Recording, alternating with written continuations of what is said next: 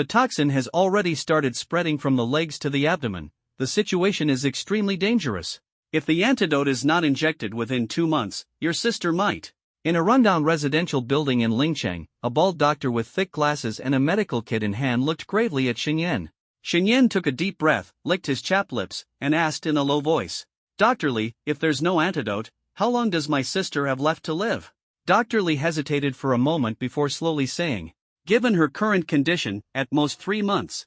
The toxin from the ghost-faced spider will completely corrode her internal organs. By then, her life will come to an end." 3 months? Xinyan murmured. After sending the doctor off, Xinyan pushed open the door and entered a small but warmly decorated room. The walls were covered with award certificates, all bearing the name Xinliuli, a 16-year-old girl and Xinyan's younger sister. "Brother, am I beyond saving?" On the bed, the girl struggled to prop herself up, her pale face looking at Xinyan. "Don't talk nonsense. As long as I'm here, you'll definitely get better." Xinyan quickly stepped forward, grabbed a pillow, and placed it behind his sister's back, gently helping her sit up. "Brother, I know I won't last more than a few months. In the past 2 years, you've spent all of Mom and Dad's savings trying to cure me, and you've had to put your studies on hold for 2 years. Xin Liuli's voice was choked with guilt. Xin Yan was a transmigrator. 2 years ago, he had crossed into this world plagued by demons and monsters. That day had been New Year's Eve when a ghost-faced spider broke into their home. Their parents sacrificed themselves to protect the 2 siblings, falling to the spider's claws. The original Xin Yan had also been flung into a wall and knocked unconscious while trying to shield Xin Liuli from the spider. In that critical moment, a powerful human appeared, killed the ghost-faced spider, and left in a hurry. Afterward, Xin Yan's soul transmigrated and fused with the original's memories. The disaster left Xin Liuli's legs corroded by the spider's venom. The already broken family faced even greater hardship. Their parents' savings were exhausted, and Xin Yan had given up 2 years of schooling to seek treatment for his sister. He wasn't particularly noble, it was just that, after merging with the original's memories, he felt a bond with Xin Liuli as if she were his real sister. He simply couldn't bear to watch her die. Xin Yan wiped the tears from his sister's face.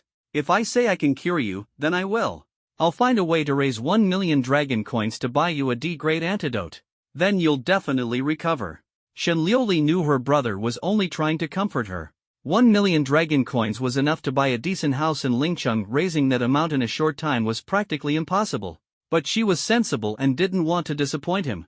"Got it, brother," she responded softly and managed a small smile through her tears. "Brother, I want soda. Oh, and make it icy." She wrapped her arms around Xinyan's and playfully pleaded. "All right, that's a small request I can fulfill for you." Xinyan turned, grabbed a bottle of soda, and opened it. A faint blue light flickered in his palm, and a thin layer of frost instantly formed on the transparent bottle, with cold mist rising from the opening. Seeing this, Xin Liuli exclaimed in delight, "Wow, brother, you're amazing." Shen Yan shrugged helplessly. "You're the only one who would praise me like that. This is just F-grade rapid freezing, the most basic type of ability. Other than icing your soda, I can't think of any other use for it. Here you go." He inserted a straw and handed the drink to Xin Liuli. Even an F-grade ability is still an ability. At least it's better than those who haven't awakened. In this world, everyone, regardless of gender, participated in an awakening ceremony at school when they turned 16. The awakening process unlocked potential, granting humans various abilities. Abilities were ranked from lowest to highest, F, E, D, C, B, A, S, SS, and the pinnacle, SSS. Xin Yan had awakened the lowest F-grade ability, rapid freezing. Its combat effectiveness was negligible, barely stronger than that of an average person. "You're the only one who still comforts me." Xin Yan chuckled bitterly and glanced at the time. It was almost 7 p.m. "All right, you rest well at home. I need to head to the bar for work." Xin Yan had taken up a job as a bartender, making full use of his ability to its utmost. "Brother, the news said it's been unsafe in Lingcheng at night lately. Seems like some monsters are appearing. Be careful." Xin Liuli hurriedly reminded him. "No problem." Xin Yan waved to her and turned to leave. No matter which world you are in, being a working man is never easy. At 3 in the morning, Xin Yan finally got off work. Reluctant to spend money on a cab, he decided to take a shortcut home as usual. In the dark, eerie alleyway, only the sound of his lonely footsteps echoed around him. As he turned a corner, a strong, pungent smell of blood swept over him. Xin Yan's pupils shrank instantly. About 10 meters away, a giant spider crouched on the ground, gnawing ferociously on something. The chilling crunch sound sent shivers down his spine. Through the gaps between the spider's legs, Shen saw a ghastly pale human face, its eyes wide open and filled with fear. A ghost-faced spider. Just my luck. Shen cursed inwardly. He had never expected to stumble upon such a horrifying scene of a demonic beast devouring a human after finishing a late-night shift. As a newly awakened novice with an F-level ability, if this beast set its sights on him, there was no way he'd come out alive. Glup! He couldn't help but swallow nervously, his steps slowly retreating. But just then, the ghost-faced spider stopped eating. Its body turned toward Shen, its green eyes locking onto him. Damn it, I've been spotted. Shen's heart raced as he prepared to run for his life. Just as he took his first step, a whoosh sounded. A white spider silk, as thick as a wrist, shot out and instantly wrapped around his waist. In the next moment, a tremendous force yanked him, pulling him straight toward the ghost-faced spider. At the same time, the spider extended a sharp leg, aiming directly at him. Its intention was clear. Shen struggled desperately, even activating his ability, but his F-level speed freeze was completely useless against the spider silk. The distance between them closed rapidly, and it looked like he was about to be skewered.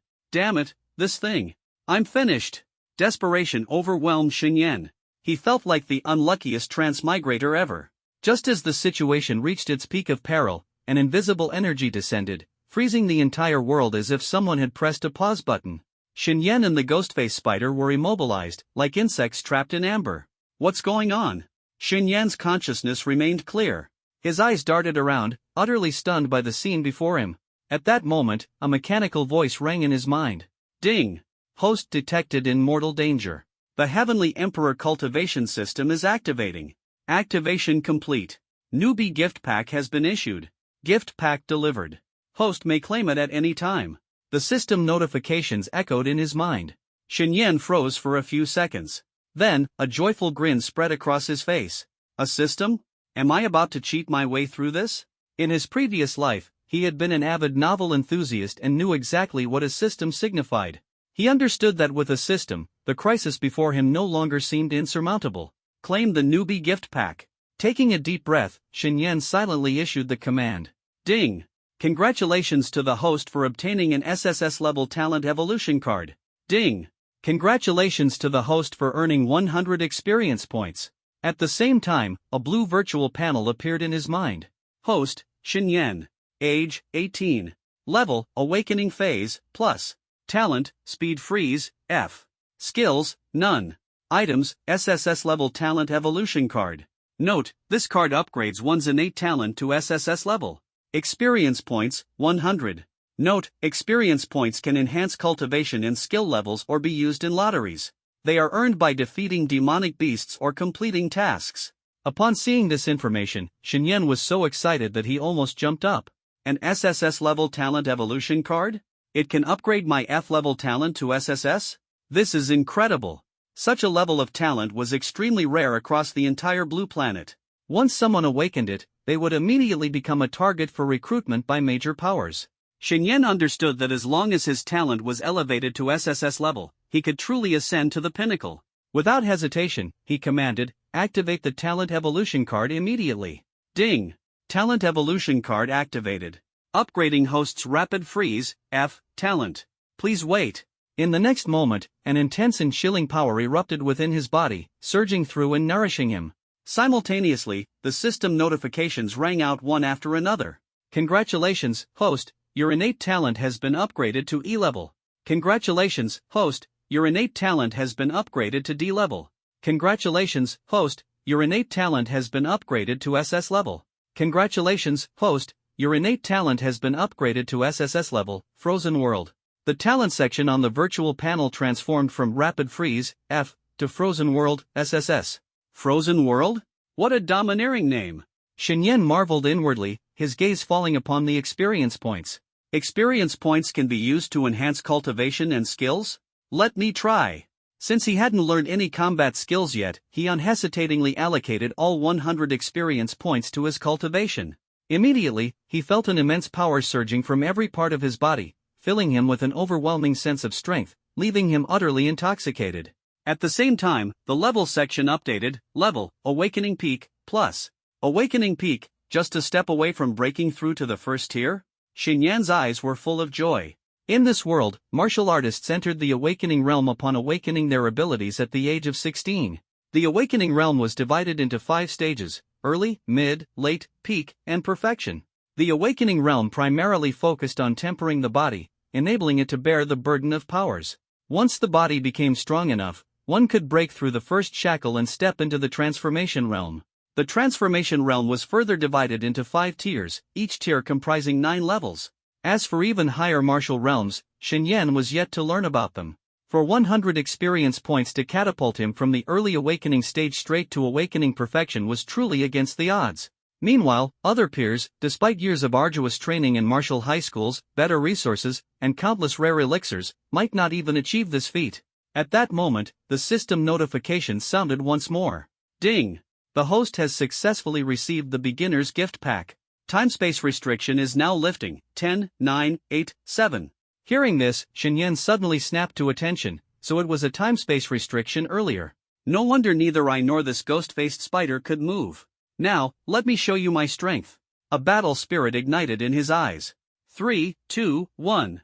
With the final count, the time-space restriction was completely lifted. The sensation of weightlessness struck as Xinyan's body continued to hurtle toward the ghost-faced spider. Faced with the situation, he remained unflustered. His right hand shot out swiftly, and a chilling frost began to gather in his palm. In an instant, a 3-foot-long ice blade took form. Slash! He murmured, his voice low, as he swung the blade fiercely to sever the web strands entangling him. With a sharp hiss, the spider silk was instantly cut. Although the inertia was strong, Xinyan flipped midair and landed steadily on the ground. The ghost-faced spider was momentarily startled by the scene, but soon it erupted in fury, emitting an ear-piercing sound of its teeth grinding together. Its multiple legs moved so fast they left after-images as it lunged at Xinyan. Xinyan's gaze turned icy. Beast, die for me! Terrifying energy rapidly condensed on the ice blade as he slashed fiercely at the oncoming spider. Boom! A surge of white frost erupted, completely engulfing the ghost-faced spider. Crack crack! Ice crystals rapidly spread across the spider's body. In just a moment, the formidable ghost-faced spider was entirely frozen solid. 2 meters away, the spider, encased in ice, remained motionless. A faint smile appeared on Xinyan's lips. As expected of a top-tier ability, truly formidable. He circled around the frozen spider, confirming that it was securely sealed. Leaving it like this won't do. Better to destroy you completely. With this thought, Xinyan gently patted the ice block. With a bang, the ice shattered instantly, breaking into countless tiny shards that scattered across the ground. At that moment, a system notification echoed in his mind. You have slain a Tier 1 beginner ghost-faced spider. Experience plus 50. 50 experience points? If I allocate all of this to cultivation, can I break through Tier 1? Xinyan immediately decided to channel all the experience points into his cultivation. Ding! Consumed 50 experience points. Conditions for breakthrough met. Beginning breakthrough process. As the notification concluded, Xinyan's consciousness momentarily blurred. In the next moment, he found himself in an unfamiliar, hazy gray space. In this space stood a massive statue, bound by 5 chains, motionless and silent. Upon closer inspection, the statue's features were identical to Xinyan's, its eyes closed. Its head and limbs were each wrapped in chains of varying thickness. This is my inner world? The 5 chains are the shackles binding me. Breaking the chain on my left hand will signify a breakthrough to Tier 1 of the Transcendence Realm. Left hand, left leg, right leg, and finally the head. This was the sequence of breakthroughs within the Transcendence Realm. Ding! Host, please sever the chain on your left hand within 30 seconds. Countdown begins. 30, 29. Xinyan's heart tightened, knowing there was no time to waste. He took a deep breath, extended his right hand, and a long ice blade swiftly formed. Leaping into the air, he slashed fiercely at the chain on his left hand. Break! The blade struck decisively, and frost rapidly spread over the chain. Crack crack! The chain emitted sounds of breaking, shattering into fragments that fell into the void. Ding! You have severed the first shackle. Congratulations, host, on breaking through to Tier 1, Level 1. As his consciousness returned, Xinyan found himself back in the dim alleyway. I finally broke through to Tier 1? So this is the power of Tier 1? Clenching his fist, he felt a distinct surge of strength within.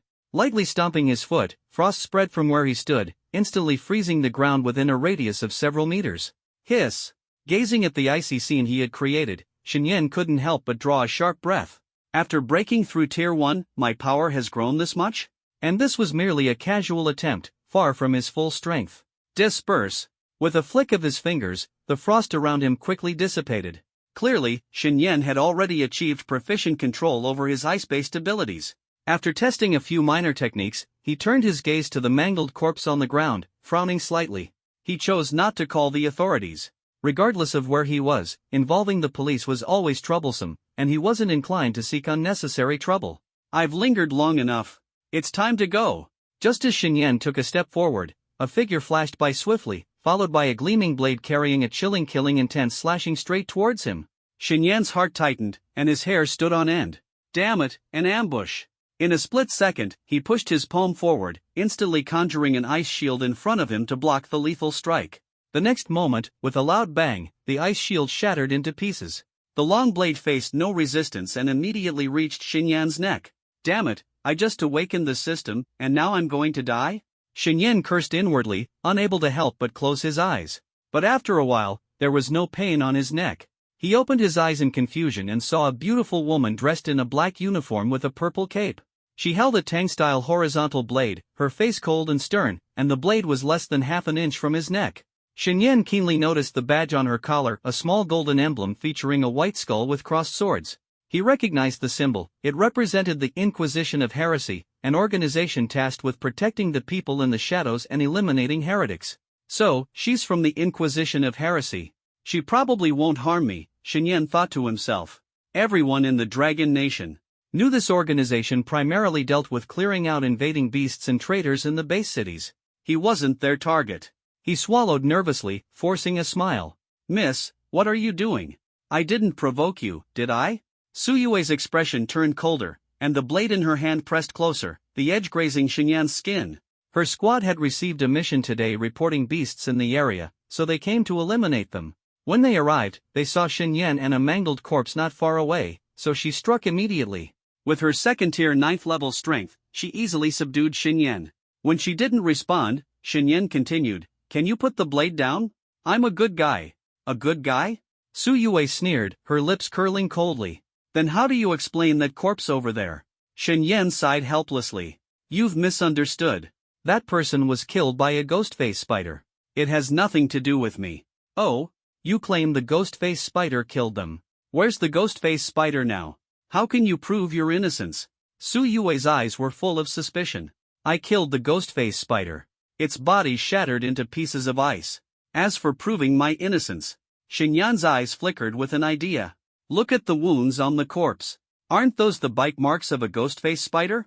Su Yue frowned, her figure flashing to the corpse as she examined it carefully. Indeed, there were 2 black puncture marks, clearly left by the venom injection of a ghostface spider.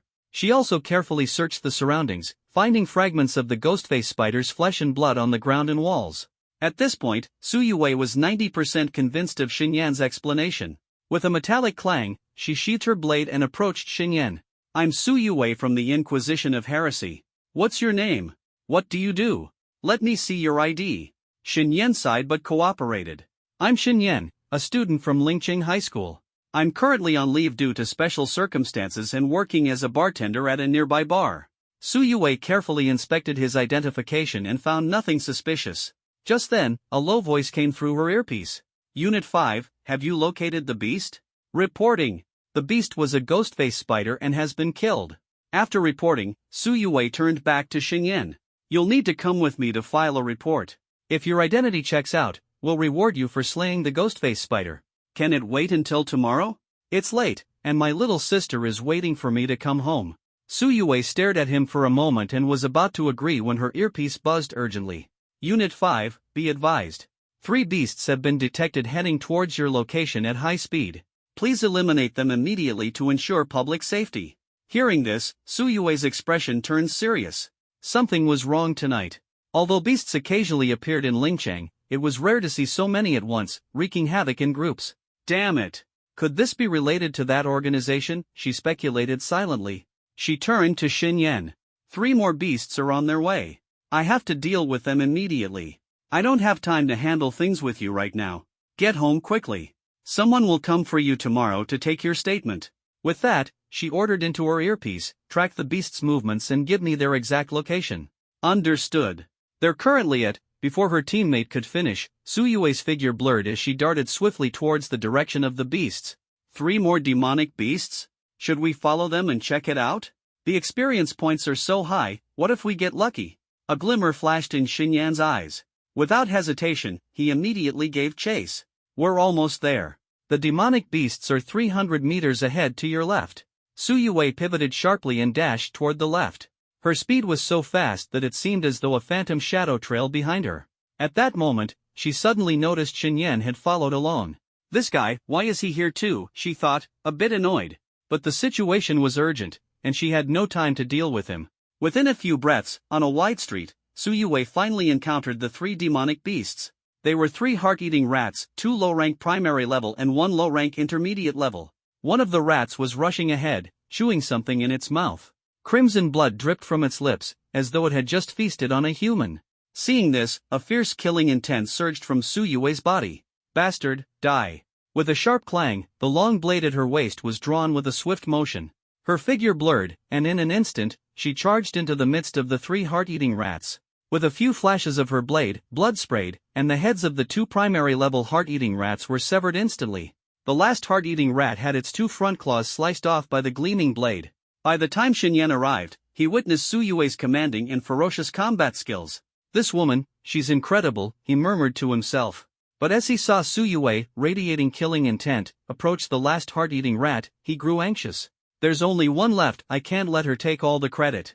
With that thought, Xinyan leapt forward. At the same time, his right hand swept through the air, conjuring 3 ice spikes, each 3 feet long, which materialized instantly. Go! With a wave of his hand, the 3 ice spikes shot toward the final heart-eating rat at high speed. The spikes moved so quickly that, in the blink of an eye, they pierced through the heart-eating rat's head. PFFF, PFFF, PFFF. 3 faint sounds followed as the ice spikes embedded themselves into the rat's brain, snuffing out its remaining life. Ding! You have slain a primary-level heart-eating rat. Experience plus 50. Her prey stolen, Suyue frowned. Who told you to interfere? She turned to look at Xinyan, not far away. Xinyan shrugged nonchalantly. Doesn't the Dragon Nation encourage acts of bravery? I was just lending a hand. This reasoning left Suyue speechless. With her skills, she clearly didn't need Xinyan's help. If you're so free, come back to the bureau with me to make a report. Suyue said irritably. Can we do it tomorrow? Xinyan started to bargain. No. Before long, Suyue brought Xinyan to the Extra Normal Adjudication Bureau in Ling City. Captain, I've already reported the situation in advance, and I've brought the person as well. Inside an office, Suyue gestured toward Xinyan and addressed a tall, burly, and stern-faced middle-aged man standing at 1.9 meters tall. This man was Yang Qianlong, the captain of the Demon Burial Squad. He held a thick stack of documents in his hand, the cover of which bore Xinyan's photo. Yang Qianlong nodded and cast a serious gaze toward Xinyan. Your name is Xinyan? A student from Ling City No. 1 High School. 2 years ago, you awakened an F-rank ice ability. Your parents were killed 2 years ago by ghost-faced spiders, and you have a younger sister who was bedridden due to her legs being poisoned by the spider's venom. You had to drop out of school to work so you could afford her treatment. This is the basic information we've gathered. Yang Qianlong casually tossed the documents onto the desk and fixed his sharp eyes on Xinyan. This information seems highly reliable, but I do have a question. What question? Xinyan frowned slightly. The data shows you only awakened an F-rank ability, yet you can easily kill primary-level demonic beasts. That's quite unusual. Can you explain this? Xinyan was silent for a moment before answering calmly. What ability I awakened isn't that important. I've done nothing against the Dragon Nation, nor have I betrayed humanity. Yang Qianlong hadn't expected such resolve from this young man. He stared at Xinyan for a long time before suddenly smiling. Kid, you're right. What ability you awaken really doesn't matter. Besides, your background is clean. Even if you have secrets, they're outside the scope of our investigation. Yue, take his statement and then send him back. Suyue responded, understood, Captain. As the two were about to leave, Yang Qianlong suddenly remembered something. Oh, by the way, you killed 2 demonic beasts. There'll be a monetary reward. We'll send someone to deliver it to you soon. A reward? This is an unexpected bonus, Xinyan thought, his heart stirring. After the two left, Yang Qianlong picked up the photo on the desk and stared at it. This kid is quite interesting. Observe for a while longer. If suitable, perhaps they can be absorbed into the heresy tribunal. When Shen Yan returned home, it was already 5 in the morning. He noticed the light in his sister's room was still on. "You're back, brother?" Shen Liuli's voice came from inside the room. "Yeah, you're still awake?" Shen Yan knocked on the door, then pushed it open. He saw his younger sister leaning against the headboard, her eyes filled with worry. "I was worried about you. The news said there have been many beast attacks and lynching recently. I'm so scared that you might encounter one of them." As she spoke, tears rolled down Shen Liuli's cheeks. Shen Yan walked to the bedside, wiped away her tears, and comforted her, saying, "Don't be afraid. Even if I do encounter a beast, your brother is confident he can come back unscathed." After speaking, he slowly stretched out his right hand. A chill gathered in his palm, instantly forming an ice flower the size of his hand. The ice flower rose gently, growing larger and larger. Within a few seconds, it was as big as a millstone. With a light wave of his hand, the petals of the ice flower began to separate, arranging themselves in a line. Each petal shimmered with a sharp, icy gleam, their lethality evident. Seeing this scene, Shen Liuli's jet-black eyes widened in shock, her face full of disbelief. How is this possible? F-level rapid freeze, how could it possess such overwhelming power? She had spent every day with Shen Yan and knew his abilities inside and out. Seeing her astonishment, Shen Yan smiled lightly. With just a thought, the ice petals suspended in midair instantly dissipated. "Brother, what exactly is going on here?"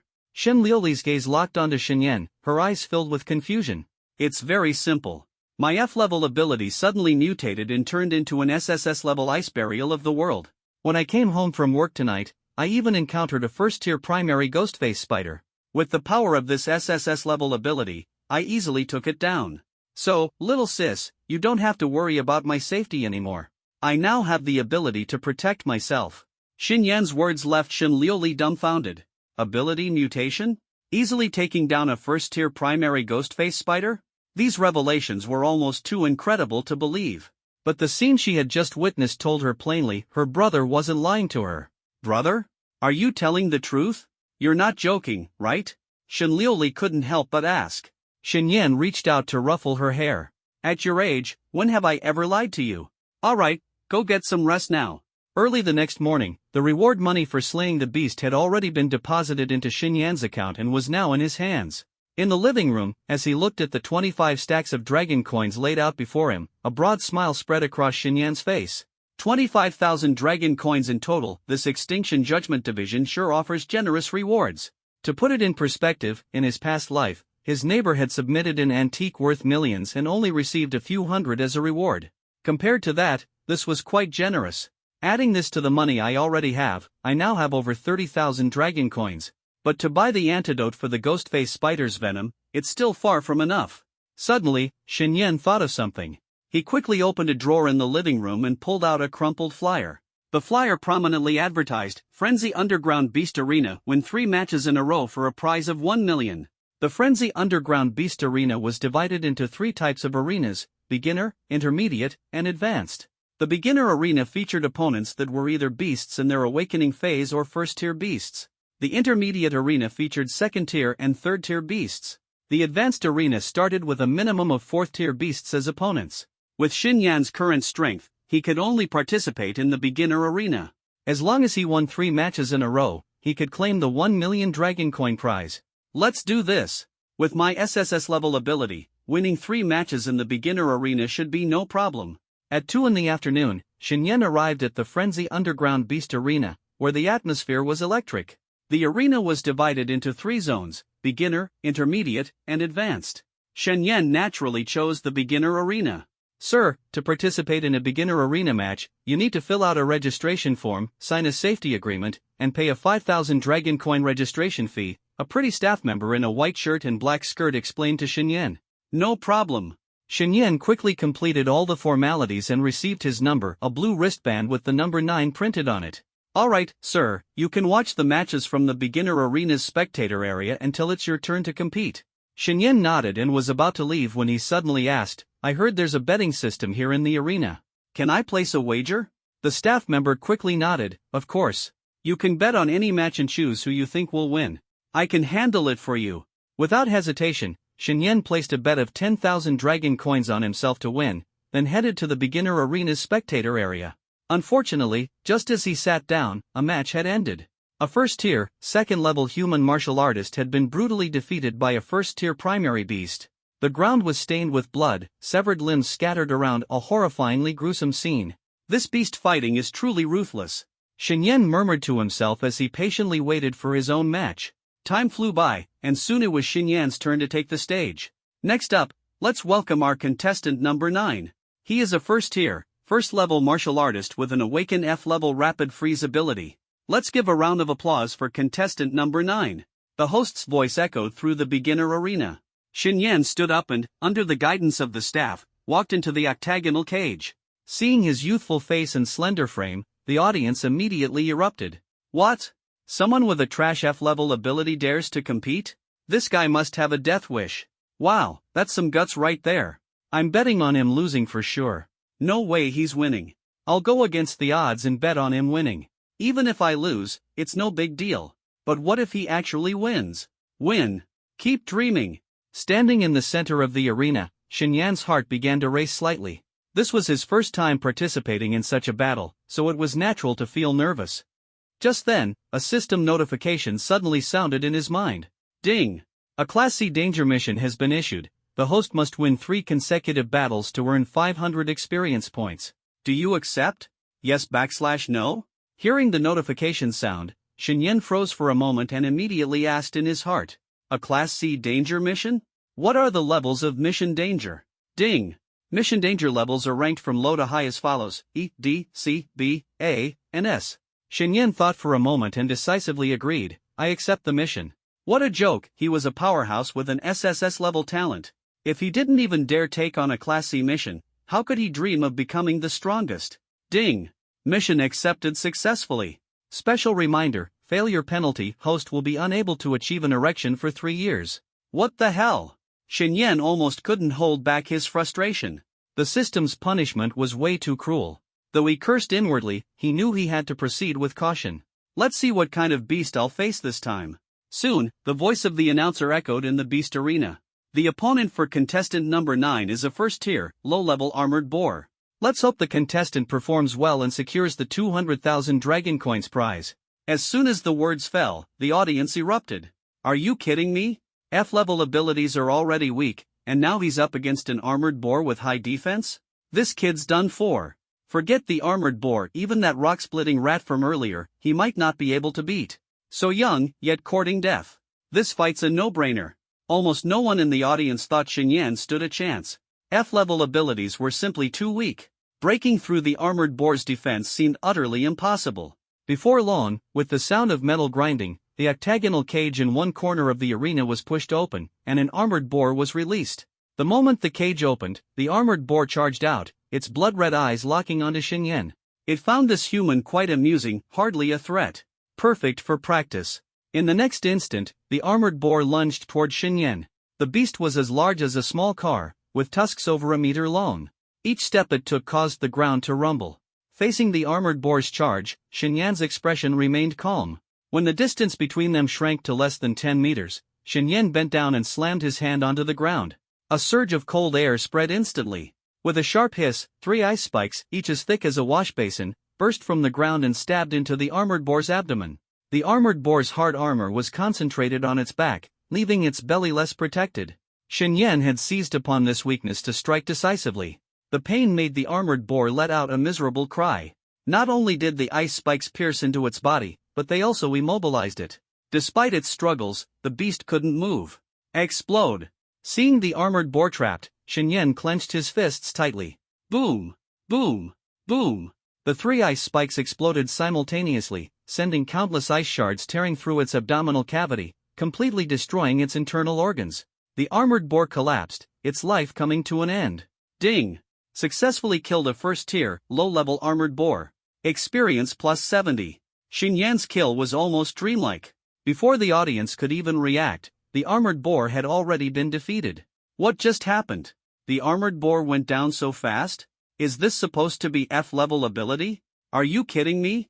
Whose F-level ability is this strong, able to instantly kill a beast of the same rank? Even a C-level ice ability wouldn't necessarily take down an armored boar this easily. Something's wrong, definitely wrong. Not only was the audience shocked, but even the announcer wore an expression of disbelief. He had been hosting matches for over a decade, yet he had never seen anything like this: an F-level ability user effortlessly decimating a beast of the same rank. Despite his inner astonishment, he loudly declared, "Contestant number 9 wins. You've successfully earned the 200,000 Dragon Coins prize. Do you wish to continue competing?" Hearing the announcer's words, Shen nodded calmly and said, "Continue." Just then, a voice came from outside the octagonal cage, "Contestant number 9, we suspect there's an issue with your recorded talent ability level. Please cooperate with us for a re-evaluation." The speaker was a middle-aged man, around 40 years old, dressed in a white martial arts uniform. He was the person in charge of the Beast Arena, and upon hearing the battle results, he had rushed over immediately. A martial artist who had awakened an F-level ability, defeating a beast of the same rank in mere moments, it was far too outrageous, and he had to take it seriously. If the recorded information were falsified, it would violate the rules of the Beast Arena. Shen Yan frowned and retorted, "Everyone's talent ability is registered and logged into the system by their martial arts high school. How could there be an error? Besides, my cultivation is at first tier, first level, and I fought a first tier, low-level beast. A same-rank battle, what's wrong with that?" The middle-aged man was momentarily stunned by Shen Yan's response. A martial artist's talent ability level was determined and recorded by their martial arts high school during awakening. Errors were rare. Unless, of course, some prodigies were so overwhelmingly strong that their martial arts high school deliberately registered false information for confidentiality purposes. But if Shen Yan was truly such a monstrous genius, how could he possibly reveal his identity here and even participate in such a dangerous competition? For a moment, the middle-aged man's expression shifted unpredictably. Forcing Shen Yan to undergo an ability detection would be too much. Their coliseum was a legitimate business, they wouldn't bully people. At the same time, Shen Yan was communicating with the system in his mind. "System, if they want to test my innate ability, can you help me conceal my true level?" Ding. Yes. Receiving this affirmative response, a faint smile tugged at the corners of Shen Yan's lips. Looking at the skeptical expressions of the surrounding audience, he already had a plan in mind. He said to the middle-aged man, "I can cooperate with the test. I'm sure everyone would like to know my true innate ability level, wouldn't they?" As soon as he finished speaking, a commotion erupted around him. "Yeah, test him again. I don't believe this kid is F-level. If he really is F-level, I'll walk backward while having a stomach upset. I also suspect he faked his registration. Test him again, for sure." Hearing these voices, the middle-aged man smiled at Shen Yan. "Thank you for understanding. I'll prepare an ability detection stone for you right away." But Shen Yan waved his hand, "I'm fine with the test, but on one condition. If the result still shows F-level, you'll need to compensate me as reparations for the mental distress." This demand made a flicker of surprise pass through the middle-aged man's eyes. This kid knows how to negotiate. Still, a bit of compensation is something our coliseum can afford. With this thought in mind, he said directly, "If the test result matches the registration, we'll compensate you 200,000 Dragon Coins. How about that? Deal." 200,000 Dragon Coins. Shen Yan hadn't managed to save that much in the past 5 years. Now, just by undergoing a test, he could earn this much and silence the doubters. It was definitely worth it. Soon, a staff member walked into the cage and handed Shen Yan a piece of the ability detection stone. "Grip the stone tightly and inject your ability into it to complete the test," the staff member reminded him. Shen Yan nodded in response. Under the gaze of everyone present, he gripped the detection stone, and a surge of icy energy flowed into it. In an instant, the detection stone emitted a faint ice blue light, and several words appeared on its surface: F-level ability rapid freezing. Everyone in the arena froze in astonishment. "Could the detection stone be broken?" someone muttered. "Don't be ridiculous. The detection stone has never malfunctioned," another person argued. "But it's showing an F-level ability? I don't believe it. The brighter the light from the detection stone, the higher the ability level. This light is so dim, it's definitely F-level." For a moment, the crowd was left speechless. The arena manager looked equally stunned. There's no mistake in the registration results. It's really an F-level ability. But his F-level ability is absurdly strong. Seeing everyone's reaction, Shen Yan chuckled inwardly. It seems my ability registration was accurate. I guess the compensation of 200,000 Dragon Coins is as good as mine. He turned to the middle-aged man and asked, "Is this compensation money really valid?"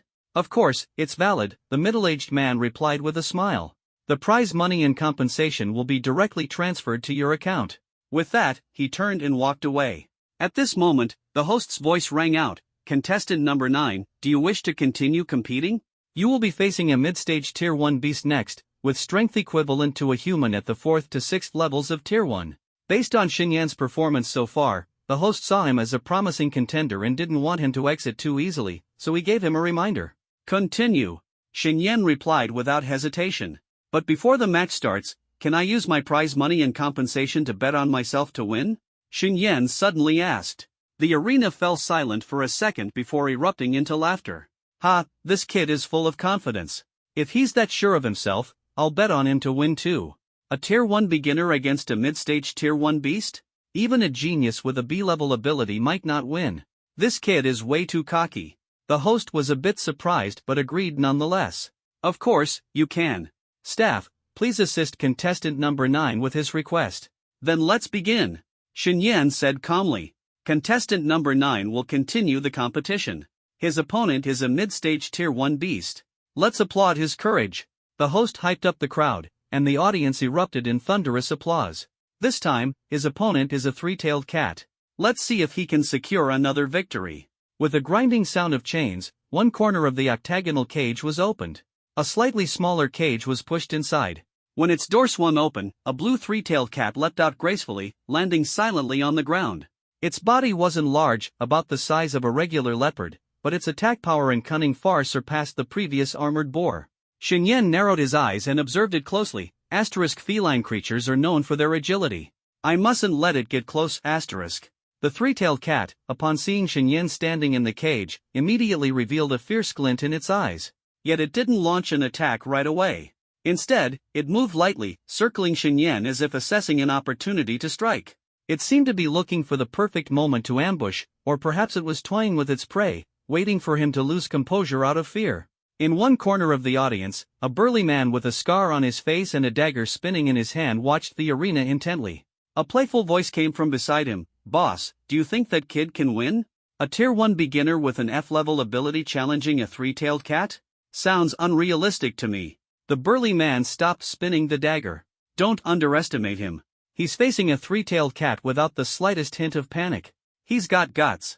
He must be very confident that he can win. Boss, you think he's got potential? Yeah. The burly man nodded but didn't elaborate further. Inside the octagonal cage, the three-tailed cat circled Xinyan twice before finally losing its patience. A fierce glint flashed through its eyes as its body turned into a blur, charging toward Xinyan like a shadow. So fast. Xinyan's eyes sharpened, his focus unwavering. His right hand opened flat, and countless 3-foot-long ice spikes materialized in front of him. Go! Whoosh, whoosh, whoosh. The ice spikes shot out in all directions, enveloping the incoming three-tailed cat entirely. Sensing the imminent danger, the three-tailed cat abruptly shifted direction, darting sideways over 10 meters to evade nearly 90% of the ice spikes. The remaining 10%, however, struck its body, piercing it and causing blood to gush out, though none of the wounds were fatal. From a distance, the three-tailed cat lifted its injured right leg and gently licked the wound with its tongue. Its cold, vigilant eyes locked onto Xinyan. This guy's speed is impressive. I can't believe I didn't take him down in one strike. Seems like I need to restrict its movements. But I can't use overly flashy moves, or I might attract unwanted attention. While Xinyan needed to conceal his true strength, he also had to figure out a way to take down the three-tailed cat. He felt an overwhelming sense of exhaustion. That was amazing. One strike and the three-tailed cat is injured. This guy's F-level ability is insanely strong. In comparison, my C-level ability is downright pathetic. From the looks of it, this kid has a high chance of winning. After a round of clashes, both sides had gained a preliminary understanding of each other. Xinyan cast a glance at the three-tailed cat, then struck his palm against the ground. In the next moment, a layer of cold mist rapidly spread out from his side, instantly covering an area of over 10 meters around him. Crack, the ground covered by the cold mist froze rapidly, the ice surface smooth as a mirror. His actions caused a burly man in the audience to light up with interest. This kid's battle awareness is quite impressive. As soon as he noticed the three-tailed cat's speed, he immediately figured out a way to limit its movements. As his words fell, someone beside him chimed in, he's right. No matter how fast the three-tailed cat is, stepping on the ice will definitely affect it. Not to mention, with the ice being so slippery, it won't even be able to maintain its attack accuracy. This kid is definitely a promising battle talent. The burly man nodded. Once this kid takes down the three-tailed cat, we might consider recruiting him. Boss, but he's only at the first rank. Isn't his strength too low? Someone nearby questioned. Have I ever been wrong when it comes to my decisions as your boss? The burly man replied confidently. Although the three-tailed cat recognized Xinyan as dangerous, as a beast, hunting humans was nearly instinctual for it. Roar! It growled lowly at Xinyan, its figure flashing as it charged at him once more. Seeing this, Xinyan's lips curled into a smirk. A beast is just a beast, its intelligence really is lacking. In his hand, cold energy rapidly condensed, instantly forming into a spear over 2 meters long. His eyes locked intently on the three-tailed cat's movements. The three-tailed cat took a step onto the icy surface. Before it had run even a few steps, it slipped.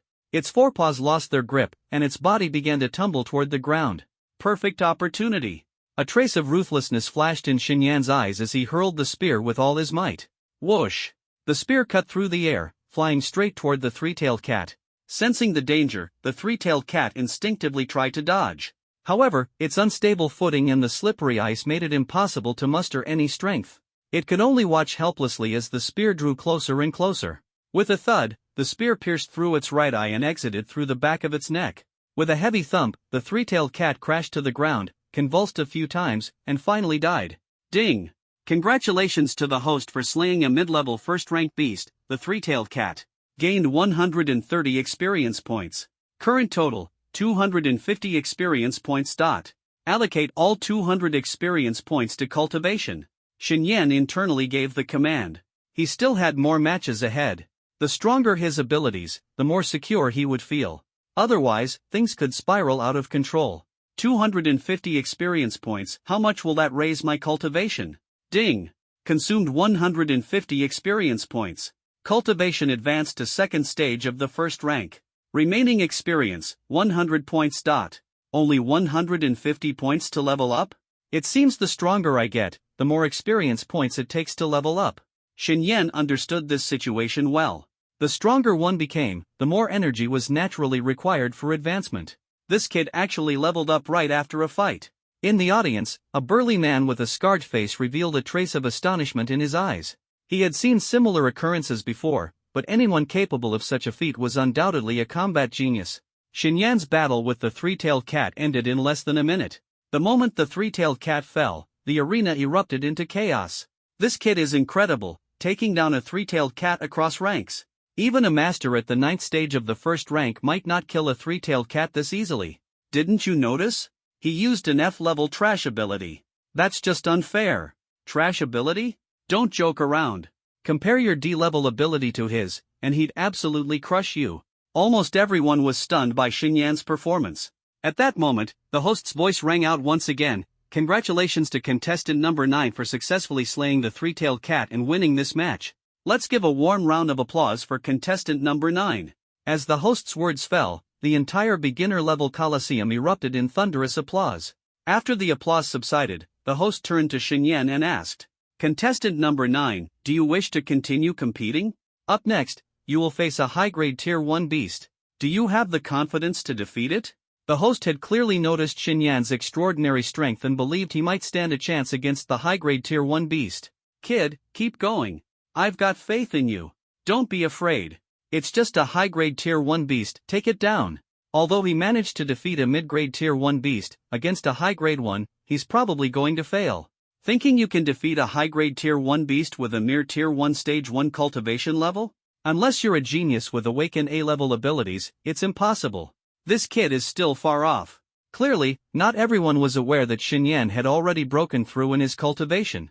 Even with his breakthrough, the gap between him and a high-grade Tier 1 beast was still significant, leaving the audience uncertain about the outcome. Contestant number 9, are you certain you wish to continue? Seeing that Xinyan hadn't responded immediately, the host asked again.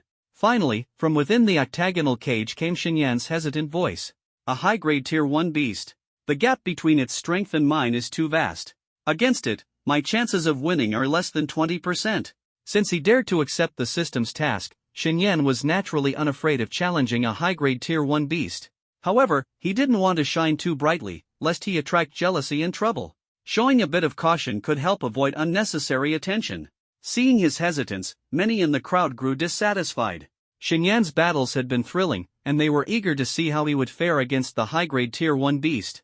As for the outcome, they didn't really care. Don't be afraid, it's just a high-grade Tier 1 beast, you can definitely win. Kid, if you continue, I'll bet on you to win.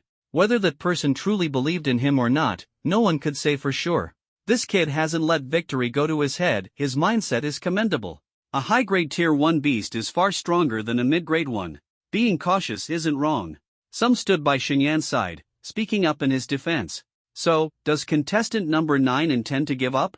In that case, I will now announce. Before the host could finish, Xinyan interrupted him. Wait a moment. Who?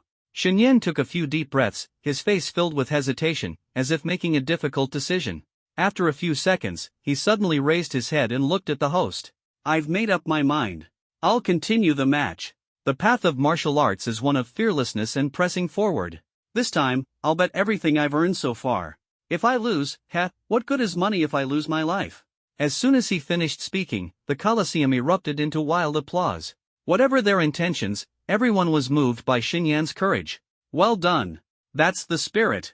Young in age, but quite bold. No wonder he's so strong in combat at such a young age. A wave of admiration echoed through the beast arena. Good. In that case, the match continues. In less than 2 minutes, the corpse of the three-tailed cat was dragged out of the octagonal cage. The staff wheeled in another beast cage and placed it inside the arena. As soon as the cage door was opened, a deafening tiger roar resounded. A tiger with fiery red fur and golden eyes leapt out fiercely. Its body stretched over 5 meters, with clear muscular lines, exuding an astounding strength. Roar! Roar! Roar! The tiger roared 3 times as it entered the cage, exhaling scorching breaths. The temperature inside the octagonal cage rose sharply. It's a golden-eyed crimson flame tiger, an incredibly powerful beast. This kid's done for. A first-tier advanced golden-eyed crimson flame tiger can spew blazing flames, perfectly countering his ice-based abilities. This beast arena is truly ruthless, deliberately sending in a beast with an elemental advantage. Figures. Earning money in this arena isn't easy. This guy's in real trouble. The arena buzzed with noise. Most of the crowd didn't believe Xinyan stood a chance. Boss, this kid's doomed, right? A first-tier advanced golden-eyed crimson flame tiger is tough. Even as a second-tier warrior, I would struggle to defeat it. The scar-faced burly man had someone beside him whispering. The scar-faced man's expression turned grim. The beast arena going this far? Aren't they afraid of ruining their reputation? The golden-eyed crimson flame tiger has an exceptional bloodline. Its flames completely counter the kid's ice abilities. Damn it. The person I bet on is about to lose. At this moment, even he had lost all hope. When Xinyan saw his opponent was the golden-eyed crimson flame tiger, his eyes narrowed slightly. Is this aimed at me on purpose? He couldn't help but suspect that the beast arena had not only chosen a powerful beast but one designed to counter his abilities. There was definitely something fishy going on. In a luxurious private suite overlooking the beast arena, a middle-aged man dressed in a white training uniform watched Xinyan's match on a large screen, his face intrigued. Sir, isn't this arrangement a bit inappropriate? It could easily make people question the fairness of our berserker underground beast arena, damaging our reputation. Someone nearby whispered cautiously. The middle-aged man shot a cold glance at the speaker. I have my own plans. It's not your place to speak. The person immediately grew tense, knowing full well the methods of this manager. I misspoke, sir. Please punish me. The middle-aged man waved dismissively, his tone disdainful. Get out. Don't let me see you again. Yes. The subordinate hurriedly retreated, carefully closing the door behind him. Kid, I don't understand why your ability level is only rated as F, but I'm certain you're hiding a secret. If you can survive this fight, I'll give you a direct promotion opportunity. But if you die, a useless pawn has no right to serve the Sidhu family. Clearly, Xinyan's effortless defeat of the first-tier mid-level three-tailed cat had stirred other thoughts in the manager's mind. Back in the arena, Xinyan stared intently at the golden-eyed crimson flame tiger across from him, his expression grave.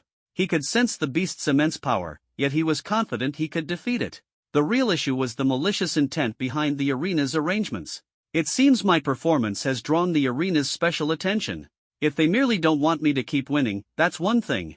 But if they have other plans? In this next fight, I'll need to feign struggle. It's crucial to hide my true strength. Having lived through 2 lifetimes, Xinyan knew all too well that he couldn't afford to reveal his trump card so easily. Survival was paramount, he had no backing to rely on at the moment. He set his thoughts aside and focused on the battle ahead. The golden-eyed crimson flame tiger had already locked its gaze on Xinyan in the cage. To the tiger, this human opponent seemed as weak as a soft target, something it could easily tear apart. Roar! The tiger let out an earth-shattering roar, its steps like the wind, leaping over 10 meters in an instant. It raised a massive claw and swiped down fiercely toward Xinyan. Xinyan's expression turned serious as he sidestepped quickly, narrowly avoiding the attack. Wow! The audience erupted in astonishment, all stunned by the tiger's sheer power. After dodging the blow, Xinyan's figure flickered, appearing over 10 meters away. Since breaking through to the second stage of the first tier, his physical attributes had improved several-fold, his agility far surpassing what it once was. Ice armor! He silently chanted, and an icy aura surged from his body, instantly forming a layer of ice armor around him. Even if he intended to hold back, ensuring his own safety was paramount. As the ice armor solidified, Xinyan lightly swept his right hand through the air, causing countless ice spikes to form rapidly. Attack! With a shout, he commanded the ice spikes to shoot toward the golden-eyed crimson flame tiger. Facing the oncoming barrage, the tiger showed no hesitation, charging forward head-on. Bang! Bang! Bang! Icicles struck the tiger's fur, producing muffled thuds. However, the high temperature caused the front half of the icicles to melt rapidly, greatly reducing their destructive power. They couldn't even break through its defense. This creature is much stronger than that three-tailed cat, but that's about it. If I weren't intentionally holding back, these icicles would have turned it into a porcupine by now. Xinyan calmly observed the rapidly approaching crimson flame tiger, his heart as tranquil as still water, in stark contrast to the beast's frantic demeanor. As the crimson flame tiger drew closer, Xinyan suddenly slammed his palm onto the ground. Instantly, an ice wall rose between them, blocking the beast's path. Seeing this, the crimson flame tiger roared in fury, opened its massive jaws, and unleashed a huge ball of flames that hurtled toward the ice wall. Boom! The ice wall shattered instantly, the flames barely losing any momentum as the crimson flame tiger continued its charge toward Xinyan. Faced with his broken maneuver, Xinyan retreated a few steps and snapped his fingers repeatedly in the tiger's direction. Crack! Crack! Crack! Thick icicles, each as wide as a bowl, shot up from the ground, aiming straight for the crimson flame tiger's abdomen. Previously, Xinyan had easily taken down an armored elephant pig with this move. But against the golden-eyed crimson flame tiger, this tactic failed once more. The crimson flame tiger's senses were exceptionally sharp. The moment the icicles emerged, it shattered them with a swipe of its paw. Xinyan's attacks could only slightly slow its pace. As expected of the golden-eyed crimson flame tiger, truly ferocious. This kid is completely suppressed. Beastly endurance far surpasses that of humans. Once his abilities wear off, danger will follow. Humph, with only a first-tier, first-layer strength, you dare to challenge a high-level first-tier demonic beast? You're simply courting death. What a huge loss. It's all my fault for trusting him too much. I actually bet on him to win. Who else can you blame for your own stupidity? You knew the golden-eyed crimson flame tiger had the upper hand against him, yet you still bet on him. You're downright foolish. The scar-faced burly man watched as Xinyan was completely suppressed by the golden-eyed crimson flame tiger and grew increasingly angry in his heart. This beast arena is too shady. Isn't it just a way to take your money? Why bully people like this? In a room, a middle-aged man observing the fight through a surveillance screen had a flicker of disappointment in his eyes. I really overestimated you. I originally wanted to give you a chance, to make you a helper for the young master, but you're utterly useless. Compared to those true prodigies, you're still far behind. Clearly, Xinyan's current performance had greatly disappointed this beast arena manager, and he had shelved his little scheme. If Xinyan knew about this, he would certainly be grateful he hadn't exposed his true strength.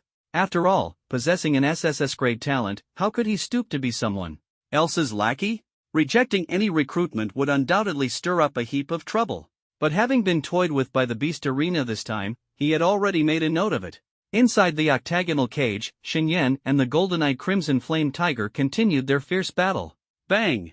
A blast of flame struck Xinyan, sending him flying back over 10 meters, slamming hard against the cage wall. Cracks appeared on his ice armor from the impact. Seeing Xinyan knocked back, the golden-eyed crimson flame tiger's eyes grew even more ferocious. Its beastly instincts urged it to press its advantage, and its figure blurred into a streak of afterimages as it lunged toward Xinyan. It's over. This kid is done for. What a shame. He had such a bright future ahead of him, yet he was so reckless. This beast arena is way too shady. All the money this kid earned is now gone. Many in the audience believed Shen Yan's defeat was inevitable.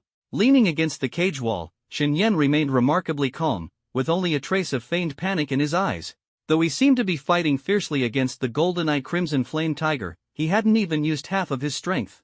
As the beast drew nearer, a faint smirk appeared on Shen Yan's lips. "Time to deal with you." He lightly tapped the void with his finger, and a barrage of ice spears shot toward the golden-eyed crimson flame tiger like a storm. At the same time, he gently stomped the ground, instantly freezing the surface within a 10-meter radius ahead of him.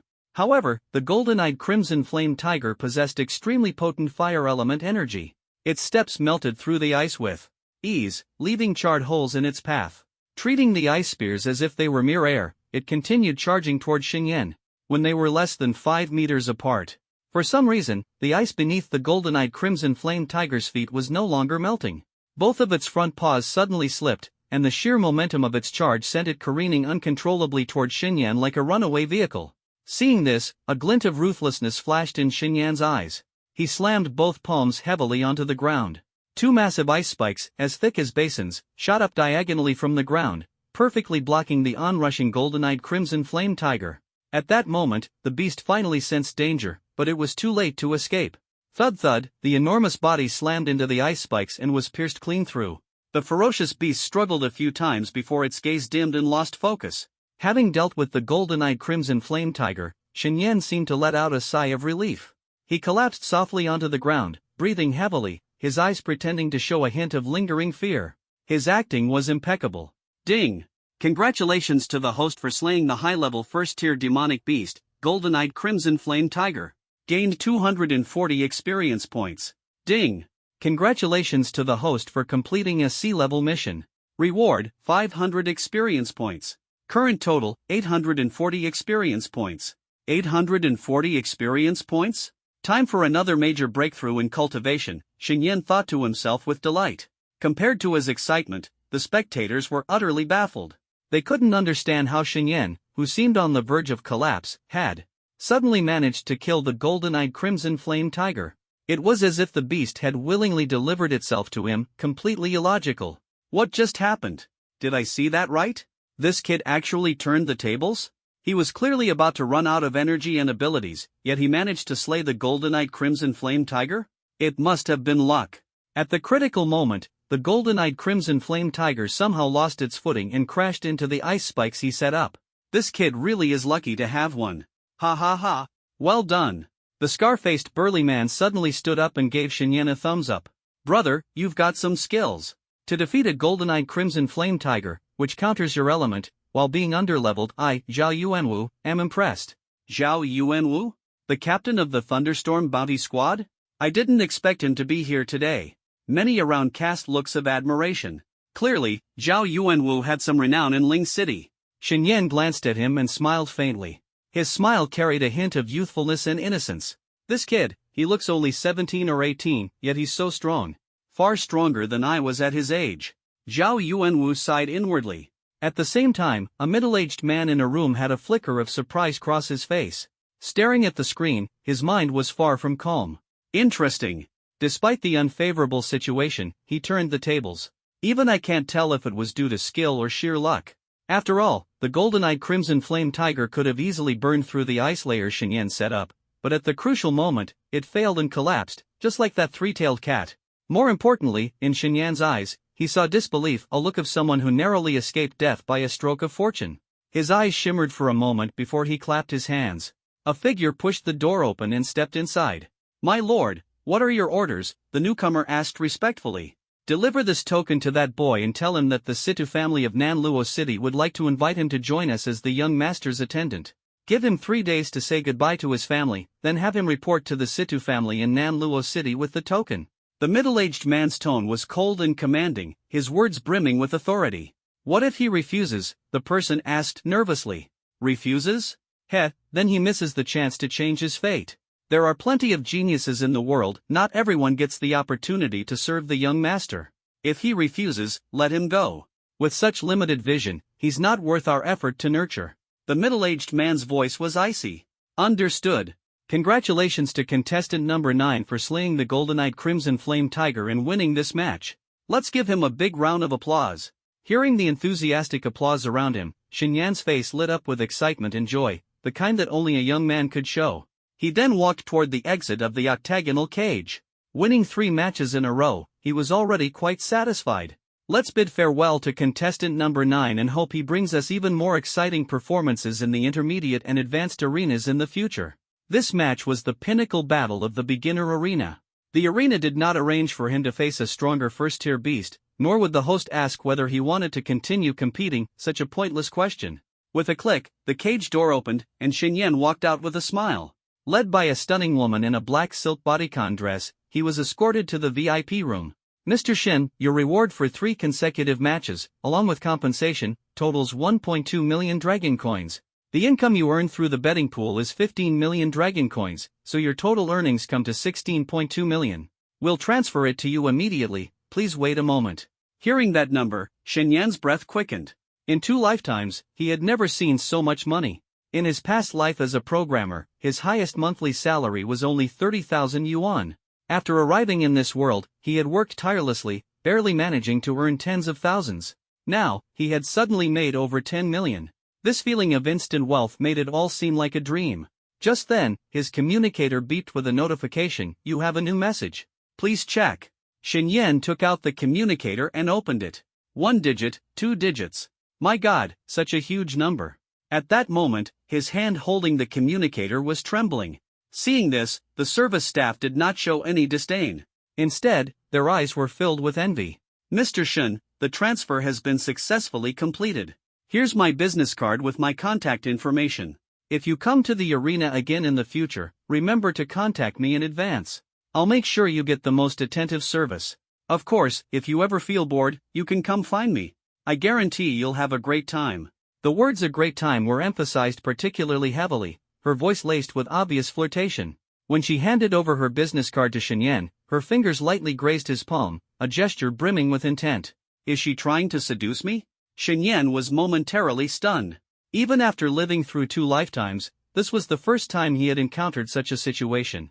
Awkwardly, he smiled and accepted the card. "All right, I'll definitely contact you if I need anything." After saying that, he tucked the business card straight into his pocket. He had no intention of getting involved with this type of woman. He understood very well that most of the women in this place were rather unrestrained. He looked down on such women. Besides, as someone with an SSS-level talent, a top-tier expert, the type of woman who could match him would naturally have to be extraordinarily remarkable as well. How could he ever take interest in the women from the arena? If there's nothing else, I'll take my leave. Just as Xinyan finished speaking, the door was pushed open. A young man with an average build but a sharp and professional demeanor walked in. Seeing Xinyan, he spoke directly, "Hello, Mr. Shin. I'm the manager of the Berserker Underground Arena. I have something important I'd like to discuss with you." Hearing this, Xinyan's gaze sharpened. Here it comes. Let's see what they want. He had always kept the matters between him and this place in mind. The young manager cast a glance at the woman in the room. "You, leave." "Yes." Once the room was cleared, leaving only the 2 of them, Xinyan frowned and asked, "What exactly do you want to say?" The young manager smiled and pulled out a token, handing it to him. "This is the token of the Situ family from Nanluo City. With this, you can become young Master Situ's attendant. Young Master Situ is a super genius who has awakened an S-level ability. Becoming his attendant is a dream come true for many. Our Lord sees great potential in you and wants to recommend you to young Master Situ." The Situ family of Nanluo City? Xinyan had never heard of them. As for becoming an attendant to someone who had awakened an S-level ability, he had zero interest. You want an SSS-level genius like me to serve as an attendant to an S-level? That Situ family's young master isn't worthy. Now I get it. The arena deliberately set up a situation where my beast's attributes were suppressed. It was all a test for me. Passing the test led to this moment. Xinyan saw through the truth at a glance. Seeing that he hesitated to take the token, the young manager frowned slightly. "What? You're not willing to accept it?" Xinyan smiled faintly. "Thank you for your lord's kind offer, but unfortunately, I'm just an ordinary person with an awakened F-level ability. I'm unworthy of becoming young Master Situ's attendant." Hearing this, the young manager's face showed shock. "You actually refused? Do you know how powerful the Situ family of Nanluo City is? The Berserker Arena spans almost every city, yet it's just a minor business under the Situ family's name. The Situ family has a 7th-tier god king overseeing it, with countless experts under their command. Becoming young Master Situ's attendant is an opportunity countless people dream of. He assumed Xinyan didn't understand the Situ family's power and explained patiently. After listening, Xinyan still refused. "Sorry, I don't plan to leave Ling City. Please offer this opportunity to someone else." After speaking, he didn't bother to linger and turned to leave. Watching Xinyan walk away, the young manager didn't stop him. "Kid, I know you're a bit arrogant, but if you miss this opportunity, you'll regret it in the future." Xinyan acted as if he hadn't heard, his steps steady as he walked straight out of the place. "Oomph, ungrateful fool," the young manager muttered under his breath before turning to report back to his superior. He refused? In a luxurious room, upon hearing this news, a middle-aged man's face showed a hint of surprise. "Forget it. He's just a small-town guy with limited vision who hasn't seen the world. In a few years, he'll naturally understand how important it is to align himself with a powerful background like the Situ family." When Xinyan stepped out of the VIP room, many people in the arena cast different looks his way, some envious, some admiring, some curious, and some greedy. That kid bet all 50,000 in winnings and 200,000 in compensation on himself to win. In just a few rounds, he's made at least 10 million dragon coins. And his strength is only at the first tier. He's practically a fat lamb walking around, waiting to be butchered. By the bar in the arena, two fighters covered in tattoos were staring at Xinyan. One was fat, the other skinny, and their eyes were filled with greed. Well said. With his measly skills, he doesn't deserve to have so much wealth. Let's go, follow him. The two finished their drinks in one gulp and trailed closely behind Xinyan, not too close, but not too far either. "Boss, it looks like that kid has been targeted. What should we do?"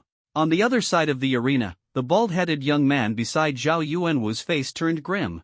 They had intended to strike up a conversation with Xinyan, but unexpectedly witnessed such a scene instead. Zhao Yuanwu pondered for a moment before saying, "Those two are both at the early stage of the second rank. With Xinyan's current strength, he probably won't be able to handle it. Let's follow them and step in if things get critical." "All right. Those two punks don't know their place. How dare they target someone we've chosen? They deserve to be taught a lesson." Exiting the underground arena of frenzied battle, Xinyan was in excellent spirits. After participating in just a few beast battles, he had earned over 10 million dragon coins. The speed at which he made this fortune was unbelievable, something he couldn't even imagine in the past. Xinyan had just walked a distance when two individuals, one fat and one thin, emanating a strong murderous aura, emerged from the door behind him. "Where's that kid? He went that way. Follow him." As soon as the words were spoken, the two quickly chased in the direction Xinyan had left. "I'll head to the Myriad Treasures Pavilion to buy a Class D antidote for Lioli. No, with this much money, I should get a higher grade one for better results." Xinyan was calculating in his mind. Just then, he vaguely sensed something and discreetly glanced back, catching sight of two sneaky figures. "Someone's following me? Looks like I've been targeted." Winning money and leaving only to be tailed for robbery, this kind of thing was all too common, no matter the world. Xinyan, betting all his winnings in front of so many people, had made it easy for the seasoned patrons of the arena to estimate how much he'd won. Leaving with such a large sum of money, it was only natural to attract unwanted attention. Thieves aren't so easy to fend off, but I'm no pushover either. Let's find a place to settle this with the two of you once and for all. With this thought, Xinyan pretended not to notice the followers and continued walking ahead. About 15 minutes later, he suddenly turned into a secluded and deep alleyway. This kid really has no experience on the streets. Winning that much money and still daring to take such a deserted route, he deserves to be robbed. The thin man's eyes were full of ridicule as he watched Xinyan enter the alley. "He's walking right into a trap. We can't let this chance slip by. Let's go teach him a lesson." The two quickly disappeared into the alleyway's entrance. "Boss, that kid is too foolish, daring to come to such a remote place alone. It's like he's handing himself over." The bald-headed young man scratched his head, itching to grab Xinyan and scold him. Zhao Yuanwu shook his head helplessly. He's only 17 or 18. With little experience in the real world, it's inevitable he'd make mistakes. Getting a lesson this time might help him grow some sense. Let's follow to ensure nothing goes wrong. Tap, tap, tap. The sound of hurried footsteps echoed in the dim and damp alleyway. Something's not right. We've chased this far, but we still haven't seen that kid's shadow. The thin man raised an eyebrow, sensing that something was amiss. The alley was already remote, and their pursuit had been blatant. But after covering 200 or 300 meters, Xinyan seemed to have vanished without a trace. Could he have noticed us earlier and hidden? Very likely. Let's split up to search, you go that way, and I'll go this way. Just as they moved their feet, suddenly, whoosh, whoosh, whoosh, several piercing sounds came from above. Watch out, ambush. Earth shield. The thin man reacted swiftly, stepping in front of the fat one. At the same time, a yellowish-brown glow emanated from the fat man's body, and a round shield 2 meters wide quickly formed on his right arm. He raised the shield in front of them, firmly protecting the pair. Bang! Bang! Bang! A series of fierce collisions rang out, with ice crystal shards scattering everywhere. The powerful impact caused cracks to form across the round shield. Damn it! The force of this attack is strong, almost broke my earth shield. Looking at these ice spikes on the ground, that kid must have launched the attack, the fat man said through gritted teeth. It was clear to him now that Xinyan had long since noticed them and had set up an ambush in advance, launching a sudden attack once they entered the alley. As soon as he finished speaking, the assault from above vanished without a trace. Just as the fat man was puzzled, a familiar voice came from behind. You two have been tailing me, what's your purpose? The fat and thin men turned simultaneously to see Xinyan standing coldly about 10 meters away. In Ling City, killing was strictly prohibited. Xinyan's earlier attack was merely a warning, intended to probe their intentions. After all, what if someone had sent them to target him? Already displeased at being ambushed, the two men were further aggravated when they realized it was the work of a mere first-rank brat. The fat man sneered, Kid, didn't your parents teach you to keep your money hidden? Since we've run into you, why not lend us some for spending fun? If you don't know what's good for you and refuse to cooperate, the one to suffer will only be yourself. The skinny man stepped out from behind the fat man, his tone icy and menacing. At the same time, a powerful aura erupted from his body, revealing his cultivation at the second tier. Second tier, first level? Xinyan's eyes narrowed slightly, but he paid it no mind. Based on his judgment, the skinny man's threat level was not even as high as that of the goldenite scarlet flame tiger he had faced before. Naturally, he felt no fear. Heh, you've got sharp eyes. Hand over all your money obediently, and we'll let you off this time. If you refuse, don't blame us for being ruthless. While Ling City prohibits martial artists from killing each other, maiming a few limbs isn't something anyone would bother to question. The fat man casually dismissed the round shield on his arm, and a similarly powerful aura surged forth from his body. He was also at the second tier, first level. 2 second-tier martial artists? Xinyan's expression remained calm and composed, showing no trace of fear. So, you think you're stronger than me and plan to rob me? What a pity, you've chosen the wrong person. Xinyan's voice turned cold, and a chilling aura began to radiate from within him. Through just a few exchanges, he had already discerned the pair's intentions. Clearly, they had acted on a sudden impulse, aiming to steal his belongings. Since that was the case, it was time to teach them a proper lesson. Recalling the experience points he had accumulated, he decisively issued a command in his mind. System, allocate all my experience points to my cultivation. Xinyan vowed to spare no effort, ensuring that no unexpected mishap would occur. Ding! Consumed 240 experience points, cultivation increased to first tier, third level. Ding! Consumed 360 experience points, cultivation increased to first tier, fourth level. Insufficient remaining experience points to level up further, 240 experience points have been refunded. First tier, fourth level? Only 2 levels gained? Xinyan felt a twinge of disappointment. After his cultivation improved, the aura he exuded grew even colder and more intense. Wait, this guy's strength seems to have suddenly increased significantly. Of course it has. Didn't you notice? He's now at the first tier, fourth level, not the first tier, first level anymore. Does that mean he was hiding his true strength in the arena earlier? Not necessarily. He might have taken some kind of drug that temporarily boosts his potential. Either way, even if he's reached the fourth level, there's no way he can take on the two of us, both at the second tier. Seeing that Xinyan refused to submit, the fat and skinny men exchanged a quick glance and immediately made their move. A dense yellowish-brown light surged from the fat man's body, and in the blink of an eye, a pair of gauntlets materialized on his hands. His ability was a grade D earth element. Meanwhile, the skinny man's body emitted a faint green glow, and suddenly, a pair of hooked blades appeared in his hands. The tips gleamed with an eerie green light, clearly laced with poison. Attack! The two exchanged a glance and charged toward Xinyan in perfect sync. The skinny man, who possessed a grade D wind element ability, was exceptionally fast, closing the distance to within 3 meters of Xinyan in the blink of an eye. Facing their ferocious assault, Xinyan's eyes gleamed with a colder light. He pointed a finger casually and uttered in a low voice, "Bind." Before his voice had even faded, icy chains shot forth from the walls and ground of the alley, instantly wrapping around the hands and feet of the fat and skinny men. Their forward momentum halted abruptly. How is this possible? How is his attack so fast? Panic filled the hearts of the two men, and they began to struggle frantically. The fat man, relying on his great strength, managed to tear apart one of the chains binding his right hand. But just as he felt a sliver of relief, two more chains formed and bound his arm anew. Arg! Get off me! The fat man roared in anger, struggling with all his might. The skinny man was equally relentless. Just as he used his hooked blade to cut through one chain, more chains wrapped around him. At this moment, they were like wild beasts trapped in a snare, their lives entirely at the mercy of the hunter, and Shen was that hunter. Stop struggling. The chains I've conjured can't be broken by your efforts. Shen cold words penetrated their ears. The skinny man lifted his head, sneering. Kid, we underestimated you. You weren't going all out in the arena earlier, were you? These chains were incredibly tough.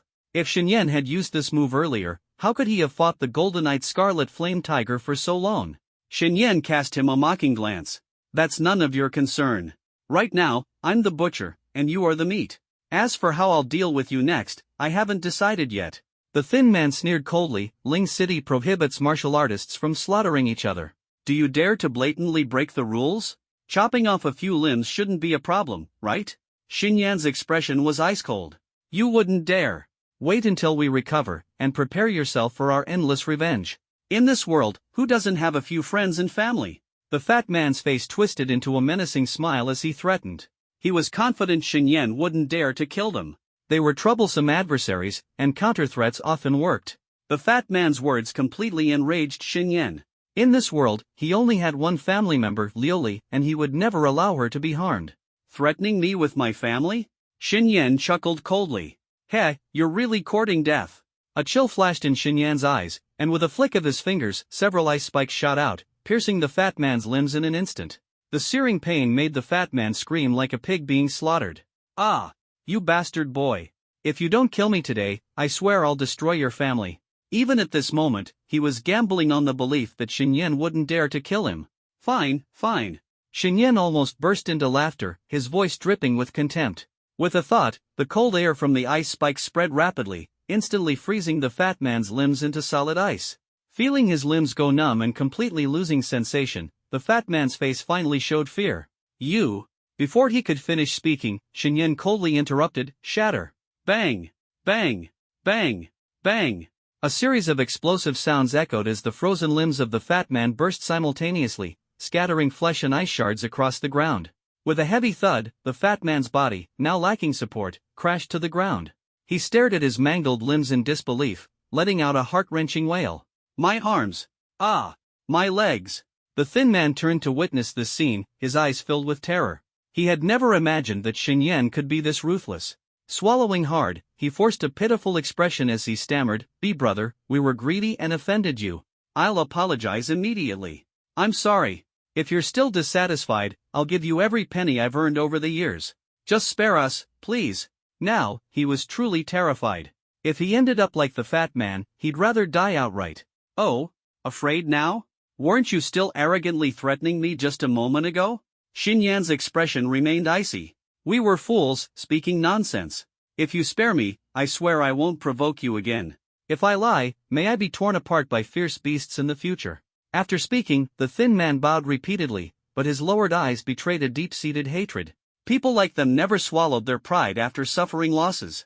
Besides, he shared a deep bond with the fat man. Now that the fat man was crippled, vengeance was inevitable. His current submission was just a ploy to bide his time for a comeback. He thought he had concealed his thoughts well, but Shen had already seen through it all. I don't believe a word you say. Only by ensuring you lose your ability to harm others can I be at ease. As his words fell, Shen struck again. Before long, the thin man suffered the same fate as the fat man. You cruel bastard! The thin man cursed in pain, his face twisted in agony. Even if I have to become a ghost, I won't let you off. Deprived of his limbs, his gaze was filled with venomous hatred. His life was effectively ruined. Although there existed treasures in this world capable of regrowing limbs, he was far too insignificant to ever obtain them. You scum! You've crippled us! The city's law enforcement will never let you go. The fat man spat venomously at Shen. Not satisfied with merely cursing, he continued to shout, "Do you think crippling us will bring you peace? We'll spend every coin we have to hire the strongest assassins and wipe out everyone dear to you. Ha ha ha. We'll make sure you pay the ultimate price." It seemed he wasn't afraid of death, instead trying his best to provoke Xinyan further. "You're courting death." A crimson gleam flashed in Xinyan's eyes as he prepared to eliminate the two once and for all. Stretching out his right hand, a 3-foot-long ice sword instantly condensed in his palm. "Die!" He swung his wrist, thrusting the sword directly toward the thin man's heart. At that moment, an angry shout echoed from the distance, "Stop right there, boy!" Simultaneously, an electrified dagger came hurtling through the air, accurately colliding with Xinyan's ice sword. Clang! The sword shattered into two pieces on the spot. The sudden turn of events startled Xinyan, and he quickly turned toward the alley entrance. Two figures were rushing toward him at incredible speed. The one in the lead moved so fast that Xinyan could only make out a blurred shadow. Reinforcements? And judging by their strength, they're no amateurs.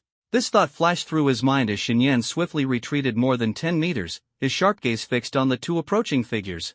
It wasn't long before the two figures came closer. It was Zhao Yuanwu and his companion. "Good thing we made it in time. Kid, if you had really killed them, you'd have brought big trouble upon yourself. The security division wouldn't let you off easily. Didn't you realize? Those two were deliberately provoking you," Zhao Yuanwu said in a deep voice. "Are you not one of them?" Hearing this, Xinyan immediately became wary. "Heh, do they even deserve that? Those are just some bullies picking on the weak. I've been wanting to teach them a lesson for a long time. You stepping in saved me quite a bit of trouble." After finishing, he gave Xinyan a surprised glance. "To be honest, you're not simple, kid. Breaking through from first stage level 1 to first stage level 2 in the Beast Arena, and now, in such a short time, you've already reached first stage level 4. Facing two second stage level 1 experts at the same time and defeating them with ease, impressive. Ah, this is the first time I've found someone so hard to figure out." Zhao Yuanwu looked at Xinyan, his eyes filled with curiosity. Xinyan's heart tightened, his guard increasing further. The scar-faced man before him gave him far more pressure than those two second stage level 1 guys. This guy showing up out of nowhere, what's he up to? Xinyan vaguely remembered Zhao Yuanwu. Back in the underground Beast Arena, when he defeated the golden-eyed fiery tiger, Zhao Yuanwu had cheered for him. "Boss, I think you've scared the kid."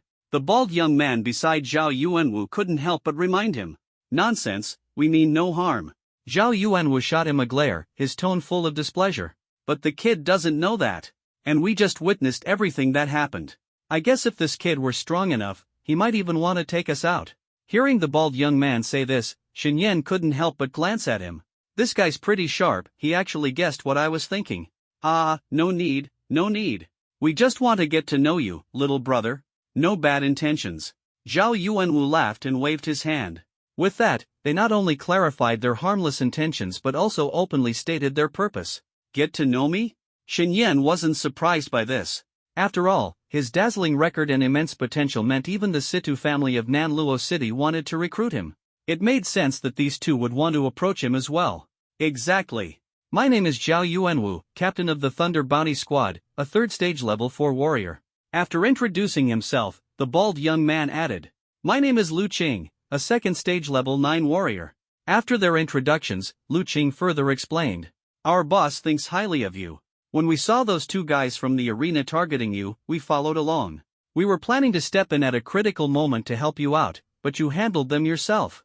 I, Lu Qing, rarely admire anyone, but you're one of them." Lu Qing was talkative, but his words were sincere, making it easy to trust him. After hearing this, Xinyan didn't feel any animosity. "I'm Xinyan. Thank you both for your kindness." At that moment, Husan's voice suddenly interrupted. "Zhao Yuanwu, who told you to meddle? Why didn't you let this punk just kill me?" The originally harmonious atmosphere was broken. Zhao Yuanwu's face immediately darkened. "Husan, with trash like you two, do you think Xinyan should risk his future by killing you outright? You?" Husan gritted his teeth in anger, glaring viciously at Zhao Yuanwu and Xinyan. My. Weren't you like mice seeing a cat when facing us earlier? Now that you're in this sorry state, are you planning to go down in flames? You two worthless fools, don't forget sometimes living is more painful than dying. And I just happen to specialize in making people suffer. Want to give it a try?" Lu Qing sneered, and a venomous centipede crawled out from his sleeve, moving up and down his arm. "This guy." Seeing this, Xinyan's pupils contracted slightly. Anyone who carried such poisonous creatures with them was definitely not someone to mess with. Upon seeing the centipede, Husan shuddered and no longer dared to show any hostility toward Zhao Yuanwu. Lu Qing, stop scaring them. Do me a favor and take care of these two pieces of trash. Zhao Yuanwu casually ordered Lu Qing. No problem, boss. You just have a good chat with Brother Shenyan. With that, Lu Qing grabbed the two men, one in each hand, and quickly disappeared from the alley. Shenyan didn't stop him, but he couldn't help feeling curious. Brother Zhao, how will Lu Qing deal with them? Zhao Yuanwu responded with a faint smile. I won't kill them, but I have ways to make those two shut up and behave in the future. You don't need to worry about them causing you any trouble. Shenyan didn't expect that Zhao Yuanwu, someone he had just met, would take the initiative to help him solve his problem. That's really kind of you, Brother Zhao. Thank you so much. It's nothing. Since that's settled, how about you treat me to a cup of coffee? Shenyan's eyes lit up. He immediately knew Zhao Yuanwu had something to discuss. Such a small favor, that's no problem at all. In a quiet private room at a cafe, Shenyan stirred his coffee and asked directly. Brother Zhao, I'm sure you didn't come to me just to make acquaintances, right? Zhao Yuanwu glanced at him and set down his coffee. You're right. We came to you with a purpose. Oh, please, go ahead, Brother Zhao. Shenyan disliked beating around the bush. His time was precious, and he still needed to head to Wanbao Tower to buy an antidote for his sister. He didn't want Shenlioli to continue suffering from the poison. The thing is, our Thunder Bounty team has taken on a mission to go to the lair of the crimson-scaled fire python to collect a rare medicinal herb called firegall grass. From what we've gathered, the lair is rich in fire elemental energy, which significantly suppresses our team's abilities. If we had someone with ice or water abilities join us, it would alleviate a lot of the pressure. Your performance in the 3 fights at the Beast Arena made me think you'd be a great fit. Zhao Yuanwu slowly explained his purpose for seeking Shenyan. So that's how it is. Shenyan thought for a moment and then suddenly asked, what's the strength of the crimson-scaled fire python? How dangerous is that place? Truth be told, Shenyan was quite interested in this mission. Killing beasts would grant him experience, and experience would help him grow stronger. If he wanted to quickly improve his abilities, he needed to slay more beasts, and this mission was an excellent opportunity. Hearing his question, Zhao Yuanwu's heart surged with excitement. This is my chance. He promptly disclosed all the information he had. That crimson-scaled fire python is approximately at the advanced level of Tier 3. With the help of our team, taking it down won't be an issue. However, it can also control some Tier 1 and Tier 2 beasts. As long as we avoid getting surrounded, we'll be fine.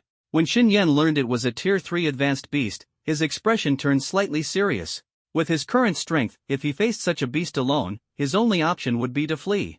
Noticing Shenyan's change in expression, Zhao Yuanwu guessed his concern. Don't worry.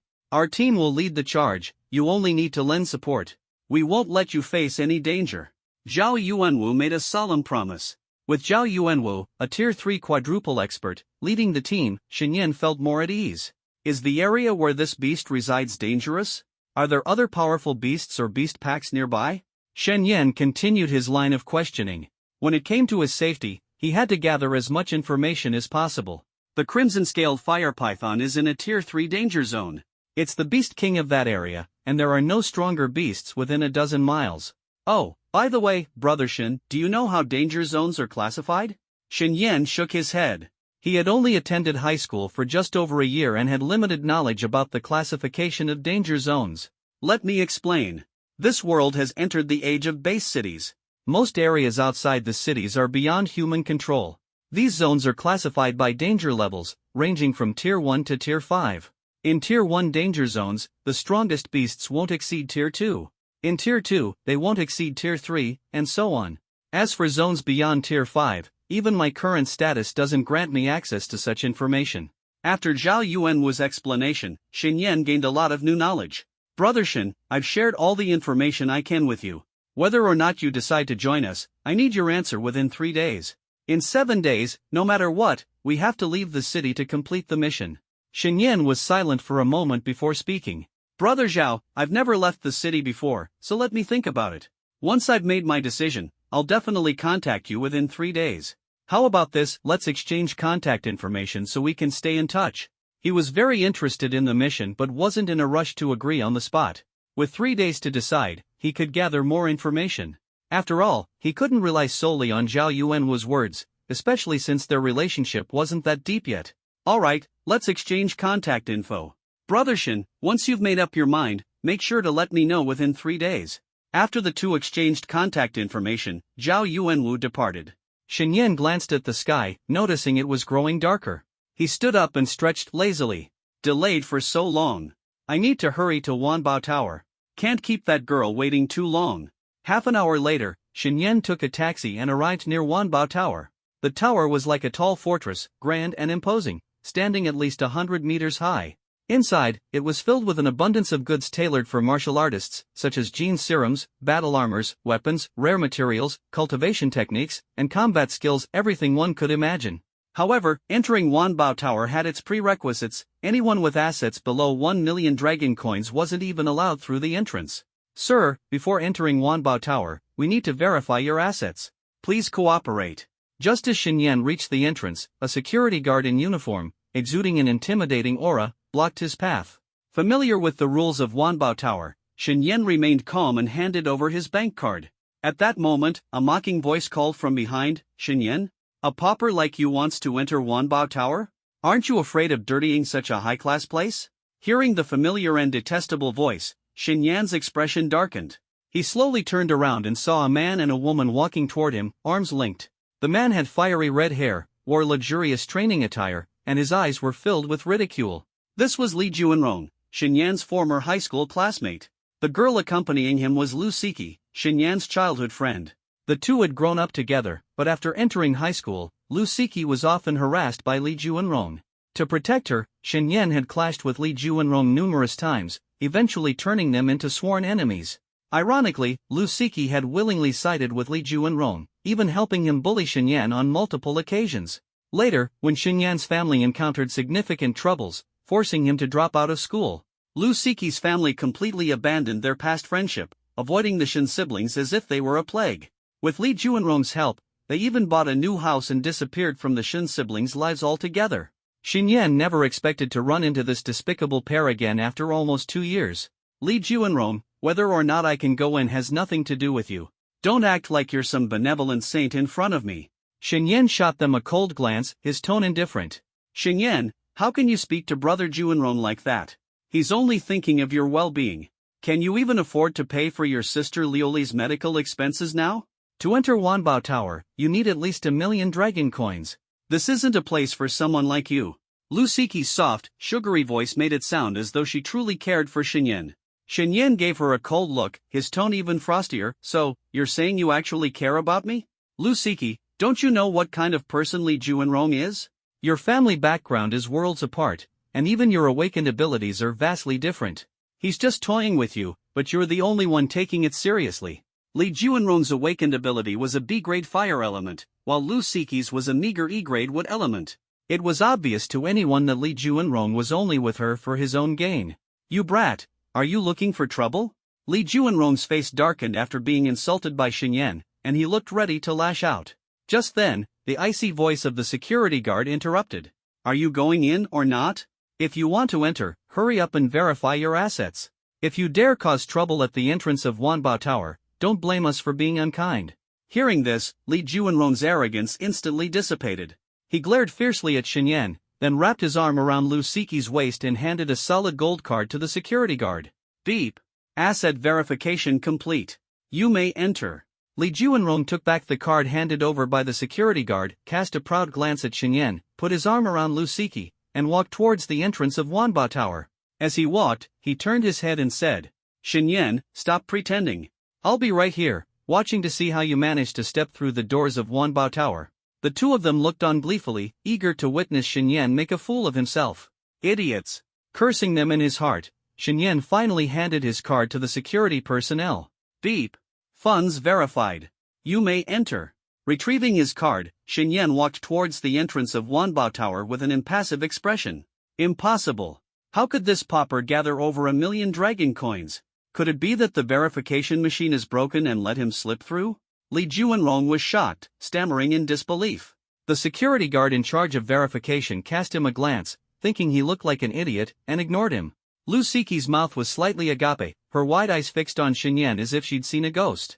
They had grown up together, and she knew Xinyan's family situation like the back of her hand. She was convinced that Xinyan couldn't possibly come up with over 1,000,000 dragon coins. Xinyan, your card isn't fake, is it? We've known each other since childhood, and your family. Before she could finish her sentence, a sudden chill swept over her. The next moment, her mouth was frozen shut, completely sealed. Seeing this, Li Juanrong was furious and exploded. Xinyan, how dare you make a move here? Do you have any idea how serious this is? Before he could finish, his mouth was also frozen shut. At the same time, a sharp pain surged through his waist, and his whole body was sent flying over 20 meters, landing heavily on the ground in front of Wanbao Tower. Xinyan retracted his right leg, which had delivered the kick, brushed off imaginary dust on his pants, and revealed a faint smile at the corner of his mouth. Without these two noisy flies, the world is finally quiet. Suddenly, a sharp glare shot from one of the security guards. This counts as one incident. Don't do it again. Xinyan nodded in acknowledgement, his figure flashed, and he disappeared into the entrance of Wanbao Tower. Bastard, scumbag. Xinyan, I will kill you. This isn't over. Li Juanrong shook off the ice on his mouth and clambered to his feet in a sorry state. He glared venomously at the security guards near the entrance. He attacked someone here. Aren't you going to do anything about it? The security guards exchanged looks, shrugged, and said, sorry, didn't see anything. They were well aware of what had happened. Xinyan was provoked first, and Li Juanrong deserved the beating. They chose to let it slide. Hearing this response, Li Juanrong was so angry he nearly spat blood. Pointing at the guards, he roared. You all. Fine, just wait. I'm going to file a complaint against you. The security guards were unfazed by the threat. One of them casually responded, go ahead. You. Li Juanrong was livid with rage but had no way to retaliate. At this moment, Lu Siki came running over from the entrance. Juanrong, don't bother bickering with them. Let's go inside first. As for Xinyan, we'll have plenty of chances to deal with him later. Clearly, having her mouth frozen shut by Xinyan earlier had left her simmering with anger. You're right. Who does he think he is? Just a lowly peasant. Next week, my father's arranging for me to train in a level 2 danger zone. By then, my strength will soar, and I'll definitely score high in the graduation martial exam. Xinyan had just stepped into the lobby of Wanbao Tower when a neatly uniformed and pretty female attendant approached him. Sir, how can I assist you? I can be your guide. Xinyan spoke directly. I need an antidote for the ghost-faced spider, preferably D grade or above. Hearing this, the female attendant's eyes lit up. Even a D-grade ghost-faced spider antidote costs nearly 1,000,000 dragon coins. If it were of a higher grade, the price would multiply several times. This was a huge opportunity for her to earn a significant commission. Smiling, she said, of course, sir. The ghost-faced spider antidotes are on the 3rd floor. Please follow me. Under her guidance, Xinyan arrived at the antidote display area. Sir, we have C-grade, B-grade, and A-grade ghost-faced spider antidotes. The prices are 3,000,000 dragon coins for C-grade, 5,000,000 for B-grade, and 8,000,000 for A-grade. Hearing the prices, Xinyan pondered for a moment and then asked, what's the difference between them? The C-grade is mainly effective against toxins from first-tier ghost-faced spiders. The B-grade works for second-tier and below. And the A-grade. The female attendant patiently explained. So, the C-grade antidote can easily cure bites from first-tier ghost-faced spiders? The ghost-faced spider that harmed Shen Liuli back then was merely a low-level first-tier creature, far from reaching second-tier strength. That's right. A Class C antidote can cure the bite of a first-tier ghost-faced spider. The waitress affirmed confidently. Alright, then give me a Class C ghost-faced spider antidote. Understood, sir. Do you need anything else? Also, give me some medicine to replenish energy and blood. Shen Liuli had been bedridden for so long, and with their poor living conditions, her body had always been frail. This was the perfect opportunity to help her recover. After saying this, Xinyan seemed to recall something. Oh, right, recommend me an ice element combat technique as well. By the time Xinyan returned home, it was already 8 p.m. Brother, why are you back so early today? Aren't you supposed to be working at the bar? Xinyan hadn't told Shen Liuli where he had been all day. He smiled gently and helped her sit up, saying, Little girl, your brother won't be working at the bar anymore. Today, I went out to prepare a gift for you. Want to guess what it is? With that, Xinyan handed her a beautifully wrapped gift box. A gift? Shen Liuli looked at the box, thought for a long while, and finally shook her head helplessly. Brother, if you don't give me a hint, I won't be able to guess. Seeing her like this, Xinyan stopped teasing her. Open it and see, I'm sure you'll like it. Shenlioli slowly opened the box, and a vial of golden yellow potion came into view. This is it. She abruptly looked up at Shenyan, already having an answer in her heart. Shenyan gently ruffled her hair and said softly, "Exactly what you're thinking, the antidote for the Ghostface spider. And it's a Class C one. Little girl, from now on, you'll be able to run and jump like a normal person. You might even get the chance to enroll in a martial arts high school, participate in the awakening ceremony, and go to school with peers your age." Before he could finish, Shenlioli, overwhelmed with emotion, threw the antidote aside and lunged into his arms, tears streaming down her face. "Brother!" That single word, brother, carried a mix of joy and worry. Shenyan patted her back and said with a smile, "Silly girl, stop crying. Isn't this supposed to be a happy occasion? Let's get the antidote applied first, no need to rush." Shenyan injected the antidote into the blood vessels in Shenlioli's leg. They watched as her once darkened legs gradually turned fair and smooth, the change visible to the naked eye. Half an hour later, the color of Shenlioli's legs had completely returned to normal. "Brother, my legs don't hurt anymore. Look, I can even move them like this without any issue." Shenlioli stretched out her legs and started kicking them around under the blanket. "Yes, it seems your legs are fully mobile now, and the Ghostface spider's venom has been completely neutralized. However, after lying in bed for so long, your muscles have atrophied a bit. Be careful when you try to walk. Oh, and I bought you some medicine to replenish your energy and blood. Remember to take it on time, it'll help you recover faster." After resolving Shenlioli's trouble, Shenyan returned to his room. He retrieved a memory crystal from his pocket, which contained a combat technique he had just purchased from the Wanbao Pavilion. Placing the memory crystal against his forehead, he began to absorb its information. Glacial Lotus Explosion, a high-tier yellow-grade combat technique. By utilizing a complex and unique method, the practitioner compresses their ice elemental energy into a lotus-shaped ice core, which is then hurled at the enemy and detonated, resulting in devastating explosive damage, ****. This was a control technique for ice-related abilities, and Shenyan had spent a full 6 million dragon coins to acquire it from the Wanbao Pavilion. Moreover, this memory crystal could only be used to learn the technique 3 times. After the third use, it would automatically destroy itself. How much Shenyan could master from it was no longer the concern of the Wanbao Pavilion. 6 million dragon coins for just 3 chances to learn a yellow-grade combat technique? That's outrageous. Shenyan sighed as he carefully read the technique's description. In this world, martial arts and combat techniques were divided into 4 grades: Heaven, Earth, Mystic, and Yellow, with Heaven being the highest and Yellow the lowest. However, even the lowest yellow-grade techniques were absurdly expensive. The gap between impoverished scholars and wealthy martial artists became even clearer to Shenyan this time.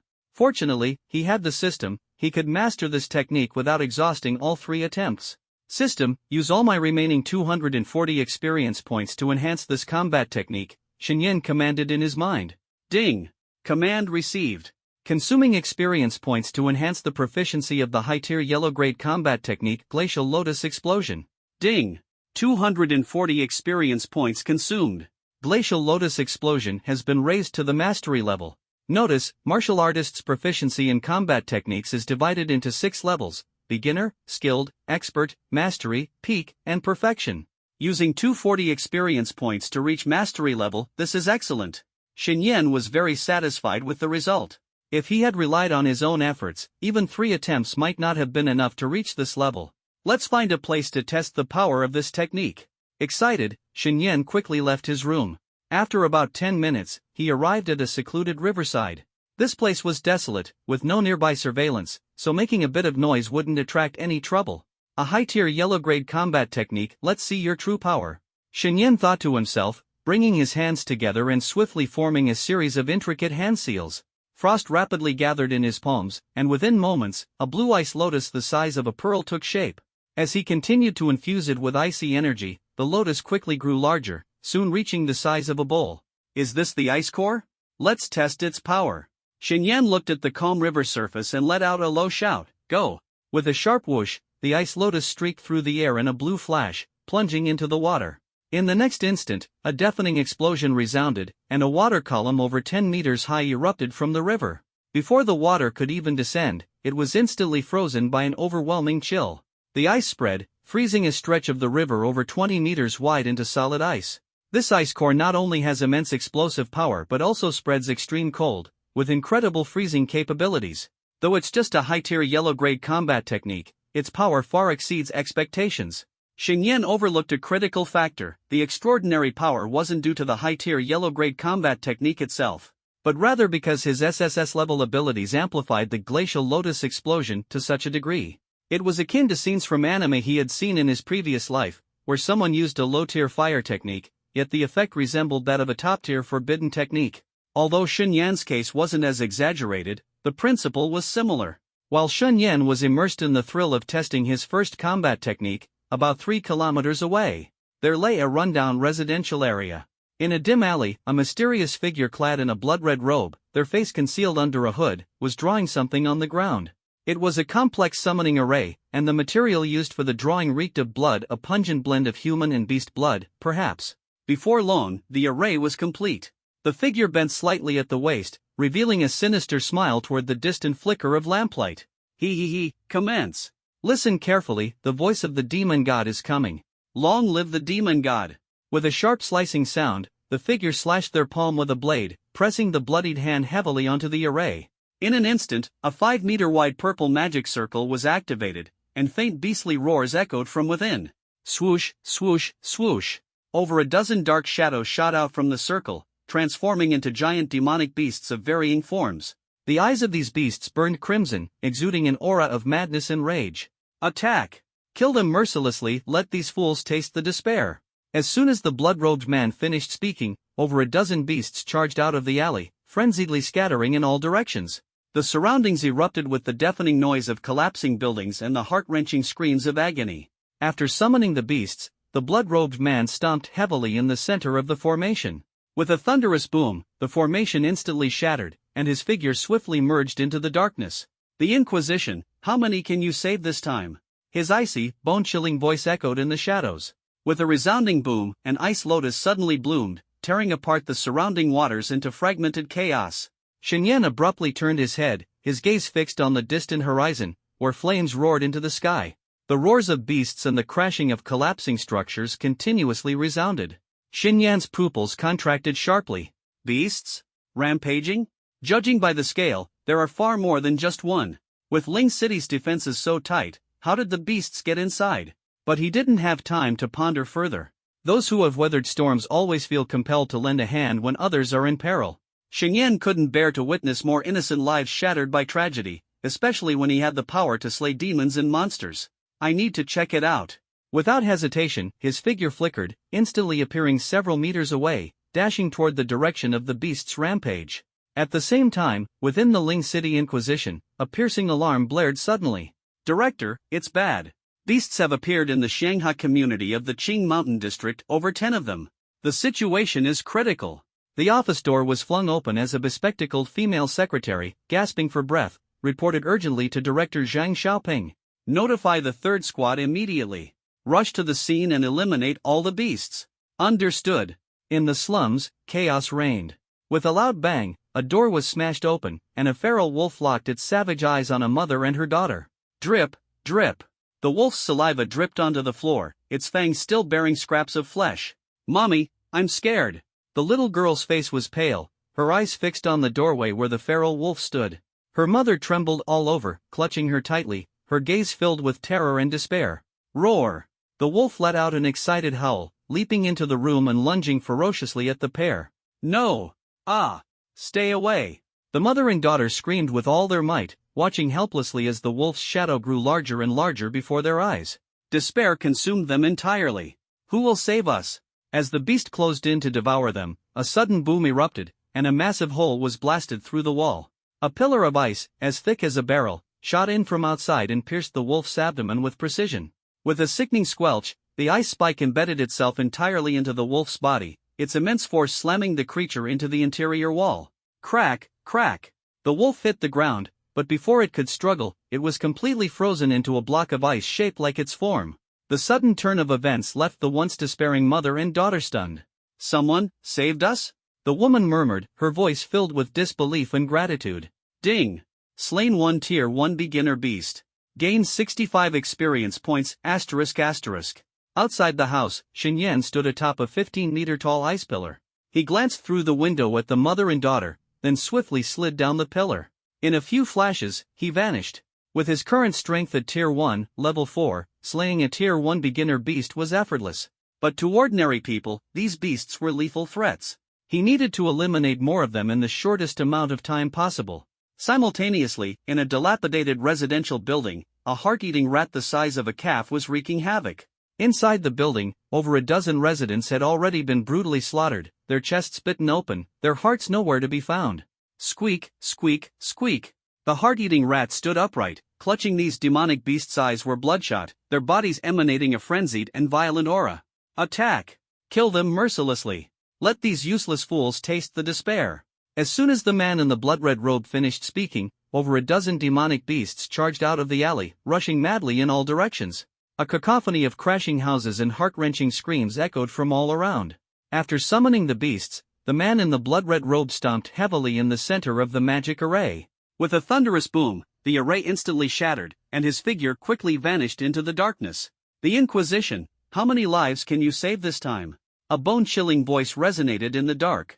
With a boom, an icy lotus suddenly bloomed, shattering the surrounding water surface into countless fragments. Xinyan abruptly turned his head, his gaze fixed on the distance, where flames soared into the sky. Beastly roars and the crashing of collapsing houses rang incessantly. Xinyan's pupils sharply contracted. Demonic beasts running rampant? Judging by the scale, there's definitely more than one. With Ling Qing's tight defenses, how could the beasts get in? But he didn't have time to ponder. Having weathered many storms, he instinctively wanted to extend a hand when others were in danger. Xinyan couldn't bear to see more innocent people suffer the tragedy of losing their homes and families, especially since he had the power to slay demons and banish evil. I must check it out. Without hesitation, his figure flickered, instantly appearing tens of meters away, dashing in the direction of the rampaging beasts. At the same time, in Ling Qing's Inquisition headquarters, a piercing alarm suddenly blared. Director, bad news. Demonic beasts have appeared in the Shanghai Road neighborhood of Qing District, more than 10 of them. The situation is critical. The office door was flung open, and a bespectacled female secretary, panting, reported urgently to Director Zhang Xiaoping. Immediately notify the third squad. Head to the scene at once and eliminate all the beasts. Understood.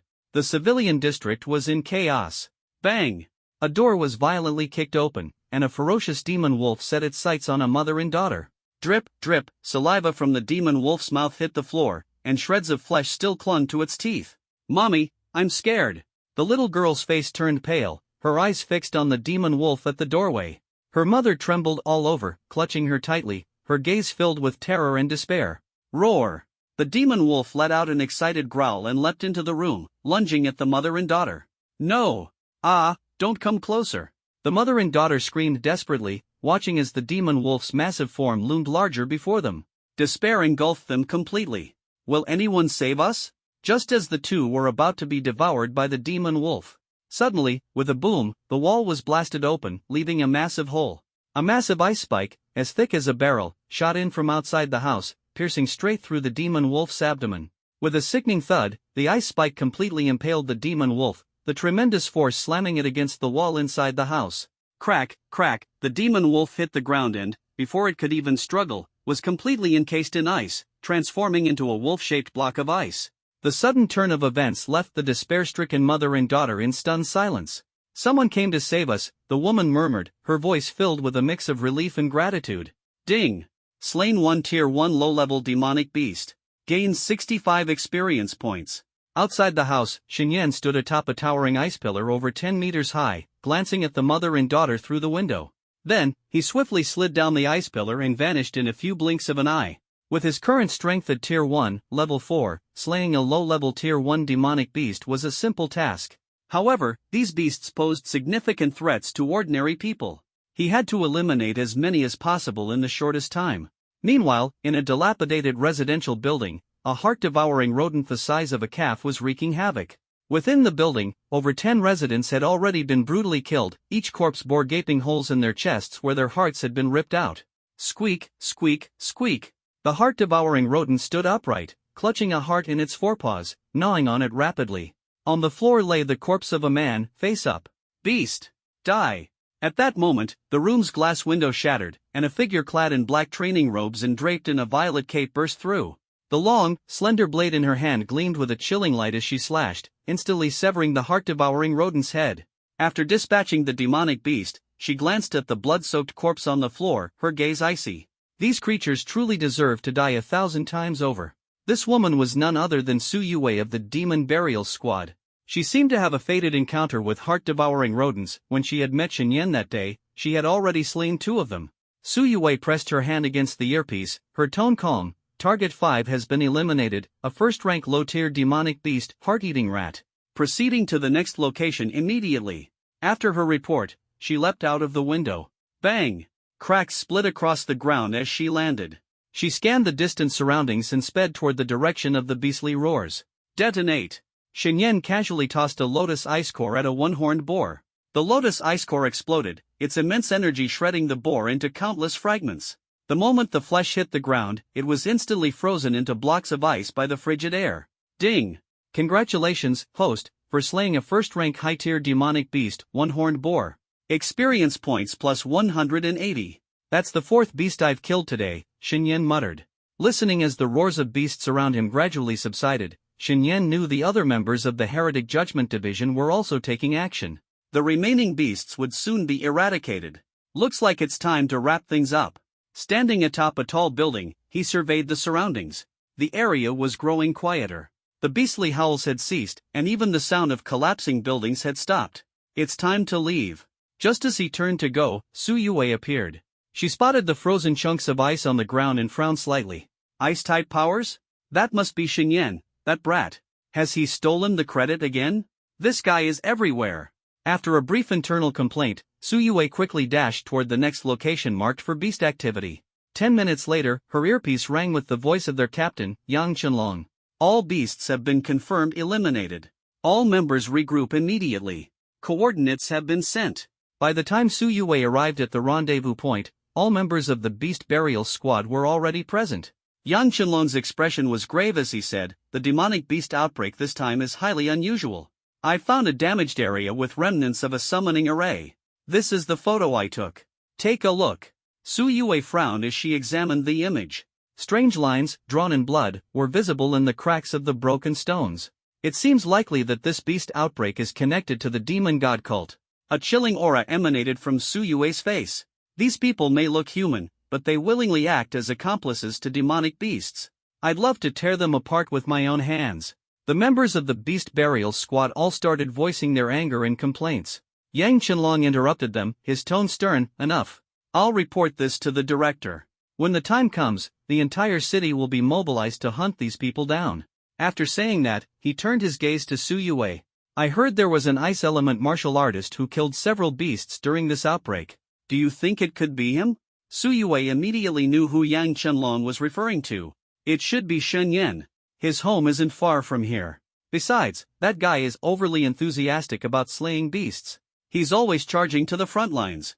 Yang Qianlong pondered for a moment after hearing this. "Yue, keep an eye on him. When the time is right, recruit him into our Heretic Judgment Division." Meanwhile, Shen Yan had already returned home. "For beasts slain, earning 680 experience points. My strength can improve again." He opened his virtual panel. Host, Shen Yan. Age, 18. Level, 1st rank, 4th stage, plus. Talent, Ice and Snow Funeral, SSS. Skill, Mystic Ice Lotus Explosion, yellow rank, advanced, mastered plus. Items, none. Experience points, 680. System, allocate all experience points to cultivation, Shen Yan commanded silently in his mind. Ding. 460 experience points consumed, cultivation level raised to 1st stage, 5th level. 220 experience points remaining, refunded.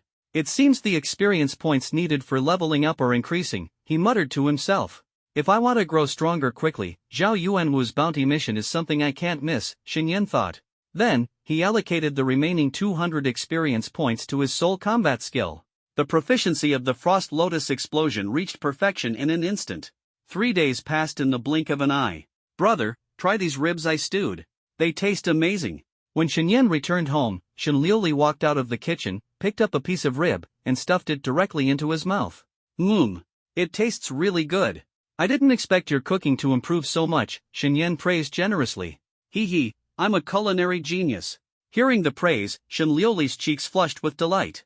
The poison of the ghostface spider had long been purged, and coupled with the blood-replenishing medicine Shenyan had bought, she recovered quickly. In just 3 days, she could walk normally again.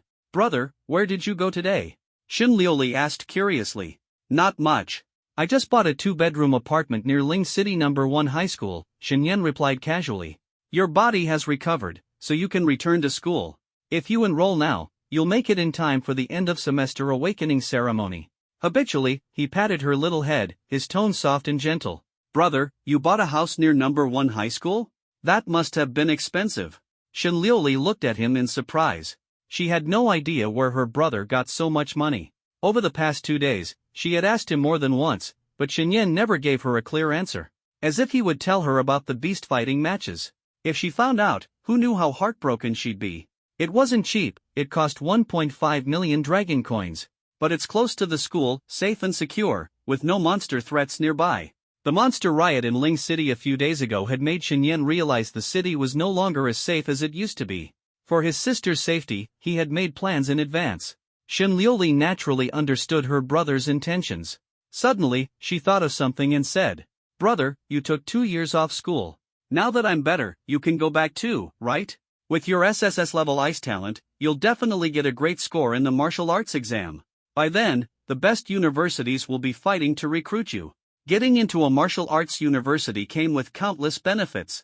Not only would there be guidance from top instructors, but the best training environments and resources would also be readily available. Most importantly, martial arts universities had powerful backing. Small factions wouldn't dare to harm their students. Because each martial arts university was like a formidable sect, supported by the entirety of the Dragon Nation. Back then, Shenyan had refused the invitation from the Situ family partly because he didn't want to be anyone's pawn, and partly because martial arts universities were clearly the better option. As long as he performed well, he'd receive their full support. "I was thinking the same thing. After being away for 2 years, my classmates have probably forgotten about me," Shenyan said, then quickly changed the topic. "Liuli, pack your things today. I plan to move into the new house the day after tomorrow." "So soon?" Shenliuli was a bit surprised. "I have some matters to take care of and might need to be away for a few days. This place is a bit remote, and I don't feel at ease leaving you here alone." That morning, he had already agreed to participate in Zhao Yuanwu's bounty mission. He had no idea how long the mission would take or how many days he'd have to stay outside the city. For safety's sake, moving houses was the most prudent choice. "What? You're going to be away for a few days? Brother, is what you're doing dangerous?" Shenliuli's eyes sparkled with concern. Lately, Shenyan had been acting mysteriously. She had her suspicions but couldn't help him even if she wanted to, so she refrained from prying too much. However, anyone with a bit of wit could deduce that to quickly gather enough money for a C-grade antidote and a new house, he must have paid a significant price. Leaving the city was undoubtedly dangerous, but Shenyan would never tell her that. "Don't worry. What I'm doing isn't dangerous, it's just time-consuming. Alright, today, organize your belongings first. Tomorrow, I'll take you to No. 1 High School to handle your enrollment procedures." Shenliuli had no objections to Shenyan's arrangements. Since she couldn't be of help, she absolutely couldn't drag her brother down. She had to let him focus on his own matters. "Okay, brother. I'll listen to you." Around 10 o'clock the next morning, Shenyan brought Shenliuli to the gate of No. 1 High School. "Come on, let's go in. You're already 16, so you're eligible to enroll." Seeing Shenliuli looking a bit nervous, Shenyan lightly patted her on the shoulder and comforted her in a low voice. "Do you have a student ID? No entry without a student ID." As soon as the two of them reached the entrance, they were stopped by the security personnel at the gate booth. In this world, security personnel were all-powerful martial artists, otherwise, how could they ensure the safety of the school? "This is my student ID. Please check it." Shenyan handed over his student ID. The security guard took the ID, inspected it for a few seconds, and frowned. "Your student ID expired 2 years ago. You need to get it renewed." "What about hers?" The guard returned Shenyan's ID and turned his gaze to Shenliuli. "She's my younger sister, 16 years old this year. She couldn't attend school the past 2 years due to health issues. Today, I brought her here to handle her enrollment procedures. At the same time, I also plan to end my leave of absence and re-enroll." After listening to Shenyan's explanation, the security guard contacted Shenyan's former homeroom teacher. "I've already reached out to Teacher Wang. He'll be here shortly. Please wait here for a moment." About 10 minutes later, a middle-aged man in his 40s, with slightly thinning hair, walked quickly to the school gate. "You rascal, you've been on leave for 2 years. I thought you weren't planning to take the college entrance exams this year." Teacher Wang's tone carried a hint of dissatisfaction upon seeing Shenyan. In this world, the college entrance examination was divided into martial arts exams and academic exams. At the end of the first year of high school, students underwent an awakening ceremony. If they didn't awaken any abilities or if their awakened ability was rated below grade E, they would be placed in academic classes. Students with abilities rated above grade E would join martial arts classes. Of course, this wasn't absolute. Some students, despite awakening abilities above grade E, feared combat or didn't want to face monsters and would choose academic classes. Conversely, there were also students with abilities rated below grade E who chose martial arts classes, though very few, as no one wanted to court death. "Teacher, how could I not take the college entrance exams seriously? There's no way I'd miss it." Shenyan smiled and then pointed to his sister beside him. "Teacher, this is my younger sister, Shinlioli. She's already 16 and has fully recovered. Could you please help arrange a class for her so she can participate in the first-year awakening ceremony?" Everyone knew about Shenyan's family situation. Naturally, Teacher Wang was well aware, or he wouldn't have agreed to Shenyan's 2-year leave of absence. "No problem. I'll make the arrangements for her. As for you, after 2 years of leave, you must have fallen behind in your studies. Are you confident about the academic exams?" Back in the first year, Shenyan's academic performance had always been the best in the class. Coupled with his awakened ability, the F-grade rapid freeze, Teacher Wang had originally assumed he would take the academic exams. "Teacher, I'm not taking the academic exams. I'm going for the martial arts exams." Shenyan's tone was resolute, without a trace of hesitation. "I have to take the martial arts exams." Teacher Wang thought he had misheard and hesitated. "What did you say? You want to take the martial arts exams?" Shenyan nodded solemnly. "That's right, I'm taking the martial arts exams." Teacher Wang's face immediately darkened, and his tone grew stern. "Ridiculous. Do you know what the martial arts exams entail?" Every year, the exam sites are located in dangerous zones, where even the weakest monsters have first-tier strength. You've only attended 1 year of school, and your awakened ability is an F grade with no combat utility. If you take the martial arts exams, aren't you just courting death? Teacher Wang was so angry he could hardly contain himself, feeling that Shenyan was overestimating himself. Hearing these words, Shenyan, instead of feeling upset, felt warmth in his heart. He understood that the teacher was looking out for him, but he also knew that with his talent and strength, skipping the martial arts exams would be a waste. "Teacher, I am not ignorant of the martial arts exams," Shenyan said. "The reason I've made this decision is because I have great confidence in my own strength. I believe I can pass the martial arts exams and get into a good martial arts university." Seeing Shenyan's determination, Teacher Wang realized it would be difficult to dissuade him. "If you want to take the martial arts exams, it's not impossible. But you need to prove that you have the strength. There's less than a month left before the exams. If your strength is too weak, you won't even qualify to take them." "Teacher, how should I prove it?" Shenyan asked. Teacher Wang gave him a look and said, "I'm the homeroom teacher for the third-year martial arts class. In 10 minutes, there's a martial arts combat class. You can challenge any student in the class. As long as you win, I'll grant you permission to take the martial arts exams." Shenyan's eyes lit up. "Teacher Wang, are you serious?" Teacher Wang rolled his eyes. "Don't get too excited just yet. Even the weakest students in this class are at the peak of the awakening realm. You've been out of school for 2 years, without systematic martial arts training, let alone using precious herbs to strengthen your body. Defeating them won't be that easy." Shinlioli knew her brother had an SSS-level ice talent, but she'd never seen him in action and had no idea how strong he really was. She tugged on Shenyan's sleeve and asked worriedly, "Brother, can you do it? Are you confident?" "Don't worry, I can pass with 100% certainty," Shenyan replied confidently. Their conversation was overheard by Teacher Wang, who sighed helplessly. "You sure are confident, kid. All right, follow me." Shenyan pointed at Shinlioli. "What about my sister?" Teacher Wang replied, "Let her come along too. Watching martial arts in action won't hurt. Once you're settled, we'll address her situation." Soon, Shenyan and Shenlioli followed Teacher Wang to the classroom. Inside, over 100 students were warming up as a commanding instructor supervised them. As the three entered, all eyes immediately turned to them. Teacher Wang approached the instructor. "Teacher Zhang, this kid used to be a student in our class. He had to suspend his studies for 2 years due to special circumstances. Now, he wants to take this year's martial arts exam. Can you find a student to test his strength? Zhang Yunfeng raised an eyebrow, glancing at Xinyan. What level of ability has he awakened? F-level ice ability, extreme freezing. Zhang Yunfeng frowned. An F-level ability and he wants to take the martial arts exam? Teacher Wang, isn't this just asking for trouble? With such a low-level ability, taking the exam is practically suicide. Teacher Wang spread his hands in exasperation. Tell me about it. But this kid is too stubborn to listen. Zhang Yunfeng immediately understood Teacher Wang's implication. That's easy then, just pick a random student to teach him a lesson. That'll show him the gap. The two teachers made no effort to lower their voices, leaving Xinyan with a face full of black lines.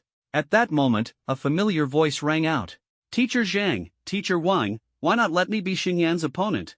Xinyan turned his head and saw that the speaker was none other than Li Juanrong, with Lu Siki standing beside him.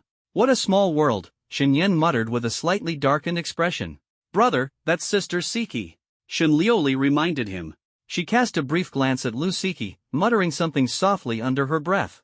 Xinyan's eyes scanned the students and spotted 7 or 8 familiar faces among them.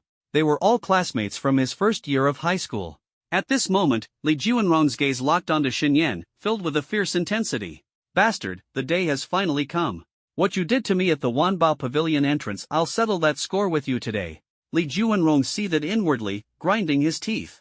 Beside him, Lu Siki's eyes glinted with schadenfreude. Xinyan, I didn't expect you to show up here.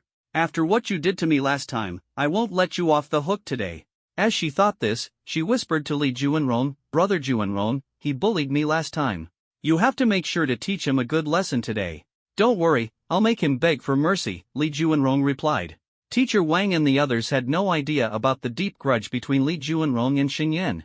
Li Juanrong had awakened a B-level fire ability, while Xinyan only had an F-level ice ability. The gap in their strength was glaringly obvious. Pitting them against each other was clearly bullying Xinyan. Teacher Wang, what do you think about Li as an opponent? Zhang Yunfeng's voice broke the air. This might not be appropriate. Before Teacher Wang could finish his sentence, Xinyan interrupted. Teacher Wang, let's go with Li. I believe his strength would be perfect to test my combat skills.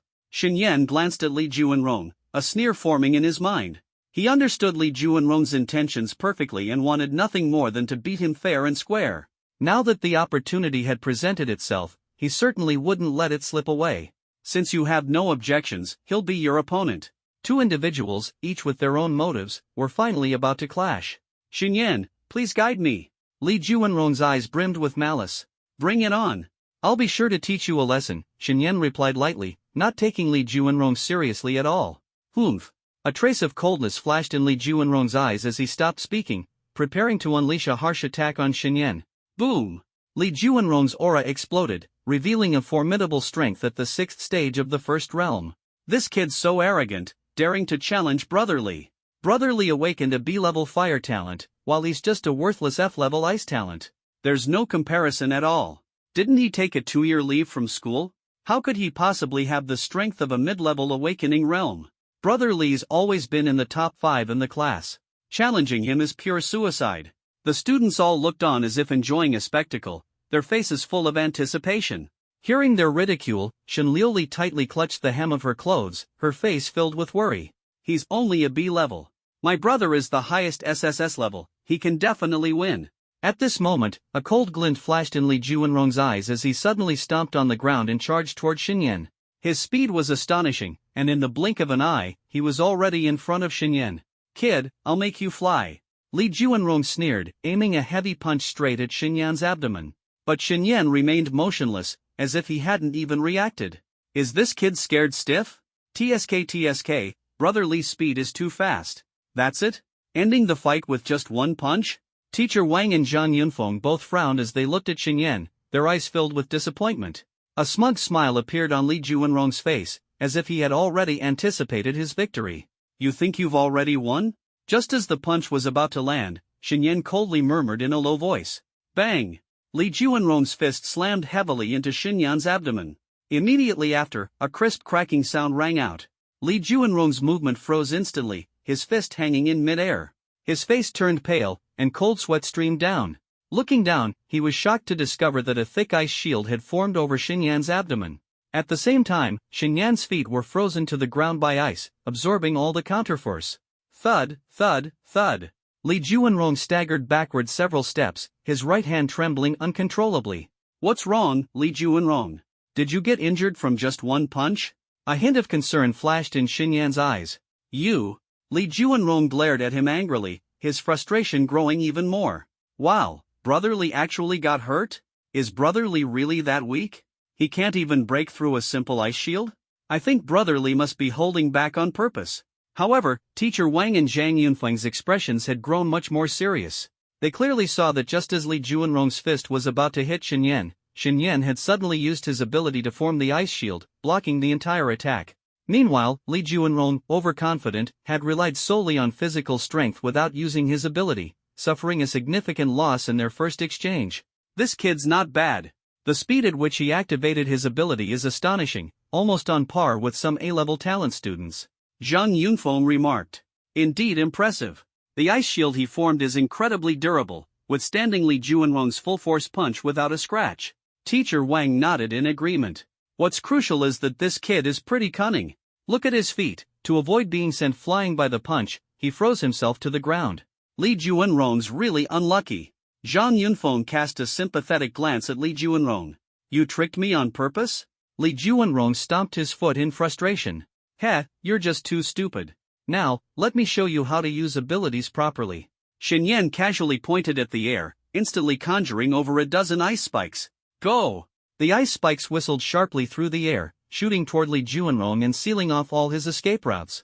Li Juanrong's expression changed drastically, and he hurriedly dodged. Although his speed was fast, 3 of the ice spikes still grazed him. One skimmed his cheek, leaving a thin cut.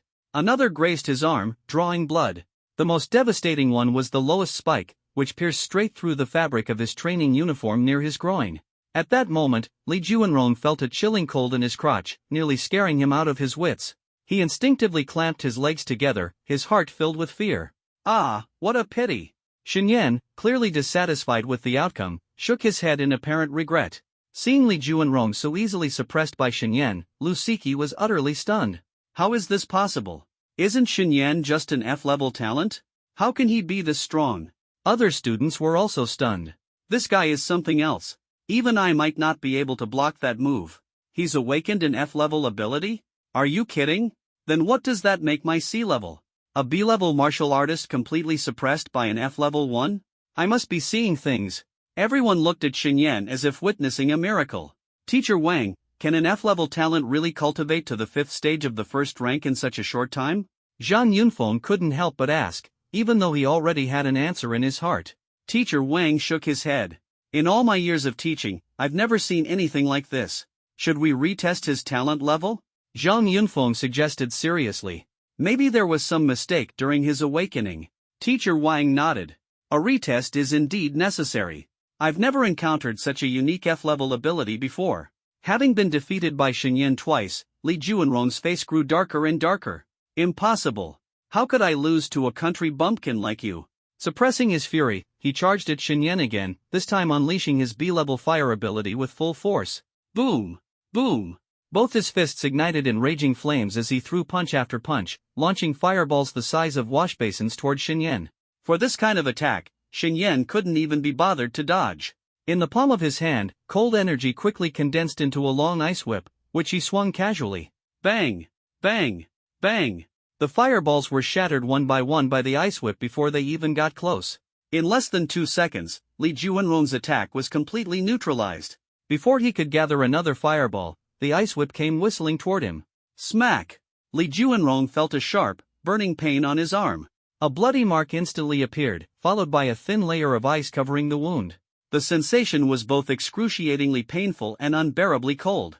Ah! With a single strike of the ice whip, Li Juanrong let out a miserable scream. Smack! Another hit landed, this time on his backside. The pain immediately extinguished his flames, and he jumped up, clutching his rear. Smack! The ice whip struck his back again. On the field, Li Juanrong was being thoroughly beaten by Xinyan. Teacher, please stop them. If this continues, Li will be beaten to death. Lu Siki called out anxiously.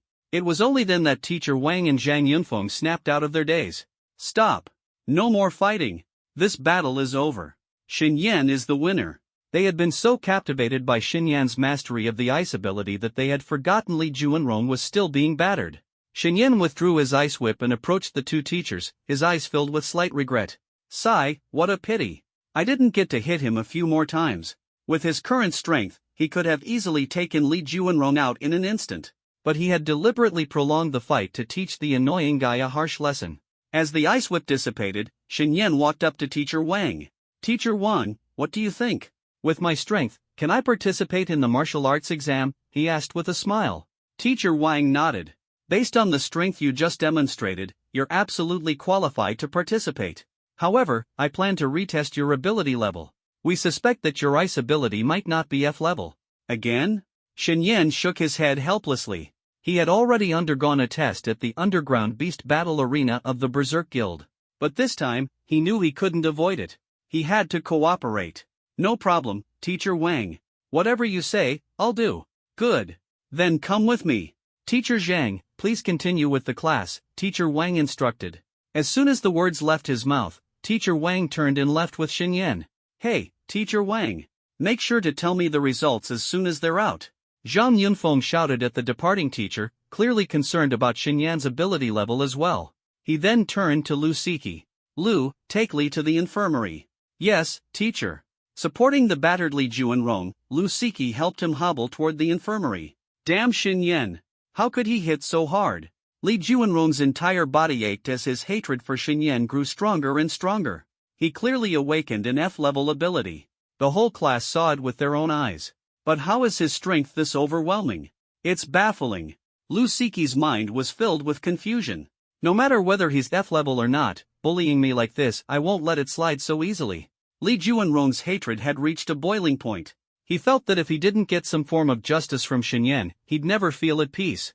Brother Juanrong, let's not provoke Xin Yan anymore. He seems unusually strong. I'm worried you might suffer even worse in the future. Lu Siki's eyes darted cunningly as she spoke, her words catching Li Juanrong off guard. Seeing how powerful Xin Yan was, it was clear this influential girl had her own plans. Li Juanrong's face darkened. He grabbed Lu Siki by the neck and threatened viciously. Are you afraid, or are you standing up for that bastard? I'm telling you, after taking so many benefits from my Li family, if you dare to have other schemes, I will never let you off. As for Xin Yan, I will make him regret it. A vicious light flickered in his eyes, plotting something unknown. Cough, cough, cough.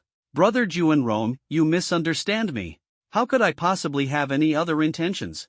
I am yours for life, heaven is my witness. Lu Siki coughed violently, repeatedly making her promises. Brother, you're amazing. You won so easily. Shen Liuli's eyes glowed with admiration. Of course, I am your brother after all. Being praised so enthusiastically by his sister, Xin Yan puffed out his chest slightly, his face full of pride. Listening to their conversation, Teacher Wang, walking ahead, had a faint smile at the corner of his lips. This kid. 15 minutes later, Teacher Wang retrieved an ability detection stone and led Xin Yan into a room. He handed the detection stone to Xin Yan, reminding him, hold the stone and inject a small amount of energy into it. That's all. Xin Yan, already familiar with the process, nodded. He glanced around the room, his gaze finally landing on the surveillance camera on the wall, his expression serious. Teacher, can you cover the camera? I don't want anyone seeing the upcoming detection process. Teacher Wang's pupils shrank. This kid, could he have awakened some incredible ability? Could it be that something really went wrong during that awakening ceremony? He pondered internally, then made a decision. A piece of white paper on the desk floated up and stuck to the lens of the surveillance camera, completely covering the view. You really are a troublesome one, kid. Now, it's done, all right? Xin Yan grinned broadly. Hee, it's perfect. He gently injected a trace of ice-based energy into the detection stone. Instantly, the detection stone erupted with a dazzling ice blue light, bathing the entire room in blue. Teacher Wang's heart skipped a beat. Such a strong blow? His ability level is at least A grade or higher. A grade or higher? It might even be S grade. If that's the case, this is extraordinary. Before his words even settled, an astonishing scene unfolded. Suddenly, the detection stone was covered in dense cracks, and with a loud bang, it shattered completely. The detection stone exploded? Teacher Wang was stunned, and Xin Yan and Shen Liuli exchanged glances in disbelief. Teacher, look at this. Xin Yan stared at the completely broken detection stone, momentarily at a loss for words. Teacher Wang fixed his gaze on the fragments in Xinyan's hand, his mouth twitching. Then, like a madman, he burst into laughter. Haha, it exploded? Exploding is fantastic. After teaching for so many years, I've finally encountered a student who can blow up a detection stone. Xinyan looked confused and asked, Teacher Wang, what's wrong with you? Teacher Wang muttered to himself, if this detection stone is expensive, I'll just reimburse the school for one. Xinyan's words snapped Teacher Wang back to reality. He grabbed Xinyan's hand in excitement, his voice trembling. Xinyan, do you know what it means when a detection stone explodes? What does it mean? Xinyan asked mechanically. Teacher Wang took a deep breath, his eyes shining with excitement. The detection stone can only measure abilities up to SS level. If a level exceeds that, the detection stone will malfunction, and one of the signs is an explosion like this. Now, do you understand how powerful the ability you awakened is? Xinyan responded calmly, oh, so that's what it means. Teacher Wang was stunned by his nonchalance. You're not excited at all? You might have awakened an SSS-level talent. SSS level? That's a top-tier, God-level talent. You should be thrilled. Xinyan remained composed. I'm not excited. Because I already knew what kind of talent I awakened. What talent? Teacher Wang asked curiously. SSS-level Ice and Snow talent. Ice and Snow Burial of Worlds. SSS-level Ice and Snow Burial of Worlds? The name is so domineering. Teacher Wang's expression suddenly turned serious. Does anyone else know about this besides the three of us? Xinyan shook his head. No, only the three of us. I had already purchased an advanced detection stone at Wanbao Pavilion before, which confirmed the level of my awakened ability. Teacher Wang remained silent for a while, finally believing him. Judging by his cautious demeanor, Xinyan clearly understood the troubles that would come with awakening an SSS-level talent. Xinyan, I'm telling you seriously, apart from the three of us, this matter cannot be disclosed to anyone else. Even if it's to be exposed, it should wait until the martial exams. I'll only inform the principal. Xinyan nodded, obediently agreeing. He understood that Teacher Wang was looking out for him, otherwise, he wouldn't have been so insistent. After all, the base city was not entirely safe, with certain extremists always attempting to eliminate humanity's super geniuses. I trust you know what you're doing. Alright, let's proceed with your enrollment procedures. In less than half an hour, Teacher Wang had completed the enrollment process for Xinyan and his sister and even assigned their classes. Alright, for today, you can go back and prepare. Classes start tomorrow. Xinyan scratched his head, feeling a bit embarrassed. Teacher, we probably won't be able to attend class tomorrow. We need to move houses. Teacher Wang nodded. Then come the day after tomorrow. My sister can come the day after tomorrow, but I have something to handle and need a 3-day leave. Uncertain how long the bounty mission would take, Xinyan recalled Zhao Yuanwu mentioning it would be 3 days at most. Taking leave just after enrolling? Teacher Wang's face showed disapproval. What kind of trouble are you stirring up now? Xinyan didn't dare admit it was a bounty mission and simply said, it's nothing serious, just a friend running into some trouble, and they need my help for a few days. Teacher Wang sighed helplessly. Alright, just don't do anything dangerous. I'll approve your 3-day leave. He didn't think much of it. After all, it had been 2 years, and Xinyan's SSS-level talent had yet to be discovered. There likely wasn't much danger. Don't worry, teacher. I value my life. 2 days passed quickly, and the departure day agreed upon with the Thunder Bounty Squad arrived. Brother, promise me you won't do anything dangerous. Before heading out, Shen Liuli sternly reminded Xinyan, staring into his eyes. Don't worry, girl, I know what I'm doing. Go on now. It's your first day of school, don't be late. Xinyan ruffled his sister's hair affectionately, his eyes filled with doting care. Watching Shen Liuli leave, Xinyan hoisted his packed backpack and headed toward the southern gate of Ling City. Boss, do you think that kid plans to stand us up? Should we call him again to confirm? At the city wall beneath the southern gate of Ling City, Zhao Yuanwu and the Thunder Bounty Squad were waiting anxiously. A short, thin young man glanced up at the sky, a trace of impatience crossing his face. Fourth, calm down. It's not even time yet.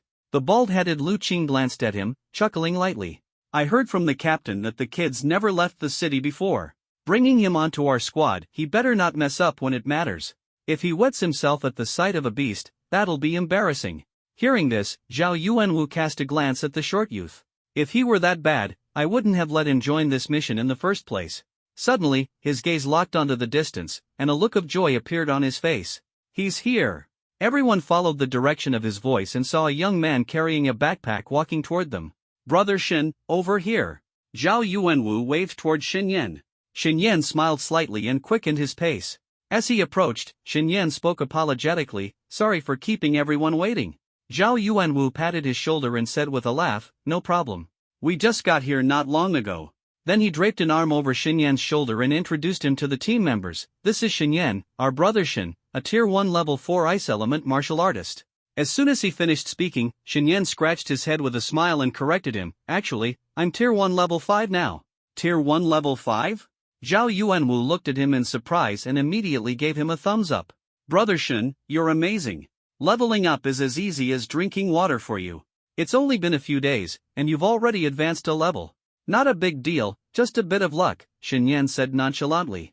Zhao Yuanwu turned to the other members of the Thunder Bounty team and said, "Alright, I've introduced Xinyan to everyone.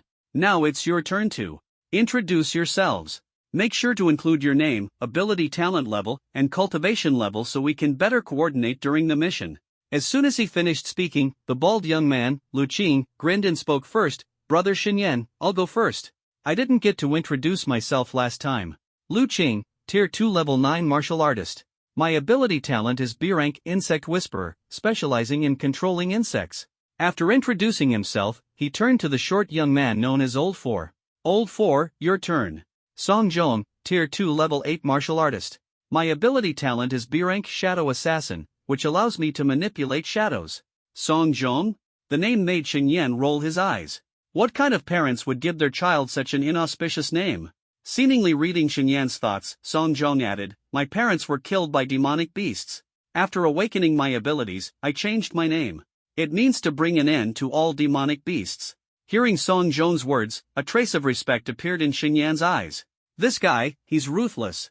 The last person was a tall and burly man, easily 2 meters in height, carrying a pair of large machetes on his back. When he noticed Xinyan's gaze, he introduced himself in a deep voice, "Yuan Gang, Tier 2 Level 8 martial artist. My ability talent is B-rank Power Berserk. Everyone's B-rank? Xinyan was a bit surprised upon hearing this. It was worth noting that B-rank talents were already quite rare. Back when over 70 of his classmates awakened abilities, only 2 had talents above B-rank. One of them was Li Juanrong, who awakened a B-rank fire element ability. The other was even rarer, awakening an A-rank ability. No. Lu Qing shook his head. "Not everyone is B-rank. Our captain is A-rank." Xinyan turned to look at Zhao Yuanwu. "That's right. My ability is A-rank lightning element, cultivation tier 3 level 4. A-rank ability?" Xinyan's eyes lit up slightly. The strength of this bounty team was truly impressive. He scanned the team and said with a hint of helplessness, "It looks like my ability talent is the lowest, only F rank." "Brother Xinyan, don't say that." Zhao Yuanwu said seriously, "Although I don't know why your ability was assessed as F rank, I'm confident your strength is far beyond that. Even with my A rank ability, it would be very difficult for me to defeat a Tier 1 advanced Goldenite Scarlet Flame Tiger with just Tier 1 Level 2 cultivation. But you managed to do it with an F rank Ice Element ability. This shows your ability has immense potential, which is the main reason I invited you to join this mission." Zhao Yuanwu looked at Xinyan, his tone earnest. "Got it." Xinyan nodded in agreement. "Alright, let's talk on the road. It's getting late." Lu Qing looked up at the sky and said, "Alright, let's head out." The Thunder Bounty team had left through the south gate less than half an hour ago when a luxury car arrived. The car door opened, and 3 people stepped out, one of them being Li Juanrong. "Mom, don't worry. This time, Uncle Wu and Uncle Sun are with me, so my safety is guaranteed. Both of them are Tier 3 martial artists. Besides, my training location is only in the Level 1 and Level 2 danger zones. The strongest demonic beast there is no more than Tier 2 advanced. You don't need to worry." "Alright, that's enough. I'm hanging up now." As he finished speaking, Li Juanrong promptly ended the call. Then, he turned to the 2 men beside him. "Uncle Wu, Uncle Sun, I'll have to trouble you both this time." "It's no trouble at all, just a small matter." The roar of the car's engine echoed along the dilapidated road outside the city. For this trip beyond the city limits, the Thunder Squad was driving a heavily modified pickup truck. Through the window, Xinyan gazed at the unfamiliar scenery outside, collapsed buildings in ruins, and abandoned vehicles casually discarded by the roadside. "Brother Xinyan, how does it feel to be leaving the city for the first time? Nervous?" Lu Qing grinned as he leaned close to Xinyan's ear and asked. Xinyan shook his head with a smile and said, "Not really, I'm not particularly nervous." "I don't believe that. Who wouldn't be nervous their first time out of the city? You should know, back when Lu Qing's words suddenly trailed off, and he awkwardly sat back in his seat. Shen Yan was about to ask further but froze. Back when you, what? Brother Lu Qing, why didn't you finish? Lu Qing scratched his head and replied awkwardly, oh, it's nothing, really. Of course, he's too embarrassed to say. The first time he went out of the city, he ran into an armored boar the moment he stepped out. It scared him so much he screamed and wet his pants. Song Zhong, the fourth member of the crew, mercilessly exposed Lu Qing's embarrassing story. Damn it. Old four, you're bringing that up again? Do you believe I'll put bugs in your bed while you're sleeping? This bizarre threat made Shen Yan tense up involuntarily. Heh, you can try. But at night, it's my domain. Do you believe I'll make you experience sleep paralysis? The banter between the two instantly lightened the atmosphere in the car. These two clowns, letting you guys have a good laugh. Zhao Yuanwu, with one hand on the steering wheel, casually flicked his cigarette butt out the window. Suddenly, his expression changed, and he said seriously, watch out, we've been spotted by some beasts. They're charging straight at us. Who's stepping up to handle them? Shen Yan followed Zhao Yuanwu's gaze and indeed spotted two blood rage badgers charging rapidly toward them. Each of the badgers was the size of a car, and their speed far surpassed the modified pickup truck. Just two mid-tier, first-level blood rage badgers, perfect for you to practice on, brother Shen Yan. Song Zhong, who had always doubted Shen Yan's strength, finally saw an opportunity to test his skills. As soon as he finished speaking, everyone in the car turned their attention toward Shen Yan. Brother Shen Yan, ready to show us what you've got? Zhao Yuanwu asked with a grin. Yes. Shen Yan nodded. He had already planned to take action and personally deal with the two beasts. Thud, thud, thud. The heavy footsteps of the blood rage badgers shook the ground. When they were less than 100 meters away from the pickup truck, Shen Yan swiftly formed hand seals with both hands. In an instant, two palm-sized ice lotuses materialized. The ice lotuses floated in his hands, beautiful and mysterious. Go! Shen Yan waved his hand, and the two ice lotuses transformed into icy blue beams of light, shooting directly at the charging blood rage badgers.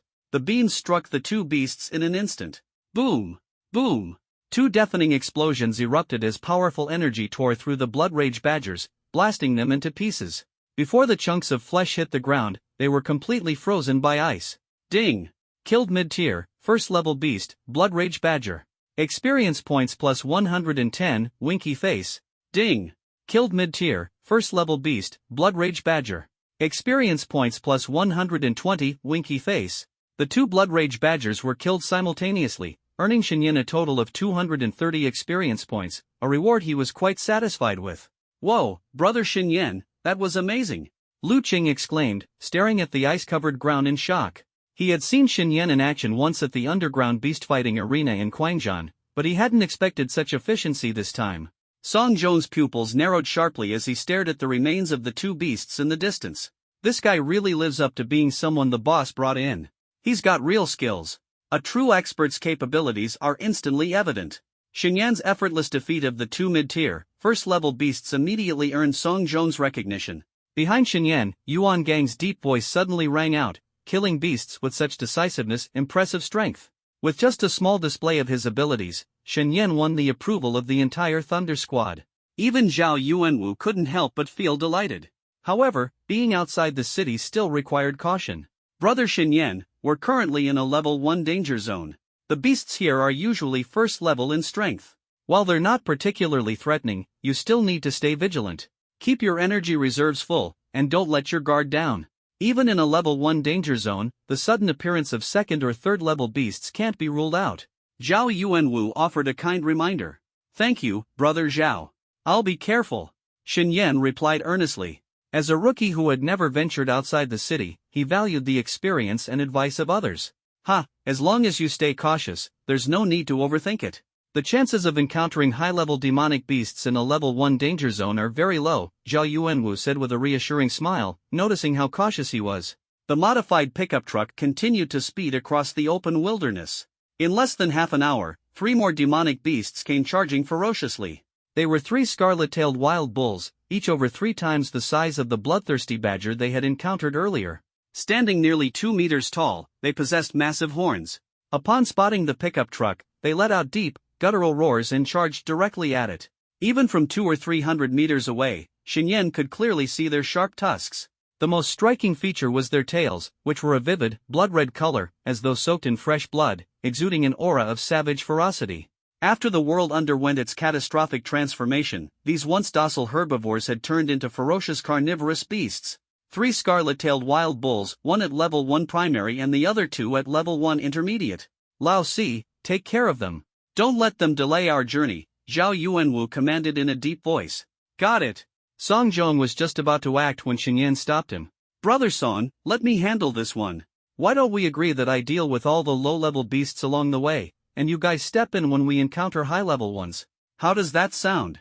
To Xinyan, these demonic beasts were clearly walking experience points. There was no way he'd let anyone else take them. But won't that drain you too much? Song Zhong asked with concern. When we reach the level 3 danger zone, how will you protect yourself? How will you help us complete the mission? You know about the scarlet-scaled fire python, right? Even if the captain fights it one-on-one, his chances of winning are less than 10%. It'll take our entire team working together to take it down. When the time comes, we won't be able to look after you, Song Zhong said, his gaze serious as he looked at Xinyan. Xinyan waved dismissively, unconcerned. Don't worry, brother Song. I can take care of myself. Besides, cleaning up level 1 beasts is no trouble at all for me. It barely costs me any energy. Hearing this, Song Zhong frowned slightly and was about to say more when Zhao Yuanwu's voice came through. Lao Si, let Xinyan handle it. If he's confident, let him prove it. Everyone else, save your strength. We're going to face a tough fight soon. Once Zhao Yuanwu spoke, Song Zhong naturally didn't insist further. Alright, we'll do as you say. But if you find yourself struggling, make sure to let us know. Understood. As the group discussed, the 3 scarlet-tailed wild bulls were already within 50 meters of the pickup truck. Seeing the beast's bloodshot eyes, Xinyan's own gaze turned cold. Die, he whispered. Extending his hand out the truck window, he traced a line through the air with his fingers. In the next moment, countless ice spikes rapidly materialized. With a wave of his palm, Xinyan sent the ice spikes hurtling toward the 3 scarlet-tailed wild bulls. Whoosh whoosh whoosh. The ice spikes shot out like bullets, instantly enveloping the bulls. Pft, pft, pft. The spikes pierced into the wild bulls' bodies, quickly draining them of life. As the pickup truck sped away, all that remained behind were the massive frozen corpses of the 3 bulls. Ding! Killed level 1 primary scarlet-tailed wild bull. Experience plus 90. Ding! Killed level 1 intermediate scarlet-tailed wild bull. Experience plus 140. Ding! Killed level 1 intermediate scarlet-tailed wild bull. Experience plus 135. The 3 scarlet-tailed wild bulls had given Xinyan a total of 365 experience points. Combined with his earlier gains, he now had 595 experience points. Not enough, still far from enough. The last time he had leveled up to level 1 stage 5, it had cost him 460 experience points. Xinyan estimated that even with his current 595 experience points, it wasn't enough to level up again. I need more experience. I need to kill more beasts. Come on, demonic beasts, charge at our team. Xinyan silently prayed. If the rest of the Thunder Bounty Squad could hear his thoughts, they'd undoubtedly call him crazy. Outside the base city, humanity's greatest fear was encountering hordes of demonic beasts. Only someone like Xinyan would hope for more to come. The pickup truck continued for about another 2 hours. Along the way, Xinyan and the others encountered several more waves of demonic beasts. The levels of these beasts ranged from level 1 primary to level 1 advanced. Without exception, all the beasts were slain by Xinyan, bringing his accumulated experience points to 2,800. Suddenly, Zhao Yuanwu, who was driving, spoke in a solemn tone. We just passed through the level 1 danger zone. Now we've entered the level 2 danger zone. In the level 2 danger zone, the chances of encountering level 2 demonic beasts increase significantly. Everyone, stay alert. Second-tier demonic beasts, aside from Captain Zhao Yuanwu, required all other team members to be cautious. A single moment of carelessness could result in injury. Captain, don't worry. This isn't our first time heading out of the city with you on a mission. We know what to do. We'll put on our battle armor as soon as we get off the vehicle. Lu Qing said with a laugh, scratching his bald head. Xinyan remained silent. He understood that these words were primarily directed at him. After all, he was the weakest in the group and was also venturing out of the city for the first time. Naturally, the captain had to explain the basic precautions to him. Got it, Brother Zhao. Xinyan responded earnestly. Seeing that he had taken the advice to heart, Zhao Yuanwu's lips curled into a slight smile, increasingly satisfied with him. Young, bold, strong, and obedient, such a person could survive for a long time even outside the city. 2,800 experience points. I wonder how many levels that can help me increase. Xinyan's heart was filled with excitement as he issued a command to the system without hesitation. System, use all the experience points to improve my cultivation. Ding! 700 experience points consumed. Cultivation advanced to Tier 1, Level 6, ***. Ding! 1,000 experience points consumed. Cultivation advanced to Tier 1, Level 7, ***. Remaining experience points insufficient to advance cultivation further. 1,100 experience points have been refunded, ***. Advanced 2 levels in a row? Not bad. A smile appeared on Xinyan's lips. It had only been less than 3 hours since they left the city, and he had already leveled up twice. By the time the mission was completed, who knew how much stronger he would become? With 1,100 points left, a thought suddenly occurred to Xinyan, and he issued another command. Use all the remaining experience points to upgrade my skills. Ding! 500 experience points consumed. Proficiency in the yellow tier advanced combat skill has reached its peak level, ***. 600 experience points remaining. Refunded, ***. System, open the virtual panel. Understood. The virtual panel opened within Xinyan's mind. Host, Xinyan. Age, 18. Level, Tier 1, Level 7, plus. Talent, Ice Burial of the World, SSS. Skill, Glacial Lotus Explosion, Yellow Tier Advanced, Peak Level. Items, none. Experience points, 600. Seeing how much stronger he had become compared to before, Xinyan was in high spirits. As expected, slaughter is the only way to grow stronger. Closing the panel, Xinyan thought to himself with conviction. At this moment, Zhao Yuanwu couldn't help but glance at him secretly, utterly shocked. This kid has broken through again, and by 2 levels no less. How does he improve his cultivation so quickly? Doesn't he need time to accumulate energy? Zhao Yuanwu himself was a prodigy, but compared to Xinyan, his talent paled significantly. For martial artists at Tier 3 and above, their sensory perception and spiritual awareness far exceeded those of lower-tier martial artists. In the carriage, aside from Zhao Yuanwu, no one else noticed Xinyan's breakthrough, let alone discerned his cultivation level. Meanwhile, in a Level 1 danger zone, Li Juanrong was engaged in a fierce battle with a red-eyed rabbit, under the protection of 2 Tier 3 martial artists.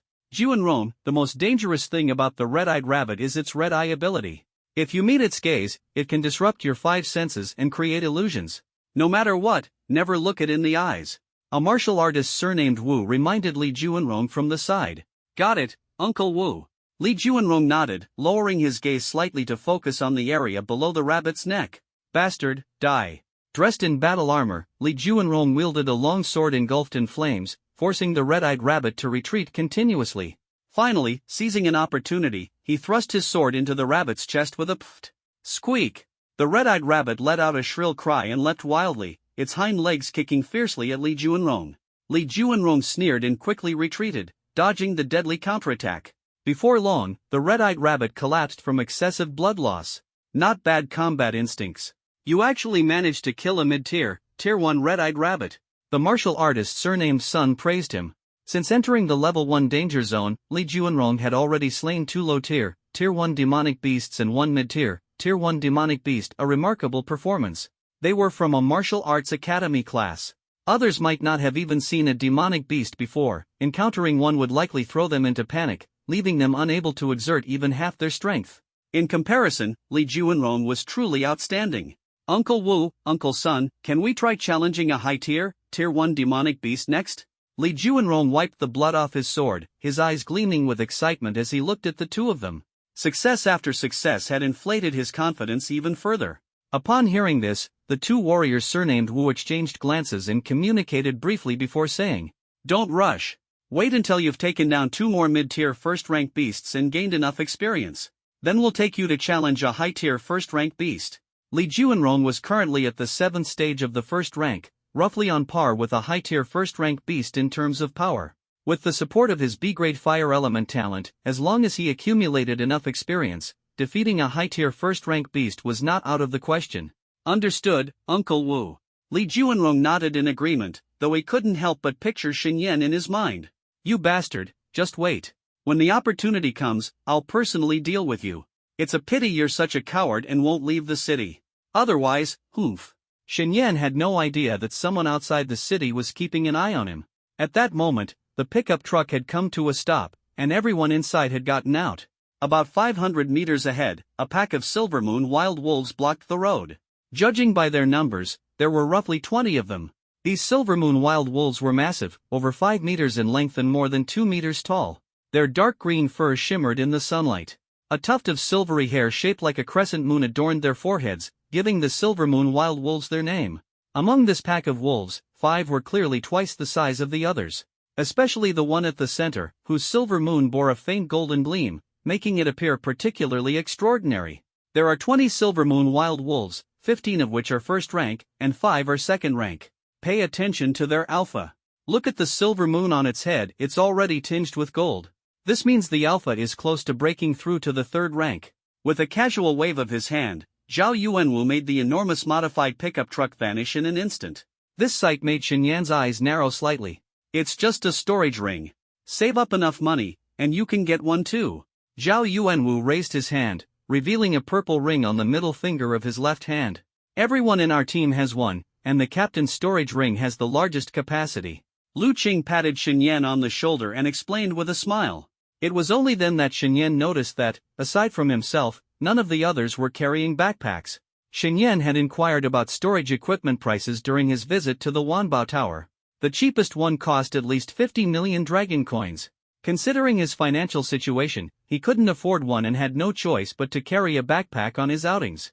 Alright, everyone, suit up and prepare for battle. Understood, boss. Soon, apart from Shen Yan, the other members of the Thunderstorm mercenary team had donned their imposing battle armor. Faced with this, Shen Yan could only accept his situation helplessly. After all, he was poor and couldn't compare to these seasoned bounty hunters. However, everyone understood his predicament, and no one criticized him for his lack of equipment. At this moment, the pack of Silvermoon wild wolves finally lost patience and charged toward them. Now I'll see just how strong the Thunderstorm mercenary team really is. Along the way, Shen Yan had been dealing with threats on his own, but this time, facing a full pack of beasts, Zhao Yuanwu wouldn't let him fight solo. After all, there were 5 second-rank demon wolves among them, whose strength far surpassed that of first-rank beasts. Brother Shen Yan, leave the second-rank wolves to us. The first-rank wolves are all yours. How about that? Zhao Yuanwu said to Shen Yan. By now, the team had gained a clear understanding of Shen Yan's capabilities. Currently at the 7th stage of the first rank, Shen Yan could almost instantly kill first-rank beasts. There was no doubt he could handle these 15 Silvermoon wild wolves. Shen Yan readily agreed to Zhao Yuanwu's arrangement. No problem, brother Zhao. You can focus on the second-rank wolves, and I'll take care of the first-rank ones. His eyes burned with determination as he locked onto the swiftly approaching Silvermoon wild wolves. Alright, let's go. As soon as Zhao Yuanwu's words fell, the entire Thunderstorm mercenary team charged at the Silvermoon wild wolves. Shen Yan, not wanting to lag behind, quickly followed suit. A woo a woo a woo. The wolves' howls echoed across the open plain, their cries spreading far and wide. At the front of the pack, the 5 second-rank demon wolves were noticeably faster than the rest, creating a gap as they surged ahead. Both sides moved at incredible speeds, colliding within just a few breaths' time. Zhao Yuanwu's target was the Silvermoon Wolf King, which was on the verge of breaking through to the third rank. From his storage ring, he casually pulled out a massive golden hammer with a long handle. Zzzzz. As he gripped the hammer, golden lightning surged from Zhao Yuanwu's body, channeling into the weapon. With a powerful stomp, he leaped into the air, bringing the thunderous hammer crashing down toward the Silvermoon Wolf King with destructive force. Sensing the looming threat above, the Silvermoon Wolf King's eyes gleamed with ferocity. It opened its massive maw wide and unleashed a fierce attack.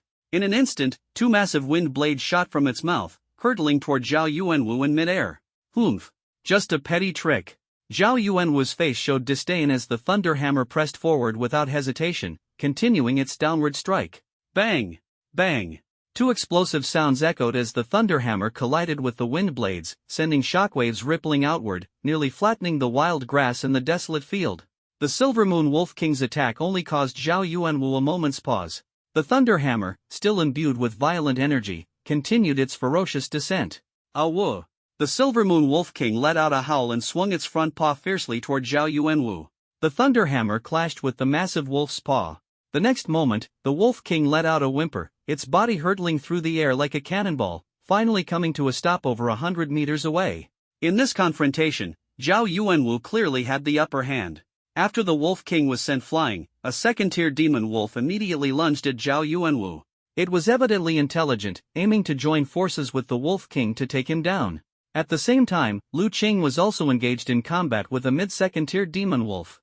With a wave of both hands, hundreds and thousands of black beetles surged out from his insect-taming pouch, swarming toward the demon wolf like an overwhelming tide.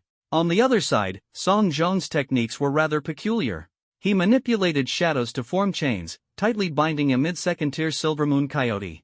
The shadow beneath the demon wolf began to writhe, transforming into sharp black spikes that mercilessly pierced into the coyote's soft abdomen.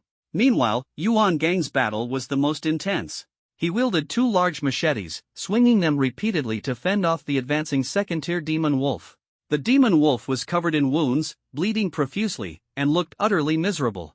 As the Thunder Bounty Squad engaged in a fierce battle with the second-tier demon wolves, Shen Yan's figure swiftly darted along the edge of the battlefield.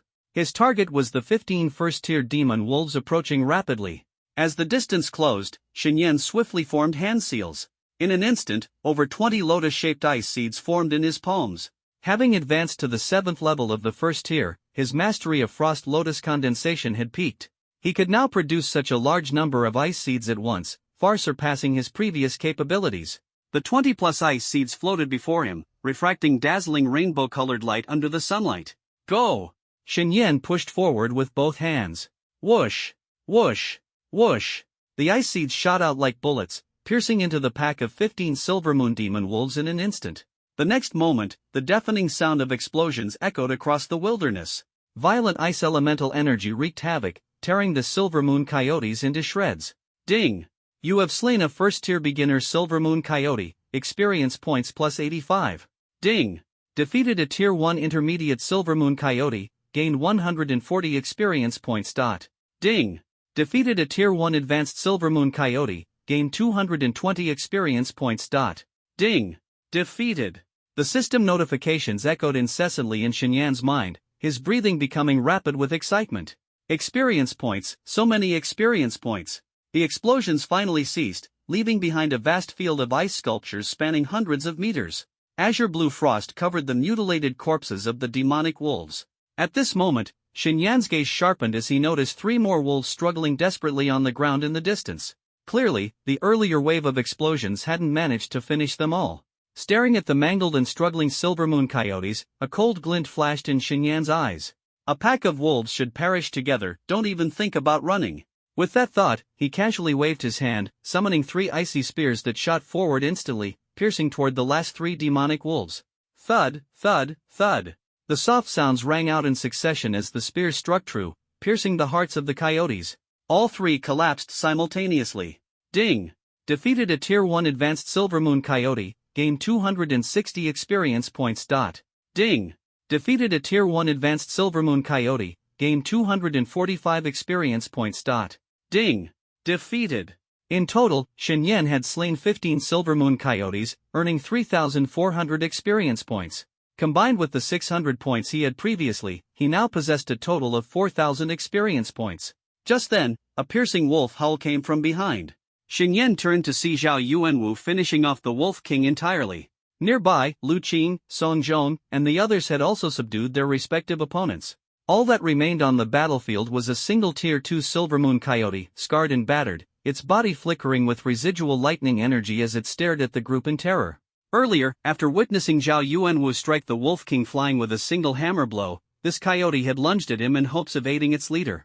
However, compared to Zhao Yuanwu, who was at tier 3 stage 4, its strength fell far short. As Zhao Yuanwu, radiating murderous intent, stepped toward the last demonic wolf, Shen Yan quickly called out, "Brother Zhao, leave this last one to me. I haven't had a chance to face a tier 2 demonic wolf yet." Zhao Yuanwu halted his steps. He looked at Shen Yan, his gaze growing more serious. He hadn't expected Shen Yan to handle 15 tier 1 silvermoon coyotes so quickly. Even within the Thunderclap Bounty Squad, perhaps only Zhao Yuanwu himself could achieve such a feat. While Song Zhong and others might manage one-on-one combat, they couldn't match Shen Yan's efficiency in large-scale damage output. This guy keeps surprising people again and again. I really can't tell how strong he actually is, Zhao Yuanwu mused to himself. His ability level can't possibly be just F grade. What kind of F grade ability could cause such devastating wide area destruction? It was even more powerful than his A grade lightning ability. Are you confident you can take it down? Zhao Yuanwu asked in a low tone. Why not give it a shot and find out? Xin Yan replied with a grin. It's only a tier 2 beginner level, and it's already injured. I might just stand a chance. Besides, with all of you nearby, it can't possibly hurt me. Very well, then this beginner level tier 2 demonic wolf is yours. Zhao Yuanwu signaled to the other members of the Thunderclap Bounty Squad, who immediately retreated, leaving the battlefield open for Xin Yan and the demonic wolf. By this level, tier 2 demonic beasts already possessed considerable intelligence. It had long since realized the human's plan. The wolf turned its icy gaze to Xin Yan, its beastly eyes brimming with murderous intent. As the last survivor of its pack, it had resolved to fight to the death. Oh whoa! It let out a mournful howl before its body vanished into a blur of green, charging at Xin Yan with incredible speed. Facing this desperate demonic wolf, Xin Yan dared not be careless. Frost armor. In an instant, a suit of icy armor materialized over his body. This wolf excelled in controlling wind elements. It was incredibly fast and could unleash razor-sharp wind blades from its maw. With such a tricky opponent, Xin Yan prioritized ensuring his own safety. Just as the armor fully formed, several 3-foot-long wind blades came slashing toward him. Xin Yan's expression remained calm as he gently brushed his hand through the air, summoning a massive ice shield to block the attack. Shhhhhhh. The wind blades struck fiercely against the ice shield, leaving deep cracks. Within just 2 breaths, the shield shattered completely, revealing Xin Yan once more. Even as the ice shield crumbled, his expression stayed composed. Before him hovered 7 or 8 lotus-shaped ice crystals. With a flick of his finger, the ice crystals transformed into beams of light, shooting swiftly to encircle the demonic wolf, sealing off all its escape routes. Explode for me! Xin Yan shouted, and the ice crystals detonated simultaneously. Boom! A powerful burst of ice energy erupted, instantly engulfing the tier 2 demon wolf. With such an attack, it should be dead, right? Xin Yan silently murmured in his heart. But after a moment, no notification sound from the system came through. Frowning, he looked closer and saw the massive demon wolf tightly encased in ice, still frozen in a pouncing posture toward him. The next instant, crack, crack, fissures began to form across the ice. Finally, the crystalline ice shattered, and a cyan shadow burst out fiercely, lunging at Xin Yan. Seeing this, Xin Yan's pupils contracted slightly. It was his first time failing to kill with his mystic ice lotus burst. However, upon closer observation, he noticed the demon wolf's movements had significantly slowed, at least by 20% compared to before. Looks like the earlier attack wasn't without effect. The corners of Xin Yan's lips curved upward, his confidence in slaying the beast growing stronger. As the demon wolf furiously charged, Xin Yan quickly retreated, creating distance. With a swift motion of his hands, ice spears flew at the demon wolf with a sharp, piercing sound. Old 4, how long do you think Brother Xin Yan will take to deal with this demon wolf? Lu Qing asked curiously, draping an arm over Song Zhong's shoulder. Song Zhong glanced at him and replied in a muffled voice, 10 minutes. That long? I think he can finish it within 3 minutes. 3 minutes? You're overestimating him. Even though he can easily fight above his level, true cross-tire combat is something not even the captain has achieved. This kid may be strong, but taking down this demon wolf in 10 minutes is already the best I can imagine. Song Zhong clearly disagreed with Lu Qing. Don't believe me? Let's just watch. Brother Xin Yan is quite special. I suspect his ability level has long surpassed grade A, possibly reaching grade S or higher. Grade S or higher? Song Zhong's pupils constricted. Superhumans at grade S and above were top-tier elites. Before joining the Thunder Bounty Squad, he once faced an S-grade superhuman head-on and suffered a crushing defeat. But judging by Xin Yan's performance, such a possibility wasn't out of the question. Another minute passed, and Xin Yan had completely grasped the demon wolf's capabilities. You, creature, this is all you've got. After tangling with you for so long, it's time to end this. Whoosh, whoosh, whoosh. Over a dozen ice spikes shot forth, confining the demon wolf's movements. Then Xin Yan slammed his palms heavily onto the ground. SSS. Chains of ice emerged from the earth, instantly binding the demon wolf's body, limbs, and neck tightly. The demon wolf struggled with all its might, but it couldn't break even a single icy chain in a short time. During our fight earlier, I had already injected a lot of energy into the ground, waiting for this moment. Xin Yan sneered, his eyes filled with disdain. Think you can easily break free from my forged chains? Not a chance. A dense, chilling energy gathered in his palms, and in an instant, a 2-meter-long battle halberd materialized, frozen solid. Now, I'll take your head. With a loud bang, Xinyan's figure vanished in a flash. In the next moment, he appeared above the Silver Moon Prairie Wolf, gripping the halberd tightly and slashing down fiercely at its neck. Faced with the fatal strike, the demon wolf struggled desperately. Finally, with a sharp snap, one of the chains binding its hind legs broke. But it was too late. The halberd, carrying an unrelenting killing intent, swiftly slashed across the demon wolf's neck. Slash! Blood spurted out, only to be frozen solid immediately. Moments later, with a heavy thud, the massive head of the demon wolf fell to the ground. Ding!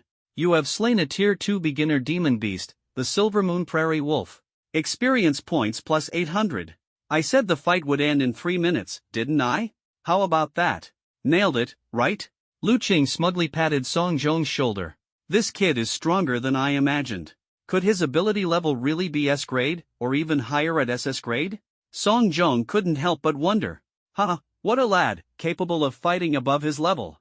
All the times I've ventured out of the city, this is the first time I've seen such a feat. Zhao Yuanwu praised Xinyan heartily. It was mostly because it was already injured, otherwise, I doubt I could have slain it. Tier 2 beasts are indeed far stronger than Tier 1.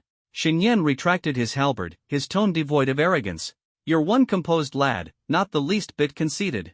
Alright, clean up the battlefield and let's move on. With that, Zhao Yuanwu pulled out a dagger and skillfully skinned the Wolf King. He smiled at Xinyan and said, a Silver Moon Prairie Wolf on the verge of breaking through to Tier 3, its pelt is highly valuable, perfect for making battle armor and luxury goods. After storing the wolf pelt away, he then pulled out the 2 fangs of the Wolf King. These can be used to make crafts or weapons, and they're quite valuable. Not bad. Lu Qing interjected. Materials from first-rank demonic beasts aren't very useful, but those from second-rank ones are much more valuable. Xinyan listened and turned to see Lu Qing and the others also extracting the fangs of the demon wolves they had hunted. The rest of the Thunder Squad couldn't subdue the demon wolves as easily as Zhao Yuanwu. The wolves they killed were covered in wounds, their hides torn and tattered, making the pelts worthless. Xinyan glanced at the second-rank demon wolf he had killed. Its hide was similarly riddled with wounds and of little value. So, he too pulled out the wolf's 2 large fangs. The fangs were so big that his backpack was almost too full to hold them. Looks like I need to save up for a storage treasure. This is way too inconvenient, Xinyan thought enviously as he watched his teammates store their loot in their spatial storage items. Brother Xinyan, how about I hold onto these things for you for now and give them back when you need them? Lu Qing offered kindly upon noticing his plight. That would be a great help, brother Lu Qing. Xinyan gratefully agreed. At the same time, 100 miles away from Xinyan's team, a figure clad in a blood-red robe was fleeing at high speed, with 5 individuals in purple capes and black uniforms chasing closely behind, just a few hundred meters away. These 5 belonged to the Heretic Judgment Division, and among them was Su Yue. I didn't expect them to be so sharp, to detect me this quickly. If you're so insistent on chasing me, then I'll send you all to hell. The blood-robed figure's mind stirred as they suddenly turned and sped toward Xinyan and his team. In the desolate and ruined wilderness, Xinyan and the Thunder Squad were advancing rapidly toward their destination.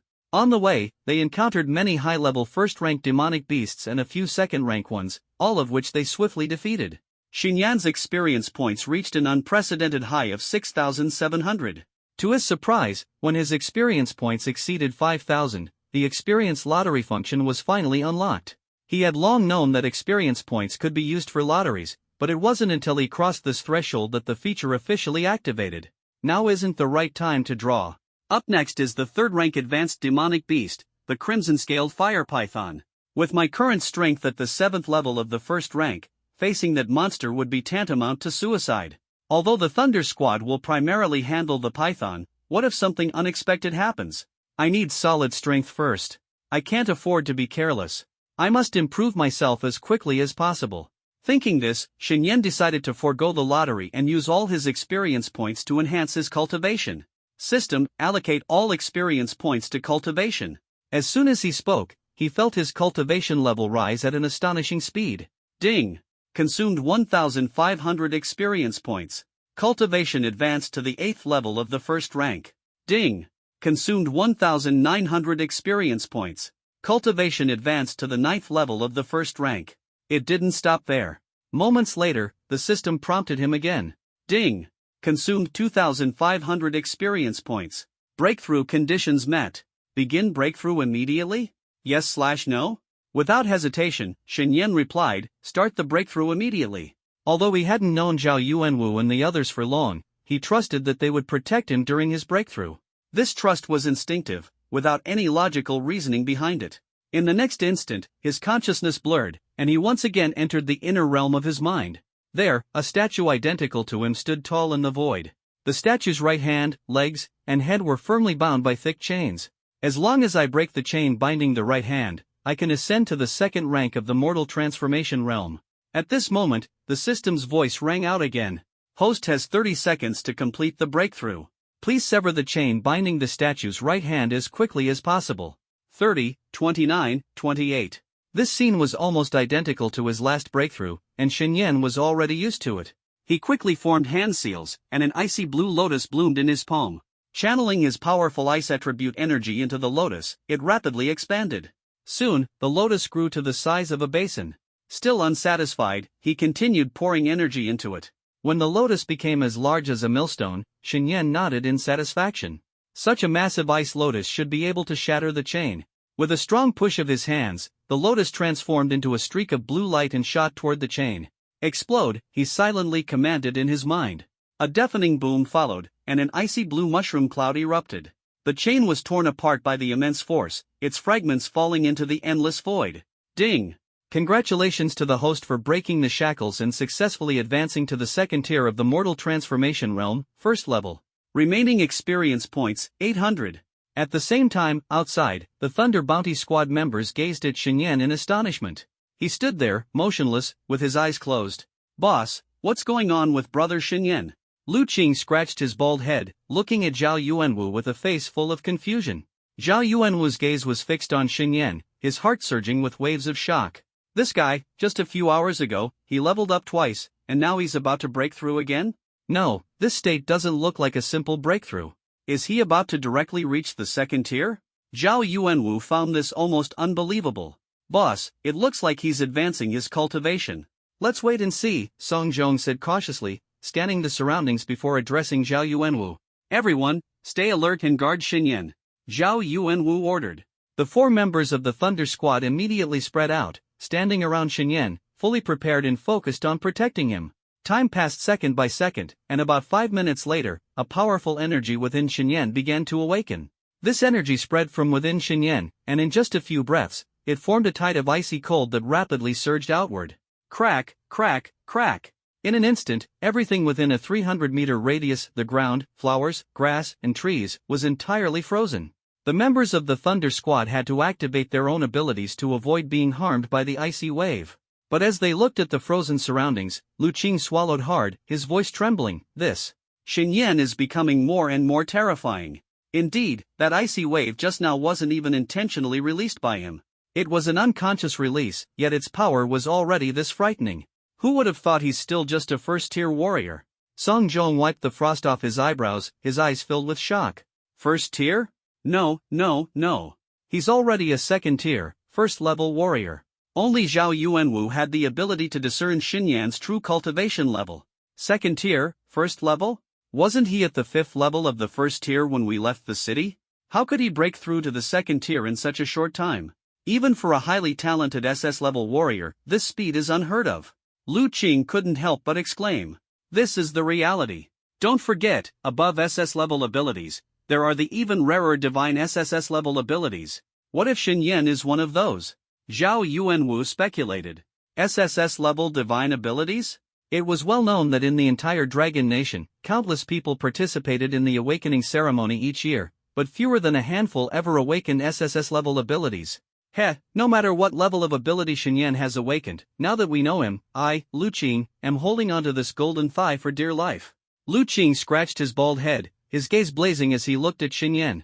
Just as he finished speaking, Xinyan suddenly opened his eyes. Seeing the scene around him, his face was filled with surprise. Did I do all this? Zhao Yuanwu stepped forward and explained, this is the energy you released when you broke through your cultivation. In less than half a day, you've gone from the 5th level of the first tier to the second tier. Xinyan, I've seen many geniuses, but compared to you, they're far behind. Xinyan smiled and said, sorry for causing trouble for everyone. Zhao Yuanwu waved his hand dismissively. It's nothing. With you growing stronger, our pressure when facing the Scarlet Scale Fire Python will be significantly reduced. Alright, let's continue on our way. How about it? Xinyan nodded. Alright. As the sun was about to set, Xinyan and the others finally arrived near their destination. The five of them stood atop a mountain, looking out at a crimson valley a few kilometers away. Zhao Yuanwu pulled out a locator, and the red dot on the screen pointed precisely at the crimson valley. We're here. That valley up ahead is our destination this time. Xinyan gazed at the valley from afar, noticing that the entire valley seemed to be dyed red, as if soaked in blood. Even from this distance, he could faintly see the air above the valley distorting and rippling due to some force.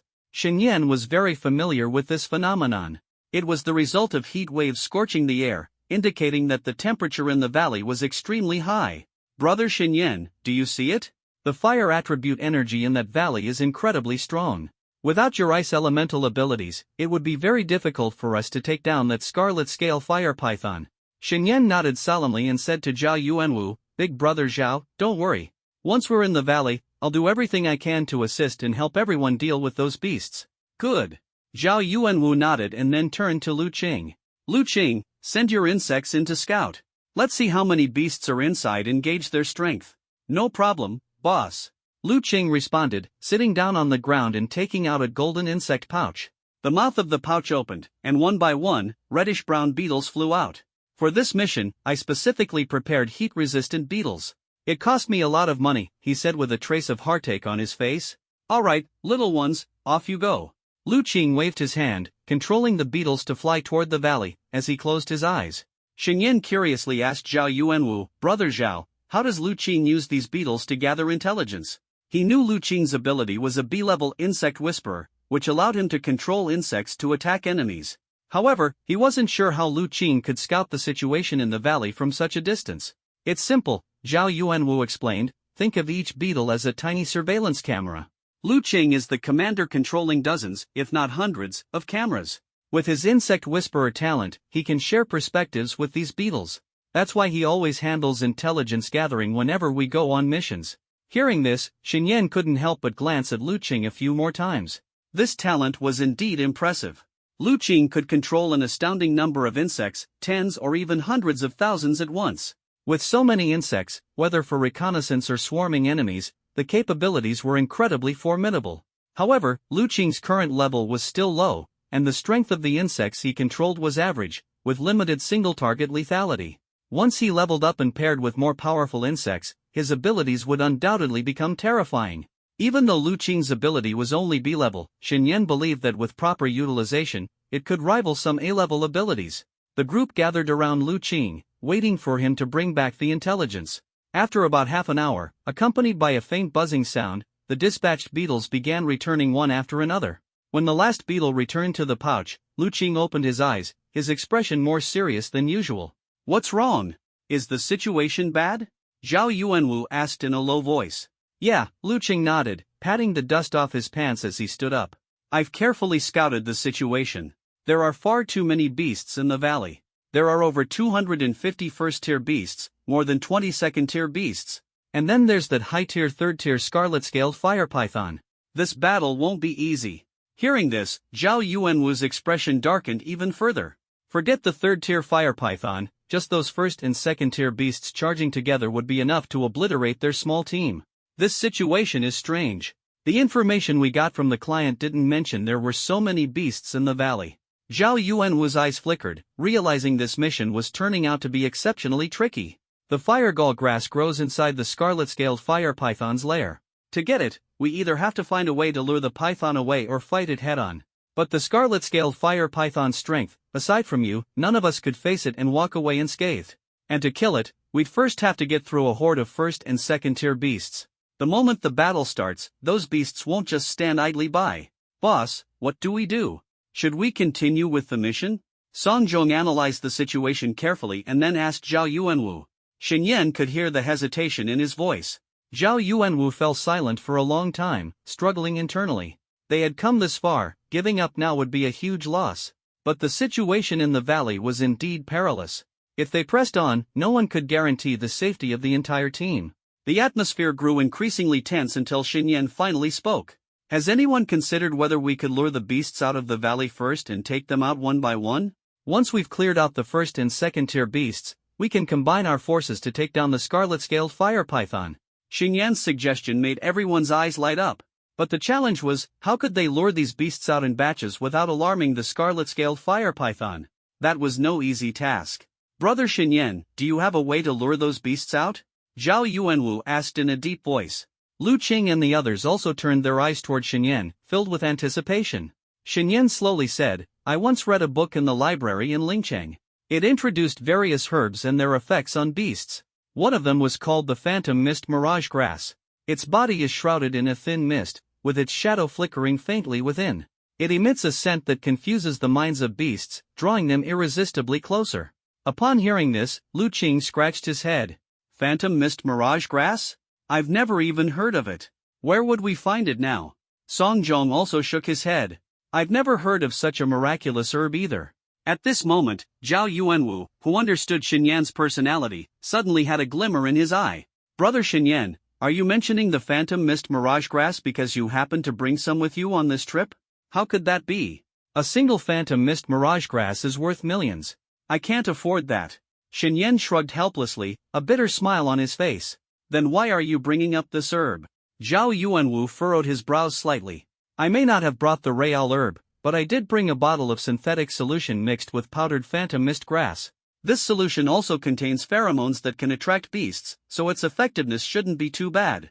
From the moment Xinyan agreed to join this mission, he made plenty of preparations. He had spent 250,000 dragon coins at the Wanbao Pavilion to purchase this synthetic solution designed for dealing with beasts, and he hadn't expected it would finally come in handy. After speaking, he said to Lu Qing, Brother Lu Qing, take out my backpack. The solution is inside. Got it. Lu Qing responded and retrieved the backpack from the storage space. Xinyan unzipped the bag and pulled out a bottle of light green liquid. This is it.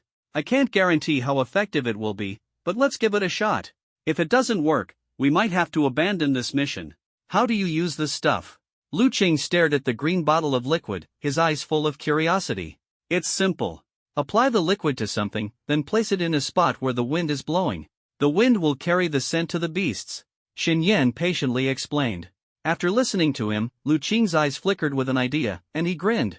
I have a better plan. Leave it to me. With that, his figure quickly disappeared from everyone's sight. About 10 minutes later, Lu Qing came riding back on a stout armored pig, the scene looking rather comical. What Xinyan hadn't expected was that the armored pig was extremely obedient, showing no signs of aggression. When he arrived, Lu Qing leapt off the armored pig's back. I controlled it with insects. If we apply the synthetic solution to this beast, it will surely attract the beasts in the valley. Xinyan's eyes lit up. This idea was far more reliable than his original plan. Not bad, I think this will work. He immediately nodded in agreement. Then let's get started. Before long, the armored pig, now coated with the solution, was sent running toward the valley under Lu Qing's control. Let's follow it and set up an ambush outside the valley. As soon as the beasts are lured out, we strike immediately to take them down. Understood. Everyone responded in unison, closely following behind the armored pig as it made its way toward the valley. At the mouth of the valley, Zhao Yuanwu solemnly said to Lu Qing, the armored pig is not very fast, and it's only at mid-tier stage 1 strength. Don't let it get too close to the higher-tier beasts. Beasts often fought and devoured each other, and with the strong-smelling solution on the armored pig, it would be even more of a target. Understood, boss. Lu Qing replied. The armored pig had just ventured about 600 or 700 meters into the valley when it spotted a group of flame mountain ants from afar. These ants were entirely fiery red, over 3 meters long. Their large pincers were thick and powerful, exuding an aura of strength. A rough estimate put their numbers at over 50. The sudden appearance of the armored pig caught the ants' attention, though most didn't pay it much mind, with only 2 attempting to approach. Suddenly, a strange scent wafted through the air, carried by the wind, causing the flame mountain ants to stir. They waved their antennae, seemingly trying to pinpoint the source of the smell. Moments later, all the ants' gazes locked onto the armored pig. In the next instant, they surged forward like a fiery red torrent, charging furiously at the armored pig. The armored pig immediately turned and sprinted toward the valley entrance at a speed far exceeding its usual pace. Fortunately, there was a distance of nearly 1 kilometer between them. Although the ants were faster, they would need some time to catch up. Outside the valley, Lu Qing's face lit up with delight. It's working! We've encountered a group of flame mountain ants, about 50 of them. 6 of them are at stage 2 strength. The group was equally astonished. The progress was going far more smoothly than expected. A few minutes later, Shenyan and the others could see in the distance the armored pig running frantically, followed closely by a swarm of fiery red ants in hot pursuit, quickly closing the gap. Everyone immediately tensed up. Get ready, and take down all these beasts as quickly as possible, Zhao Yuanwu ordered in a deep voice. 2 minutes passed. The flame mountain ants were now less than 200 meters behind the armored pig. The armored pig did well, managing to escape the valley just before being caught. Attack! Zhao Yuanwu shouted, charging toward the swarm of ants, with Shenyan and the others following closely behind. Zhao Yuanwu moved with incredible speed, reaching the ant swarm in the blink of an eye. Leaping high into the air, he waved his hand, and a massive golden hammer materialized in his palm. Electric sparks crackled in his hand, all surging into the hammer. 3,000 thunder strikes. Zhao Yuanwu unleashed his ultimate move right from the start. He plummeted into the swarm of beasts like a heavy cannonball. The thunderous warhammer, crackling with dazzling electric light, slammed fiercely into the ground. Zzzzz. Crackle! Bang! In an instant, within a range of several hundred meters, electric light flashed and thunder roared. Suddenly struck by such a ferocious attack, the charge of the flame mountain ants immediately came to a halt. Their bodies twitched uncontrollably, clearly paralyzed by the lightning.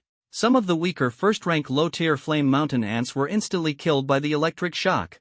The boss has immobilized most of the ant swarm. Don't waste this chance! Lu Qing shouted loudly, commanding countless black beetles to surge aggressively toward the group of ant beasts. Song Zhong responded with a nod, his figure vanishing ghost-like into the swarm. Moments later, shadows within the beast horde began to writhe and twist, transforming into black spiked tendrils that entwined and viciously tore apart the ant beasts. Compared to Lu Qing and Song Zhong, Yuan Gang's combat style was far more brutal and visually striking. Wielding a massive machete in both hands, he charged into the swarm of ant beasts with astonishing speed. Seizing upon their moment of paralysis, he swiftly and decisively severed the heads of one ant beast after another. Beasts! How's the experience point gain? Shenyan licked the corner of his lips, his hand suddenly forming a 3-foot-long ice sword. With a casual wave, the blade unleashed a surge of chilling energy, transforming into countless ice spikes that shot precisely toward the flame mountain ants. Thud, thud, thud as the ice spikes pierced into their flesh, the targeted beasts were instantly encased in a thick layer of ice. Shenyan's targets were consistently the first-rank flame mountain ants. With his current strength, killing them was effortless. In just a few breaths, over 20 first-rank flame mountain ants had fallen by his hand. Ding! Slain first-rank mid-tier flame mountain ant, experience points plus 125, winky face. Ding! Slain first-rank low-tier flame mountain ant, experience points plus 85, winky face. Ding! Slain first-rank high-tier flame mountain ant, experience points plus 260, winky face. Ding! The continuous influx of experience points kept a smile on Shenyan's face. One by one, the flame mountain ants fell under their attacks. But just then, 6 of the largest ant beasts in the swarm suddenly began emitting circles of red light. As soon as the red glow appeared, it immediately neutralized Zhao Yuanwu's golden lightning. At the same time, the bodies of these ant beasts rapidly expanded, doubling in size within the blink of an eye. Most terrifying of all, their bodies seemed to ignite, bursting into raging flames. Seeing this, Shenyan's pupils suddenly contracted. This is Bloodline Berserk? Once magical beasts activate this ability, their combat power at least doubles. Damn it! They actually have berserk abilities? Lu Qing's voice, tinged with frustration, came from the side. Shenyan turned his head to see Lu Qing commanding a swarm of black beetles to besiege a second-rank mid-tier flame mountain ant. After activating its berserk ability, this ant beast's strength nearly reached the level of a second-rank high-tier magical beast, making it extremely difficult for Lu Qing to handle. Worse still, the flames burning on the flame mountain ants' bodies caused his beetles to drop lifelessly with just a touch. On the other side, Song Zhong was also locked in a desperate battle. He too faced a berserk second-rank mid-tier flame mountain ant. Countless black ribbons tightly bound the ant beast, while shadowy spikes stabbed mercilessly into its body. Yet the ant beast's defenses were formidable, leaving only shallow wounds. To kill it, they would either have to wait for its berserk effect to wear off or slowly wear it down over time. Bang! Yuan Gang cleaved a second-rank ant beast in two with a single strike, his face grim as he called out to Zhao Yuanwu, "Captain, we can't drag this out. If we take too long, the magical beasts in the valley might sense the commotion." At that moment, Zhao Yuanwu was encircled by one second-rank high-tier and two second-rank mid-tier flame mountain ants. Though he could still handle them with ease, finishing these three beasts quickly was no simple task. Seeing his three teammates all caught in arduous battles, Zhao Yuanwu's expression darkened. He prepared to go all out, holding nothing back. Just then, an overwhelming cold mist surged out, instantly engulfing the entire battlefield. The mist avoided the members of the Thunder Squad, encircling the 6 berserk flame mountain ants in an instant. The extreme cold of the mist clashed with the blazing flames, producing thick plumes of steam from the ant beasts' bodies. At the same time, their berserk bloodline was effectively suppressed, reducing their strength by at least 20%. Seeing this, Lu Qing burst into laughter. "Ha ha! Brother Xinyan, nice work. Keep it up." With the flame mountain ant's strength suppressed, the attack power of his beetles increased significantly. The once impenetrable flame defenses were now being continuously breached by the beetles. "Brother Xinyan, help Lu Qing and the others suppress these ant beasts. Once I deal with these three creatures, I'll lend you a hand."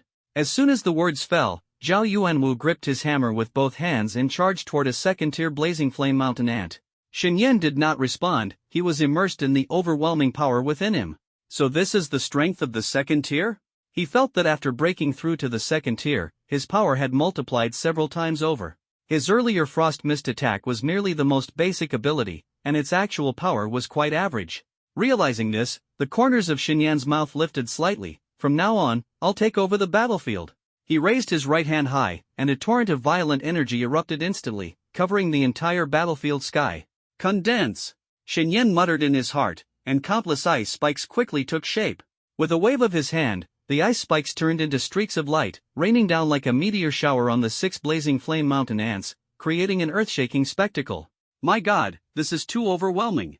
Lu Qing stared at the sky filled with ice spikes, his scalp tingling. He hurriedly recalled his beetles and retreated swiftly, fearing his beasts might get injured. At the same time, Song Zhong released his control over the blazing flame mountain ants and quickly disappeared into the darkness. Yuan Gang, grinning wickedly as he looked at the ice spikes overhead, said, "What a great opportunity. Once this wave of attacks is over, I'll send these creatures straight to hell." Even Zhao Yuanwu was startled by the commotion Xinyan had caused. This kid's power after breaking through to the second tier is truly monstrous. But he knew one thing for sure, with Xinyan here, Lu Qing and the others were no longer in danger. Xinyan's attack posed a tremendous threat to the 6 second-tier blazing flame mountain ants. They let out enraged screeches, waving their massive pincers as they desperately tried to fend off the onslaught of ice spikes. Bang! Bang! Bang! The pincers managed to knock down some of the ice spikes, but more continued to rain down relentlessly. Eventually, the ant beasts were completely engulfed by the countless ice spikes. A white mist slowly rose from their bodies, obscuring their forms, making them appear like illusions. Roughly half a minute later, Xinyan's ice spike barrage finally ceased. A gust of wind swept through, dispersing the mist, and the 6 blazing flame mountain ants reappeared. Hiss! The members of the Thunder Bounty Squad collectively gasped, utterly shocked by what they saw. The 6 second-tier blazing flame mountain ants were severely injured, their flames extinguished, and their massive forms had shrunken back from their berserk state. Their bodies were covered in wounds, with blood freezing before it could flow. Their auras were weak, clearly gravely injured. "Brother Xinyan, you're incredible." Lu Qing couldn't help but give a thumbs up. To heavily wound 6 berserk second-tier blazing flame mountain ants with a single attack was something even their leader couldn't achieve. At this moment, Zhao Yuanwu's voice echoed from not far away, "Stop dawdling. While they're still weak, finish them off quickly." Lu Qing and the others nodded and prepared to act. Just then, Xinyan called out, "Bring them to the brink of death but leave the finishing blow to me." This request left Lu Qing and the others momentarily stunned. Zhao Yuanwu thought for a moment before finally agreeing, "Listen to Brother Xinyan. Wound them until they're on their last breath." Hearing this, Xinyan finally breathed a sigh of relief. His earlier ultimate move had consumed a third of his energy, leaving him feeling somewhat drained. With Lu Qing and the others helping, he could conserve a lot of energy. 5 minutes later, all 6 second-tier blazing flame mountain ants lay collapsed on the ground, motionless like dying dogs, clearly clinging to their final breaths. Xinyan grinned at the Thunder Squad members and casually launched a few ice spikes, precisely piercing through the skulls of the 6 second-tier ant beasts. Ding! Successfully killed a Tier 2 intermediate flame mountain ant, gain 1200 experience points. Ding! Successfully killed a Tier 2 beginner flame mountain ant, gain 750 experience points. Ding! Successfully killed a Tier 2 intermediate. After consecutively slaying 6 Tier 2 flame mountain ants, Xinyan had accumulated a total of 6,200 experience points. Adding this to the over 20 Tier 1 ant beasts he had killed earlier and the remaining 800 experience points, he had now gathered a total of 9,200 experience points. 9,200 experience points? I've never had this much experience before. Xinyan thought to himself, feeling a surge of joy. System, convert all of this experience into cultivation, he immediately commanded. Ding! Spent 4,000 experience points, cultivation level increased to Tier 2, level 2. Remaining experience points, 5,200. Hint, remaining experience points can be used for a lottery draw. Choose either 5 bronze tier treasure chests or 1 silver tier treasure chest. Xinyan was already familiar with the system's lottery function. Experience points could be used to draw treasure chests, much like spending money on mystery boxes. While it was called a lottery, it was more akin to exchanging experience for treasure chests. The treasure chests were divided into bronze, silver, gold, platinum, diamond, legendary, and the highest tier, supreme. The higher the tier, the rarer and more precious the rewards. Opening one bronze tier treasure chest required 1,000 experience points, while a silver tier chest required 5,000. However, there was a chance that opening a chest might yield nothing. Not enough experience to level up again, might as well try opening a few treasure chests and see if I can get something good. With this thought, he immediately gave the command in his mind, System, open 5 bronze tier treasure chests for me. Although the silver tier chest offered better rewards, if it turned out to be empty, the 5,000 experience points would be wasted. Xinyan didn't dare take that risk. The chance of an empty bronze tier chest was relatively low, and with 5, there was bound to be some returns. The moment he gave the order, a massive golden jade platform appeared in his mind. The platform was divided into numerous small squares. A red light rapidly flitted across the squares before randomly stopping on 5 of them. Ding! Congratulations to the host for obtaining 5 bronze tier treasure chests. 5,000 experience points consumed. Remaining experience points, 200. As soon as the system notification ended, the 5 selected squares sank inward, and 5 bronze-colored treasure chests rose slowly from the platform. Would you like to open the treasure chests immediately? Yes/no? Hearing the system prompt, Xinyan didn't hesitate and gave the order in his mind, open the first treasure chest. The moment he gave the command, the first bronze-tier treasure chest instantly opened. However, when Xinyan saw its contents, his heart sank, it was completely empty. Seriously? The first chest is empty?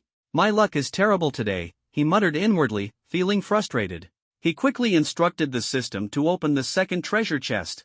This time, the chest was not empty. Inside was a green gemstone ring, lying quietly. As soon as Xinyan saw it, he understood its details. This was an A-tier storage ring with an internal space of 1 million cubic units. In this world, equipment and abilities were ranked similarly, ranging from F, E, D, C, B, A, S, SS, to SSS. To get an A-tier storage ring from a bronze-tier treasure chest was an unexpected and highly satisfying result for Xinyan. Open the next treasure chest, he commanded with anticipation. The third treasure chest opened, revealing another storage ring. This one was azure blue and of C-tier, with a capacity of around 1,000 cubic units.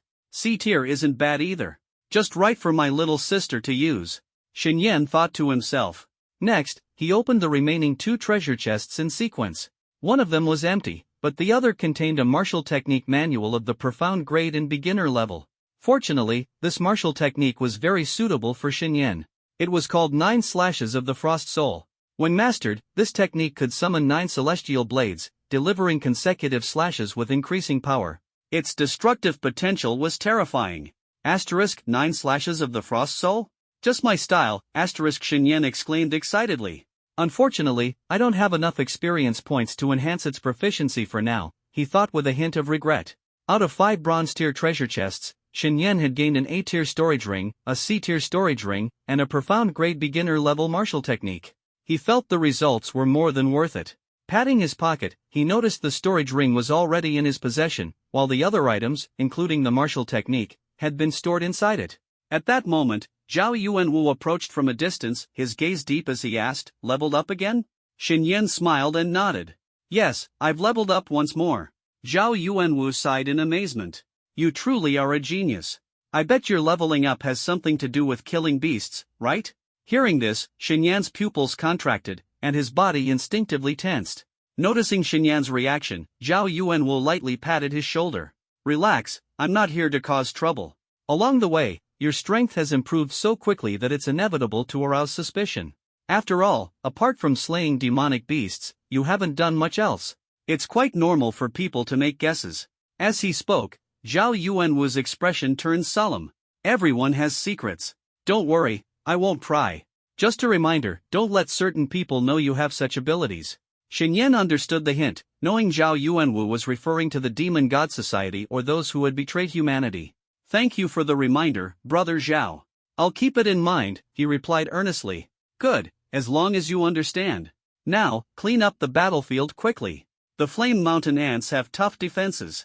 Their carapaces make excellent armor materials and can sell for a good price. Zhao Yuanwu instructed. Soon, the group cleaned up the battlefield, collecting all the valuable materials from the Flame Mountain ants. Afterward, everyone gathered together, and Zhao Yuanwu looked at Lu Qing. Catch another demonic beast. Use your insects to control it, coat it with synthesized liquid, and lure it into the valley to draw out more beasts. This time, make sure the chosen beast is fast. Otherwise, it might be torn apart before it even escapes the valley. Lu Qing nodded and swiftly disappeared. Not long after, he returned with a shadow panther. This one's pretty fast. Though not as quick as a second-tier Flame Mountain ant, it's much better than an elephant armor pig. The shadow panther was coated with the synthesized liquid and then controlled by Lu Qing as it entered the valley. Just wait. There will be a reaction soon. Lu Qing closed his eyes, observing the situation within the valley through the shadow panther's perspective.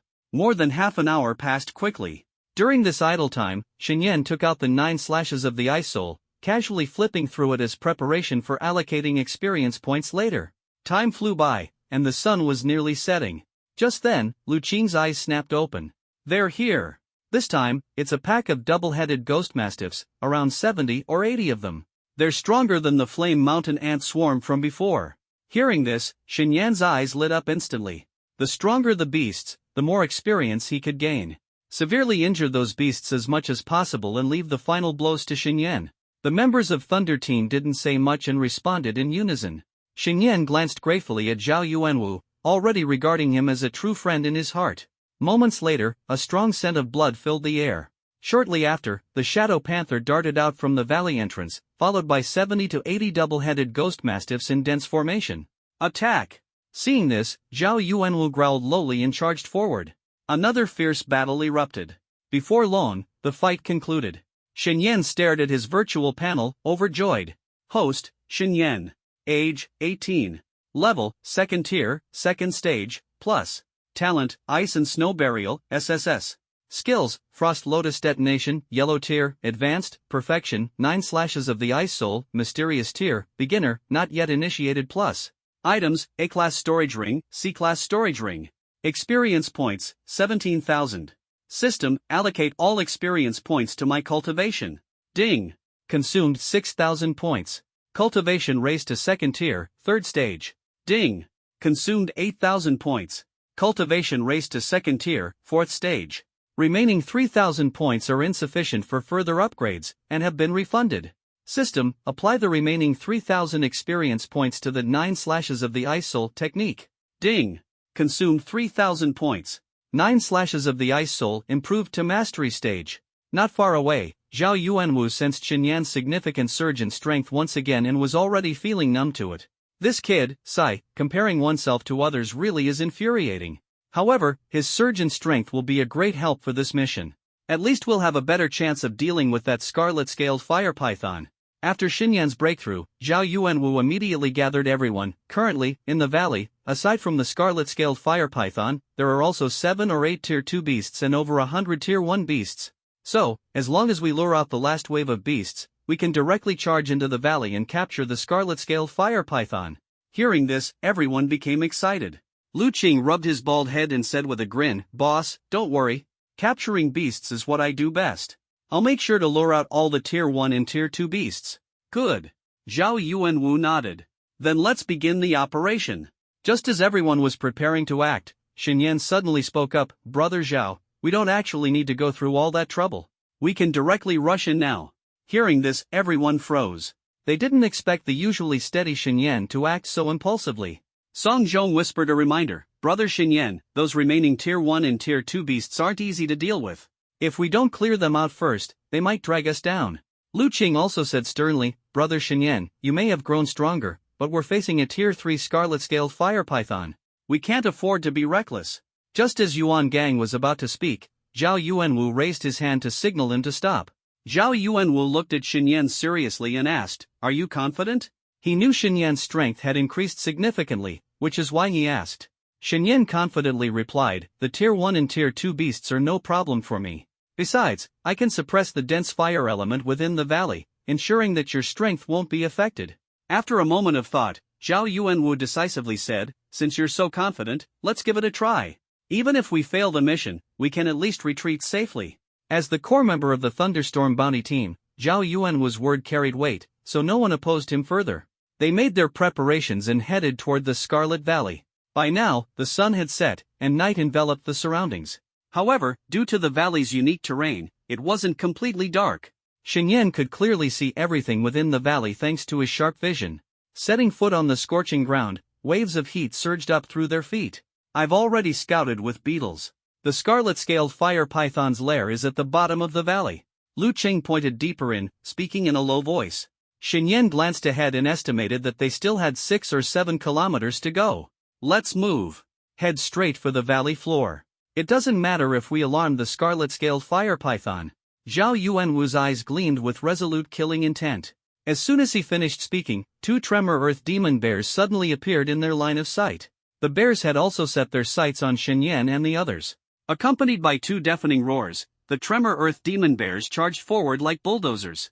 Lu Qing laughed and said, Brother Xinyan, these 2 are your prey. We won't interfere. Xinyan smiled and replied, Thanks, Brother Lu Qing.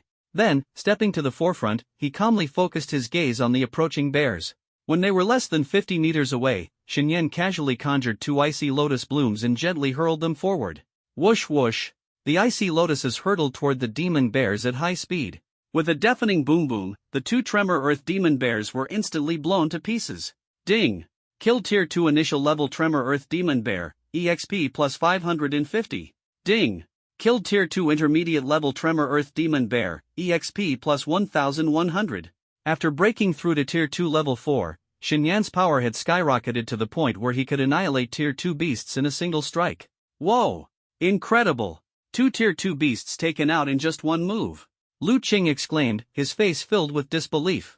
For him, facing a Tier 2 beast alone required all his strength. Just how strong had Xinyan become?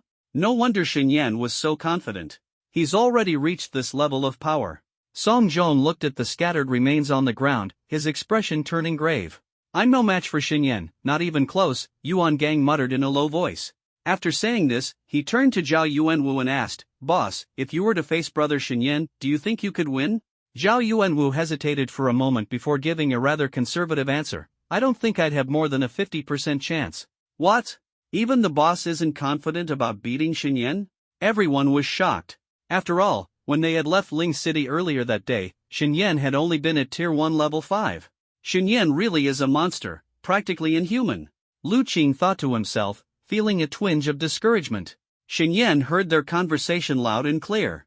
Internally, he sighed, thinking, I've got cheats activated. How can you compare yourselves to me? He then glanced at everyone and said, Let's go, keep moving forward. After walking less than half a kilometer, a group of powerful apes blocked their path.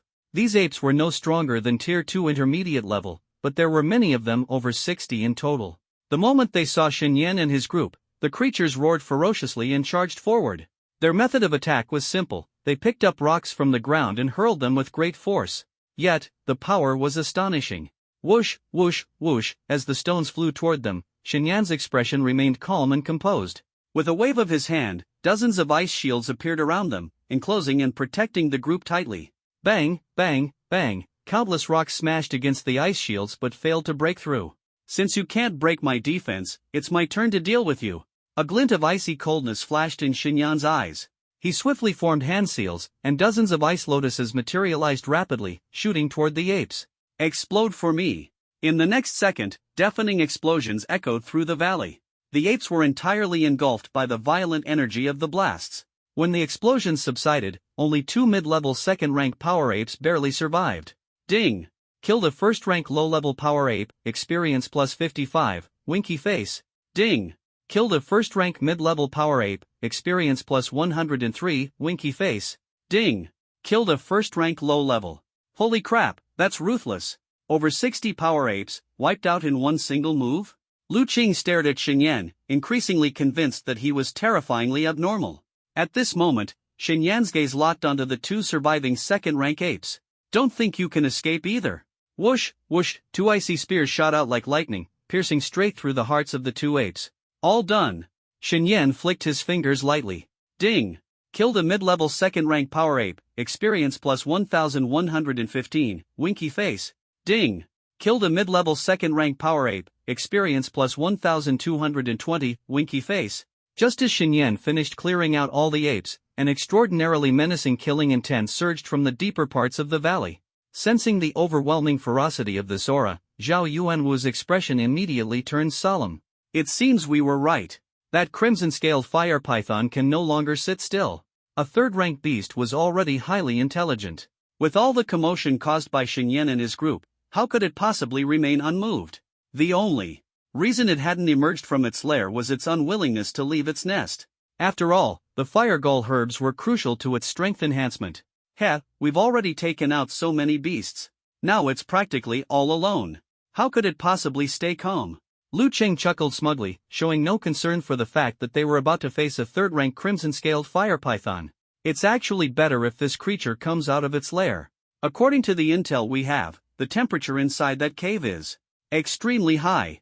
Fighting in there would put us at a disadvantage, Song Zhong said, his lips curling into a faint smile of relief. However, Xinyan was far less at ease. Though he hadn't yet laid eyes on the third-rank crimson-scaled fire python, just sensing the aura from afar was enough to tell him it was not an easy opponent. Taking it down completely would be no simple task. Do not underestimate it. A high-level third-rank beast is no joke. Even for me, facing it requires utmost caution. If any of you take even a single hit from it, it could cost you your life. Until it's completely dealt with, no one can afford to relax. As the captain of the Thunderstorm mercenary squad, Zhao Yuanwu always maintained composure and rationality. His warning immediately heightened the tension among Lu Qing and the others. Suddenly, a piercing screech echoed from the depths of the valley, and a powerful aura burst forth, rapidly closing in on Xinyan and his group. It must be the crimson-scaled fire python, it's heading straight for us. Thunderstorm squad, everyone prepare for battle. Zhao Yuanwu commanded in a deep voice. Understood. Lu Qing and the others quickly got into position, standing ready for the confrontation. In just a few breaths, a crimson python as swift as an arrow shot toward them. Its speed was astonishing, covering 100 meters in the blink of an eye. Seeing the python, Xinyan's pupils constricted sharply. This was a massive python over 100 meters long, its body covered in glistening scarlet scales, and black-red flames danced across its frame. Even from a distance, Xinyan could feel the overwhelming power emanating from it. This creature won't be easy to handle, Xinyan thought to himself. Just as the thought crossed his mind, the crimson-scaled fire python halted not far from the group. It raised its head high, its golden pupils brimming with killing intent as it stared at every person present. So this is the crimson-scaled fire python? As expected of a high-level third-rank beast, the sheer sense of oppression is overwhelming. Lu Qing gazed at the python towering 20 to 30 meters above the ground, a cold sweat quietly forming on his forehead. I'll take the lead against this thing. You all focus on supporting me. Remember, don't let it touch you. Even the slightest damage could be fatal. As soon as he finished speaking, Zhao Yuanwu stepped forward. Stretching out his right hand, a massive golden war hammer materialized in his palm. Zzzzzzz. Blazing golden lightning surged from his palm, instantly transforming the hammer into a thunderous weapon of destruction. Feeling threatened, the crimson-scaled fire python flicked out its thick, forked tongue, its serpent eyes brimming with icy killing intent. Suddenly, it bent its body, and its massive head lunged towards the group with astonishing speed. Oomph, beast, let me teach you a lesson. Zhao Yuanwu snorted coldly, stomping heavily on the ground. His entire body shot upward like a cannonball, wielding a thunderous hammer crackling with violent lightning, which he swung fiercely at the serpent's head. Neither side yielded an inch. In an instant, the thunderous hammer collided with the massive serpent's head. Boom! A dull, thunderous crash resounded as a powerful shockwave burst outward. The next moment, Zhao Yuanwu's figure was sent flying back from the impact, slamming heavily into the ground. Cracks spread across the surface, forming a massive pit over 10 meters wide. Meanwhile, golden lightning danced over the crimson-scale fire python's body as it trembled slightly. But this level of lightning attack barely fazed it. It shook its head violently and spun its body. Its tail, as thick as a pillar, swept across in a wide arc, hurtling toward Xinyan and the others. Even before the tail struck, Xinyan and his companions could feel the intense wind pressure rushing at them, its force sharp and menacing. Damn it, my body's still paralyzed, I can't respond in time. Zhao Yuanwu watched helplessly as the crimson-scaled fire python's attack closed in on his teammates, powerless to stop it. He hadn't expected this third-tier advanced-level crimson-scaled fire python to possess such overwhelming strength. After their head-on clash, his entire body felt numb with pain, rendering him temporarily incapable of exerting any strength. And the crimson-scaled fire python seemed utterly unfazed by the lightning, launching another round of attacks in the blink of an eye. Faced with the python's ferocious assault, the rest of the Thunder Squad obviously wouldn't just sit back and do nothing. Shadow Bind. Song Zhong manipulated the shadows, transforming them into countless ropes that surged toward the crimson-scaled fire python, attempting to entangle it. But the shadow ropes were too weak, they broke the moment they wrapped around the serpent's body. The python's tail, its speed barely reduced, continued its fierce charge toward the group. Simultaneously, Yuan Gang let out a loud shout, wielding two massive broadswords in his hands. The arcs of his blades slashed through the air, striking the serpent's tail with two crescent-shaped slashes, each over 10 feet long. Asterisk clang. Clang, asterisk sparks flew as the serpent's tail clashed with the blade arcs, but the overwhelming force sent Yuan Gang reeling back. In comparison, Lu Qing's attack ended in disaster. The beetles he sent toward the crimson-scaled fire python were incinerated by the fiery flames emanating from the python's body before they could even get close, resulting in devastating losses. Damn it! Can we not even withstand a single strike from it? Watching the massive serpent tail hurtling toward them, Lu Qing's face turned pale with despair filling his heart. At this critical moment, Xinyan's figure flashed, positioning himself swiftly in front of Lu Qing. He slammed his palm onto the ground, summoning an endless surge of icy mist that instantly condensed into a towering, thick ice wall over 10 meters high in front of the group. The ice wall had barely formed when the enormous serpent tail, accompanied by an ear-piercing whoosh, smashed into it with ferocious force. Bang! The ice wall shook violently as cracks spread rapidly across its surface, on the verge of shattering completely. Xinyan glanced back, aware that the ice wall wouldn't withstand the crimson-scaled fire python's attack for long. All he needed was a moment to delay the beast. Clearly, he had achieved his goal. With a wave of his right hand, accompanied by the rattling sound of chains, 3 icy chains shot out, swiftly wrapping around Lu Qing, Song Zhong, and Yuan Gang. Xinyan pulled the chains decisively, dragging them out of the python's attack range in an instant. Just as they retreated, the ice wall shattered with a thunderous crash, scattering shards of ice in all directions. The crimson-scaled fire python roared in fury, raising its head. Its cold, piercing gaze locked onto Xinyan. It hadn't expected this seemingly frail human to withstand one of its attacks. Xinyan met its gaze briefly before turning to Lu Qing and the others. Brother Lu Qing, you all should retreat to a safe distance. Your attacks are ineffective against the crimson-scaled fire python, and a single strike from it could put you in grave danger. At that moment, Zhao Yuanwu finally recovered, hefting his golden hammer as he approached Xinyan. Xinyan is right. You three should fall back. From here on, let the two of us handle this beast. Zhao Yuanwu had already sensed that Xinyan's strength was far from ordinary. In particular, his ice-based abilities posed a natural counter to the crimson-scaled fire python. Together, they might stand a chance of defeating it. If Lu Qing and the others continued to fight, they might only become a burden. Hearing this, Lu Qing and his companions exchanged helpless glances. Though reluctant, they knew their abilities were indeed insufficient against the crimson-scaled fire python. Understood, boss. We'll leave the crimson-scaled fire python to you. With that, they retreated to a safer distance. Brother Xinyan, let's take it on together and see just how powerful this monster really is. Zhao Yuanwu's eyes burned with fierce battle intent. Xinyan nodded slightly. All right. I'll use my ice abilities to suppress it. Brother Zhao, find an opportunity to strike. No problem. The two of them reached an understanding and immediately sprang into action. Xinyan slowly raised his hand, cold mist swirling in his palm. With a light blow, the mist transformed into a fierce blizzard, rushing straight toward the crimson-scaled flame python. Seeing this, a glint of ferocity flashed in the python's eyes, and the black-red flames on its body surged 2 meters higher. Its body coiled slightly, turning into a long whip of blazing red flames, charging directly into the snowstorm without any intention of dodging. However, as soon as it entered the icy storm, an endless chill enveloped it.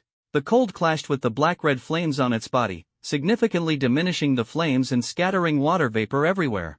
In an instant, the crimson-scaled flame python was shocked to realize that the flames on its body had been suppressed by more than half by the cold, and its momentum had noticeably weakened. Both Xin Yan and Zhao Yuanwu observed all of this keenly. "Brother Zhao, its strength has been suppressed by 20%. Strike now." Xin Yan turned and said. Zhao Yuanwu grinned.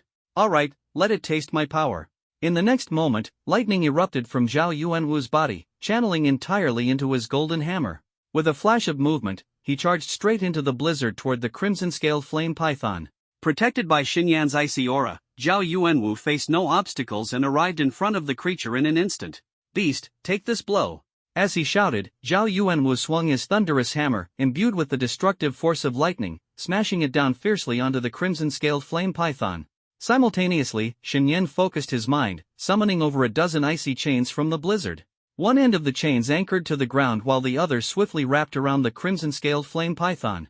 Sensing the formidable power of Zhao Yuanwu's attack, the python immediately prepared to dodge. But as soon as it moved, the icy chains rapidly coiled around its body, binding it tightly. A deafening hiss tore through the valley as the crimson-scaled flame python writhed and struggled desperately. The flames it emitted caused significant damage to the icy chains. However, the chains Xin Yan had conjured were no ordinary ones. For the python to break free, it would need at least the time of a single breath. In such an intense battle, even the span of a single breath was immensely valuable. Everyone watched intently as Zhao Yuanwu's thunderous hammer struck the crimson-scaled flame python. Lightning exploded on its body, causing it to convulse uncontrollably. Even more exhilarating was the sight of the hammer's impact shattering the python's tough crimson scales, with fresh blood gushing forth. Clearly, the joint effort of Xin Yan and Zhao Yuanwu had severely injured the crimson-scaled flame python. Witnessing this, Lu Qing and the others broke into smiles. "Ha! As expected of the boss, that was one hell of a strike." Brother Xin Yan's support was absolutely crucial, not only suppressing the python's strength but also restraining its movements at a critical moment. The coordination was flawless. "If Xin Yan could join our Thunder Bounty squad, we'd be unstoppable." After suffering such a heavy blow, the crimson-scaled flame python unleashed its ferocious nature. Its golden pupils locked onto the two men with deadly focus. With a sudden tremor of its body, a surge of immense power erupted, instantly shattering the dozen icy chains. Then, with a sweep of its tail, it stirred up a fierce wind, tearing open a massive gap in the snowstorm. Whoosh! The python's figure turned into a streak of red light, swiftly escaping the icy tempest and breaking free from Xin Yan's ability. At the same time, in a forest more than 10 miles away from the valley, a figure clad in a blood-red robe appeared abruptly. His face was pale, but a vicious grin spread across his features. "Heh, I finally managed to shake off those annoying pests, at least for now. Once I set up my trap, I'll wipe out your entire squad in one fell swoop." This blood-robed man was none other than the target being hunted by the Demon Burial Squad. Judging from his words, it seemed he had just narrowly escaped their pursuit. Without any rush, he walked deeper into the forest, eventually arriving at a low-lying area. Standing in the center of the hollow, he surveyed the surrounding peaks and muttered to himself, "The scenery here isn't bad. Perfect for making this the burial ground of the Demon Burial Squad." With that, he retrieved 5 or 6 large barrels from his storage ring and opened them one by one. Instantly, a strong scent of blood spread rapidly through the air. Smelling the aroma, the blood-robed man showed a look of intoxication. The scent of fresh blood, truly intoxicating. Next, he lifted the barrels and began using the blood to draw intricate lines on the ground. The lines intertwined and overlapped, eventually forming a massive array pattern over 20 meters in diameter. Thud! He tossed the empty barrels aside and then pulled out several fist-sized monster cores from his storage ring. After a beast reaches the 3rd tier, a monster core forms within its body, condensing all its essence. It is extremely valuable. The man in the blood-red robe carefully placed the monster core at the critical point of the magic array.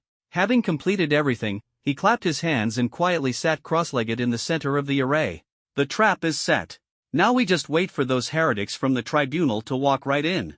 The crimson-scale fire python, the mountain giant ape, and the twin-headed venom lizard, these 3 advanced 3rd-tier beasts are enough to annihilate them all. In the Crimson Valley. After escaping the icy storm, the the crimson-scaled fire python did not retreat. Its golden eyes were filled with killing intent, locking firmly onto Xinyan and Zhao Yuanwu. This was its first time being so badly injured by humans. Today, it had to fight the two to the death. Hiss! The crimson-scaled fire python finally made its move. Its body transformed into a streak of light, bypassing the freezing storm as it hurtled directly toward Xinyan and Zhao Yuanwu.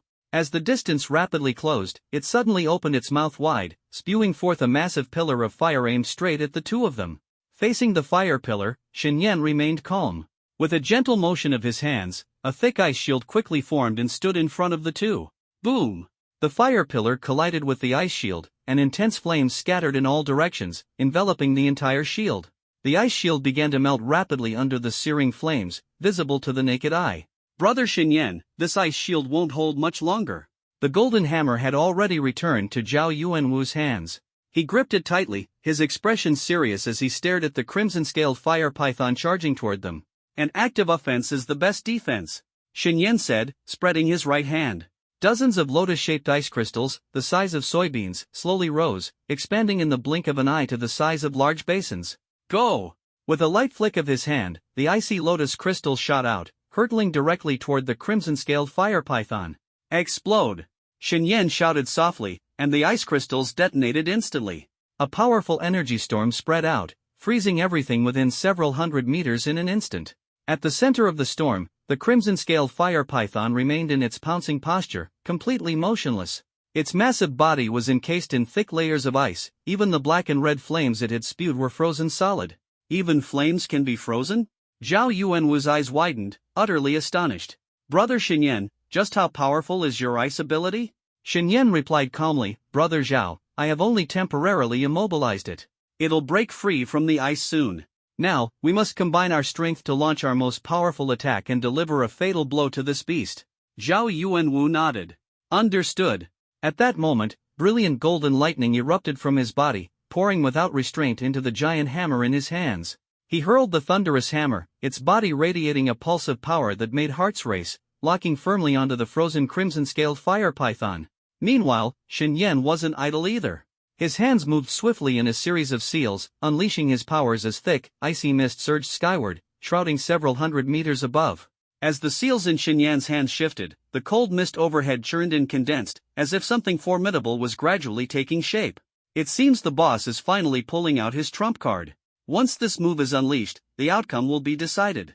Brother Xinyan's actions may be mysterious, but I can sense that a tremendous power is brewing within that cold mist. Impressive!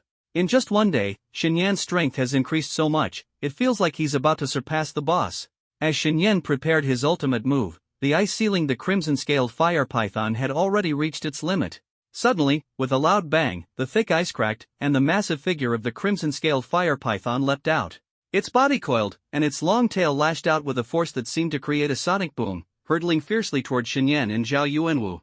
Zhao Yuanwu's brows furrowed as he reacted quickly. 3,000 thunderfalls. From the thunderous hammer, countless golden lightning bolts cascaded down, enveloping the entire body of the crimson-scaled fire python in dazzling light. Bang! Bang! Bang! Electric arcs danced across its scales, accompanied by bursts of explosions, causing its scales to shatter one after another. Fresh blood gushed incessantly. Clearly, this strike had dealt it significant damage. As expected of the boss's hidden trump card, its power is incredible. Lu Qing's eyes were filled with shock and admiration. I wonder what move Brother Xinyan will use. Can he seize this opportunity to finish off the heavily injured crimson-scaled fire python? Song Zhong stared intently at the swirling cold mist above, murmuring softly. Just as he finished speaking, the dense cold mist suddenly split apart. A massive ice blade, stretching over 10 zhan long, emerged from the mist. Radiating an aura of utter destruction, it slashed down fiercely toward the crimson-scaled fire python. This strike was incredibly fast. Before the thunderstorm had even given the scarlet-scaled fire python a chance to react, the ice blade had already descended upon its body. Bang! A thunderous explosion resounded as the ice blade unleashed an unimaginably powerful force, instantly shattering the scarlet-scaled fire python into pieces. The massive snake's head crashed heavily onto the ground. With a resounding crack, the hardened surface fractured, creating a wide fissure that extended for over 100 meters. Half of the scarlet-scaled fire python's body sank into a gigantic crater with a diameter of more than 200 meters. The ice blade was deeply embedded in its neck, nearly severing it with a single slice. Bright red blood gushed out, but after flowing only a few meters, it was frozen solid by the extreme cold. Witnessing this scene, Lu Qing and the others were dumbfounded. Holy crap! Xinyan's move was so sharp it almost killed the scarlet-scaled fire python outright. The power of that strike was even more terrifying than the boss's 3,000 thunderfalls. After taking that hit, the scarlet-scaled fire python is completely doomed. As long as Xinyan and the boss make even a small effort, they can finish this monster off. Zhao Yuanwu extended his hand, and the massive hammer, having discharged its thunder in midair, returned to his palm once again. He stared at Xinyan with shock written across his face. He had always known that Xinyan's abilities were particularly suited for group attacks, making him more effective than Zhao Yuanwu at clearing low-tier demonic beasts. However, he had never expected Xinyan to possess such a powerful hidden trump card. Now, Zhao Yuanwu no longer dared to claim he had a 50% chance against Xinyan in a fight. He couldn't even guarantee 10%. HSSSSSSSSS. The scarlet-scaled fire python struggled violently, summoning all its strength to lift its massive head, attempting to shake off the ice blade lodged in its neck. The blade was flung away, and astonishingly, flesh began to sprout from the wound. The flesh writhed and rapidly worked to close the injury. Humph! This creature's regenerative ability is truly terrifying. But, I won't give you the chance to recover. Xinyan sneered coldly, raising his hand and pressing down. The icy mist in the sky rolled once more. Immediately after, 2 more ice blades descended like meteors, striking the colossal body of the scarlet-scaled fire python with pinpoint accuracy. Thud! Thud! The icy blades effortlessly penetrated its tough scales, plunging deep into its body and emerging out the other side. The scarlet-scaled fire python's body instantly stiffened. Its massive head began to collapse downward from the neck, slamming heavily into the ground. Blood gushed out like a torrent, forming a small creek in moments.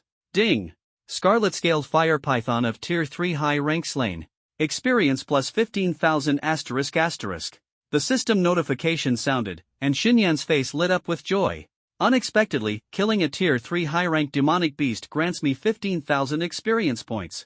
Adding this to the experience from slaying Tier 1 and Tier 2 beasts earlier, his total experience now reached 27,900 points.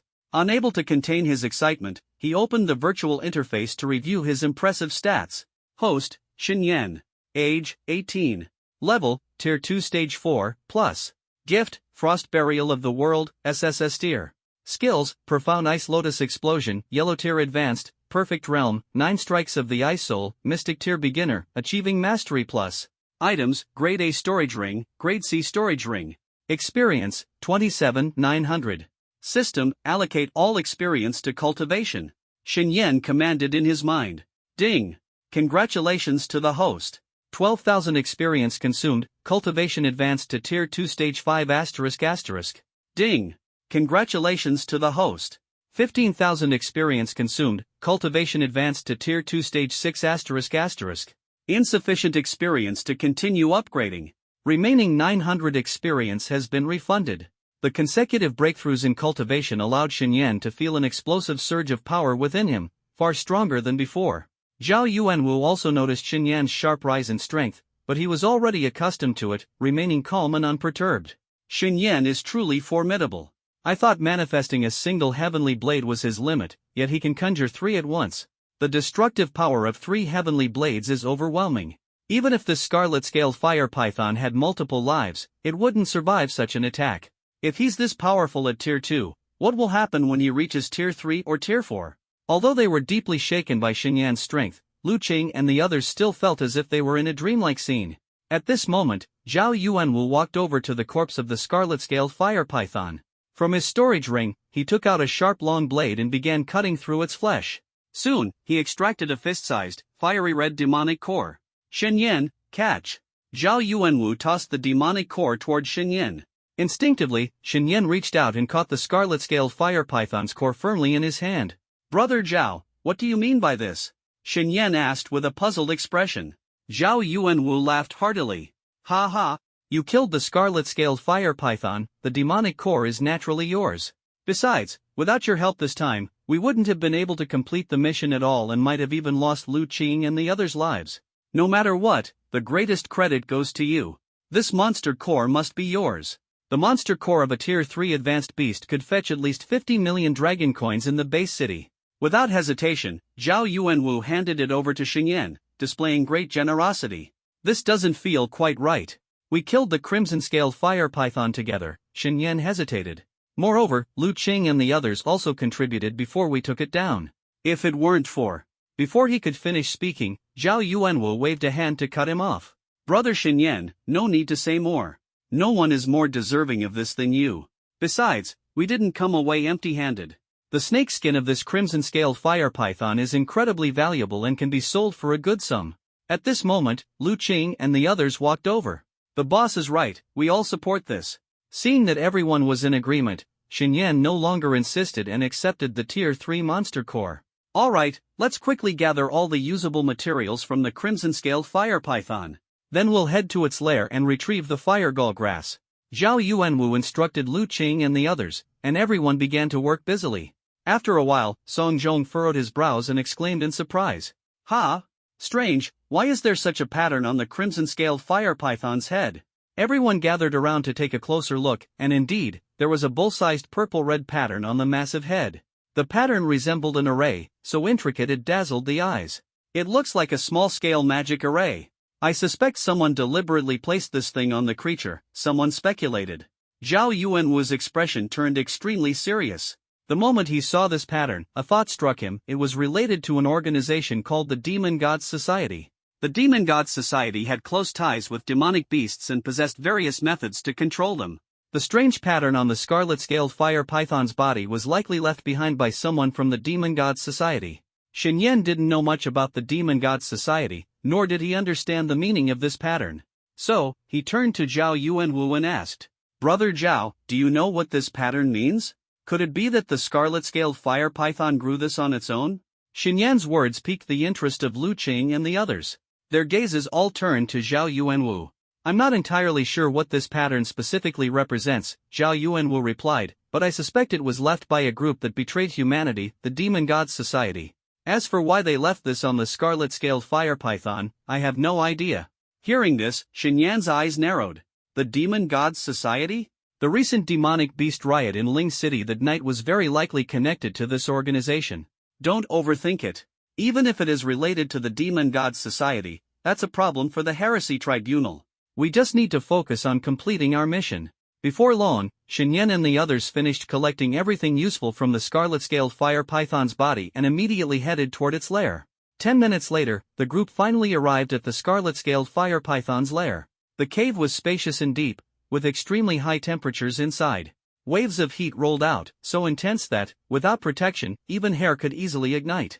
Using his abilities, Xingyan conjured a layer of ice armor around everyone, shielding them from the searing heat. They continued forward for about 700 or 800 meters, finally reaching the end of the cave. There, they found a massive stone chamber. In one corner grew over a dozen flame-shaped, crimson medicinal herbs, standing about 3 feet tall. That's fire gall herb. We finally found it. Lu Qing ran over excitedly, pulling out a prepared box to swiftly harvest and store the fire gall herbs. Mission accomplished. It's time to head back. Night fell, and the surrounding mountains were engulfed in darkness. Silver moonlight spilled across the land, illuminating a figure covered in blood within a low-lying area. This figure was none other than the blood-robed man being tracked by the Demon Slayer squad. He sat silently in meditation, as if waiting for something. About a quarter of an hour later, the corners of his mouth lifted slightly. They've finally arrived. These guys are really slow. As he finished speaking, he raised his head to look at a point not far ahead. At that moment, the sharp sound of something slicing through the air echoed. 5 figures descended from the sky, their fierce gazes locking onto the meditating blood-robed man. They were the relentless Demon Slayer squad. The blood-robed man noticed them and sneered, his voice low and grating. So you've finally come. I've been waiting a long time for you. Yang Qianlong's eyes narrowed sharply. Waiting for us? That's right. I've been waiting for you. If you didn't come, how could you enjoy the feast I prepared for the Demon Slayer squad? The blood-robed man slowly stood up, his blood-red eyes fixed intently on them. Captain, something feels off. The Demon Gods Society members are always cunning. Don't underestimate them. Be careful not to fall into a trap, Su Yue warned uneasily. She had noticed a massive blood-colored formation beneath the blood-robed man's feet. If her guess was correct, that was the source of his confidence in staying behind. Understood. Yang Qianlong nodded, taking a step forward as an overwhelming aura erupted from him, pressing toward the blood-robed man. Whatever schemes you have, you won't escape today. As he spoke, a long spear materialized in his hand. With a slight flick, several currents of wind shot out from the spear's tip, instantly tearing apart a few bats flying overhead. The blood-robed man smiled faintly. Oh, is that so? Perhaps this place will become your grave. The face hidden under his hood wore a mocking expression. Humph. Enough nonsense. Die. Yang Qianlong snorted coldly. His spear shot forward like a bolt of lightning, thrusting straight at the blood-robed man. Yet, the blood-robed man remained calm and composed. He pulled a spherical object from his storage ring and crushed it in his hand. Instantly, a wave of blood-red energy radiated from the sphere, quickly enveloping an area spanning over 1,000 meters. From a distance, the entire low-lying area looked as though it were covered by a massive blood-colored dome, rendering the scene inside blurry and indistinct. This sudden development brought Yang Qianlong's charge to an abrupt halt. His expression grew grave as he scanned his surroundings, realizing that they were now trapped within a massive formation. Seeing this, Su Yue's figure flickered as she quickly moved to the edge of the formation. She swung the long blade in her hand and struck fiercely at the blood-red barrier. However, the blood-red barrier merely caved inward slightly, showing no signs of breaking. I used my full strength, and it had no effect at all? Realizing this, Su Yue quickly retreated back to the team and shouted from afar to Yang Qianlong, "Captain, we're trapped by a formation. The formation's power is too strong, my attacks can't even harm it." Hearing this, Yang Qianlong felt a sinking sensation in his heart. What is this guy trying to do by trapping us? With just a cultivation of the 3rd tier, 6th level, thinking he can hold us here is utterly arrogant.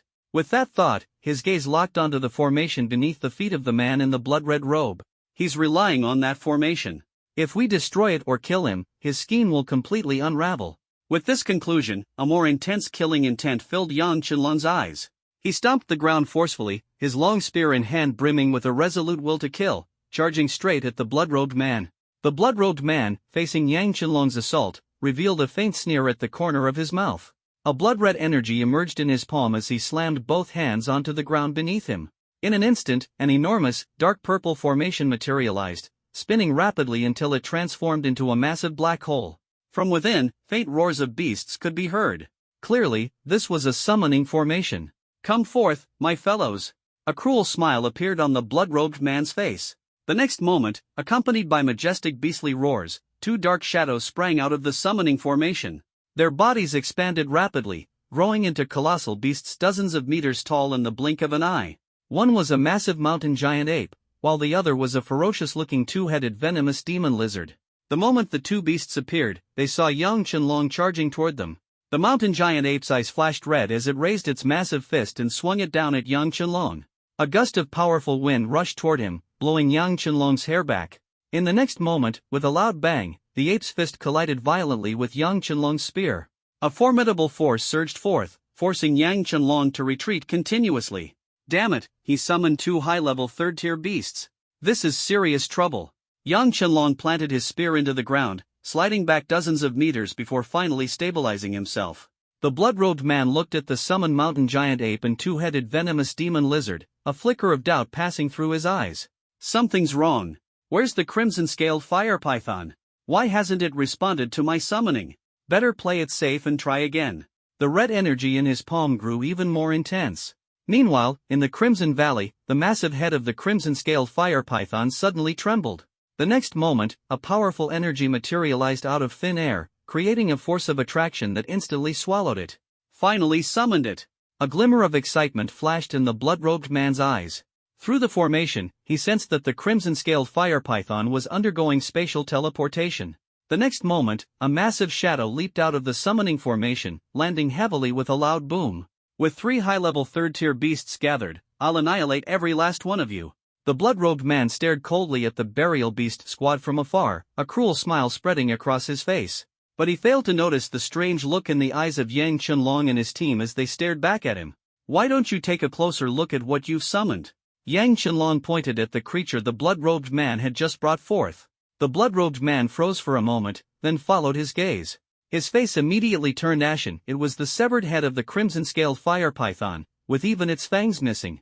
Judging by the clean cut on the wound, the head had been severed in a single strike, clearly by a blade. It was undoubtedly the work of a human. Damn it! Who could it be? Who ruined my plan? The blood-robed man roared in fury. He had personally inscribed the summoning formation on the crimson-scaled fire python and knew it like the back of his hand. The severed snake head before him was unmistakably that of the crimson-scaled fire python. Seeing this, Yang Qianlong chuckled to himself, letting out a sigh of relief. Judging from the aura emanating from the severed snake head, the python was originally a high-level third-tier beast as well. With the strength of the burial beast squad, 2 high-level third-tier beasts were already their limit. A third would have spelled disaster.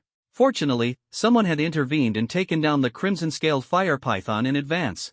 Noticing the expression on Yang Qianlong's face, the blood-robed man's eyes turned blood-red as he glared at him. You think that without the crimson-scaled fire python, you're safe? Ha! Let me tell you, my plans don't end here. As he spoke, the blood-robed man flipped his hand, and a dark gray horn, about 30 centimeters long, suddenly appeared in his grasp. He brought the horn to his lips and blew into it slowly. The sound of the horn resembled the roar of a beast, piercing through the blood-red formation and swiftly spreading into the distance. Seeing this scene, Yang Qianlong's heart sank, an ominous premonition gnawing at him. Sure enough, within seconds, countless demonic beasts responded to the sound of the horn. Roar! Roar! Roar! The roars of beasts echoed one after another, growing closer and closer, rushing toward the hollow. Captain, that guy is using the horn to attract more beasts, Su Yue said gravely from nearby. We must end this battle quickly and retreat immediately. Understood. Yang Qianlong issued a resolute order. You 4 take on the mountain giant ape together, I'll deal with the twin-headed venomous lizard. Got it. With their targets assigned, the demon-burying squad launched a fierce attack, charging toward the 2 Tier 3 beasts. Overestimating yourselves. The man in the blood-red robe waved his hand, and the 2 Tier 3 beasts let out earth-shaking roars, charging toward the demon-burying squad. Get out of my way. Yang Qianlong swung his spear, unleashing wind blades that stretched over 10 meters, aimed straight at the twin-headed venomous lizard. With his Tier 3 level 8 strength, the attack carried devastating power. But the twin-headed venomous lizard showed no fear, both heads rising simultaneously. A dense, earthy yellow glow gathered outside its massive mouths, rapidly forming into 2 sharp earth spears, each tens of meters long. With 2 sharp whoosh sounds, the earth spears turned into beams of light, shooting straight at Yang Qianlong's wind blades. The 2 attacks collided fiercely in mid-air, wind blades and earth spears dissipating in bursts, leaving only dust floating in the aftermath. This creature is truly troublesome. Yang Qianlong's heart tightened.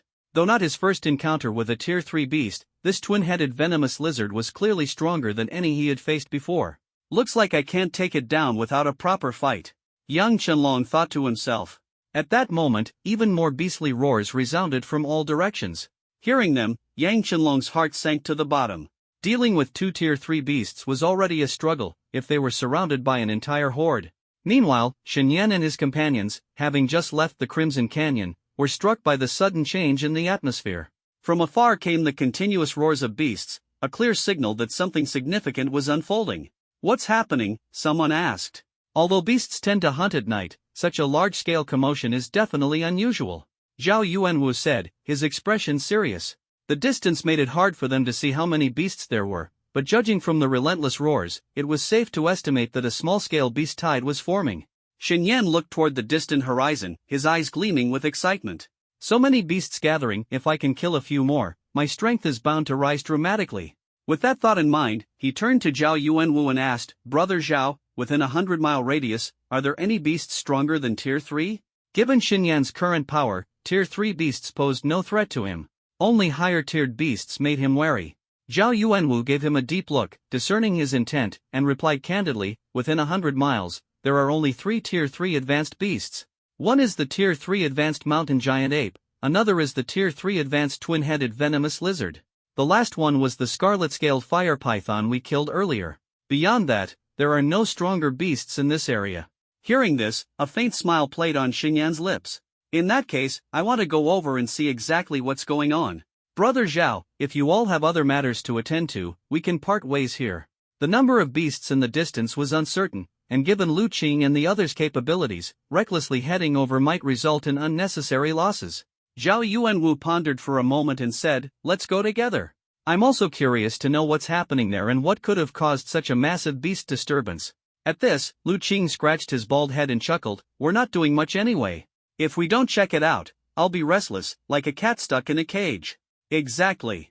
Such a large-scale beast commotion must mean something major is happening there. It's better to stick together and watch each other's backs. Song Jiang's usually stern face lit up with a rare smile. "Then let's go and see what's going on over there." Bang! The mountain giant ape's massive fist slammed into Su Yue's long blade. An overwhelming force surged through, causing Su Yue's entire body to tremble, sending her spiraling backward over 100 meters before she crashed heavily to the ground. Damn it! As expected of a Tier 3 advanced beast, its strength is terrifying. She wiped the blood from the corner of her mouth, her gaze fixed solemnly on the mountain giant ape that had just knocked her away. In recent times, her strength had risen from Tier 2 level 9 to Tier 3 level 1, yet against the mountain giant ape, she still found herself struggling. At the moment she was forced back, countless vines suddenly emerged from the ground, swiftly entangling the mountain giant ape. Her teammates had made their move. However, as soon as the vines wrapped around the giant ape's body, an explosive force burst forth, shattering all the vines instantly.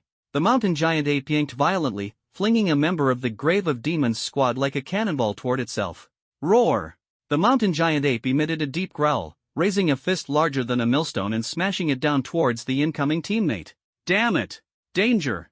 The teammate's heart tightened, and he immediately condensed a thick layer of vine armor around himself. In the next instant, with a resounding bang, the giant ape's fist struck heavily against the vine armor, sending the teammate flying like a meteor, blood trickling from the corner of his mouth. Beast, die! Suddenly, a gunshot rang out across the battlefield. A bullet whistled sharply through the air, heading straight for the mountain giant ape's eye. Just before the bullet hit, the giant ape's eyelid snapped shut. The bullet struck its thick eyelid, leaving only a minor scrape without causing significant damage. Such incredible defense! Another teammate's heart sank. Only now did he realize that their captain had somewhat overestimated their strength. The team found themselves in dire straits, and Yang Qianlong's expression grew increasingly grave. He could feel the intense tremors coming from the distance, a clear sign that a horde of giant beasts was rapidly approaching.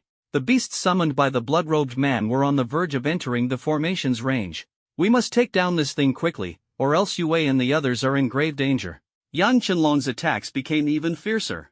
"Windfall soaring dragon!" he shouted, swinging his spear to carve out an exaggerated arc. From the tip of the spear shot forth a dazzling wind dragon over 100 meters long, charging straight at the twin-headed venomous lizard. Faced with the ferocious attack, the twin-headed venomous lizard swung its massive tail rapidly. Accompanied by a piercing sound, its tail collided with the wind dragon. Boom! The collision between the tail and the wind dragon produced a deafening explosion. Shockwaves rippled outward as the wind dragon disintegrated into countless sharp wind blades, enveloping the twin-headed venomous lizard's tail. Hiss, hiss, hiss. The lizard's tail was torn apart, leaving gashes behind, yet it managed to withstand Yang Qianlong's powerful assault. The blood-robed man sneered, "Now, let me show you what makes the twin-headed venomous lizard truly terrifying." He raised his hand and blew a horn, its eerie sound echoing chillingly. Upon hearing the horn, the twin-headed venomous lizard's eyes glowed red, and its aura turned even more savage. Roar, roar. Both of its heads let out deafening roars as it opened its massive jaws, spewing toward Yang Qianlong. Thick, dark green poisonous mist surged out, quickly spreading in his direction. Yang Qianlong's pupils contracted. The most fearsome aspect of the twin-headed venomous lizard was its venom. Previously, he had directed Su Yue and the others to deal with the mountain giant ape, fearing they wouldn't be able to handle the lizard's poison. As the toxic mist engulfed everything, Yang Qianlong held his breath, taking a deep inhale. He then swung his spear and charged toward the twin-headed venomous lizard. He knew that to break this stalemate, the only option was to kill the beast as quickly as possible. After more than 10 minutes of traversing mountains and valleys, Shen Yan and his group finally arrived near a low-lying area. Seeing numerous beasts surging toward the depression, the group's expressions turned grim. To think such a massive formation was set up here. Moreover, I faintly hear the sounds of fierce fighting coming from within the formation, Zhao Yuanwu said, his arms crossed, voice heavy. As soon as he finished speaking, Shen Yan immediately responded, "Why don't we have Lu Qing send in some bugs to scout and see what's happening inside?" Zhao Yuanwu nodded in agreement. "Good idea. I doubt the formation can hold back those beasts, and Lu Qing's bugs should be able to get through without a problem." With that, he gave Lu Qing a meaningful glance. Lu Qing nodded, extending his right hand as dozens of black beetles flew from his palm, heading toward the depression below. In no time, the bugs and the beasts disappeared into the formation. Lu Qing slowly closed his eyes, attempting to observe the situation through the bug's perspective.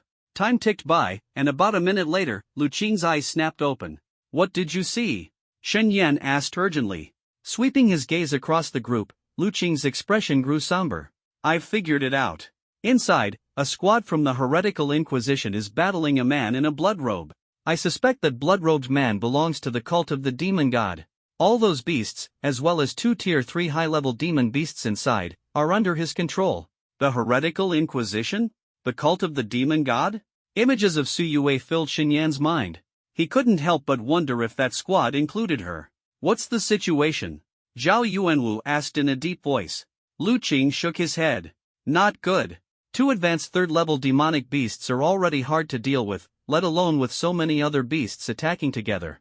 Moreover, I noticed that this formation allows entry but prevents exit. When I tried to recall the bugs, they were blocked by the formation." Hearing this, Zhao Yuanwu turned to Shen Yan and asked, "Now that we understand the situation, what do you plan to do?" After a moment of contemplation, Shen Yan replied, "I plan to break the formation and rescue the people from the Heretic Tribunal." Although he had little interaction with that organization, he admired them greatly.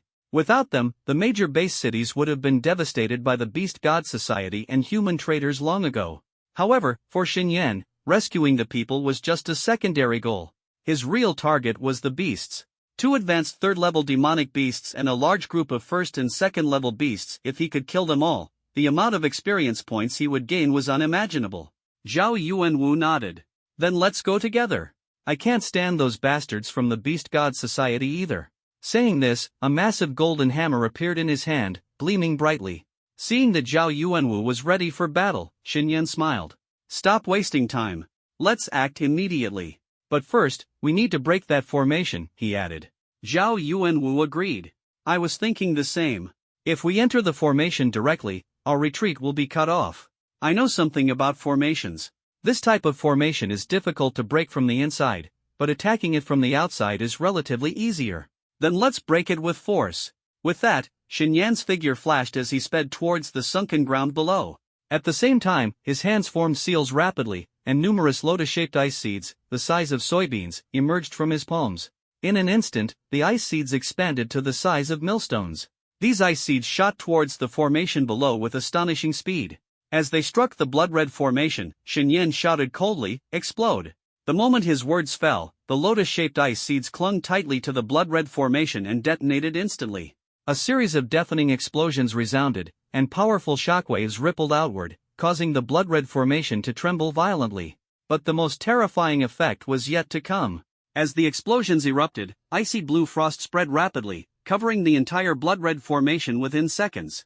Under the erosion of the freezing aura, the blood-red formation emitted cracking sounds. Moments later, under the astonished gazes of the Thunderbolt squad, it shattered completely with a loud crack. Whoa, such a powerful formation was broken with just one move by Shen Yan? Lu Qing's eyes widened in disbelief.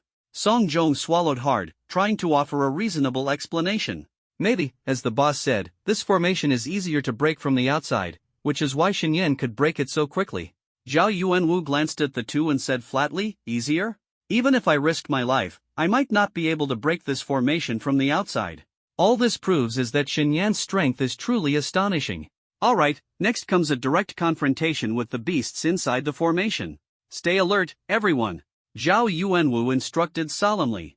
Ahead, Shen Yan, who had just shattered the formation with one move, charged forward rapidly. With the formation broken, he stepped into the area that had been covered by the blood-red barrier. Now, the view was completely unobstructed, and the scene within the sunken ground was laid bare. It was densely packed with beasts, their numbers easily exceeding 500 upon rough estimation. So many beasts, this is a jackpot. Shen Yan's eyes sparkled with excitement. He extended his right hand, and an icy longsword quickly condensed in his palm. Without hesitation, he swung the sword fiercely towards the swarm of beasts ahead. Whoosh! Boom! A plume of white frost instantly spread, enveloping over a dozen beasts in front. Crack! Crack! The bone-chilling frost froze the beasts in an instant. Break! Shen Yan snapped his fingers lightly. Bang! Bang! Bang! A series of explosions erupted as the frozen beasts shattered, scattering into countless blood-red ice shards that rained down from the sky. Ding! Killed a primary first-level beast. Gained 55 experience points. Ding! Killed an advanced first-level beast. Gained 230 experience points. Ding! Killed. Hearing the system notifications, Xinyan's face lit up with satisfaction. Ha, gaining experience feels amazing. At the center of the battlefield, Yang Qianlong was engaged in a fierce battle with a two-headed venomous demon lizard. The spear in his hand lashed out like a dragon, carving deep wounds into the beast with every strike. Though his attacks were ferocious, the two-headed venomous demon lizard had incredible vitality, making it difficult to deliver a decisive kill. To make matters worse, the area around the battlefield was shrouded in thick, dark green poisonous mist. To avoid inhaling the toxic fumes, Yang Qianlong had to hold his breath, leaving him unable to exert his full strength. He could only fight at 80% of his capacity. At this moment, with a loud bang, the twin-headed venomous lizard conjured a massive earthen pillar, striking Yang Qianlong fiercely and sending him flying backward. This blow made Yang Qianlong gasp sharply, inadvertently inhaling the poisonous gas. Damn it! Yang Qianlong hurriedly covered his mouth and nose, retreating rapidly. But he had not retreated far when he saw a dozen second-tier demonic beasts closing in on him. At the same time, another bang resounded as the mountain giant ape's enormous fist once again smashed onto Su Yue's long blade. The immense force surged through, and Su Yue let out a cry of pain, sent flying backward by the impact. The other members of the demon burial squad were also gravely injured, clearly suffering severe losses under the mountain giant ape's assault. Ha ha ha! Demon burial squad, this time, you're all going to die here. Even immortals can't save you now. The man in the blood-red robe sneered coldly, his eyes filled with crimson killing intent as he watched the demon burial squad fall into despair. Suddenly, a loud explosion echoed from outside the formation, and a powerful force poured down. He watched helplessly as the blood-red formation shattered in less than 5 seconds, collapsing with a resounding crash. Countless tiny blue ice crystals drifted down from the sky, landing on his pale face, icy and piercing, as though freezing his very heart. Damned bastard! Who dares to break my formation and ruin my plans? The blood-robed man turned abruptly, glaring in the direction where Xinyan and his companions were rushing in. Before him stood a young man, no older than 17 or 18, casually unleashing an ice-based attack that instantly annihilated more than a dozen first-tier demonic beasts. Ice Element Warrior? The blood-robed man muttered lowly, catching a few falling snowflakes with his hand, the killing intent in his eyes nearly solidifying. It's you? You're the brat who destroyed my formation. His words were as cold as a bone-chilling wind, his voice reaching Xinyan's ears from afar. Xinyan raised his head sharply, his gaze piercing through the dense throng of demonic beasts and locking onto the blood-robed man. I broke your formation. What can you do about it? Xinyan retorted without hesitation. Before his words faded, he waved his hand, and countless ice spikes rained down upon the horde of demonic beasts. Thud, thud, thud. Amid a series of muffled sounds, several demonic beasts fell to the ground in an instant. Although these were merely low-tier beasts and had little effect on the entire horde, Xinyan's provocation thoroughly enraged the blood-robed man. Good, good, good. Since you dare seek death, I'll make sure you die a miserable death. As soon as he finished speaking, he grabbed the horn in his hand and blew it forcefully. The sound of the horn carried a peculiar magic, instantly agitating the demonic beasts. They turned one after another, charging madly towards Xinyan and his group. Rumble. The earth trembled as the beast horde trampled, the thunderous sound resembling an earthquake. The blood-robed man had mobilized nearly 90% of the demonic beasts in the area to attack Xinyan, revealing the depth of his hatred for him. Watch out! There are too many beasts. Beside Xinyan, Zhao Yuanwu stared at the overwhelming tide of beasts, his scalp tingling with fear. This was his first time facing such a terrifying scene. If it weren't for Xinyan, whose combat power was off the charts, they would have already fled with the Thunder Squad in tow. Hearing Zhao Yuanwu's words, Xinyan smiled faintly. There are many, but I can handle it. With that, he raised his longsword high, immense blue ice mist gushing out from the sword's tip. In an instant, the sky within hundreds of meters was enveloped in icy air. The mist churned in condensed midair, forming a massive ice sphere in just moments. The enormous sphere obscured most of the moonlight, casting a heavy shadow over the beast horde below. Seeing this, the blood-robed man's pupils contracted sharply. This brat, what on earth is he planning? Even as the demon burial squad was overwhelmed, struggling against two advanced third-tier demonic beasts, they couldn't help but be drawn to the tremendous commotion caused by Xinyan. Yang Qianlong dodged a strike from the twin-headed venomous lizard, his face full of shock as he gazed at the massive ice sphere in the sky. Is that an ice-based ability? Who's casting it? He instinctively turned to look in Xinyan's direction, exclaiming in disbelief. Impossible. It's him? What's he doing here? And how did his power become this strong? After all, the last time Yang Qianlong saw Xinyan, his strength was merely at the beginner level. In just a few days, Xinyan's power had skyrocketed to an astonishing degree. On the other side, Su Yue propped herself up with her long blade, her entire body racked with pain as if her bones were about to shatter. She felt a dull ache in her internal organs. Coughing up a mouthful of bright red blood, she stared at the sky in disbelief. Such a massive ice sphere falling down, how many demonic beasts will it crush to death? Her gaze shifted toward the direction where Xinyan stood. I didn't expect him to show up here, let alone break the formation that had trapped us. It seems we're finally saved today. A glimmer of survival joy appeared on Su Yue's face. The situation earlier had been utterly hopeless. Just then, Yang Qianlong's voice came from not far away. Burial Beast Squad, listen up. Don't engage in direct combat with third-tier demonic beasts. Wait for Xinyan's attack to land and use the chaos to retreat and regroup at his position. Focus all your remaining strength on stalling the beasts. Currently, the Burial Beast Squad was riddled with wounded members. Even the slightest mistake could lead to casualties. Yang Qianlong's face was pale, and he felt dizzy clearly. The poison from the twin-headed venomous lizard had already begun to take effect. Xinyan fixed his gaze on the giant ice sphere in the sky, a cold killing intent spreading across his lips. With a wave of his hand, he commanded, "Heavenly Ice Descent." In an instant, the enormous ice sphere lost its support and plummeted like a meteor, carrying an overwhelming force straight downward. The densely packed horde of demonic beasts below immediately erupted into chaos. The more intelligent beasts began to frantically flee from the ice sphere's impact zone. But no matter how fast they ran, they couldn't outrun the falling speed of the ice sphere. Finally, the massive ice sphere crashed heavily into the beast horde. Boom! Rumble! Hundreds of demonic beasts were instantly crushed into pulp. Crack! Crack! Even at some distance from the point of impact, the ground split open with massive fissures. An icy chill spread outward from the center of the collision. Those beasts that hadn't been crushed and tried to flee were instantly frozen in place. Ding! Congratulations to the host for slaying a high-level Tier 1 demonic beast. Gained 200 experience points. Ding! Congratulations to the host for slaying a low-level Tier 2 demonic beast. Gained 620 experience points. Ding! Congratulations to the host for slaying a mid-level Tier 1 demonic beast. A flood of experience points surged in, and Xinyan felt an overwhelming sense of exhilaration. Behind him, Lu Qing scratched his bald head and turned to Song Zhong beside him. "Fourth brother, did I see that right? That many beasts, over 200 of them, killed in one shot?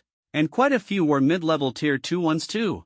Song Zhong replied in a low voice, "I wish it were just my imagination, but it's not. In just one day, the gap between me and Xinyan has grown wider and wider." Whoosh! Zhao Yuanwu swung his massive hammer, smashing an approaching demonic beast into pieces. His scalp tingled as he looked at the massacre caused by Xinyan. This guy, he's a monster. With a single move, Heavenly Ice Descent, Xinyan brought the battlefield to an abrupt silence. Even the mountain giant ape and the twin-headed venomous lizard halted their attacks, their eyes locked onto the spot where the ice sphere had landed, brimming with ferocity. Roar! Roar! The mountain giant ape stood upright, pounding its chest furiously as if venting its rage. The twin-headed venomous lizard momentarily ceased its assault on Yang Qianlong. Its four icy, glowing eyes fixed on Xinyan, filled with murderous intent. As high-level Tier 3 demonic beasts, their intelligence was not low. Seeing so many of their kind slaughtered, their anger reached an explosive peak. The blood-robed man was inwardly seething with fury. He hadn't anticipated Xinyan possessing such terrifying power. His observations revealed that Xinyan's martial cultivation hadn't even broken through to Tier 3 yet. A second-tier ice elemental warrior was actually able to unleash such a powerful move. Just how strong was the awakened ability he possessed? It had to be at least S rank. Thinking of this, the blood-robed man couldn't help but lick his lips. Is this a newly emerged super genius from the Dragon Nation? Compared to him, the Demon Burial Squad is insignificant. If I could take this guy down here, Lord Protector would surely reward me handsomely. As this thought crossed his mind, the blood-robed man couldn't restrain himself. Without hesitation, he picked up his horn and began to blow, woo-woo. At the sound of the horn, the mountain giant ape and the two-headed venomous lizard let out deafening roars. Then, they began to stride forward, charging rapidly in Xinyan's direction.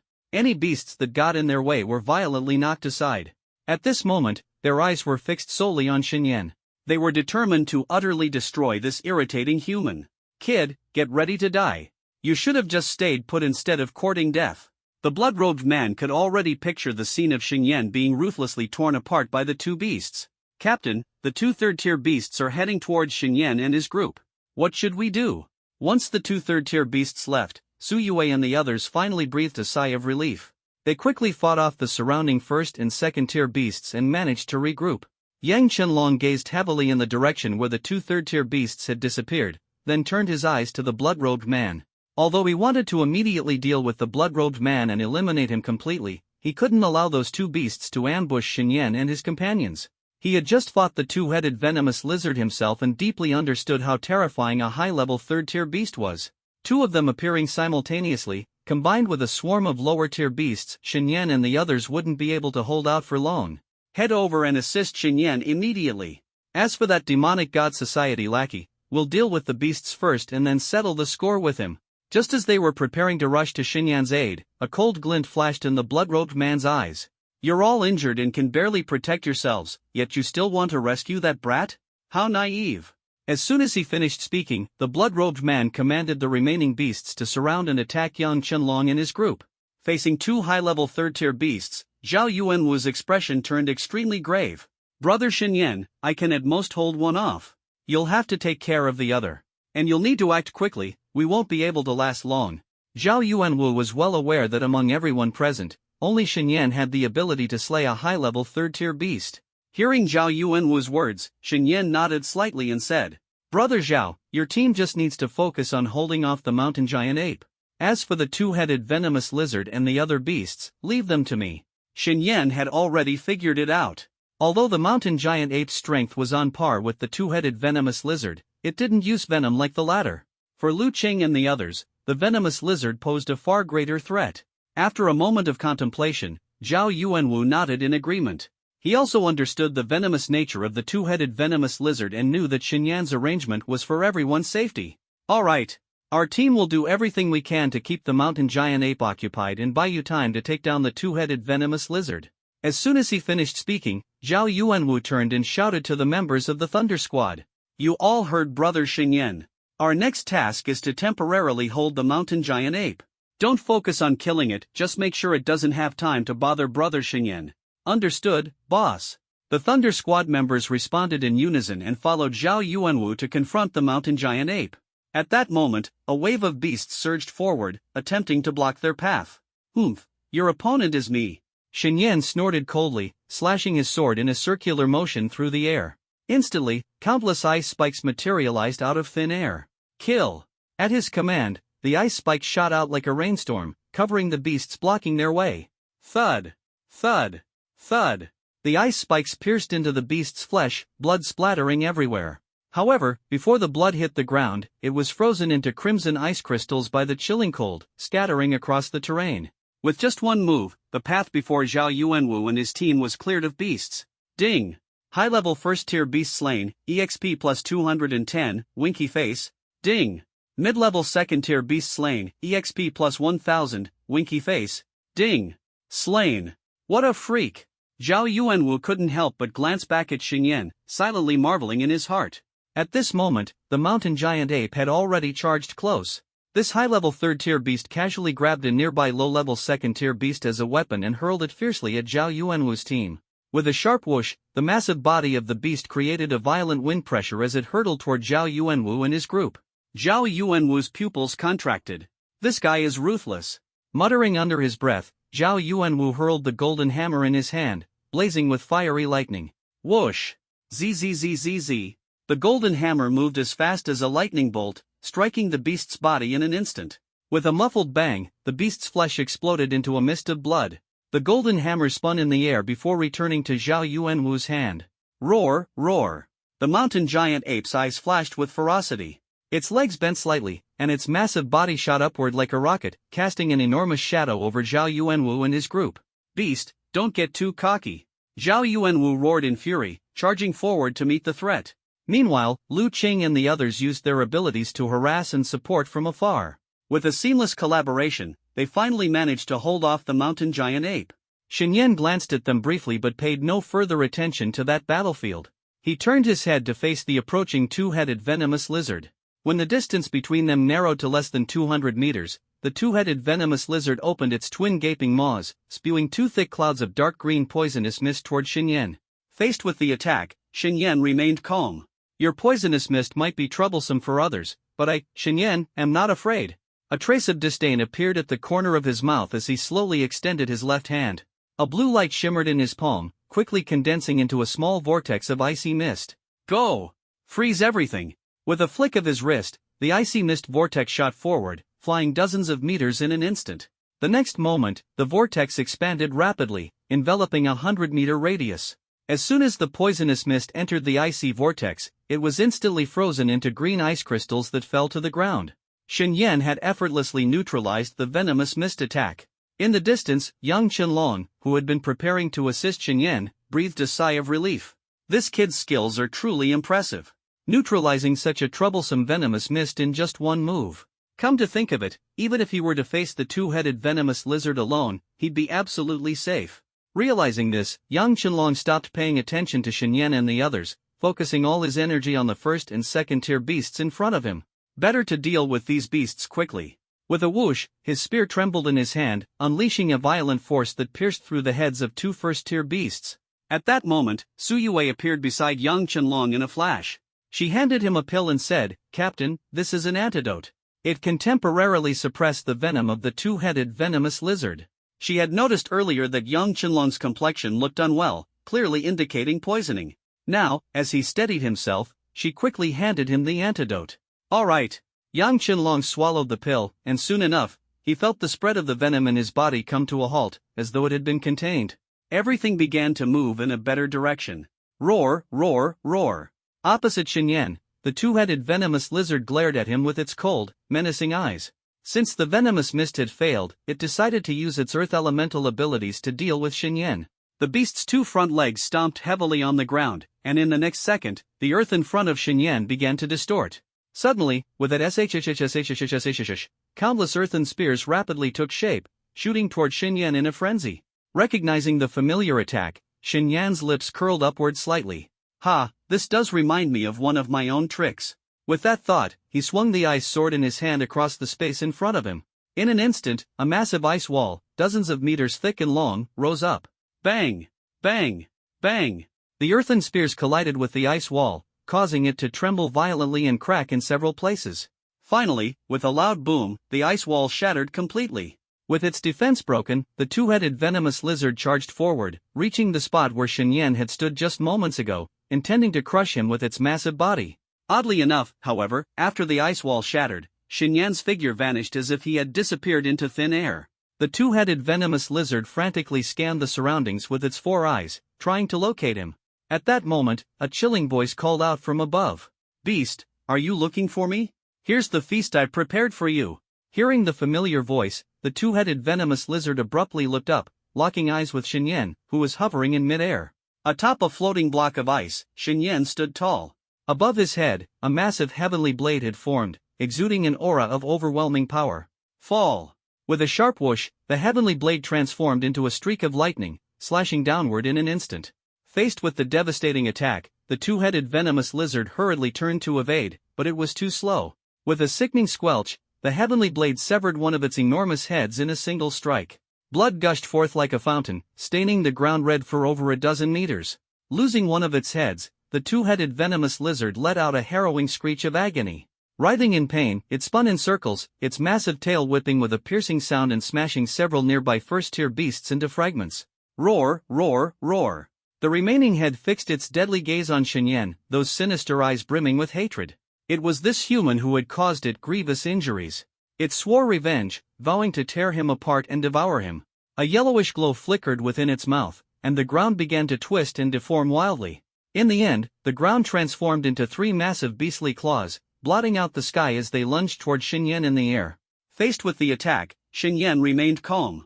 He merely hooked his finger lightly, and 3 celestial blades emerged from above his head, slicing through the night sky. Whoosh whoosh whoosh slash slash slash. The celestial blades, carrying destructive power, instantly severed the 3 enormous beast claws before continuing their trajectory toward the single-headed venomous demon lizard.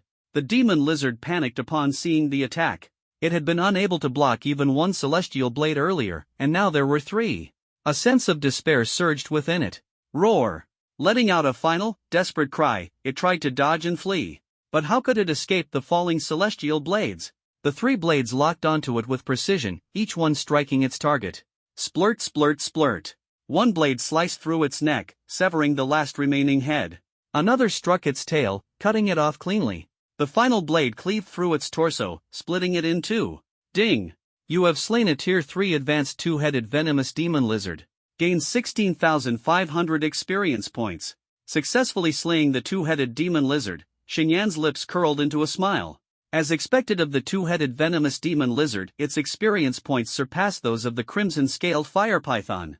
He calculated silently, thinking, let's see how much experience I've accumulated now. As the thought crossed his mind, he immediately commanded, "System, open the virtual panel." The moment he spoke, the virtual panel appeared before him. Host, Xinyan. Age, 18. Level, Tier 2, Stage 6, plus. Innate talent, Frost Burial of the World, SSS. Skills, Frozen Lotus Explosion, Yellow rank, Advanced, Perfected, 9 Frost Slashes, Mysterious rank, Beginner, Great Achievement plus. Items, A rank Storage Ring, C rank Storage Ring. Experience points, 49,900. Seeing nearly 50,000 experience points, Xinyan's heart raced. Almost 50,000 experience? This is a huge windfall. Without hesitation, he issued another command, "System, use all the experience points to enhance my cultivation." Ding! Command received. Ding! Consumed 18,000 experience points, cultivation advanced to Tier 2, Stage 7. Ding! Consumed 20,000 experience points, cultivation advanced to Tier 2, Stage 8. Remaining experience insufficient. 11,900 experience points returned. Just earlier, I was only at Tier 1, Stage 5. Now, in less than a day, I've reached Tier 2, Stage 8. This upgrade speed is like a rocket. Unwilling to waste the remaining experience points, Xinyan decided to use them to enhance his skills. He allocated all remaining experience points to 9 Frost Slashes. Ding! Consumed 5,000 experience points, 9 Frost Slashes Mastery advanced to Peak Realm. Remaining experience insufficient. 6,900 experience points returned. To reach perfection, I'll need to save up a bit more experience, probably around 10,000. Murmuring to himself, Xinyan's gaze turned icy as he stared at the mountain giant ape and the surrounding Tier 1 and Tier 2 beasts. So much experience waiting for me to harvest. With battle intent blazing in his eyes, Xinyan's figure flickered and he darted swiftly toward the mountain giant ape. At the rear of the battlefield, upon seeing the two-headed venomous demon lizard taken down by Xinyan, the blood-robed man's forehead bulged with veins, his fury like a volcano on the verge of eruption. Arg! That bastard actually killed the two-headed venomous demon lizard. I'll kill him, I'll absolutely kill him. He swore vehemently to himself. Though consumed by rage, he maintained his composure. With that brat interfering, it looks like today's mission is a bust. I'll retreat for now. Once I figure out that kid's background, I'll come back another day. To the blood-robed man, Xinyan now posed a greater threat than the exorcist squad of the Inquisition. Having made up his mind, he began retreating slowly, intending to leave the battlefield as quickly as possible. But just then, 5 figures surged in from all directions, encircling the blood-robed man. They were none other than Yang Chenlong and his teammates. Trying to run now? Don't you think it's a bit too late for that? Yang Chenlong gripped his spear tightly, its tip pointing directly at the blood-robed man. The blood-robed man glanced at the members of the exorcist squad, noting their battered and weary appearances. Yet, he dared not let his guard down. After all, Yang Chenlong was at Tier 3, Stage 8, far stronger than himself. Even though Yang Chenlong wasn't in peak condition, he still posed a significant threat. Not to mention, Yang Chenlong had his teammates for support. A single misstep could lead to his death here. I have to escape. With a decisive thought, the blood-robed man suddenly tore off his crimson robe, revealing a fierce expression as he glared at Yang Chenlong and his team. You want to stop me? Let's see if you've got what it takes. Stripping to fight? What does that mean? Yang Chenlong's gaze landed on the man in the blood-red robe, his eyes narrowing sharply. The man in the blood robe was bare-chested, his entire body covered in strange patterns. Upon closer inspection, those patterns turned out to be small, intricate arrays. Carving arrays onto one's own body? What kind of technique is this? Yang Chenlong was puzzled, but he dared not let his guard down. The strange man from the Demon God Society was full of unpredictable tricks. This was certainly not without purpose. Without hesitation, he made up his mind. His spear trembled as he thrust it forward with a fierce gust of wind, aiming straight at the blood-robed man.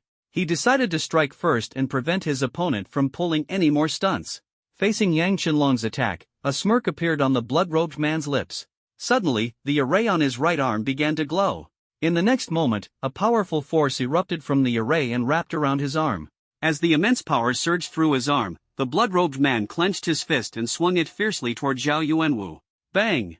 A loud crash resounded as Zhao Yuanwu's spear collided forcefully with the blood-robed man's fist. The impact sent shockwaves rippling from the spear's tip, bending Yang Qianlong's spear into an astonishing arc. The overwhelming power traveled through the spear shaft and into Yang Qianlong's body, leaving his arms numb. This sudden turn of events made Yang Qianlong focus intently on the array on the blood-robed man's arm. The array is enhancing his strength. A glimmer of surprise flashed across his eyes. This guy, with a level 3, stage 6 strength, he actually dares to clash head-on with the captain? Su Yue and the other members of the demon-slaying squad immediately tensed up, no longer daring to be careless. One squad member quickly pulled out a silver handgun, aimed at the blood-robed man, and fired without hesitation. Bang! Bang! Bang! A series of gunshots echoed as bullets whistled through the air, targeting the blood-robed man.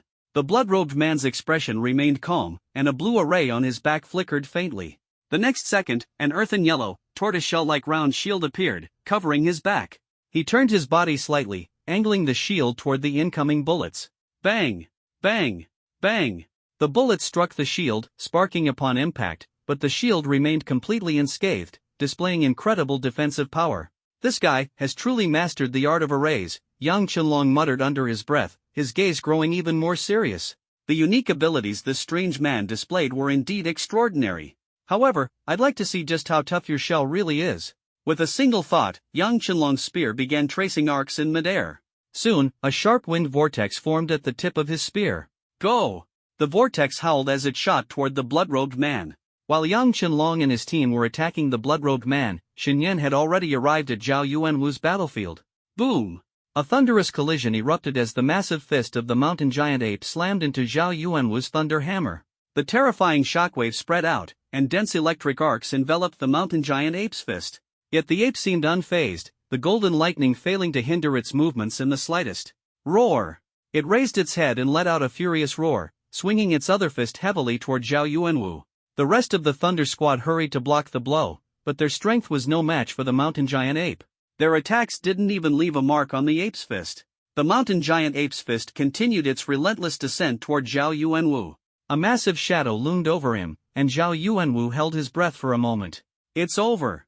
Just as the fist was about to strike him, an ice shield suddenly appeared, blocking the attack. With a loud crash, the fist landed on the ice shield.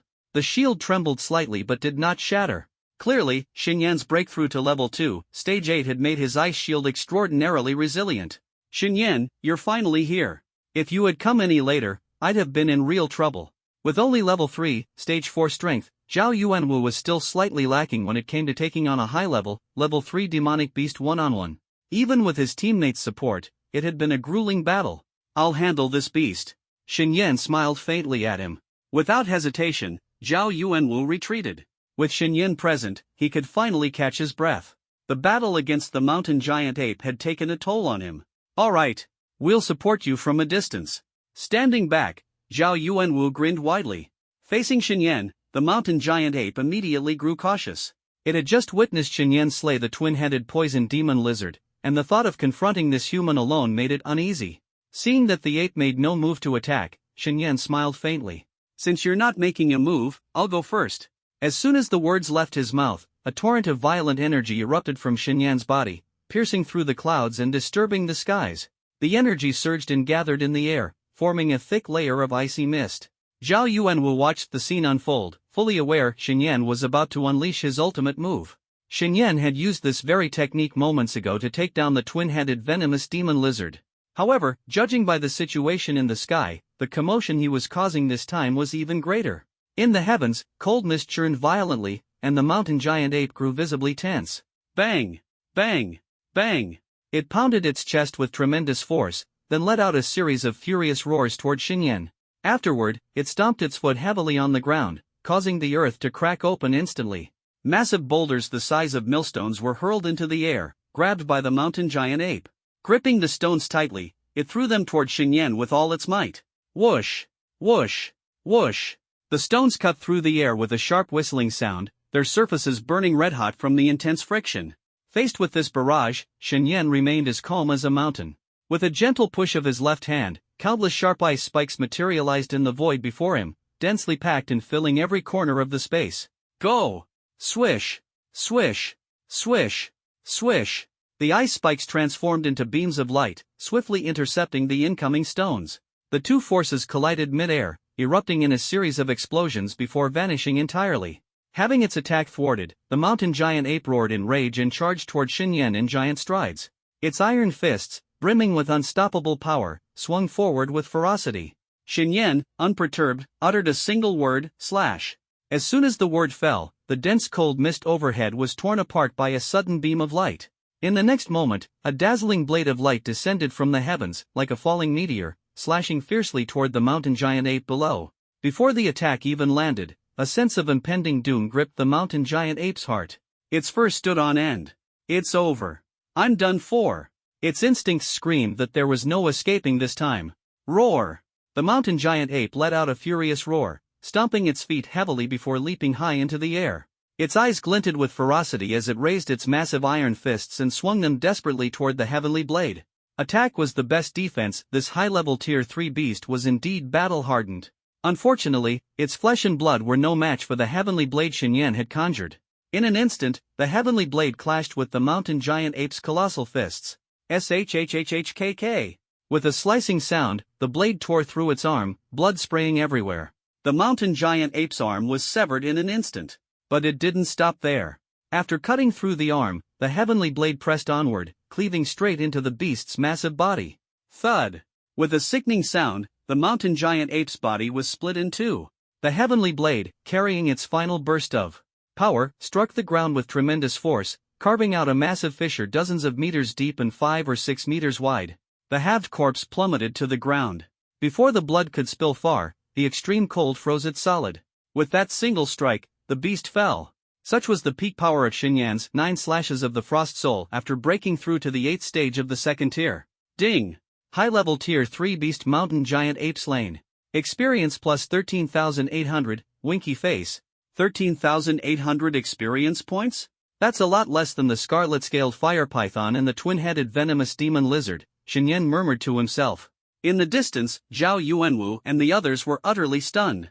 They knew Xinyan was strong, but to kill a high-level Tier 3 mountain giant ape in just one move, it was unbelievable. That attack power is terrifying. Brother Shen has leveled up again. To one-shot a high-level Tier 3 mountain giant ape, I'm starting to think he might be able to take on a Tier 4 master. This is F-rank ice ability? I'd kill to have such power. Lu Qing's comment earned immediate eye rolls from the rest of the Thunderbolt squad, who still believed Xinyan's ability was nearly F-rank. That was just too naive.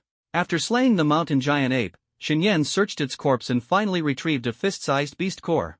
Another high-level Tier 3 beast core, what a windfall! A faint smile curved on Xinyan's lips. Including the scarlet-scaled fire python and the twin-headed venomous demon lizard, he had now collected 3 high-level Tier 3 beast cores on this expedition outside the city. Selling these beast cores would fetch an enormous sum. After storing the core away, Xinyan's gaze swept across the battlefield. At that moment, he realized that after his consecutive kills of 2 high-level Tier 3 beasts, the remaining monsters were now looking at him with pure terror in their eyes. Within 200 meters around him, not a single monster dared approach. Some of the more intelligent ones had even begun to sneak away. Watching the fleeing monsters, Xinyan did not pursue them. Instead, he turned his attention to the blood-robed man being besieged by Yang Qianlong and the others. The Beast God Society went to such lengths tonight, they must be trying to wipe out the Demon Burial Squad completely.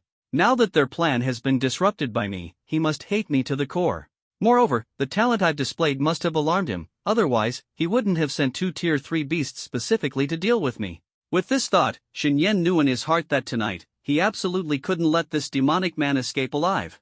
Otherwise, he would live in constant fear of retaliation. It seems I have no choice but to leave you here. With this decision made in his heart, Xinyan's figure flickered as he swiftly charged toward the direction of the blood-robed man. Die! Yang Qianlong swung his spear, carving out a stunning arc as he slashed ferociously at the blood-robed man. The spear was enveloped with a dense wind elemental force, brimming with immense tearing and destructive power. Facing this attack, the blood-robed man appeared calm and unflustered. The silver array on his left arm flickered faintly, and the entire arm quickly transformed into a bright silvery color. It was as if his arm was coated with a layer of hardened metallic armor. Without hesitation, he met the spear with a punch. Boom! A thunderous crash rang out as Yang Qianlong's spear was violently deflected by a tremendous force. This guy is really hard to deal with. Yang Qianlong's heart grew heavier. Even though his cultivation is only at the 3rd tier, 6th stage, our entire demon burying squad has been fighting him for so long without being able to subdue him. Meanwhile, the blood-robed man was growing increasingly anxious. Even though he was locked in a fierce battle with the demon burying squad, his eyes never left the battlefield where Xinyan was. He had clearly witnessed Xinyan conjure an icy blade, the Snow Heaven Saber, and effortlessly slay a 3rd-tier advanced mountain giant ape in a single strike. That was a fearsome beast. If not for being on the same side as the beast, he wouldn't have been able to defeat the mountain giant ape with his strength. But now, that powerful beast had been wiped out by Xinyan in just one move. Could Xinyan possess the ability to defeat him in an instant as well?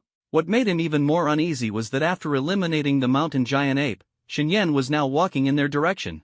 Damn it, I have to break through quickly. If that guy gets involved, the consequences will be unimaginable. Even if using that will weaken me and possibly leave lasting side effects, I have no other choice now.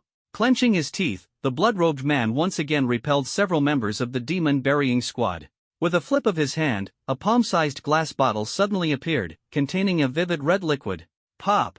He uncorked the bottle and downed the liquid in one gulp. The moment the liquid entered his body, it began to react furiously. The blood-robed man's body started to swell rapidly, thick animal fur sprouting wildly from beneath his skin.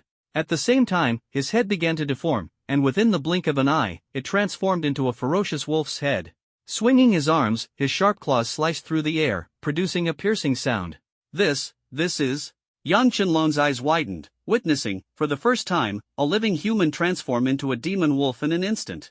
No, to be more precise, a werewolf. After the transformation was complete, the werewolf's eerie green eyes swept over every member of the demon burying squad. Then, his figure blurred into a flash of light, charging straight toward Su Yue's direction. At this moment, Su Yue was in her worst state, clearly the best breakthrough point. Facing the ferocious demon wolf pouncing at her, Su Yue's face instantly turned pale. The fierce battle with the mountain giant ape earlier had left her severely injured. Now, facing this beastly demon, she couldn't possibly hold her ground. But even if she couldn't, she had to. They had paid such a heavy price tonight, and everyone was seriously injured. Victory was within their grasp. How could they let this demon escape? Get back! Su Yue shouted sharply, the long blade in her hand carrying a sharp killing intent as she slashed fiercely at the werewolf. Ha! A mantis trying to stop a chariot. A glint of cruelty flashed through the werewolf's eyes as his sharp beast claws clashed instantly with the long blade. A surge of powerful force crashed into Su Yue.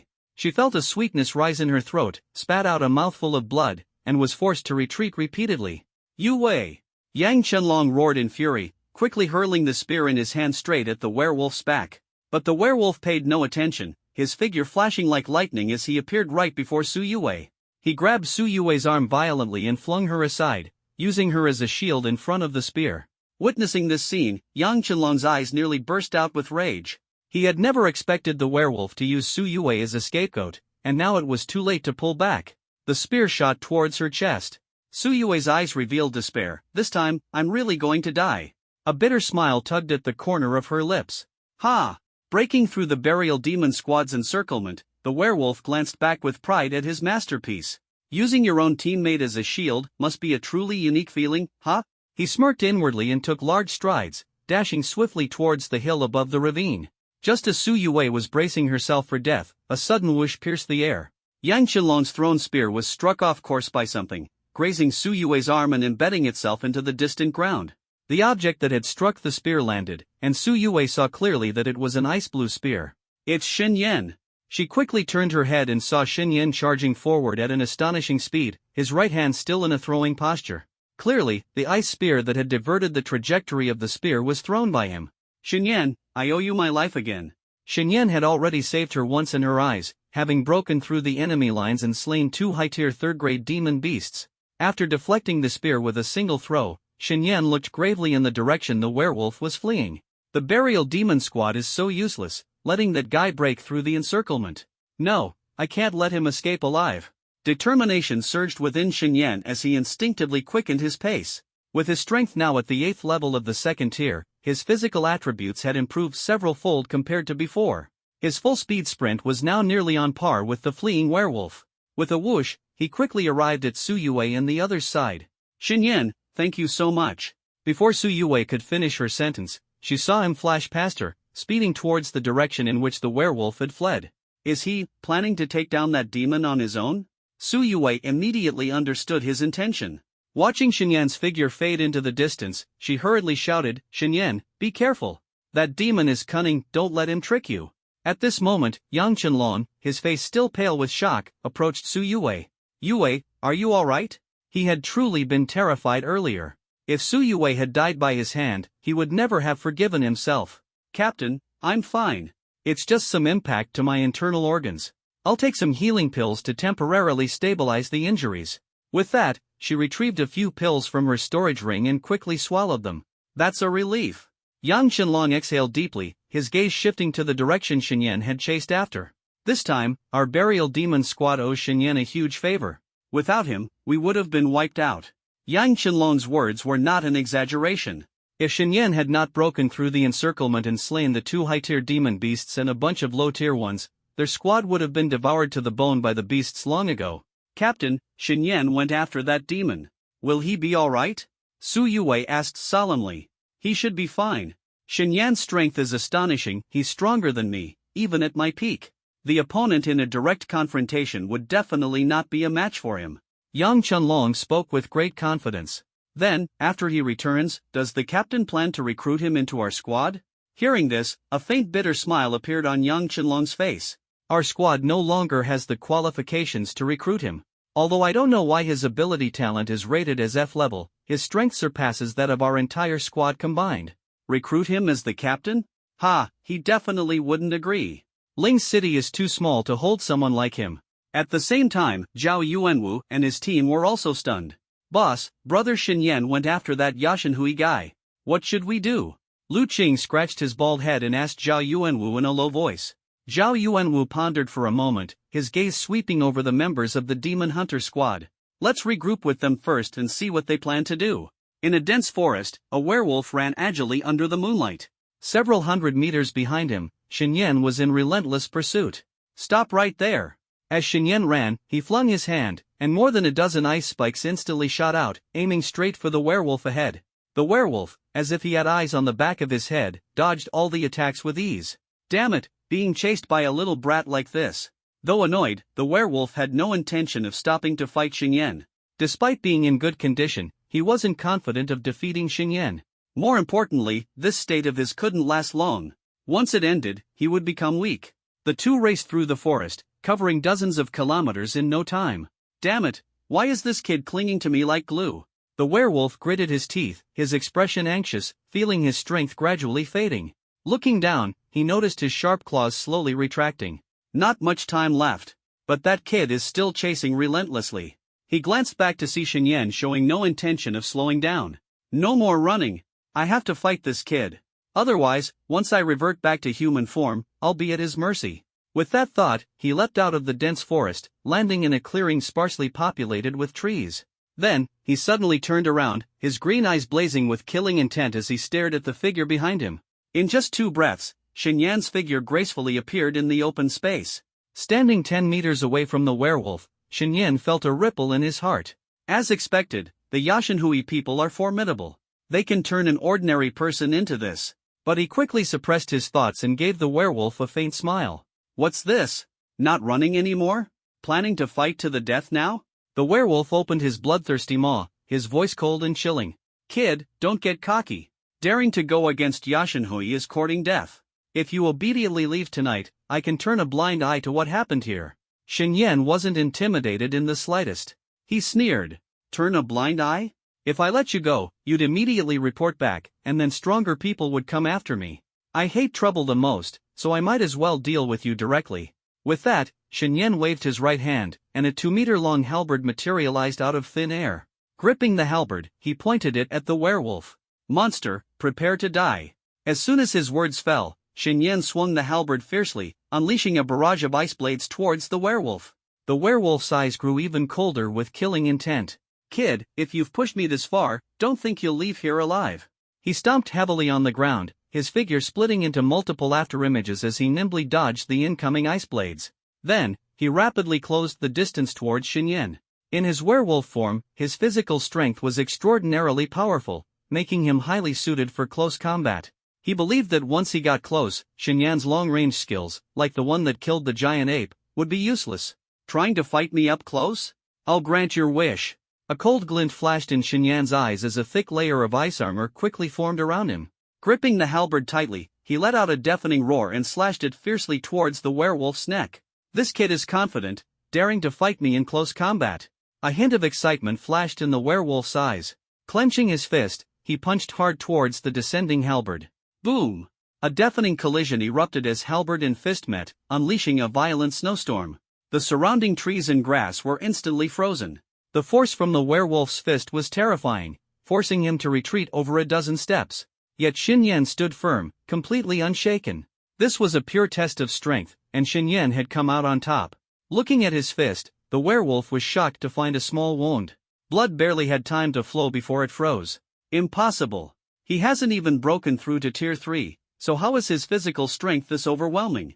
The werewolf stared at Xinyan in utter disbelief. He had no idea that Xinyan had awakened a legendary SSS-level talent. With every breakthrough, the immense power of his abilities continuously strengthened his body, allowing him to endure even more energy. Xinyan's ability to slay the giant ape with a single strike was a testament to his strength. To withstand such power, his body was naturally formidable. "Surprised, aren't you?" Xinyan chuckled lightly, brandishing his massive halberd as he charged forward once more. "Mountain sever." The halberd drew a beautiful arc through the air, sweeping fiercely toward the werewolf's waist. Faced with this ferocious attack, the werewolf, having suffered earlier, tried to dodge. However, as soon as he stepped back, his feet felt rooted to the ground, unable to move. Looking down in horror, he found his legs were firmly locked in place by ice. "This kid is really devious," the werewolf cursed inwardly. With a flash of his storage ring, a solid alloy shield suddenly appeared in his hand. He raised the shield with all his strength to block the incoming halberd. Boom! The halberd struck the shield with great force, causing it to instantly crack with countless fissures. In the next moment, with a loud bang, the shield shattered completely. However, Xinyan's killing blow was at least deflected. Phew, managed to block it for now. The werewolf exhaled in relief, only to see Xinyan's face curl into a sinister smile. "This kid, there's something strange about his expression," the werewolf thought instinctively, sensing danger. He broke free from the frozen grip on his feet, attempting to retreat swiftly. "Trying to escape? Too late. You're not going anywhere."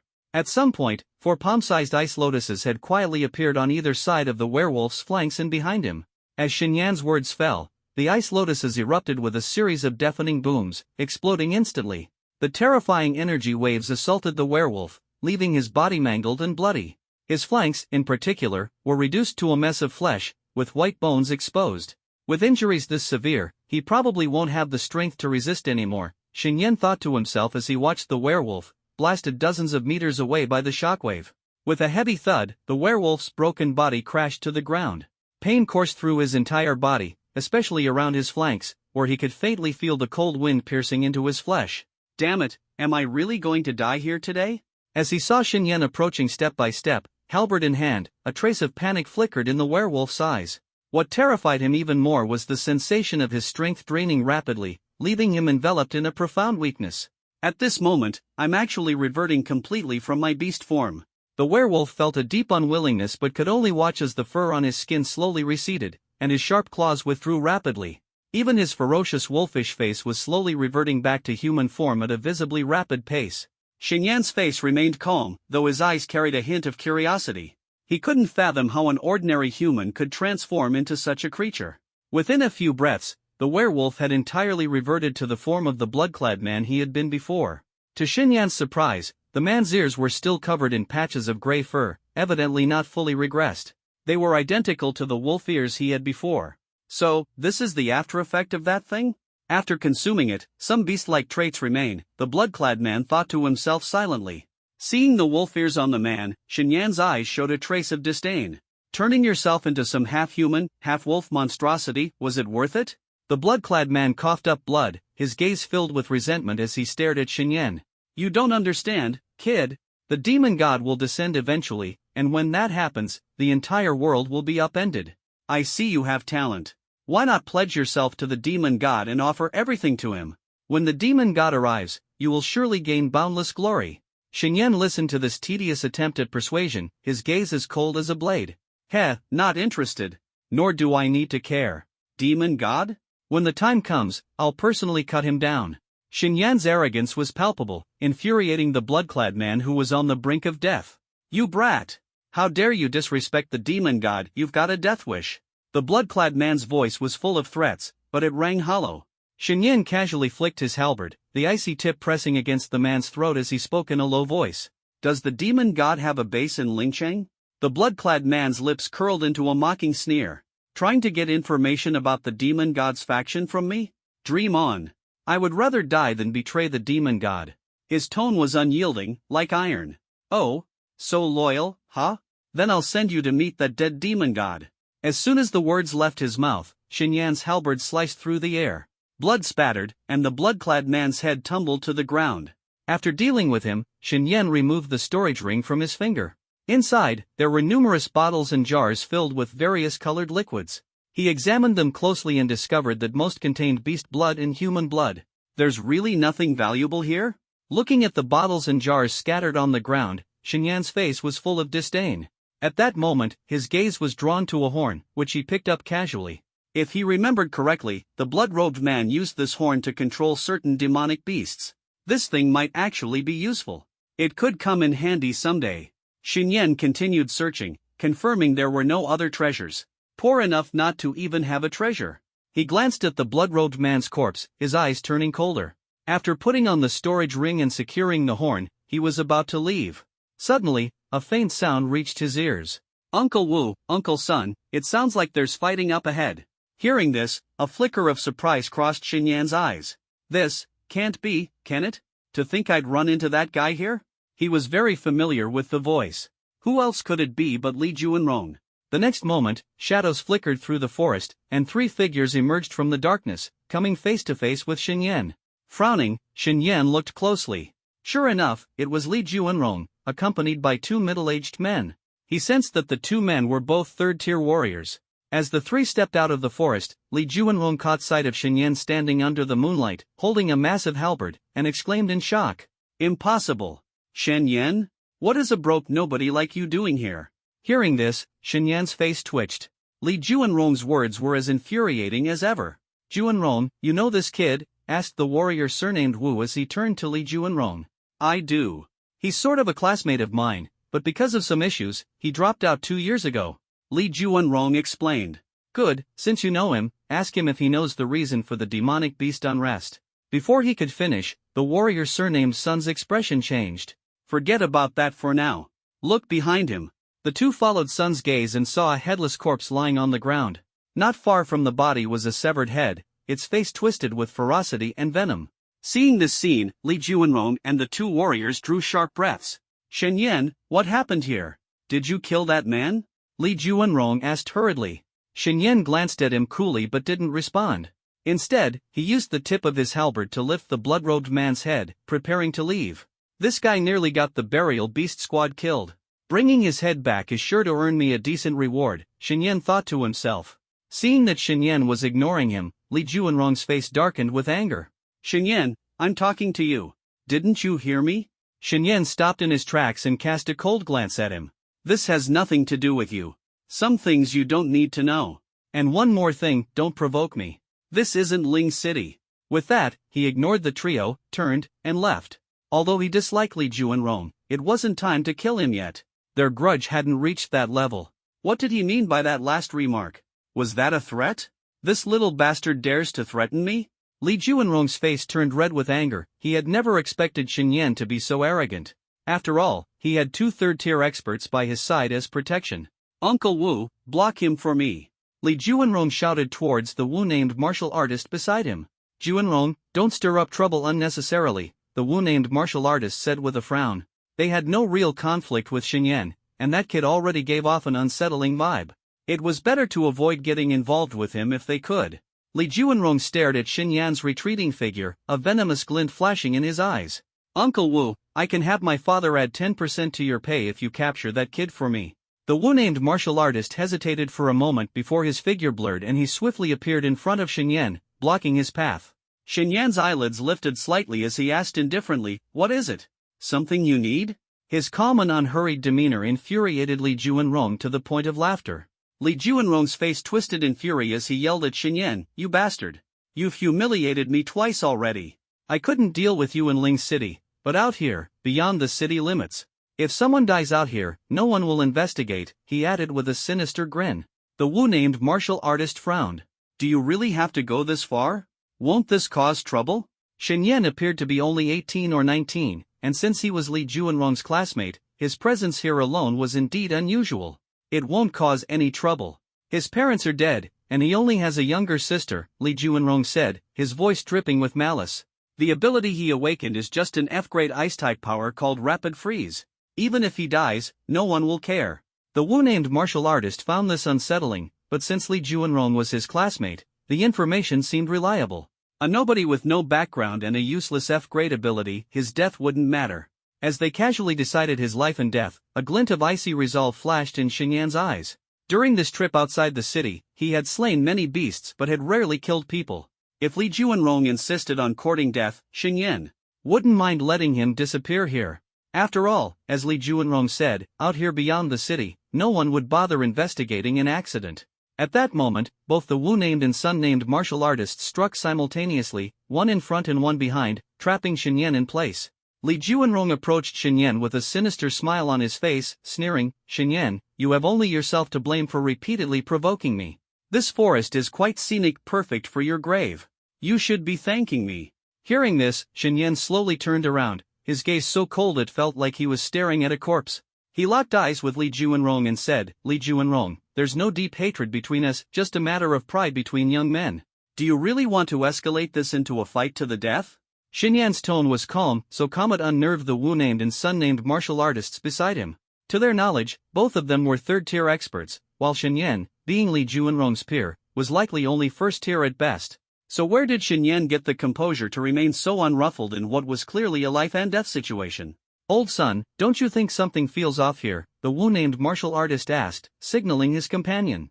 The Sun-named martial artist nodded, then shook his head. Both were third-tier experts, and they should have been able to discern Xin Yan's true strength at a glance. Unfortunately for them, after Xin Yan had broken through to the peak of the second tier, his energy was exceptionally restrained. Unless someone was 2 or 3 tiers stronger than him, they wouldn't be able to see through his true cultivation level unless he actively revealed it. The Wu-named and Sun-named martial artists lacked the ability to discern Xin Yan's power and thus didn't think much of him. An F-grade, trash-tier ability, how strong could he possibly be? A fight to the death? Someone like you doesn't deserve that. Li Juanrong sneered. "Even though I can't beat you myself, with Uncle Wu and Uncle Sun here, you're dead today." Li Juanrong's face contorted with rage as he shouted at the Wu-named martial artist, "Uncle Wu, attack. Break all the joints in his limbs, I want to kill him with my own hands." Hearing this, the Wu-named martial artist moved like a flash, charging at Xin Yan with astonishing speed. Xin Yan narrowed his eyes, and his left hand made a light gesture in the air. Instantly, countless ice spikes materialized. "Go!" With a low command, the ice spikes shot forward like a storm, sealing off every path the Wu-named martial artist could take. Faced with the sudden attack, the Wu-named martial artist's pupils shrank sharply. A chilling sense of extreme danger made his entire body break out in goosebumps. Too fast. The attack is too terrifying. With that thought, he halted mid-charge and immediately retreated. At the same time, he waved his hands, summoning a water barrier over 5 meters in diameter in the air. The ice spikes struck the water barrier but were all swallowed into it. "Finally, I blocked his attack." The Wu-named martial artist wiped the cold sweat from his forehead, just about to breathe a sigh of relief when the continuous sound of cracking reached his ears. The next moment, his pupils shrank abruptly. The water surface he had just created instantly froze into ice, turning into a mirror-like sheet. The ice mirror shattered with a thunderous crash. Xin Yan saw his attack being blocked and a hint of surprise flashed in his eyes. With his strength, even Yang Chenlong, a third-tier 8th-level cultivator, could be easily defeated by him. Yet the Wu-named martial artist before him, clearly inferior to Yang Chenlong, was able to fend off his sudden assault. "Oh, not bad. You actually managed to block my attack. Xin Yan spoke in astonishment. When these words reached the ears of the Wu-named martial artist, his expression immediately darkened. Xin Yan, a mere 17 or 18-year-old boy, dared to praise him to his face, as if a superior applauding an inferior. It was utterly infuriating. However, during their brief exchange just now, he had noticed Xin Yan's martial cultivation level, 2nd tier 8th level. A 17 or 18-year-old 2nd tier 8th level martial artist. He had lived for so many years and had never seen one before. Juanrong said this kid was just an F-level trash ability user? But his martial cultivation and the attack just now are nothing like an F-level ability. The Wu-named martial artist's heart sank as he halted his attack. He turned his head toward Li Juanrong, his voice stern. Juanrong, are you sure he's just an F-level ability user? He's clearly at 2nd tier 8th level. The sun-named martial artist also looked at Xin Yan, his eyes filled with equal astonishment. This was his first time encountering such a formidable young man. 2nd tier 8th level? Impossible. A few days ago, when he fought me, he was at most 1st tier 7th or 8th level. How could he have broken through so much in just a few days? Li Juanrong's voice was sharp, his face full of disbelief. The reason he lost to Xin Yan was because Xin Yan's martial cultivation level was higher. In truth, at that time, Xin Yan's strength was merely at 1st tier 4th level. 1st tier 7th or 8th level? The Wu-named and Sun-named martial artists exchanged glances, frowning deeply. Even at 1st tier 7th or 8th level, such talent was exceedingly rare. With the resources of the Li family backing him, Li Juanrong had only just reached this level. Xin Yan, an orphan without parents, had reached this stage on his own, clearly showing extraordinary talent. Juanrong, why not let it go? You're classmates after all, there's no need to keep pursuing this. The Wu-named martial artist spoke to Li Juanrong. His brief exchange just now made him realize that this young man before them was formidable. They might not be able to win easily. Let it go? No way. This guy has provoked me time and time again. I wish I could tear him apart. Today, I'll make sure he dies. Li Juanrong's eyes were filled with hatred as he glared at Xin Yan. Juanrong. The sun-named martial artist was just about to speak when Xin Yan suddenly interrupted. You've been talking to yourselves this whole time. Don't you think that's boring? If you want to stop and reconcile, you'll need to see if I'm willing. With that, he fiercely flung the blood-stained head on his halberd to the ground. The blue light at the halberd's tip flickered, and the head was instantly frozen in ice. He grabbed it casually, and the head was stored into his spatial ring. At this moment, he glared coldly at the three of them. Pointing his halberd at them, his voice was as cold as a blade. Dare to harbor murderous intent toward me? None of you three will leave here alive.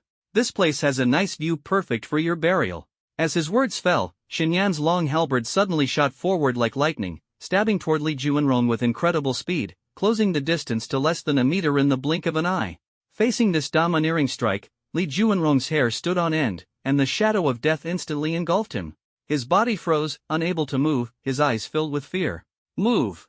At this moment, a furious roar came from beside him. Li Juanrong felt a sharp pain in his abdomen as he was kicked away, flying backward. It was the sun-named martial artist who, seeing Li Juanrong in danger, had kicked him out of harm's way with all his might. Immediately after, a figure wrapped entirely in magma appeared where Li Juanrong had just stood, the sun-named martial artist. Facing Xin Yan's halberd thrust, a glint of cold light flashed in the sun-named martial artist's eyes. The magma on his fists began to boil violently as he swung a punch, colliding with the halberd.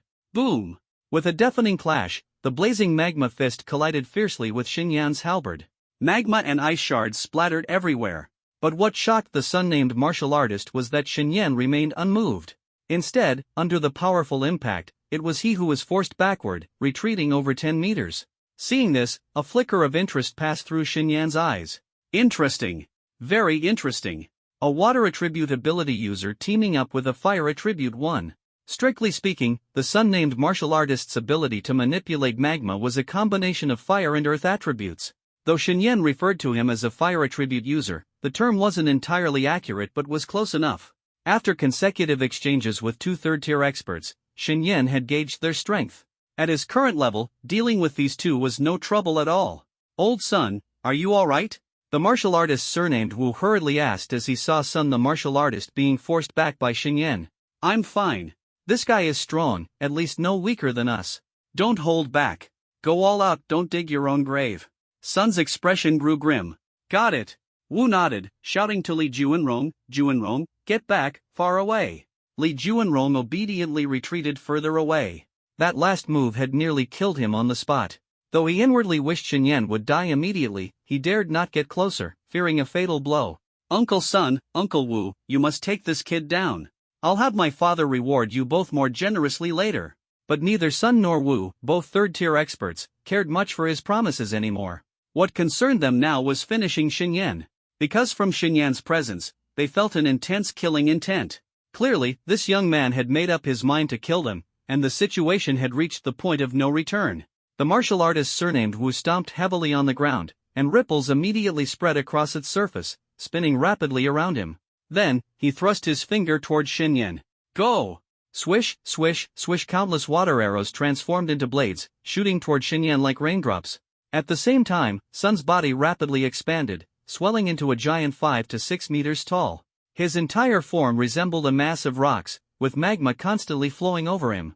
Fully transformed, Sun roared and charged at Xinyan, his magma-covered fist slamming down heavily.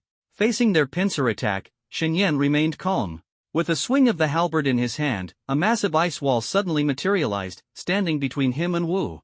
The incoming water arrows struck the ice wall, turning into pools of water that instantly froze solid. Simultaneously, Xinyan stomped his left foot. The ground hissed as two massive ice spikes, as thick as barrels, shot diagonally upward, aiming straight for the magma giant. Bang! Bang! Two muffled sounds echoed as the ice spikes struck the giant's body, forcing him to stagger backward under the sheer force. Effortlessly fending off their attacks, a faint, icy glint flickered in Xinyan's eyes as he opened his left hand. A dozen lotus-shaped ice seeds slowly floated up, rapidly growing to the size of bowls. With a sweep of his hand, the seeds flew toward the magma giant. Get lost!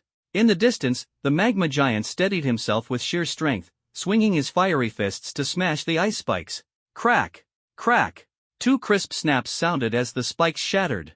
But in that instant, his pupils contracted sharply. Dozens of beautiful ice lotuses had suddenly appeared around him. The next moment, explode! Xinyan shouted abruptly. Boom! Boom! Boom! With his command, the lotus ice seeds detonated simultaneously. The powerful shockwave rippled in all directions, completely engulfing the magma giant. Old Sun! Seeing this, Wu shuddered, exclaiming involuntarily. Xinyan's assault was ferocious. Even at a distance, the overwhelming shockwave made Wu's heart race with fear. Humph, at this moment, you still have time to worry about him? When Xinyan attacked the martial artist with the surname Sun, he used the ice wall to block their line of sight, appearing like a phantom beside the martial artist surnamed Wu. The halberd in his hand let out a sharp whistling sound as it slashed horizontally with tremendous force. Faced with the ferocious attack, the martial artist surnamed Wu's pupils shrank, but he quickly gathered his strength to counter. He pushed forward with both hands, and the surrounding water waves morphed into ropes of water, swiftly coiling around Xinyan's halberd. The halberd struck the water ropes, feeling as though it had hit soft cotton with no resistance. As the halberd was entangled, Xinyan's expression remained calm. Suddenly, the blade of the halberd emitted a dense cold mist, instantly freezing all the water ropes. Boom! Boom! Boom! With a series of explosive sounds, the halberd shattered all the frozen water ropes. Following that, a powerful gust of wind pressure swept across the martial artist surnamed Wu with the halberd's blade. Damn it! The martial artist surnamed Wu felt a chill and hastily formed a water shield in front of him. With a puff, the halberd struck the water shield, and cold mist sprayed from the halberd, freezing the shield into an unyielding block of ice. The next moment, the ice shield shattered into pieces. The relentless string of attacks caused the martial artist surnamed Wu's expression to change drastically. He could only retreat hurriedly to avoid the onslaught. At this moment, a faint smirk of mockery appeared at the corner of Xinyan's lips. Explode! Hearing this familiar word, the martial artist surnamed Wu felt his scalp tingle. In the next second, a violent shockwave struck him from behind, slamming into his body. Ugh! He spat out a mouthful of blood, which froze mid-air due to the frost. The impact of the explosion sent him flying several meters away, landing heavily on the ground.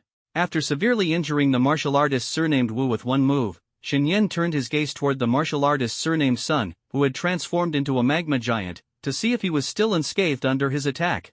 Following Xinyan's gaze, they saw a figure staggering to its feet 20 to 30 meters away. At this moment, the figure, stripped bare, was covered in wounds, but a thin layer of frost blanketed the injuries, preventing excessive blood loss and death.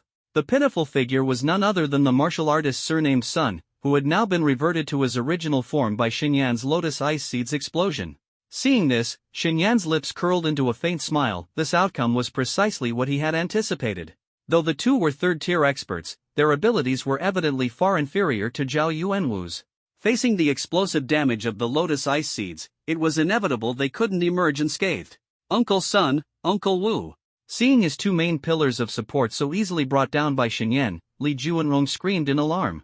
This result was beyond his expectation. He knew Xinyan possessed some skill and was stronger than him, but he hadn't imagined that Xinyan's outburst could be this overwhelmingly powerful.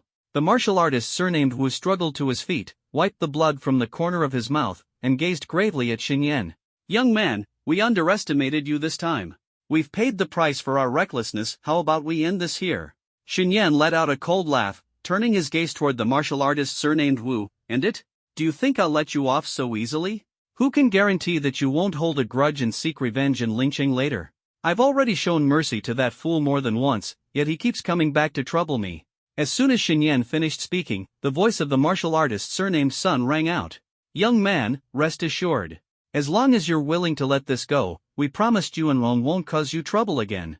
Hearing this, a trace of unwillingness flashed in Li Juanrong's eyes, but he lowered his head in silence. This humiliation felt worse than death. "Oh? You think a mere promise of no trouble is enough for me to let you go? Aren't you being a little too naive?" Before Xinyan could finish speaking, Li Juanrong roared in desperation. "Shen Yan! Don't push your luck. What will it take for you to let us go?" Seeing him still daring to confront him head-on, Xinyan's gaze turned icy. In the next instant, his figure flashed like a ghost to Li Juanrong's front. A cold, iron-like hand immediately clamped around his neck. Li Juanrong felt his throat tighten, a suffocating sensation overwhelming him as his body was suddenly lifted into the air. Xinyan gripped his neck single-handedly, raising him high. "You truly are ungrateful. Even now, you dare to yell at me?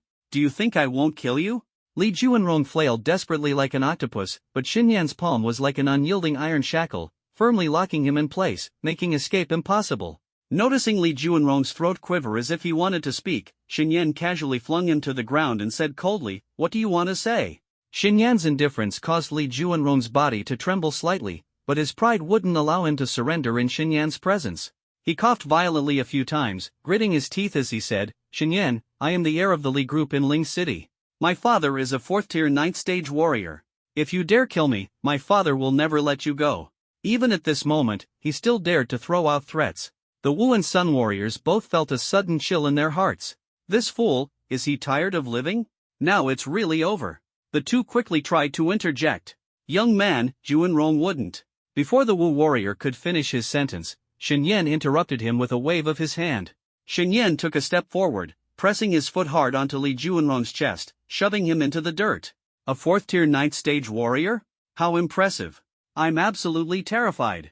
Though his words were mocking, his face showed no trace of fear. He extended a finger, and a sharp icicle rapidly formed at its tip. Xinyan pressed the icy spike against Li Juanrong's chest, his voice as cold as the harshest winter frost. "If your father is so powerful, tell me, if I kill you, will he come for revenge? Do you think he can kill me? I'm quite curious about the answer to that." Hearing these words, Li Juanrong swallowed hard, his face turning ghostly pale in an instant. From Xinyan, he felt an overwhelming and bone-chilling killing intent. He really intends to kill me. As this thought arose, Li Juanrong completely panicked. He trembled uncontrollably, his eyes filled with terror. "Xinyan, let's talk this out. Don't forget, we're classmates. I just had Uncle Wu and Uncle Sun play a little joke earlier. I never intended to kill you." Li Juanrong forced a smile that looked worse than crying, his expression unbearably awkward. Seeing him finally lower his head, Xinyan seemed somewhat disappointed. "I thought you'd stay defiant. Now you're just making this boring. No matter what you think of me, I have only one thought right now, to make you die." As soon as the words fell, Xinyan moved his finger, and the sharp, icy spike plunged into Li Juanrong's chest with a puff. Li Juanrong felt a cold, piercing pain surge through him. In the next moment, the icy spike rapidly spread inside his body, branching out into countless tiny shards, slicing his internal organs into shreds like blades. You. Li Juanrong's eyes were filled with fury and disbelief. He could feel the heat draining rapidly from his body, his mind growing faint. He knew he was dying. As Li Juanrong's life ebbed away, Xinyan's gaze remained as calm and indifferent as ever. If you dare provoke me, you must bear the consequences. Li Juanrong, farewell. Seeing that Shen Yan had truly killed Li Juanrong, the Wu and Sun warriors felt a chill run down their spines. They knew it was over. If Shen Yan hadn't killed Li Juanrong, they might still have a chance to survive. But now, as bystanders, they were painfully aware that Shen Yan would never let them go. Old Sun, run! The Wu warrior roared, his figure flickering as he fled at full speed into the distance. At the same time, the Sun warrior, dragging his injured leg, ran for his life in another direction, his upper body bare. The two had been together long enough to understand each other. At this moment, splitting up was their only chance for survival. Shen Yan coldly observed the scene before him. With a light sweep of the halberd in his hand, its tip instantly extended into a string of icy chains that shot out like a snake, swiftly wrapping around the Wu warrior. Then, Shen Yan gave a fierce pull, and the Wu warrior's body was lifted into the air, flying backward. Seeing himself being pulled back, despair filled the Wu warrior's eyes. No! He roared, fully aware that he wouldn't escape death today. Shen Yan watched him approach with a calm expression. With a sudden flick of his right arm, the halberd shot forward, piercing through the Wu warrior in an instant. With a thud, the halberd impaled his chest, using its force to hurl him violently against a large tree. The weapon lodged deep into the trunk, pinning him there. Blood gushed from his mouth, staining his clothes red. His face was filled with unwillingness. It was supposed to be a simple mission, one that had already been completed. If only they had reached Ling City safely tomorrow, why did they have to provoke this unlucky bastard? Li Juanrong, he spat out the name with great difficulty before his head slumped, lifeless. Having dealt with the Wu warrior in one move, Shen Yan's figure flickered as he quickly pursued the heavily injured Sun warrior. The Sun warrior, already severely wounded, was no match for Shen Yan in speed. In just a few breaths, Shen Yan was nearly upon him. Give up. You can't escape, Shen Yan's voice, like a devil's whisper, echoed in the Sun warrior's ears. The next moment, countless icy spikes rained down like a storm, sealing off the Sun warrior's escape route. The warrior with the surname Sun quickly turned around, his fists imbued with the blazing power of molten magma, swinging with all his might. His fists traced after images in the air, and with a series of bang, bang sounds, many ice spikes were knocked down. However, the sheer number of ice spikes was overwhelming, and he ultimately failed to evade them all. With several puff, puff, puff sounds, the ice spikes pierced into his body, leaving him looking like a human pincushion.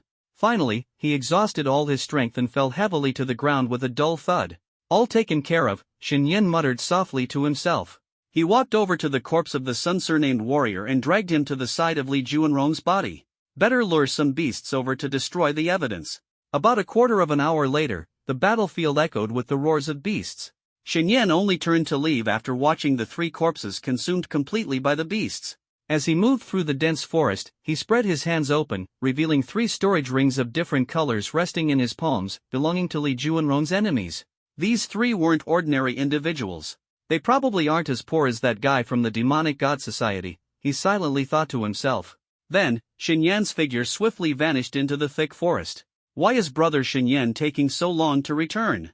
Near the Ma Peace Valley, members of the Thunder Bounty Squad and the Monster Burial Squad gathered around a campfire, and Lu Qing voiced his concern. This area had been nearly cleared out, with beasts above the second tier almost entirely eliminated, so lighting a fire posed no danger. As soon as Lu Qing finished speaking, Song Zhong chimed in, "From what you said, the demonic member of the Demonic God Society is quite cunning. Brother Shen Yan acting alone, will it be dangerous for him?" Worry glimmered in his eyes. Zhao Yuanwu responded in a deep voice, "Rest assured, brother Shen Yan's strength far surpasses that of the demonic member. Even if he can't capture him, he can retreat unscathed. All we need to do is patiently wait for his return." Hearing this, Yang Qianlong appeared surprised. "Brother Zhao, you have such confidence in Shen Yan?" Everyone turned their gazes toward Zhao Yuanwu. "Of course. If you spend enough time with brother Shen Yan, you'll naturally see how extraordinary he is." The group nodded silently. Especially Su Yue, she recalled that when she first met Shen Yan, she could easily defeat him in a single move. Yet, within just a few days, Shen Yan's strength had far surpassed hers. If she hadn't witnessed it with her own eyes, who would believe it? Regardless, we owe a great deal to the Thunder Bounty Squad this time. If it weren't for your timely arrival, we might have all been killed by that demonic member. Recalling the events of the night, Yang Qianlong still felt a chill down his spine. As the group chatted, half an hour quickly passed. When they started growing restless and were about to search for Shen Yan, rustling sounds suddenly came from deep within the forest. Hearing the noise, everyone immediately tensed, their eyes fixed on the direction of the sound. Finally, a figure emerged from the woods. The moonlight illuminated his form, revealing his appearance clearly. "Xinyan, are you all right?" As soon as Su Yue saw it was him, she stood up immediately. Her movements were abrupt, and with injuries on her body, her steps were unsteady. She walked a few paces, her gaze locked on Xinyan, filled with concern. Xinyan shook his head with a smile and said, "I'm fine." At this moment, Yang Chenlong walked over solemnly. "Xinyan, thank you so much this time. If it weren't for you, our monster burial squad might not have made it out alive." Xinyan waved his hand dismissively. "No need to be so polite, Captain Yang. It was just a coincidence. Besides, traitors from the Demonic God Society, once caught, they must be dealt with." Mentioning the Demonic God Society made Yang Chenlong's expression even more serious. That demonic member, he. Before he could finish, Xinyan casually swiped toward the ground, and a cold, lifeless head rolled to the ground. "That guy ran fast. I had to chase him for dozens of miles before catching up and finishing him off." Seeing the familiar, frozen head, the members of the monster burial squad couldn't contain their joy. "Ha ha ha! Brother Xinyan, amazing! Now, we've finally avenged those innocent lives." Yang Chenlong laughed heartily, his mood elated. After suffering such a heavy loss today, he would have been deeply frustrated if that demonic member had escaped. "Captain Yang, is there a bounty for killing this guy?" Xinyan asked seriously. Yang Chenlong was stunned for a moment, then laughed and patted Xinyan on the shoulder. "Of course there is. Once we're back in Ling City, I'll personally help you apply for it." That night, Xinyan and the others camped in the wild. They returned to Ling City the next day. The next day, at the southern gate of Ling City, the monster burial squad had already departed. "Brother Xinyan, let's go find a good place to eat, and I'll give you your reward for this time." Zhao Yuanwu enthusiastically wrapped an arm around Xinyan's shoulder as he spoke. "All right." After a hearty meal in a luxurious private room, Zhao Yuanwu handed 2 exquisite boxes to Xinyan. "Brother Xinyan, here are 2 firegall herbs. Take them," Zhao Yuanwu said with a smile as he handed over the boxes. Xinyan frowned slightly and opened the box. Inside were indeed 2 stalks of firegall grass in excellent condition. Clearly, Zhao Yuanwu had picked out the best ones for him. "Brother Zhao, this doesn't seem appropriate, does it?" Xinyan shook his head. "We agreed on 5 million dragon coins as the reward. I can't accept these 2 stalks of firegall grass."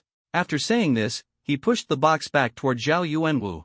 Zhao Yuanwu's expression turned serious. "Brother Xinyan, we agreed on 5 million dragon coins at first because we thought you were only at the first tier and would have limited contributions. But in reality, you became the backbone of our team. Honestly, without you, not only would we have failed this mission, but someone might have gotten hurt. These 2 stalks of firegall grass are rightfully yours. Don't refuse." That day, in the cave of the scarlet-scaled fire python, they had collected a total of 11 stalks of firegall grass. After giving 5 to the employer, 6 remained. Now, with 2 given to Xinyan, the remaining 4 would be divided among the Thunder Bounty team. Zhao Yuanwu's generosity was evident. "But, Brother Zhao, I also took down the scarlet-scaled fire python, the mountain giant ape, and the twin-headed poison basilisk. If I take the firegall grass as well, wouldn't it be too much?" Xinyan had barely finished speaking when Zhao Yuanwu interrupted him. "The beast cores from those third-tier beasts naturally belong to you. Plus, their hides, scales, and teeth can fetch a good price too. With you here, we've already earned plenty. A person must know contentment." Xinyan had no choice but to accept the firegall grass and put it into his storage ring. At this moment, Lu Qing, who was beside them, asked, "Brother Xinyan, what do you plan to do with the hides and scales of those beasts?" Xinyan frowned. This time, he had killed quite a few second-tier and higher-tier beasts, collecting a significant amount of valuable materials. However, he didn't know any buyers in Ling City, and selling them himself would be a hassle. Seeing Xinyan's difficulty, Zhao Yuanwu smiled and said, "Brother Xinyan, if you trust me, you can hand these materials over to me. I know a few buyers who offer fair prices. Once sold, I'll transfer the money directly to you. How about that?" Hearing this, Xinyan immediately felt reassured. "Brother Zhao, we are brothers who've shared life and death. Of course, I trust you." He took out a storage ring and handed it to Zhao Yuanwu. "All the materials are in here. All right. First, let me transfer your 5 million dragon coin reward. Though it's nothing compared to this haul, a promise is a promise and must be honored." Before long, Xinyan received a text message on his phone, notifying him that his account had increased by 5 million dragon coins. Zhao Yuanwu stood up. Brother Shenyan, after fighting all day yesterday, you must be exhausted. Why don't we call it a day and meet again another time? Alright, I was thinking of resting too. When Shenyan returned to the newly purchased two-bedroom apartment, he found that no one was home. That girl Lioli should be at school.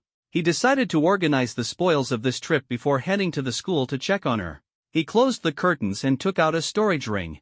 Currently, he had 5 storage rings, 2 obtained through system rewards and 3 given by Li Juanrong and the others. He opened Li Juanrong's storage ring, which was filled with various potions. This guy is truly scared of death, stocking up on so many healing potions. A trace of disdain appeared on the corner of his mouth. Suddenly, his eyes lit up as he picked up a purple crystal the size of an egg, shaped like a diamond and gleaming brilliantly. Is this a source crystal? So many of them? No wonder that trash Li Juanrong cultivated so quickly. He could afford to use something like this.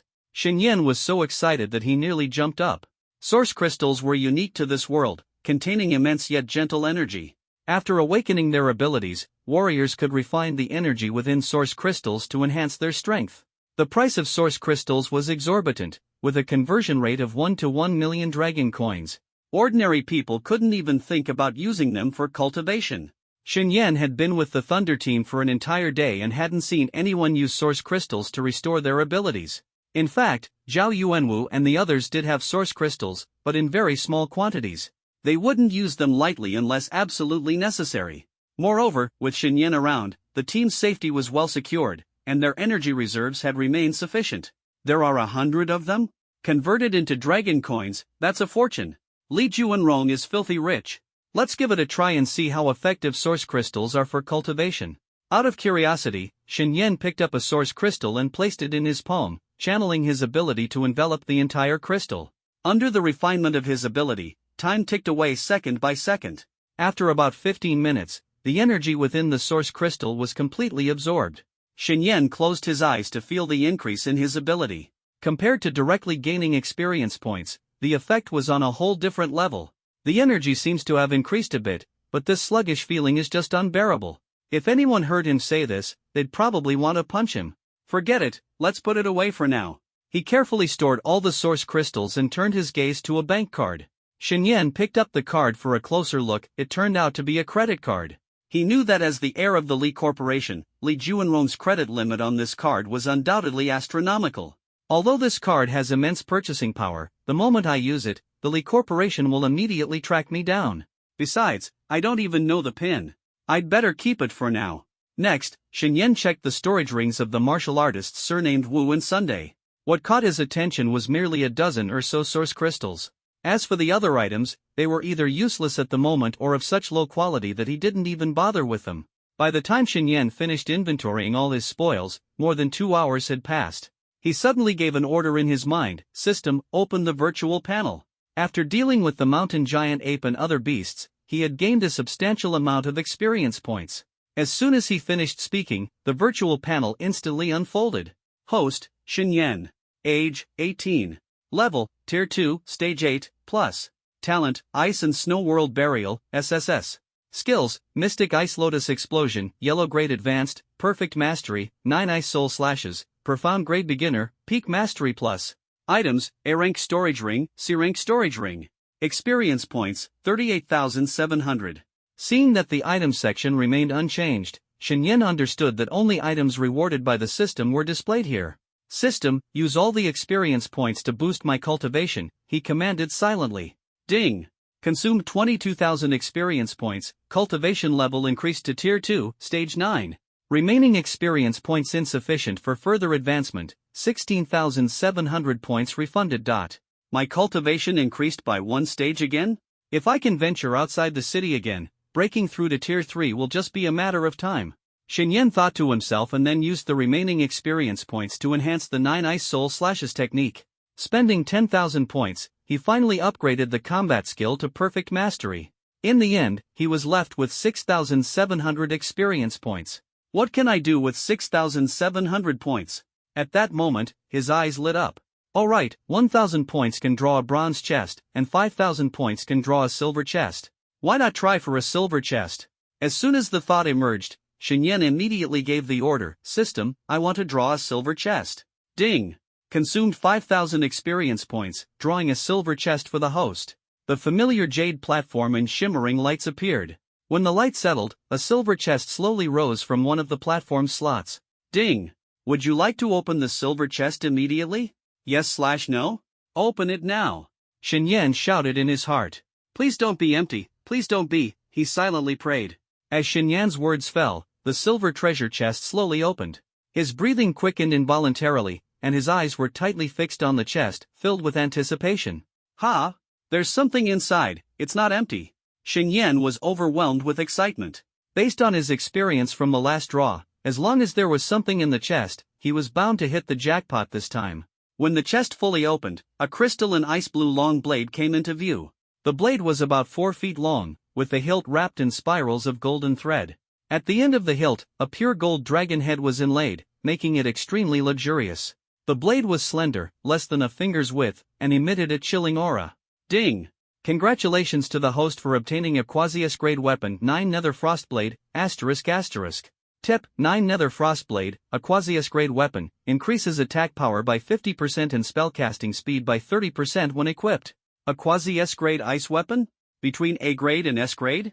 Xinyan was very satisfied with the blade. After all, until now, he had never possessed a proper combat weapon.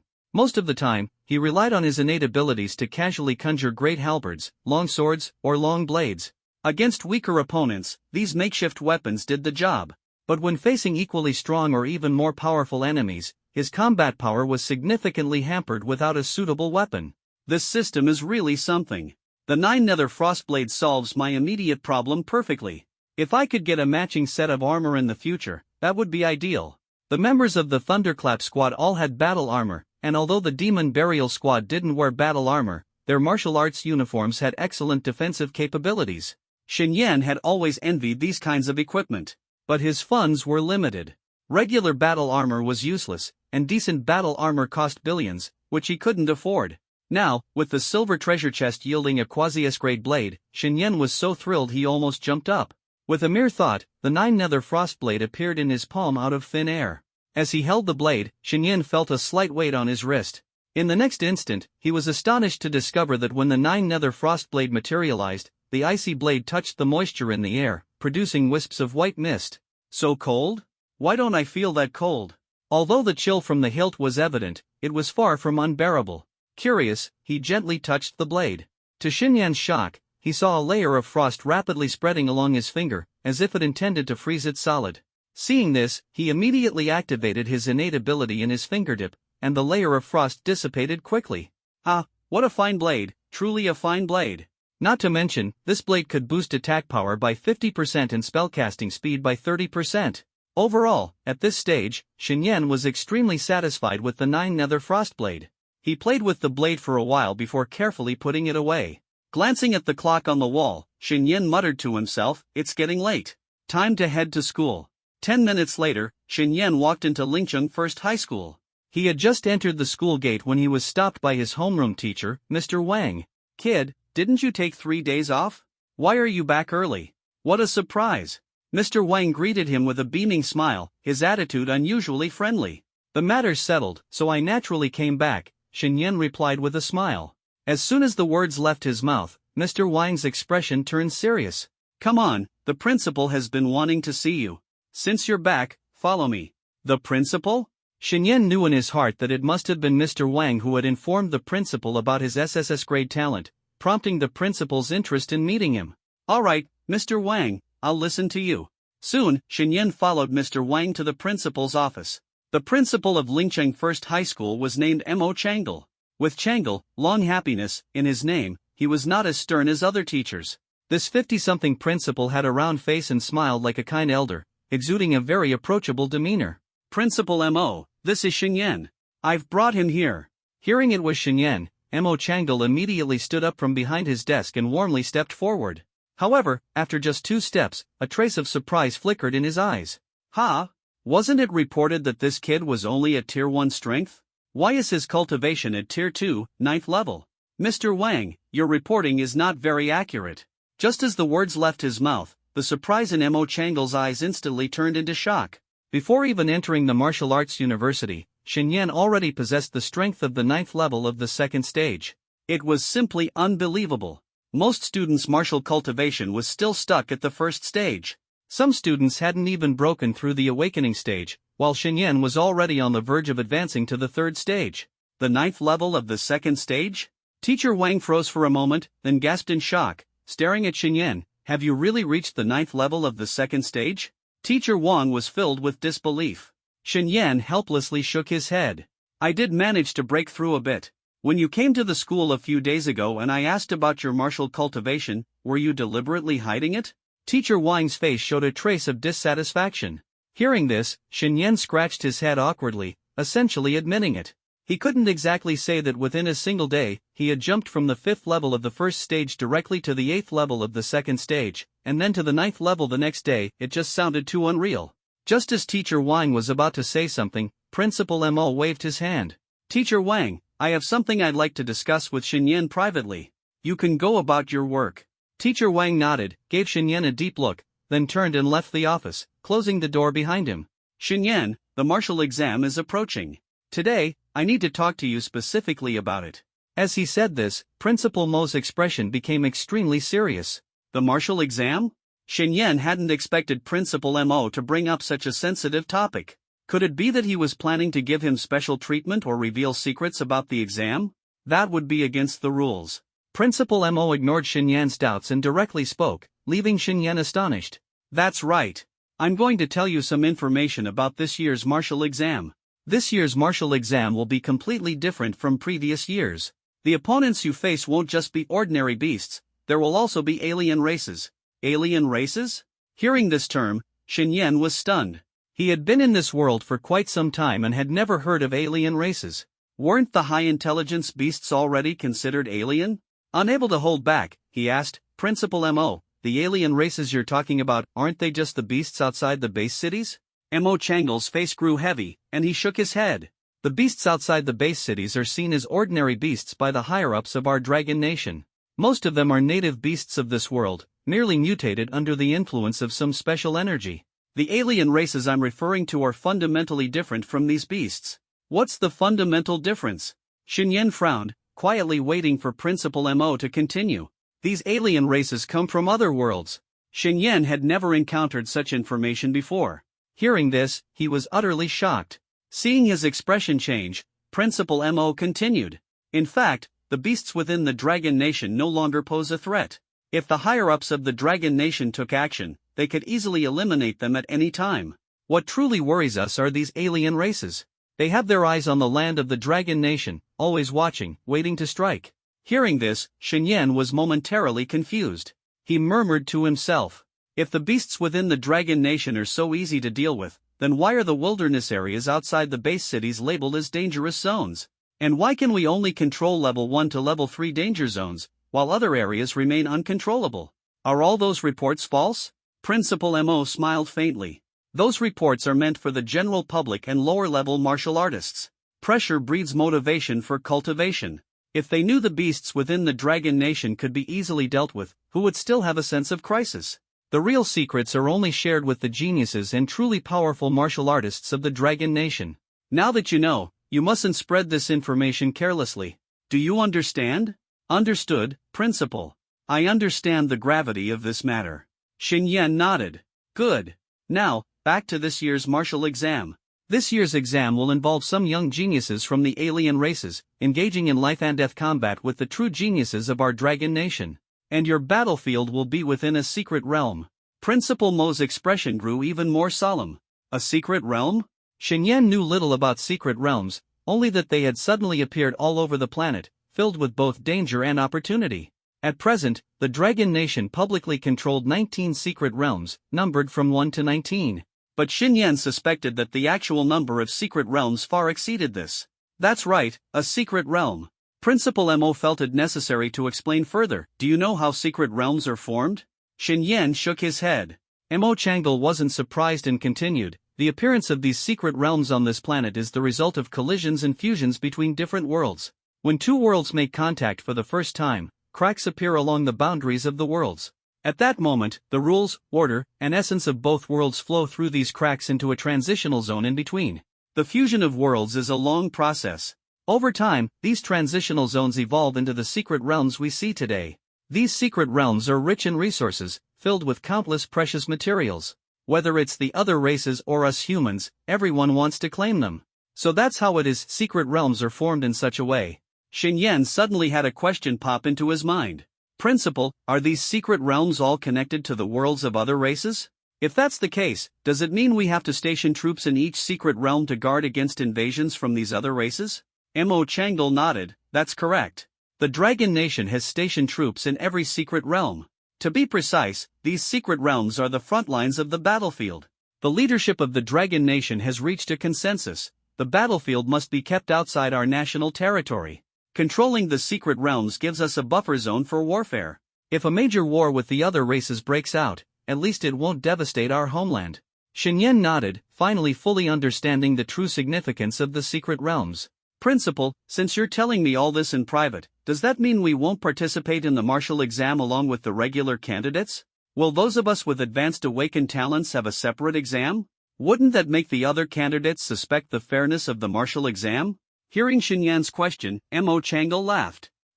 We've already thought this through. Fairness has always been the most important aspect of the martial exam, no matter the circumstances. Therefore, this martial exam will be conducted in 2 stages.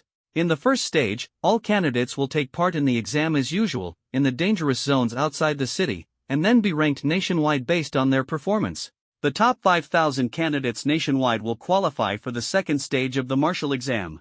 After all, the opponents we face are from other races. If someone's strength is too weak, they would just be cannon fodder. Not only would they fail to bring glory to the Dragon Nation, but they would also embarrass us. Upon hearing this, Xinyan nodded in agreement. However, he still had another question in his mind. Principal, the martial exam in the Dragon Nation has never involved the other races before. Why has it suddenly changed this time? Mo Changdal gave him a knowing look and continued.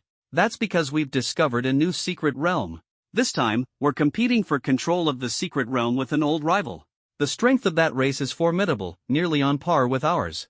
To avoid large-scale battles between the elites of both sides, the higher-ups of both races decided to let the younger generation engage in a life-and-death contest.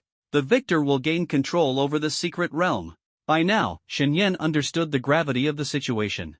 However, he still wanted to know how the competition between the younger generations of both races would be judged. Principal, how do we determine the winner of this martial exam? Mo Changdal's eyes suddenly became sharp. It's simple. Both sides will engage in life-and-death duels within a set time frame. The side with the most survivors at the end is the victor.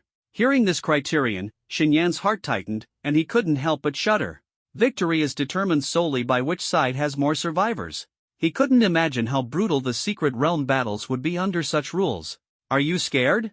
Mo Changdal stared at him, a hint of provocation in his gaze. Xinyan took a deep breath, then broke into a confident smile. Not at all. On the contrary, I'm looking forward to having life-and-death duels with the geniuses of the other races. To Xinyan, whether it was other races or beasts, they were all just opportunities to gain experience. There was nothing for him to fear. Hearing his response, Principal Mo also laughed. It's great that you have such resolve. You should know that this martial exam is tied to the battle for the secret realm, and the rewards for the victors will be incredibly generous.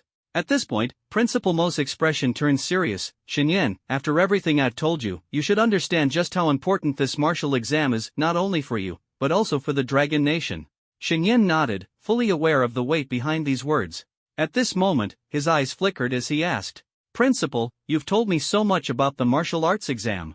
Are you expecting me to make any special preparations? Or are you planning to give me a leg up, using some means to enhance my strength? Hearing this, Principal Mo froze for a moment, then smiled and pointed at Xinyan. You little rascal, you really seize every opportunity without missing a beat. Xinyan quickly responded, I just want to bring glory to Long Country. The stronger I am, the better my chances of surviving in the secret realm. Mo Changdal acknowledged this sentiment. Xinyan was the only SSS-class genius in Ling City, holding significant importance for the region. As long as he fully matured and became a major figure, he would undoubtedly repay Ling City in the future. Thinking of this, Mo Changdal paused, then waved his hand casually. A sophisticated deep blue battle armor appeared out of thin air. The armor was covered in scratches, clearly marks left by battles with beasts. The school's upper management has discussed it and decided to give you a set of A-rank battle armor. We know your background. Acquiring this kind of armor on your own would be extremely difficult. The martial arts exam is approaching, and we must ensure your safety. Seeing this high-grade battle armor, Xinyan felt a surge of joy. He had been pondering over acquiring such an item earlier, but he never expected to receive it so soon. He hadn't expected Ling City First High School to be so generous, directly gifting him an A-rank battle armor. This item was extraordinarily expensive. Principal, isn't this too valuable?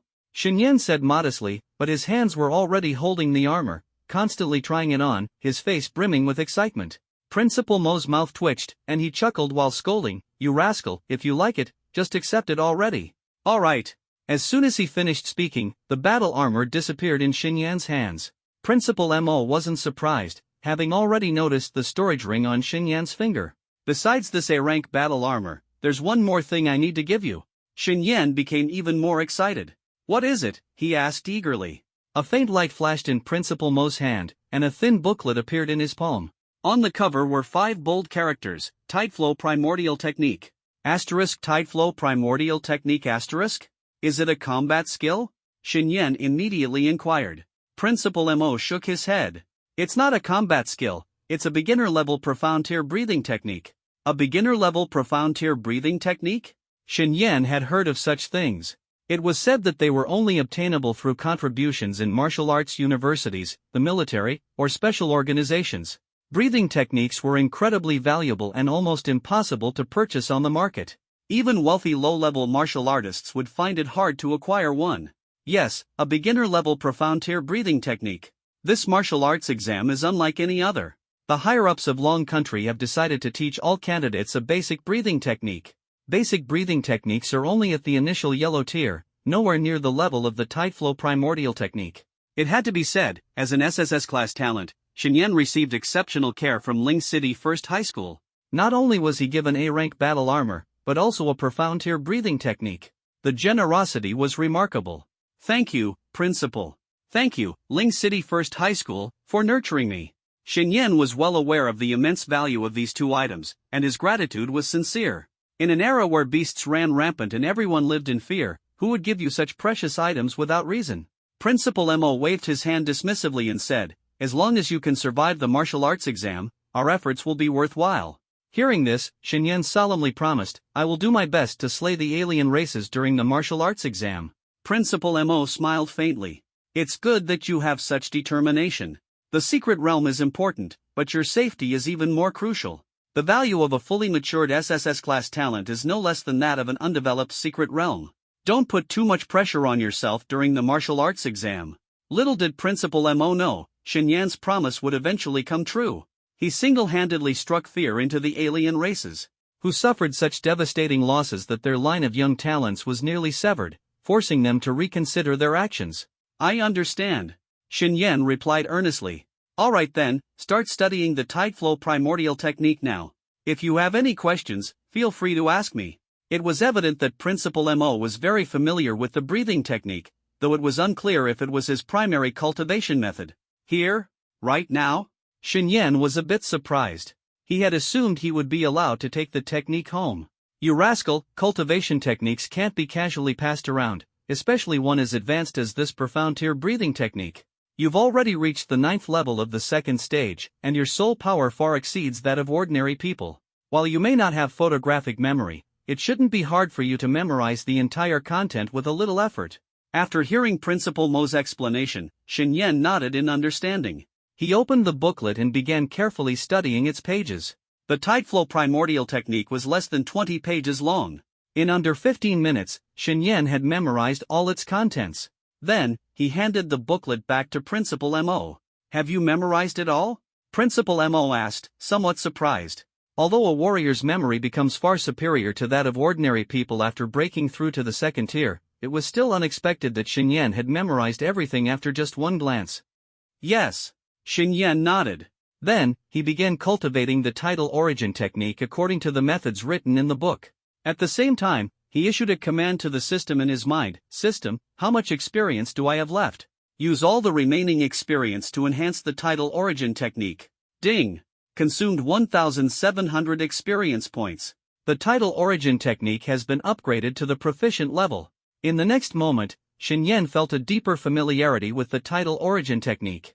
With a single thought, the special energy within him began to circulate according to the guidance of the technique. With every breath, spiritual energy surged like tides, rapidly converging into his body through his mouth, nose, and pores. Upon seeing this scene, Principal Mo's pupils shrank suddenly, his eyes filled with astonishment. This kid has actually mastered it already? The title return to origin technique was an advanced skill. Even for someone exceptionally talented, mastering it wasn't easy. Back when he practiced this breathing technique, it had taken him a full 3 days just to get started. But Shen Yan? He merely glanced at it once and mastered it effortlessly. Such comprehension was truly terrifying. Principal Mo looked at Shen Yan as if staring at a monstrous genius. As Shen Yan operated the title return to origin technique, he could clearly feel the energy of heaven and earth continuously flowing into his energy sea. Although this improvement wasn't as rapid as directly gaining experience points, it was long-lasting. With this advanced breathing technique, my endurance in battle will be much stronger. Shen Yan felt secretly delighted and then stopped the operation of the technique. How does it feel? Principal Mo asked him. As expected of an advanced technique, it's truly extraordinary. With this, I won't have to worry about running out of abilities while fighting beasts. Although Shen Yan's abilities were unlikely to be easily exhausted, being able to replenish them through the breathing technique was undoubtedly a great advantage. Have you mastered it? Principal Mo asked again. I can use it without any issues, Shen Yan replied honestly. Principal Mo took a deep breath and praised, you truly deserve your SSS-level talent, your capabilities are indeed exceptional. Alright, keep the matter of the martial exam confidential. If there's nothing else, go back to class. Shen Yan glanced at the clock on the office wall less than half an hour before school ended. There's no point in going to class now, I might as well wait for Liuli to finish school. He thought to himself. Soon, the bell signaling the end of school rang. Shen Yan stood in front of the teaching building, watching a group of students walk out. He quickly spotted Shen Liuli. Liuli! Shen Yan called out, waving at her. Shen Liuli, who had been wearing a gloomy expression, immediately brightened up upon seeing Shen Yan. She ran toward him quickly, her face full of joy. But her change in expression did not escape Shen Yan's keen eyes. This girl has only been in school for 2 days, so why does she look so unhappy? Shen Yan wondered to himself. Brother, you're back. Shen Liuli came to his side, affectionately holding onto his arm, her bright eyes brimming with happiness. Yeah, I'm back. I thought it would take 2 or 3 days, but I managed to finish things in 1 day. Shen Yan patted her head and smiled gently. At that moment, his gaze sharpened as he keenly noticed 2 bruises on Shen Liuli's neck. His eyes narrowed, and he pulled her to a quieter spot, pointing at the bruises. What's going on here? Did someone bully you? Shen Liuli's gaze wavered. It's nothing, I just accidentally. Before she could finish, she was sternly interrupted by Shen Yan. Tell me the truth. His piercing gaze made her tense up. After a moment of silence, she mustered the courage to say, it was a few girls in my class. As soon as I joined, they started causing trouble for me. The bruises on my neck are from when they cornered me in the restroom and grabbed me. Hearing this, Shen Yan's eyes turned razor-sharp. Being bullied right after joining the class, he knew his sister's personality well, she would never provoke others first. There was definitely more to this, and he had no intention of letting it slide. Who are they? Take me to them. Shen Yan's tone was icy. Brother, isn't this a bit too much? Shen Liuli felt that she was causing her brother unnecessary trouble. It's fine. With me here, you have nothing to fear. Shen Yan's words warmed her heart, and she nodded, alright, I'll take you. That little B*TCH really has no idea what's good for her. Even after I grabbed her like that, she didn't cry. Young Master Wang wants to play with her. She should have cooperated obediently, but she dared to refuse. She needs to be taught a lesson. She has no background. Being able to cling to young Master Wang is her best shot at surviving. What a blessing for me. I heard she has a powerful brother. Do we dare mess with her? Ha! Her brother's just a first-rank martial artist. He dared provoke young Master Li? He'll get himself killed sooner or later. On the campus, 4 fashionable, young, and beautiful girls were walking and chatting. Suddenly, Shen Yan and his sister blocked their path.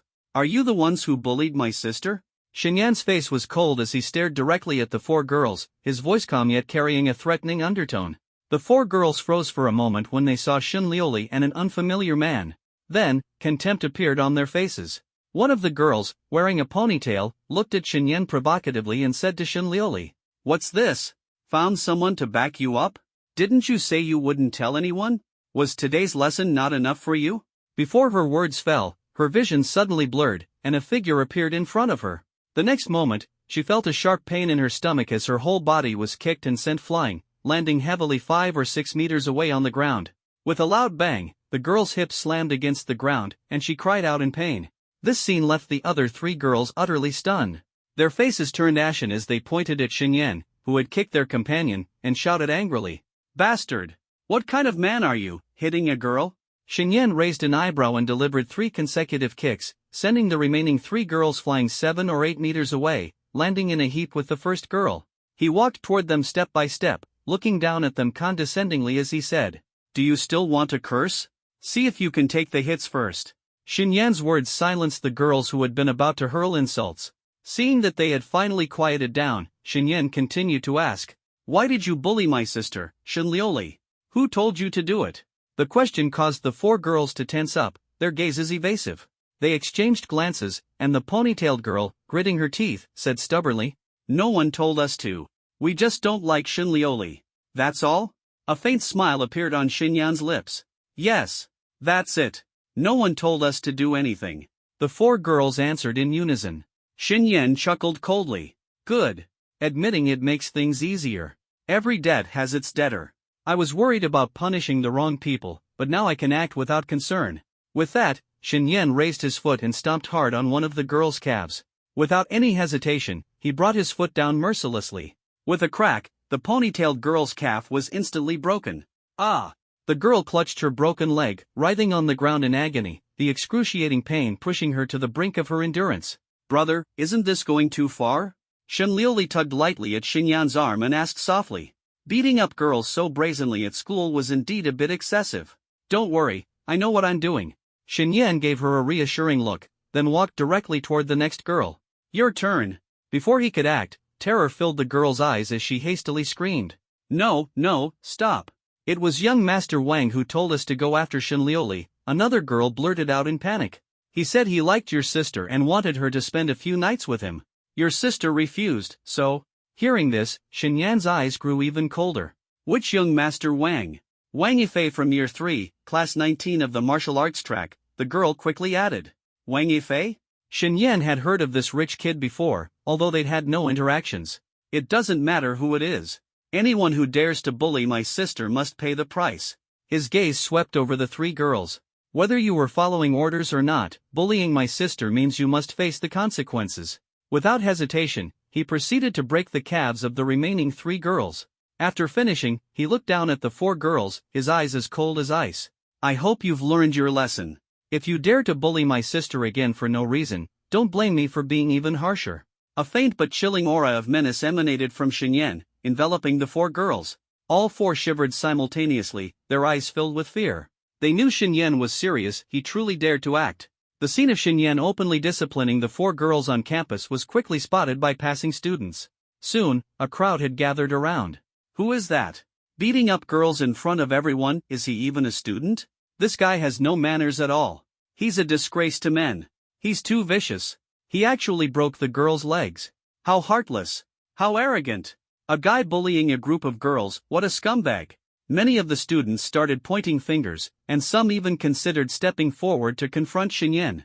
At that moment, a few voices of defense emerged from the crowd. "I heard those 4 girls bullied his sister, so he's just standing up for her." But before they could finish, they were immediately drowned out by others rebutting. "No matter what, a boy hitting a girl on campus is just wrong. That's right, he's a bad person and should be reported to the teacher." Listening to the murmurs around him, Xinyan coldly swept his gaze across the crowd. "Those who don't know the truth, shut up." As soon as he spoke, a strong aura burst from him, pressing outward toward everyone. At the same time, a ripple of water blue light spread from his body, avoiding Xinlioli but enveloping the surrounding area. Every student touched by the blue ripple felt their skin instantly pricked with a freezing cold, as if needles were piercing them.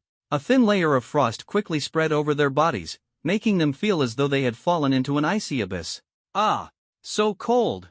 My hands are freezing stiff. Step back, stay away." The crowd scattered like lightning had struck, their noisy chatter vanishing in an instant. At this moment, everyone's gaze toward Xinyan was filled with awe and fear. Especially those who had wanted to step in and help earlier, they all silently backed away. Just then, a cold voice came from not far away. Bullying ordinary people without abilities, what kind of skill is that? The crowd automatically parted, and 5 boys walked over. Leading them was a silver-haired man in a white training outfit, his demeanor cold and stern. When his gaze landed on the 4 injured girls on the ground, his expression turned grim. "Young Master Wang, you have to stand up for us. That jerk actually broke our legs," complained the ponytailed girl to the silver-haired man. From her words, it was clear the silver-haired man was Wang Yifei, young Master Wang, the true mastermind behind everything that had happened. Wang Yifei nodded slightly at the ponytailed girl before turning to Xinyan. "You actually dared to openly hit someone on school grounds. You've got guts." Xinyan ignored him and instead looked toward Shin Liuli. "Was it him?" Shin Liuli nodded firmly. "Brother, it was him. He came looking for me the day before yesterday. I refused his request, and then—" "I understand." As soon as he spoke, Xinyan began walking toward Wang Yifei and his group, step by step. "You've got some nerve, laying a hand on my sister. Do you know the kind of severe price you'll pay for this?" As he spoke, he moved closer and closer. Wang Yifei hadn't expected this guy, who had just defeated Li Junrong, to be even more arrogant than himself. "Heh, you've got guts, I'll give you that. Even gutsier than me. You openly hit female classmates, and we stepped in for justice." After saying this, he gestured subtly to the group of followers behind him. "All of you, attack together. Break his legs for me. If anything happens, I'll take responsibility." Hearing his words, the 4 followers' eyes filled with mockery as they clenched their fists and advanced toward Xinyan. In the distance, atop an office building, Teacher Wang turned to Principal Mo and said, "Principal, shouldn't we intervene?" Mo Changla shook his head with a faint smile. "There's no need to meddle in normal student interactions. Let Xinyan teach these little punks a lesson. Let them understand the gap in power. A bunch of useless troublemakers. They're great at bullying classmates but don't have the guts to fight the beasts outside the city." At this point, Mo Changlo glanced at Teacher Wang with some dissatisfaction. "In the future, take better care of Shin Liuli. Don't let something like this happen again. She's the relative of an SSS-level genius, and we absolutely can't let her suffer at this school." "Understood, Principal." Teacher Wang nodded immediately. Facing the 4 advancing toward him, Xinyan's lips curled into a cold smile. "I was only planning to use you to scare others. But since you've delivered yourselves to me, don't blame me for being impolite." Without a hint of fear, Xinyan strode directly toward the group. Seeing this, the crowd immediately erupted in whispers. "I heard those 4 guys with young Master Wang have all awakened B-level abilities. They're pretty strong. Comparatively, young Master Wang's ability is even more terrifying. They say it's A-level, and there are barely a handful of people at Lingcheng High who can match him. This guy is really fearless." Wang Yifei has already advanced to the 9th level of the 1st tier. In the senior martial arts class, there are hardly any who can surpass him. Not to mention he has 4 strong followers. This kid's too arrogant. Let's see how he gets out of this mess. The onlookers murmured, their eyes filled with schadenfreude. Those who knew a bit about Wang Yifei had already predicted that Xinyan was in serious trouble. "Kid, you're really cocky. Beating up a pretty junior and then being rude to young Master Wang, you have no respect. Today, we'll teach you a lesson you'll never forget." One of the 4, a buzzcut young man, stared at Xinyan with a face full of mockery. As soon as the words left his mouth, his body rapidly expanded, transforming in the blink of an eye into a muscular man standing 2 meters tall. "Is this a physical enhancement ability?" Xinyan immediately recognized the opponent's power, a trace of contempt flickering in his eyes. "Kid, prepare to die." The transformed brute charged at Xinyan with a roar. In almost an instant, he reached Xinyan, his massive fist carrying a sharp gust of wind as it smashed down fiercely towards Xinyan's head with ruthless force. Xinyan narrowed his eyes slightly, swiftly raised his right hand, and clenched it into a fist. In an instant, a layer of water-blue icy gauntlets condensed over his fist, which he then hurled forcefully at the brute. Bang! The clash of fists produced a deafening sound. The next moment, the crowd watched in astonishment as the brute's body was violently flung backward under the impact of a tremendous force, crashing to the ground over 10 meters away. Everyone stood with mouths agape in shock. Impossible. Did he just use his raw strength to send a physically enhanced fighter flying? He seems to be using an ice-type ability, one of the elemental abilities. But how is his strength this overwhelming? Wow, this guy is something else. Good thing I didn't underestimate him. Shin Liuli looked at Xinyan, her eyes filled with pride. Brother seems to have gotten even stronger. With a casual punch that sent his opponent flying, Xinyan's expression remained calm. This was nothing more than a routine display for him. Although he wasn't a pure strength-based fighter, his second-tier, 9th-level martial cultivation endowed him with physical power far surpassing that of ordinary first-tier fighters. This guy.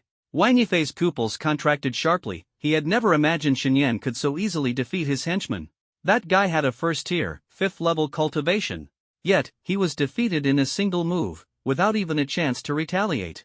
You three, attack together this time. Do not let your guard down. Wang Yifei instructed the remaining three with a solemn expression. Understood. The three nodded grimly in unison before launching their attack on Xinyan. One of them swiftly mutated his arms into sharp steel claws. The claws tore through the air, producing a piercing screech as he flickered into a series of afterimages, quickly closing in on Xinyan. Another was shrouded in mist, muttering incantations while pointing to the sky. In an instant, dense raindrops began to fall, carrying a strong corrosive property. As they hit the ground, they corroded the cement, leaving behind pits. Go! The raindrops, under his command, avoided the surrounding crowd and surged toward Xinyan. The last one moved strangely, his belly rapidly inflating like a frog's. Suddenly, he opened his mouth wide, emitting a concentrated sonic wave that barreled toward Xinyan. The trio's abilities dazzled the crowd, who watched the scene with exhilaration. 3 people attacking simultaneously, this kid can't possibly handle it, can he? Many people thought this. Kid, let's see how you defend this time. Wang Yifei's eyes gleamed coldly, his lips curling into a sneer. Xinyan calmly observed the trio's attacks, not rushing to counter. Instead, he took a single step forward and stomped hard on the ground. Instantly, a thick mist of frost erupted from beneath his feet, spreading outward like lightning. Xinyan's figure became indistinct amidst the icy fog. Everything the frost touched was instantly frozen. A few seconds later, as the frost dissipated, the sight before them left everyone astounded. Just a meter away from Xinyan stood a man encased entirely in ice. He bore steel claws and glared at Xinyan with fierce eyes, still frozen in an attacking stance. Elsewhere, the man who had controlled the corrosive rain was frozen mid-gesture, pointing at the sky, completely immobilized. The last one was even more comical, his bloated stomach gave him the appearance of a toad trapped in amber. Above Xinyan, all the raindrops had been turned into water-blue ice crystals, suspended in mid-air. With a soft snap, Xinyan snapped his fingers, and the ice crystals shattered instantly, disintegrating into fine ice powder that scattered away. Having finished, Xinyan stepped forward and began walking toward Wang Yifei. I've dealt with them. Now it's your turn. As soon as Xinyan spoke, the still-stunned students snapped out of their daze. Wow, this ability is terrifying, it can freeze everything in an instant. The power gap is insane. He took down 3 top fighters in one move. I've never seen such a powerful ability. What kind of genius is he? I thought he might be at a disadvantage, but now I see how wrong I was. In the distance, atop the office building, Teacher Wang's eyes were filled with shock. Is this what an SSS-level ability looks like? It's too powerful, almost unreal. Principal Mo nodded in agreement. It truly is incredible. To freeze everything in an instant. At his age, I couldn't compare to him. After speaking, Principal Mo shook his head again. But this guy is quite ruthless. Although he controlled his strength and avoided fatalities, those frozen individuals will probably need to rest for several days. Watching Xinyan take down 3 people in just one move, Wang Yifei's throat trembled slightly as he swallowed hard. If he had known Xinyan was this strong, he wouldn't have rashly stepped in to help Li Juanrong and provoke Xinyan. As Xinyan approached step by step, Wang Yifei couldn't stop trembling all over. The power Xinyan had just demonstrated far exceeded Wang Yifei's expectations. As he watched Xinyan draw closer, Wang Yifei felt a surge of tension and dared not let his guard down. As for the 4 female students who had intended to trouble Xinlioli, their eyes were filled with fear and shock. No one had expected Xinyan to be so terrifying. Xinyan, you killed them, didn't you? You were so ruthless, the school authorities definitely won't let you off. Wang Yifei puffed out his chest and shouted at Xinyan in a hoarse voice, though his heart was in chaos. I killed them? A cold smile crept onto Xinyan's lips as he snapped his fingers toward the 3 frozen individuals. Instantly, the icy layers covering them melted like snow under the spring sun. Within seconds, the trio finally escaped their frozen state. Thud, thud, thud. The 3 fell to the ground one after another, curling up and trembling uncontrollably as they regained mobility. Just as Principal Mo had said, although Xinyan hadn't gone for the kill, the freezing had given them a bitter taste of suffering. Who said I killed them? Look, aren't they still alive? Seeing the trio's bruised faces and pale lips, Wang Yifei's heart began to race. This bastard, so ruthless. He cursed silently but forced himself to speak to Xinyan. Xinyan, how about we end this matter here? I promise not to provoke you or your sister anymore. Let's just call it even today, okay? His voice was low, barely audible to anyone but the two of them. Clearly, he didn't want others to know that all this trouble had been caused by his deliberate instigation. What did you say? You won't bother me or my sister anymore? Xinyan's voice wasn't quiet, and everyone around could hear him. Wait, is he being so ruthless because of young Master Wang? Maybe we misunderstood him earlier. I heard he broke those girls' legs because they were causing trouble for his sister. Such a protective brother. If only I had a brother like that. Xinyan showed no intention of giving Wang Yifei any face. Wang Yifei's expression darkened. Xinyan, know when to stop. Don't push things too far. Hearing this, Xinyan's face turned icy. In a flash, his figure darted toward Wang Yifei like a bolt of lightning. Wang Yifei's pupils contracted sharply. Xinyan, stop! He shouted and quickly retreated. At the same time, he flipped his palm, and 6 slender, short spikes appeared out of thin air. Go! Wang Yifei flung the spikes fiercely toward Xinyan. Whoosh, whoosh, whoosh. The spikes sliced through the air at lightning speed. With light, agile steps, Xinyan effortlessly dodged all the attacks. However, what he didn't expect was the sound of something cutting through the air again from behind him. When he turned around, he saw the spikes seemingly moving with a will of their own, changing direction midair to pursue him once more. Is this telekinetic control? This guy can manipulate these spikes to attack? Seeing through his opponent's ability, Xinyan's expression remained calm. Wang Yifei was merely a first-tier, 9th stage A-level ability user. The gap between them was far too vast. Faced with the pursuing spikes, Xinyan remained completely composed. In an instant, he conjured a shield of ice to stand in the way. Clink, clink, clink. The spikes struck the ice shield, producing crisp, clear sounds. Then, the ice shield began to contract and, as if alive, wrapped itself around the spikes entirely. No matter how Wang Yifei tried to control them, the spikes were firmly encased in ice and unable to move. Seeing his attack effortlessly blocked, Wang Yifei felt a sinking sensation in his heart. Damn it! He blocked it so easily. He flipped his right hand again, summoning 5 more spikes. Before Wang Yifei could muster his strength, Xinyan had already appeared before him like a ghostly apparition. A large fist came crashing down on his nose.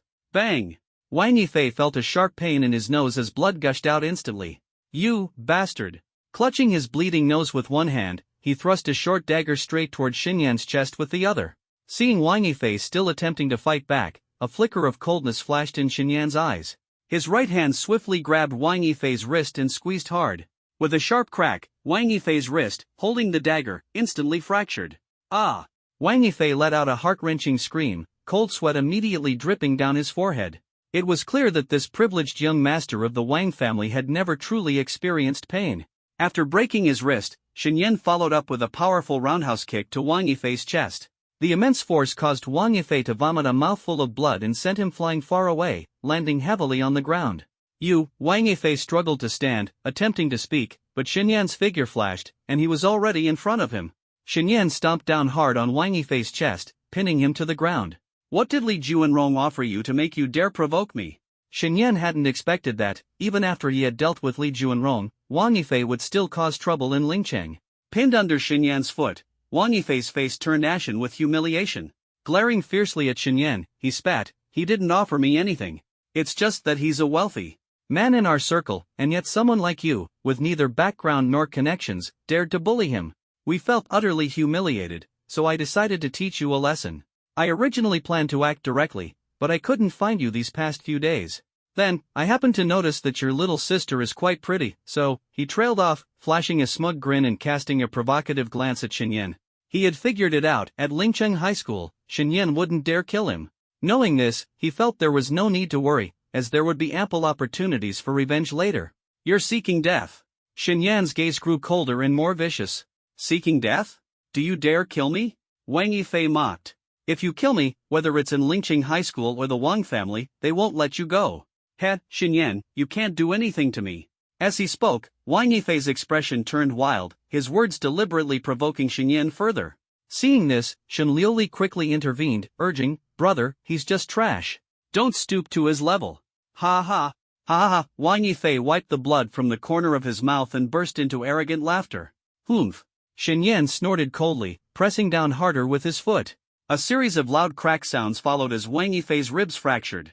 Racked with pain, Wang Yifei's eyes filled with hatred, but he could no longer utter a word. This bastard! Shen narrowed his eyes, his killing intent surging. He suddenly lifted his foot, ready to stomp down with lethal force. Feeling the shadow of death closing in, Wang Yifei's heartbeat raced. Damn it, he really means to kill me. Fear and regret instantly consumed him. Just as Shen foot was about to crush his chest, a powerful surge of energy erupted beneath it, forcibly halting his movement. Who's there? Shen heart tightened as he sensed something was off. He quickly turned his head to look. In the distance, two figures emerged leisurely from the crowd. Leading the way was Principal Mo, his smile as calm and gentle as a Buddha's, followed closely by Teacher Wang. Principal! Shen immediately withdrew his foot and greeted him respectfully. Principal Mo glanced at Shen, his expression suddenly turning stern. His tone carried authority as he rebuked, "What are you doing? This is a school, not a place for fighting and brawling. Do you have any respect for the school rules and regulations?" His gaze landed on Shen as he asked, "Were all these people injured by you?" Shen face was serious as he replied earnestly, "Principal, you've misunderstood. We weren't fighting, we were merely testing our skills. I just failed to control myself and accidentally injured a few classmates. It's my fault, and I'll take responsibility for their medical expenses." As soon as he finished speaking, Wang Yifei was so enraged that he spat out another mouthful of blood. Inwardly cursing, he seethed, "Testing skills? That bastard Shen was clearly trying to kill me. Principal, don't listen to his nonsense," Wang Yifei shouted. Shen relies on his strength to bully the weak. He even broke the legs of 4 junior girls earlier. We couldn't stand it, so we stepped in to teach him a lesson.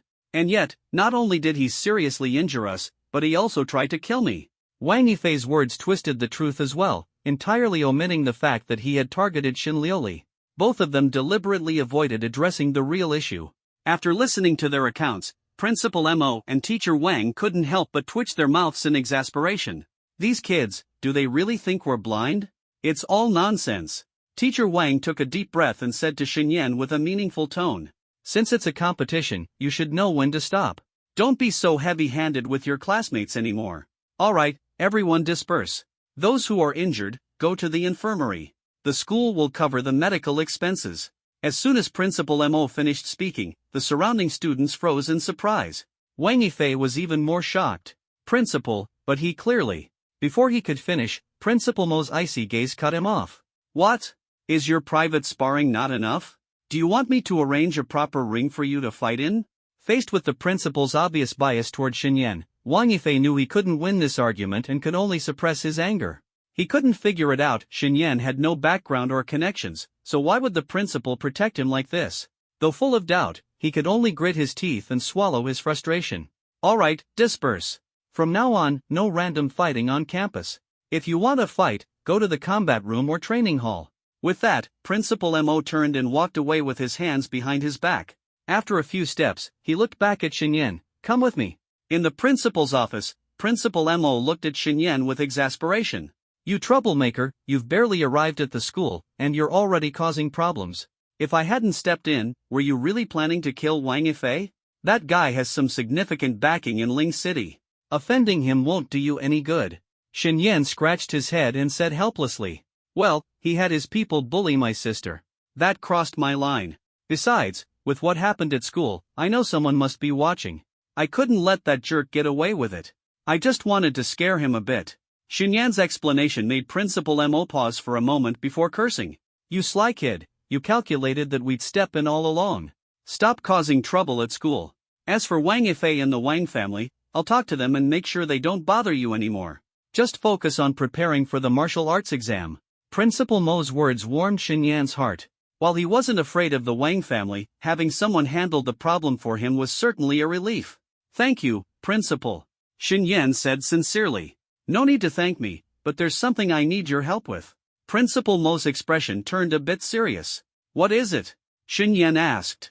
"Several teams from Nanluo City are coming to Ling City schools for martial arts exchanges. The goal is to give students more real combat experience to perform better in the martial arts exam. Tomorrow noon, a team will visit our school." Upon hearing this, Shen frowned. "Principal Mo, can I skip this? Such exchanges won't do much to improve my strength." Shen Yan spoke bluntly. Those people had never experienced real combat, they were like flowers growing in a greenhouse. He had no interest in competing against them. No way. If you don't go, next time I'll be laughed at to death by that rival of mine in Nanluo City. Principal Mo sighed and said, "Sai, I have a nemesis who is the principal of Nanluo City's No. 2 high school. In recent years, every year before the martial arts examination, he sends a team over to provoke us. They call it martial arts exchange, but everyone knows that old guy just wants me to admit that the students I teach are inferior to his." Shen Yan frowned. Nanluo City is already much bigger than Ling City, and the student quality at Nanluo No. 2 High is much better than ours. They come for so-called exchanges, but it's really just bullying. Principal Mo shook his head. Other teams genuinely come for exchanges, they are excellent students from Nanluo City offering us guidance. But Nanluo No. 2 High is different. This time, they are here specifically to humiliate Ling City No. 1 High. After each exchange, our students are left demoralized. I originally wanted to decline this time, but with you here, I believe you can easily defeat them, leaving that old man without a leg to stand on. Shen Yan was helpless. After all, this was a personal grudge between two principals, but it had dragged the students into it. However, considering the A-grade battle armor and Shin-level breathing technique that Principal Mo had given him, he felt it would be inappropriate not to help. Not to mention, this concerned the reputation of Ling City No. 1 High, and he was also a student of this school. Alright, Principal. I'll step in tomorrow and win back the honor for you. Shen Yan patted his chest in assurance. Are you confident about defeating them? Principal Mo asked one more time. Leave it to me, don't worry. Shen Yan walked out of the principal's office, and Shen Liuli quickly approached him. Brother, did the principal give you a hard time? Shen Yan smiled and shook his head. Not at all. He said he would speak to the Wang family and stop them from troubling us. Hearing this, Shen Liuli's face lit up with joy. Really? That's great. The Wang family's influence in Ling City was stronger than the Li family's, and if they continued to cause trouble, it would indeed be a headache. It's all because of that damn Li Juanrong. If it weren't for him, Wang Yifei wouldn't have been pestering me. Shen Liuli stomped her foot angrily. Truly despicable. Shen Yan felt increasingly relieved that he had dealt with that scum outside the city. Come on, I'll take you out for a nice meal. You've endured so much, I need to cheer you up. Really? Brother, you're the best. At the same time, deep underground in Ling City, within a spacious grand hall. At the center of the hall stood a throne crafted from white bones. Seated on the throne was a man draped in a blood-red robe, his face covered with peculiar purple-black markings. One hand propped up his chin as his cold gaze fixed on a dozen kneeling figures. Does everyone remember the mission this time? His voice was hoarse and icy, echoing throughout the grand hall. We remember, Lord Protector. The dozen figures responded in unison, their tones brimming with fervor and determination. Good. The man in the blood robe said coldly, each of you must commit the names on the list to memory. Once the martial arts examination begins, you must give it your all and eliminate every individual on that list. Yes, Lord Protector, the group responded in unison. The blood-robed man waved his hand, signaling them to disperse. Just as those figures left, hurried footsteps echoed from the entrance of the underground hall. Lord Protector, something serious has happened. The blood-robed man's face instantly darkened as he sat on the bone throne. His icy gaze swept over the newcomer, causing the person to feel a chill down their spine and break into a cold sweat. What is it? Why are you so flustered? The Protector's voice was frigid. Lord Protector, Blood Wolf is dead. He died outside Ling City. A hint of disdain flashed in the Protector's eyes. Dead? What a useless fool. I sent him to deal with 3 small squads from the Ling City Heretic Tribunal, and he couldn't even manage such a simple task. If he knew that Blood Wolf had been killed by an 18-year-old high school student, he might have been furious to the point of madness. How did he die? Have you uncovered the cause? The Protector pressed further. The informant wiped the cold sweat from his forehead and stammered, we haven't yet uncovered the truth. The Heretic Tribunal has kept a tight lid on the information, and our people haven't been able to figure out the situation. The blood-robed Protector let out a cold snort.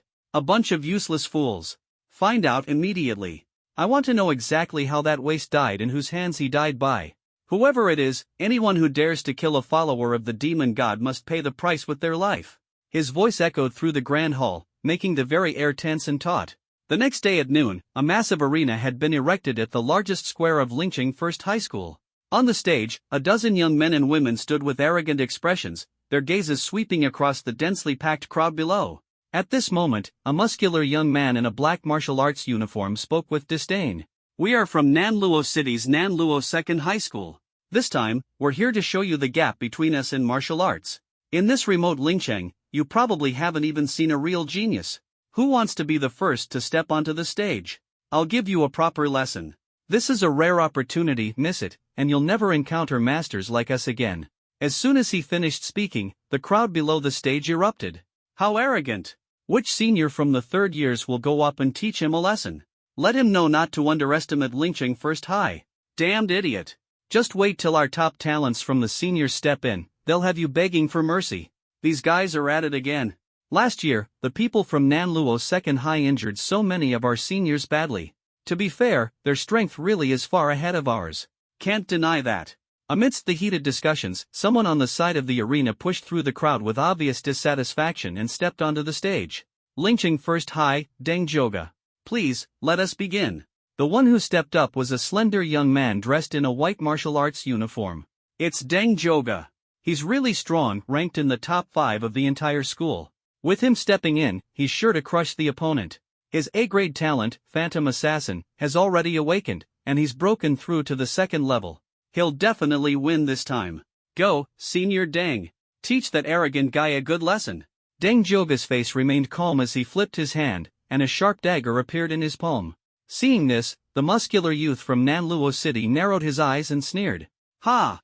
All you can do is play with daggers? With your paltry attack power, you're out of luck going up against me." As soon as his words fell, his body suddenly lit up with a dazzling glow, transforming into a sparkling crystalline figure. "Nanluo Second High, Han Xiaotian. Bring it on!" Han Xiaotian charged toward Deng Joga, each step he took on the stage sending out heavy booming sounds. Deng Joga's expression instantly became serious. Just as Han Xiaotian had said, his ability strengthened his body, clearly countering Deng Joga's combat style. However, since the fight had begun, there was no turning back, it had to end with a decisive result. Deng Joga took a single step forward, his figure flickering like a ghost, moving with astonishing speed as he dashed straight toward Han Xiaotian. In the blink of an eye, the two were about to collide. Suddenly, Deng Joga's figure blurred and reappeared behind Han Xiaotian. The dagger in his hand gleamed coldly as he stabbed fiercely toward Han Xiaotian's neck. Sensing the sudden attack from behind, Han Xiaotian's expression remained calm. He didn't turn to defend but allowed Deng Joga's dagger to land.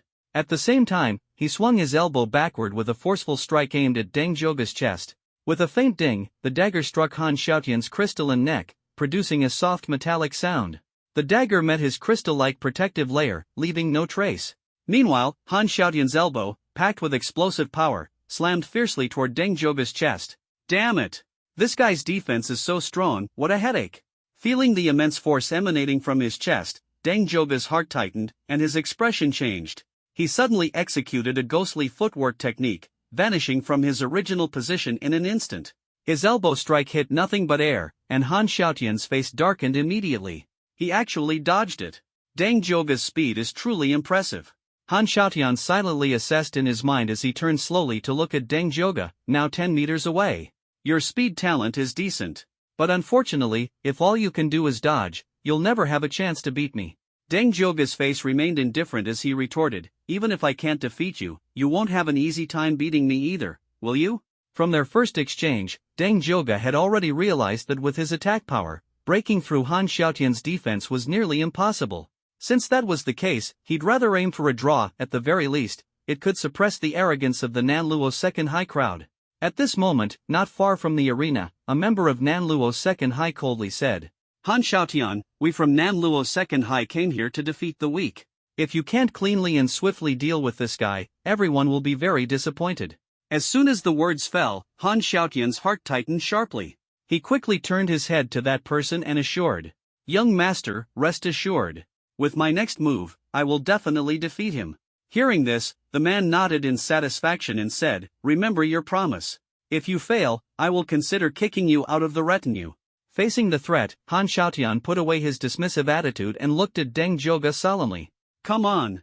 This time, I'll finish you in one move." Such arrogant words ignited a flame of anger in Deng Joga's heart. Although he couldn't break through his opponent's defense, his opponent couldn't keep up with his speed at all. With this in mind, how dare Han Xiaotian make such bold claims? Beneath the arena, the students of Lingcheng First High were infuriated. This guy is too arrogant. He clearly can't match Senior Deng's speed. How dare he say that? Ha, what a joke. Who does he think he is?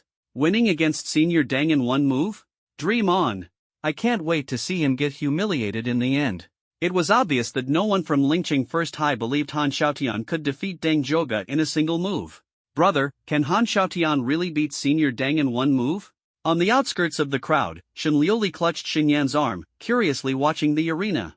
Xinyan crossed his arms, his gaze sweeping over the two of them for a moment before answering. It's possible. Han Xiaotian isn't a fool. If he dares to say that, he must be confident. Moreover, the term retinue was something Xinyan had heard before from the people of the Quanzhan Beast Arena. At the time, the head of the Quanzhan Beast Arena had wanted him to become the retinue of the young master of the Situ family from Nanluo City. Judging by their tone, becoming the retinue of a genius from such a prestigious family wasn't an opportunity given to just anyone. Xinyan hadn't expected that Han Xiaotian was actually the retinue of the young master in this team. Xinyan's gaze shifted to the young man. The boy wore a violet martial arts uniform, with dragon and phoenix patterns embroidered in gold thread on the cuffs and collar. With his hands clasped behind his back, his cold, indifferent eyes surveyed Han Xiaotian and Deng Zhoga with a detached air. Behind him stood a pair of young attendants, slightly trailing by half a step, their eyes filled with reverence. It seems this guy's background is definitely extraordinary, Xinyan thought silently. No way. Is that guy really much stronger than Senior Deng? Shun Liuli asked in astonishment. Xinyan nodded, saying, Deng Zhoga is at the first level of the second tier, while Han Xiaotian is already at the third level of the second tier. The difference in their martial arts level is obvious. Deng Zhoga can only rely on his speed to maneuver. However, if Han Xiaotian has a special move that can restrict Deng Zhoga's speed, the fight will be over very quickly. With Xinyan's discerning eyes, it was easy to see through the martial arts levels of the two. What about you, brother? Could you beat Han Xiaotian? Shen Liuli looked at Xinyan curiously. Xinyan puffed out his chest and said confidently, one move would be enough. On the arena, Deng Zhoga moved continuously around Han Xiaotian. His speed was as fast as lightning, suddenly darting like a ghostly shadow toward Han Xiaotian. His dagger, gleaming with a sharp edge, aimed directly at Han Xiaotian's side. Facing Deng Zhoga's attack, Han Xiaotian's expression remained cold and composed as he stood firm to confront him. When the two were less than 2 meters apart, a dazzling radiance erupted from Han Xiaotian's body, instantly expanding and covering an area of 5 to 6 meters. As soon as Deng Zhoga touched the light, he felt as though he had been trapped in a swamp, every movement requiring great effort. Not good. This guy can actually restrict my speed. Deng Zhoga's expression changed dramatically as he quickly tried to retreat. At that moment, Han Xiaotian took several strides forward, closing in on Deng Zhoga. His fists, carrying sharp wind pressure, pummeled fiercely toward Deng Zhoga. Faced with this fierce assault, Deng Zhoga hurriedly raised his dagger to block. But the gap in their strength was far too great. With a loud clang, Deng Zhoga's dagger shattered instantly. Immediately afterward, a powerful force slammed into him. With a pft, Deng Zhoga spat out a mouthful of blood, his entire body sent flying through the air before crashing heavily into the crowd below. Defeating Deng Zhoga in a single move, Han Xiaotian withdrew his special ability, returning to his normal state. He walked to the edge of the arena, looking down with a mocking expression. I told you I'd finish you in one move. So, how was that? I didn't break my promise, did I? The gap between you and me is just too vast. In this little Lingcheng, there really aren't many peers who can compare to me. Such martial exchanges, I wonder if they even have any meaning. As he spoke, he shook his head, his face full of disdain. You? Deng Zhoga glared at Han Xiaotian on the stage, his eyes burning with fury. This guy was far too arrogant. Winning was one thing, but to say such cutting words afterward, completely disregarding Lingcheng First High, was akin to trampling on the dignity of everyone there. I'm fuming. Who's going to go up there and beat him to a pulp? If they win, I'll treat them to a feast. Whoever can defeat this conceited guy, I'll introduce my sister to him. Unbelievable. Do we seriously not have anyone in Lingcheng First High who can put him in his place? Where's Senior Qinghan? Isn't she the strongest in our school? Why hasn't she stepped in yet? In the distance, Principal Mo watched the outcome of the match with a dark expression, visibly furious. These Nanluo brats are truly infuriating, just as despicable as that old man. What's going on? Why hasn't Xinyan stepped in yet? Upon hearing this, the keen-eyed teacher Wang pointed to a figure behind the arena. Principal, don't worry. Isn't that Xinyan over there? Look, he's getting ready to take action. Behind the crowd near the arena, Shenyan steadily walked toward the stage. Shenliuli noticed this and turned her head to ask, "Brother, are you going to step up?" Shenyan nodded. "I promised the principal I'd help them win, so I can't go back on my word." "Great! Go, brother!" Shenliuli cheered, her small fists waving enthusiastically, her voice crisp and clear. Shenyan pushed his way through the crowd and quickly reached the base of the stage. As he stepped onto the first 2 steps, he suddenly saw a figure darting toward the stage at an incredible speed. The person moved with graceful agility, a pair of fiery red wings unfurling from their back. Her speed was as swift as lightning, and in an instant, she was standing on the stage. The wings dissolved into scattered embers and disappeared. Seeing someone beat him to the stage, Shenyan's face showed a hint of helplessness. "It's Senior Qinghan. She's finally here." Senior Qinghan awakened an S-class ability, and her fire-based powers are exceptionally strong. I heard she can generate flame wings on her back. Her fire abilities are extraordinary. Finally, we get to see it with our own eyes today. Although Shenyan had taken a 2-year hiatus from school, he had still heard of Lingqing First High's campus goddess. Gu Qinghan, an S-class ability user and a super genius, was a legendary figure in Lingqing First High. At this moment, Gu Qinghan was dressed in a fitted red training uniform, which perfectly accentuated her figure. Her features were exquisite, and in Shenyan's eyes, no one in Lingqing First High could rival her beauty. Gu Qinghan stood on the stage and glanced down at Shenyan. "Apologies, but let me handle this match." As soon as she finished speaking, the students below erupted into cheers. "Senior, let Senior Qinghan take care of it. Senior Qinghan has a better chance of winning. You can step down. Don't you recognize that senior? That's Shenyan, the one who beat young Master Wang so badly yesterday. There are plenty of people who can beat young Master Wang. Even Senior Deng had the strength, but he still lost." Clearly, the onlookers were skeptical of Shenyan's abilities. "Looks like they have high hopes for you. Good luck." Shenyan smiled, then turned and stepped back down the stairs. When the people from Nanluo Second High saw Gu Qinghan step onto the stage, their expressions grew tense. Especially the young man in the purple training uniform, whose eyes gleamed with excitement. This trip to Lingqing First High wasn't just about easily defeating opponents, it was also about meeting this campus goddess. If he had the chance, he intended to recruit her. She would be a significant asset to him in the future. Gu Qinghan gave Shenyan a gentle smile before turning to face Han Xiaotian on the stage. "I'll be your opponent. How about that?" Han Xiaotian's expression shifted several times. Before coming here, they had already obtained detailed profiles of Lingqing First High's top students. Gu Qinghan was not only the school belle but also the strongest student, with her abilities at the 5th level of the 2nd tier. More importantly, she had awakened an S-class fire-based ability, had extensive combat experience, and even had records of hunting beasts outside the city.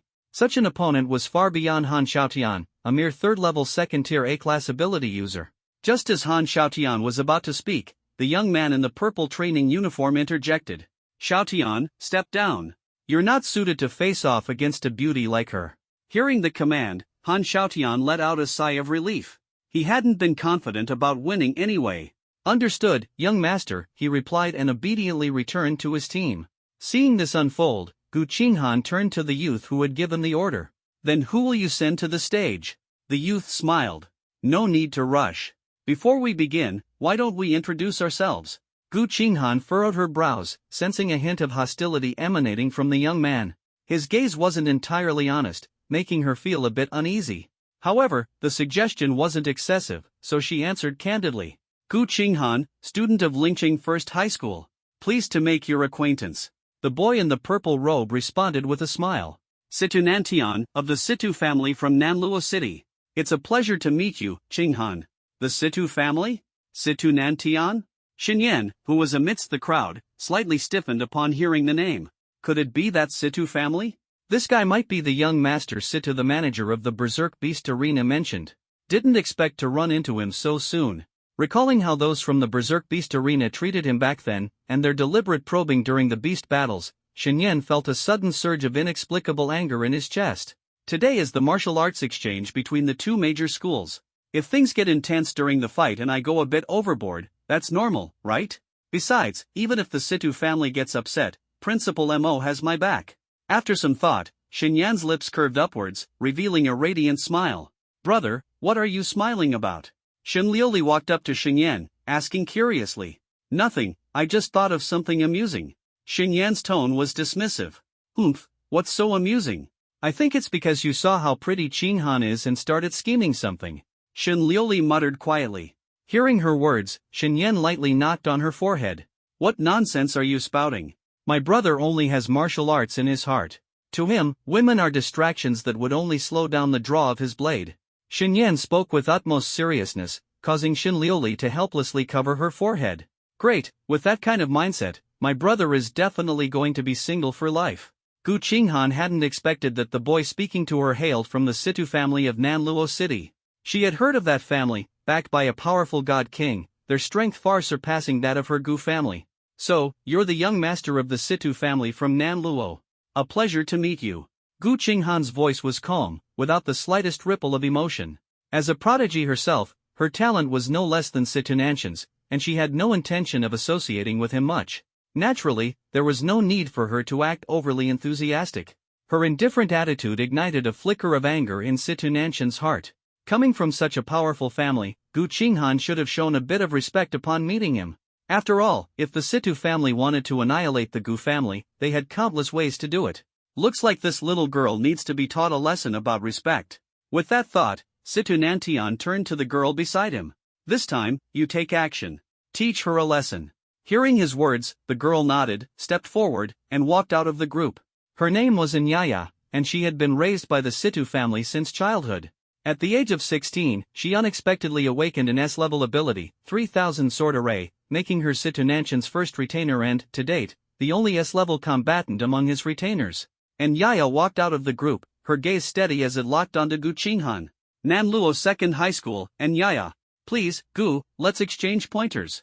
She didn't say much, stepping directly to a spot about 10 meters away from Gu Qinghan.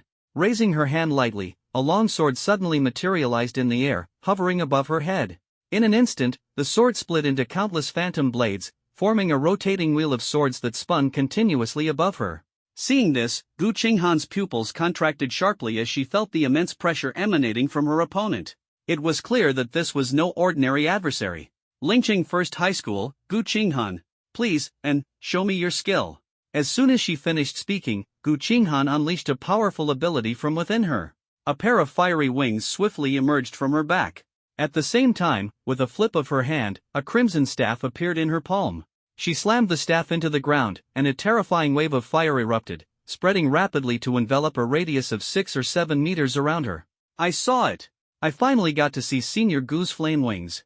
They're gorgeous. Gorgeous, yes, but I can sense an incredibly strong power emanating from those wings.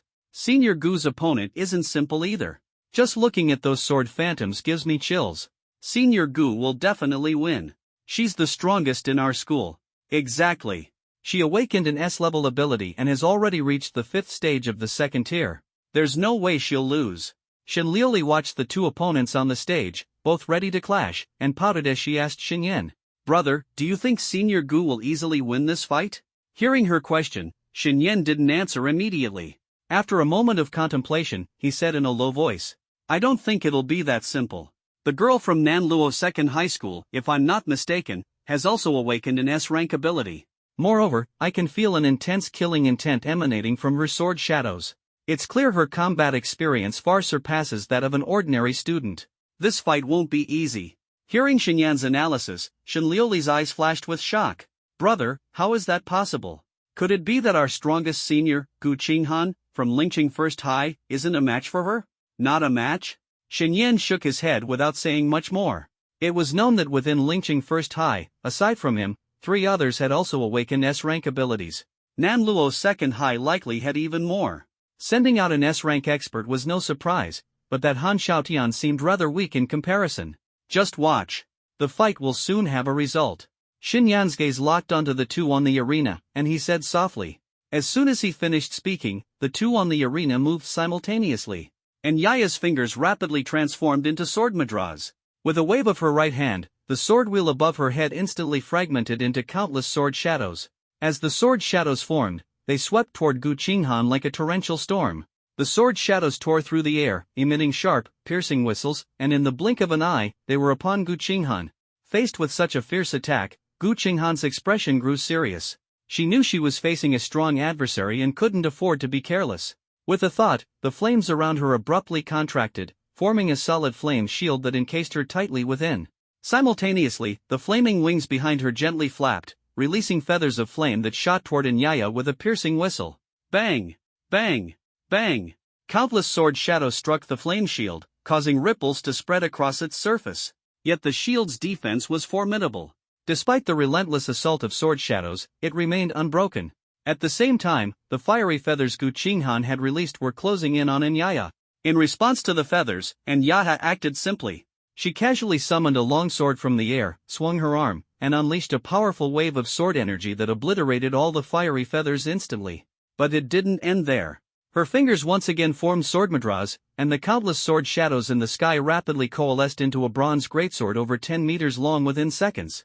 As the bronze greatsword took shape, Inyaya swung her arm, directing the massive blade to slash fiercely toward Gu Qinghan. Even before the attack landed, Gu Qinghan could feel the sharp sword aura crashing against her flame shield. The attack power is overwhelming. Her heart tightened as a tremendous surge of flames burst forth from her staff. The flame shield expanded 2 to 3-fold in an instant, becoming even more robust. The intense duel between the two had everyone in the audience holding their breath. Countless students from Lingqing First High silently prayed, hoping Gu Qinghan could withstand Inyaya's lethal strike. Finally, the bronze greatsword, carrying a terrifying momentum, slashed down on the flame shield. Boom! With a muffled sound, the entire arena shook. In the next moment, everyone was shocked to see dense cracks spreading across Gu Qinghan's flame shield, as though it could collapse at any moment. Though Inyaya's bronze greatsword had lost much of its power, its blade becoming faint and indistinct, its force was still astonishingly devastating.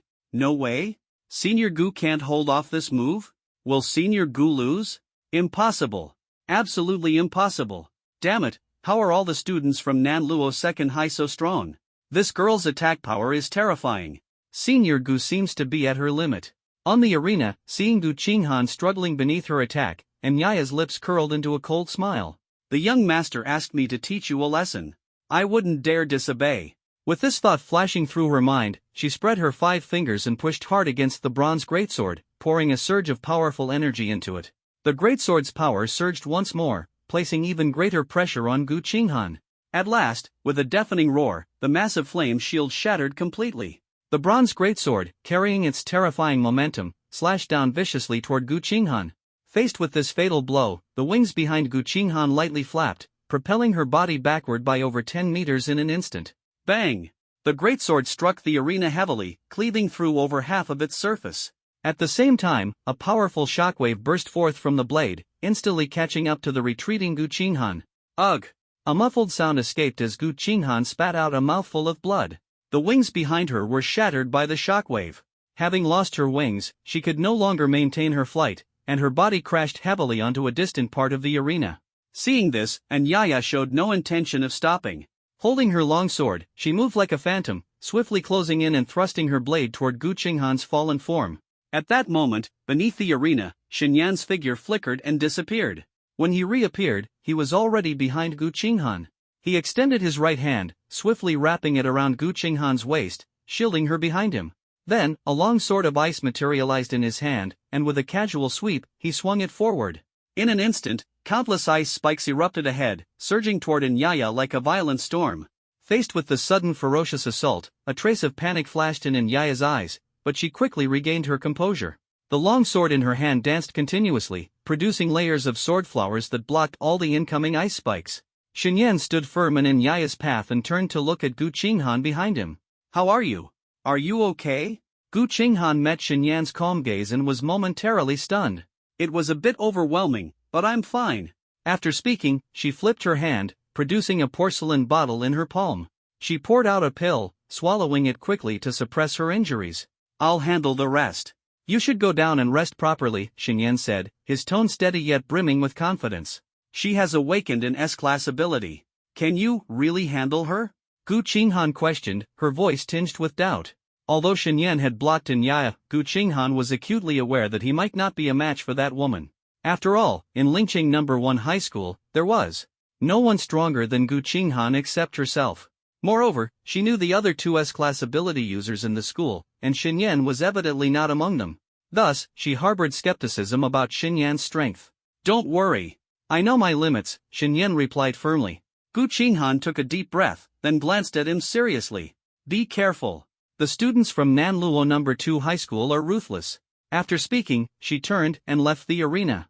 This is infuriating. We had already won, and she still wanted to go for the kill. Even Senior Gu lost. Who else from Lingcheng No. 1 High School can stand against her? Isn't that senior just stepping onto the stage? Judging from his earlier move, he seems pretty formidable. Don't be fooled by appearances. He only stepped in as a temporary interference. When it comes to actual strength, he's definitely no match for Senior Gu. I know that senior. He's really strong. Even young Master Wang couldn't last 3 rounds against him. Ha, young Master Wang? Either Senior Gu or that girl from Nanluo No. 2 High School could defeat young Master Wang in a single move, don't you think? In the distant office building, Principal Mo's face flushed red with anger as he watched Gu Qinghan being defeated by Anyaya. Damn it, we lost again. Qinghan's strength is already exceptional, yet she couldn't even hold out for a draw. Teacher Wang quickly comforted, according to the data, that girl is from the Situ family. The Situ family's methods of cultivating geniuses are extraordinary. Qinghan losing isn't surprising. We still have Xingyan. As long as he takes the stage, he'll definitely dismantle their lineup.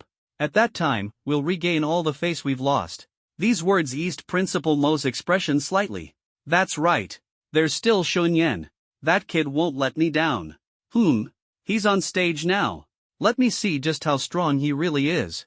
On the arena, Xingyan stopped Anyaya's attack, and Situ Nanchan's expression immediately turned cold. Classmate, interfering in the competition like this isn't exactly following the rules, is it? Situ Nantian said accusingly. In the face of this question, Xingyan shrugged nonchalantly. Gu already lost. You taking the opportunity to go overboard was too much. This is merely a martial arts exchange between 2 schools, meant to stop short of causing harm. How can I allow you to injure someone? Xingyan's words caused Anyaya's face to turn icy. This is a real combat competition. Swords and blades show no mercy, she retorted. Besides, I wasn't planning to kill her, just to draw a little blood. Unexpectedly, you all can't take a loss. Stepping in before the match is even over. What? Are all the students from Lingcheng No. 1 High School sore losers and cowards? Her words provoked the anger of the students below the stage. Lies. How are we sore losers? It's you all who are going too far. That woman is so annoying. Someone should get up there and teach her a lesson. Although I dislike her, her strength is undeniable. Among the younger generation of Lingcheng No. 1 High School, no one can beat her. It's infuriating to be bullied at our own doorstep and yet unable to fight back. Senior, go for it. Take down that detestable woman. Senior Xingyan, keep it up. We believe you can win. Listening to the noisy voices of the students below, Situ Nanchan's expression grew increasingly dark. Originally, he had planned for Anyaya to strike, harshly teaching Gu Qinghan a lesson and crushing her arrogance. Unexpectedly, Xingyan had stepped in at the critical moment and disrupted his plan. Even more infuriating was the fact that these students from Lingcheng No. 1 High School, mirance in his eyes, dared to act so brazenly before him and the other elites. It was utterly intolerable. Situ Nantian stared coldly at Xingyan, all his anger focused on him. Yeah, stop wasting words with him. This brat wants to play the hero and save the beauty. Show him that being a hero comes with a price. At Situ Nantian's command, Anyaya's gaze instantly turned icy and ruthless. You've angered the young master, and now, I'll make sure you suffer. As her words fell, she took a sudden step forward, her figure darting like a phantom to Xingyan's side. The long sword in her hand swung out, tracing a dazzling arc of swordlight aimed directly at Xingyan's waist. Anyaya's strike was vicious and merciless. Yet Xingyan's expression remained calm. He did not retreat. Instead, a shield of ice suddenly materialized beside him, precisely intercepting the swordlight. At the same time, with a casual wave of his hand, over a dozen ice lotuses shot toward Anyaya with lightning speed. Seeing the beautiful ice lotuses flying at her, Anyaya's pupils contracted sharply as a strong sense of danger overwhelmed her. Something's off with these ice lotuses.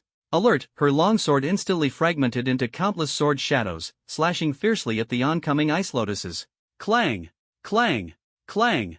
The sword light collided with the ice lotuses, producing a series of crisp sounds. The next moment, the ice lotuses exploded one after another. Boom! Boom! Boom! A wave of intense shockwaves surged from the exploding ice lotuses, rapidly rushing toward Anyaya. Faced with the sudden danger, Anyaya's pupils shrank sharply. She quickly flipped her hand, and a metallic shield appeared instantly to block the shockwaves. Her reaction was swift, but the shockwaves were even faster. And Yaya felt a tremendous force slam into her body, as if her bones and internal organs were about to be crushed to pieces. Thud! She was sent flying backward, spitting out a mouthful of blood. The moment the blood sprayed out, the icy mist in the air froze it instantly, turning it into crimson ice crystals that scattered to the ground. The icy mist spread rapidly, catching up to Yaya mid-air. With a series of crackling sounds, her body was instantly encased in a layer of ice. In the end, this powerful warrior from Nanluo Second High was transformed into a stunning ice sculpture by Xinyan and fell heavily onto the arena floor. The exchange between the two lasted only a fleeting moment. In the blink of an eye, and Yaya was defeated. The unbelievable scene utterly stunned the students of Lingcheng First High School below the arena, plunging everyone into a brief silence. Suddenly, someone swallowed nervously and muttered softly, "No way, he won just like that?" This remark was like a spark igniting a fuse, instantly exploding the entire square. "Whoa! That's insane, he won! Our Lingcheng First High actually won! This senior looks unfamiliar. How come we've never seen him before? He's incredible! Just a few moves, and he defeated the opponent. I'm so impressed. That's Senior Xinyan. I heard he once thoroughly defeated both Li Juanrong and Wang Yifei. Senior Xinyan is so low-key. With such strength, he managed to stay under the radar all this time. Senior Xinyan, I love you. I want to have your babies." Xinyan's victory inspired all the students of Lingcheng First High. Everyone knew that Lingcheng First High's overall strength might not match up to Nanluo Second High. But if they couldn't even win a single match, Lingcheng First High would lose all face. Thankfully, Xinyan turned the tide, upholding the dignity of Lingcheng First High. Gu Qinghan watched the situation on the arena, her face full of shock. She had always thought of herself as the strongest in Lingcheng First High, but she never imagined that Xinyan could so easily defeat Nyata, who had once beaten her. His strength is terrifying. Just what level of ability has he awakened? And what heights has his martial prowess reached? Gu Qinghan's gaze was filled with curiosity and intrigue. From afar, atop the office building, Principal Mo's face broke into a radiant smile. "Ha, not bad, not bad. This kid is truly impressive, effortlessly taking down that girl from Nanluo Second High who awakened the highest level ability." Principal Mo looked at Xinyan as if he were gazing at a priceless treasure, his eyes brimming with fervent admiration. "Xinyan is remarkable. With him stepping up, I can rest easy as the principal. This time, we must make sure Nanluo Second High's group suffers a complete defeat," Teacher Wang said, his face full of joy. "Ha ha ha, excellent. Let those brats taste the sting of failure. I can't wait to see how the people from Nanluo Second High dare to act high and mighty in front of me after this." Thinking about the possible scenes in the future, Principal Mo's mood grew increasingly cheerful. "Yay! My brother is unbeatable." Below the stage, Shenliuli stared at Xinyan with eyes full of admiration, her gaze sparkling. Hearing her words, Gu Qinghan turned to look at Shenliuli and softly asked, "He's your brother?" Shenliuli quickly nodded, "Yes, Xinyan is my brother. I'm his biological sister. Oh, and by the way, my brother is still single and doesn't have a girlfriend."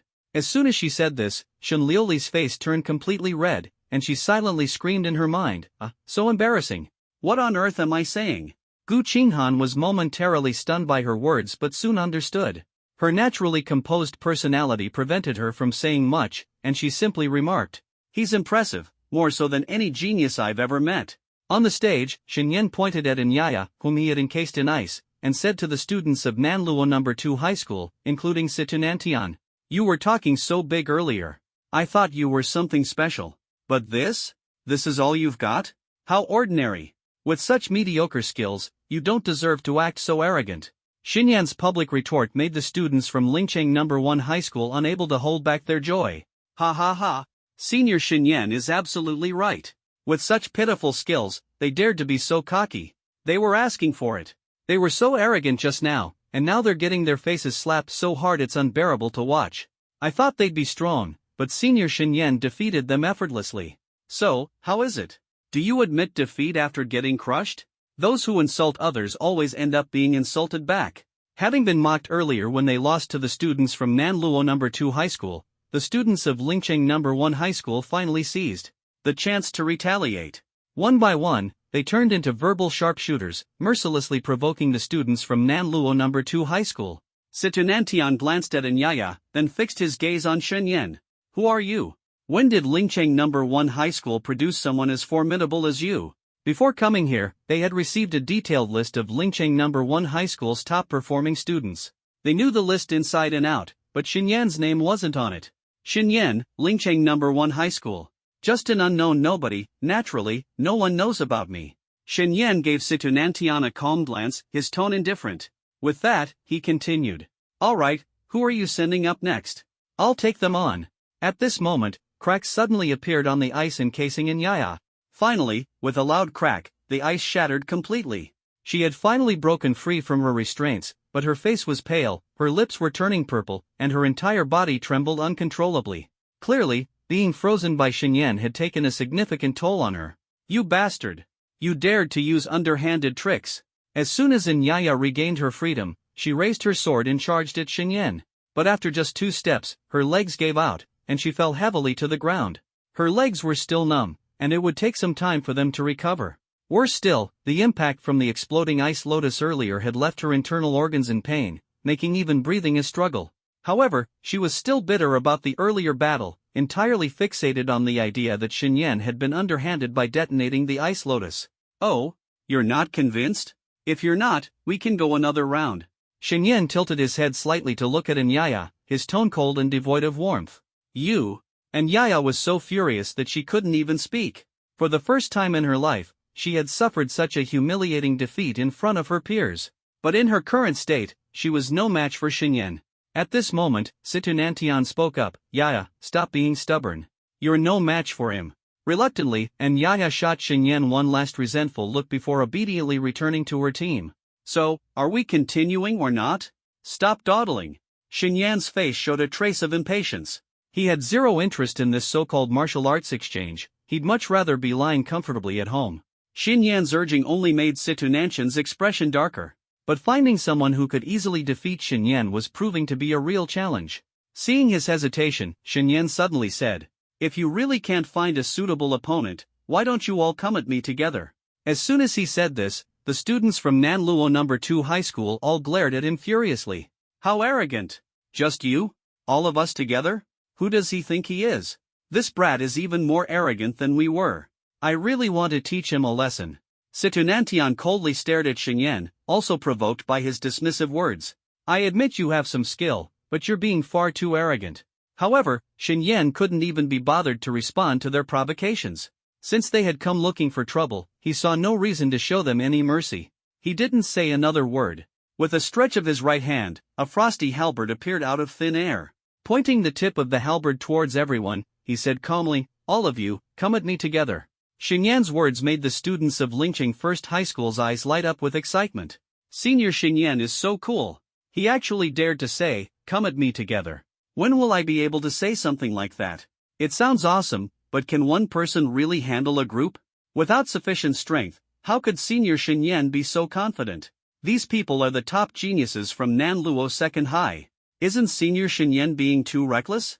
Gu Qinghan frowned as she looked at Xinyan on the stage, feeling that his actions were a bit impulsive.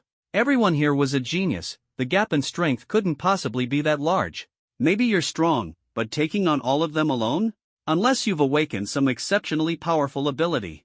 Moreover, your cultivation level would have to surpass all of theirs combined. Otherwise, it's impossible. But was Xinyan at an exceedingly strong level? Gu Qinghan ruled out this possibility in her heart. You bastard, who do you think you're looking down on? Han Xiaotian's face was full of fury. His ability erupted as he instantly transformed into a crystalline figure, charging straight at Xinyan. Faced with this situation, Xinyan responded in the simplest way possible. He slammed his halberd heavily onto the ground. A terrifying icy ability rapidly spread across the ground. In the next moment, 5 or 6 massive ice spikes, as thick as water pipes, shot up from the ground. They surged forward at incredible speed, targeting the charging Han Xiaotian. Han Xiaotian, not particularly adept at speed, had just taken a few steps before being struck repeatedly by the ice spikes. Bang, bang, bang. The force of the spikes sent Han Xiaotian flying into the air. Although his defenses were strong, the impact of the ice spikes caused the crystal covering his body to crack and fall off in pieces. Eventually, Han Xiaotian lost all his protection and crashed heavily to the ground. Seeing this, one of the members of Nanluo Second High School quickly stepped in. He stomped on the ground, leaping into the air to catch Han Xiaotian and safely bring him back to the ground. This guy is way too strong. Han Xiaotian reverted to his original form, his body riddled with 5 or 6 bloody wounds, still bleeding. Had Xinyan not held back at the last moment, those ice spikes would have pierced straight through him. At this moment, Han Xiaotian's gaze towards Xinyan was filled with apprehension. Han Xiaotian being taken down in a single move by Xinyan left the students of Nanluo Second High in disbelief. Han Xiaotian, known for his exceptional defense, had previously withstood Yaya's ultimate move during a sparring match without a scratch thanks to his transformation. Yet his proudest defensive ability had been effortlessly shattered by Xinyan, showcasing just how terrifying Xinyan's strength was. Situnantian stared at Xinyan, his expression growing increasingly serious. This guy, his strength isn't ordinary. He sighed inwardly and then said to Han Xiaotian, "You should step down and rest." Han Xiaotian nodded, limping down from the stage. "Wow, Senior Xinyan is unbelievable. Han Xiaotian, the one who beat Deng Zhougao, got taken out in a single move? Senior Xinyan is truly the top combatant of Lingcheng First High School. From now on, Senior Xinyan is my idol. I'm starting to look forward to Senior Xinyan taking on 10 opponents at once." After dealing with Han Xiaotian, Xinyan once again pointed his halberd at Situnantian and his group. "Well, still not coming at me together?" Situnantian took a deep breath, trying to suppress the anger surging in his chest. If everyone from Nanluo Second High attacked together, it would be a disgraceful scene. Even if they won, it would be hard to explain upon their return. But if they sent individuals to fight one-on-one, no one in the entire Nanluo City team, not even himself, could hope to defeat Xinyan. Although his family had helped conceal his true strength, leaving outsiders with false information, even if he fought with all his might, defeating Xinyan seemed nearly impossible. This guy is truly infuriating. Situnantian glared at Xinyan, his eyes filled with murderous intent. "Forget it, young Master Situ. I can't stand it anymore. I want to see just how strong this guy is and what gives him the right to be so arrogant." Someone from the Nanluo Second High team could no longer tolerate Xinyan's disdain. With a flicker of movement, they charged forward. After just a few steps, their figures suddenly split into 2, then into 4. By the time they were less than 5 meters from Xinyan, they had multiplied into more than 10 figures. These dozen or so figures, each holding a long sword, moved like phantoms, encircling Xinyan as they continuously shifted and dodged. "Is this a cloning ability?" A glimmer of surprise flashed across Xinyan's eyes. But soon, he dismissed the idea. "This isn't a clone. His ability deceives the senses, making it seem like he has numerous clones. If I'm not mistaken, his real body is just one." Xinyan's strength far surpassed his opponent's. After careful observation, he came to this conclusion. "In that case, I'll use one move to counter 10. Just as he thought this, the surrounding figures simultaneously drew their swords, fiercely stabbing toward him. Faced with this scene, Xinyan's expression remained calm. He swung the halberd in his hand, spinning it in wide arcs to attack the enemies around him. At the same time, countless tiny ice spikes condensed at the tip of the halberd, shooting out in all directions like an overwhelming blizzard. The scope of the ice spike attack was immense, entirely enclosing Situnantian and the others within its range. Confronted with such a large-scale assault, Xinyan's opponents, whose clones were as numerous as the stars, were immediately thrown into disarray. "Damn it! He can unleash such powerful attacks in an instant?" Thinking this, the clones all raised their swords to block, desperately trying to fend off Xinyan's offensive. At that moment, Xinyan noticed that only one figure was able to block his ice spike attack with a sword, while the spikes passed straight through the other clones as if they had no physical substance. "Humph." A cold smile curled at the corner of Xinyan's lips. His movements were light and agile as he ghosted toward the single tangible figure, appearing in front of him like a phantom. With a sweep of his halberd, sharp icy winds howled, while countless white ice blades shot forth from the tip, instantly enclosing the man. This ferocious attack caused the man's face to change drastically. He hurriedly swung his sword in retaliation, sending out rays of swordlight in an attempt to block the ice blades. But there were too many ice blades.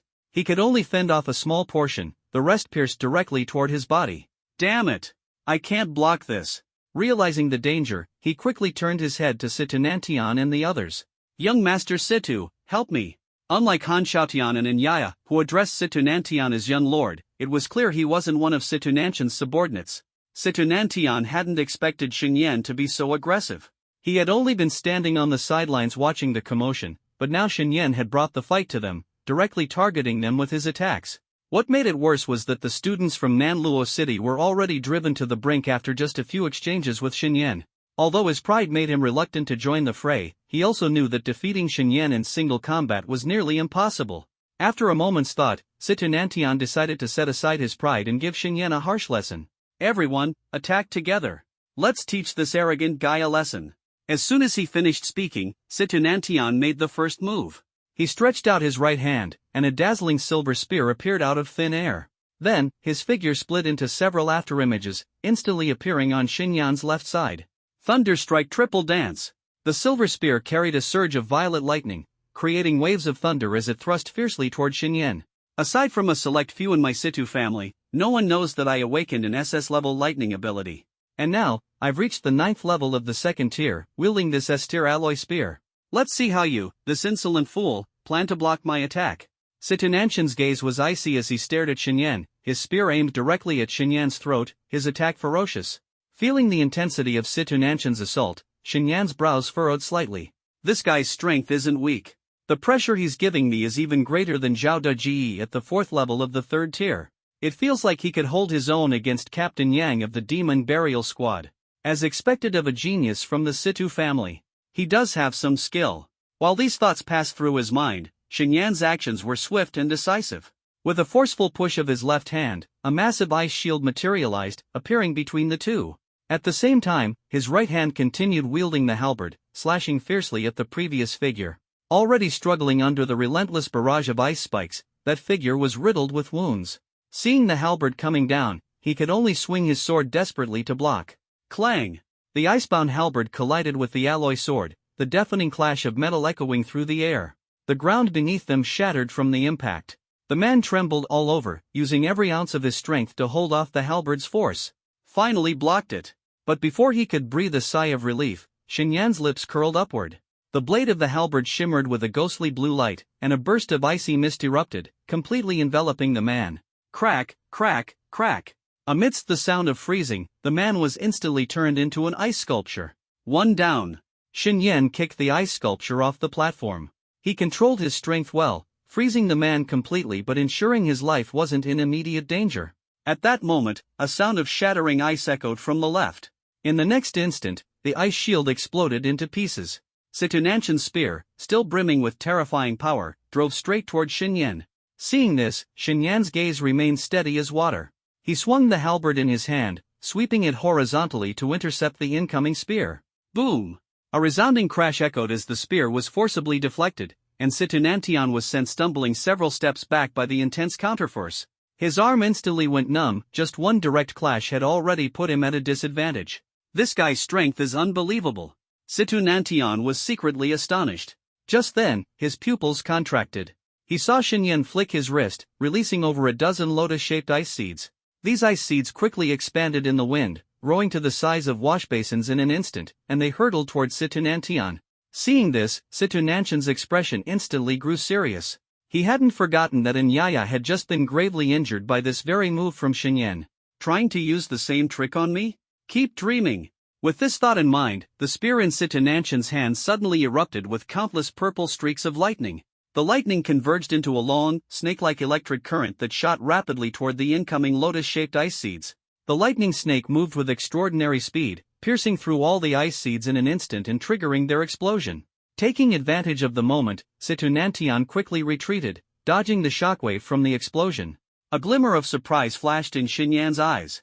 To be honest, the lotus-shaped ice seeds he released had almost never been so easily neutralized. This was the first time someone had effortlessly countered them and emerged unscathed.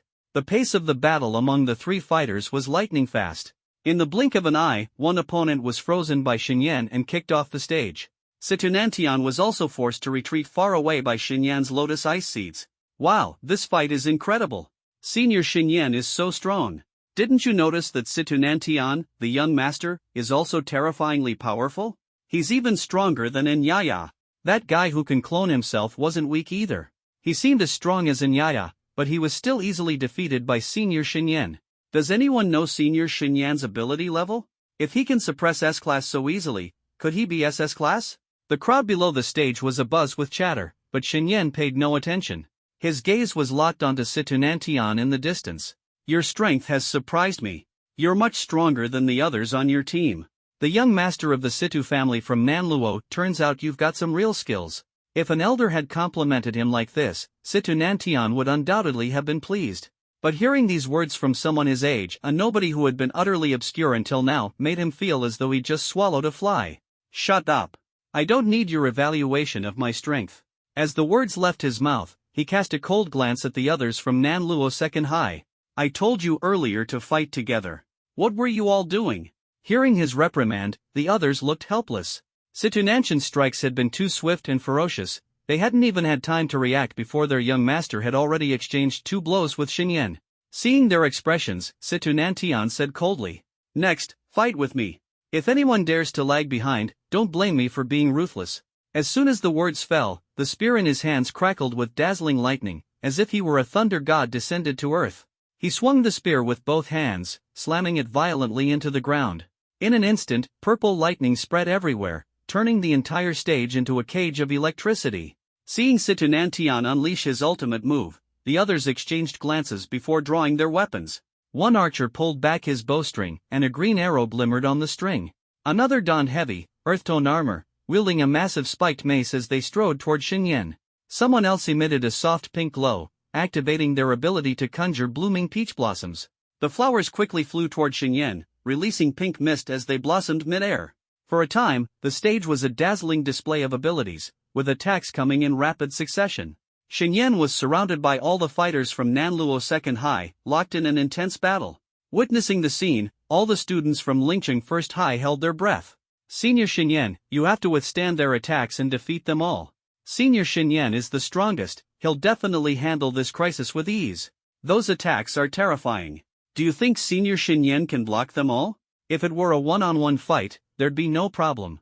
With Senior Xinyan's strength, he'd win easily. But against so many people at once, it's really dangerous." Shin Liuli raised her head, her eyes filled with worry as she gazed at Xinyan being surrounded on the stage. "Brother, you can definitely withstand their attacks and defeat them all, right? You definitely can." At this moment, Deng Zhouge walked over to Gu Qinghan and spoke softly. Facing so many opponents at once, this is an enormous challenge for him. Xinyan is still too impulsive. Gu Qinghan glanced at him and said calmly, "It does seem that way. That's what I thought at first too. But judging by his performance, maybe he really can pull off a miracle."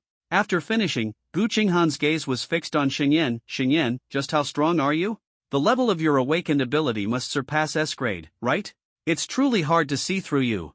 Meanwhile, from a distant office building, Principal Mo watched the battlefield with an unusually serious expression. "Principal, this child Xinyan is a bit impulsive.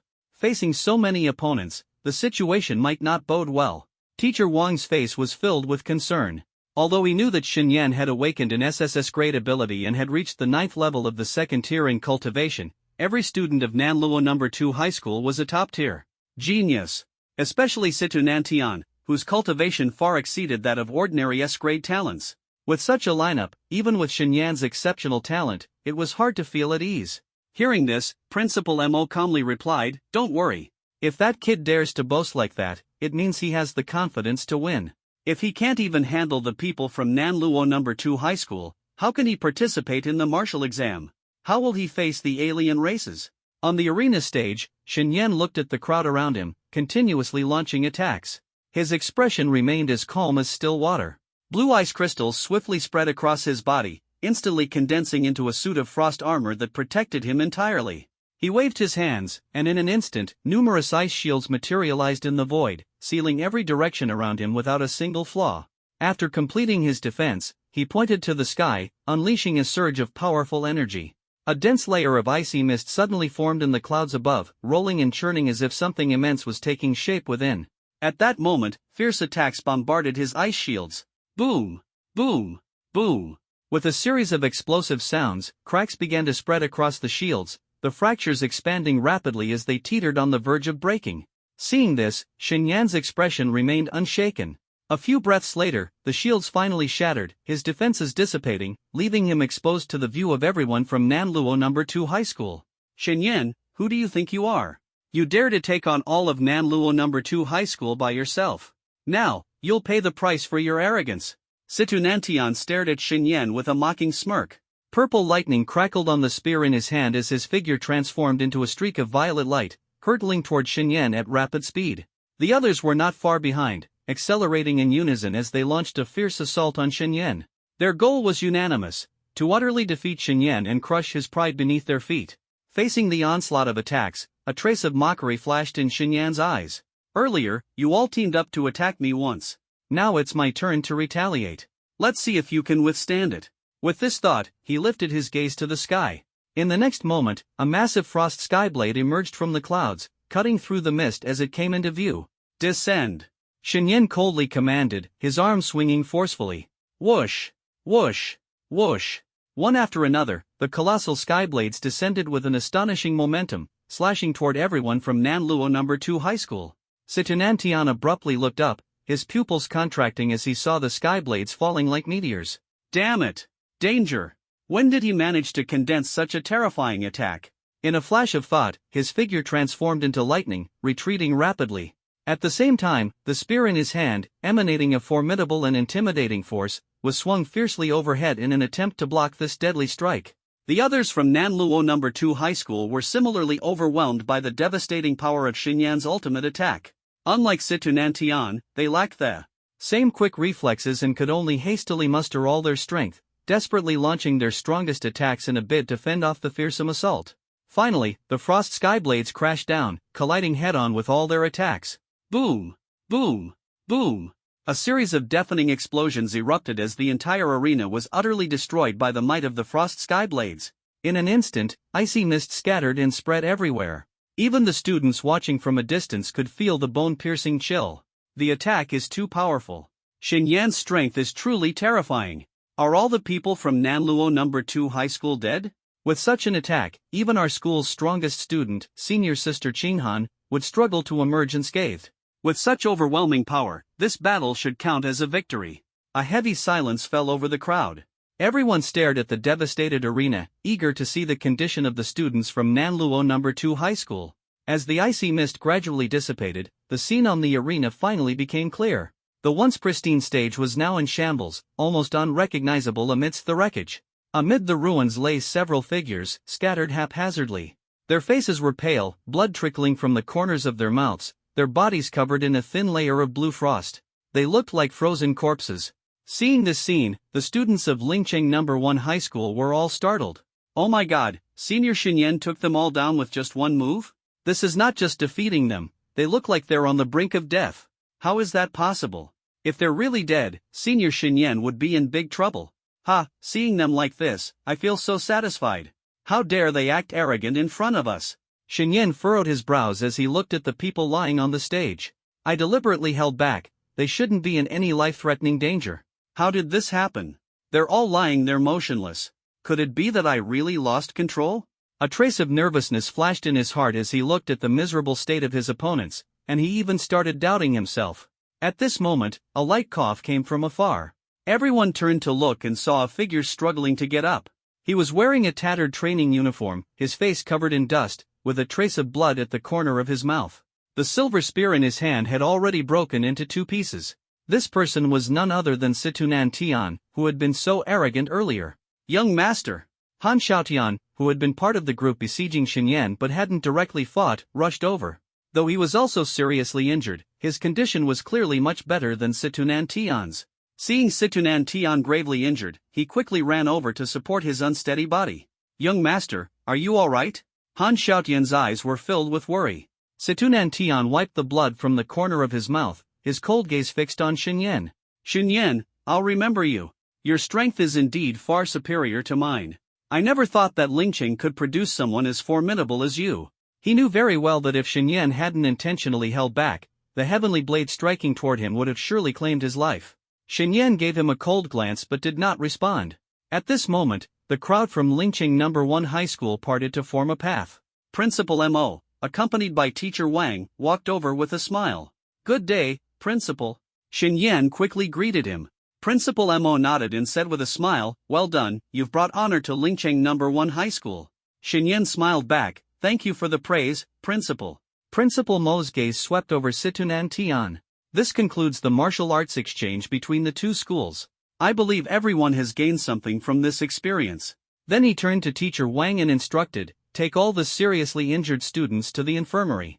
Although they're not in life-threatening condition, their injuries are severe, and delays won't do them any good. With his strength far surpassing that of the students present, Principal Mo could naturally sense that the students from Nanluo No. 2 High School were not in mortal danger. He couldn't help but take another look at Xinyan. This boy is truly a genius, capable of unleashing such devastating attacks. What's more impressive is his precise control over his strength, ensuring no fatalities while leaving his opponents gravely injured. Indeed, he's the legendary prodigy with god-tier talent, an SSS-level anomaly, and his performance is extraordinary. He glanced at the surrounding students from Lingqing No. 1 High School. Take a good look, this is the strongest among you in Lingqing No. 1 High School. From now on, you should all learn from Xinyan. Alright, that's it. The exchange between Nanluo No. 2 High School and Lingqing No. 1 High School is officially over. Let's go, sis. After this fight, I'm starving, Xinyan said as he walked to Shenliuli's side, smiling. Brother, I know a restaurant near the school that has amazing food. Shall we go there together? Shenliuli clung to Xinyan's arm, her eyes full of pride. Sure. The two were about to leave the crowd when Situnan Tian's voice came from behind. Xinyan. Xinyan frowned and turned around to ask, what is it?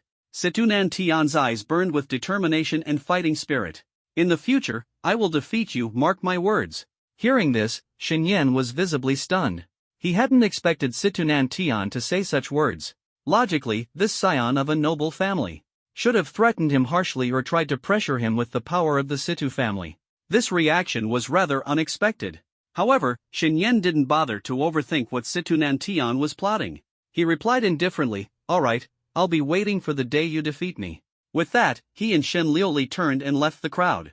Watching Xinyan and Shenliuli leave, Situnan Tian's gaze grew deeper and more contemplative. At this moment, a shadow approached him with a fawning smile and said, Young Master Situ, I'm Wang Yifei. I've brought you our family's secret healing medicine. It's very effective, please accept it. The recent battle had been watched by Wang Yifei from within the crowd. Seeing Xinyan so recklessly offend Situnan Tian, his heart blossomed with joy. After being severely beaten by Xinyan the day before, Wang Yifei was filled with rage. He had intended to rely on the influence of the Wang family for revenge, only to be sternly warned by Principal Mo Chang'e. He thought the matter was hopeless, but to his surprise, Xinyan had gone to offend Situnan Tian, a prominent figure in Nanluo City, giving Wang Yifei a chance for retaliation and hope. As Wang Yifei offered a medicine bottle ingratiatingly, a trace of disdain flickered in Situnanshan's eyes. Flattering me so deliberately, what do you want? Situnanshan's words were blunt and unkind. Wang Yifei's face froze immediately, not expecting Situnan Tian to show him no respect.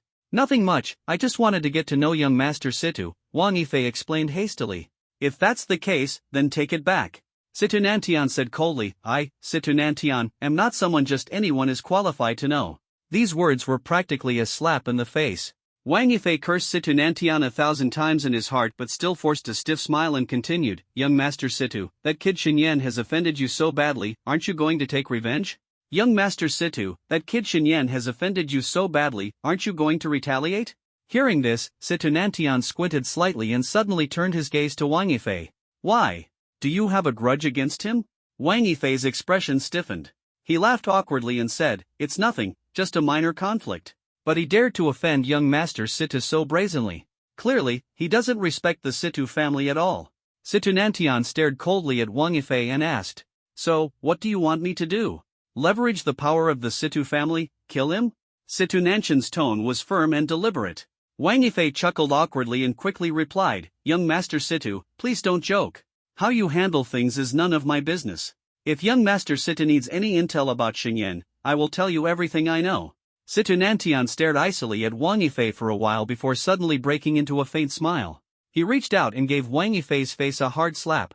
At least you know your place and understand you're not qualified to dictate to me. However, why should I take revenge on Xinyan? Because he spoke rudely to me in the arena? Because he defeated me and clearly didn't care about the Situ family's reputation? If I were to use the Situ family's power to seek revenge just for that, wouldn't it make me, Situnan Tian, utterly spineless? Publicly humiliated by Situnan Tian, Wang Yifei's face was grim, but he dared not react. At this moment, Situnanshan's expression turned serious. Though I consider myself superior in status and talent, looking down on many people, Xinyan is an opponent worthy of respect. Moreover, this world is far more complex than you imagine. You have no idea what Dragon Country and humanity as a whole are truly facing. To seek revenge on Xinyan would be no different from betraying our nation and our people. You're not secretly part of the Demon God Society, are you? Situnanshan's last remark scared Wang Yifei out of his wits. No, young Master Situ, please don't accuse me wrongly. I'm absolutely not with the Demon God Society. Wang Yifei quickly denied it. If investigated, he would undoubtedly be dragged to the Inquisition for trial. At best, he'd suffer great losses, if not worse. Get lost. A petty person like you is unworthy of associating with me, Situnantian proclaimed arrogantly before turning and walking away. As he watched Situnanshan's retreating figure, Wang Yifei seethed with rage. What are you so proud of? Without the Situ family's name, what are you even worth? But these thoughts remained in his head. He wouldn't dare let Situnantian hear them. Xinyan, wait a moment. Xinyan and Shenlioli had just reached the school gates when a pleasant female voice called out from behind. Turning his head, Xinyan saw Gu Qinghan approaching. Gu classmate, are you calling me? Gu Qinghan nodded. Would you like to have lunch together? Xinyan was a bit puzzled. Having had no prior interaction with her, he couldn't figure out what this beautiful girl wanted. Sure. Brother, let's have lunch with Senior Gu Qinghan. Shenlioli quickly chimed in. She had always worried that her brother might end up alone forever. Gu Qinghan, with her exceptional talent and background, seemed like a great match. Naturally, Shenlioli wanted to help her brother seize this opportunity. Xinyan smiled helplessly. Alright, let's go together then. The three walked side by side. Seeing Xinyan and Gu Qinghan walking so close together, many students cast envious glances at them. After all, in Lingqing First High School, Gu Qinghan had never been so close to any boy. Just as they stepped out of the school gate, a red sports car sped over and suddenly stopped in front of them. The car door opened, and a woman in a black leather jacket, wearing sunglasses, and exuding a powerful aura stepped out. She was Su Yue of the Burial Demons squad. Xinyan, we meet again. Su Yue took off her sunglasses and gave Xinyan a dazzling smile. So it's Miss Su. Have your injuries healed? Xinyan asked with a smile. That night, the Burial Demons squad had been heavily injured by a demon capable of manipulating formations. Everyone was seriously wounded. Xinyan knew Su Yue had been gravely hurt, and he hadn't expected her to recover so quickly. Our medical facilities at the Inquisition are excellent. I've fully recovered, she said. So, are you interested in joining us? If you're willing, I can grant you the authority to form your own team. What do you think? Su Yue asked with a smile. Xinyan shook his head and declined. Thank you for the kind offer, Miss Su, but I still wish to take the martial arts exam and apply to a martial university. Listening to their conversation, Gu Qinghan looked at Xinyan in shock. She had never imagined that someone from the Inquisition would offer Xinyan such a significant privilege as forming his own team. From what she knew, Lingqing's Inquisition had 3 special squads. Even the weakest third squad had a captain whose strength could rival that of a high-tier third-level demon beast. Could it be that Xinyan's strength is already comparable to a high-tier third-level demon beast? Gu Qinghan wondered silently. Su Yue wasn't surprised by Xinyan's refusal. I knew you'd say no. This place is too small to hold someone as extraordinary as you. Xinyan gave a faint smile and asked, Miss Su, what brings you here? Surely it wasn't just to praise me? Su Yue rolled her eyes at him. Can't I come see you without a reason? After all, we've fought side by side. As she spoke, a flash of light appeared in her hand, revealing a bank card. The reward has been issued, and it's quite a sum. The Inquisition specifically set up this card for you, and the money has already been deposited. With that, Su Yue handed the bank card to Xinyan. Taking the card, Xinyan smiled and said, Thank you for going out of your way. How about we grab a meal together? Su Yue glanced at him, then at Gu Qinghan. No need. I wouldn't want to intrude on your time with a beautiful lady. Maybe next time. With that, she turned gracefully, got into her sports car, and drove away. Xinyan, what's your connection with the Inquisition? Gu Qinghan looked at him curiously. She was eager to know how Xinyan had managed to fight alongside members of the Inquisition. Just helped them take down a few demons. Nothing special. Xinyan replied casually, walking ahead toward the door. Gu Qinghan, what's the matter you wanted to discuss with me? During their meal, Xinyan asked Gu Qinghan directly. He knew that such a beautiful girl suddenly approaching him must have a reason. Setting down her chopsticks, Gu Qinghan spoke seriously. Xinyan, how much do you know about the upcoming martial arts exam? Xinyan's pupils slightly constricted. Gu Qinghan, what are you trying to say? Gu Qinghan made no effort to hide her intentions and said frankly. The principal told me some things. Your talent is exceptional. Judging by his attitude toward you today, he must have spoken to you as well. Upon hearing this, Shen understood that Principal Mo hadn't just spoken to him about the martial arts exam. It made sense. Lingqing First High School had other gifted students besides him, so Principal Mo would naturally warn them as well. Realizing this, Shen nodded. That's right. Principal Mo did tell me a few things. Gu Qinghan's eyes lit up, and she lowered her voice. Since you know how dangerous this martial arts exam is, why don't we form an alliance? An alliance? What do you mean? Shen looked at Gu Qinghan, his gaze filled with curiosity. What I mean is, once we enter that place, we work together to deal with those people. That way, our chances of survival will greatly increase. Gu Qinghan's bright eyes locked onto Shen, full of anticipation. Shen was incredibly powerful. If he could team up with him, Gu Qinghan's safety would undoubtedly be guaranteed. Understanding her thoughts, Shen pondered for a moment before speaking. Thank you for your kindness, but I'm used to working alone. I don't really enjoy teaming up with others.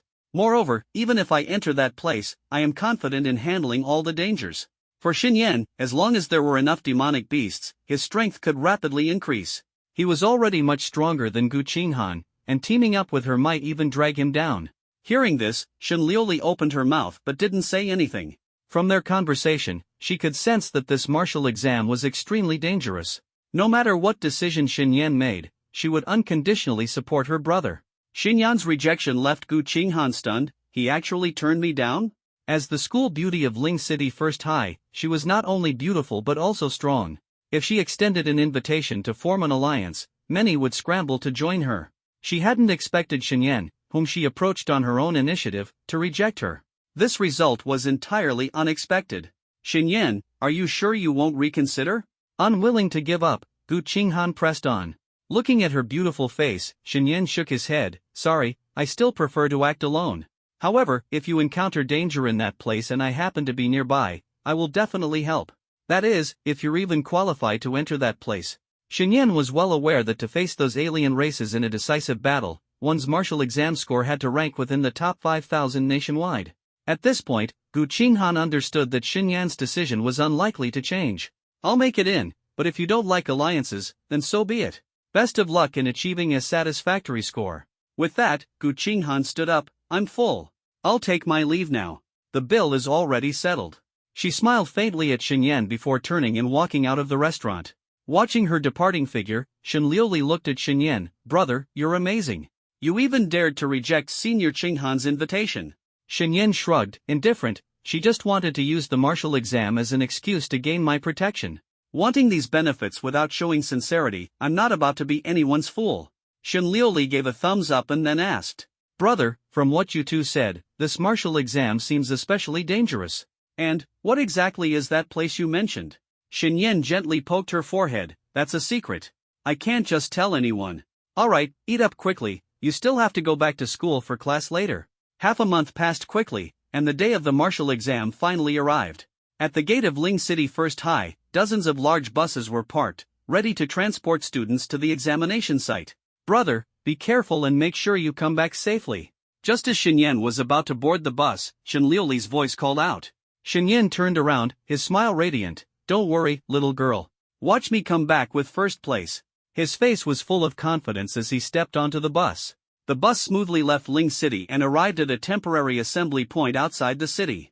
The area was packed with people, teeming with countless examinees. Surrounding the assembly point were fully armed guards and individuals clad in battle armor, vigilantly safeguarding the venue to prevent any disturbances. At the front of the assembly point stood a massive podium, upon which sat over a dozen figures.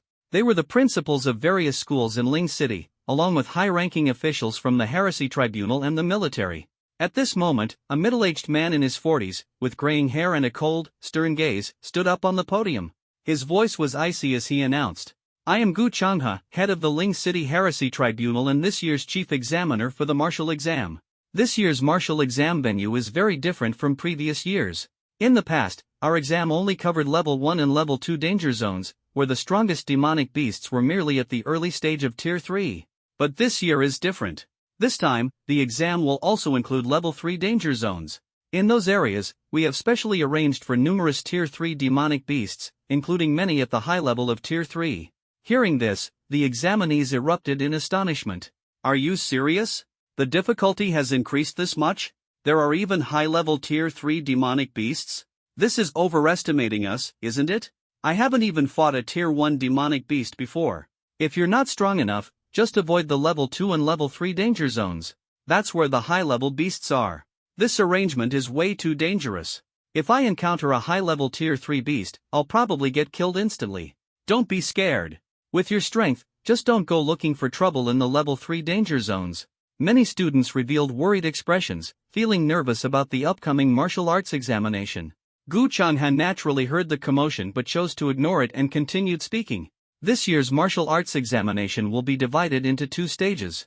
The first stage begins at 10 a.m. today and ends at 10 a.m. tomorrow, lasting a total of 24 hours. Once the time is up, we will select the top 5,000 students nationwide to advance to the second stage.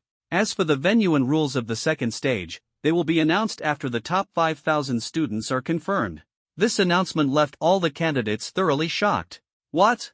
This year's martial arts exam has 2 stages? Only the top 5,000 students nationwide can join the second stage? I really want to know what the purpose of this second stage is. The top 5,000 nationwide?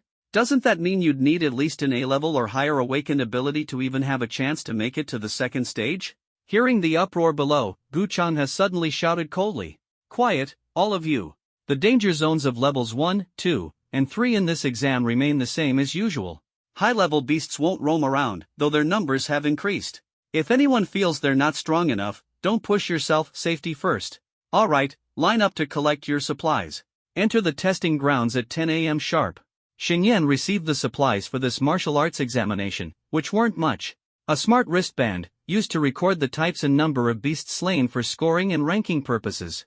A golden pendant, said to be a rather effective defensive formation, capable of blocking one lethal attack. If triggered by an attack, the formation will activate its teleportation ability to send the candidate out of the testing grounds, signaling the end of their exam. Xinyan put on the smart wristband and golden pendant, entering the examination grounds promptly at 10 a.m. Setting foot on this familiar land once more, Xinyan took a deep breath. The faint beastly scent carried by the wind stirred his excitement. Beasts, Xinyan is here.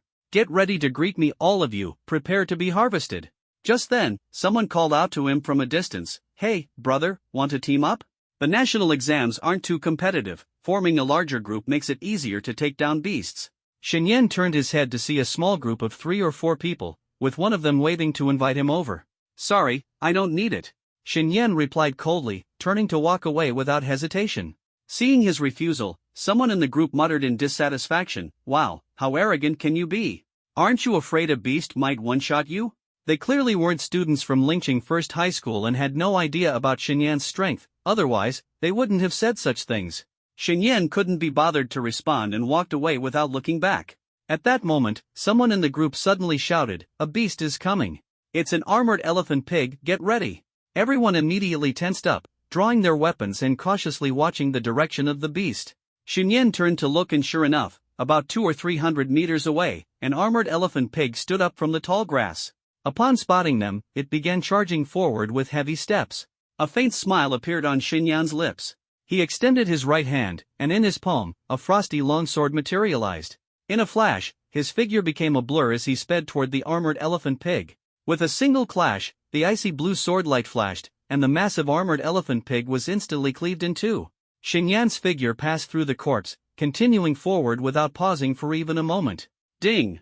Congratulations to the host for slaying a first-order elementary beast, armored elephant pig. Experience points plus 75, winky face. Watching Xinyan's disappearing figure, the group was wide-eyed with shock. Holy crap, he killed it in one strike? That fast? Which school's expert is this? I actually spoke rudely to him earlier. It's a good thing he didn't bother with me, or my martial arts examination would have been over.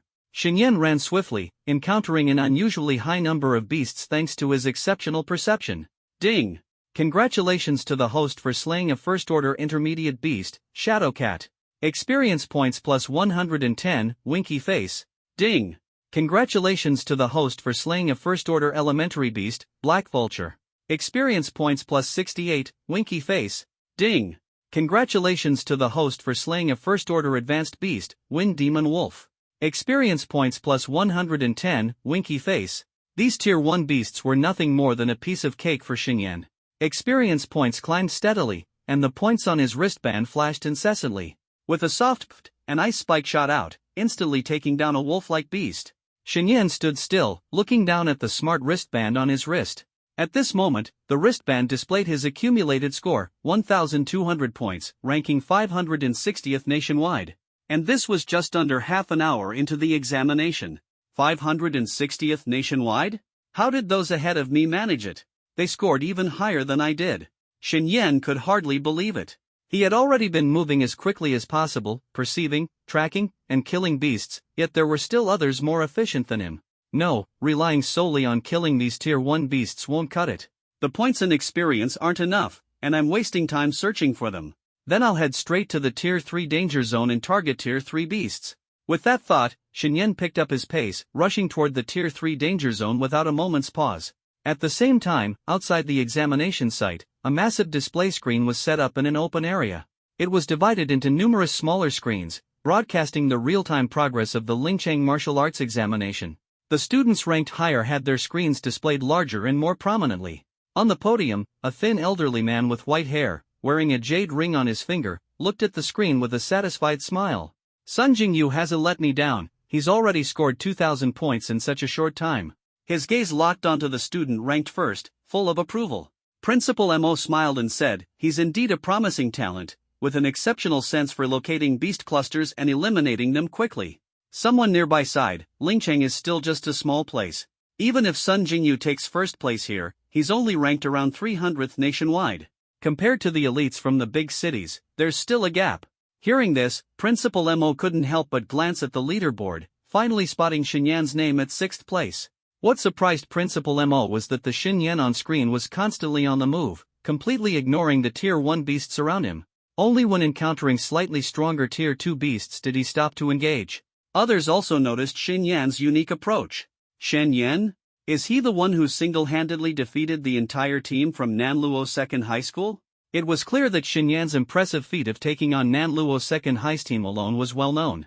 That's right, it's him. I'm counting on him to deliver another outstanding performance in this second phase of the martial arts exam. Principal Mo stroked his chin and chuckled. He's indeed remarkable. He can even one-shot Tier 2 novice beasts. But why is he in such a hurry? What exactly is he planning? Could it be that he's ignoring these low-tier beasts and heading straight to the Tier 3 danger zone to challenge Tier 3 beasts? The principal of Lingcheng Third High speculated with a laugh. After all, in previous martial arts exams, there had never been a student capable of taking down a Tier 3 beast solo. Hearing this, Principal Mo chuckled and shook his head. You all keep guessing. Maybe he really is doing just that. Mo Changle, who had seen Shen Yan in action before, knew just how strong he was. Old Mo, stop joking. In all the martial arts exams we've held in Lingcheng, these beasts have always been dealt with by students working together. No matter how impressive this kid is, the chances of him soloing a Tier 3 beast are slim. At this moment, Gu Changhe, seated at the center of the podium, fixed his gaze on Shen Yan, speaking softly. Shen Yan? Is he the one who saved the burial beast squad? Let me see for myself just how capable you truly are. He then ordered his subordinates to enlarge Shen Yan's screen to the maximum size. Director Gu seems quite interested in this Shen Yan kid too, huh?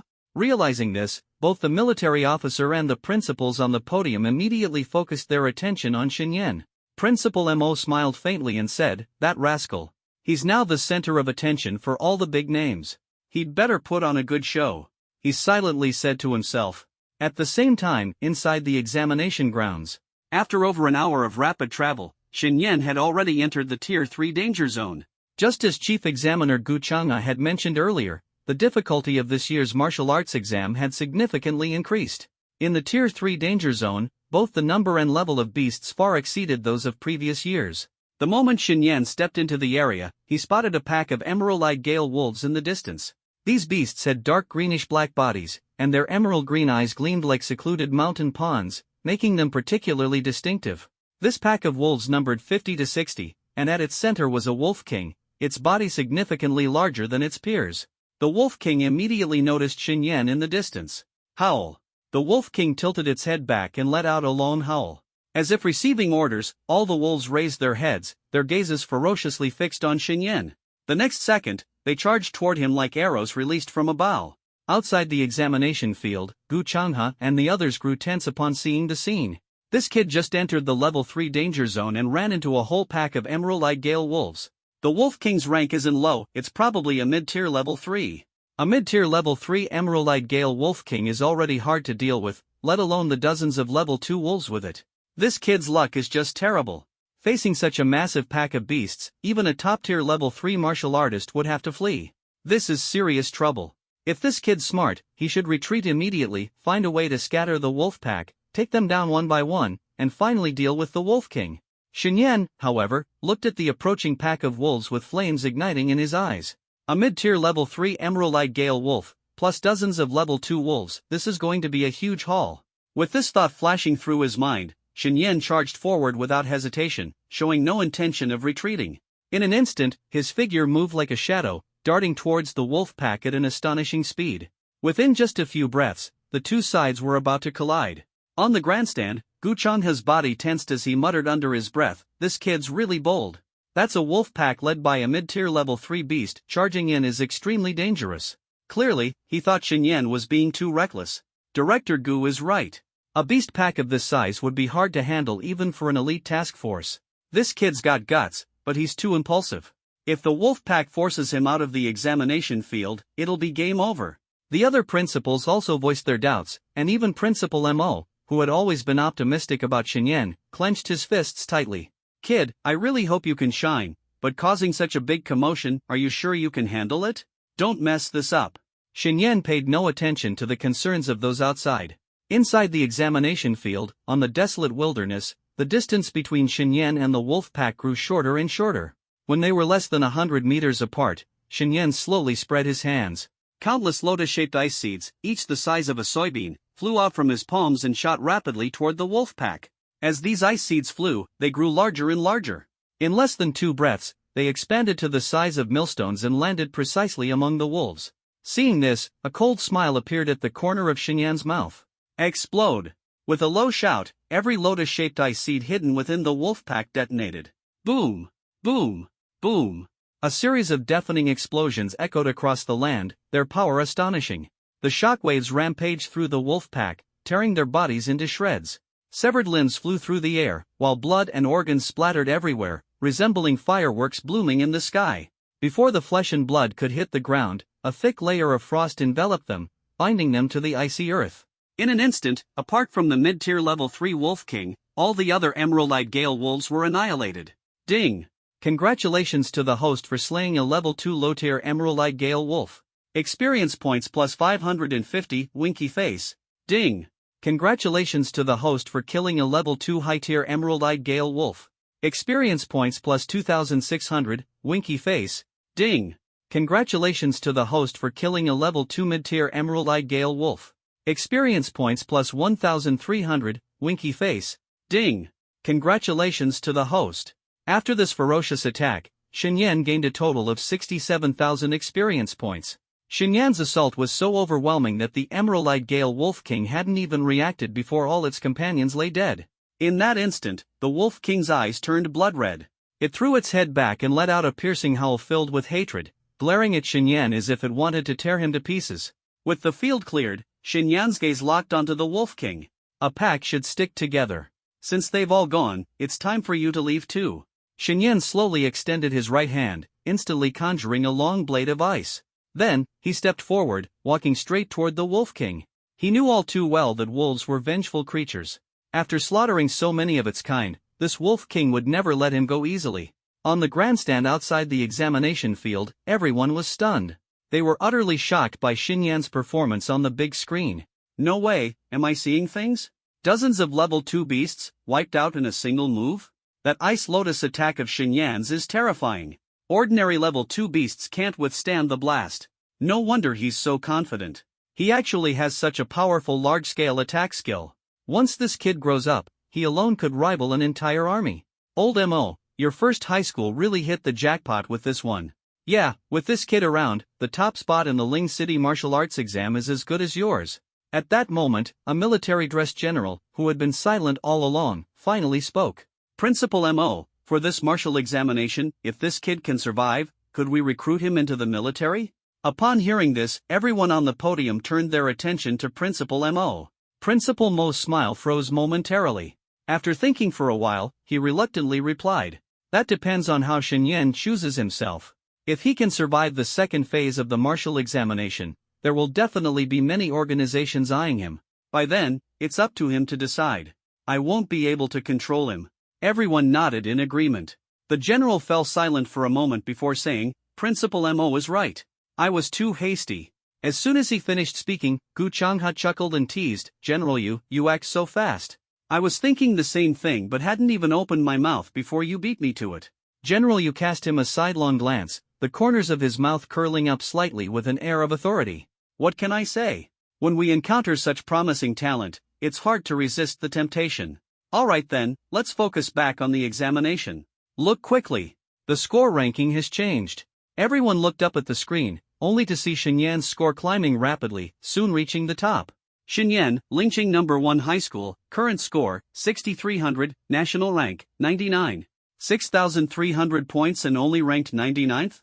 It seems other big cities have produced quite a few geniuses, commented the principal of No. 3 High School. I actually prefer this situation. If more geniuses like Shenyan emerge, our Dragon Nation will definitely have an edge in the secret realm battles, General Yu said calmly. General Yu is right. As long as Dragon Nation keeps producing more geniuses, once they grow stronger, we won't fear any foreign races. We'll wipe them all out. When the topic of foreign races came up, Gu Changha's gaze immediately turned sharp. Out in the wilderness, Shenyan held a long blade, slowly approaching the blue-eyed Gale Wolf King. Seeing its mortal enemy drawing near, the blue-eyed Gale Wolf King slightly bent its limbs, lowering its center of gravity.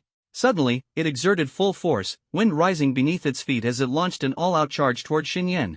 At the same time, it opened its massive jaws, gathering invisible energy before unleashing it in a fierce blast toward Shenyan. Whoosh, whoosh, whoosh. Dozens of wind blades, each over 10 meters long, shot forth like arrows. Clearly, this Wolf King had grown smarter, unwilling to meet the same fate as its clan members who were killed by Shenyan before even getting a chance to strike. Facing this ferocious attack, Shenyan remained calm.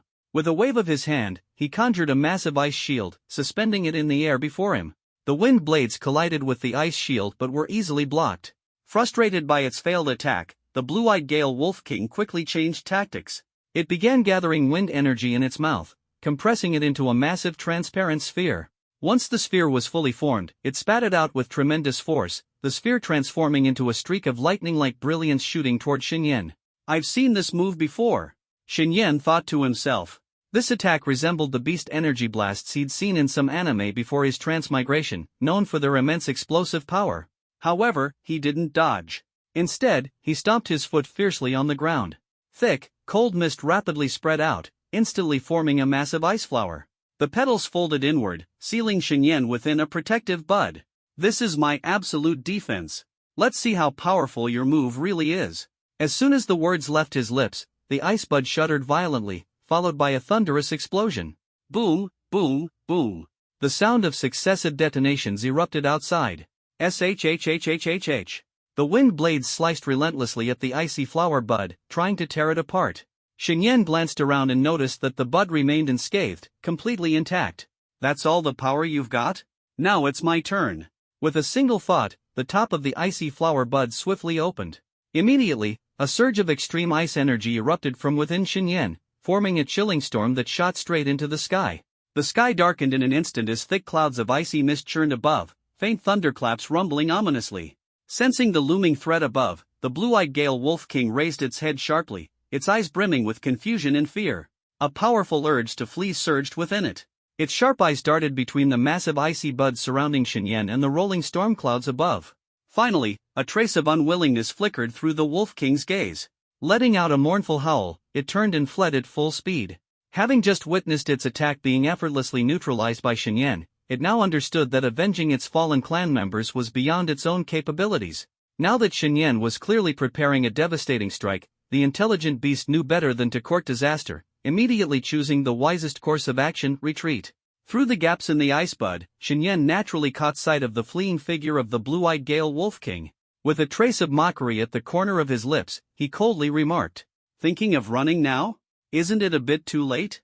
Leave your beast core behind and join your clan in the afterlife." As soon as the words fell, Shenyan abruptly swung his arm downward. Two enormous heavenly blades tore through the clouds and descended from the sky, streaking like meteors toward the fleeing green-eyed Gale Wolf King. Sensing the overwhelming threat posed by the heavenly blades, the Wolf King, who was frantically escaping, suddenly halted. It opened its massive, blood-stained jaws, spewing sharp wind blades toward the rapidly descending heavenly blades.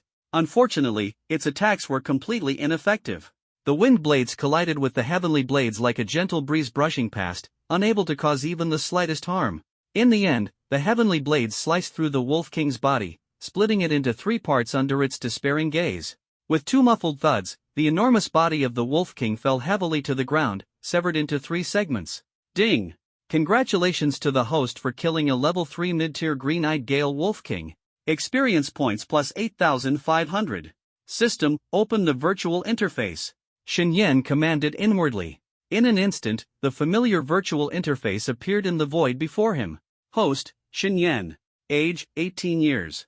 Level, Tier 2, 9th layer, plus. Talent, Frostmourne Apocalypse, SSS. Skills, Frost Lotus Explosion, Yellow Tier Advanced, Grandmastery, 9 Frost Slashes, Mysterious Tier Beginner, Grandmastery, Tidal Reversion Technique, Mysterious Tier Beginner, Proficient Plus. Equipment, Grade A Storage Ring, 9 Nether Cold Blade, Quasi-S Grade Weapon. Experience points, 81,500. Seeing his experience points soar to an impressive 81,500, Shen Yan couldn't help but reveal an excited smile. As expected, hunting beasts is the only shortcut for me to grow stronger quickly. It's time to break through to Tier 3. With this thought in mind, Shen Yan immediately gave the command in his heart. System, allocate all experience points to cultivation. Ding! Congratulations to the host, 25,000 experience points have been consumed. You've met the breakthrough conditions, and we are now assisting you in advancing to the next realm. As soon as the system's notification sound ended, Shen Yan felt his consciousness blur. His vision spun, and he found himself once again in the familiar inner space. Standing before the towering, majestic statue, Shen Yan wasted no time. He instantly conjured 3 heavenly blades and fiercely slashed at the thick chain binding the statue's left leg. With a loud crash, the chain shattered and fell into the endless void. At the same time, a surge of immense power erupted from within him, coursing through his entire body. This newfound power was several times stronger than what he had before. With a soft whoosh, Shen Yan's consciousness returned to reality. Clenching his fists, he felt his entire being brimming with energy. The sensation of growing stronger made him revel in the moment. I've finally broken through to Tier 3. A smile spread across his face. At this moment, the system's voice chimed again. Ding! Breakthrough complete. Continuing to consume experience points to enhance cultivation level. Ding! 38,000 experience points consumed. Cultivation level advanced to Tier 3, Level 2. Remaining 18,500 experience points are insufficient for further advancement and have been refunded.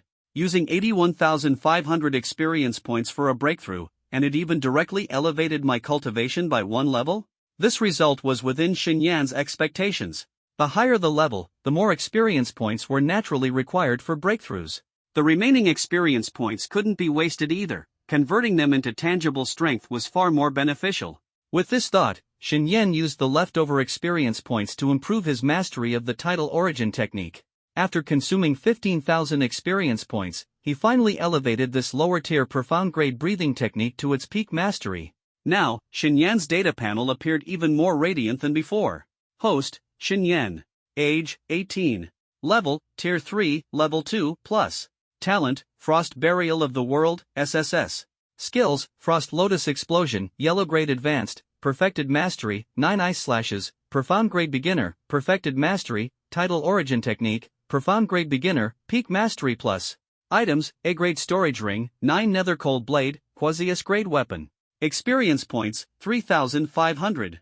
Looking at the virtual panel, Shen Yan felt even more elated. He then dismissed the panel and glanced at the wristband on his arm.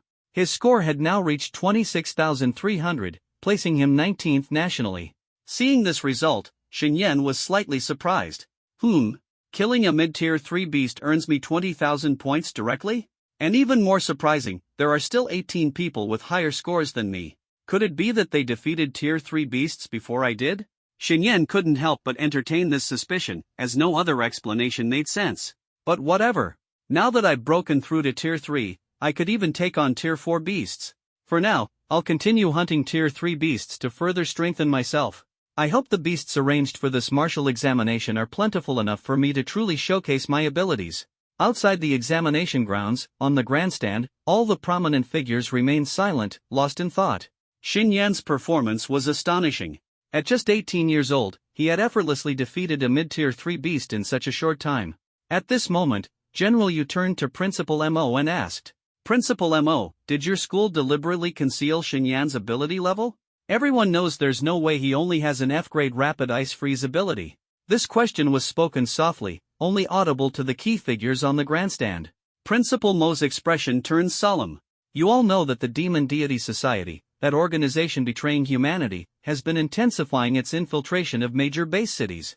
Every year, countless talented youths are assassinated by them. Even the Situ family of Nanluo City has been concealing the true ability levels of their family geniuses for protection. So naturally, for a young man like Xin Yan with no background, I had to take measures to protect him as well. The others nodded in agreement. Principal Mo's approach is indeed wise. But I am a bit curious, has this kid's ability level actually reached SS grade? General Yu's statement piqued everyone's interest. Even Gu Changhe, the head of the Inquisition Division, showed a look of intrigue. SS grade? You all have underestimated this little guy. When mentioning Xin Yan, Principal Mo's face was full of pride. Could it be that his ability level is truly the legendary SSS class? Even the experienced and well-informed General Yu couldn't help but feel his heart race at this moment. An SSS class talent was extremely rare in the entire Dragon Nation. Currently, there were only 2 Emperor-level powerhouses in the Dragon Nation. Both of these emperors had awakened SSS class abilities. In the eyes of humanity's upper echelons, only young geniuses who awaken SSS class abilities had the chance to challenge the Emperor realm. These prodigious youths were given a resounding title, Young Emperor. Xin Yan is actually a young emperor? Principal Mo, such an important piece of information should have been reported earlier.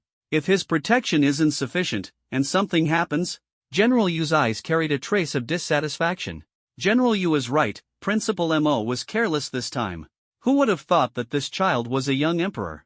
If he truly grows to his potential, humanity's situation wouldn't be this dire. We must strengthen Xin Yan's protection in the future.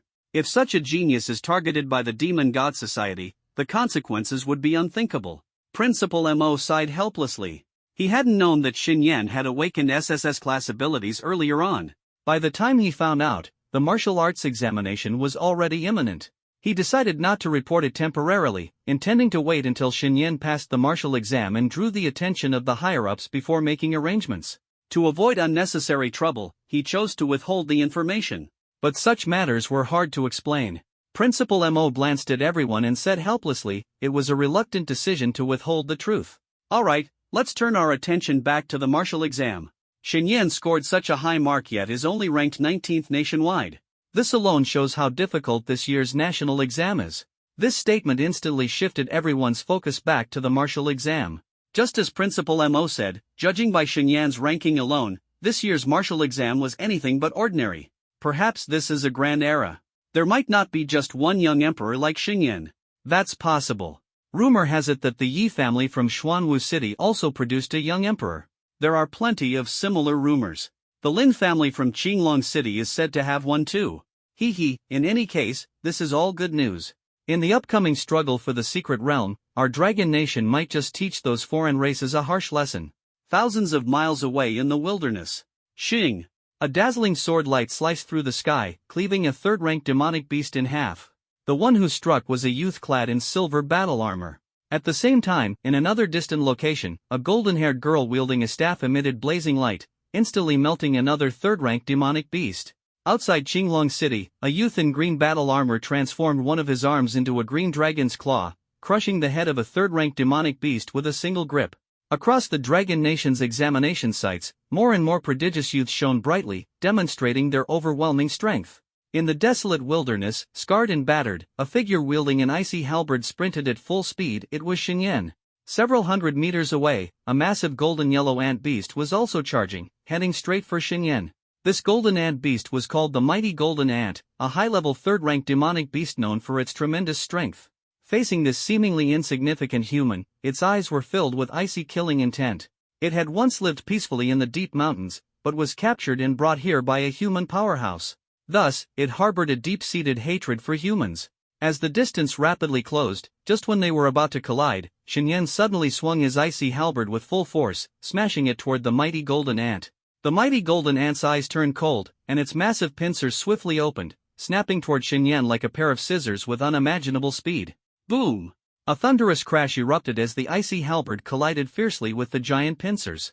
The impact created a shockwave that burst forth, sending Shen flying backward. His arms were slightly numb from the force. Yet, the battle intent in his eyes burned even brighter. As expected of the mighty golden ant. Its strength is truly astonishing.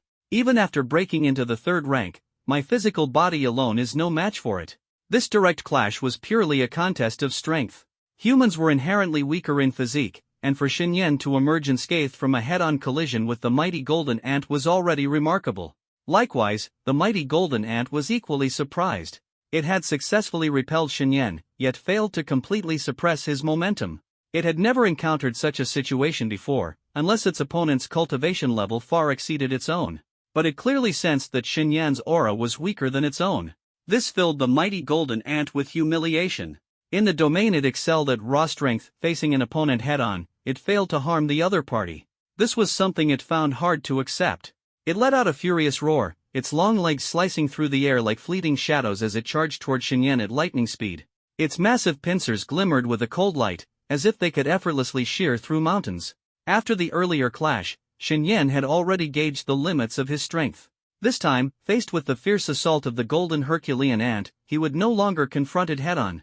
He slowly extended his right hand and blew lightly toward the golden Herculean ant. In an instant, a torrent of icy mist surged forth, swiftly engulfing the area before him, freezing all the surrounding vegetation. The world was transformed into a realm of ice and snow. The golden Herculean ant did not retreat. Its eyes remained locked on Shen, vowing to tear him to shreds. Its speed was astonishing, producing a sharp whistling sound as it tore through the air. In the blink of an eye, it plunged into the icy mist. Ice rapidly formed a thick layer over its body, but it suddenly erupted with violent tremors, shattering all the ice in one swift motion. Shen's lips curled into a faint smile. Daring to enter my icy mist, don't think you'll escape so easily. As soon as the words left his mouth, the icy mist surged back with renewed fury, instantly enveloping the golden Herculean ant. Though it struggled desperately, Shen's technique was overwhelmingly domineering, with layer upon layer of ice piling onto its body. Finally, with a resounding crack, the golden Herculean ant was completely frozen into an ice sculpture. Shen extended his hand slowly, his palm blooming with countless icy lotus seeds, which transformed into streaks of light that shot toward the frozen beast. Boom! Boom! Boom!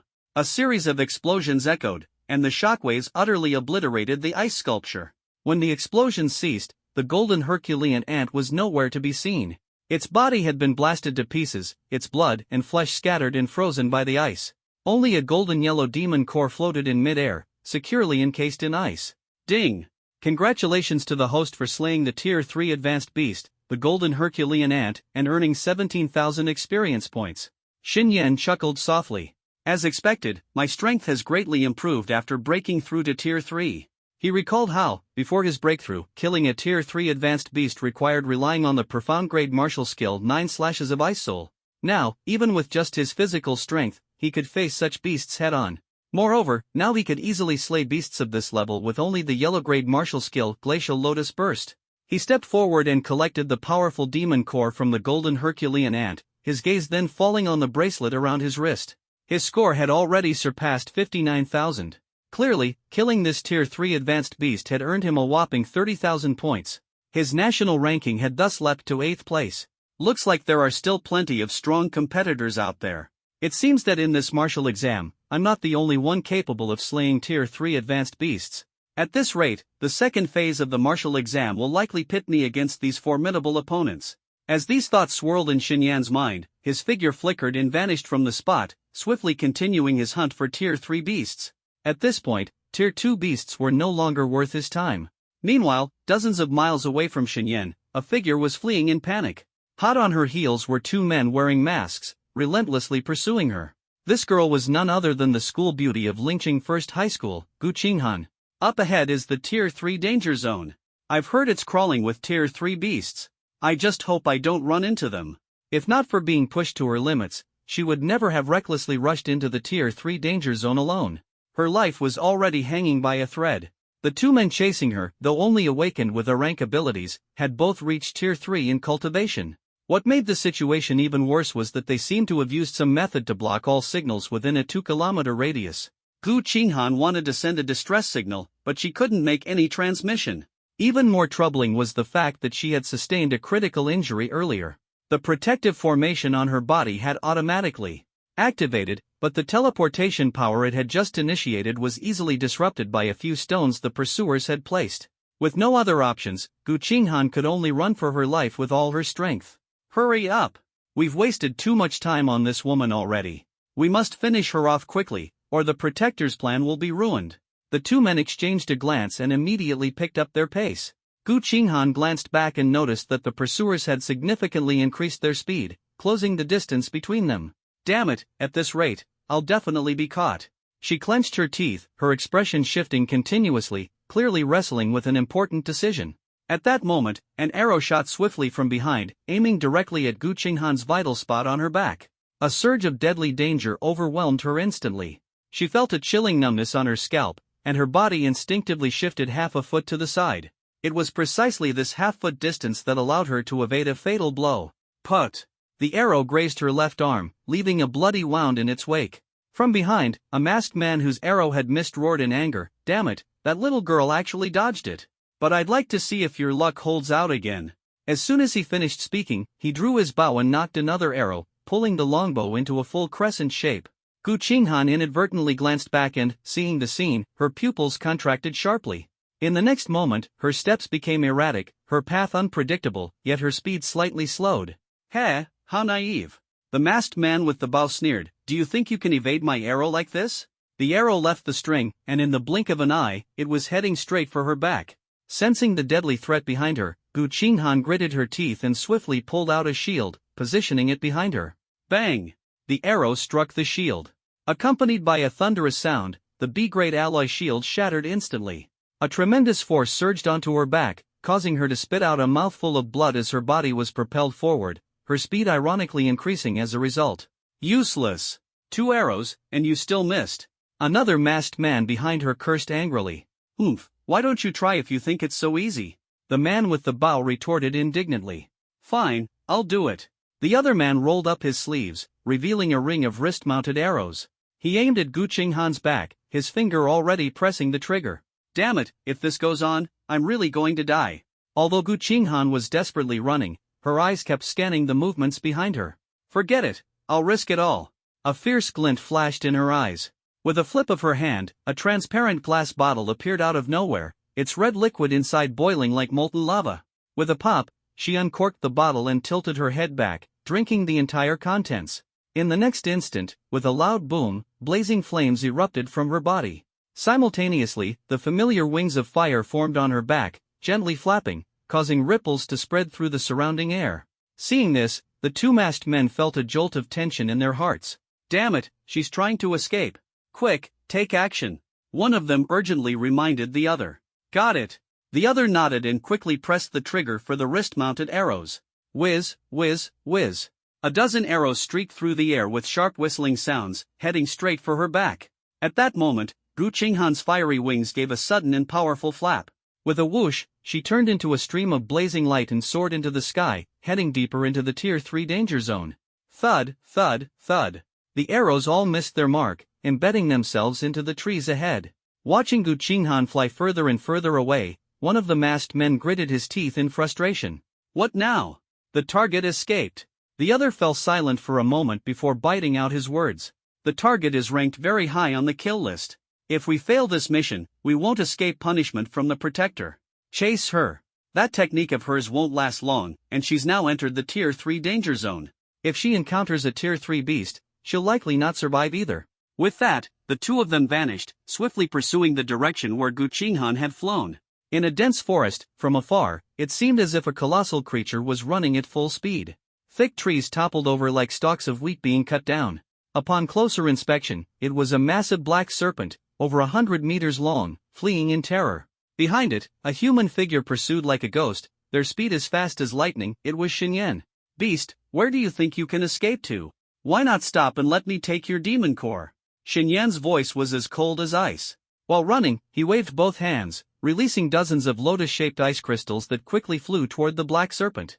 In the next second, a series of deafening explosions erupted, shattering the entire mountain forest into ruins. Hiss, hiss, hiss.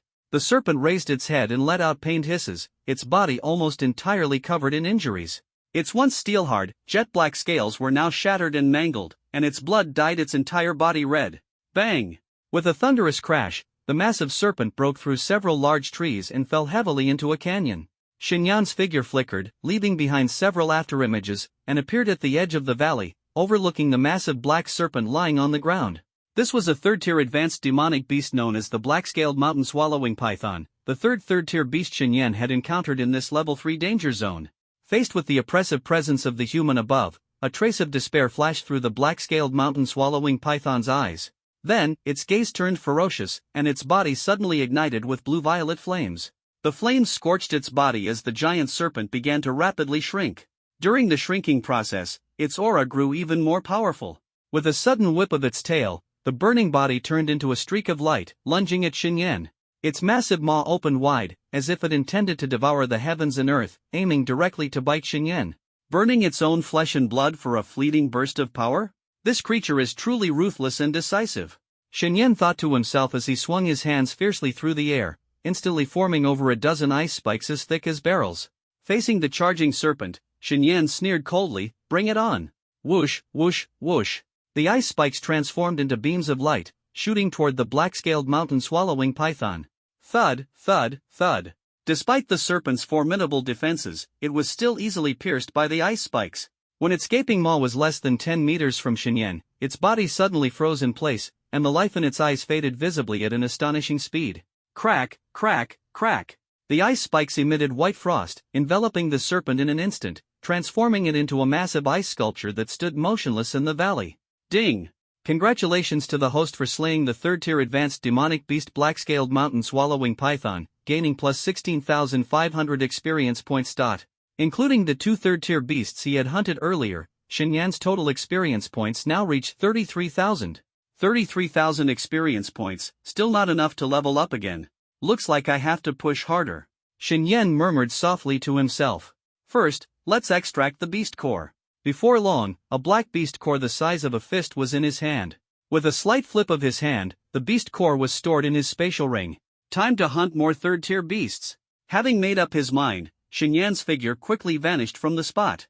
Half an hour later, Xinyan was traversing the dense forest alone. He heightened his senses to the maximum, alertly capturing any movements around him. Suddenly, his ears twitched slightly. A sound? That aura seems to be human? Xinyan halted in his tracks, his gaze calmly fixed on the dense woods ahead. A moment later, his brows furrowed slightly. What? This aura, it's her? With her strength, to dare to so boldly traverse a level 3 danger zone, she's courting death. From the aura alone, Xinyan confirmed that the person approaching was Gu Qinghan. What shocked him was Gu Qinghan's audacity. Given her strength, encountering just one third-tier beast could easily claim her life. This woman really doesn't have much sense. Xinyan muttered inwardly. A dozen breaths later, a figure staggered into Xinyan's sight through the forest. The person was clad in a tight-fitting blue combat armor, which was riddled with cracks. One of her arms was stained red with blood. Her face was as pale as paper, and she looked utterly drained. Seeing Gu Qinghan in such a wretched state, Xinyan raised an eyebrow slightly. What happened? Ran into a third-tier beast? Otherwise, how could you end up like this? Just as he thought this, Xinyan shook his head again. No, that's not it. It's not a beast. The wounds on her body are clearly caused by sharp weapons. Could it be that someone is targeting her? In an instant, countless speculations flashed through Xinyan's mind. At this moment, Gu Qinghan also noticed Xinyan not far away. Upon realizing it was him, a hint of relief flashed across her face. Found him. I'm saved. This thought crossed her mind as she staggered toward Xinyan. Seeing this, Xinyan quickly strode forward, reaching her in just a few steps. What happened? How did you end up like this? You don't look like you've been chased by a third-tier beast. Gu Qinghan forced a bitter smile, her lips twitching slightly. Not a beast. It was people. They were wearing masks. I don't know who they are. But they were strong. The two chasing me were both third-tier in strength. From what I know, among the younger generation in Lingcheng, no one has broken through to the third tier yet. Hearing this, Xinyan's eyes narrowed, and a vague suspicion arose in his mind. Could it be related to the demon god cult? Gu Qinghan shook her head. Not certain, but it's highly possible. At this moment, a thought suddenly occurred to Xinyan. By the way, where's the golden pendant you wear? They should know we all have these, right? In that case, why are they still hunting you? Once the protective formation activates, there's no way they can kill you. At the mention of this, Gu Qinghan's expression grew even heavier. Earlier, they landed a deadly strike on me. The protective formation within the golden pendant activated and blocked that attack. Then, the teleportation power appeared, and I thought my path in the martial exam was over. I initially thought it was some underhanded trick by other candidates to reduce competition. But what happened next completely changed my mind. Xinyan raised an eyebrow. What happened? Gu Qinghan took a deep breath and said slowly. The moment the teleportation power appeared, it was disrupted by several stones they had placed. I suspect those stones are tremor stones, capable of interfering with spatial fluctuations in an area. Tremor stones? Xinyan had heard of such things.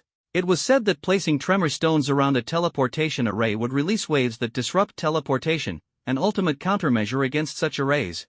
Those mysterious individuals bringing something like that into the martial exam venue clearly had more than simple intentions. Considering Gu Qinghan's encounter, Xinyan had a theory. If these people are from the demonic god society, then they must be using the tremor stones to disable the teleportation arrays on the candidates, so they can completely eliminate their targets. It seems their targets must be the top-tier geniuses from Ling City. Xinyan stroked his chin and spoke slowly. Gu Qinghan nodded. That's what I think too. Before she could finish her sentence, she suddenly wavered violently, nearly falling to the ground. Her face turned even paler, and waves of dizziness surged over her repeatedly. Seeing the dire situation, Xinyan quickly steadied her and took out a bottle of healing medicine, handing it to her. You're seriously injured. This medicine is very effective for healing. Try it quickly. These medicines were what Xinyan had taken from Li Juanrong's storage ring. That guy was so afraid of death, the medicines he carried were all top-notch. Gu Qinghan didn't refuse. She took the bottle, poured out a few pills, and swallowed them swiftly. Rest here for a while and recover some strength before moving on, Xinyan said. This is a level 3 danger zone. It's too dangerous for you. Seeing his cold demeanor, Gu Qinghan felt a bit helpless. Anyone else seeing her in such a critical condition would definitely try to curry favor with her, winning her gratitude. But Xinyan seemed completely uninterested, as if he didn't care whether she lived or died. Given her current state, the idea of making her way out of a level 3 danger zone alone was pure wishful thinking. I'm seriously injured and already used forbidden medicine. My combat strength is down to only 10%. Can you protect me for a while, just so I can regain some strength? Gu Qinghan knew this request was a bit much, but to survive, she had no choice but to thicken her skin and ask. Even she found it hard to believe what she was saying, so she added, I won't let you help me for nothing. I'll pay you back. Whatever you want, as long as I can do it, I'll agree. Xinyan looked at her with a hint of exasperation, feeling this woman was pushing her luck. This was the martial exam, why should he waste his time on this? Sorry, your request. Xinyan hadn't finished his sentence when he suddenly sensed two figures rushing toward them at high speed. Damn it, trouble is coming. Xinyan's eyes turned cold as he gazed toward the depths of the forest. He was genuinely curious who had the audacity to hunt candidates in the martial exam venue. Gu Qinghan also sensed the danger, her face immediately turning grim. Could they have caught up? Before her words had fully settled, two figures burst out from the woods, landing not far from them. One of them, wearing a mask, spoke in a chilling tone. Little girl, you're quite good at running. Let's see where you can run to now. From his tone, it was evident that he was already somewhat flustered and exasperated. Hearing this, Gu Qinghan's face turned even darker. You guys are from the Demon God Society, aren't you? How dare you make a move in the martial exam arena? Such audacity. When the two had ambushed her earlier, they hadn't given her any chance to speak. Their attack had been a deadly strike right from the start, leaving her in her current sorry state. Who we are doesn't matter. All you need to know is that you'll be dead soon. One of the masked men said coldly. As soon as the words left his mouth, he stepped forward, preparing to attack Gu Qinghan. At this moment, another companion stopped him. Don't rush into action. That guy doesn't seem simple. He was, of course, referring to Xinyan. This was the deep area of a level 3 danger zone, where they might encounter third-level beasts at any moment. Such beasts were troublesome even for them, yet Xinyan had dared to appear here alone. Judging by common sense, they knew Xinyan was no ordinary examinee. To show up in a level 3 danger zone, this guy's strength must be considerable. Although he isn't our primary target, since we've run into him, we might as well deal with him too. Listening to their conversation, Xinyan slightly raised an eyebrow. Primary target? So these guys entered the exam site to hunt down the young geniuses of Ling City. Thinking this, he turned his head to glance at Gu Qinghan, speaking blandly. To dare attack examinees in the martial exam arena, with such ruthless intentions, they are undoubtedly from the Demon God Society. In that case, no need for words, just take them out directly. With that, he stepped forward toward the two masked men, an icy aura emanating from his body. After all, this wasn't his first time dealing with the Demon God Society. Killing 2 of their members was no big deal. Moreover, he held a deep loathing for this organization that had betrayed humanity. Hearing Xinyan's words, Gu Qinghan felt a bit helpless. After all, the opponents were 2 third-level martial artists, not easy foes to handle. Xinyan, be careful. They're both third-level martial artists. Gu Qinghan couldn't help but warn him. She knew Xinyan was strong, but the enemies were equally formidable, and the slightest misstep could lead to disaster. 2 third-level martial artists? That strong? Xinyan's lips curved slightly upward. Through his senses, he had already identified one as a third-level, 3rd tier, and the other as a third-level, 4th tier, comparable to Zhao Yuanwu, the captain of the Thunder Bounty Squad. Such opponents posed little challenge to him. Don't worry. Victory is certain, Xinyan declared with absolute confidence. Seeing his assurance, Gu Qinghan said no more. After all, her current strength was only 1/10 of what it once was. She couldn't be of much help. She could only watch and see how Xinyan performed. Victory? You're a confident brat. In that case, go to hell. As soon as these words were spoken, one of the masked men suddenly stepped forward. His figure instantly turned into a wisp of green smoke and vanished on the spot. The other masked man tensed his entire body, like a leopard ready to pounce, prepared to unleash a deadly attack at any moment. Ha! Vanished? Xinyan frowned slightly. This was the first time he had encountered a martial artist capable of using such a strange ability. At this moment, Gu Qinghan's voice came from the side. That man's ability is peculiar. He can turn his body into green smoke, disappear, and then suddenly reappear elsewhere to launch an attack. He's a formidable assassin. As soon as she finished speaking, she caught a glimpse out of the corner of her eye. 2 meters behind Xinyan, smoke eerily materialized, instantly solidifying into a human figure. The figure's dagger gleamed coldly as it stabbed fiercely toward Xinyan's neck. Xinyan, watch out behind you! Gu Qinghan shouted anxiously. But even without her warning, Xinyan had already sensed the danger behind him. He stomped lightly on the ground, and an ice wall instantly appeared, blocking behind him. A crisp ding was heard as the dagger struck the ice wall, the attack easily neutralized by Xinyan. Seeing his attack thwarted, the masked man didn't hesitate and once again transformed into smoke, disappearing without a trace. Retreating after a failed strike? Classic assassin behavior. However, there are ways to force him to reveal his true form. Xinyan murmured to himself. At the same time, the masked man who hadn't acted yet looked at Xinyan, his gaze turning serious. This kid's awakened ability is ice-based? And his strength has already reached 3rd level? In terms of talent, this kid surpasses that Gu Qinghan. If we could eliminate him here. The masked man's gaze toward Xinyan shifted from seriousness to fervor. He didn't even know how generous the Protector Lord's reward would be for killing a genius even stronger than Gu Qinghan. Let's see what tricks number 6 still has up his sleeve. When the opportunity arises, strike with a single, fatal blow. The number 6 he referred to was, of course, the one who could transform into smoke. Xinyan glanced a few times at the individual who had yet to make a move, roughly guessing his intentions. Waiting for the chance to land a fatal strike on me? Not that easy. As this thought crossed his mind, Xinyan suddenly opened his hands. A powerful energy erupted from his body, transforming into a dense, cold mist that rapidly spread in all directions. In the blink of an eye, an area spanning hundreds of meters was enveloped in icy fog. Wherever the cold mist passed, flowers, grass, and trees all froze solid. In mere moments, Xinyan had created a miniature world of ice and snow.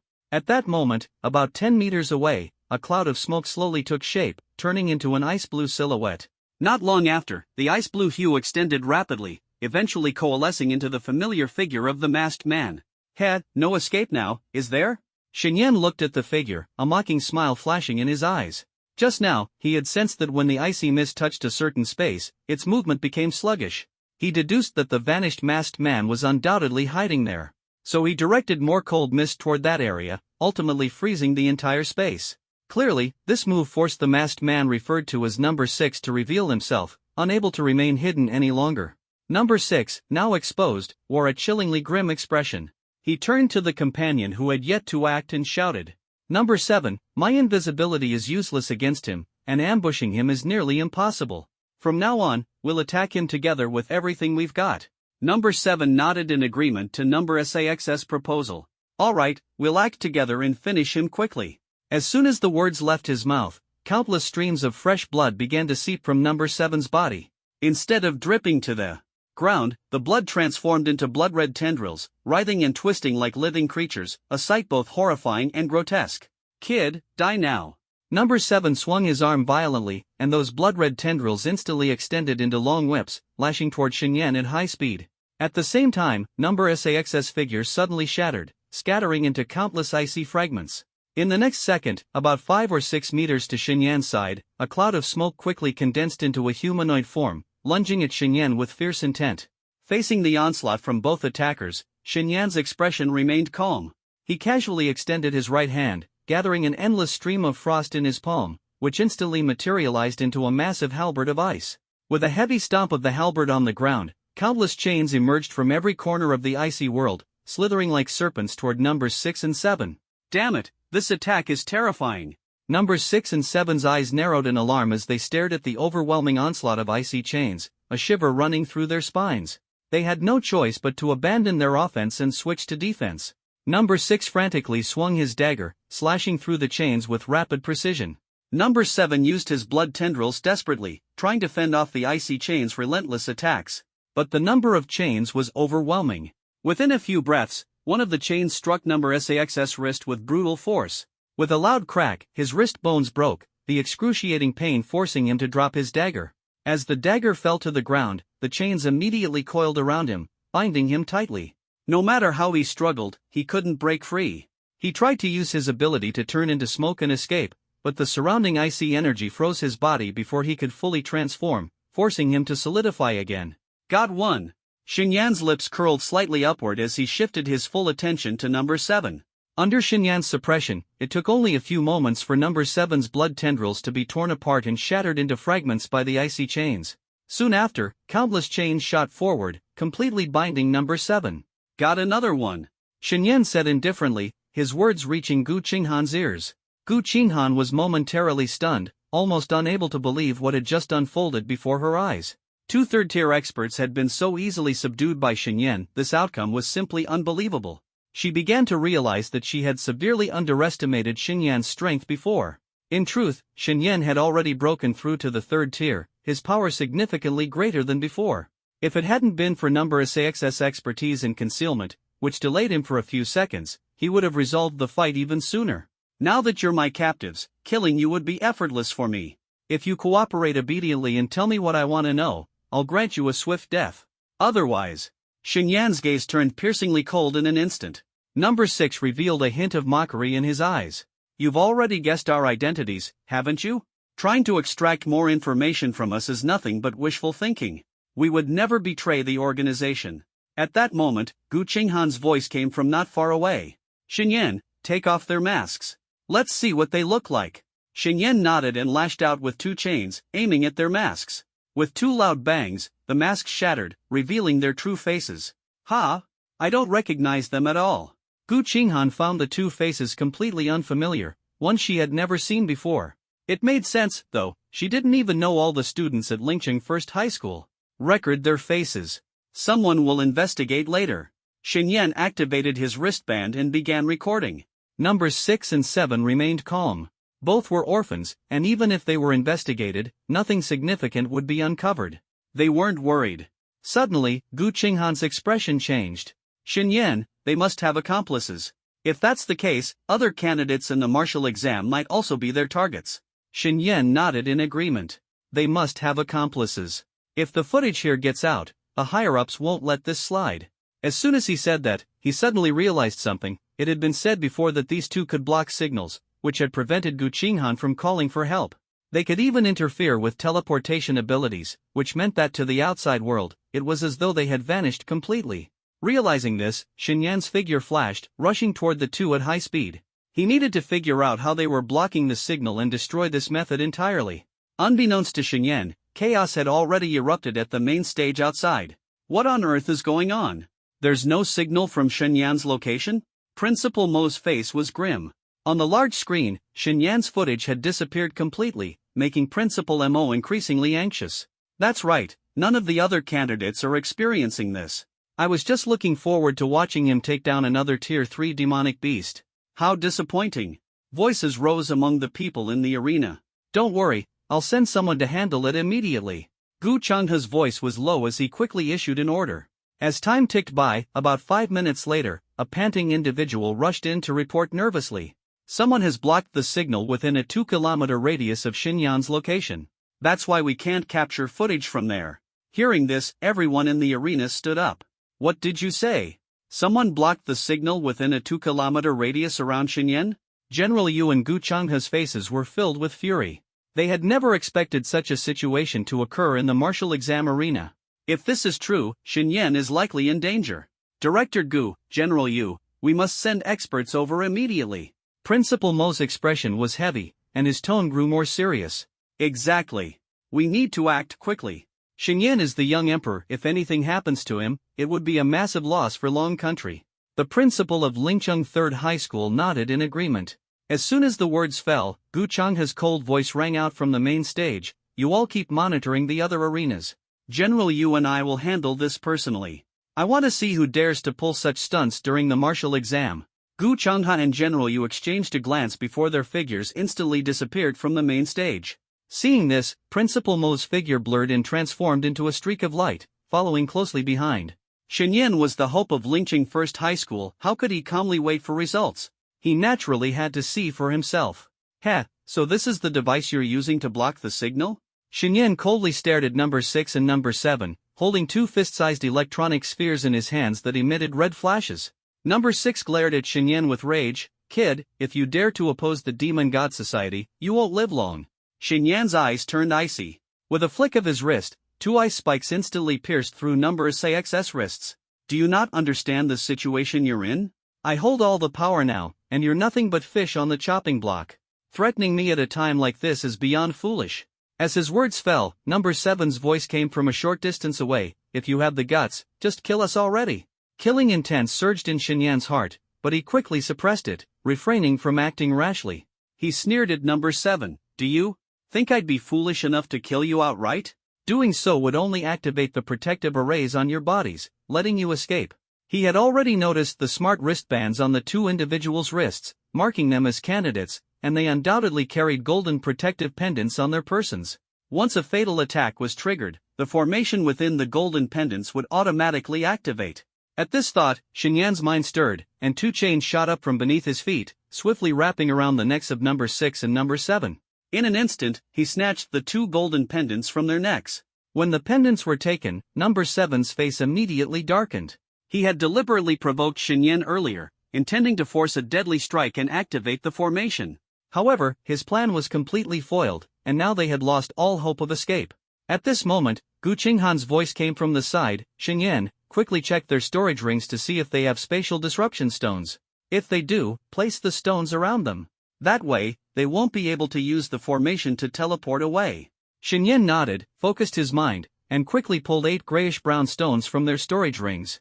These stones were about the size of fists, with uneven surfaces, and looked utterly ordinary.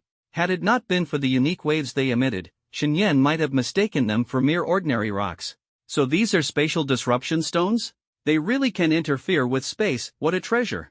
The stones emitted rippling waves, causing the surrounding space to shimmer. With a casual flick, Xinyan tossed the 8 stones around numbers 6 and 7. Now, even if they had some means of teleportation, escape was impossible.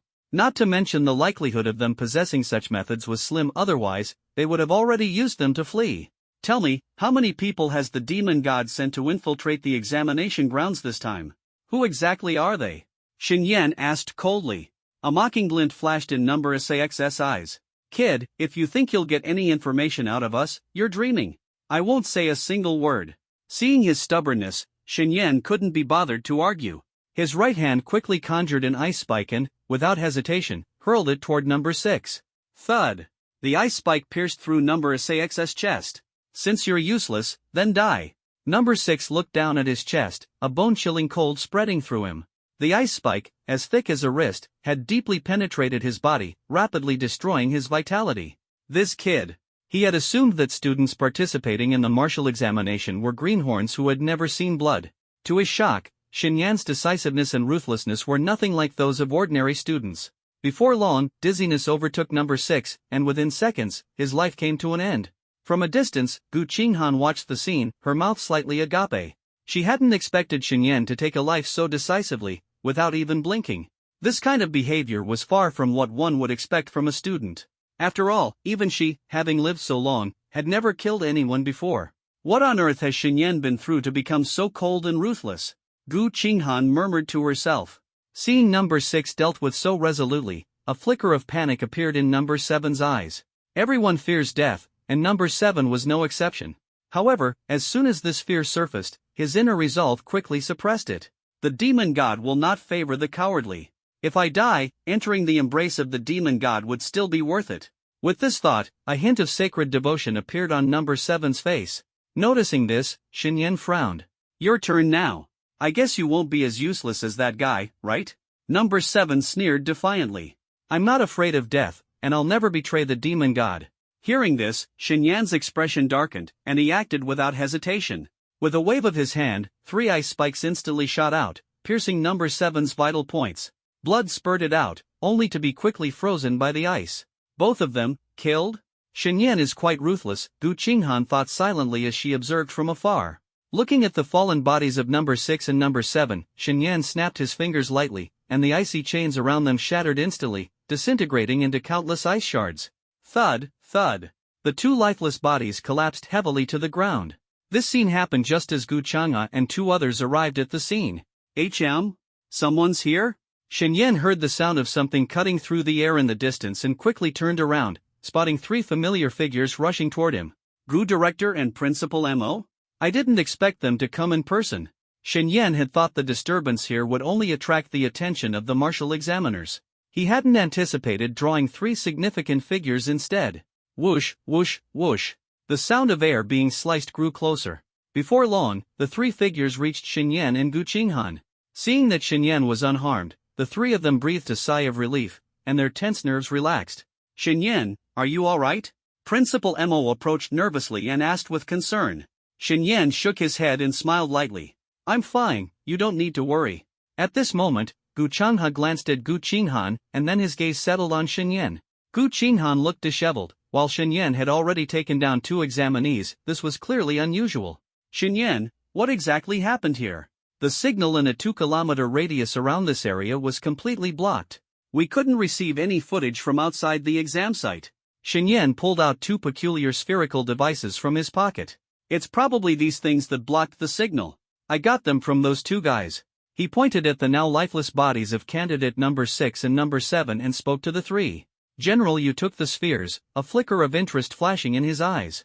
After a brief moment, he pressed a switch on one of the spheres, instantly disabling the signal blocking function. I've turned this thing off, the signal block should be gone now. Gu Chang'e immediately activated his communicator to contact those outside the exam site and soon received confirmation. The signal block has indeed been lifted.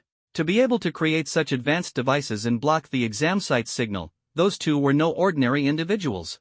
Principal Mo's expression turned grim as he questioned, what exactly happened?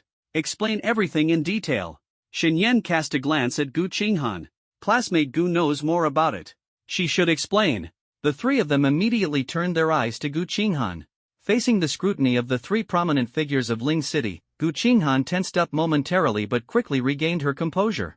Taking a deep breath, she recounted the entire sequence of events without leaving out a single detail. After hearing her account, the expressions of Principal Mo and the other 2 grew grave. They're members of the Demon God Society? They infiltrated the exam site just to hunt down Ling City's top talents? Not only could they block signals, but they even brought in earthquake stones? The 3 were stunned by the audacity and scale of the Demon God Society's actions. Xinyan reminded them, apart from classmate Gu, other examinees were also targeted for assassination. If all the assassins were Tier 3 demonized individuals, it would be incredibly difficult for those examinees to escape. Gu Qinghan had awakened an S-rank talent. Before Xinyan's rise, she was recognized as Ling City High's strongest combatant. The other examinees couldn't even compare to her strength. If they were targeted by the Demon God Society, their chances of survival were slim. Not to mention, they might not encounter someone as capable as Xinyan to assist them. Hearing Xinyan's words, Gu Changhe immediately activated his communicator, contacting those outside the exam site and arranging countermeasures. Let's hope the targeted examinees are lucky enough to avoid major incidents. Otherwise, we won't be able to answer to their parents.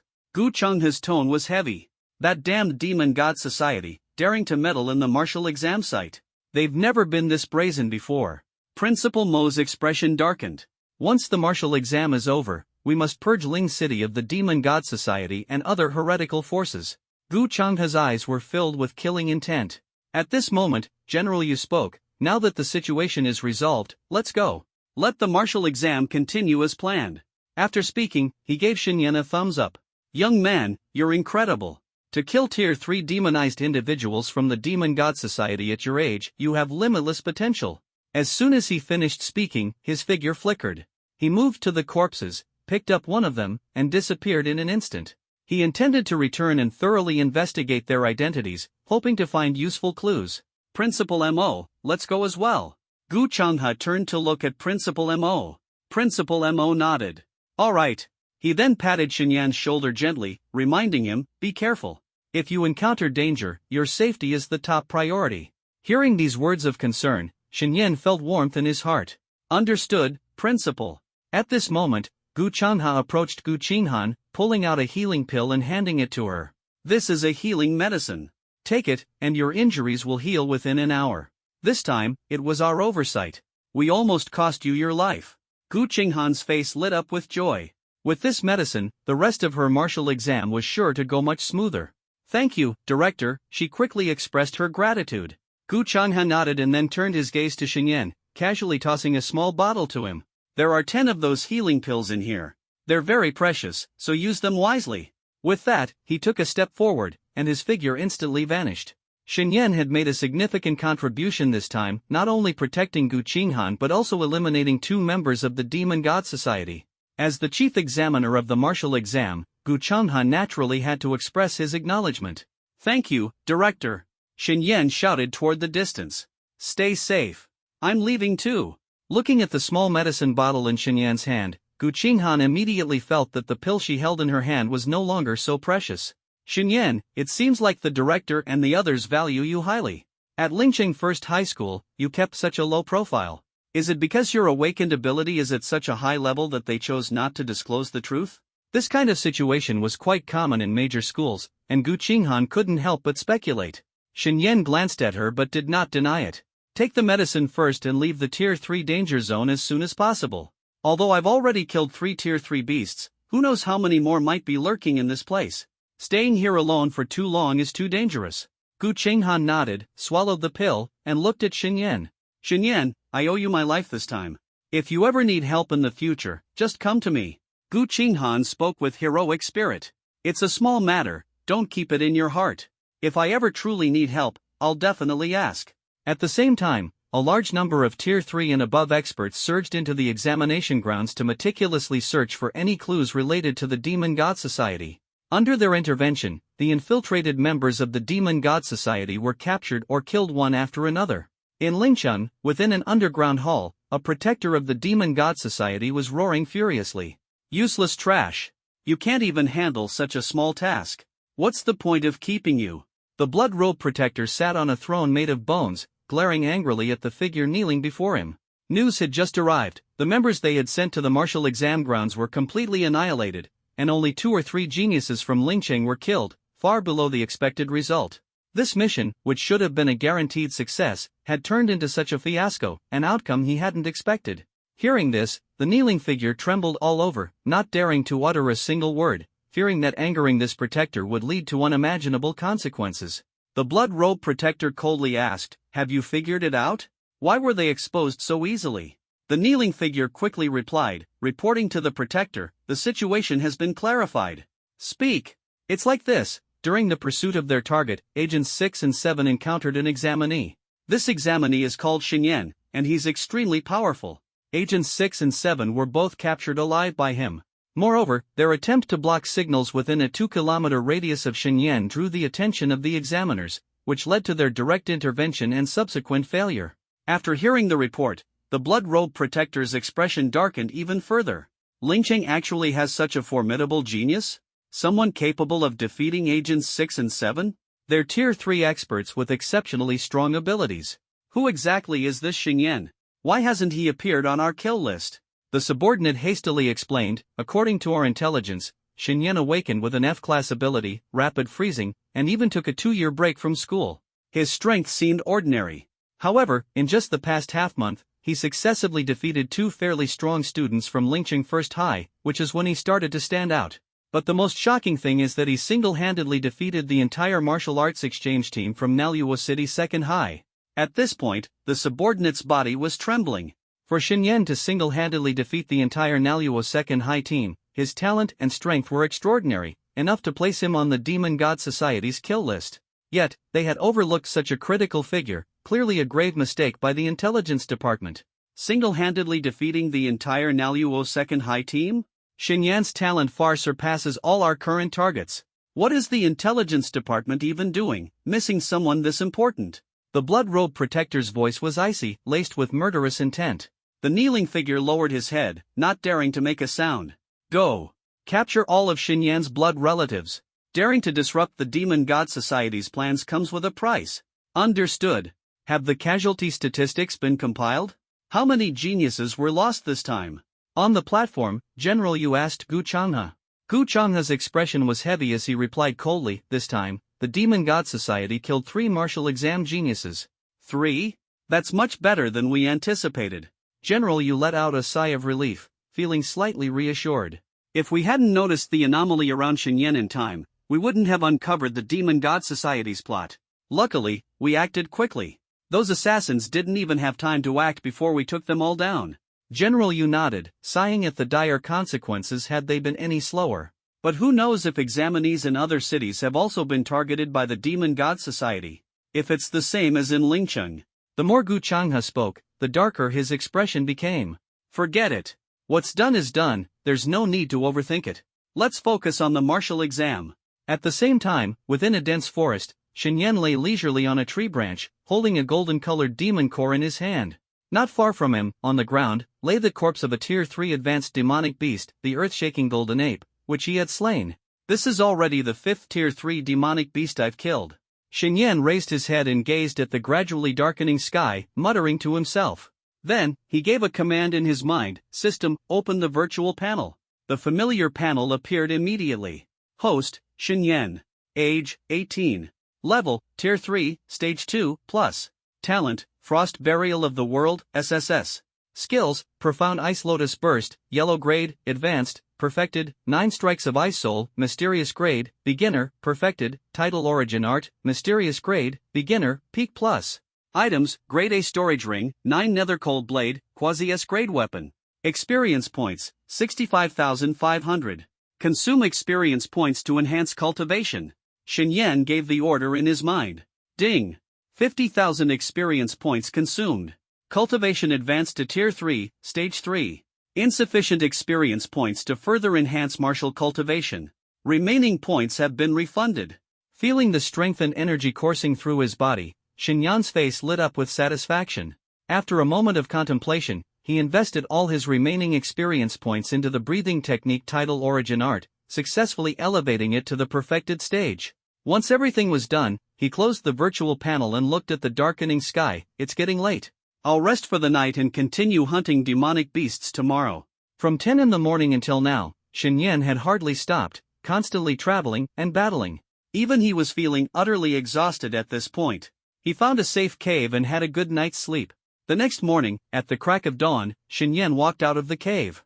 Stretching lazily, he took a deep breath of fresh air and once again set out on his path to hunt demonic beasts. Outside the exam venue, on the platform, Gu Changhe and the others had arrived early. Seeing Xinyan's score and national ranking, smiles appeared on their faces. Xinyan had scored 129,000 points, firmly securing the top spot nationwide. In the past, no student from Lingcheng had ever achieved such a result. Shen Yan had truly brought honor to Lingcheng this time. This kid is incredible. To think he could surpass those geniuses from the big families and achieve such a high score. The principal of Lingcheng No. 3 High School exclaimed in admiration. It's truly remarkable. A boy without any background making it this far is no small feat.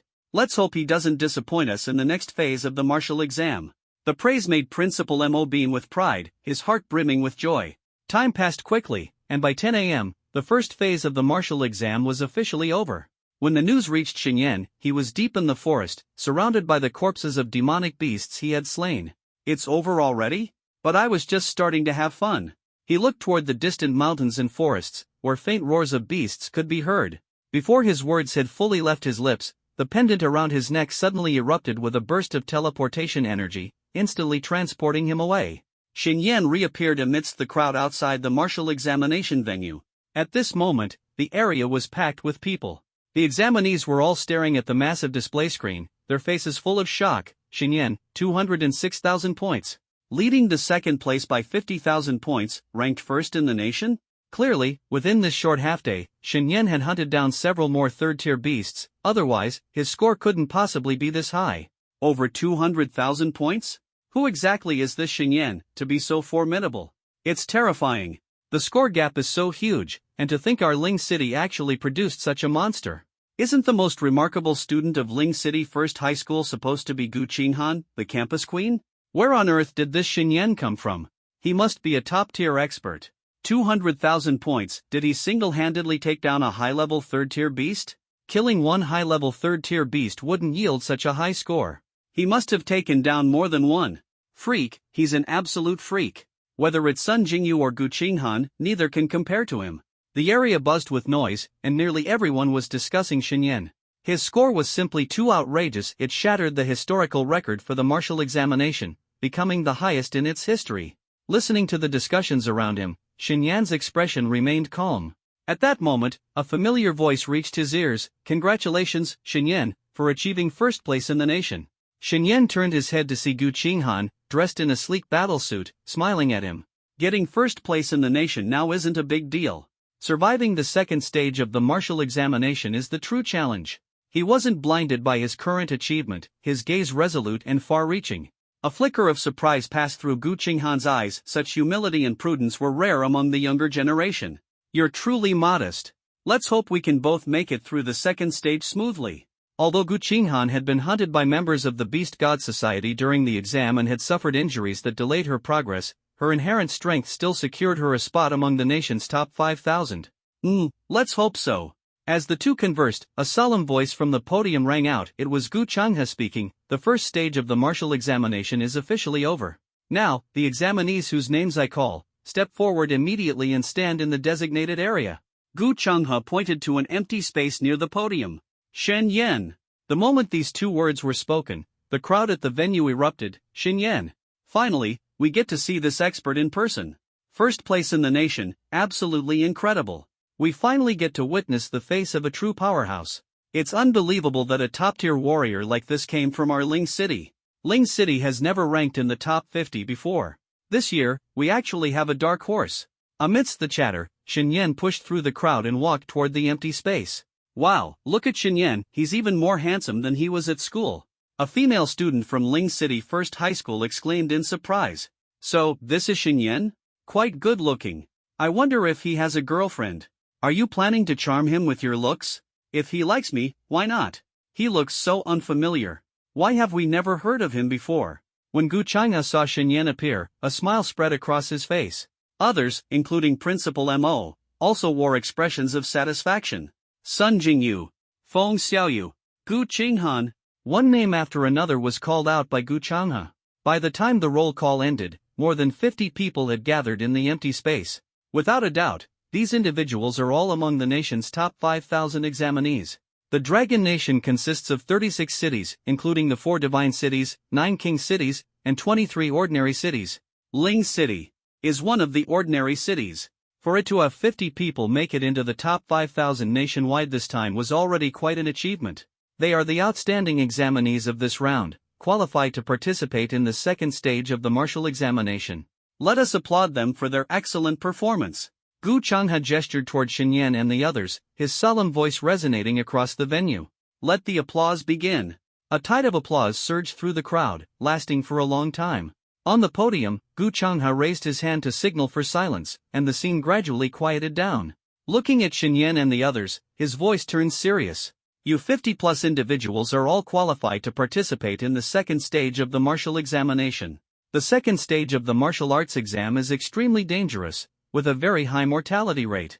If anyone is afraid and doesn't want to participate, you can choose to withdraw. We will continue to replace those positions with students ranked lower. Hearing this, except for candidates like Shenyan and Gu Qinghan, who already knew the inside story and remained calm, the others appeared visibly nervous. What exactly does the second stage of the martial arts exam test? Why is it so deadly? No idea. This year's martial arts exam is completely different from previous years. Who knows what the higher-ups in Long Nation are planning? Should we still participate? It feels really dangerous. Everyone whispered among themselves, and a small number of people began to hesitate. Can I ask where the second stage of the martial arts exam will be held? What does it involve? Someone directly asked Gu Changhe, who was sitting on the main platform. As soon as this question was raised, the scene fell silent. Everyone was eager to know the content of the second stage. The prominent figures on the platform exchanged glances and shook their heads. Gu Changhe's expression turned stern as he said, the specific details of the second stage of the martial arts exam are only available to the participating candidates. These words caused another uproar among the crowd. People couldn't understand why the information needed to be kept confidential. Only Shenyan and the others knew the reason. If the existence of the foreign race were confirmed and the news leaked, many people might lose faith in the future of humanity. Some might even go as far as completely betraying humanity, just like the members of the demonic god society. Then may I ask, what is the mortality rate? Someone else mustered the courage to inquire. Gu Changhe was silent for a moment before he replied in a grave tone, we are not certain about the mortality rate either. This is the first time we are holding such a martial arts exam. However, I can guarantee that those who survive will receive extremely generous rewards. Everyone's reward will surpass the level of the past national first-place winner in the martial arts exam. No joke, if they could defeat the foreign race this time and gain control of the secret realm, the higher-ups of Long Nation would absolutely not be stingy with rewards for these brave candidates, whose reward could surpass the level of the past national first-place winner. Hearing this promise, not only were the 50-something candidates who made it into the nation's top 5,000 excited, but even the other examinees' faces lit up with anticipation. Everyone knew how extravagant the rewards were for claiming the national first-place title. Whether it was weapons, battle armor, spiritual medicine, or source crystals, one could essentially obtain whatever they desired, as the higher-ups would not hold back. But now, as long as they participated in the second stage of the martial arts exam and survived, they could earn such lavish rewards. For these 17 or 18-year-old boys and girls, the temptation was nearly irresistible. Did I hear that right? The rewards for the second stage of the martial arts exam are this generous? It's such a pity that I didn't make it into the top 5,000 nationwide, otherwise, I would never have missed this opportunity. Didn't you hear? The second stage of the martial arts exam is extremely dangerous, with a high mortality rate. Walking the martial path requires the resolve to risk one's life. Without that determination, this path won't take you far. Exactly. Opportunities like this are rare. As long as you survive, you get the rewards, so the difficulty doesn't seem too high. When the exam starts, I'll just hide first. The chances of surviving are still pretty good. Hearing these remarks, Shenyan couldn't help but shake his head.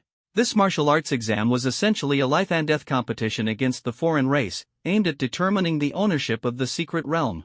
The side with the greater number of survivors would emerge victorious. Under these rules, the foreign race would undoubtedly go all out to hunt down Long Nation's geniuses. How many of Long Nation's geniuses could survive would depend on the overall strength of the foreign race. If the foreign race was significantly stronger, the number of survivors from Long Nation would be pitifully small. Everyone is too naive, thinking that surviving until the end will be easy? Shenyan thought to himself. However, he wasn't worried about his own safety at all. As long as there were more beasts and members of the foreign race, he would be able to grow stronger quickly. For others, the second stage of the martial arts exam was filled with danger. But for him, it was full of anticipation. All right, now tell me, who wishes to withdraw? Gu Changhe looked at Shenyan and the others, his tone serious. The 50-something candidates glanced at each other, and not a single person raised their hand to back out. Initially, a few people wavered and considered withdrawing, but upon noticing the disdainful gazes around them, their sense of pride made them take their hands back. Seeing that no one chose to quit, Gu Chengha's face revealed a satisfied smile. Good, as expected of Long Nation's young geniuses. I am proud of your courage. I hope all of you can survive the second stage of the martial arts exam and earn those generous rewards. After speaking, Gu Chengha exchanged a glance with General Yu. General Yu nodded, stepped down from the podium, and said to Shen Yan and the others, "Follow me. I'll take you to the second stage martial exam venue." With that, he turned and headed toward a distant bus. Shen Yan and the others followed closely, boarding the bus while being escorted by a team of fully armed soldiers, heading toward the city center of Ling City. About an hour later, the group arrived at a military camp in the eastern district of Ling City. After passing through multiple checkpoints, they entered a spacious hall. In the center of the hall stood a massive teleportation array. General Yu pointed to the teleportation array and explained to the examinees, "This teleportation array connects the 4 divine cities, the 9 royal cities, and other smaller towns. We will first head to Azure Dragon City, one of the 4 divine cities, where we'll join examinees from other cities. Then we'll proceed together to the new martial exam venue." Hearing this, Shen Yan's heart stirred. Azure Dragon City? I didn't expect we'd go there first. He had thought they would head straight to the secret realm to begin the second stage of the martial exam. Activate the array. General Yu ordered the soldiers guarding the array. Yes, General. The soldiers moved swiftly, and within mere breaths, the array was fully activated. As Shen Yan gazed at the swirling vortex of space, over 10 meters in diameter, his heart surged with excitement. He had never been to Azure Dragon City, but he had heard that it was even more prosperous and powerful than Ling City. The array is activated.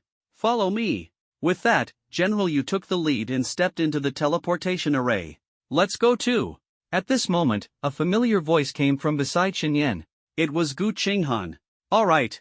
Shen Yan nodded and walked into the teleportation array side by side with Gu Chenghan. At the same time, in a classroom at Ling City No. 1 High School, Shen Liuli received an unfamiliar letter. Who is this? They said my brother has something to pass on to me and that I should go retrieve it now. Should I go or not? Shen Liuli hesitated for a long time before ultimately dismissing the idea. My brother said Ling City isn't as safe as it used to be. The demon gods and traitor organizations are becoming increasingly active. I can't just trust strangers. With that in mind, she tore the letter into pieces and threw it into the trash can. Her actions were noticed by a girl sitting in the back row of the classroom. A flash of coldness passed through the girl's eyes as she discreetly pulled out a communicator and sent a message to someone. Shortly after, she received a reply. After reading it, a trace of struggle appeared on her face, but she quickly masked it with her signature fake smile. She deleted the chat history, then stood up and walked over to Shen Liuli. Grabbing Shen Liuli's arm with enthusiasm, she pleaded, "Liuli, come have lunch with me outside today, please? The cafeteria food is awful. I know a small place with amazing dishes." Hearing this, Shen Liuli hesitated. Before leaving, Shen Yan had specifically instructed her not to leave the school during the martial exam period. She kept that advice in mind, so she politely declined. "Sorry, Yan Yan, my brother told me not to leave the campus casually." Hearing her response, Yan Yan widened her eyes in an exaggerated expression. "Really, Liuli? You're not a child anymore. It's just a meal near the school. Would your brother really not allow that? I mean, Shen Yan is so gentle and handsome, he wouldn't be so petty, right? If he knew you were just with me for a meal, he definitely wouldn't blame you. Liuli, please, just this once." Yan Yan clung to Shen Liuli's arm, pleading coquettishly in a way that made it hard for Shen Liuli to resist. Having been in the class for only a few days, Shen Liuli had developed a good relationship with Yan Yan. Now, under Yan Yan's persistent persuasion, she found it difficult to refuse. "All right, just this once. The situation in Ling City isn't great right now. Leaving the school casually could be dangerous." When Shen Liuli finally agreed, a flicker of something unreadable passed through Yan Yan's eyes, but her face lit up with a cheerful smile. "Liuli, you're the best.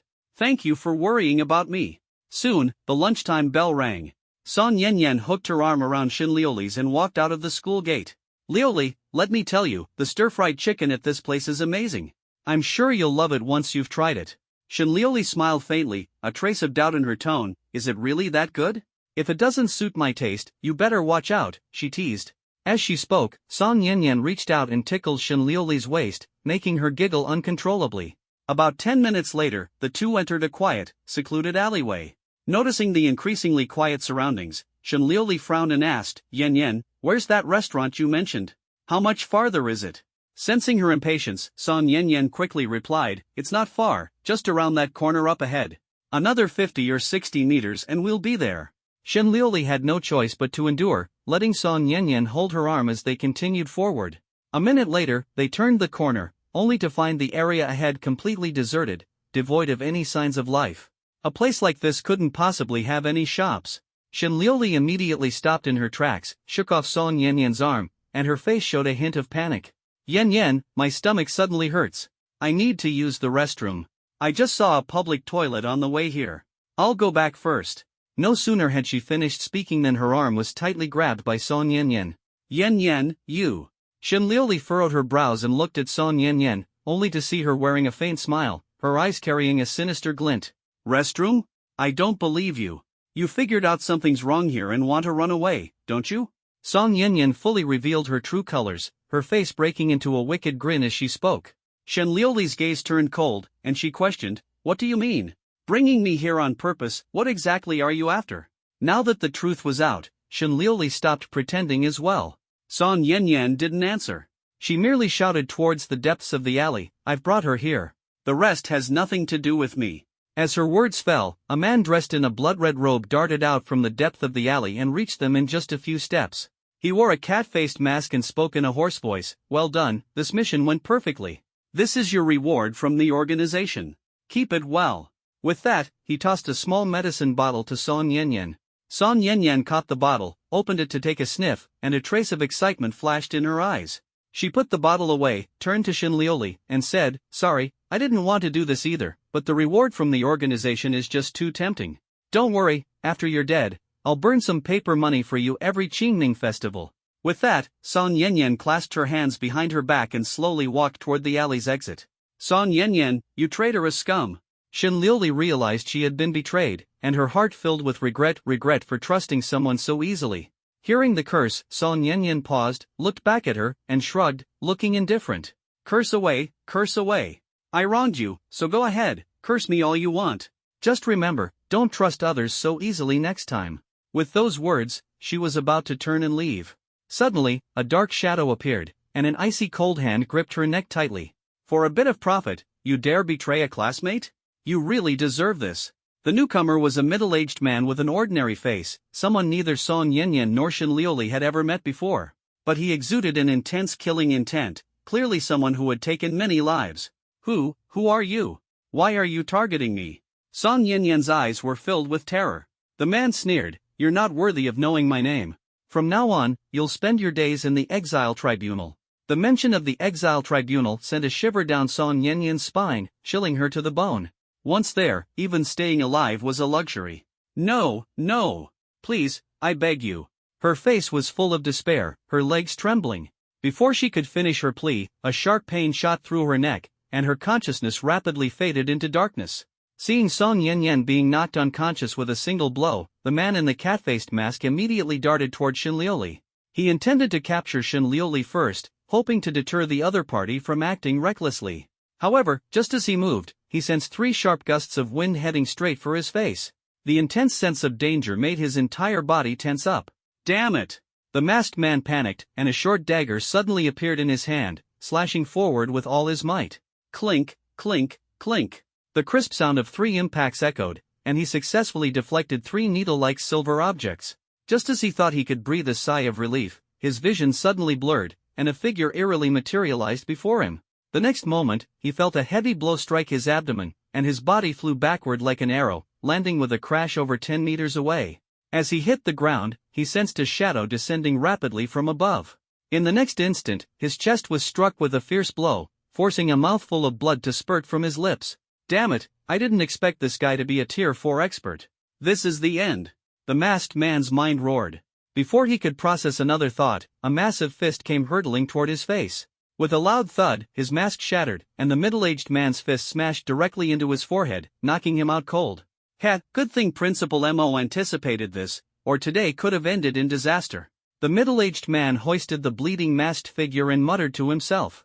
He wasn't far from Shenliuli, and since he hadn't made an effort to lower his voice, she naturally heard him. Principal Mo? Uncle, did Principal Mo send you to protect me?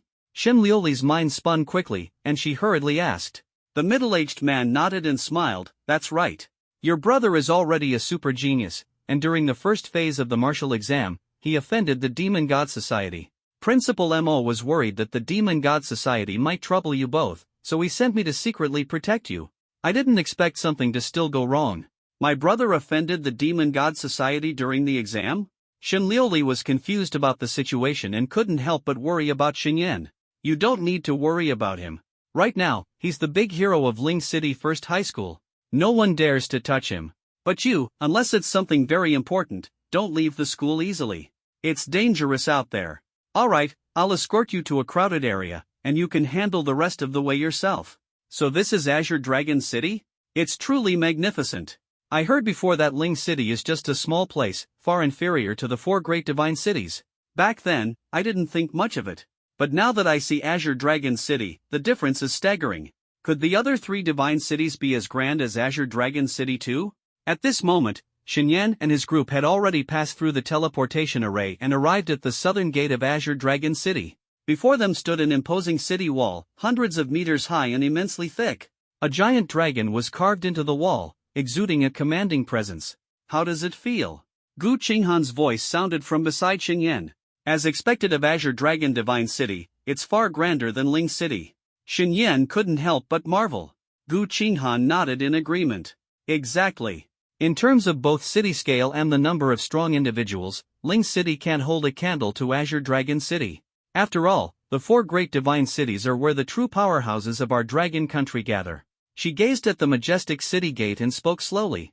At this moment, General Yu handed his identification to the southern gate guards for inspection, and the group passed through smoothly.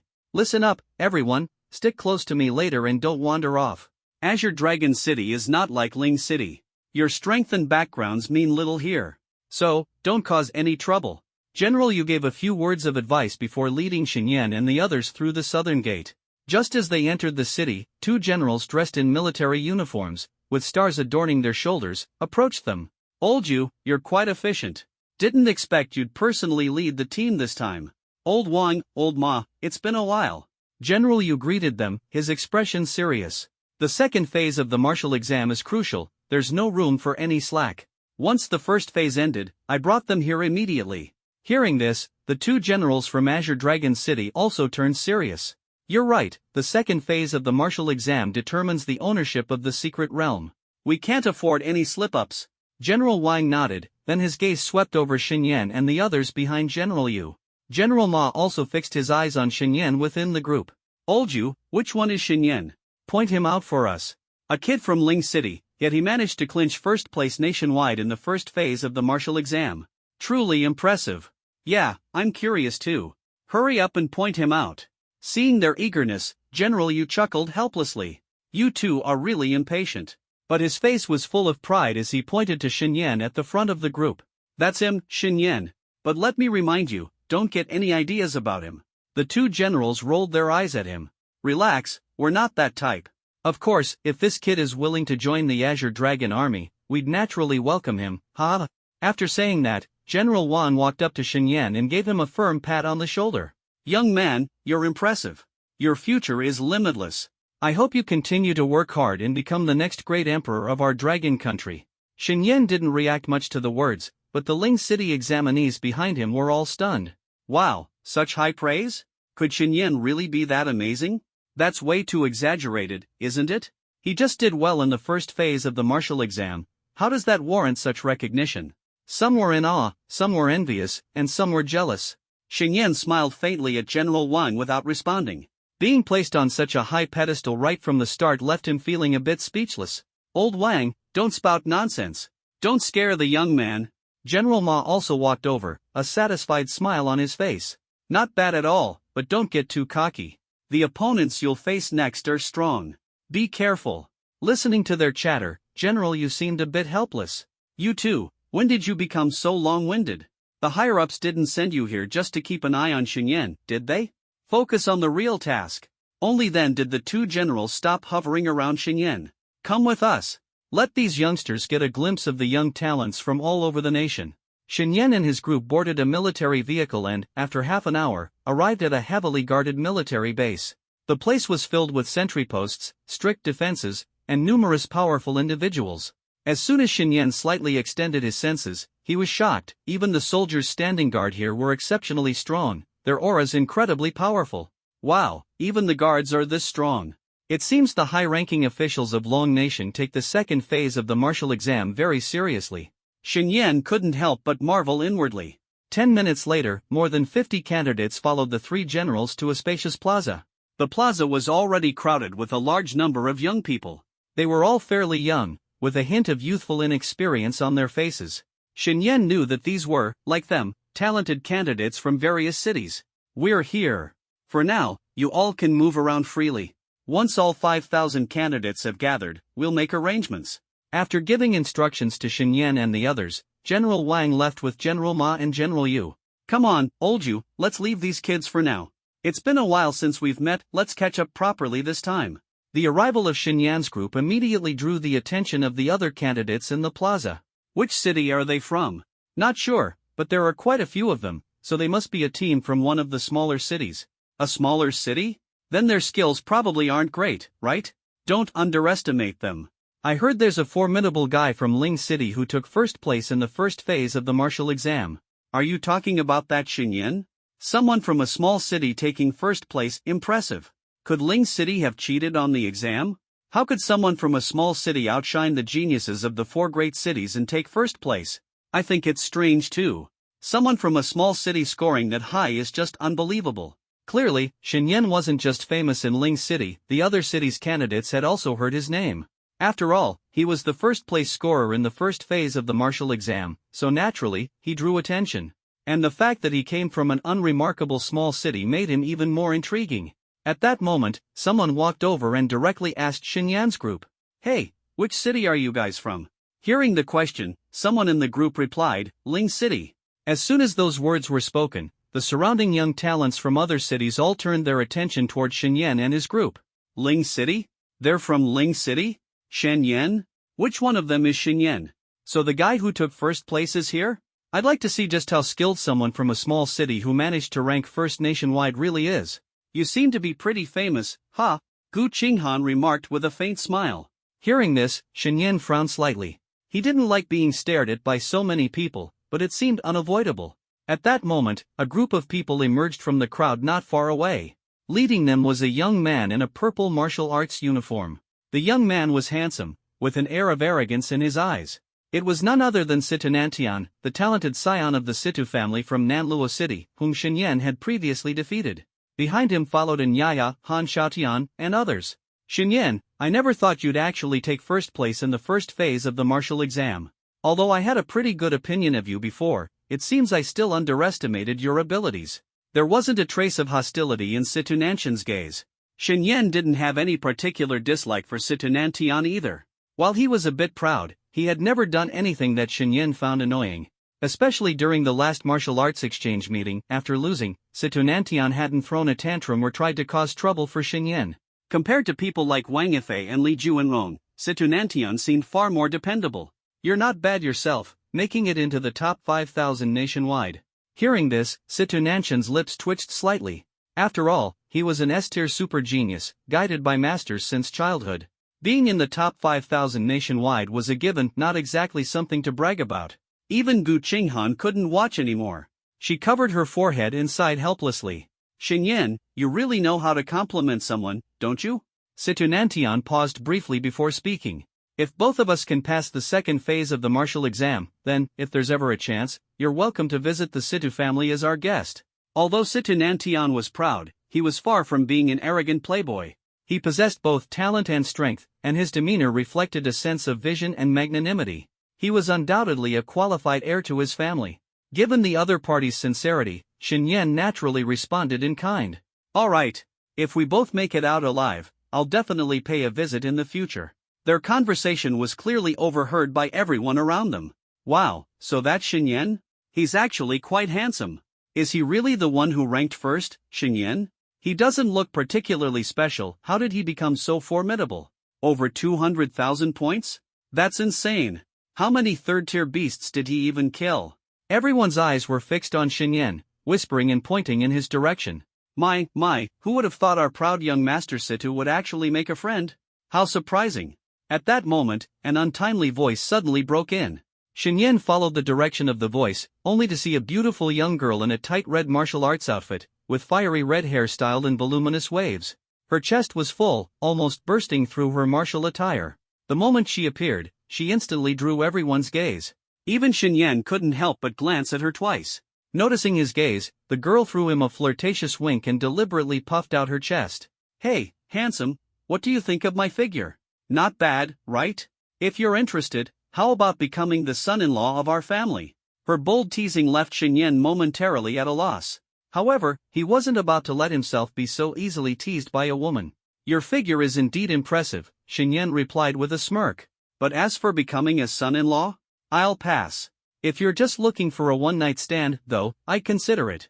Xinyan thought his response might make her back off. To his surprise, the girl's face lit up with excitement.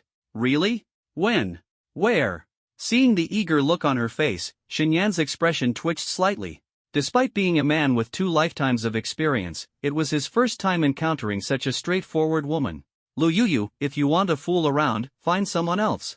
Stop embarrassing us here, Situ Nantian interjected coldly, his brows furrowing. You know her? Xinyan glanced at Situ Nantian. Yeah, Situ Nantian replied.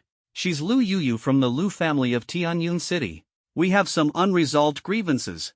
This woman's awakened ability is quite unique. I suggest you don't provoke her lightly, said Situ Nantian. When he emphasized the word unique, his tone was heavy, immediately catching Xinyan's attention. Unique? Just how unique? Driven by curiosity, Xinyan couldn't help but ask. Situ Nantian hesitated for a moment before leaning closer and whispering in Xinyan's ear, rumor has it that her ability allows her to cultivate by borrowing strength from men. When I first met her, she wasn't attractive at all. She only became like this after awakening her ability. Situ Nantian spoke cryptically, but Xinyan had already grasped the meaning. Is there really someone who can awaken such an ability? This world is vast, there's no shortage of strange occurrences. Suddenly, a sharp whooshing sound came from the opposite direction. Xinyan looked up to see a fiery red whip shadow hurtling straight towards Situ Nantian's head. Jerk! You're ruining my reputation again? Do you believe I'll kill you?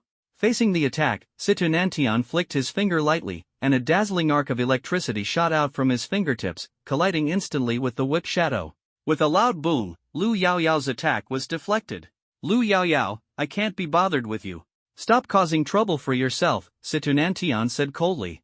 Jerk! I just wanted to meet Xinyan. Who's causing trouble here? If you keep talking nonsense, I'll make you pay the price. While the two continued to argue, the crowd in the square suddenly stirred. Who are those 4? They don't look ordinary. I recognize one of them. The one in the green martial arts outfit is Xiang Qinglong from Azure Dragon City. I know the blonde woman too, she's Bai Yuxuan from Vermilion Bird Divine City. Could they all be from the 4 divine cities? That cold-looking guy must be Xiao Qingyu from White Tiger Divine City. And that burly man is Wu Yan from Black Tortoise Divine City. Hearing the murmurs from the crowd, Xinyan also turned to look. Sure enough, he saw 4 young individuals with extraordinary auras. Aren't they the ones who ranked 2nd to 5th in the first phase of the National Martial Exam? Their scores are so close. Who's stronger will only be clear when they face off. Why are they gathered together? I heard they all have the title of Young Emperor, with immense strength.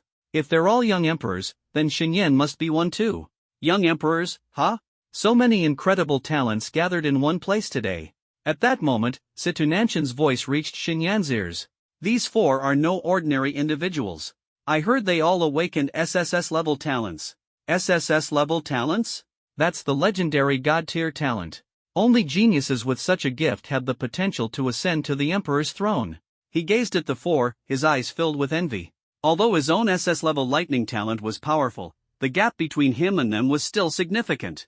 Xinyan nodded heavily. He himself had only acquired his SSS-level ice and snow burial talent thanks to the system. If the 4 truly possessed innate SSS-level talents, they were indeed a formidable group. They're indeed very strong. Xinyan sincerely praised. Hearing this, Situ Nantian turned to look at him. However, I think your awakened talent should also be SSS level. Otherwise, it wouldn't explain your incredible combat strength. Plus, I believe your potential is even greater.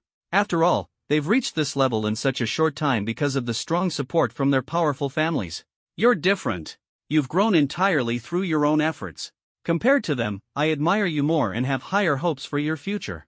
If any of us has the chance to ascend to the emperor's throne, your chances are undoubtedly the highest.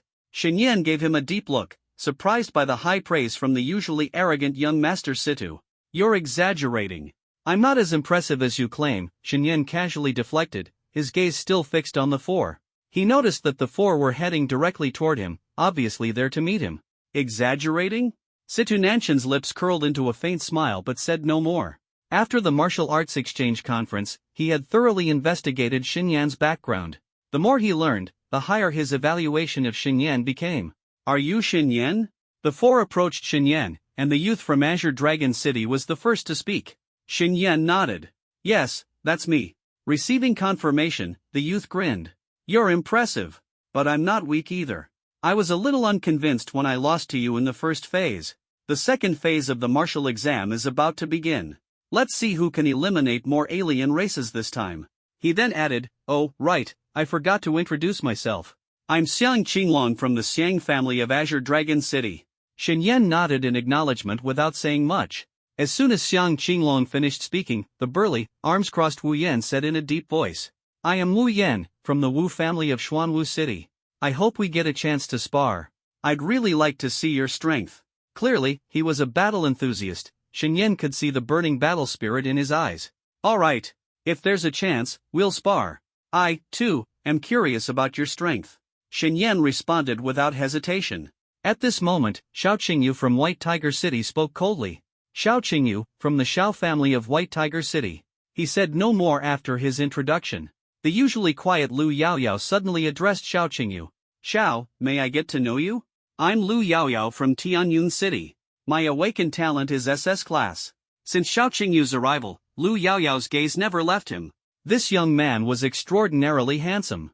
He stood about 1.8 meters tall, with thick black hair, bright, spirited eyes, and chiseled facial features that were flawless, like a masterpiece of art. His fair skin reflected a faint glow under the sunlight. Such a cool and handsome demeanor made Xiao Qingyu irresistibly attractive to Lu Yaoyao.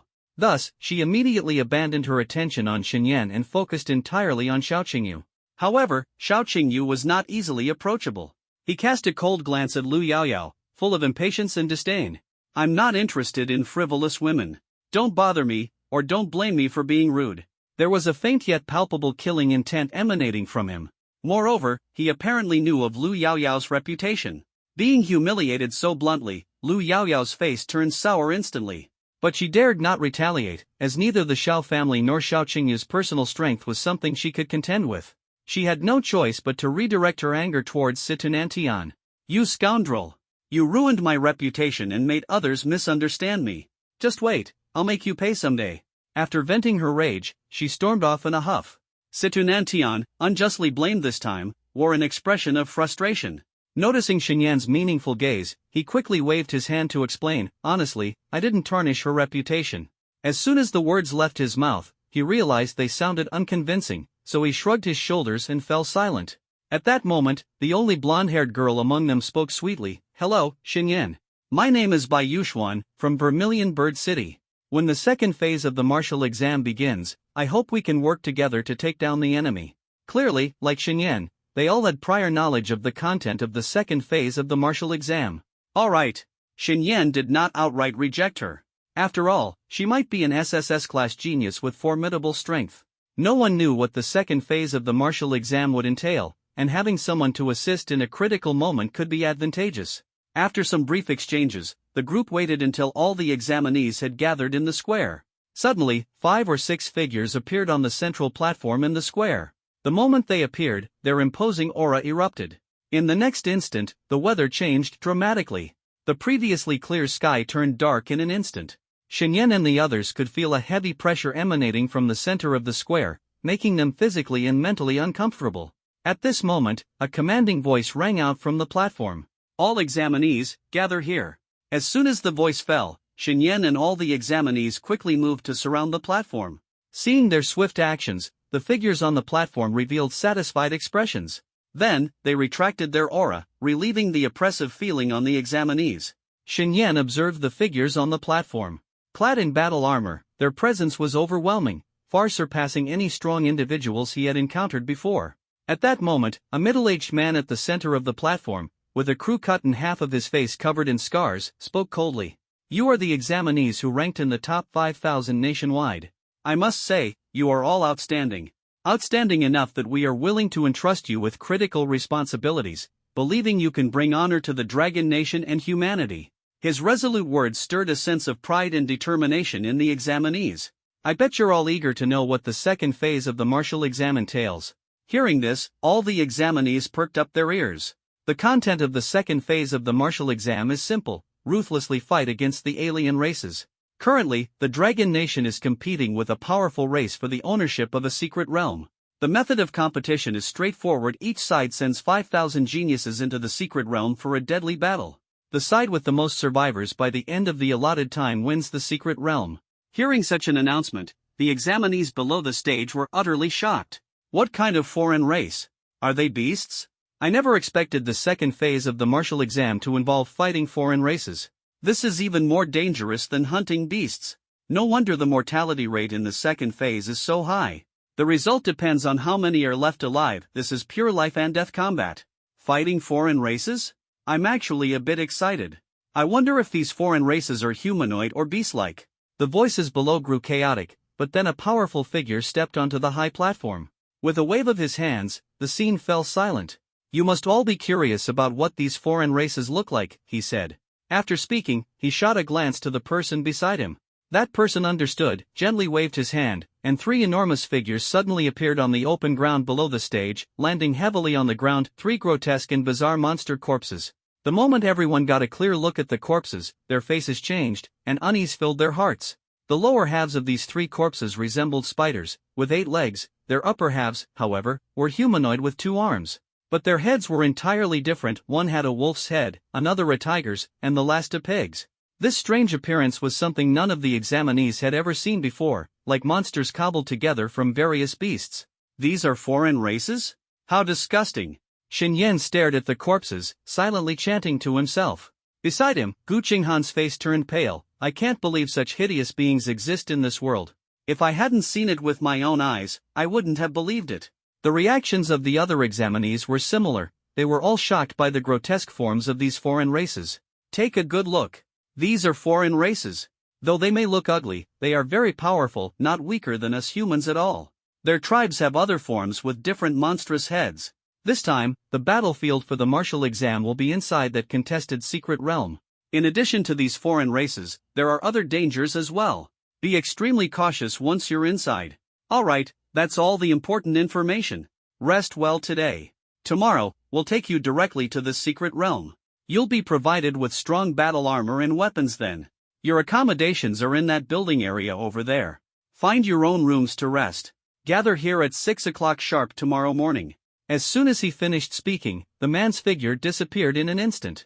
At the same time, the 3 enormous foreign race corpses vanished without a trace. "Shen Yan, how are you feeling? Are you scared?" Gu Qinghan asked. Shen Yan shook his head. "Not scared.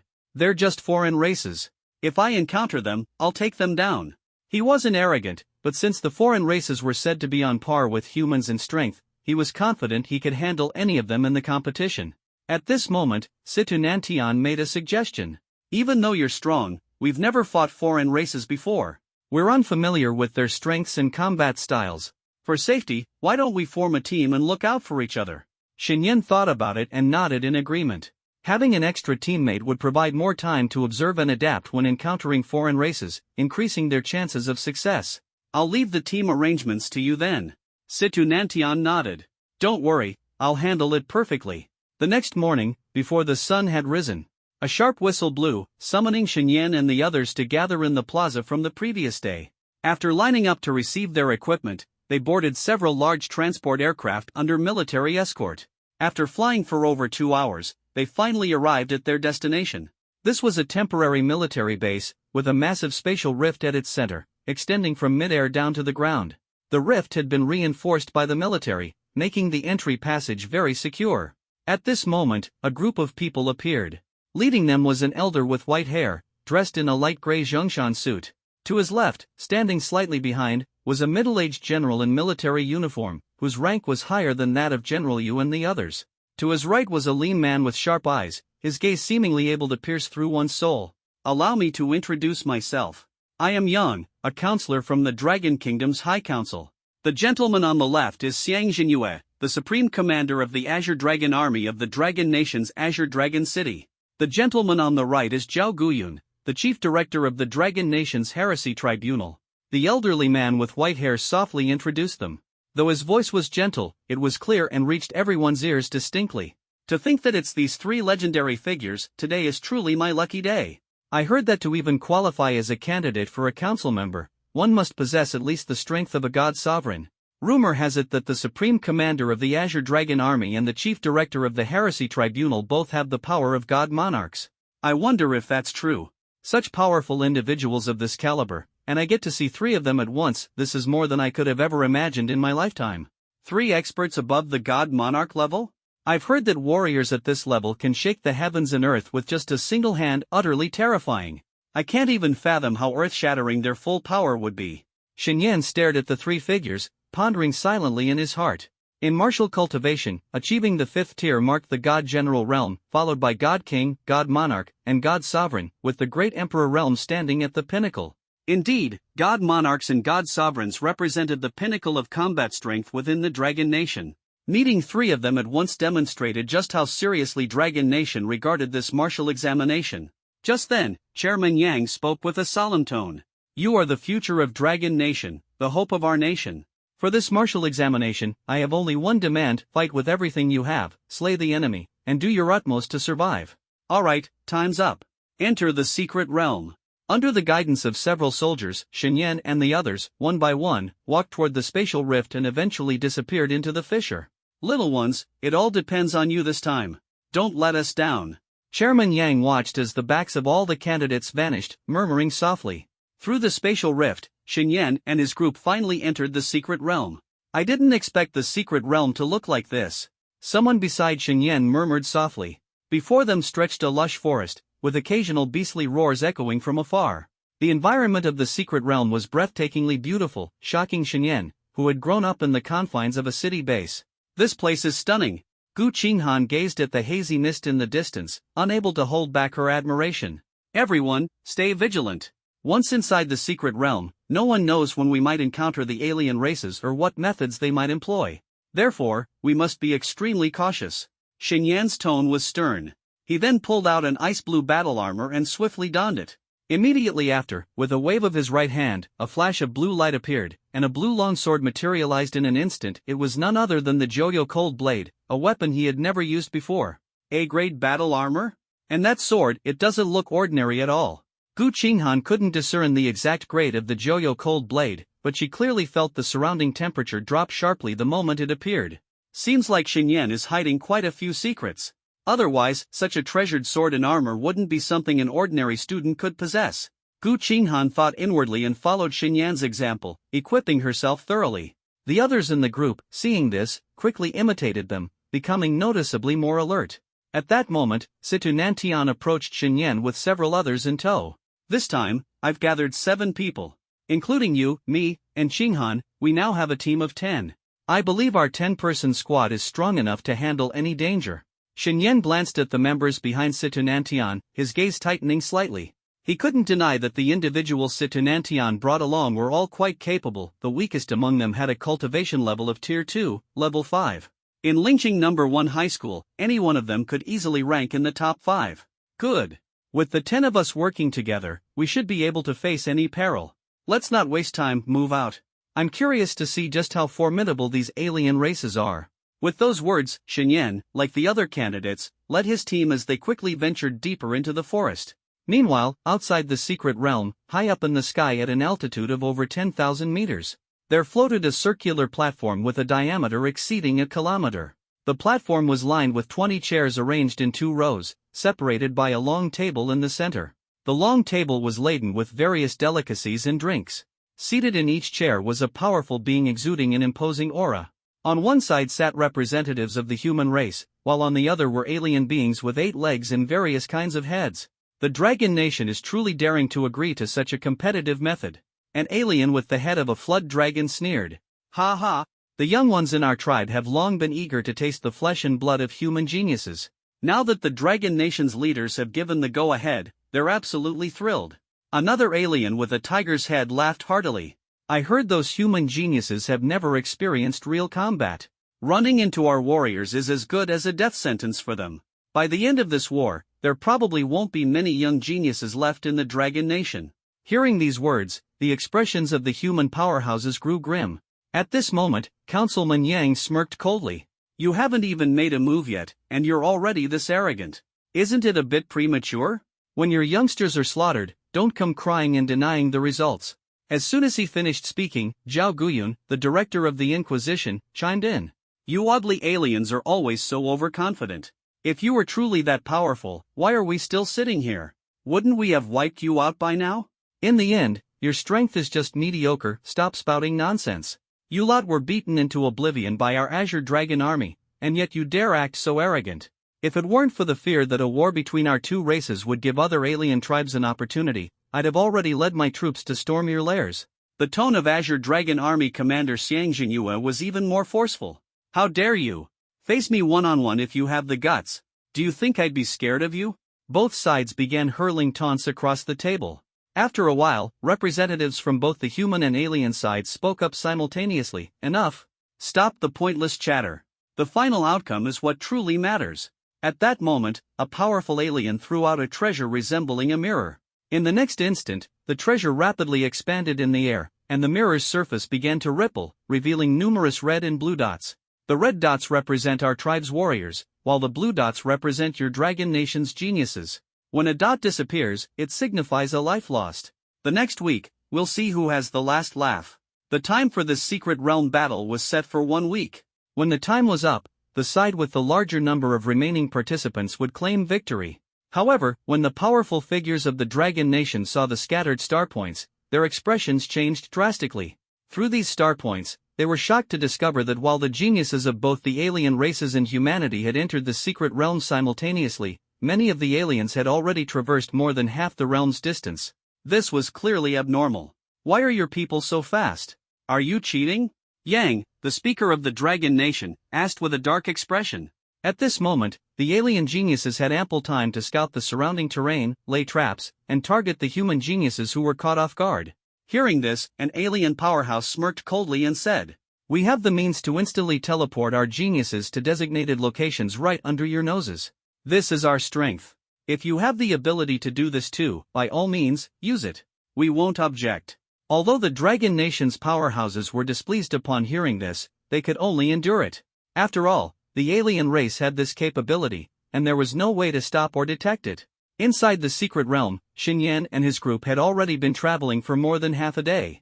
Along the way, everyone remained highly vigilant, yet they had not encountered any signs of the alien race. Strange, we've come so far already, yet we still haven't run into any aliens. Is the secret realm too vast, or are they all hiding, waiting to ambush us? Someone in the group began to complain. Xinyan's expression remained calm. He knew it was only a matter of time before they encountered them, so there was no need to rush. Don't panic. What's meant to come will come eventually. As soon as he finished speaking, another person chimed in, That's right. Let's keep moving.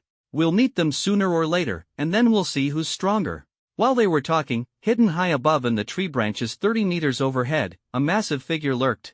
This alien had 8 legs, with a human upper body but a head resembling that of a spider. Its appearance was extremely grotesque. Its dark green eyes stared intently at the group below, and saliva involuntarily dripped from its mouth. 8 legs moved slowly, inching closer, ready to launch a fatal strike at any moment. The moment the alien creature made a move, Xinyan, who had been advancing below, suddenly halted. Something's moving. He sensed a dangerous aura emanating from above. One hand resting on the hilt of his blade, he slowly looked upward, only to see a massive figure with 8 legs gripping the tree trunk, inching closer to the people below. Xinyan's eyes narrowed. An alien? The moment he recognized the creature, it launched its attack. The alien opened its massive mouth, spitting out white spheres one after another toward the ground. As the spheres met the wind, they expanded rapidly, transforming instantly into white nets over 10 meters in diameter, descending upon Shen and his team. Clearly, this alien intended to trap them first before making its next move. Faced with the attack, Shen Yan's gaze turned cold, and in an instant, his long blade was drawn. With a sharp clang, a brilliant blue flash streaked toward the alien above. The blue light instantly transformed into an icy blade dozens of meters long. Wherever the blade passed, the white nets were severed cleanly, shattering into fragments. Seeing this, the alien's dark green eyes filled with terror. Its 8 long legs pushed with all their strength, attempting to flee the tree and evade the lethal strike. But with the 9 nether frost blades enhancement, Shen Yan's attack was sharper than ever. Before the alien could move, the icy blade cleaved through its massive body, splitting it in two in an instant. Ding, congratulations, host, for slaying a tier 2 level 8 Xianshou tribe elite. Experience points plus 4,800. Xianshou tribe? So that's their name? Quite fitting, actually. They really do have multiple heads. To date, Shen Yan had encountered 4 aliens, though 3 of them were already dead. These 4 aliens had distinctly different heads, which was indeed peculiar. But killing this tier 2 level 8 alien yielded experience points comparable to a tier 3 beginner level beast. It seems these aliens can't be underestimated. Their combat power is formidable. After all, compared to beasts of the same level, humans typically had slightly weaker combat strength. Yet this alien, at tier 2 level 8, might rival the strength of a tier 3 beginner level beast, truly remarkable. Suddenly, Shen Yan unsheathed his blade and slashed toward the sky, leaving Situnantian and the others stunned. Before they could look up, 2 massive shadows plummeted from the heavens. In the next moment, 2 thunderous crashes echoed as the gigantic bodies of 2 alien creatures slammed heavily into the ground not far behind the group. Seeing this, everyone's eyes widened. Holy crap, aliens? And we didn't notice a thing? That creature's stealth ability is insane. With so many of us here, only Shen Yan detected it. But these aliens aren't that tough, right? Shen Yan killed one in a single strike. If they're all like this, our chances of winning just shot up. As the group discussed, Shen Yan sheathed his blade and couldn't resist dousing their optimism with a cold dose of reality. This alien was equivalent to a human at tier 2 level 8, but its actual combat strength might rival that of a tier 3 beginner level beast. In our team, only Situnantian and I can confidently take it down. The rest of you would struggle to escape unscathed. Shen Yan, having fought Situnantian before, knew his strength well. And since that battle, Situnantian had only grown stronger, constantly honing his abilities. That was why Shen Yan could make such a claim. One person voiced disbelief, no way. Is this alien really that strong? Maybe its stealth is impressive, but its strength can't be exaggerated, right? Shen Yan, unwilling to elaborate further, simply pointed to the tree trunk where the alien had been perched. A massive gash, 20 meters long and gleaming, ran down the thick trunk, a clear mark from Shen Yan's earlier attack. Upon seeing this terrifying scar, the doubters' faces turned pale, and they nervously swallowed. I'm not underestimating you, but with that strike I just unleashed, if any of you had been hit, you'd have been killed instantly. These aliens are formidable. Anyone who underestimates them, don't blame others if you end up dead. With that, Shen Yan led the group deeper into the forest. Situnantian glanced at the massive alien corpses before sweeping his gaze over the few who had spoken earlier. Are you idiots? You think Shen Yan's #1 ranking in the first stage of the National Martial Arts exam was a fluke? Shen Yan was already being very conservative with his words just now. Even I might not be able to withstand his powerful strike. Now that it's been laid out like this, if anyone still dares to underestimate the otherworldly beings, they're truly courting death. He had crossed swords with Shen Yan before and knew exactly how strong Shen Yan was. Even though it was Shen Yan who had instantly killed the otherworldly being, facing them was still extremely dangerous.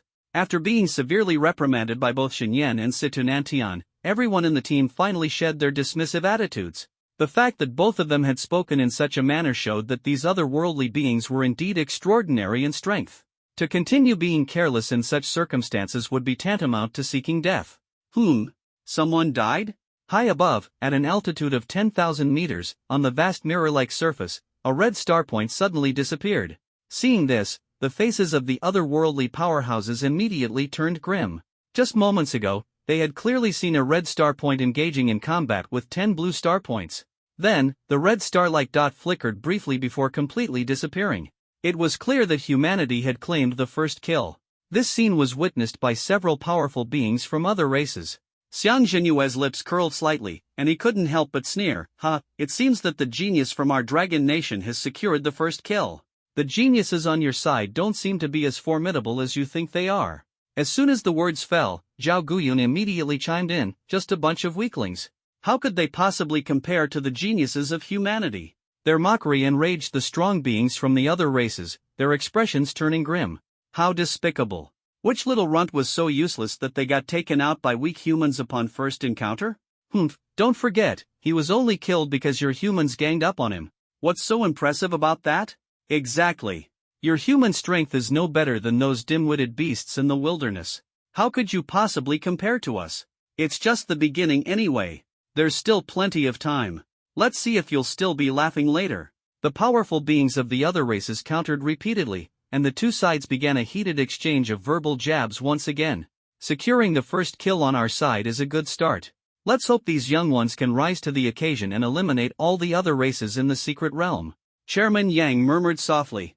Within the secret realm, after taking down the alien, Xingyan severed its head and stored it in his spatial ring. The scoring standard for the second stage of the martial exam was based on the number of aliens killed. The heads of the aliens served as the most direct proof. Having already encountered the aliens, Xingyan and his group slowed their pace considerably.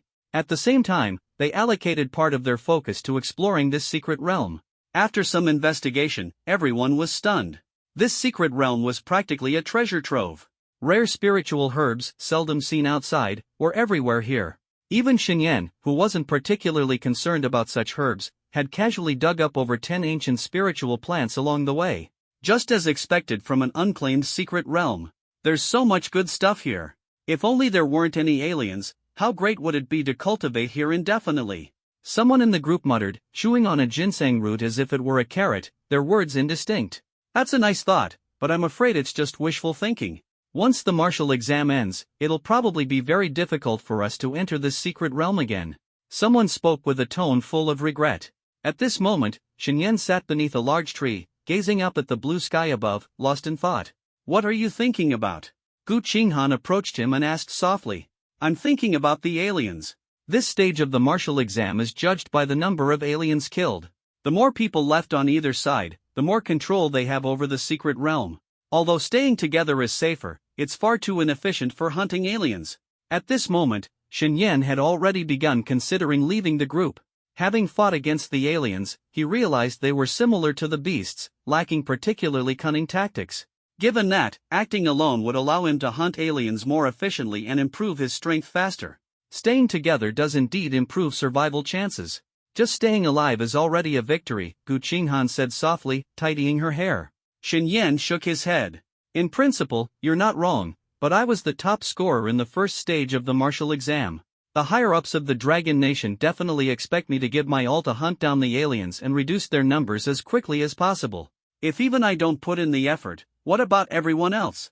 If everyone gives up the determination to fight to the death, humanity will undoubtedly lose this battle for the secret realm. Although Xingyan said these words as a justification for leaving the group, they did reflect the harsh reality. Gu Qinghan fell silent. He knew Xingyan was powerful and that he should act alone rather than be held back. Are you planning to leave the group? Gu Qinghan looked him straight in the eye. Yes. I want to hunt aliens as quickly as possible and give it my all. To Xingyan, these aliens were like beasts, each one an opportunity to gain experience. After killing the first alien and earning over 4,000 experience points, he couldn't hold himself back any longer. Then go. Staying with us will indeed slow you down. The more aliens you kill, the safer we'll be. Gu Qinghan consoled himself. All right. Xingyan nodded, then explained his intentions to Situ Nantian and the others.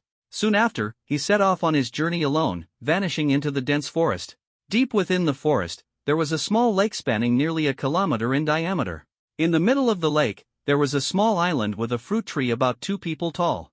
The tree was laden with bright red fruits, their sweet and fragrant aroma wafting far into the distance. Not far from this fruit tree, hidden within the dense water grasses, lurked a creature of a foreign race with the head of a dragon. Beside him lay a strange fish over 10 meters long, rubbing against him ingratiatingly. I'll just wait right here and ambush them. Soon, those human geniuses will definitely discover this place and come to the island to pick the fruits. As soon as they let their guard down, I'll deliver a fatal blow. The dragon-headed creature calculated in his mind. About half an hour later, a human genius finally discovered this place. He was dressed in an icy blue battle armor and wielded a slender blue longsword. It was none other than Shen. The fruit's fragrance is coming from the island. There it is. Following the aroma, Shen arrived at the lakeside. At a glance, he saw the small island in the middle of the lake, where the fruit tree laden with fruits stood. These fragrant fruits must taste amazing, he thought to himself as he stepped into the lake. But his foot neither sank nor was submerged in water. The moment his sole touched the lake water, a wave of cold air spread out from beneath his foot, instantly freezing the surrounding water surface for dozens of meters. Step by step, Shen walked toward the center of the island, leaving behind a frozen path. His movements were observed by the creature lurking within the water grasses. So this is a human genius? I've heard that human flesh is especially delicious, particularly those geniuses who've awakened their abilities and been nourished by spiritual energy, they taste even better. Come on then. You'll be the first human genius I hunt. The creature's eyes lit up as he watched Shen walk step by step toward the heart of the lake and step onto the island. Circle around from the other side and draw his attention. When he's distracted, I'll strike and finish him off. The creature commanded the strange fish. The fish nodded, flicked its tail, and instantly dived deep into the lake, swimming toward another direction. What kind of fruit is this? It smells so sweet. Could it be poisonous? Standing beneath the fruit tree, Shen casually plucked a fruit, muttering softly to himself. Whether it's poisonous or not, I'll find out once I take it back for testing. With that thought, he began picking one fruit after another, storing them in his storage ring. Meanwhile, the strange fish had already surfaced in the lake water about 10 meters behind Shen. Originally the guardian of this fruit tree, it had been subdued by the foreign creature and temporarily became his subordinate. Now, seeing Shen incessantly picking the fruits it was meant to protect, the strange fish's anger flared. With a furious slap of its tail, it broke through the water's surface with its massive body, opening its blood-red maw to lunge at Shen. Shen immediately noticed the commotion behind him. But instead of turning around, he simply swung the blue longsword in his hand, another frostblade, fiercely behind him. With a sharp whoosh, icy energy surged forth, enveloping the airborne strange fish in an instant. Crack, crack, crack. Amidst the sound of continuous cracking, the fish's massive body was quickly encased in ice. With a loud thud, the frozen fish crashed heavily onto the grassy ground behind him. Turning to look, Shen saw a gigantic strange fish. From its aura, its strength seemed roughly equivalent to that of a second-tier human combatant. The fish was not entirely dead yet. Through its frozen body, its eyes were filled with fear. I thought it was a foreign creature, but it turns out to be just a strange fish. Perfect. I'm feeling a bit hungry. Once I finish picking these fruits, I'll roast you for a meal. Shen flashed a devilish grin. Though the fish couldn't understand his words, it could feel the bone-chilling menace emanating from him. Just as Shen turned to look at the strange fish, the foreign creature hidden in the grass suddenly launched an attack. He slowly opened his mouth, gathering dense moisture inside before abruptly spitting it out. Shoo-shh-shh-shh-shh-shh. Countless water arrows rained down on Shen like a storm, their assault relentless. Faced with the sudden attack, Shen's lips curled into a faint smile. He had long sensed the presence in the grass, so when the dragon-headed creature launched his attack, Shen was already prepared. He swiftly turned, raised his left hand, and conjured an ice shield in midair to block in front of him. Bang, bang, bang. The water arrows struck the ice shield continuously, causing countless cracks to form, but each crack was immediately repaired by Shen. After a few breaths, the dragon-headed creature's attack ceased, and the ice shield remained completely intact. Seeing this scene, the face of the serpent-headed alien darkened. He had heard that the geniuses of the dragon country were only good at theoretical talk, useless in real combat. But the human before him was clearly not such an easy target. His sneak attack had been effortlessly blocked, much to his astonishment. As the attack ended, Shen counterattacked from behind the ice shield. His figure flickered, and he slashed his blade fiercely toward the bushes. Immediately, countless ice blades solidified, sweeping toward the bushes like an overwhelming tide. The alien's expression changed, and he quickly dove into the lake, avoiding the powerful assault. Though his attack missed, Shen remained calm, his form leaving after images as he instantly appeared at the spot where the alien had just evaded. Escaped? Shen frowned, his gaze shifting toward the water below. Vaguely, he could see a massive figure clinging to the lakebed. You think hiding underwater means I can't deal with you? I'm an expert at fishing things out. With that, Shen slowly spread his right hand, and dozens of lotus-shaped ice seeds, each the size of a soybean, began to form, soon growing to the size of a bull. Then, with a wave of his arm, all the ice seeds shot toward the water's surface. Whoosh, whoosh, whoosh. The ice seeds all pierced into the lake bed. After finishing his move, Xinyan's figure flickered again as he returned to the fruit tree. The next moment, a series of explosions erupted from beneath the water, sending waves soaring dozens of meters high. Before the waves could even descend, they were instantly frozen solid by the intense cold. Within seconds, a thick layer of ice enveloped a 100-meter radius of the water's surface. Still not dead? Not hearing a system notification, Xinyan speculated silently. Just as this thought crossed his mind, a section of the ice not far away suddenly shattered, and a figure burst out of the water, landing heavily on the small island. When Xinyan saw the figure clearly, the corners of his mouth curved upward slightly. Not dead, but seriously injured. The serpent-headed alien had lost 4 of his 8 legs, and one arm was twisted unnaturally, clearly suffering severe injuries. At this moment, the serpent-headed alien glared at Xinyan with hatred in his eyes. Human! Hearing him speak in the Dragon Country's language, albeit clumsily, a trace of surprise flashed in Xinyan's eyes. You can speak Dragon Country's language? The response he received was a fierce attack from the serpent-headed alien. With his remaining 4 legs, the alien charged forward, holding a trident in his hand, aiming directly at Xinyan. When the distance closed to less than 20 meters, the alien suddenly swung the trident. In an instant, a massive torrent of water formed, surging toward Xinyan with tremendous force. Xinyan's counterattack was crisp and decisive. With a powerful swing of his right hand, the 9-nether frost blade emitted a sharp arc of light, slicing through the oncoming water torrent in one swift motion. The severed torrent was immediately frozen by the icy blade, shimmering brightly. After easily blocking the serpent-headed alien's attack, Xinyan's figure flickered, teleporting to the alien's side in an instant. His long blade traced a strange arc, slashing fiercely toward the alien's neck. With a sharp clang, the blade was intercepted by the trident. It seemed Xinyan had anticipated this, as a hint of mockery flashed in his eyes. His gaze subtly shifted to the alien's chest, where a human head-sized ice sphere was suspended. With a crisp snap of his fingers, Xinyan whispered, "Snap!" The next moment, countless sharp ice spikes erupted from the sphere, piercing into the vital areas of the serpent-headed alien's chest in an instant. The sudden attack brought a flash of shock and rage to the alien's face. He slowly lowered his head, seeing the numerous ice spikes deeply embedded in him, their bone-chilling cold relentlessly sapping his life force. "Damn it, such a cunning human," the serpent-headed alien roared inwardly. As his life neared its end, he wanted to make one last desperate strike to heavily injure Xinyan. But as he raised his arm, an overwhelming weakness surged from deep within his body. Thud! The trident fell heavily to the ground, and his consciousness rapidly faded into darkness. In his final moments, his massive body toppled backward, crashing heavily to the ground. Ding! Congratulations to the host for slaying a Tier 3 level 1000 Arms Clan Elite. Experience points plus 8,500, winky face. Defeating a Tier 3 level 1 Elite from the 1000 Arms Clan yields nearly the same experience as a mid-level Tier 3 beast.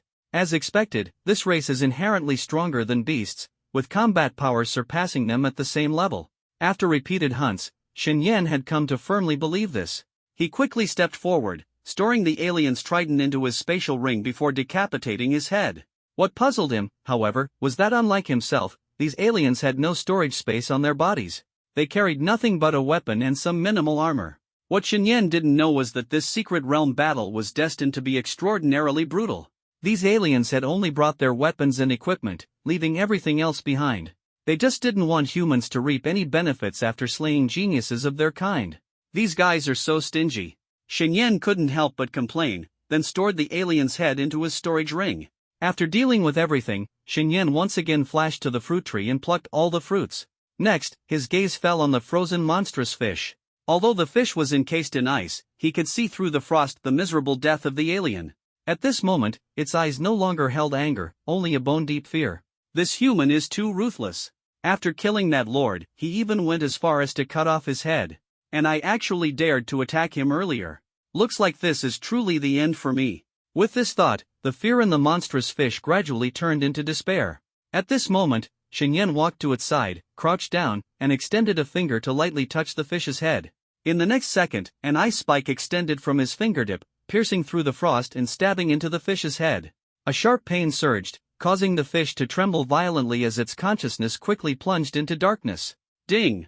Congratulations to the host for slaying a second-tier 9th level demonic beast. Experience plus 3,500. A new wave of experience surged into him, and Xinyan's face lit up with joy as he immediately issued a command in his mind. System, open the virtual panel. The familiar light screen unfolded before him. Host, Xinyan. Age, 18. Level, 3rd tier, 3rd level, plus. Talent, Frost Burial of the World, SSS. Skills, Mystical Ice Lotus Explosion, Yellow Tier Advanced, Mastered, Ice Soul 9 Slashes, Profound Tier Beginner, Mastered, Tidal Reversion Technique, Profound Tier Beginner, Mastered. Items, A-Grade Storage Ring, 9 Nether Cold Blade, Quasius Grade Weapon. Experience, 16,900. Still not enough experience. It's clearly insufficient to quickly enhance my strength. How can I convert this experience into combat power quickly? Xinyan muttered to himself and soon thought of the lottery. Spending 5,000 points of experience can draw a silver-level treasure chest.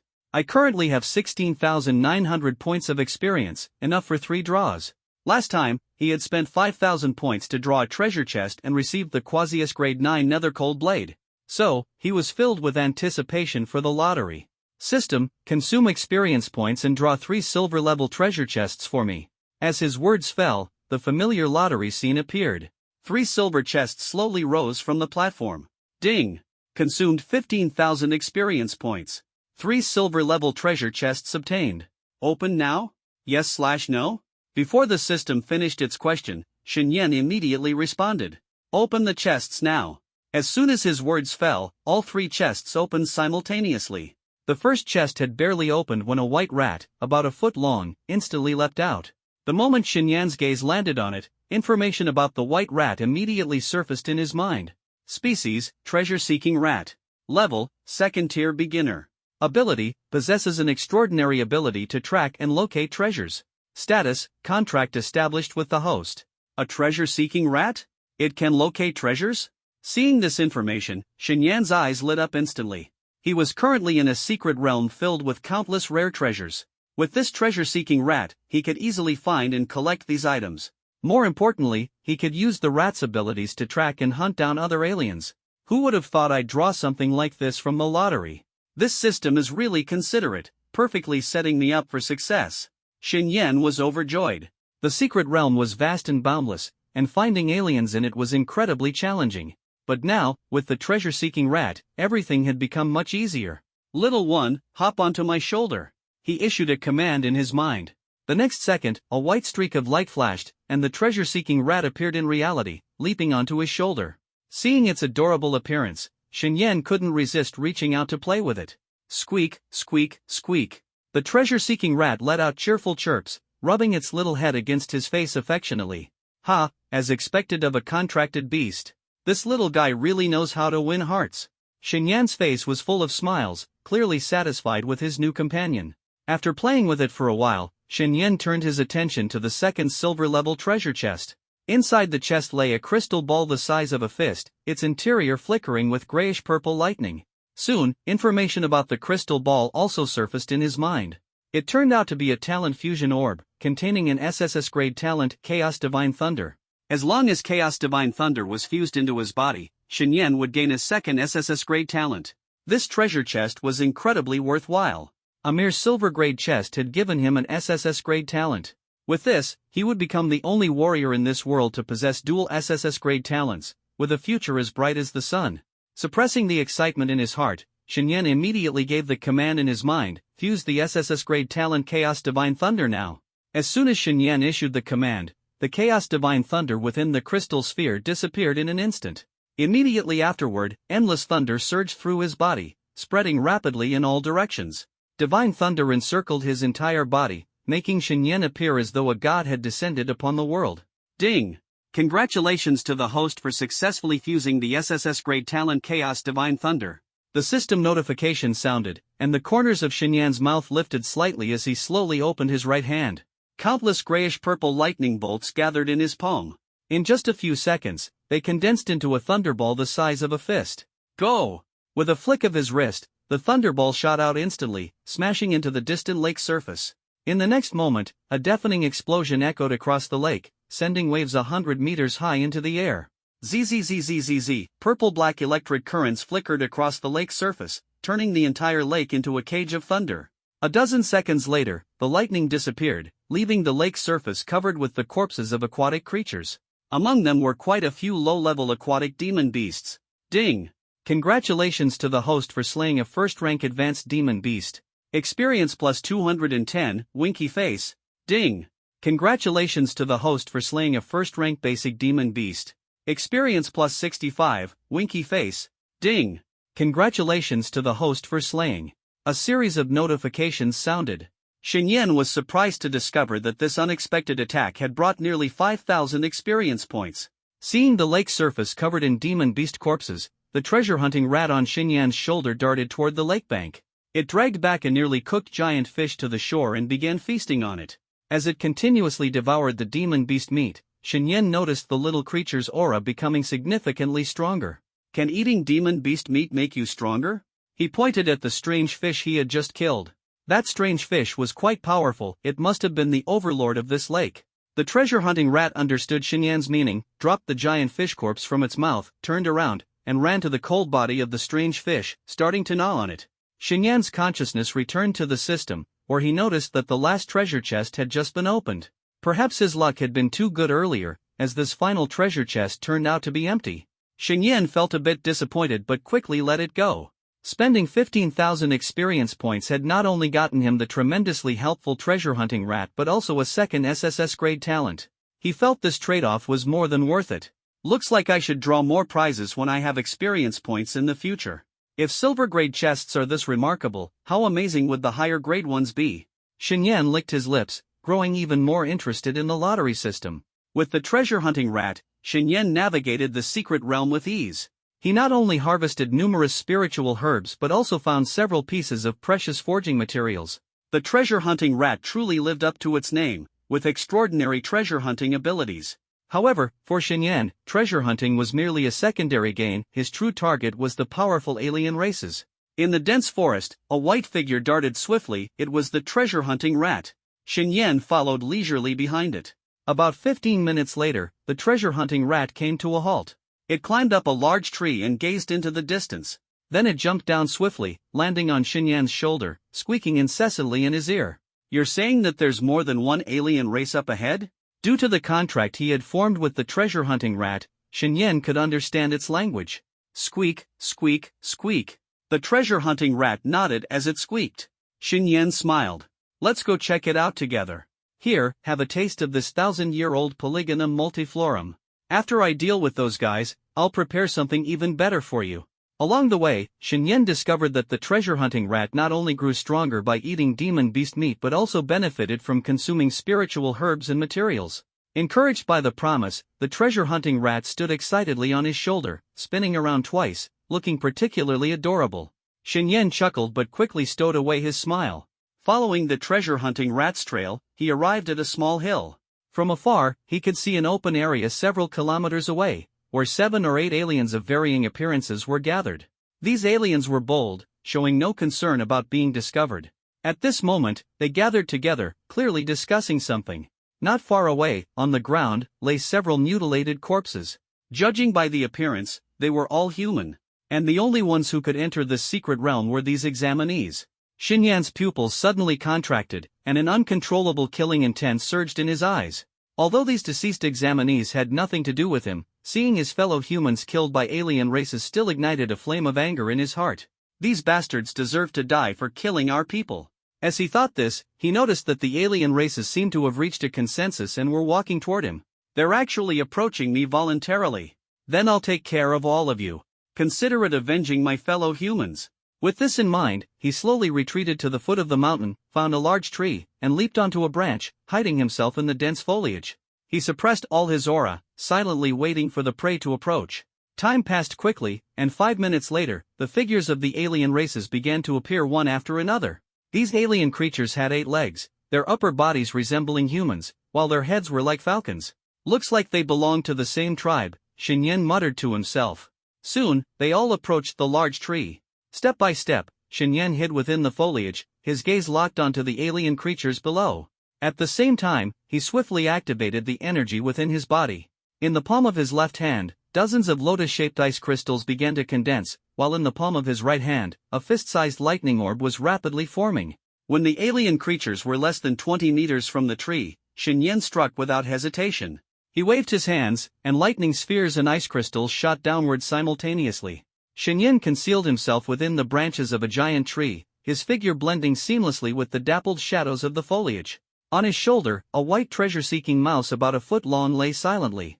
At this moment, both he and the treasure-seeking mouse tensed every muscle, their eyes fixed intently on the alien beings below. Simultaneously, dozens of lotus-shaped ice seeds expanded rapidly, growing to the size of a bowl, transforming into streaks of blue light that shot toward the enemies below. The lightning sphere, too, emitted an intense aura of destruction, instantly flying above the heads of several aliens. These aliens were still engrossed in conversation, completely unaware of the looming danger. It wasn't until the ice seeds and lightning sphere were about to strike them that a vigilant alien suddenly raised his head. His sharp eyes widened as he screamed in terror, "Watch out, the enemy is here." But his warning came too late. The lotus-shaped ice seeds were the first to explode, producing an ear-splitting roar that shook the surrounding trees. The explosion unleashed a tide-like cold wave, freezing the air around them in an instant. The struck aliens screamed in agony as their bodies were torn apart by the explosion. The cold rapidly infiltrated their forms, turning their limbs into ice sculptures, some even breaking apart in places. Almost simultaneously, the lightning sphere exploded among the aliens. Blinding lightning illuminated the forest, and violet currents, like ferocious dragons, rampaged through the cluster of enemies. The aliens ensnared by the currents convulsed violently, their faces twisted in pain. The paralysis from the lightning rendered them powerless, causing them to collapse to the ground, emitting faint groans of despair. With just this one strike, 4 aliens were killed on the spot, unable to resist. Ding! Congratulations to the host for slaying a Tier 2, 9-layer 1000-head clan warrior, earning 5,600 experience points. Ding! Congratulations to the host for slaying a Tier 3, 1-layer 1000-head clan warrior, earning 11,000 experience points. Ding! Congratulations to the host for slaying a Tier 2, 7-layer 1000-hand clan warrior, earning 4,000 experience points. Ding! 7,500 experience points. For successive system notifications echoed in Shenyan's mind, informing him that this ambush had taken down 4 alien enemies. Taking out 4 in one shot, not bad at all. Shenyan was very pleased with this move. He carefully observed the scene below. The cold mist and lightning still lingered, continuing to assault the remaining aliens. About 2 minutes later, the cold mist dissipated, and Shenyan finally got a clear look at the situation under the tree. The bodies of the 4 dead aliens were in pieces, blood staining the ground red, with scattered chunks of flesh and ice making for a grisly scene. The remaining 4 aliens, though they had avoided a fatal blow, were also injured to varying degrees. Their bodies were covered in frost and scorch marks, their 8 legs burned by the explosion and currents, exuding a pungent scorched odor. The aliens clearly hadn't anticipated such a sudden and intense attack. Their eyes were filled with shock and fear, their bodies trembling slightly from the pain and terror. "Who's there? Show yourself," one alien roared, his voice brimming with unwillingness and rage. His sharp gaze scanned the treetops, trying to locate the assailant. Shenyan was slightly surprised. This alien could actually speak the Dragon Kingdom's language. Though slightly stilted, he could understand it. "Show yourself. What kind of skill is sneaking around? If you've got guts, let's face off head-on," another alien roared angrily. "Stop wasting time," one of them muttered. "That's right, the one who ambushed us must be an expert from the Dragon Kingdom. The attack just now came from above, the attacker must be hiding in the branches." As he spoke, the alien swung his blade in a decisive slash, instantly severing the branch where Shenyan was hiding. "This guy's pretty decisive." At that moment, Shenyan made his move. Like an agile black panther, he leaped down from the tree, once again conjuring the powers of ice and lightning in his hands. His figure shot toward the remaining 4 aliens like a flash of lightning. The aliens, seeing Shenyan, let out startled cries and brandished their ice blades to engage. Shenyan showed no fear. With a wave of his left hand, several ice blades shot out. The ice blades gleamed coldly under the moonlight, resembling sharp daggers. The aliens quickly raised their weapons to defend, the collision of the ice blades against their arms creating crisp sounds and scattering shards of ice into the air.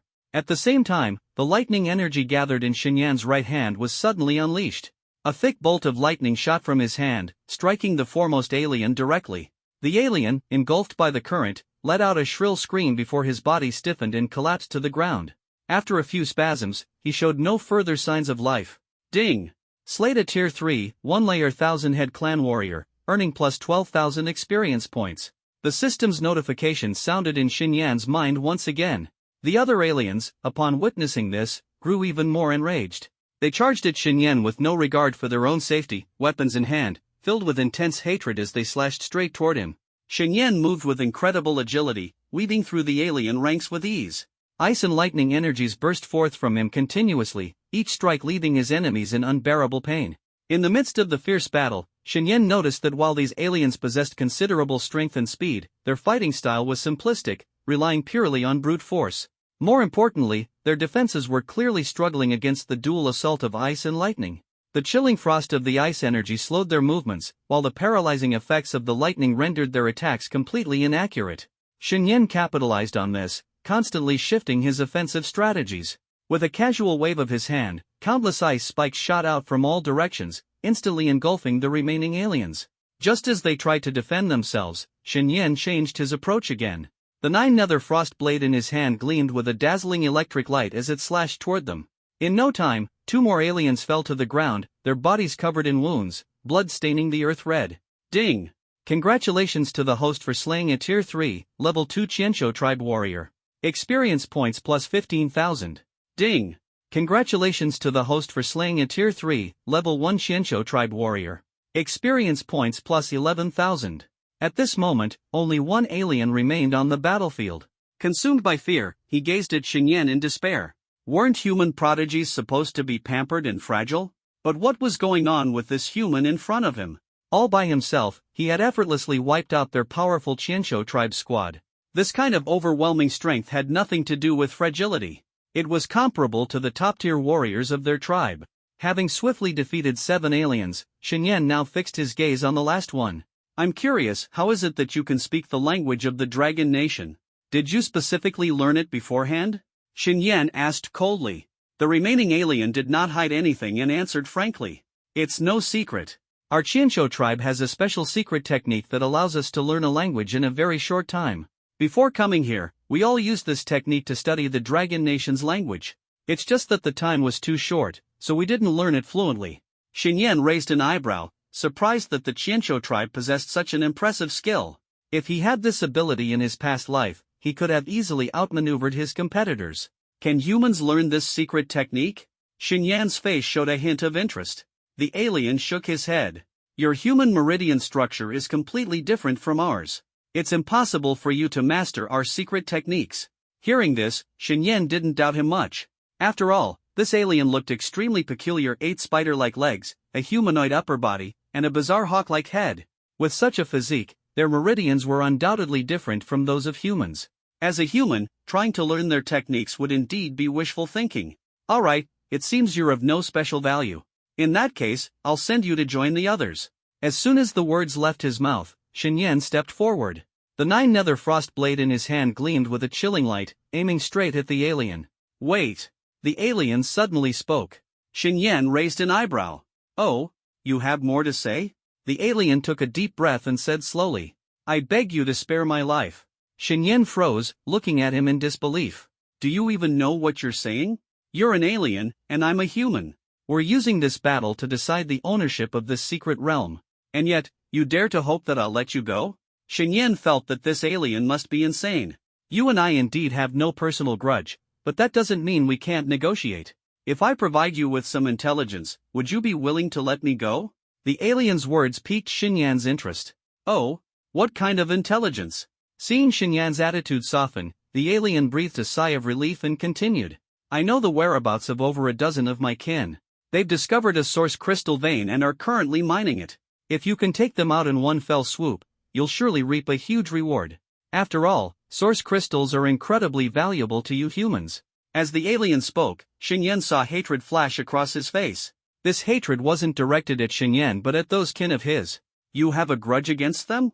Shen asked curiously. The tone of the foreign race paused, not expecting Shen to be so sharp. That's right. I have a deep-seated grudge against them. Our Thousand Heads clan is divided into many tribes, and the relationships between them are anything but harmonious. Conflicts and fights are frequent. I come from the Eagle Head tribe, and they are from the Sparrow Head tribe. There is deep hatred between our two tribes. The source crystal vein in the secret realm was originally discovered by us, but they took it away. If it weren't for the secret realm's rules prohibiting internal strife, we would have been wiped out by them long ago. After finishing, he looked at Xinyan nervously. The enemy of my enemy is my friend, even though Xinyan would never truly see him as a friend. But if Xinyan could help the Eagle Head tribe eliminate those genius powerhouses, it would bring them enormous benefits. Moreover, it would allow him to survive.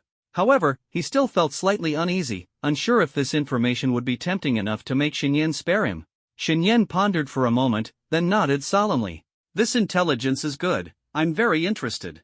Trading your life for this information? A fair deal. Tell me the exact location.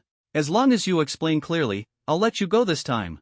Xinyan's words were intriguing. He specifically said, I'll let you go this time. Let you off this time. But what about next time?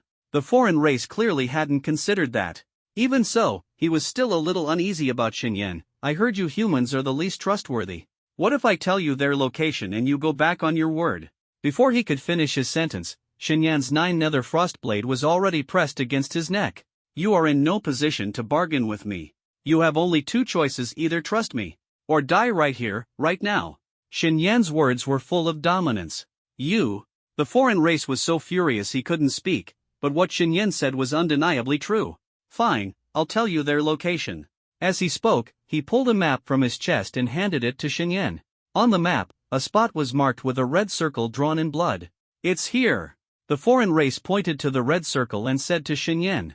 Xinyan nodded, decisively placing the map into his storage ring. Alright, you can leave now. I'm letting you off this time. Hearing this, the foreign race's face lit up with joy. Really? You're not lying to me? Are you leaving or not? If not, don't blame me for taking action. Before the words even finished echoing, the foreign race immediately started running, his 8 legs skimming across the ground like the wind. Watching his retreating silhouette, a trace of mockery appeared at the corner of Xinyan's mouth. Damn it, I finally escaped from that terrifying human. The people from the Sparrow Head tribe aren't easy to deal with. If you dare to go, there's a 9 out of 10 chance you'll die there. You killed so many of my tribe's geniuses. How could they possibly let you live easily? However, if you do manage to wipe out the Sparrow Head tribe, I'll admit you're capable. And if you could die along with those bastards, that would be even better. This genius from the Eagle Head tribe ran over 10 kilometers, panting heavily, his eyes filled with hatred. He hated the people from the Sparrow Head tribe, and he hated Xinyan. What he wanted most was to see both sides suffer heavy losses. But just then, he suddenly sensed movement behind him. Before he could turn around, a sharp pain struck, and his entire body went numb in an instant. Looking down, he saw a slender blue blade piercing through his body, half of it lodged into his chest. The blade shimmered with dazzling electric light. At that very moment, the foreign race finally realized who had attacked him. He slowly turned his head and looked back at Xinyan. You deceitful human. You lied and have no honor. Xinyan grinned, pulling the blade out of his body. I only promised to spare you once. I didn't expect we'd meet again so soon. It seems your fate was to never escape this calamity. Hearing this, the foreign race was so furious he almost lost his mind. He had never encountered someone so shameless. He wanted to retort, but in his rage, he coughed up a mouthful of blood. You. Pointing at Xinyan, he couldn't even finish his sentence. His body swayed before collapsing to the ground, his eyes filled with regret and unwillingness. Soon, the life force of this foreign race completely disappeared. Ding! Killed a Tier 3, Level 2 expert of the Thousand Heads clan, gained 16,000 experience points. After dealing with the last foreign race, Xinyan's accumulated experience points reached 83,200. Over 80,000 experience points, I can level up again. With this thought, Xinyan immediately issued a command in his mind. System, consume the experience points and help me advance my cultivation. As soon as the words left his mouth, the system's response instantly echoed in his mind. Ding! 65,000 experience points consumed. Cultivation level increased to Tier 3, Level 4. Remaining experience points insufficient for further upgrades. Points returned by the system. Seeing that it took so many experience points to advance just one level, Xinyan couldn't help but shake his head. Every level from now on will require more and more experience points. If I want to get stronger quickly, I'll have to work even harder. Xinyan made up his mind silently. At this moment, he still had 18,200 experience points left. With that, he could either draw 3 silver-grade treasure chests or 1 gold-grade treasure chest. I've never drawn a gold-grade treasure chest before. Let's test my luck. With this thought, Xinyan immediately gave the order. System, consume experience points to draw 1 gold grade treasure chest for me. As soon as the words left his mouth, the system notification sounded. Ding! 10,000 experience points consumed. You have obtained 1 gold grade treasure chest. Xinyan's consciousness blurred for a moment, and the familiar lottery screen appeared once again. However, this time, what rose from the platform's grid was a dazzling golden treasure chest. Would you like to open the treasure chest now? Yes/no. Open the chest immediately. The moment he gave the command, the golden treasure chest slowly opened. Before Xinyan's eyes appeared a thick tome, and its pertinent information instantly surfaced in his mind. It was a mid-tier Earth-level combat technique named Purple Thunder Sky-Striking Finger, boasting immense offensive power. An Earth-level mid-tier combat technique? Xinyan beamed with excitement. The strongest technique he currently possessed was only at the profound level. This was his first time owning an Earth-level technique. With a mere thought, the tome appeared in his hand out of thin air. Unable to contain his eagerness, he flipped through a few pages, but soon gave up continuing. The technique was far too profound. With his current capabilities, it would be difficult to master in a short amount of time. But he had the system, and with it, wielding the technique would naturally pose no problem. System, use all remaining experience points to enhance the proficiency of Purple Thunder Sky-Striking Finger. Ding! 8,200 experience points consumed. Purple Thunder Sky-Striking Finger has been enhanced to the proficient realm. It took 8,200 experience points just to reach proficiency? It seems that the higher the technique's level, the more experience points are required to enhance its proficiency. Xinyan thought to himself. Next, he extended a single finger and casually pointed at a large tree not far away. In an instant, a brilliant surge of lightning energy coalesced into a massive thunder finger over 10 meters long, which struck the tree trunk with explosive force. With a deafening boom, the tree trunk shattered into countless fragments. Lightning engulfed the entire tree, reducing it to ashes in mere moments, which scattered into the air. Staring at the falling ashes, Xinyan drew a sharp breath. This is the power of an Earth-level technique? Even at just the proficient stage, its power already far surpasses 9 frost slashes. At the same time, he gained a deeper understanding of lightning-based abilities. Compared to ice-based abilities, lightning's offensive power was clearly superior. Xinyan tested the new technique a few more times before casually collecting the severed head of a nearby alien being and turning to leave. This endeavor had been incredibly fruitful. Not only had his cultivation advanced by a level, but he had also obtained an Earth-level technique. It was a significant gain. Time to find those geniuses from the Keisho tribe. If I can take them all out and seize all the source crystals they've gathered. A fire ignited in Xinyan's heart, and he could hardly contain his excitement. Hundreds of miles away from Xinyan stood a grayish-brown mountain. The mountain was barren, devoid of any vegetation, and a steady stream of white smoke billowed from the peak. It was an active volcano, highly active, in fact. Inside the mountain, 16 geniuses from the Keisho tribe were feverishly mining. Ha! Who would have thought this vein would hide so many source crystals? Heh, we have the Yingshou tribe to thank for this one. Without their help, we'd never have found this vein. But, won't the tribe's elders notice that we're secretly mining here? Heh, just focus on grabbing as many source crystals as we can. In this secret realm battle, it's all about who survives the longest. As long as we make it out alive in the end, the tribe elders won't be able to blame us. Besides, mining doesn't take up too much time. They were busy with their mining, completely unaware that someone had already set their sights on them and was rushing toward them at full speed. Half an hour later, Xinyan appeared at the mountain's summit. Looking down at the massive pit below, he hesitated. Should I chase them down and take them out one by one, or wait here for them to finish mining and take them all out in one go? After a brief silence, Xinyan finally made his decision. Forget it. I'll wait for them to come out. Mining is better left to these foreign tribes, he thought to himself, finding a large rock at the mountain's peak to sit on. From his storage ring, he took out a few precious spiritual fruits and handed them to the treasure-seeking mouse on his shoulder. Xiaobai, let's wait for them here, shall we? How much primal crystal do you think they can dig up? About half an hour later, Xinyan heard some noises. He stood up and looked down at the large pit below, just in time to see a peculiar group of foreign tribesmen quickly climbing out of the hole. They're coming, Xinyan muttered softly. The treasure-seeking mouse immediately understood and leapt onto Xinyan's shoulder. Its clever little eyes also fixated on the deep pit, watching the peculiar group of foreign tribesmen. The distance between the two parties quickly closed, and Xinyan soon got a clear look at the appearance of these foreign tribesmen from the Peacock Head tribe. Their lower halves were composed of 8 thick spider legs, each covered with sharp spikes. Their upper bodies resembled muscular humans, exuding a powerful sense of strength. But their heads were not human, they had colorful peacock heads, with long, flexible necks that turned vigilantly, observing their surroundings. Ha ha ha, it's finally done. These primal crystals are enough to make us stronger, one of the peacock-head tribesmen said in a sharp, piercing voice. If the eagle-head tribe finds out we mined this much primal crystal, their faces would turn green with envy. Another tribesman let out a grating laugh. Serves them right for being weak. If we take from them, it's only fair. Although we didn't earn much merit in this secret realm competition, this haul definitely makes up for it. As they chatted, they quickly ran toward the mountain peak. When they were less than 300 meters from Xinyan, they finally noticed the figure standing on the summit. There stood a young human male, quietly smiling, clad in a blue battle armor with piercing eyes fixed on them. On his shoulder perched a pure white treasure-seeking mouse, its bead-like black eyes curiously sizing up the group of tribesmen. A human? What's he doing here? One of the peacock-head tribesmen asked in surprise, his tone full of doubt and wariness. No idea, maybe he wandered in by accident. Doesn't matter, since he's human, just kill him.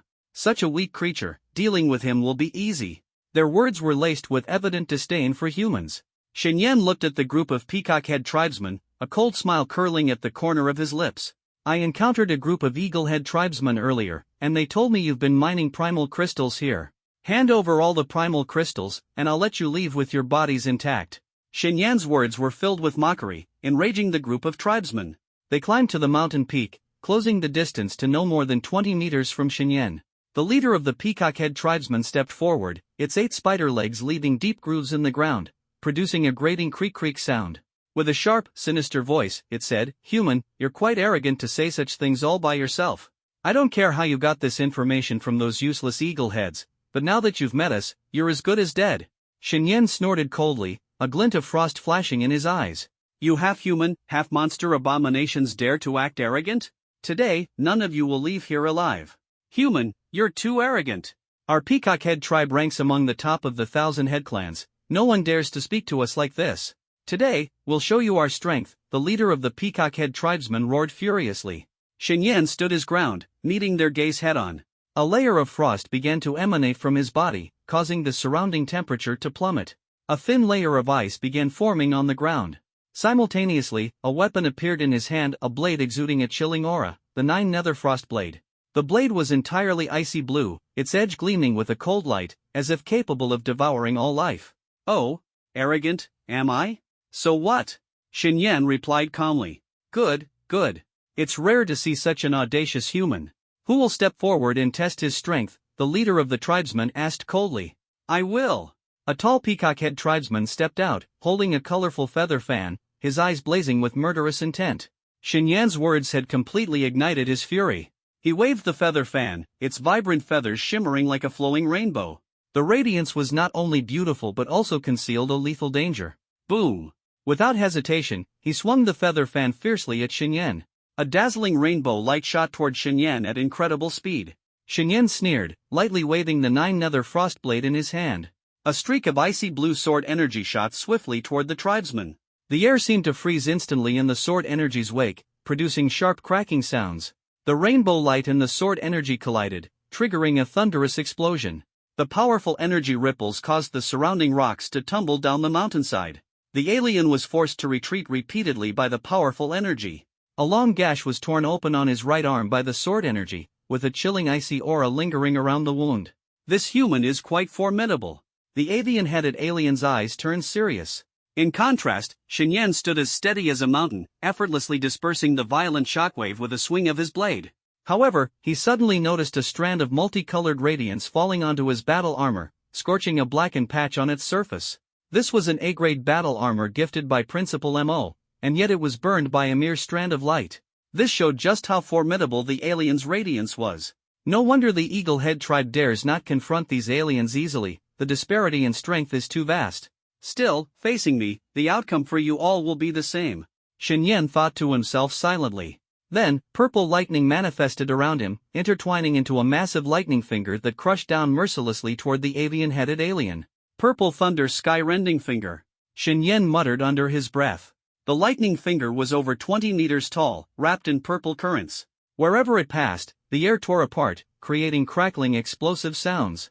The avian-headed alien felt an immense threat and retreated while frantically waving the feather fan in his hand, releasing an even more intense multicolored radiance. The radiance clashed with the lightning finger, unleashing a blinding light that illuminated the mountain peak like daylight. The powerful energy ripples caused surrounding trees to break one after another, and the ground split into large cracks. When all the energy dissipated, the scene of Xinyan and the avian-headed alien's battle was revealed to the onlookers. Xinyan stood calmly not far away, unscathed and with his battle armor intact. As for the avian-headed alien warrior, his condition was utterly miserable. Half of his 8 spider-like legs were broken, his upper body was almost destroyed, blood and internal organs scattered everywhere. He lay on the ground convulsing, clearly beyond saving. K Yen has been defeated. This human is actually this strong? K Yen is one of our more capable fighters. Wasn't it said that humans are weak? Who is this guy? Damn it! He actually reduced K Yen to this state. We must avenge him. Everyone, charge together. Kill him and make this human pay for harming our kind. The remaining avian-headed tribe prodigies looked at Xinyan with eyes full of hatred and vigilance. They wanted nothing more than to rush forward immediately and finish Xinyan off in one go. Kill this human. Revenge me. With these last words, K Yen finally breathed his last. Ding! Congratulations to the host for killing a Tier 3 level 2000 head tribe warrior, gaining 16,000 experience points. The system notification sounded, and the corner of Xinyan's mouth lifted slightly, a satisfied smile appearing on his face. These alien strength rivals that of high-level Tier 3 demonic beasts. Taking all of them down has earned me a wealth of experience. Xinyan looked at the remaining aliens, his gaze growing ever more determined and fervent. Meanwhile, the remaining alien prodigies, hearing K Yan's final words, gripped their feather fans tightly and stepped forward in unison, preparing to attack directly. Ha, can't beat me one-on-one, so now you wanna gang up on me? Unfortunately, being surrounded is the last thing I fear. A hint of disdain flashed in Xinyan's eyes. System, allocate all experience points to Purple Thunder Skyrending Finger to enhance its mastery level. As soon as he finished speaking, the system consumed all the experience points, finally advancing the Earthgrade technique to the Great Mastery level. Having completed this, Xinyan shifted his gaze toward the aliens, as if looking at a group of prey. He didn't wait for them to make the first move. His figure flashed like a hunting leopard, leaving behind a phantom as he charged swiftly toward the group of aliens. How dare you! The leading alien cursed angrily, raising the feather fan in his hand and swinging it fiercely. In the next moment, a thick multicolored radiance shot toward Xinyan like a cannonball, scorching and melting the flowers, grass, and soil along its path, leaving deep grayish-brown marks. Facing this blazing radiance, Xinyan's gaze remained calm. The 9-nether cold blade emitted a chilling glow as it slashed forward with force. A surge of white mist erupted, transforming into an icy blade aura dozens of meters long, splitting the multicolored radiance in half instantly. Simultaneously, the icy aura spread, consuming most of the radiance. This powerful attack caused the leading alien's pupils to contract sharply. This guy, his strength is terrifying. Before he could react, Xinyan launched another attack. With a single slash, countless ice spikes materialized in the void, transforming into streaks of light that filled the sky, sealing off all escape routes for the aliens. Faced with this offensive, the remaining 15 members of the alien race counterattacked simultaneously. They waved their feathered fans, emitting streams of colorful radiance that swept across the battlefield. This collision of attacks was silent. The ice spikes melted quickly within the vibrant glow, turning into thick water vapor that instantly enveloped the entire mountaintop.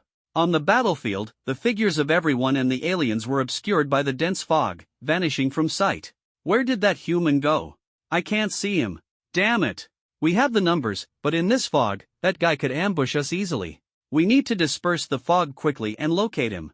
The aliens anxiously discussed among themselves, completely unaware that Xinyan had already condensed a massive ice pillar beneath his feet, lifting him high into the air.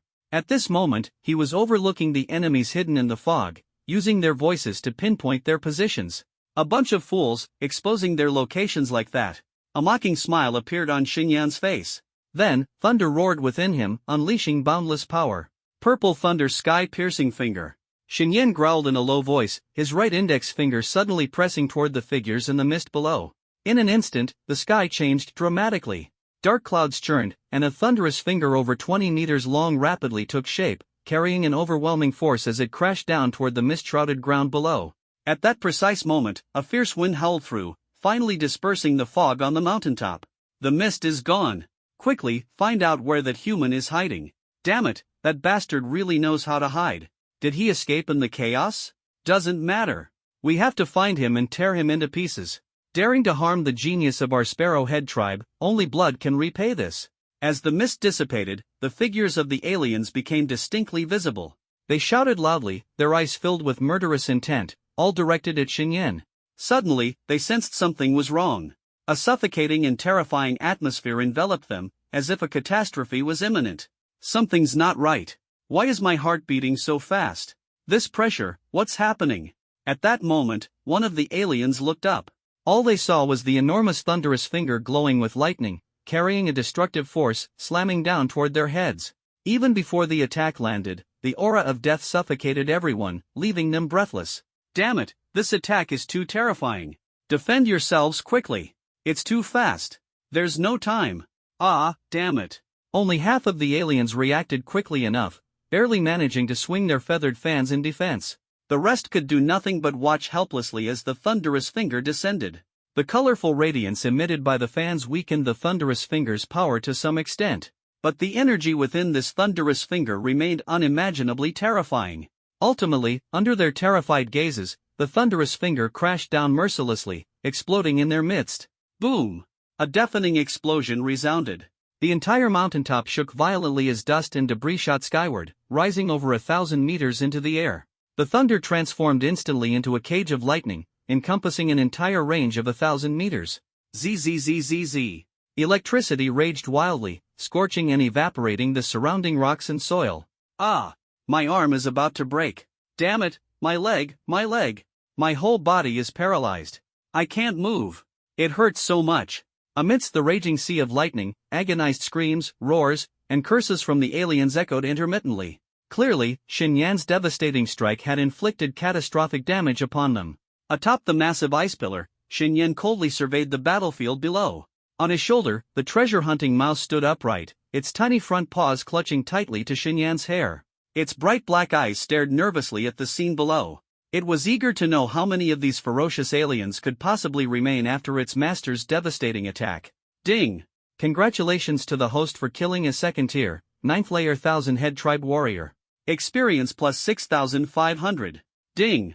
Congratulations to the host for killing a third-tier, 1st layer 1,000-head tribe warrior. Experience plus 9,600. Ding!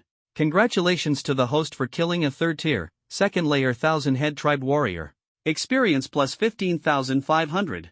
Ding! Congratulations to the host for. A total of 8 system notifications sounded, granting Xinyan 89,000 experience points in total, a massive surge. After the span of a few breaths, the thunder below finally dissipated entirely. The swirling dust and scattered debris began to settle back onto the ground. The scene below gradually became clear. Xinyan lowered his head and saw the ground covered with the corpses of alien beings. Severed limbs, mangled bodies, blood, and entrails were mixed into the soil, turning the ground a dark crimson. Only 3 alien beings had survived unscathed. The remaining survivors were all gravely injured. Some had lost several legs, others an arm, while some were covered head to toe in wounds, their blood almost completely staining their bodies red. Ah, it hurts so much. Damn it, I feel like I'm dying. Where's that damn human boy? I want to tear him apart with my own hands. Damn it, we are supposed to be the prodigies of the Keisho tribe. How did we suffer such a loss? Look quickly, where's that damned human?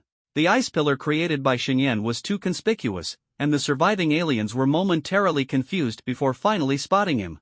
At this moment, Xinyan stood high atop the ice pillar, his gaze cold and indifferent, as if staring at a group of insignificant insects. This gaze, full of disdain, ignited their fury. Damned human, you cheated. You used such despicable ambush tactics. We refuse to accept this. Exactly. Fight us fair and square. What kind of underhanded move was that? No wonder the elders in the tribe always said humans are cunning and shameless. Now I've seen it for myself. If you have the guts, come down here and fight us openly, 300 rounds. They were terrified, thoroughly shaken by Xinyan's earlier strike. Now, all they wanted was to provoke Xinyan into facing them head-on. If he used the same methods as before, they wouldn't stand a chance. Listening to their taunts, Xinyan's face showed a trace of mockery. Trying to provoke me? You're far too naive. Don't forget, the 15 of you were ganging up on me alone. No matter the means I used, it was fair, wasn't it?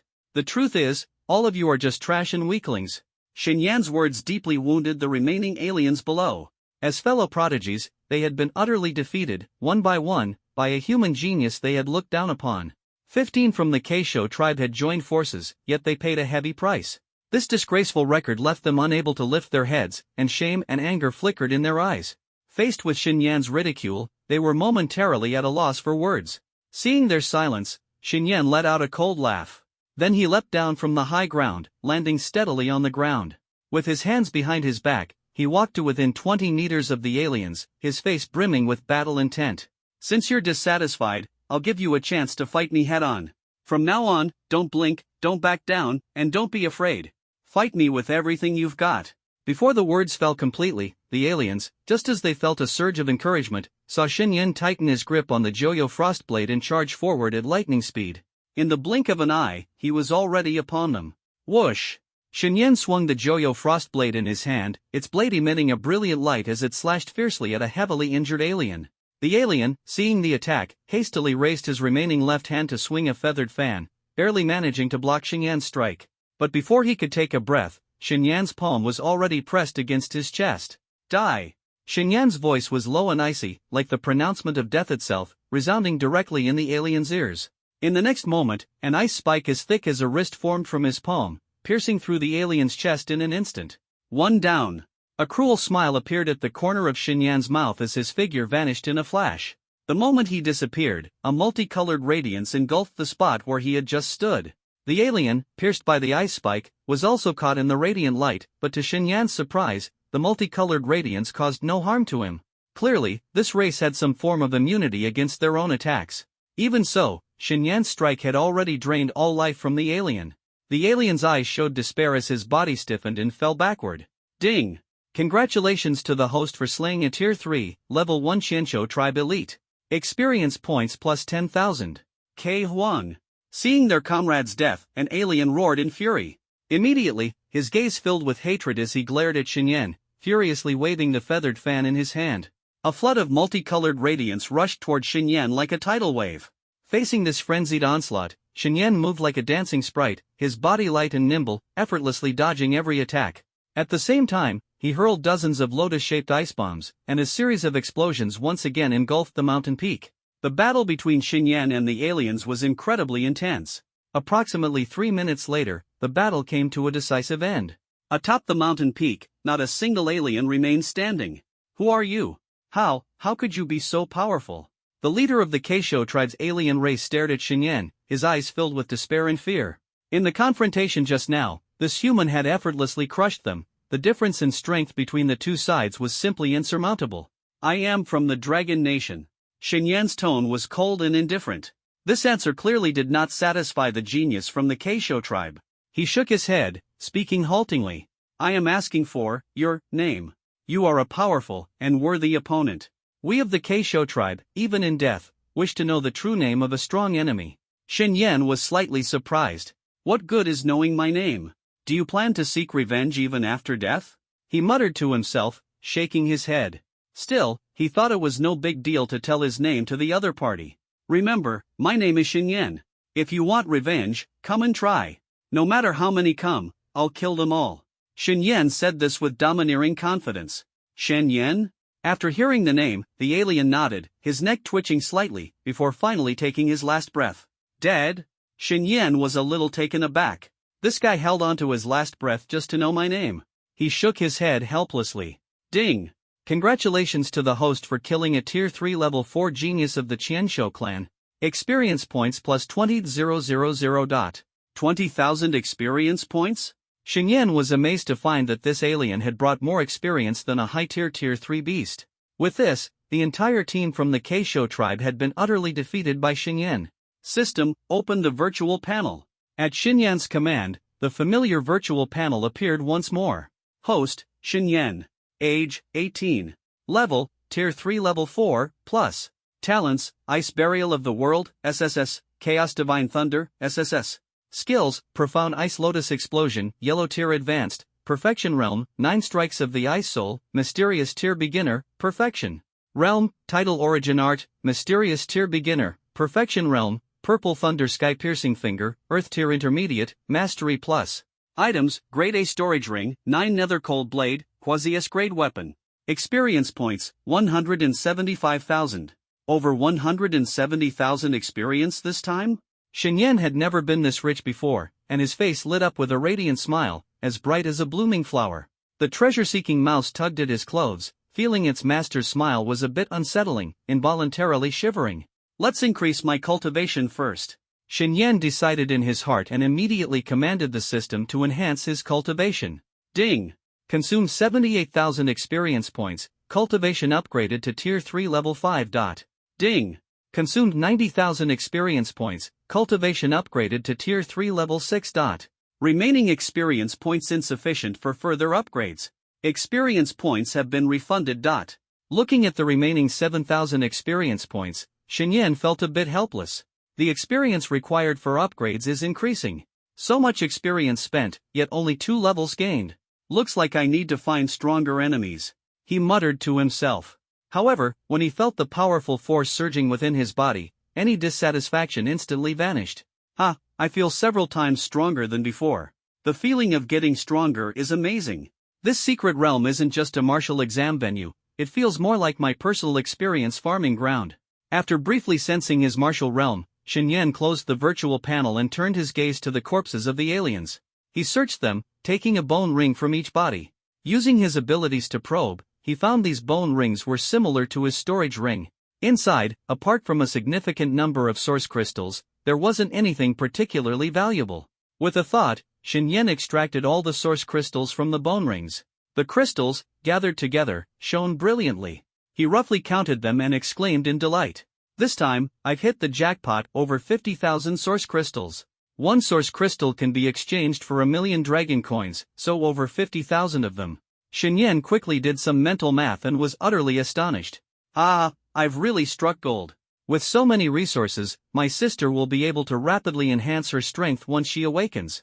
With the system's support, external resources didn't matter much to him. As such, the majority of these resources would be used for Shenlioli. Shen waved his hand, storing the source crystals into his storage ring.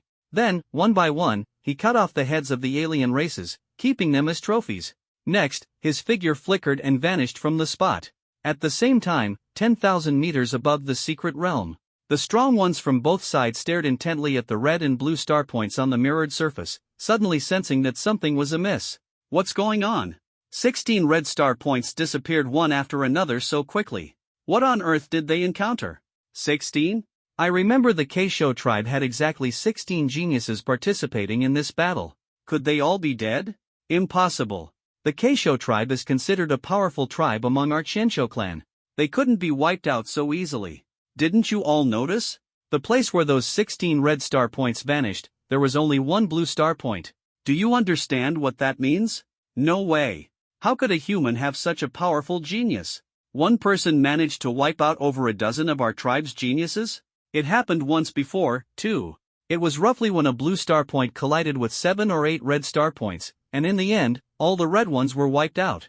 Moreover, I noticed that these 2 blue star points represent the same individual.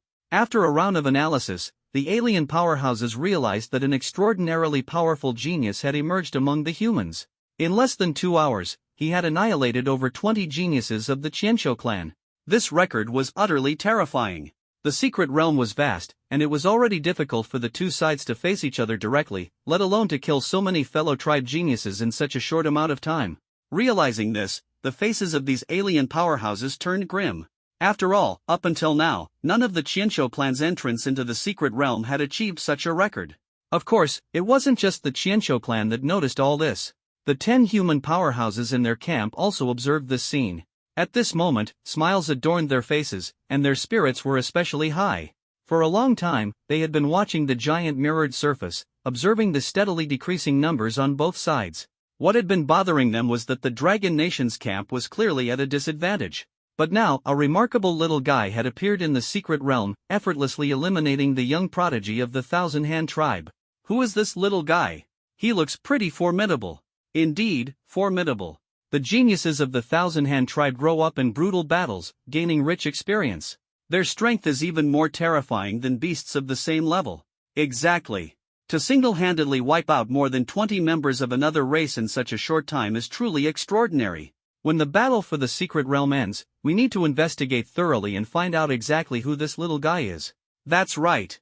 Our Azure Dragon army could really use such a talented individual. Commander Xiang, don't be so greedy. Such a genius is someone our Tribunal of Heretics also desperately needs. Our Black Tortoise army equally admires such a decisive and powerful combat style. As if our Vermilion Bird army wouldn't need him. In the end, it depends on where he chooses to go. As soon as the topic turned to the ownership of talent, the once united human faction immediately broke out into arguments. Representative Yan watched this scene with a trace of helplessness on his face.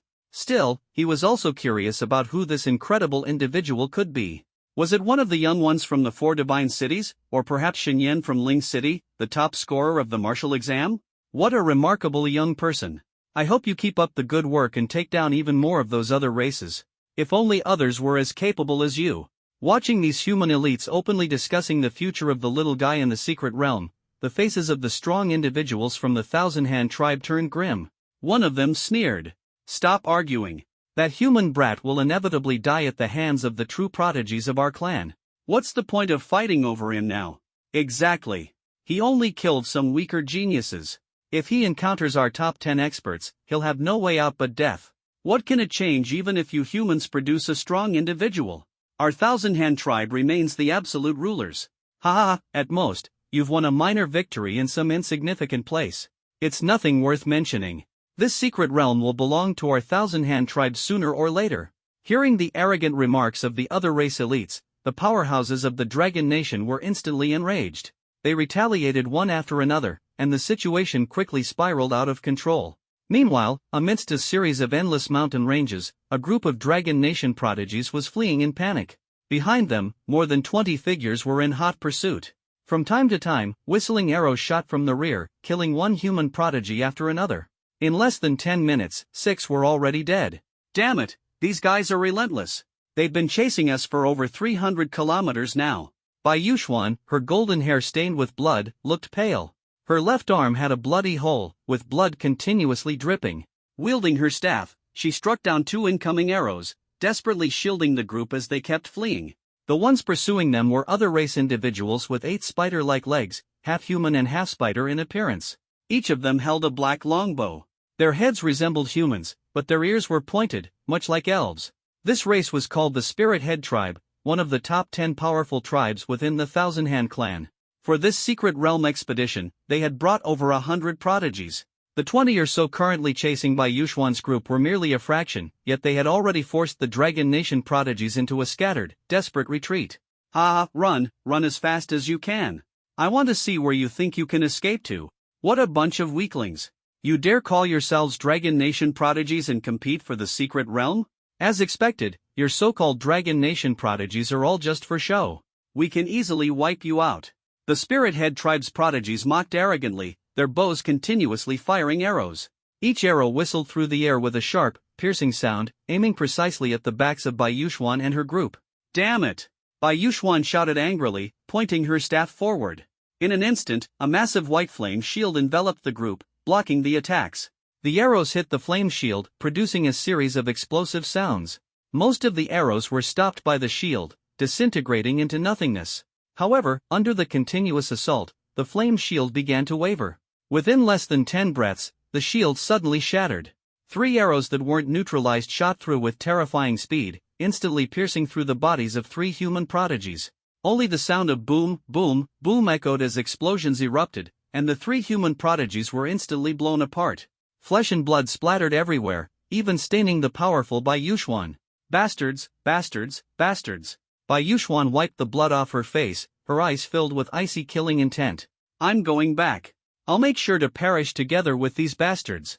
Though heavily injured, her entire being radiated an overwhelming desire to fight. No, Bai, you can't go back now. It's too dangerous. One of them is just as strong as you, if not stronger. The other alien clans are incredibly powerful as well. Otherwise, we wouldn't have been beaten like this when we first encountered them. If you force your way through, you'll only be throwing your life away. The 2 geniuses from the Dragon Nation tightly grabbed Bai Yuxuan's arms, desperately trying to stop her from rushing in and throwing her life away. While holding her back, they quickly retreated. Bai Yuxuan glanced around. Only 7 or 8 figures remained standing, everyone else had fallen. It was hard to believe that their team originally had 30 members. Thinking about this, Bai Yuxuan felt increasingly guilty, convinced that this disastrous defeat was entirely her fault. Let's go. Once we make it back alive, I swear we'll wipe out every single one of these bastards. She gritted her teeth and spat out the words, leading the remaining team members in a swift retreat. The geniuses from the Lingshou tribe pursued relentlessly, pressing closer with every step. In a canyon over 10 miles away, at the bottom of a deep, shadowy ravine, lay 5 or 6 alien corpses. They had 8 legs each, clearly not human. Another 6 aliens taken care of. Thanks to Xiaobai, otherwise, I wouldn't have been able to find them so easily. Xinyan spoke as he stuffed a rare spiritual herb into the mouth of the treasure-hunting mouse, Xiaobai. Xiaobai's eyes darted around as it stood up, gave Xinyan a small bow, and then began devouring the herb in large bites. After severing the heads of the aliens, Xinyan turned and left the canyon. About 15 minutes later, Xiaobai, perched on Xinyan's shoulder with its ears perked up, suddenly let out a rapid series of high-pitched squeaks. Xinyan was very familiar with this voice. Through their contract bond, he could understand what Xiaobai meant. What? A large group of alien races is heading this way? Upon receiving the news from the treasure-hunting mouse, Xinyan's figure flickered as he swiftly rushed in that direction. His eyes were filled with excitement because it was another chance to gain a massive amount of experience points. Elsewhere, in the dense forest, the sounds of battle cries and screams echoed continuously. Bai Yuxuan, the proud daughter of the Vermilion Bird Divine City, was growing increasingly disheveled. Her battle armor was even more damaged, covered in blood and dirt. The staff in her hand emitted a faint white glow, the last remnants of her awakened fire-based abilities struggling to hold on. Beside her, only 5 or 6 equally exhausted and wounded geniuses from the Dragon Kingdom remained. Behind them, over 20 relentless pursuers from the Lingshou tribe of alien races gave chase. These alien beings had 8 legs and moved at incredible speed. Their upper bodies were bare, muscular, and exuded a savage aura. The bows and arrows in their hands carried special powers, each shot lethally precise. Yuxuan, what do we do? These guys are too strong, we're no match for them, one of the Dragon Kingdom geniuses shouted anxiously, their voice filled with despair. Although they were fleeing desperately, they couldn't seem to shake off these persistent enemies. Bai Yuxuan gritted her teeth, her eyes shining with determination. We can't give up. We have to hold on. As long as we endure until reinforcements arrive, there's still a chance. Despite her words, she knew deep down that the hope was slim. After all, if such a strong team as theirs had been reduced to this state, anyone else encountering these aliens would likely face certain death. Behind them, the aliens of the Lingshou tribe let out eerie laughter, like a pack of wolves that had found their prey, their eyes filled with greed and cruelty. One of the alien leaders sneered in broken Dragon Kingdom language, "You little Dragon Kingdom brats, today is your death day. This secret realm will ultimately belong to the Thousand Heads tribe. Run, as much as you can. Let's see how far you can go. Speed up and finish them off quickly." After speaking, he waved his hand, and the aliens behind him immediately drew their bows and unleashed a barrage of arrows. The dense rain of arrows whistled through the air, aimed directly at Bai Yuxuan and her companions. Bai Yuxuan and the others quickly activated their powers to defend themselves. White flames and various lights intertwined, attempting to form a protective shield. However, the powers imbued in the Lingshou tribe's arrows were too strong. The shield wavered under the onslaught of the arrow rain. One of the Dragon Kingdom geniuses failed to dodge in time and was struck in the chest by an arrow. Blood spurted out as his eyes widened, his face filled with unwillingness and pain as he slowly fell. Damn it!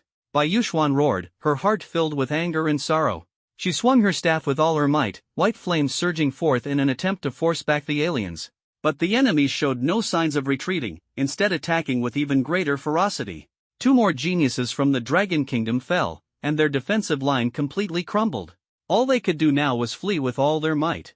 The aliens of the Lingshou tribe clung to them like relentless parasites, chasing them down and firing arrows without pause. "Ha, you can't escape. Just surrender already." The aliens' laughter echoed through the forest, filled with mockery and glee. About 15 minutes later, Bai Yuxuan and her team stumbled into an open clearing with no cover in sight. This terrain only made it easier for their enemies to close the distance. Soon, the aliens spread out, surrounding Bai Yuxuan and her companions from all directions. "It's over. There's no way out now," one of the Dragon Kingdom geniuses cried out in despair. Bai Yuxuan looked at the dire situation before her, a wave of desolation washing over her heart. She gripped her staff tightly, preparing for a final stand. Even if we die, we won't make it easy for them. At this moment, the alien leader stepped forward, a cruel smile on his face. So, any last words? Bai Yuxuan glared at him, her eyes burning with hatred. You disgusting aliens! So what if we die? One day, someone will wipe you all out. The alien leader sneered. What are you? Once we claim this secret realm, our next target will be the Dragon Kingdom. You are nothing more than ants in our path. With that, he raised his bow and aimed it at Bai Yuxuan. Bai Yuxuan's pupils contracted, her heart sinking into despair. But she wouldn't surrender without a fight. Slowly, she raised her staff, her expression cold and resolute as she stared down the alien leader. Ah, still so stubborn. The alien leader chuckled mockingly and released the bowstring. A silver arrow shot through the air, its sharp whistle cutting straight towards Bai Yuxuan. At this moment, Bai Yuxuan had reached her limit and could no longer defend against the ferocious attack. At this critical moment, a figure appeared in front of her like a flash of blue lightning. At the same time, the 9 nether frost blade in his hand emitted a dazzling blade light, precisely severing the incoming arrow. Bai Yuxuan's face showed an expression of astonishment when she saw the enemy's attack being blocked. When she recognized the figure as Shen Yan, she couldn't help but call out, Shen Yan? She never expected that at such a moment, it would be Shen Yan who appeared here, saving her life. But upon realizing that Shen Yan was alone, the hope that had just ignited in her heart instantly turned into despair. Shen Yan, leave now. These people are too strong. You can't possibly handle them alone. If you escape with all your strength, you might have a chance to break out of the encirclement. Bai Yuxuan said urgently. Shen Yan turned to glance at her but remained unwavering. He stared coldly at the foreign invaders from the Lingshou tribe, his voice icy. You bastards, killing the talents of the Dragon Nation, do you think this is some kind of game? The leader of the foreign tribe's face darkened as he snorted coldly, another fool seeking death. Just another reckless guy.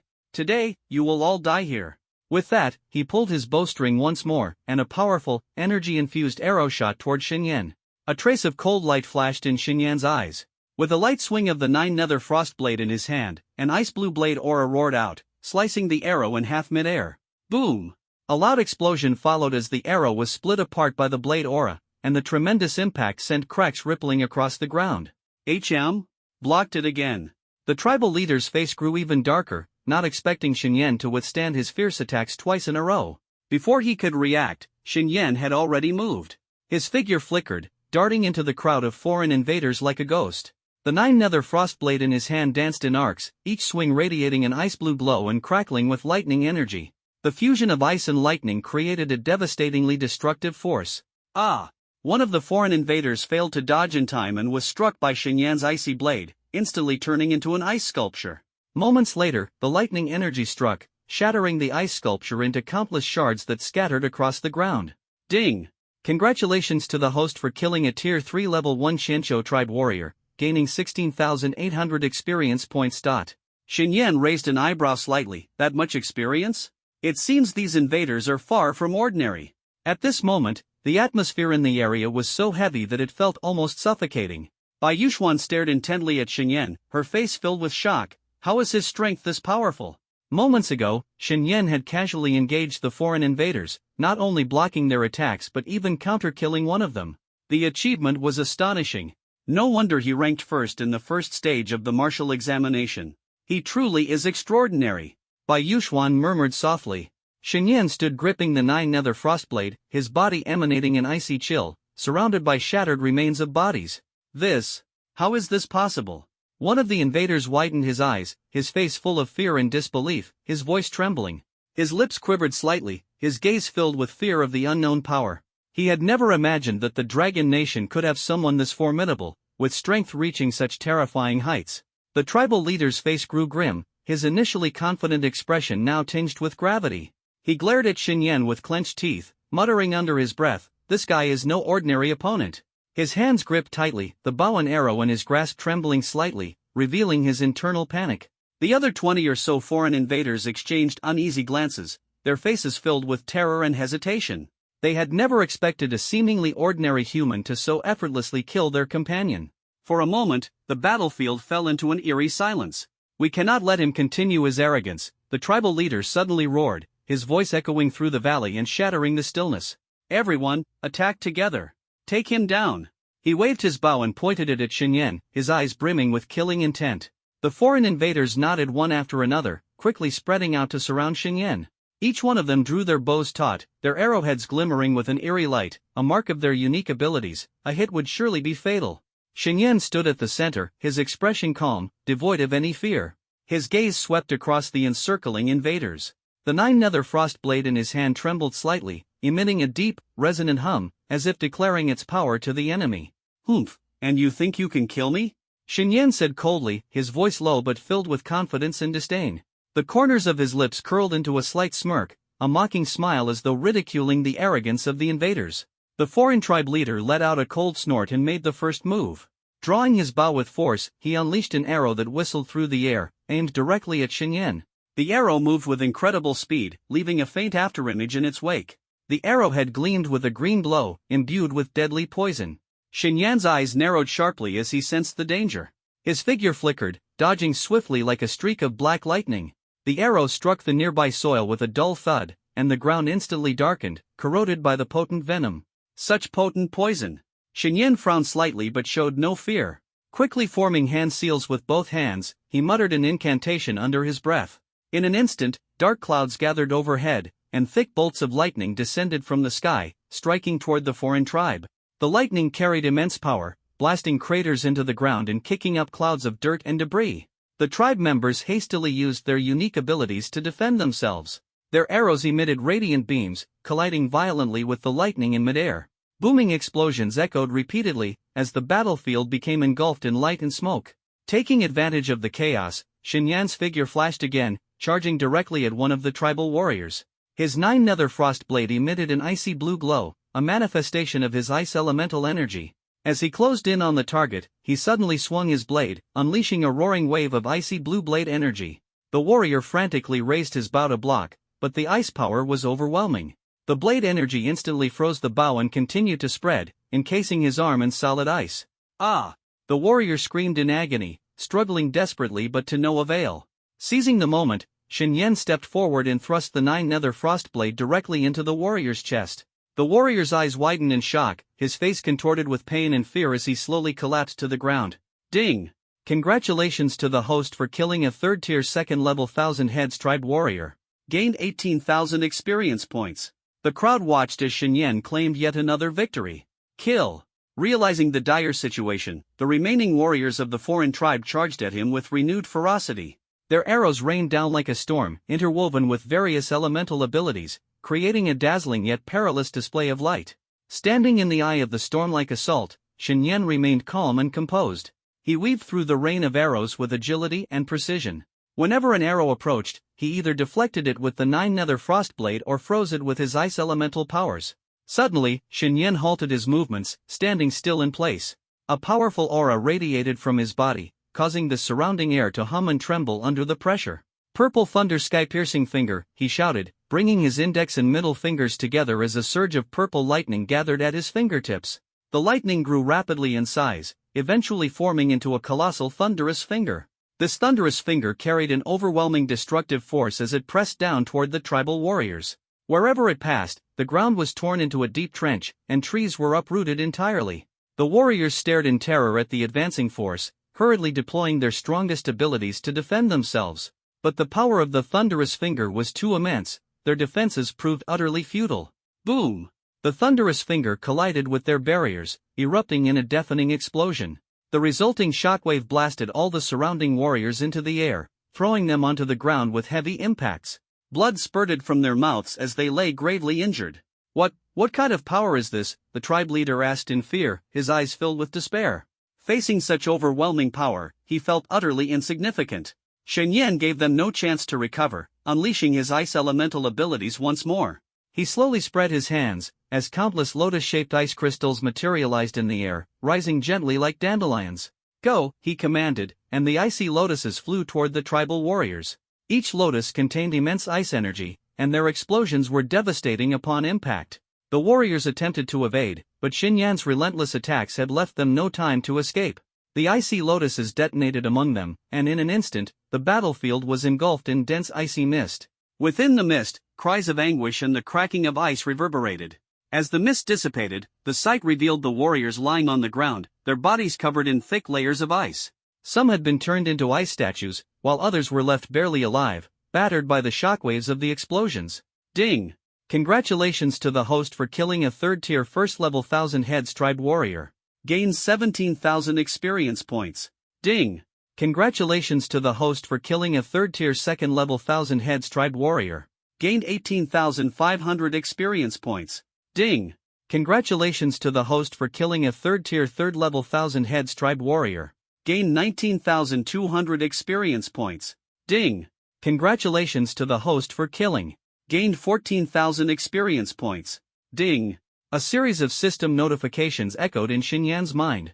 There were a total of 12 messages, indicating that his ultimate skill had wiped out so many enemies.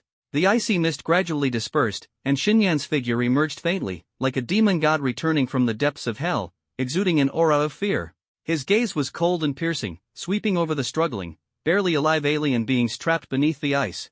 The 9-nether frost blade in his hand trembled slightly, as if thirsting for more blood to nourish its edge. At this moment, only 10 aliens remained alive, each gravely injured and their bodies fractured beyond repair. They looked at Xinyan, their eyes filled with terror.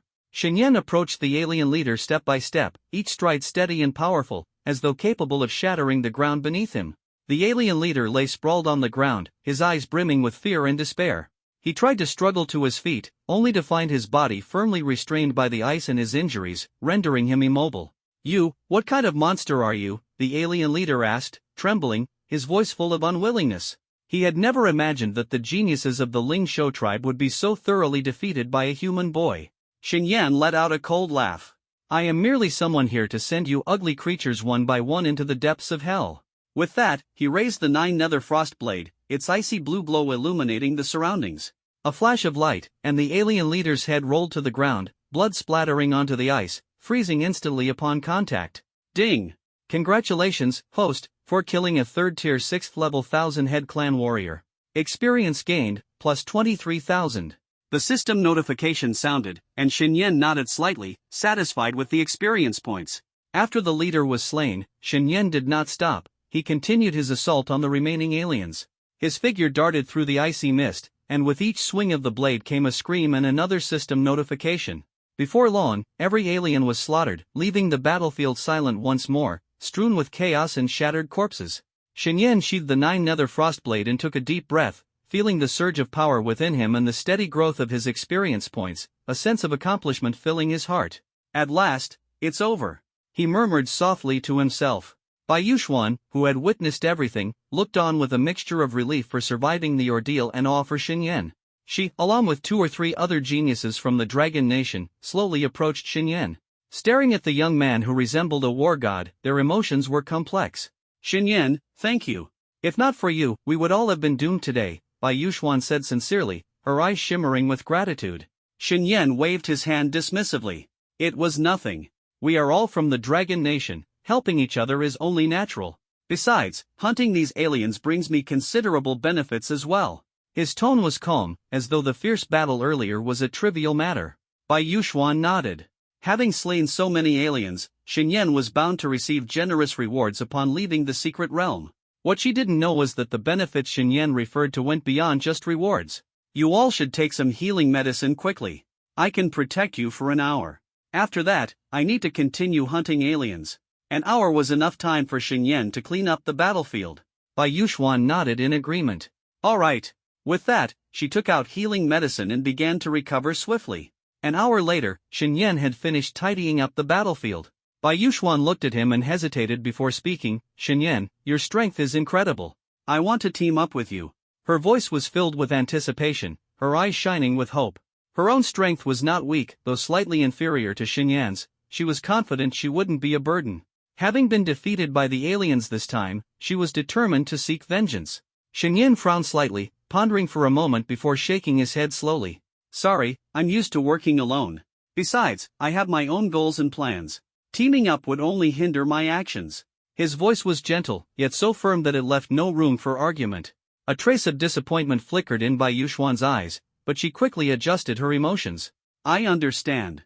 But if you ever change your mind, you can come find me anytime." She forced a faint smile, though her heart felt regret for Xinyan's decision. Xinyan nodded, saying no more. He glanced at Bai Yuxuan and the others. Be careful. I hope you all make it out of this secret realm safely. With that, his figure flashed, like a streak of blue lightning, disappearing from their sight in an instant. He just left like that, one of the Dragon Nation's geniuses murmured as they gazed in the direction Shen had vanished. Yes, his strength is extraordinary. He's bound to shine brightly in this secret realm. Bai Yuxuan watched until Shen was out of sight, her eyes filled with admiration and envy. We can't fall behind either. We must survive and avenge our fallen companions, she said, gripping her staff tightly, her gaze firm. Shen dashed swiftly through the dense forest, his speed creating gusts of wind in his wake. The treasure-seeking mouse, Xiaobai, clung tightly to his shoulder, chirping excitedly as if cheering for Shen. Xiaobai, next, we need to keep searching for even stronger alien tribes to improve ourselves, Shen said softly to Xiaobai, his eyes gleaming with determination. Xiaobai nodded as if he somewhat understood, patting Shen's shoulder with its tiny paw. As Shen pressed forward, he checked the experience points in his system. This battle had granted him a significant amount of experience points, a total that was quite substantial. First, let's find a safe place to convert this experience into strength. This time, he had slain over 20 members of the Lingshou tribe, gaining 385,000 experience points. Such a vast amount of experience was enough to give his strength a considerable boost.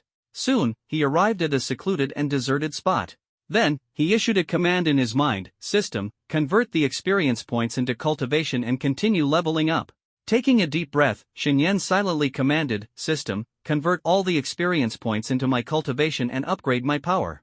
His voice was firm and steady, brimming with a longing for strength. Ding! Consumed 105,000 experience points. Cultivation advanced to Tier 3, Level 7. Ding! Consumed 120,000 experience points. Cultivation advanced to Tier 3, Level 8. Ding! Consumed 140,000 experience points. Cultivation advanced to Tier 3, Level 9. Insufficient experience points to continue advancement. Remaining experience points have been returned by the system. As the system notifications echoed, Shen could distinctly feel a powerful force surging within him.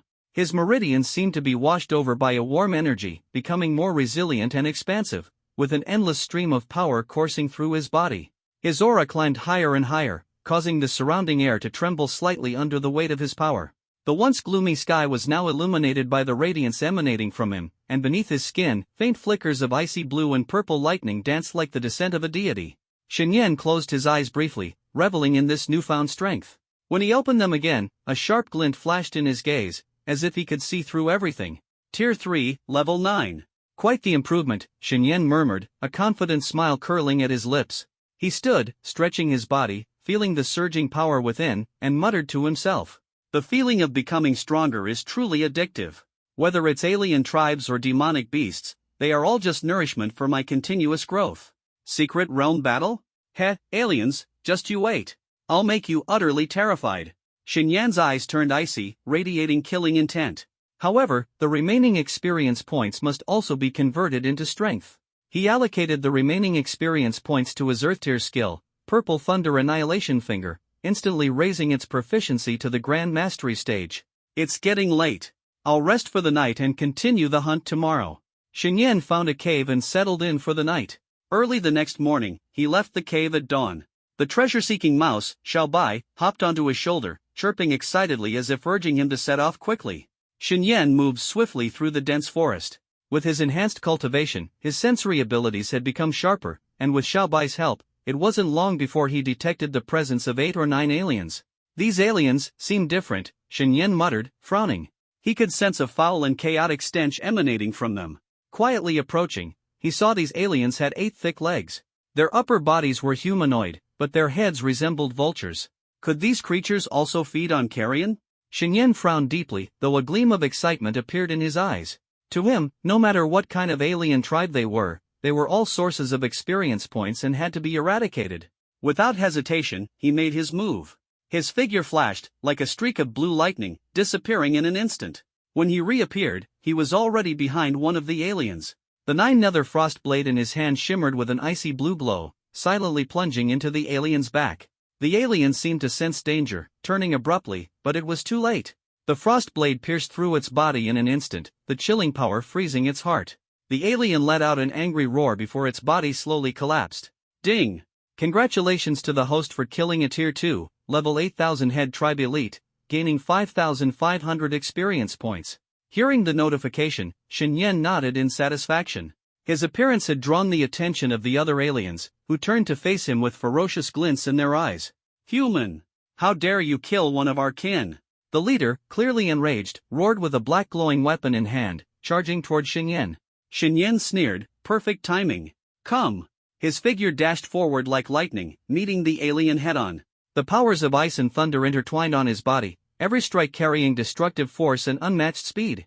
The aliens fought back with all their might, unleashing their unique abilities to resist.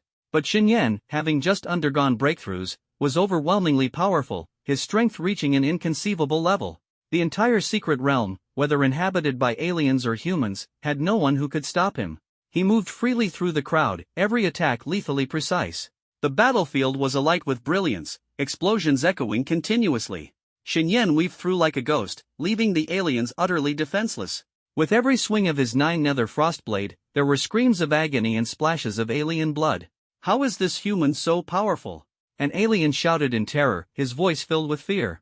Under Shen's relentless assault, the aliens were gradually driven into despair as their defenses began to collapse. Shen gave them no chance to breathe, unleashing the purple thunder sky-destroying finger with all his might, pushing its power to the limit. A gigantic lightning finger descended from the heavens, carrying the force of utter destruction, enveloping all the aliens in its range. Boom! With a thunderous roar, the lightning finger exploded, its immense energy shattering the surrounding trees and tearing deep fissures into the ground. As the light faded, the scene revealed the aliens sprawled lifelessly across the battlefield, all utterly dead. Shen stood at the battlefield's center, his body drenched in blood, but his gaze unshakably resolute. Ding!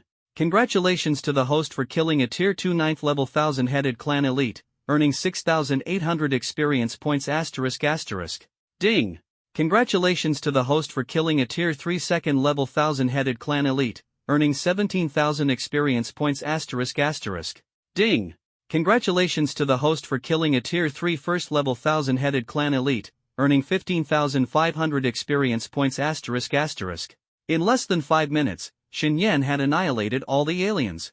After breaking through to Tier 3 9th level, Shen easily crushed these aliens. Another batch down.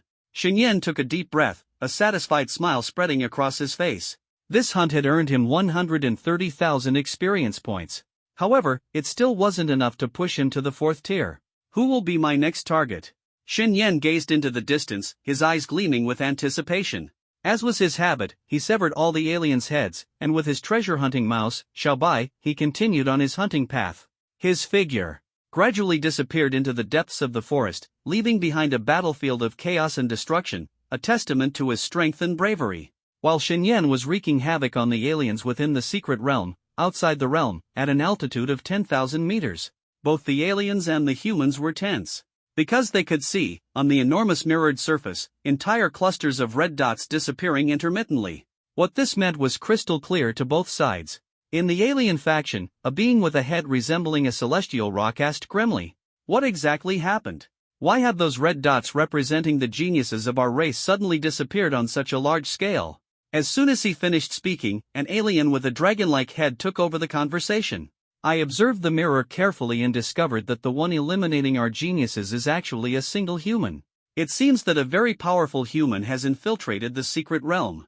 His strength is sufficient to effortlessly crush all the geniuses of our race." Upon hearing this, all the alien powerhouses revealed expressions of disbelief. They were well aware that human geniuses only awakened their abilities at the age of 16.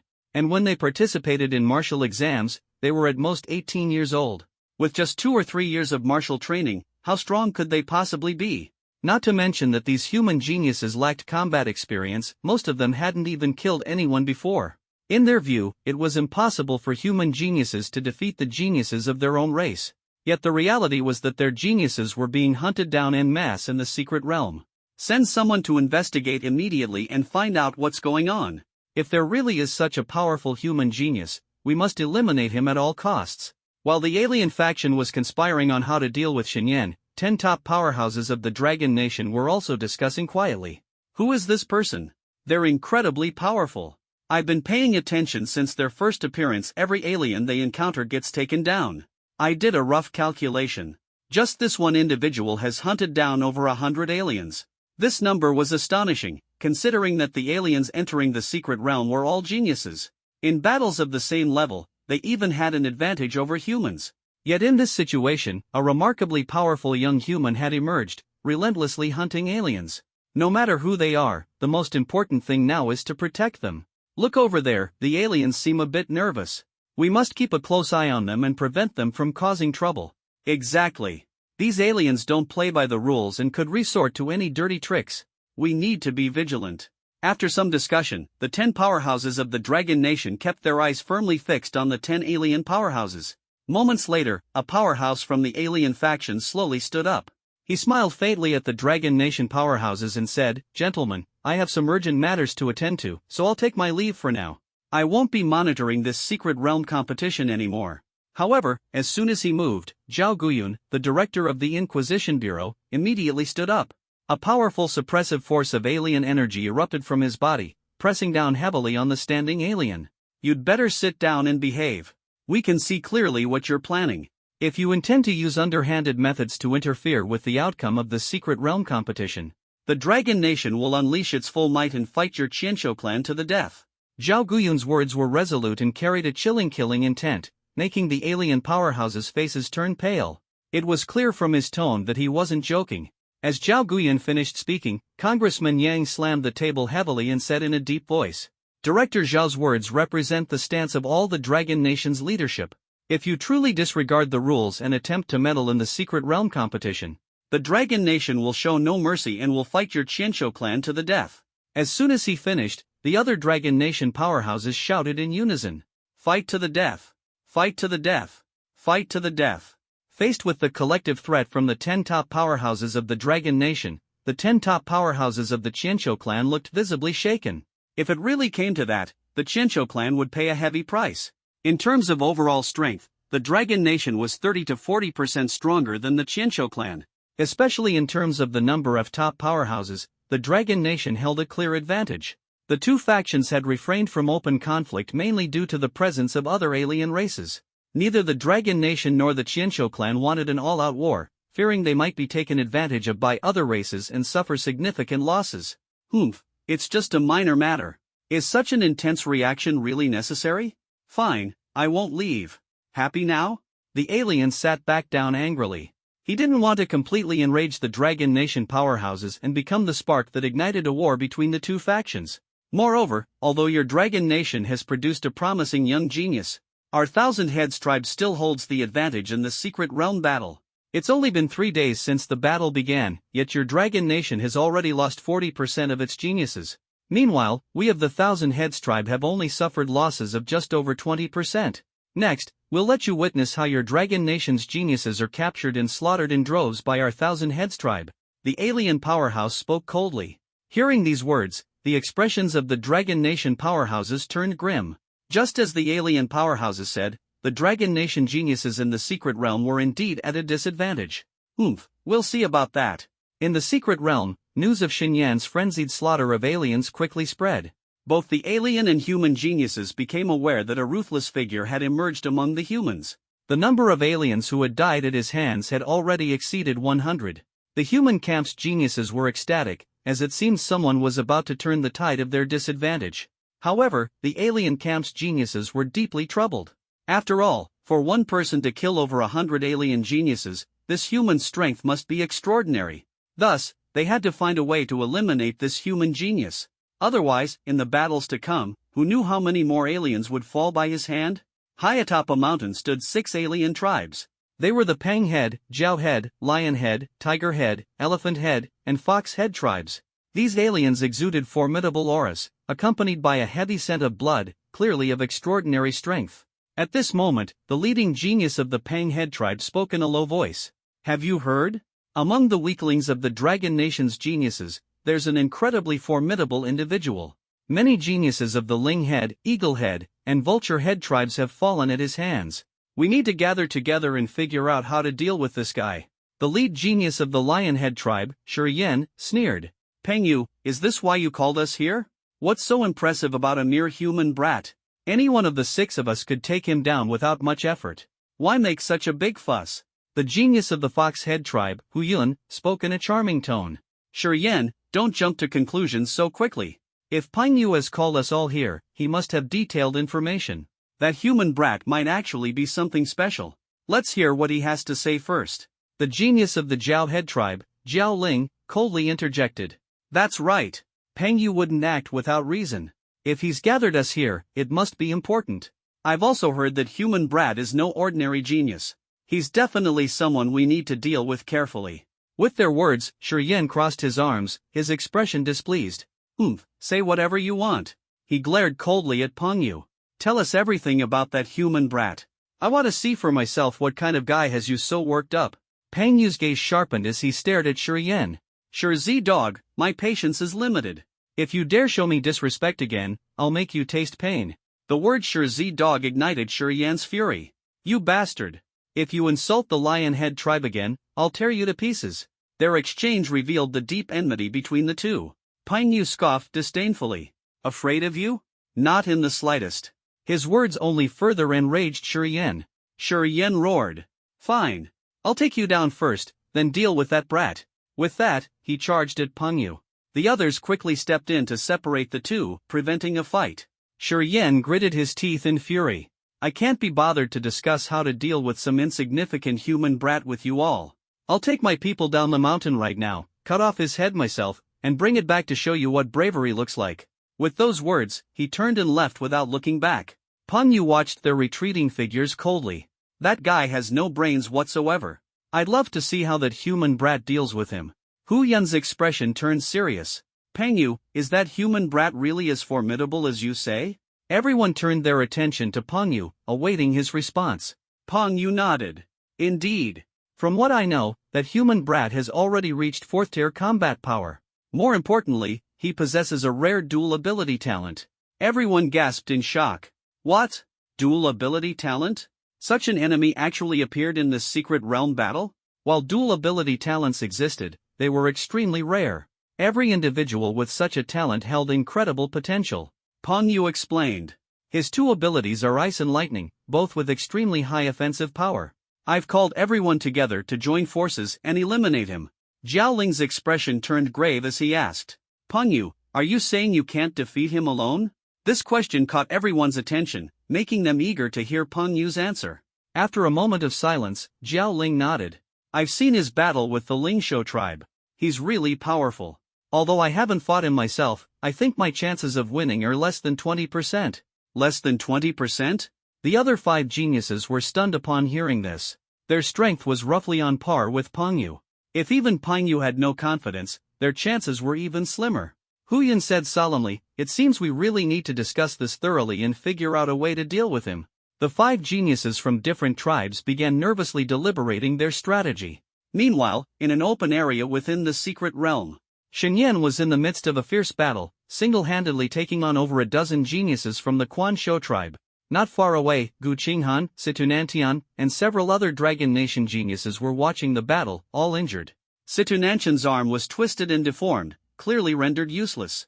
Without proper medical facilities, it would be very difficult for him to recover fully. At this moment, they watched Yen display his overwhelming strength, their faces filled with shock that they couldn't shake off. Wow, we've only been apart for 2 or 3 days, and Yan's strength has improved so much? How in the world did he manage this? Situnantian muttered under his breath. Who knows? But the key is, how is he using lightning-based abilities now? Didn't he awaken ice-based powers? Gu Qinghan's expression was one of disbelief. Maybe he's been hiding his true strength all along. Judging by his current combat prowess, he's already comparable to a 4th-tier master. So powerful. These geniuses from the Quanshou tribe won't last much longer. At the center of the battlefield, Yen appeared like a deity surrounded by thunder and lightning. He wielded a long blade, raising it proudly toward the sky, using the 9 nether frost blade to channel a dazzling bolt of lightning. The lightning struck down fiercely on 2 geniuses from the Quanshou tribe.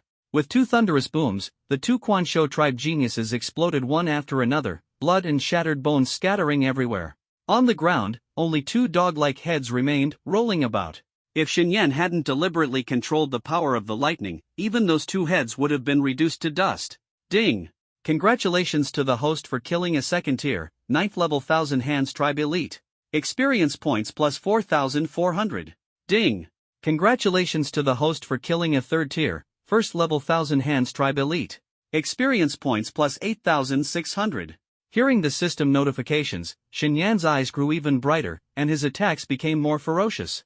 As his strength increased, his hunger for experience points grew stronger. Once he dealt with these Quan Shou tribe geniuses, he'd have a great chance to break through to the fourth tier. At that point, he'd wield overwhelming power and quickly slaughter all the other tribes in the secret realm. Quan Shou tribe trash, watch me take you all down. Xinyan stomped the ground hard, and a surge of ferocious lightning spread out rapidly from beneath his feet.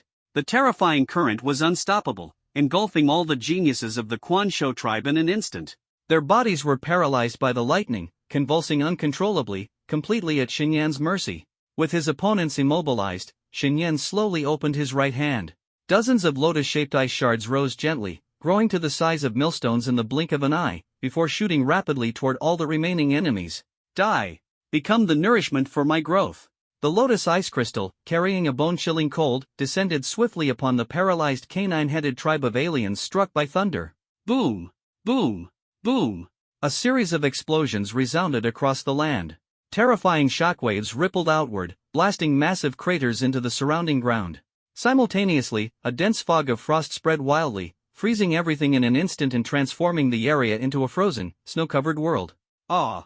Shrieks of agony pierced through the freezing mist, sharp and harrowing. At this moment, a series of notifications echoed continuously in Xinyan's mind. Ding! Congratulations to the host for slaying a Tier 3 Level 1 Qianshou tribe elite. Experience points plus 9,500. Ding! Congratulations to the host for slaying a Tier 2 Level 9 Qianshou tribe elite. Experience points plus 5,600. Ding! Congratulations to the host for slaying a Tier 3 Level 2 Qianshou tribe elite. Experience points plus 18,000. Ding! Congratulations to the host for slaying. 8 consecutive notifications sounded in succession. So weak. Just one attack wiped out so many of them. Xinyan muttered to himself. As the frost mist dissipated, everyone could finally see the surroundings clearly. The ground was utterly devastated, scattered with severed limbs and pools of blood, a gruesome and horrifying scene. The remaining aliens, severely wounded, lay on the ground groaning in pain. Gu Qinghan and Situ Nantian, along with others, were utterly shocked. Xinyan, you're incredible. You took down so many aliens in a single move. Our strength simply can't compare to his. I doubt anyone in this entire secret realm could stand against him. Situ Nantian murmured, his expression complex. Xinyan stared coldly at the trembling canine-headed aliens, his eyes icy yet tinged with a trace of fervor. Gripping the 9-nether frost blade, he advanced step by step. Under the terrified gazes of the aliens, he slashed without hesitation. In less than a minute, all the enemies were eliminated. As always, he began to clean up the battlefield, methodically severing and collecting the heads of the aliens. Xinyan, it's all thanks to you. Gu Qinghan and Situ Nantian approached, Gu Qinghan speaking with a complicated expression. This wasn't the first time Xinyan had saved her. Earlier, when they were surrounded by the canine-headed tribe, the situation was dire. Fortunately, Xinyan had appeared in time, otherwise, the consequences would have been unimaginable. No need to thank me, we're all from the Dragon Nation, Xinyan replied indifferently.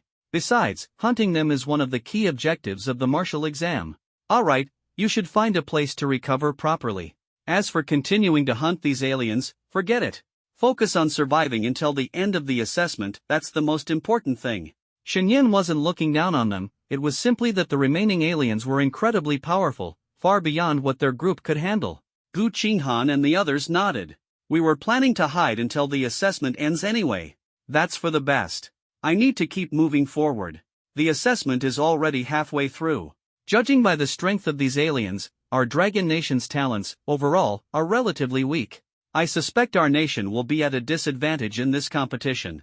Hopefully, I can kill a few more aliens and secure some chances for the Dragon Nation. Xinyan's expression was resolute. Afterward, the two groups parted ways, and Xinyan continued his journey of hunting aliens. It's time to break through to Tier 4. In a remote, deserted area, Xinyan muttered quietly to himself. This hunt against the canine-headed tribe had earned him 186,000 experience points. Combined with the points he had left, his total experience now stood at 367,500, sufficient for a Tier 4 breakthrough. System, consume the experience points and elevate my martial cultivation. Ding! consuming 170,000 experience points. Breakthrough conditions met. Initiating advancement. Xinyan felt the power surging within him, the sensation of a breakthrough growing stronger and stronger. Taking a deep breath, he sat cross-legged, focusing all his efforts on breaking through the Tier 4 barrier. In the next moment, his consciousness blurred, and he once again entered the realm of inner visualization. Seeing the massive chains binding the right foot of a colossal statue, he attacked without hesitation. A dazzling bolt of lightning descended from the heavens, and Xinyan guided it to strike the chains mercilessly. With a deafening crash, the chains shattered instantly, breaking into pieces and falling into a boundless chaos. As the chains broke, Xinyan's consciousness returned to reality. At that moment, the spiritual energy of the surrounding heavens and earth seemed to be drawn by an immense force, surging toward him in a frenzy. His aura rapidly intensified, and within just a dozen breaths, he seamlessly ascended to the next realm. Upon breaking through to Tier 4, a cold frost emanated from Xinyan's body, swiftly enveloping the surroundings. In mere moments, all the vegetation within a kilometer radius froze solid, cloaked in layers of ice, a testament to his formidable power. Xinyan glanced around, the corners of his lips curling up slightly. He could feel that he was several times stronger than before. I've grown much stronger again. But this still isn't my limit. Just as his words fell, the system notification suddenly echoed in his mind. Ding! Congratulations, host, on successfully breaking through to the 4th tier. Continue consuming experience points to enhance your cultivation. Ding! 190,000 experience points consumed, cultivation advanced to 4th tier, 2nd level. Remaining experience points insufficient for further advancement. Points have been refunded by the system. 4th tier, 2nd level. With my current strength, I'm afraid no one in this secret realm can stand against me, Xinyan murmured to himself. Having said that, his figure flickered and vanished on the spot. Meanwhile, Xinyan led the members of the Lionhead tribe rampaging through the secret realm, searching for Xinyan's whereabouts. Wherever they passed, their overwhelming power whipped up the vegetation into chaos, and numerous geniuses from the Dragon Kingdom who crossed their path were brutally slain by Xinyan. Despite this, the anger in Xinyan's heart hadn't diminished one bit. He firmly believed he could easily deal with the so-called human genius that Peng Yu and others had exaggerated. That so-called dual-element talent is nothing compared to the power of my Lion King's strength. Xinyan roared as he smashed a massive boulder into powder with a single blow. Elsewhere, Peng Yu and 4 other alien geniuses were anxiously plotting. They carefully analyzed Xinyan's fighting style and abilities, trying to pinpoint his weaknesses. Ice and lightning combined, wide attack range, immense power. We need to find a way to get close and disrupt his rhythm, Jiaoling said with a frown. Huyan nodded, a sly glint flashing in her eyes. I have a charm technique that can temporarily interfere with him, giving you all an opening. Peng Yu pondered for a moment before adding, my wind blades can attack from a distance, wearing down his stamina before we strike at the right moment. While Peng Yu and the others conspired to deal with Xinyan, Xinyan was already rampaging through the secret realm, slaughtering enemies. With the treasure-seeking mouse's powerful tracking ability, and being situated at the heart of the battlefield between 2 factions, Xinyan effortlessly located wave after wave of alien opponents. In the tranquil forest, a chilling aura spread. Thud! With a single slash of the 9 nether frostblade, Xinyan decapitated the last rat-headed alien. This group of rat-headed aliens was weak, and Xinyan took less than 30 seconds to eliminate them entirely. Just as he was about to continue searching for enemies, he suddenly sensed a powerful aura rapidly approaching. Along with the aura came a heavy stench of blood. Clearly, the newcomer was extraordinary. Judging by the aura, this is a formidable group of aliens, Xinyan thought to himself. That saves me the trouble of hunting them down. Time to harvest more experience points. Not long after, over 20 figures appeared not far from Xinyan. Narrowing his eyes, he saw that these aliens all had lion heads, each exuding a powerful presence. Especially the leader of the lion-headed aliens, his strength was almost at the peak of the 4th tier. Among the Dragon Kingdom's genius ranks, aside from Xinyan, no one could compare to him. Even the top experts of the 4 great divine cities, such as Bai Yuxuan, would struggle against him. These guys are truly strong. A fiery gleam flashed in Xinyan's eyes. The moment Xinyan saw Xinyan, his eyes lit up. He had gone to great lengths to find Xinyan, killing countless Dragon Kingdom geniuses along the way, and had finally cornered him here. Staring at Xinyan's slender frame, Xinyan sneered coldly. Kid, you're that human named Xinyan? You don't look like much. I really don't understand why Peng Yu and the others are so afraid of you. Xinyan raised an eyebrow, puzzled as to how the other party knew his name, or who Peng Yu was. But he knew these lion-headed aliens were his prey, destined to die. Shen Yan replied coldly, "That's right, I'm Shen Yan. As for my strength, it's not for a lion mutt like you to judge." The moment the words lion mutt left his mouth, Shen Yan's anger erupted instantly. This was the insult he hated most. "Human brat, you're courting death." Shen Yan roared, his figure charging toward Shen Yan like lightning. In his hand, a massive lion claw materialized, roaring through the air as it ferociously struck at Shen Yan. Shen Yan remained composed, sidestepping with ease to dodge the attack. Then, with a wave of his right hand, a bolt of lightning surged along Shen Yan's arm. Shen Yan's pupils contracted sharply as he tried to retreat, but it was too late. The lightning struck his arm in an instant. With a deafening boom, the violent thunderstorm blasted Shen Yan's arm into a cloud of blood mist. Lion Flame let out a miserable scream as he staggered back repeatedly, his eyes full of terror. He knew that the earlier attack was merely a casual strike from Shen Yan, yet it carried such horrifying power. "This guy is truly too strong," Lion Flame regretted in his heart. "If only I had joined forces with Peng Yu to deal with him." On the other side, after effortlessly destroying one of Lion Flame's arms, Shen Yan did not continue his attack. Instead, he looked at Lion Flame with interest. "So, are you satisfied with my strength now? Do you still think I am nothing special?" Lion Flame did not answer directly but signaled to the tribesmen behind him with a glance, decisively giving the order. "Everyone, attack together and finish this human quickly." He knew he alone was no match for Shen Yan, but with the help of 20 or so tribesmen, working together, they might just take him down. "All right, everyone, attack together and kill this human." The prodigies of the Lion Head tribe were proud and typically disdained ganging up on an opponent. But faced with Shen Yan's terrifying strength, which had already injured Lion Flame, they had no choice but to resort to a group assault. A group attack? Then come on. Shen Yan gripped his 9-nether frostblade tightly, coldly staring at them, his eyes devoid of any fear. A cold glint flashed in Lion Flame's eyes as he took the lead and launched an attack. This time, a few phantom lions appeared beside him, all pouncing toward Shen Yan in unison.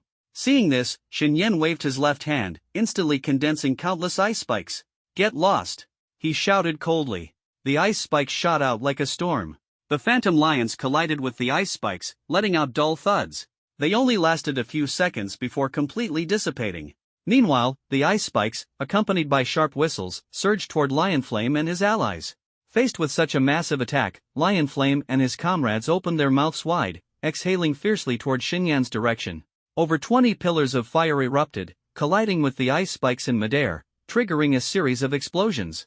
The ice spikes melted quickly upon meeting the fire, turning into a mist that began to shroud everyone. Within seconds, all figures, including Shen Yan, were completely obscured by the thick fog. "Don't be afraid. Our Lionhead tribe's senses are far sharper than you humans. This kind of environment is more advantageous for us." Lion Flame's voice echoed from within the fog. No sooner had he finished speaking than 2 agonized screams rang out from behind. "Ah, damn it! My arm! Bastard! He ambushed me! Both my legs have been cut off!" The chilling cries came one after another, loud and piercing like an alarm suddenly going off on a radio. Lion Flame's spine tingled, and his scalp tightened at the sound. Helpless, he took a deep breath and suddenly opened his mouth, unleashing a violent whirlwind in all directions. The whirlwind swept through, instantly dispersing the thick fog. But the sight before him almost made him explode with rage, his eyes bulging with fury. More than a dozen members of the Lion Head tribe were sprawled on the ground in disarray. Some were frozen solid in ice, their severed limbs scattered everywhere, completely lifeless. Others had half their bodies cut away, their remaining torsos writhing on the ground. Still others were pierced through by violent lightning, their lives rapidly draining away. In less than 3 minutes, the group of Lion Head tribe elites that Lion Flame had brought with him, aside from 5 or 6 who remained intact, were either dead or severely injured. Seeing this hellish scene, Lion Flame's eyes turned blood red, filled with disbelief. Impossible! From his severed arm sprayed scorching blood mist, melting the snow beneath his feet into a deep crimson pit. "Our Lion Head tribe is among the top 10 in the Thousand Heads clan. Our prodigies, how could they be defeated so easily by you? Humans are supposed to be weaklings, how could there be a monster like you?" Lion Flame roared at Shen Yan like a madman. The strength Shen Yan displayed had completely overturned his understanding, shattering his belief in the weakness of humans. "The top 10 tribe? So what? Didn't I still take you all out with ease? You call human prodigies weaklings, what about you? In my eyes, you're nothing but feeble ants." Shen Yan stood firmly in the middle of the battlefield, as steady as a pine tree. The 9-nether frost blade in his hand flickered with lightning, ready to deliver a fatal strike at any moment. You, arrogant fool! Lion Flame glared at Xinyan, his eyes burning with rage. Xinyan's gaze remained cold and sharp. Without saying another word, he flicked his fingers lightly, and icy spikes pierced through the air, instantly skewering the heavily injured prodigies of the Lion Head tribe. The system notification sounds rang out continuously, like a downpour of raindrops. Ding! Congratulations, host, for slaying a Tier 3, second layer 1000 Head tribe elite. Experience points plus 22,000. Ding! Congratulations, host, for slaying a Tier 3, third layer 1000 Head tribe elite. Experience points plus 25,000. Ding! Congratulations, host, for slaying a Tier 3, second layer 1000 Head tribe elite. Experience points plus 23,000. Ding! Congratulations, host, for slaying a Tier 3, fourth layer 1000 Head tribe elite. Experience points plus 28,000. Each notification signified a massive increase in experience points. Xinyan listened to these alerts, feeling an immense sense of satisfaction. As expected of the top 10 elites of the 1000 Head tribe. Their strength is indeed impressive. Each one grants more experience points than a high-tier Tier 3 beast. If I could wipe out all the foreign races in this secret realm. This thought quickly consumed his mind. But for now, let's take care of these guys first. Xinyan's gaze locked onto Shiyan and the few remaining enemies trembling behind him. Pointing his longsword at the quivering Shiyan, he declared, "Now, it's your turn." Xinyan's overwhelming aura made Shiyan and his companions' hearts tighten. Despite their hatred for Xinyan, they couldn't deny that his strength far surpassed theirs. Escaping unscathed today seemed almost impossible. Realizing this, Shiyan let out an enraged roar toward the sky, his entire body igniting with crimson gold flames. The severed stump of his arm writhed frantically, growing into a molten lava like lion's claw. With my flesh and blood as sacrifice, I summon unparalleled power. With each step he took, the ground sank 3 feet. Behind him, the fiery shadow of a 10-jang-tall lion materialized. I will use this power to turn you to ashes. Seeing this, Xinyan's eyes lit up with arcs of lightning. The sky within a kilometer radius suddenly darkened, thick clouds swirling as countless bolts of electricity danced within them. Fixing a cold glare on Xinyan shouted abruptly, "Thunderous might!" The long sword in his hand, imbued with terrifying momentum, slashed fiercely toward Xinyan. As the blade descended, 9 massive purple lightning bolts, as thick as barrels, crashed down simultaneously. They collided with the fiery lion's shadow behind Xinyan. In an instant, the fiery lion's shadow shattered entirely. The violent thunderstorm poured onto Xinyan, forcing him to his knees in the scorched earth, black smoke billowing from his 7 orifices. I refuse to accept this. Xinyan struggled, raising his molten lion's claw. Lion King's sky-splitting strike. The space around him tore open with 5 crimson rifts, melting mountains and rocks into magma wherever they passed. Xinyan's figure blurred suddenly. Ice crystals bloomed like lotus flowers under his feet, propelling him instantly behind Xinyan. In the moment his icy blade swept across, time seemed to freeze. A thin, ice-blue line appeared on Xinyan's neck, and his molten lion's claw was severed entirely at its base. Why? Xinyan's head tumbled to the ground, his pupils reflecting the flickering lightning orb in Xinyan's left hand. At that moment, the lightning orb, accompanied by a whistling sound, shot swiftly toward the remaining enemies behind Xinyan. Damn it! Muttering their final unwilling words, Xinyan's consciousness was swallowed by darkness. Ding! Congratulations, host, for slaying a Tier 3, 9th layer 1000 Head tribe elite. Experience points plus 43,000. 43,000 experience points? This guy really was on a completely different level from the other foreign races. Xinyan muttered to himself. At the same time, the lightning orb he had launched was closing in on the remaining foreign race elites. They mustered all their strength, employing every defensive measure they could. But as the lightning orb erupted, an overwhelming sense of despair engulfed them. A deafening boom echoed as countless arcs of lightning scattered in all directions, triggering a chain of explosions. In an instant, the surrounding area, spanning dozens of meters, transformed into a hellish realm of thunder and lightning. The foreign races caught within the firestorm could only endure the relentless baptism of thunder. Ding! Congratulations, host, for slaying a Tier 3, 3rd layer 1000 Head tribe elite. Experience points plus 24,500. Ding! Congratulations, host, for slaying a Tier 3, 5th layer 1000 Head tribe elite. Experience points plus 29,000. Ding! A series of system notifications echoed in Xinyan's mind. At that moment, Xinyan stood amidst the battlefield, gripping his longsword as he scanned his surroundings. Not a single enemy remained standing. Shi Yan and the 20-plus prodigies of the lion head tribe he had brought with him were all slain by Xinyan's hand. This battle had granted Xinyan a total of 675,000 experience points. Adding it to his previous accumulation, his total experience points had reached a staggering 682,500. With this much experience, my strength is bound to soar once again. Xinyan rejoiced inwardly, a triumphant smile spreading across his face. Meanwhile, atop a mountain 100 miles away, 5 figures simultaneously stepped back half a step. With a crisp crack, the bronze mirror in Pang Yu's hand split apart, and the image within shattered instantly. Did you see it clearly? Hu Yun's tail fur bristled completely. Even with all of his flesh and blood power, Shi Yan is no match for that human. Cold sweat seeped from the scales of Jiao Ling. This human probably has already broken through to Tier 4. What's even more terrifying is the sheer power of his dual SSS-level abilities. Pang Yu's voice was hoarse. Facing someone with dual elemental abilities, none of us could last 3 seconds in a one-on-one fight. The group fell into a heavy silence, deeply troubled by Xinyan's immense power. This human must be eliminated. Everyone brought a big weapon into the secret realm this time, right? Pang Yu's gaze swept across the other 4, his eyes flashing with icy killing intent. He had always been one to consider the big picture and understood what Xinyan's existence meant for the Qianshou clan. If such a boundlessly talented human were to rise, it would spell certain doom for the Qianshou clan. Whether it was during the battle for the secret realm or not, he had to act first, striking preemptively to snuff out Xinyan in the cradle.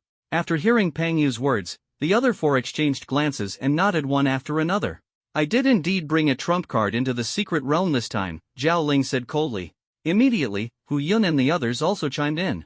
That's right, I also brought a weapon strong enough to deal with a Tier 4 powerhouse. Same here. After all, I'm the top talent of the Xiangshou tribe, so it's only natural to carry something for self-preservation. Me too.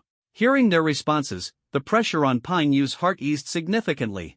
He nodded heavily and continued, judging from the current situation, the only way to deal with this powerful human boy is to rely on the weapons each of us brought. Exactly. Each of our weapons can easily handle a Tier 4 powerhouse. No matter how strong this human boy is, once hit by these weapons, Pang Yu sneered, as if he could already see Xinyan's remains scattered to dust. At this moment, Hu Yun hesitated before speaking. These weapons weren't supposed to be allowed into the secret realm. If we use them to kill that human boy, do you think the humans will cause an uproar? Will they accuse us of breaking the rules? That boy is so strong, he must be one of the top young talents of the humans. Someone like that is bound to have people watching over him. After listening to Hu Yun, Pang Yu waved dismissively, unconcerned. It doesn't matter. The fact that we can bring these weapons into the secret realm is a testament to the strength of the Qianshou clan. The humans couldn't bring theirs even if they wanted to. Even if we use such dishonorable means to kill that human, so what? Once he's dead, would they really dare to wage an all-out war against the Qianshou clan? If they had the guts, they wouldn't be engaging in this secret realm struggle in the first place. Hearing Pang Yu's analysis, everyone nodded in agreement. That's right, I support Pang Yu's view. Once we kill that human boy, the matter will be settled. What can the humans do about it? Seeing everyone in agreement, Pang Yu continued, although our weapons are powerful, to ensure safety, we must act with the support of all the talents from our respective tribes. Also, notify the other talents from the Shishou tribe about Shi Yan's death. I'm sure they'll want to seize this opportunity for revenge. We'll choose the battlefield in Death Valley. Once we block off both ends of the valley, even if that human boy miraculously survives, escape will be impossible. And to lure him into the trap, I suggest capturing a few young human talents as bait. Then, the group quickly finalized a detailed plan for the ambush and left the mountaintop one after another. At the same time, 10,000 meters above ground outside the secret realm, a lion-headed alien's expression suddenly changed. Flipping his palm, he revealed a fist-sized wooden lion head carving. The carving was covered in cracks, and the aura within it was rapidly dissipating. No. Shi Yan, my grandson, how could you die? How could any of those human youngsters possibly defeat you? Clearly, this alien powerhouse was Shi Yan's grandfather. What happened? What's going on? Shi Yan is dead? Who did it? The other alien powerhouses around Shi Yan's grandfather asked urgently. Shi Yan is dead. Died inside the secret realm. The powerful figure from the Shishou tribe's gaze turned dark, and the violent killing intent within him grew even more intense. The powerful figures of the Dragon Kingdom had been watching their movements closely. Seeing this, Zhao Guyun coldly said, "Old Lion Ghost, what are you planning to do? Whatever you're thinking, stay put." Hearing Zhao Guyun's words, the strong warrior from the Lionhead tribe suddenly lifted his head, his icy gaze locking onto Zhao Guyun. Who do you think you are to order me around?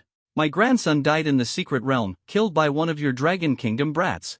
I want the one who killed my grandson to pay. Zhao Guyun was momentarily stunned, then erupted with fury. Dead? Serves him right. Are you saying you can't handle losing? If you can't, then get lost. When the time comes, we'll gather all our forces for a life and death battle. I'd like to see how many of your 1,000-headed tribe will be left standing. Having just lost his grandson, Zhao Guyun's provocative words enraged the Lionhead tribe's warrior, Shi Chong, who was ready to strike back regardless of the consequences. At that moment, top-tier warriors from both the human and alien factions stepped in to prevent the confrontation. Shi Chong, don't act rashly. Wait for the final results of the secret realm battle first. The speaker was an alien warrior adorned with a golden rock headdress. As his words fell, a human faction representative, Councilman Yang, also spoke up. Death in the secret realm is common. Why should your grandson be exempt? A true strong warrior should have greater composure. Don't make a spectacle of yourself. The intervention of these two powerful figures caused Shi Chang's face to darken. He suppressed his anger, crossed his arms, and stood silently with a grim expression. Councilman Yang glanced at Zhao Guyun, a trace of satisfaction flashing in his eyes. The Dragon Kingdom had long known of the alien prodigy's strength. Among the alien elites who entered the secret realm this time, Shi Yan's strength undoubtedly ranked in the top 10. Even among the few human young emperors, none could currently rival him. Unexpectedly, such a powerful prodigy was killed in the secret realm. Truly surprising. Who do you think did it? Xiang Jinyue leaned over and whispered to Zhao Guyun. Zhao Guyun shook his head. I don't know. We'll have to wait for the final results to find out who made the move.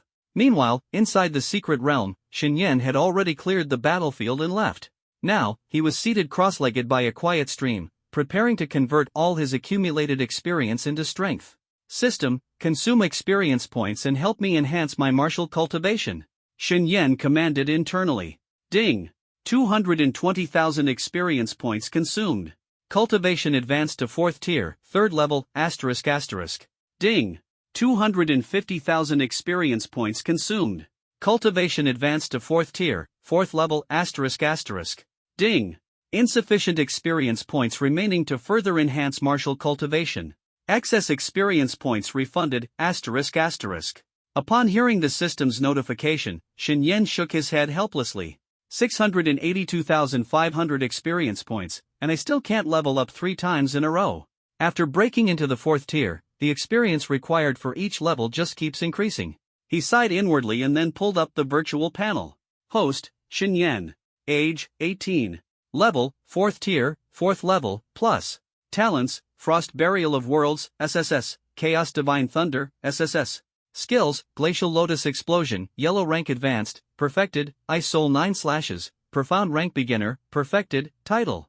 Reversion Technique, Profound Rank Beginner, Perfected, Violet Thunder Skyslaying Finger, Earth Rank Intermediate, Great Achievement Plus, ***. Items, Grade A Storage Ring, 9 Nether Cold Blade, Quasi-S Grade Weapon. Experience Points, 212,500. With 212,500 experience points remaining, I'll use them to upgrade Violet Thunder Skyslaying Finger to Perfected Mastery. Shen Yan decisively issued the command mentally. Ding! 130,000 experience points consumed. Violet Thunder Skyslaying Finger, an Earth Rank Intermediate skill, has been upgraded to Perfected Mastery. Remaining experience points, 82,500. Excess refunded by the system, ***. Seeing that he still had over 80,000 experience points left, Shen Yan began to ponder. The current secret realm battle presented the best opportunity for him to enhance his strength. As long as he continued to slay aliens, his power would keep growing. Moreover, he had already discovered that each young prodigy from the 1,000-headed tribe he killed was equivalent to defeating a 3rd-tier beast. Opportunities like this were impossible to find outside. Even the Dragon Kingdom wouldn't provide a setting where he could hunt this many 3rd-tier beasts. Thus, he was determined to seize this chance and strengthen himself as quickly as possible. I can't afford to waste the remaining experience. I must convert all of it into power to hunt aliens even faster. If I can't upgrade my cultivation or skills, then I'll use it for a lottery draw. Last time, he had opened a golden tier chest and unexpectedly gained an SSS level talent. Now, with his experience points, he could either open 8 golden tier chests or 1 platinum tier chest and 3 golden tier chests. Shen pondered for a moment and made up his mind. System, help me draw 1 platinum level treasure chest and 3 gold level treasure chests. Ding. Command from the host received. Ding. Consumed 50,000 experience points, obtained 1 platinum level treasure chest. Ding. Consumed 30,000 experience points, obtained 3 gold level treasure chests. Would you like to open the chests now? The next moment, Shenyan's consciousness blurred briefly, and the familiar lottery interface appeared once again.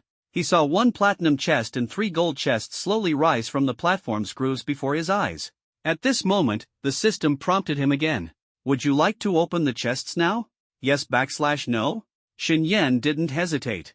Start with the 3 gold level treasure chests. Ding. Command received. Opening the gold level treasure chests. He stared intently at the 3 gold chests, his eyes burning with passion. The lids slowly opened one by one, and with a final click, all 3 chests were fully revealed. Ding! All 3 gold level treasure chests have been opened. As soon as the system notification ended, the contents of the treasure chests came into Shenyan's view. One of the chests in the middle was unexpectedly empty, while the other 2 contained items. Among them, a book caught his attention. On the cover were large characters that read, * illusory phantom movement technique. *. Shenyan carefully examined it, quickly absorbing all the information about this movement technique martial skill. It was a mid-tier Earth rank movement technique.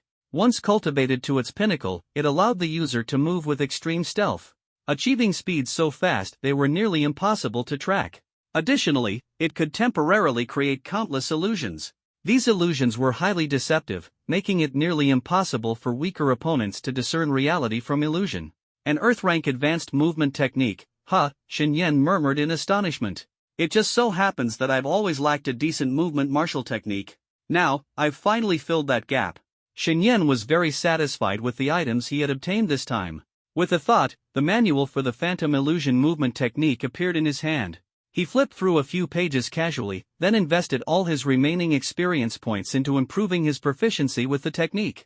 However, 2,500 experience points were only enough for him to barely reach the entry level. It was still far from mastery. Even so, when Shenyan performed this movement technique, his speed and evasion had already improved significantly compared to before. He moved his foot slightly, and his figure instantly disappeared, reappearing more than 10 meters away. After that, he kept moving within a 100-meter radius, his silhouette flickering unpredictably like a ghost, impossible to grasp. Moments later, he came to a stop, his face brimming with excitement. As expected of an advanced martial technique. Even though I've just started learning it, the effects are already remarkable. If I can cultivate this technique to its peak, how much stronger will I become? Shenyan's heart burned with greater enthusiasm, eager to gain more experience points. After practicing for a few minutes, his attention returned to the items from this draw. In the second gold-tier treasure chest, there was only a small, fist-sized, pitch-black sphere. It looked ordinary, but the moment Shenyan saw it, his heart inexplicably tightened. Soon, he recognized the origin of this object. This was called the Sky-Shaking Thunder, a sphere infused with both lightning and fire elements. These 2 elements maintained a delicate balance under some mysterious influence.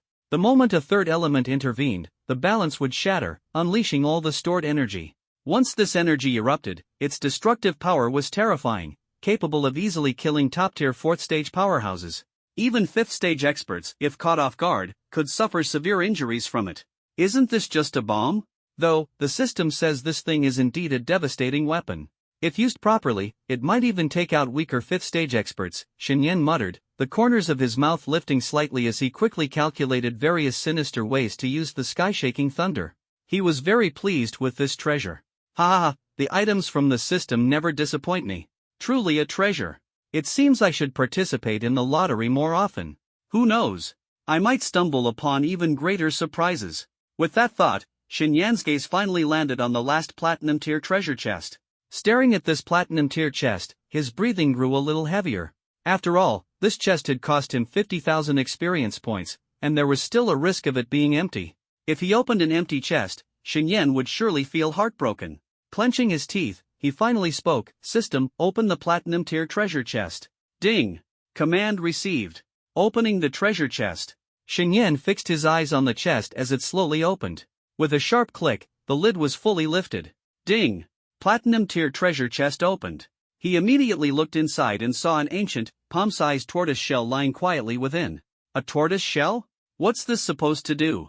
Information quickly surged into his mind. 6-ding divine armor shield and SS tier defensive equipment.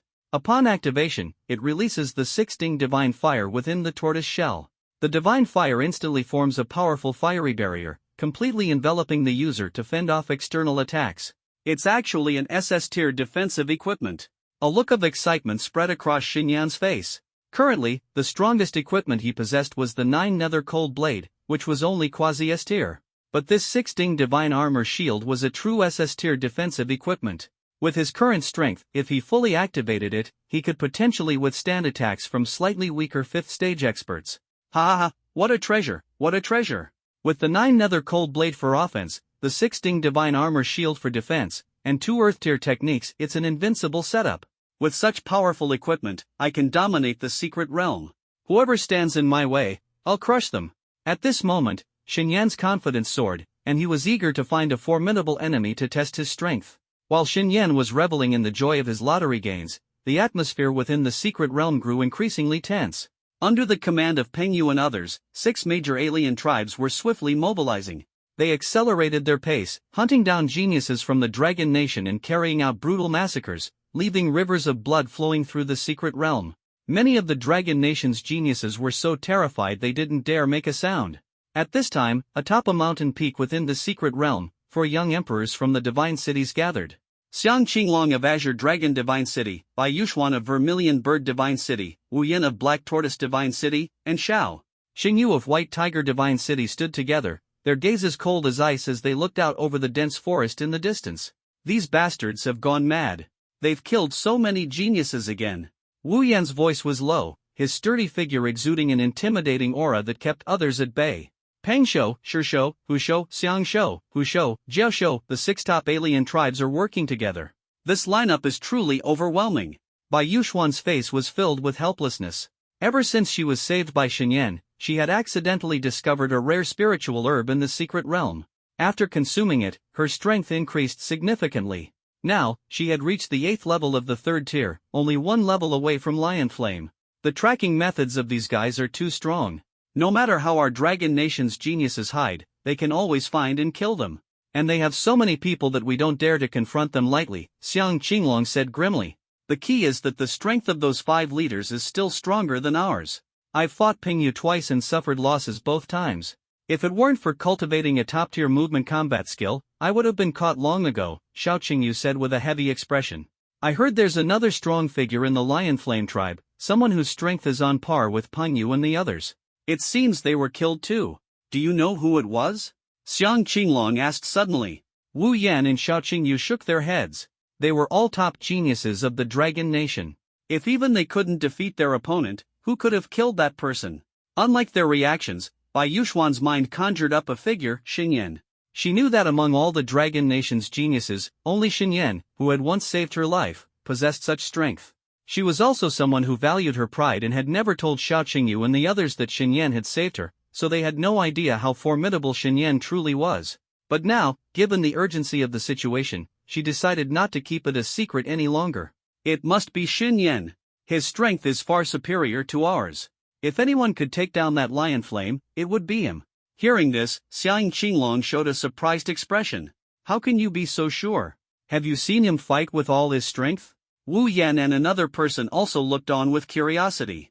Yes. He's stronger than the 4 of us combined.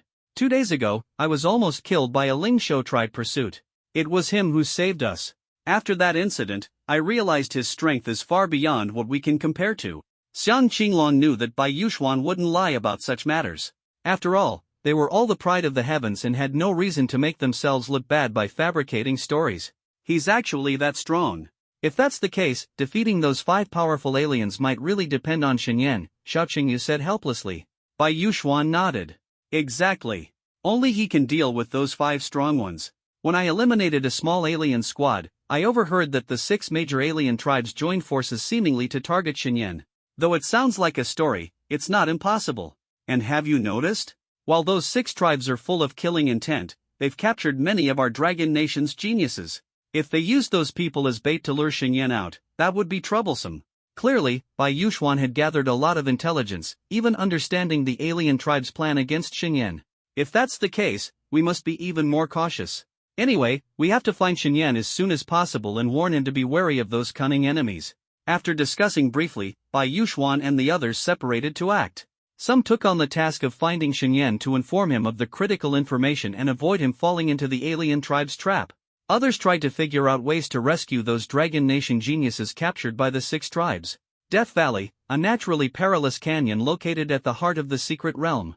The canyon was narrow at both ends and wide in the middle, perfect for luring enemies in and ambushing them. At this moment, 600 to 700 alien geniuses from the 6 tribes had gathered in the canyon. They had captured nearly 50 Dragon Nation geniuses, chaining them up like livestock to wooden pillars. Crack! Crack! The geniuses of the Lionhead tribe violently swung their long whips, brutally flogging the captured Dragon Nation geniuses. Many let out piercing screams of pain. You humans are like ants, daring to kill the strongest genius of our tribe. Since that's the case, you must bear the wrath of our tribe. A genius from the Lionhead tribe cursed as he lashed his whip. The Dragon Nation geniuses, while crying out in pain, retorted, "When did we ever kill your Lionhead tribe's top genius? Even if we wanted to, we don't have the strength." The geniuses of the Lionhead tribe were all extraordinarily powerful, not the kind of opponents an average Dragon Nation genius could provoke. These captured Dragon Nation geniuses were ordinary in strength and couldn't possibly have killed the Lionhead tribe's top genius. Hearing this, the Lionhead tribesman flew into a rage and lashed out with all his strength, delivering another brutal whip. Then, sneering coldly, he said, "A bunch of trash like you, of course, couldn't have done it. The one who killed our Lionhead tribe's top genius is named Xinyan. All humans, you were implicated, you can't blame anyone else." The genius from the Lionhead tribe spoke with self-righteous confidence. "This is just ridiculous." The Dragon Kingdom's genius bitterly smiled in his heart. It seemed they had been wrongly accused. However, even if there were no Xinyan, whenever the Dragon Kingdom's geniuses met these alien tribes, they would never let them off easily. Thinking of this, he actually felt a sense of satisfaction. After all, Xinyan being able to kill the strongest genius of an alien tribe was indeed impressive. We were born to be mortal enemies. The fact that your Lionhead tribe's genius was killed by Xinyan is because he wasn't strong enough. You can't blame anyone else. The words of the Dragon Kingdom's genius earned the agreement of many around him. Though they were being mercilessly beaten, they spoke up one after another. "That's right, we are naturally in a relationship where we hunt each other. If your tribe's genius was killed by Xinyan, then he deserved it. If not for our lack of strength, we would have also killed your geniuses without hesitation. A bunch of useless alien tribes, scared to confront Xinyan, yet you take your anger out on us. Spineless cowards who bully the weak, just wait, Xinyan will wipe you all out." Hearing these words, the aliens from the Lionhead tribe were driven into a frenzy of rage. Courting death. Cut off one of their arms first and have a taste. A bunch of livestock waiting to be slaughtered, let's cut some meat off them for a snack. Soon, the aliens from the Lionhead tribe began ruthlessly torturing the geniuses from the Dragon Kingdom. Those who had spoken earlier were given special treatment, and the scene grew unbearably brutal.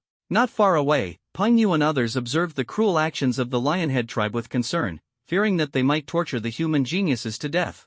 One of them spoke up to intervene. "Go easy on them, don't kill them all. Stop the bleeding for them. When we completely surround and kill Xinyan, whether they live or die, whether you roast or boil them, that will all be up to you."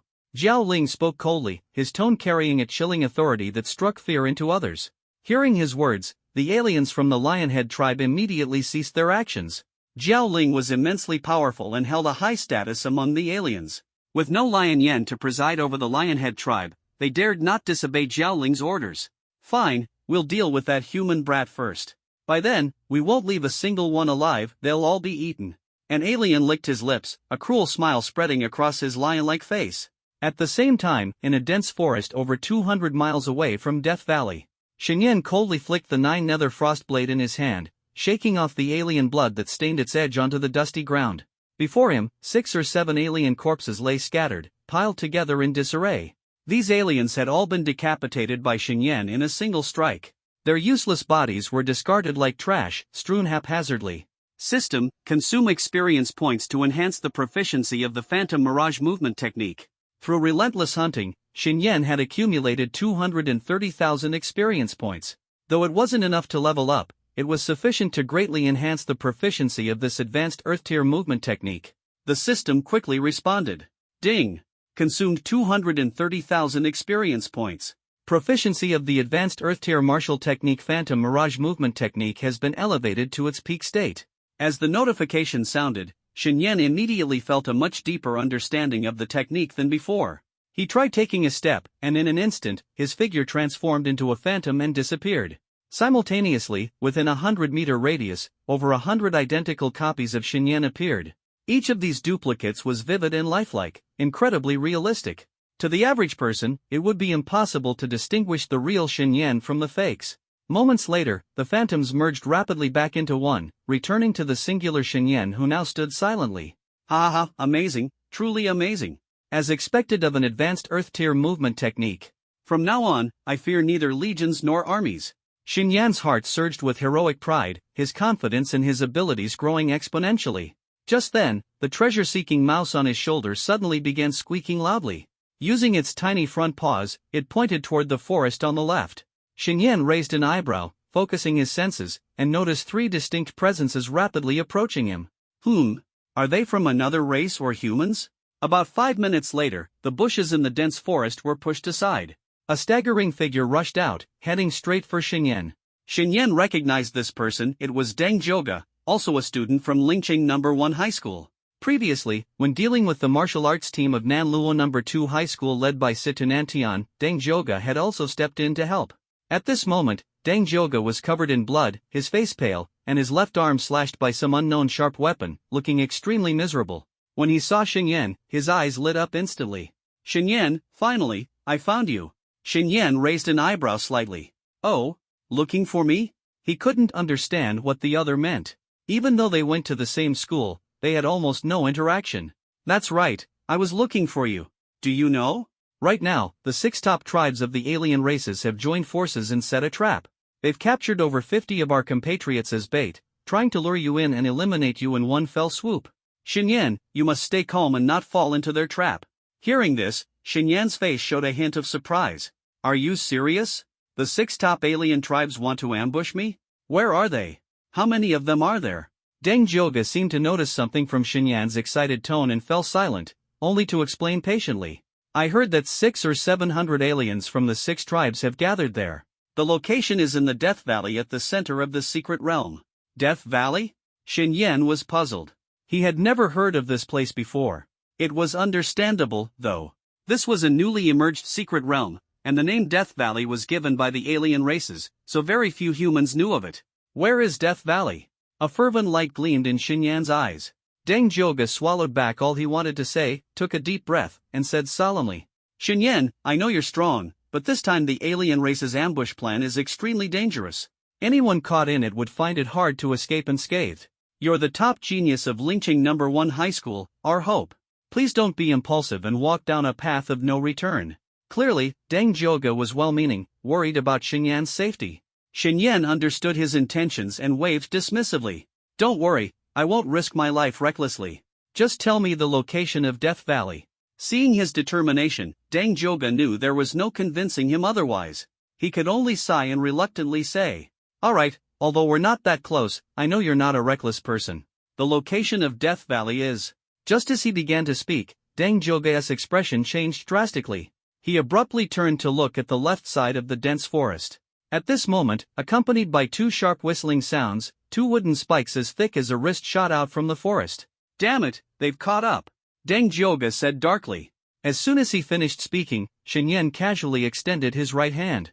2 faint arcs of electricity flickered and instantly struck the incoming wooden spikes. With 2 explosive bangs, the spikes turned to ashes, scattering all over the ground. Deng Zhouge's mouth fell open in astonishment. Impossible. Lightning abilities? Aren't you supposed to have awakened ice abilities? Deng Zhouge was very clear about Shen Yan's ability attributes, as he had displayed them in front of many people before. He rubbed his eyes, doubting what he had just seen. Before he could recover from his shock, 2 alien figures leaped out of the woods, appearing not far from the 2 of them. The 2 aliens had goat-like heads, while the rest of their bodies were similar to ordinary aliens. Run, go on, keep running. You made us chase you for over 100 miles. You're quite the slippery human brat. One of the goat-headed aliens shouted angrily at Deng Zhoga. "Humph, not running now because you found some help, huh? Your humans, apart from Shenyan, who might have some skill, are all weaklings." The other goat-headed alien stared at Shenyan, his eyes filled with killing intent. Shenyan gave them a cold glance and shook his head in exasperation. He said nothing more, simply raised his hand and struck out with his palm. With a thunderous boom, thick white frost surged rapidly toward the two goat-headed aliens. Caught off guard by the sudden attack, the two aliens hastily raised their weapons. However, just as their weapons were lifted, they were engulfed by the frost, emitting a cracking sound as they froze and fractured. The frost spread swiftly from their feet, freezing their bodies stiff from the neck down in the blink of an eye. At that moment, Shenyan casually snapped his fingers, halting the frost's advance, leaving their heads unfrozen. Only then did he leisurely step toward the two aliens. "Do you know who I am?" Shenyan's lips curved slightly, his voice cold enough to make one shiver. The eyes of the two alien beings were filled with terror. They had never encountered such a frightening human before, just a wave of his hand, and they were frozen solid. Among the alien geniuses who had entered the secret realm this time, not one possessed such overwhelming strength. And more than that, this human was using ice-based abilities. Wait a minute. The power he used earlier to shatter their wooden spikes was lightning-based. Ice abilities? Lightning abilities? He actually had dual abilities? Could this be the legendary Shenyan? One of the aliens stammered in a trembling voice, "You're the human Shenyan?" "That's correct, you've answered right. Now that you know the truth, I imagine you can die without regrets. Allow me to send you to hell." In an instant, a short blade of ice formed in Shenyan's hand. With a swift motion, the blade sliced across the throats of the two aliens. The fresh blood had barely begun to flow before it was swiftly frozen solid by the piercing cold. Two intact goat-like heads hit the ground with a heavy thud. Before the heads could even land, Shenyan waved his hand and collected them both. Ding! Congratulations to the host for slaying a second-tier, 7th-level Chensho clan warrior. Experience points plus 2,600. Ding! Congratulations to the host for slaying a second-tier, 8th-level Chensho clan warrior. Experience points plus 2,800. Witnessing Shenyan cleanly and efficiently dispatch the two aliens, Deng Zhoga's eyes widened in shock. He had always known Shenyan was strong, but he hadn't expected him to so easily annihilate two enemies whose strength was equivalent to early-stage Tier 3 monsters. He was too stunned to speak. Now he was certain Shenyan indeed possessed two abilities, ice and lightning. Though it was hard to believe, the truth was undeniable. Alright, the problem's been dealt with. Let's get back to the topic at hand. Where exactly is Death Valley? Hearing Shenyan's question, Deng Zhoga swallowed nervously and finally confessed the location of Death Valley. After obtaining the intelligence, Shenyan casually tossed Deng Zhoga a rare healing herb. "Take this, and your injuries will heal quickly. If you're lucky, your strength might even increase by 1 or 2 levels." As soon as he finished speaking, Shenyan's figure flickered and disappeared in an instant. When he reappeared, he was already over 100 meters away, speeding toward Death Valley. So reckless, not listening to any advice at all. Charging into Death Valley alone, doesn't he know he's courting death? Deng Zhoga could only shake his head helplessly, his face full of worry and sorrow.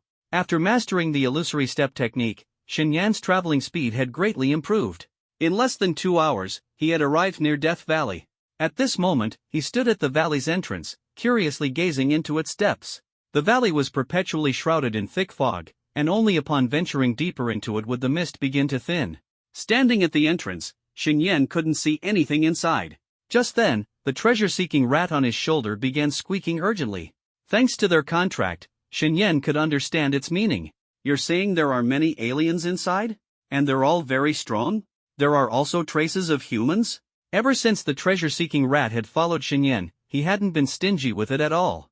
Whether it was rare heavenly treasures or the precious flesh of powerful beasts, he had fed it all. As a result, its strength had risen from Tier 2 to mid-Tier 3. Although its combat power wasn't particularly outstanding, its sensory abilities had greatly improved. Even with some distance still between them and the valley, it could already sense the powerful presences within. Shenyan wasn't surprised by the information the rat conveyed, since even Deng Zhoga knew that the 6 great clans had laid a trap for him. It was clear the aliens weren't trying to hide anything. They were openly betting that Shenyan wouldn't abandon the captured Dragon Nation geniuses. These guys sure are brazen. But even if there's a dead end ahead, Shenyan, have nothing to fear. With his current strength at Tier 4, a piece of extremely rare protective gear, and the sky-shaking thunder in his hand, his confidence was overflowing. The only thing he worried about was that there wouldn't be enough aliens to kill. Let's go in and take a look. If I can take out the alien geniuses of the 6 great clans, I wonder how much stronger I'll become. With a smile on his lips, Shen Yan stepped into the valley without hesitation. Just 500 meters into Death Valley, he heard some commotion. The mist within the valley had already thinned. Walking another 200 meters, Shen Yan spotted over a dozen lion-headed tribe warriors guarding the path. Seeing this, a glint of cold light flashed through his eyes. His figure blurred and vanished in an instant. When he reappeared, he was already over 20 meters away from the alien warriors. With a wave of his hand, countless ice spikes materialized in the air. "Go!" he uttered softly, and the ice spikes transformed into streaks of light, surging toward the aliens like a torrential storm. The sudden attack threw the lion-headed tribe warriors into a panic as they hastily raised their weapons to defend themselves. But their strength was far inferior to Shen Yan. The ice spikes, like the scythe of death, effortlessly pierced their bodies. Pft, pft, pft, pft. A series of muffled sounds echoed as the ice spikes embedded into the aliens, releasing cold air that instantly froze them into blocks of ice. Throughout the entire process, the aliens didn't even have a chance to cry out. With Shen Yan's current 4th tier, 4th level strength, slaughtering them was as simple as cutting grass. Ding! Congratulations, host, for slaying a 3rd tier, 1st level warrior of the 1,000-headed clan. Experience points plus 16,000, asterisk asterisk. Ding! Congratulations, host, for slaying a 3rd tier, 3rd level warrior of the 1,000-headed clan. Experience points plus 19,000, asterisk asterisk. Ding! Congratulations, host, for slaying a 3rd tier, 2nd level warrior of the 1,000-headed clan. Experience points plus 17,500, asterisk asterisk. The system notifications chimed one after another, like a melodious tune reverberating in Shen Yan's mind. In just a short while, Shen Yan had earned 290,000 experience points. As his experience surged, a satisfied smile appeared on his face. Hunting aliens feels so exhilarating. There are nearly 700 aliens in the valley. If I take them all down, how much experience will I gain? Calculating mentally, his eyes gleamed with a hint of madness. Casually, he severed the heads of the alien warriors and stored them in his spatial ring. Then, with his hands clasped behind his back, he strode steadily deeper into the valley. At the same time, in the central valley, Peng Yu and the others were waiting anxiously. "We've already sent out the message, but that human kid hasn't shown up yet. Could it be he's scared?" Jiao Ling's voice was low and heavy. Peng Yu shook his head. "You don't understand the people of Longwei. They don't abandon their comrades so easily. Sometimes, they are even willing to sacrifice their lives for the safety of their companions. Though I don't understand why they would do something that seems so foolish, that's just how people of the Dragon Nation are." Clearly, Peng Yu, the genius from the Pingshuo tribe, had quite an in-depth understanding of the Dragon Nation. Even if he truly wants to come and save these useless guys, would he dare to come if he knew we had so many people lying in ambush here? Doing something so suicidal, no matter how impulsive he is, he should have some reservations. Huyan shook her head, full of doubt. Previously, they were quite satisfied with this plan, but after waiting and waiting, Shen Yan still hadn't shown up, and now everyone was getting a bit anxious. "Don't worry. Once humans gain power, they become even more arrogant than us Qianqiu clan. Since this Shen Yan was able to kill Shi Yan, he will definitely be even more reckless. He will take the risk and come here. Just wait. Don't rush. He will come." Peng Yu spoke with great confidence. Then let's wait a bit longer. If he still doesn't show up, we'll capture more geniuses from the human race. If he keeps hiding and lets his kin solve this for him, even after leaving the secret realm, the higher-ups of the human race won't let him off the hook. Huyan blinked her large eyes, her expression filled with a sinister smile. Just then, whoosh, whoosh, whoosh, the sharp sound of something cutting through the air rang out. Hundreds of massive ice lotuses, each as large as a millstone, broke through the distant mist and shot towards the heavily guarded group of clansmen in the valley center. The ice lotuses flew incredibly fast, crossing several hundred meters in the blink of an eye, arriving near the group in the valley. "Enemy attack! Defend yourselves!" Peng Yu and the other 4 non-human leaders turned pale instantly. Peng Yu suddenly produced a massive halberd in his hand, swinging it to release a barrage of wind blades to intercept the incoming ice lotuses. At the same time, Huyan lightly raised her palm, and countless flower petals condensed in her hand, shooting rapidly toward the ice lotuses. Jiao Ling drew 2 long swords from thin air. With a swing of both hands, countless tiny sword blades formed instantly, fiercely attacking the ice lotuses. Simultaneously, Xiang Feng of the elephant tribe and Hu Ao of the tiger tribe also unleashed their most powerful attacks. Finally, the violent offensives of both sides collided fiercely. Most of the ice lotuses were destroyed by their attacks before they could even explode. However, some of the ice lotuses were too fast for the five to block. They could only watch helplessly as those ice lotuses, trailing icy blue light, flew into the midst of their troops. The next moment, boom, boom, boom, a series of earth-shaking explosions erupted. The ice lotuses detonated among the non-human troops, and the powerful shockwaves spread in all directions, scattering their enemies in all directions. Many non-humans were blown to pieces in the explosions, their severed limbs and broken bodies flying everywhere, a scene too gruesome to behold. Ding! Congratulations to the host for slaying at Shensho Clan Tier 3, Level 1 Genius. EXP plus 16,500, winky face. Ding! Congratulations to the host for slaying at Shensho Clan Tier 3, Level 2 Genius. EXP plus 18,600, winky face. Ding! Congratulations to the host for slaying at Shensho Clan Tier 3, Level 4 Genius. EXP plus 20,000, winky face. Ding! The system notifications rang continuously in Xinyan's mind, almost blending into a single stream. After this terrifying explosion, the nearly 700-strong non-human army instantly lost over 50 members, leaving a large open area behind. On that open ground, severed limbs, mangled corpses, and organs were scattered about, all frozen solid by the ice. The bloodshed and carnage were so horrifying that it was unbearable to look at. Seeing the scene before them, Peng Yu and the others' expressions turned extremely grim. They had never expected their powerful non-human alliance to suffer such a devastating ambush. It was utterly humiliating. Shen Yan! Peng Yu roared in anger. Come out! Stop hiding! Using such despicable sneak attacks, what kind of hero does that make you? Peng Yu spoke fluent Dragon Nation language, clearly well-versed in their culture. Hearing this, the captured Dragon Nation genius's eyes immediately lit up. Is it Shen Yan? I heard Shen Yan awakened an ice-type ability. Judging by the power of that attack just now, it must be him. Such incredible strength. Even these non-humans, who we struggled to deal with, lost over 50 members in an instant. This time, maybe we really have a chance to escape. Hope reignited in their eyes. The strength Shen Yan displayed completely stunned them. As soon as Peng Yu finished speaking, all the non-humans in the valley immediately became alert. They gripped their weapons tightly, their sharp gazes fixed on the direction of the valley entrance. Moments later, the sound of footsteps, tap, tap, tap, echoed from within the dense mist. A few seconds later, a human youth clad in blue battle armor with strikingly handsome features emerged from the fog, appearing before all the non-humans. It was none other than Shen Yan.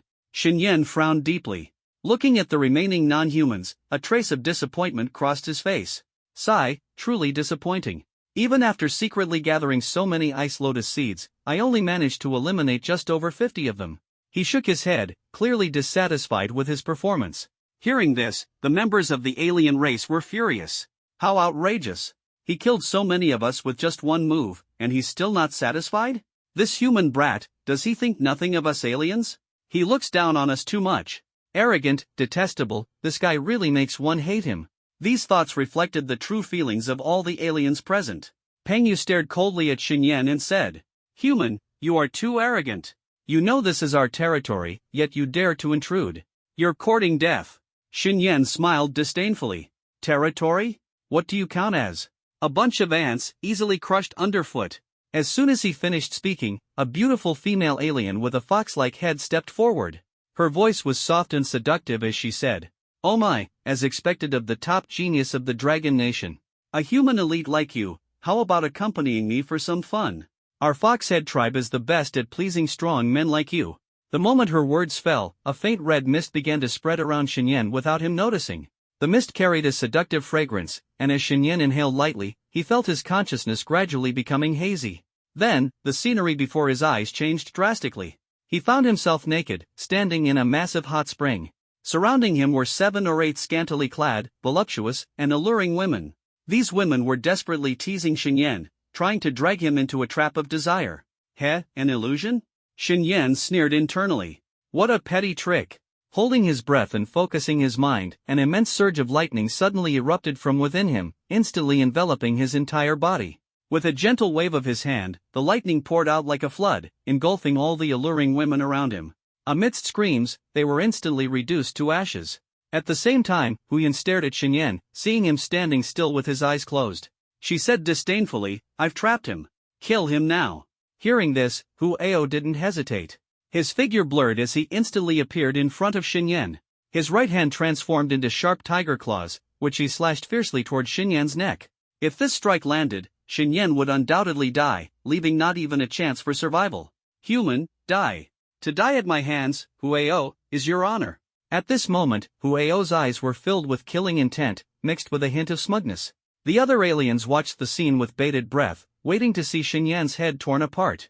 Just as the tiger claws were 3 feet away from Xinyan, his eyes suddenly snapped open. At the same time, lightning erupted from his body, its dazzling brilliance enveloping a 3-zhang radius in an instant. Hu Ao was directly engulfed in the lightning. Zzzzzzz. Electric currents coursed through Hu Ao, instantly paralyzing his body. His movements came to a complete halt, the confidence in his eyes replaced by sheer terror. "No, damn it. I was set up by that woman, Hu Yun." Hu Ao cursed Hu Yun fiercely in his heart. "Hu Ao, watch out. Save Hu Ao quickly." Peng Yu and the others' expressions changed drastically as they rushed in Hu Ao's direction. They had never anticipated that in a seemingly sure-win situation, such a major twist would suddenly occur.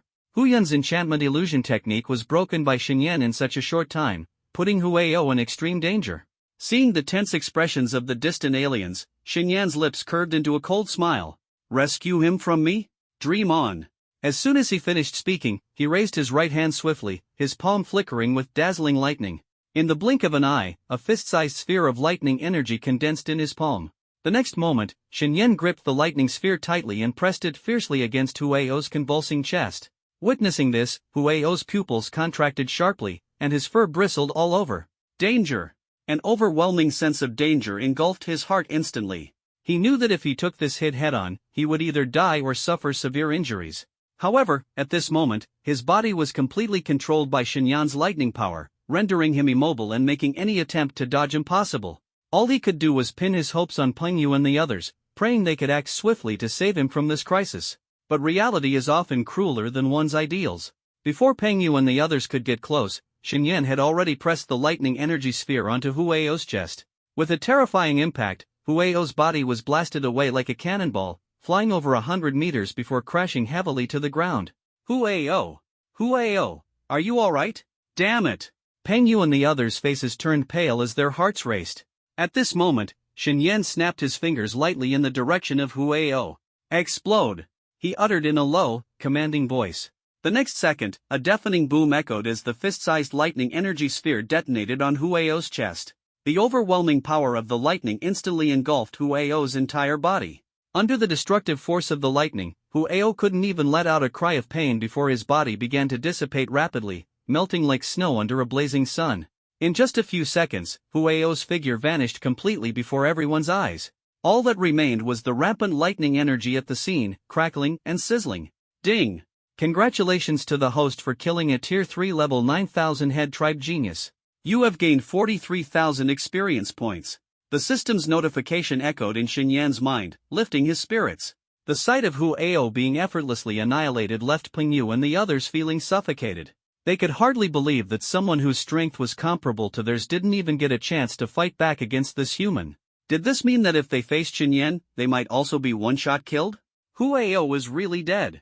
Damn it, how is this human so terrifyingly strong? His power isn't something we can even compare to, it's overwhelmingly superior. I suspect he could even contend with a Tier 5 powerhouse. This guy's a monster. He's so young, yet his strength is this horrifying. Peng Yu and the others stared at Xinyan, gripping their weapons tightly, their hearts weighed down with dread. In contrast, the captured geniuses of the Dragon Nation were abnormally excited. During their captivity, they had been tortured by the aliens almost daily. Many of their bodies were scarred, their flesh mangled by the savage aliens.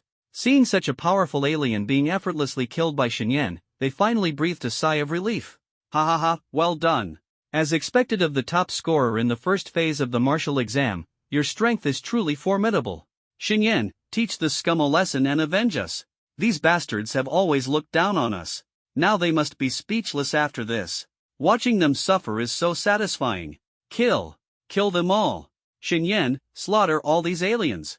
As long as they all die, my death will be worth it. Hearing the cheers of the Dragon Nation's geniuses, Xiang Feng turned and exchanged a glance with his fellow tribesmen. Many of the Elephant Head tribe aliens understood his signal, gripping their steel blades as they moved toward the Dragon Nation's captives, prepared to strike them down. The steel blades were raised high, ready to descend. At this critical moment, Shen Yan's figure suddenly disappeared. In the next instant, he appeared right in front of the Elephant Head aliens who were about to act. At this moment, Shen Yan pushed his mastery of the illusory mirage movement technique to its peak, creating over 100 shadow clones in an instant. He surrounded all the aliens who intended to attack, leaving no gaps for escape. These phantoms attacked simultaneously, their 9 nether cold blades emitting a chilling glow that swiftly slashed across the necks of the elephant-headed tribe. Blood splattered as members of the elephant-headed tribe collapsed to the ground one after another. Before they even hit the ground, a ripple of spatial distortion swept through, and all of the fallen elephant-headed tribe members vanished, collected into Shen Yan's storage ring. Ding! Congratulations to the host for killing a Tier 3, level 1000 headed tribe warrior. Experience plus 17,800. Ding! Congratulations to the host for killing a Tier 3, level 4000 headed tribe warrior. Experience plus 22,000. Ding! Congratulations to the host for killing a Tier 3, level 3000 headed tribe warrior. Experience plus 19,500. Ding! Over 20 system notifications echoed in Shen Yan's mind, filling him with immense satisfaction. With so much experience gained, his strength would soon see another significant surge. How could he not feel elated? After easily eliminating so many prodigies from the elephant-headed tribe, Shen Yan's gaze shifted to the Dragon Nation's geniuses. Seeing them bound by chains one after another, his brows furrowed slightly.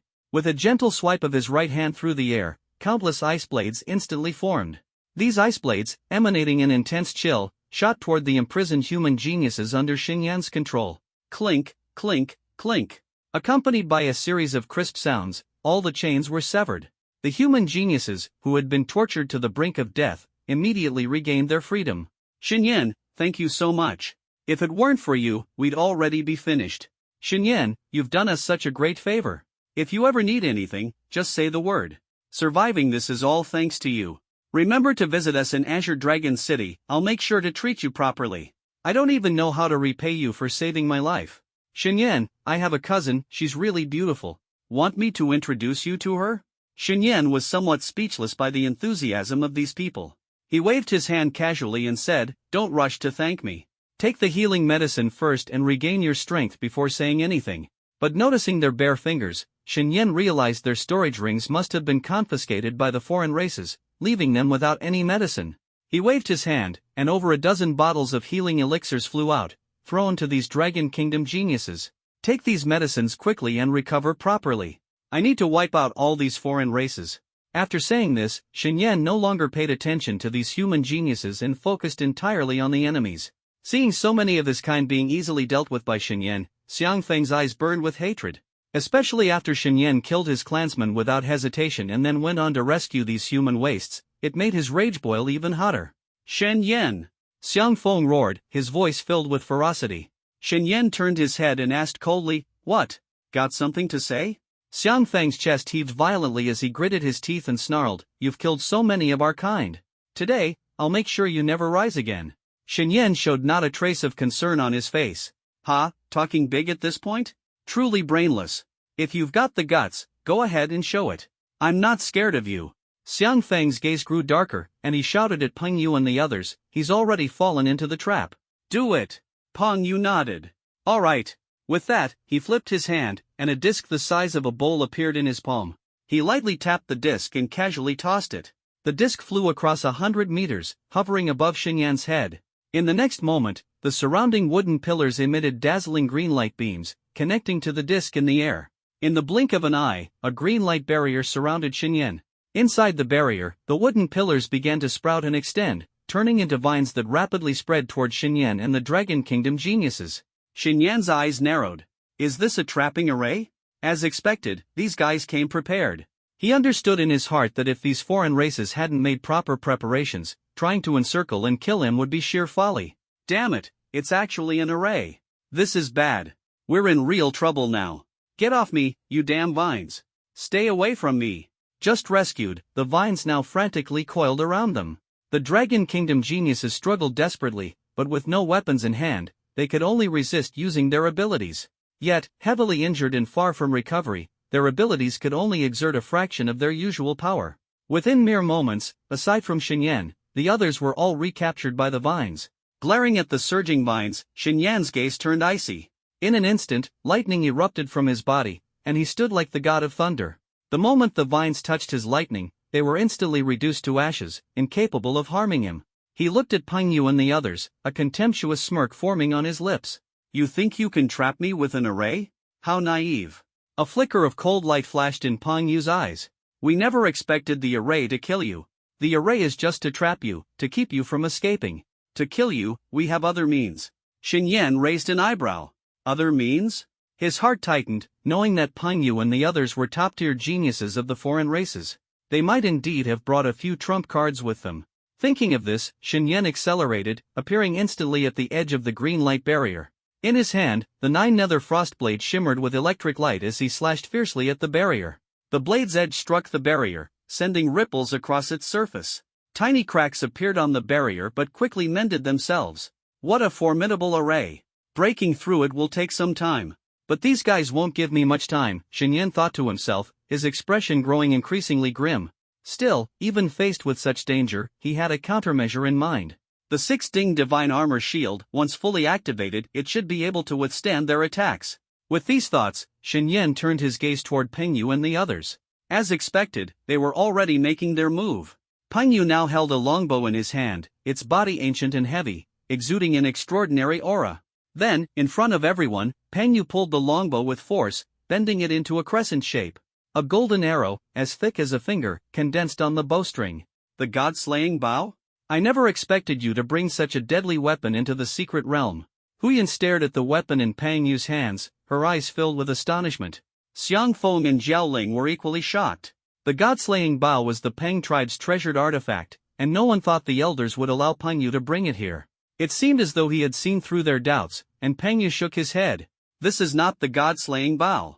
The god-slaying bow is a treasure of our tribe, and I have no authority to carry it with me. This is merely a replica, but it has been placed beside the god-slaying bow for a long time, imbued with its aura. Even so, this weapon is enough to deal with anyone below the 5th tier." After hearing his explanation, Hu Yun and the others nodded, finding this more reasonable. Otherwise, it would have been too absurd. "What about you? Take out your big weapons as well. This time, we'll strike together. We absolutely cannot let this human leave here alive."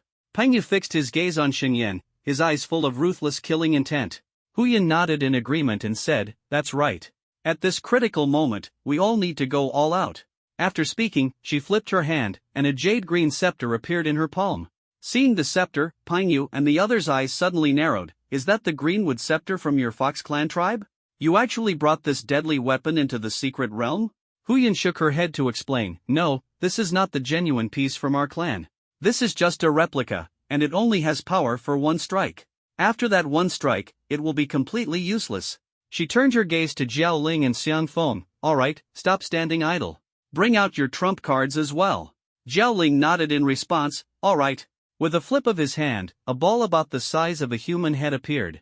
This is the poison sac of a 5th-tier venomous flood dragon. It contains all the toxins it refined throughout its lifetime. Once it explodes, even 5th-tier experts wouldn't dare to approach easily. Xiang Feng, on the other hand, took out an ivory tusk as long as an arm. This ivory contains the strength of a casual strike from a powerful figure in our tribe. Even a 5th-tier expert would find it difficult to resist. Though their exchange seemed lengthy, it actually took no more than a dozen breaths. During this time, Xinyan had not stopped. He wielded the 9 nether frost blade, continuously attacking the formation barriers around him. However, the formation's restorative power was immensely strong, and as soon as he broke through a weak point, it would immediately heal itself. After more than 10 breaths, Xinyan still hadn't managed to create a large enough gap to escape. At this moment, Peng Yu's cold voice rang out from a distance. "Xinyan, I must admit, you're truly a genius. But since you've become a threat to our 1,000-head tribe, there's only one path left for you: death. To die at the hands of us 4 top-tier geniuses is an honor for you. Don't worry, after dealing with you, we'll also send these ants with you to the underworld." As his words fell, Peng Yu forcefully drew back the replica god-slaying bow in his hand, its bowstring forming a full crescent. With a release of the string, an arrow shot forth, speeding toward Xinyan within the formation. At the same time, Hu Yun swung the jade-green scepter heavily. In an instant, countless wooden spikes materialized out of thin air, transforming into streams of green light that shot toward Xinyan. Jiao Ling and Xiang Feng also made their moves simultaneously. Jiao Ling hurled the poison sac with great force, sending it flying 100 meters and effortlessly piercing through the formation barrier before landing within. Moments later, he triggered the poison sac to explode. Xiang Feng raised the ivory tusk and slashed it toward Xinyan. A sharp sword energy burst forth, striking directly at Xinyan inside the formation. Die, human! Faced with the combined assault of 4 deadly weapons, there's no way you'll leave here alive. Peng Yu and the others stared intently at Xinyan, their eyes blazing with fervor as they awaited his demise. In the face of the 4 deadly weapons attack, Xinyan showed no trace of underestimation. As soon as they made their move, he retrieved the 6-ding divine armor shield. Without hesitation, he channeled his internal energy into the shield, fully activating it. In the next moment, the 6-ding divine armor shield ignited with blazing flames.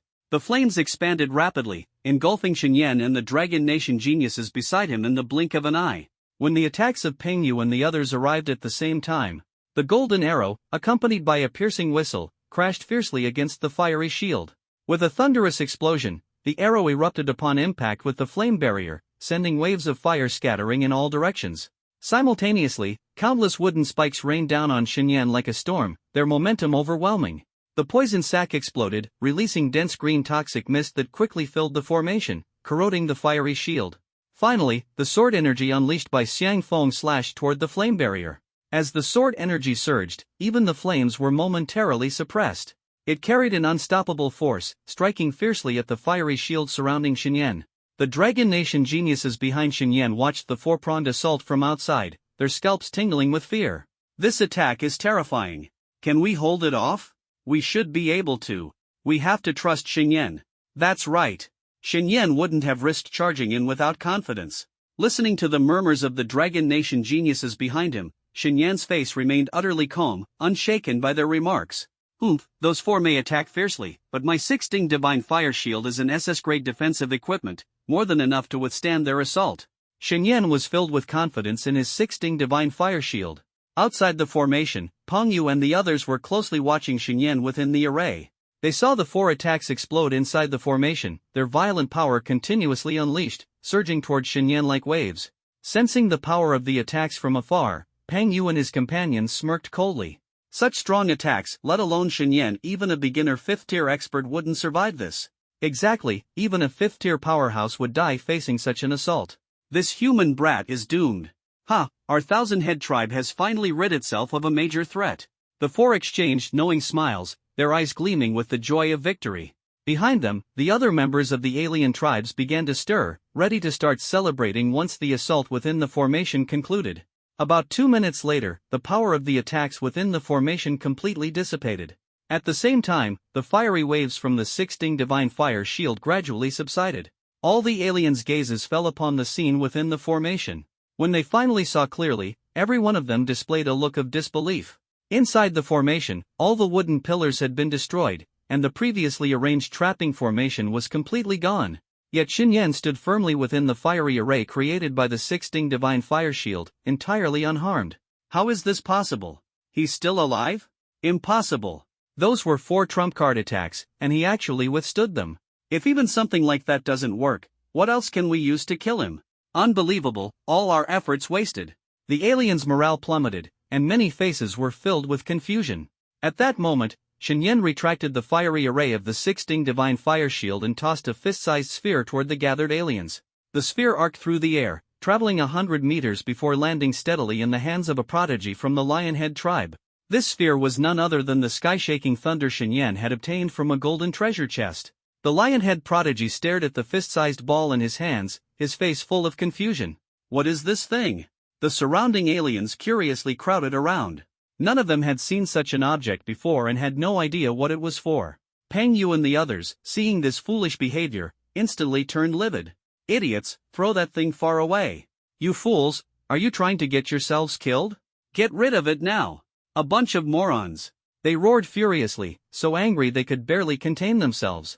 The enemy had dared to catch such a thing, it was downright idiotic. From a distance, Xinyan watched the spectacle, a mocking smile tugging at the corner of his mouth. Are all Lionhead tribe members this brainless? They're just like that Lion Yin. Fixing his gaze on the aliens, he snapped his fingers lightly and whispered in his mind. Explode! In the next moment, the sky-shaking thunder suddenly cracked open with several fissures, from which blinding white light burst forth. As soon as the white light appeared, all the aliens felt a terrifying tremor, as if the apocalypse had descended. Run! Many aliens were paralyzed with fear, frantically fleeing in every direction. Peng Yu and the others were even faster. The moment the sky-shaking thunder cracked, they had already retreated several hundred meters away. A deafening boom echoed through the valley, shaking loose rocks and stones. At the center of the explosion, a small mushroom cloud rose, and the shockwave rapidly spread outward. The shockwave was immensely powerful, flinging many aliens into the air before they crashed heavily at a distance. Simultaneously, Xinyan's mind was flooded with system notifications. Ding! Congratulations to the host for killing a first stage level 3000 head tribe expert, EXP plus 16,500 ***. Ding! Congratulations to the host for killing a 4th stage level 3000 head tribe expert, EXP plus 2,100 ***. Ding! Congratulations to the host for killing a 2nd stage level 3000 head tribe expert, EXP plus 18,200 ***. Ding! The notifications came in a continuous stream, filling Xinyan with joy. Ha, what a haul! With so much experience, I'll definitely break through the 4th tier bottleneck and reach the 5th tier. Thinking of this, Xinyan's face lit up with delight. Time ticked by, and 5 minutes later, the aftermath of the explosion completely dissipated. Everyone turned their eyes to the center of the blast, where a massive crater had formed, leaving them all wide-eyed in shock. Especially Peng Yu and the others, they were utterly dumbfounded. This is impossible. Nearly 700 of our kin, and half of them are dead? Damn that human!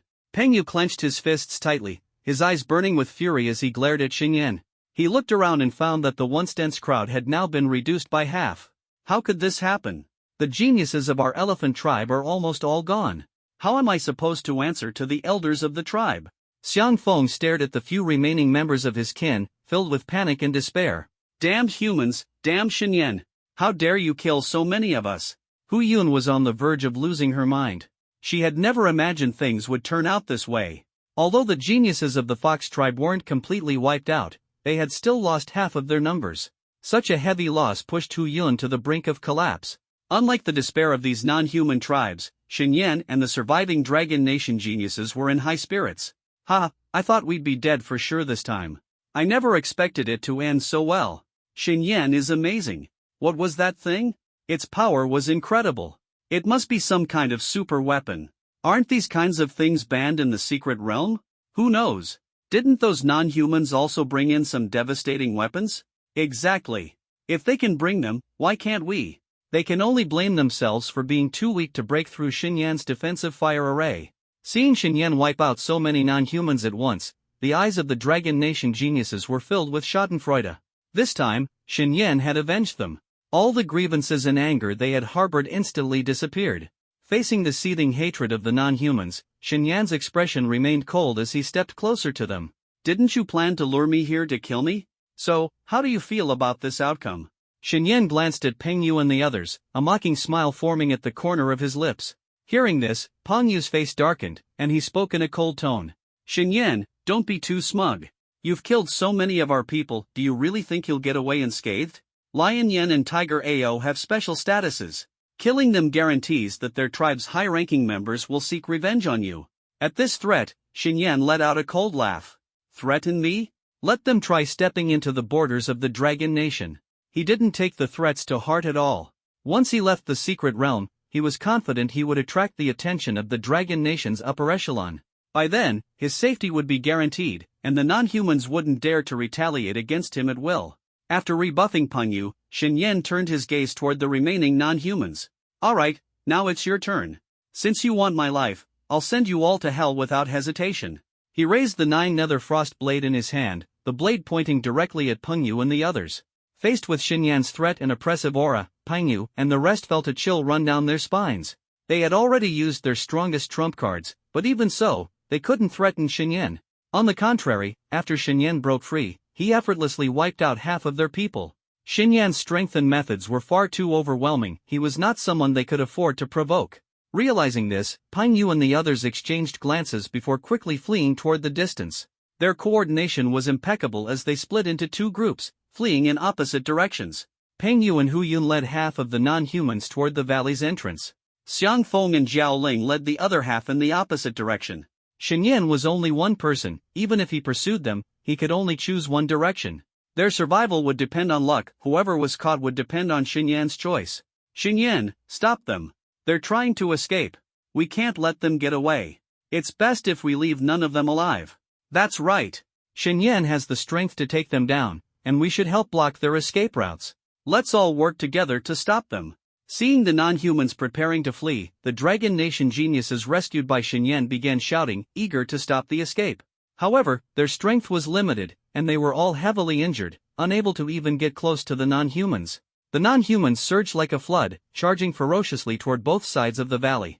Shen Yan's gaze remained calm. He coldly watched the two fleeing groups, a cruel smile appearing on his face. Ha, you've been my prey all along, and now you think you can escape? It's too late. As the words fell, Shen Yan slowly spread his hands, his palms glowing with a deep blue light. In the next moment, two clusters of wind and snow rapidly condensed in his hands. He parted his hands, gently blowing in the directions where the two groups were fleeing. Instantly, two snowstorm cyclones shot out from his palms, rapidly expanding into massive tornadoes that blotted out the sky. The moment the two tornadoes formed, they chased after the alien tribes at a speed far beyond their escape. Damn it, who would have thought that the top talents of our 6 great tribes would be beaten so miserably by a single human? It's unbearable. That human bastard has killed so many of our people, he deserves to die. Don't worry, once the battle over the secret realm ends, we'll report his information to the higher-ups of our tribes. Someone will deal with him then. The human race is truly lucky to produce such a terrifying talent. No matter how strong he is, his power is still unstable. Acting so arrogantly now, other tribes won't let him off, even if our 1,000 Heads tribe doesn't make a move. Peng Yu and Zhao Ling continued their desperate escape while urgently exchanging words. Their hearts brimmed with hatred toward Shen Yan. They were determined to find a way to kill him and erase today's humiliation once they left the secret realm. At this moment, terrified cries suddenly erupted from the alien tribes behind them. Damn it! That bastard is attacking both sides at the same time. It's catching up. The snowstorm cyclone is too terrifying, run faster. Quick, attack it. Destroy the snowstorm cyclone, or it'll slow our escape. Hearing the commotion, Peng Yu and Hu Yun both turned around. When they saw the horrifying snowstorm cyclone, their pupils shrank sharply. This guy, his power is terrifying. He can casually create such a powerful attack, Hu Yun said gravely. I even suspect that he could have survived our siege earlier without using that turtle shell shield, she added. And you still have time to think about that now? Peng Yu snapped coldly. The snowstorm cyclone is too fast. We have to disperse it, or it'll slow us down, and then we'll really be in danger. As he spoke, Peng Yu flipped his hand, and the bow of annihilation appeared once again. He drew the bowstring fully, condensing a golden arrow, and aimed it at the snowstorm cyclone. By now, the distance was less than 300 meters. Shen Yan observed all this with an expression as calm as ever. Just as the golden arrow was about to strike the snowstorm cyclone, he gently waved his hand. The snowstorm cyclone instantly exploded, transforming into a flurry of wind and snow that engulfed the alien tribes. The golden arrow missed its target, slamming into a cliffside with a deafening crash. Damn it! I missed! That bastard is so cunning. Peng Yu cursed through gritted teeth, his face dark with anger. At that moment, the swirling snow engulfed everything, shrouding all the alien figures. They quickly vanished into the storm. The path ahead became completely obscured, and their escape speed was drastically reduced. Meanwhile, Zhao Ling and Xiang Feng faced the same predicament. Watching as the alien tribes were one by one swallowed by the storm, their eyes filled with fear. Damn it, this is real trouble now. That human kid is already fast, and now with this storm, escaping quickly is impossible. Everyone, group together and charge out of the valley as one. We can't let the humans pick us off one by one. Zhao Ling shouted, his voice echoing into the ears of all the alien tribes. But the aliens hesitated and didn't follow his command. After all, Shen Yan had previously thrown a small, black object the size of a fist, which instantly wiped out half their forces. If they clustered together now, what if they were wiped out in one fell swoop? Many of the aliens harbored this fear. Instead of gathering, they deliberately spread out, trying to avoid forming any clusters. Zhao Ling waited, but no one approached. Realizing the situation, his expression darkened. Damn it! These bastards! He cursed angrily and had no choice but to grope his way forward through the storm. He tried attacking the surrounding snowstorm, hoping to clear a path. But the snowstorm clung to him like glue. As soon as he cleared a section ahead, more snow rushed in to block the way, leaving the path as obstructed as ever. Watching as both groups were trapped in the storm he had created, a cold smile spread across Xinyan's lips. Heh, the hunt begins now. Unleashing the phantom mirage steps, Xinyan's figure transformed instantly into a fleeting shadow, vanishing without a trace. By the time he appeared again, he had already plunged into the swirling blizzard. This blizzard was the manifestation of his unique ability, akin to countless pairs of eyes, mapping every movement and position of the alien races into his perception. With a sharp whoosh, Xinyan instantly caught up to an elephant-headed alien. Before the target could react, the blade in his hand had already slashed across the alien's throat. With a soft thud, the head fell to the ground and was quickly collected by Xinyan. Ding! Congratulations to the host for slaying a Tier 3 level 3000 head clan warrior, gaining 19,800 experience points. Accompanied by the system's notification, Xinyan's figure disappeared once more. In the next moment, he appeared near a small squad of a dozen aliens. With a casual wave of his hand, countless ice spikes emerged from the void. Attack! Xinyan commanded in a low voice, and the ice spikes transformed into countless streaks of light, raining down and engulfing the dozen aliens. Splurt splurt splurt. Ah!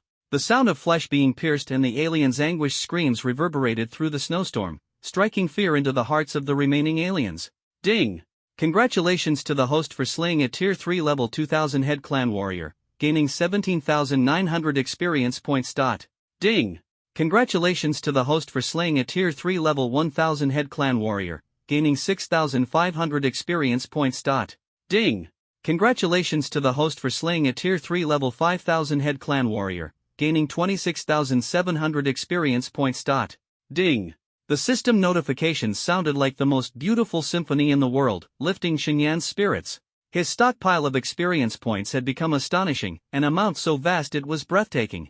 As he continued the slaughter, he issued a mental command. System, consume experience points to enhance my martial cultivation. For the first time, he proactively requested an upgrade during combat, entirely unconcerned about it affecting the battle. The reason was simple: with his current Tier 4 level 4 martial cultivation, these Tier 3 aliens were nothing more than ants to him, easily dispatched without any effort. With such a level of confidence, he boldly chose to advance mid-fight. Ding! Command received. Ding!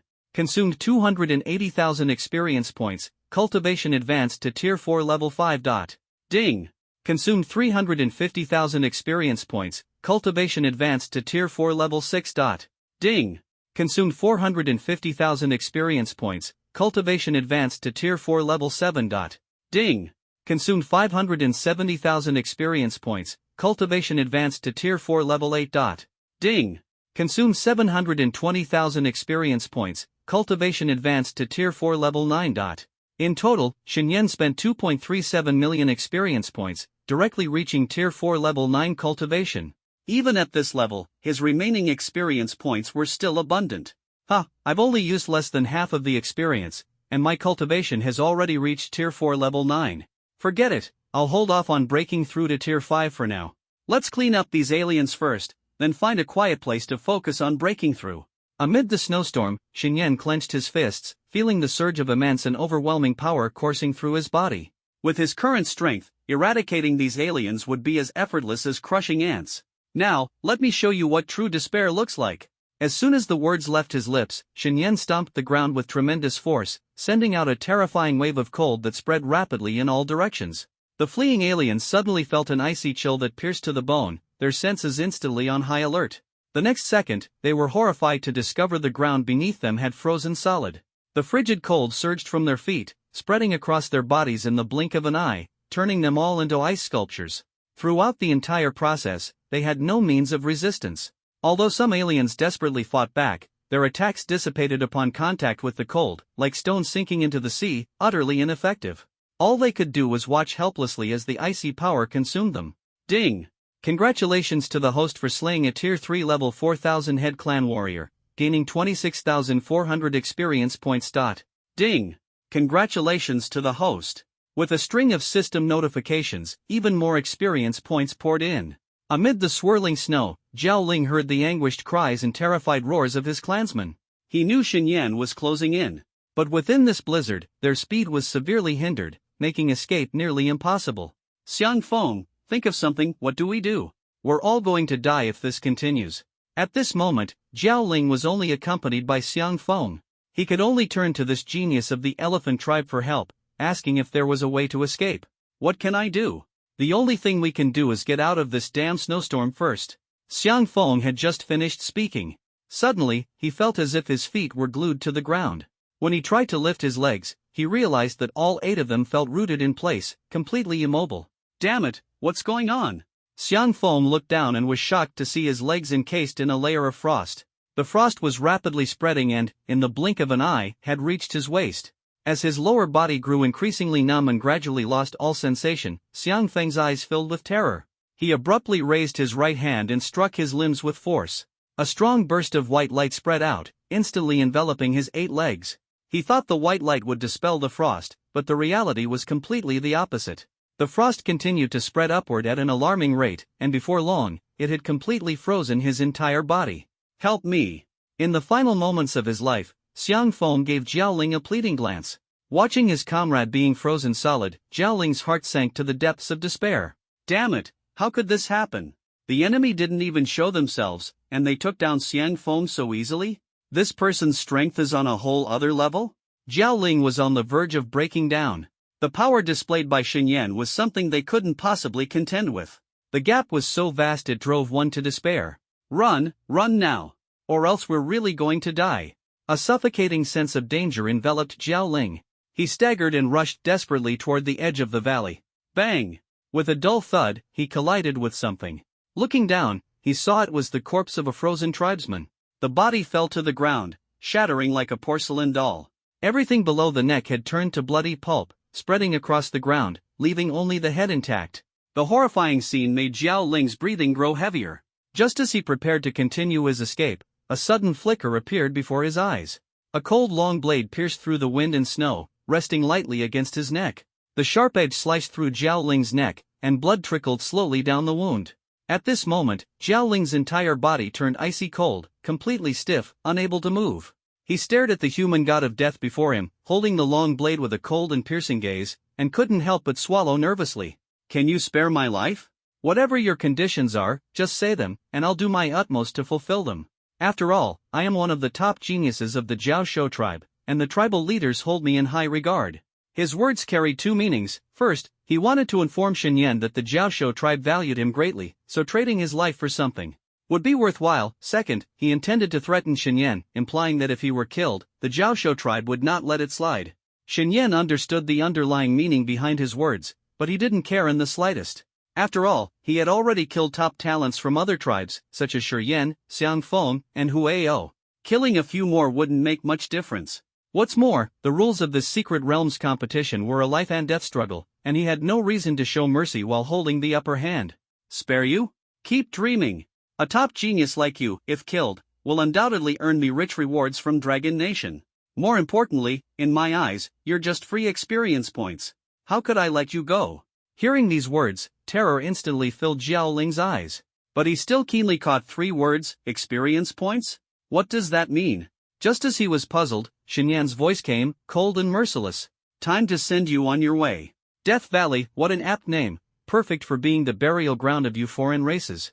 Sensing the killing intent in Xinyan's words, Jiao Ling knew that begging for mercy was futile. Realizing this, a crazed gleam flashed in his eyes. Suddenly, he opened his mouth wide and spat fiercely at Xinyan. A blob of dark green mucus shot out, rushing toward Xinyan in an instant. Please hit him. Jiao Ling prayed in his heart. What he had just spat out was extremely lethal venom. He hoped it would hit the target, delay Xinyan, and give himself a chance to escape. However, reality was cruel. When the venom was less than half a foot away from Xinyan, his figure suddenly flickered. The venom passed through his residual shadow and splattered onto the ground. Hiss hiss hiss. As the venom made contact with the ground, it quickly dissolved the ice and frozen earth, a testament to its potency. Damn it, it missed. Jiao Ling's heart skipped a beat. At that moment, he felt a sharp pain at the back of his neck. In the next instant, his head separated from his neck and fell heavily to the ground. His eyes, still wide open, sought his own headless body. Damn it, he actually chopped off my head. Darkness consumed his vision, and everything went black. Xinyan activated his storage ring and stored Jiao Ling's head. Ding! Congratulations to the host for killing a Tier 3 9th level 1000-head tribe genius. Experience points plus 46,000, winky face. Having dealt with Jiao Ling, Xinyan took a step forward, his figure disappearing once more. Hurry up!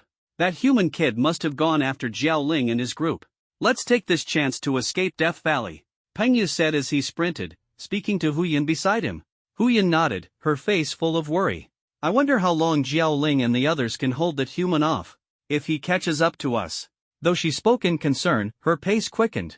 This time, we've suffered huge losses. I don't even know how many of Jiao Ling's group will manage to escape.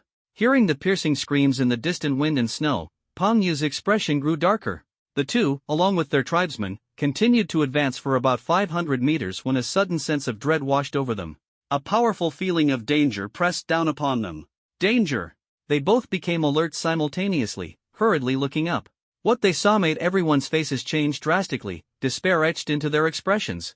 5 enormous thunderbolts, each resembling 100 Zhanlong finger, tore through the clouds, crashing down toward them. Though the attack hadn't yet landed, every cell in their bodies trembled, and the shadow of death loomed over them. We can't just sit and wait for death, fight.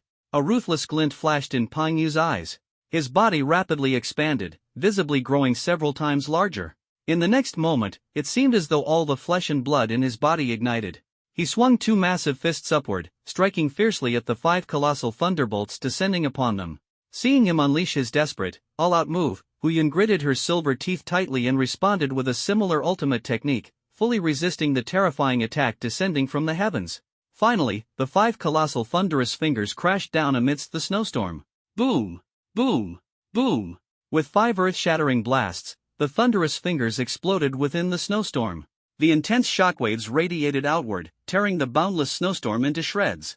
At the same time, endless lightning rampaged through the valley, nearly transforming the entire area into a sea of electricity. Pop! Pop! Pop! Under such a fierce assault, the alien beings in the valley burst apart one after another, their blood and flesh scattering into the air. Yet before the blood and flesh could touch the ground, they swiftly turned to ash and dissipated. Hundreds of meters above the ground, Xinyan stood atop a massive ice pillar, his gaze cold as he witnessed everything unfold.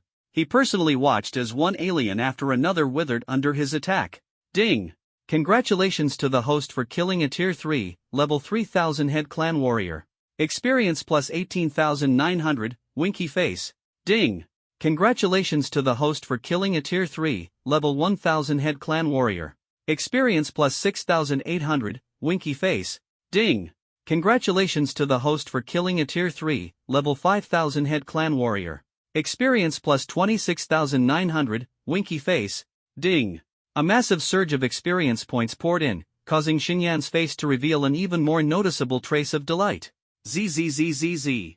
About 5 minutes later, the lightning in the valley finally dissipated entirely. He looked down at the enormous black crater on the ground and the pitifully few, barely breathing alien figures. In a flash, Xinyan disappeared from the ice pillar and reappeared at the edge of the crater the next moment.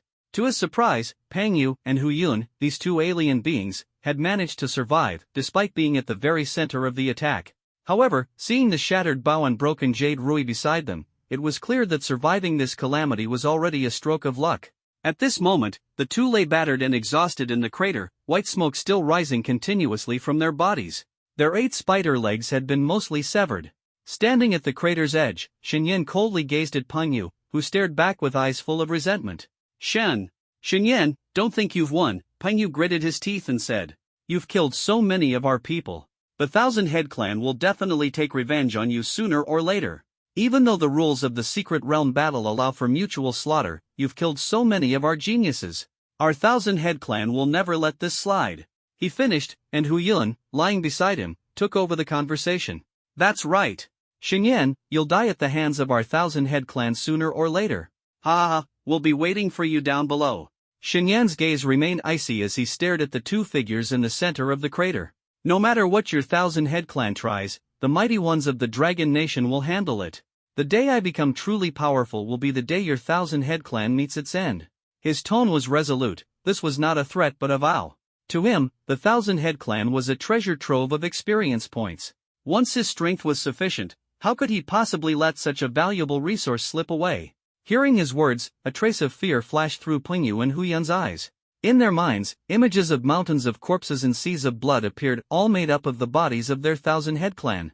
You? Pingyu extended a finger, pointing at Xinyan. Huyan's gaze grew even more venomous. Xinyan, filled with disdain, no longer spared them a glance. With a casual flick of his hand, two ice spikes as thick as a wrist instantly shot into Pingyu and Huyan's chests, claiming their last breaths. Ding! Congratulations to the host for slaying a Tier 3, level 9000 head clan warrior. Experience plus 49,000, winky face. Ding! Congratulations to the host for slaying a Tier 3, level 9000 head clan warrior. Experience plus 45,000, winky face. After dealing with the two of them, Xinyan turned his gaze to the edge of the crater, where a few other aliens, relatively strong but gravely injured, were barely hanging on. When they saw Xinyan's gaze fall upon them, fear spread across their faces. Just as Xinyan was about to make his move, a voice came from behind him. Xinyan, leave these last few aliens to us, okay? Let us vent some anger. We've suffered enough torment.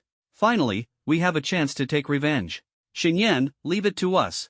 Turning around, Xinyan saw a group of Dragon Nation geniuses stumbling toward him, their faces filled with rage and resentment. Clearly, they had been tormented too much by the aliens and were now eager to retaliate. Xinyan glanced at the aliens at the crater's edge and then at the battered Dragon Nation geniuses. He nodded. Alright, I'll leave the rest to you. This time, he had killed nearly 700 aliens, gaining a wealth of experience. A few minor aliens didn't matter. Moreover, the miserable state of these Dragon Nation geniuses, captured and used as bait, was partly due to him. Otherwise, the 6 top tribes of the alien race wouldn't desperately hunt down Dragon Nation's geniuses. Thank you, Xinyan. Ha, you alien bastards, watch how I deal with you. Weren't you all so arrogant before? You even wanted to exterminate us. And now, look at you, what a joke. Enough talk, watch me make sure your bloodline ends here. After thanking Xinyan, these Dragon Nation geniuses charged forward and furiously attacked the remaining aliens. In less than a minute, all the aliens were beaten to death. Watching their furious and frenzied actions, Xinyan shook his head.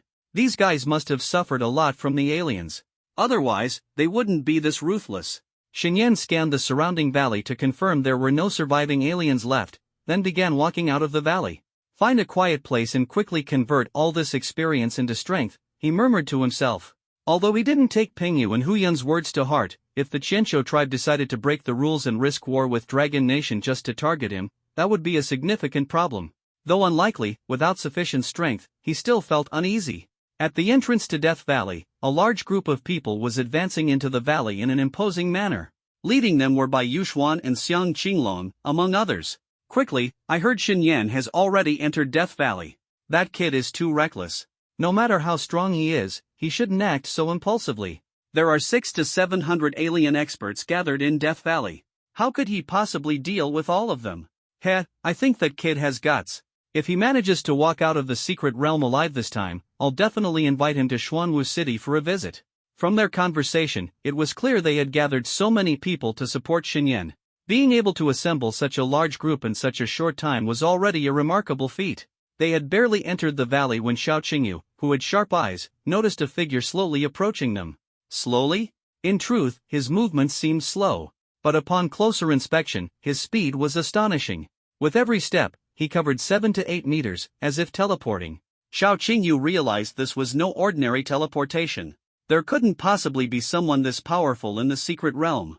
It could only mean that this person's speed was unbelievably fast. Stop. Look ahead, Xiao Qingyu said seriously, pointing ahead. After Xinyan's battle with the aliens, the mist in Death Valley had mostly dissipated.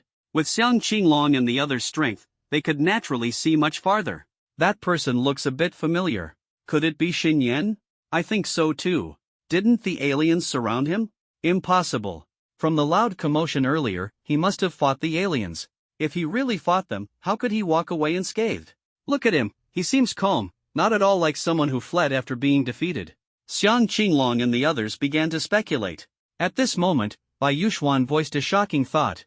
Do you think it's possible that all those aliens were taken down by Xinyan? You must remember, Xinyan is incredibly strong and grows at an extraordinary speed. Hearing this bold conjecture, Xiang Qinglong and the others stared at Bai Yuxuan as though she were crazy. Stop talking nonsense. Those were 600 alien geniuses, the elites of the top alien tribes. How could one person take them all down? I know Shen saved you and you highly regard his strength, but this kind of guess is too outrageous. One person against 600 or 700 aliens? Completely impossible. Hearing everyone's doubts, even Bai Yuxuan started doubting herself. Was she crazy to even entertain such a wild idea? While they were talking, Shen Yan was getting closer and closer. Now, everyone could clearly see his figure. Holy crap, it really is Shen Yan. He actually survived the aliens' encirclement? Where did those aliens go? Not a single one in sight. Did he kill them all? I'm more concerned about the captured Dragon Nation geniuses. What happened to them? Could they have?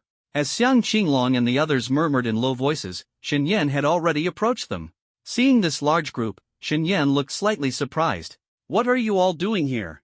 And with so many Dragon Nation geniuses? Bai Yuxuan carefully studied Shen Yan for a moment before stepping forward and saying, "We gathered this group for two reasons. One, to help you. After all, there are too many aliens in Death Valley.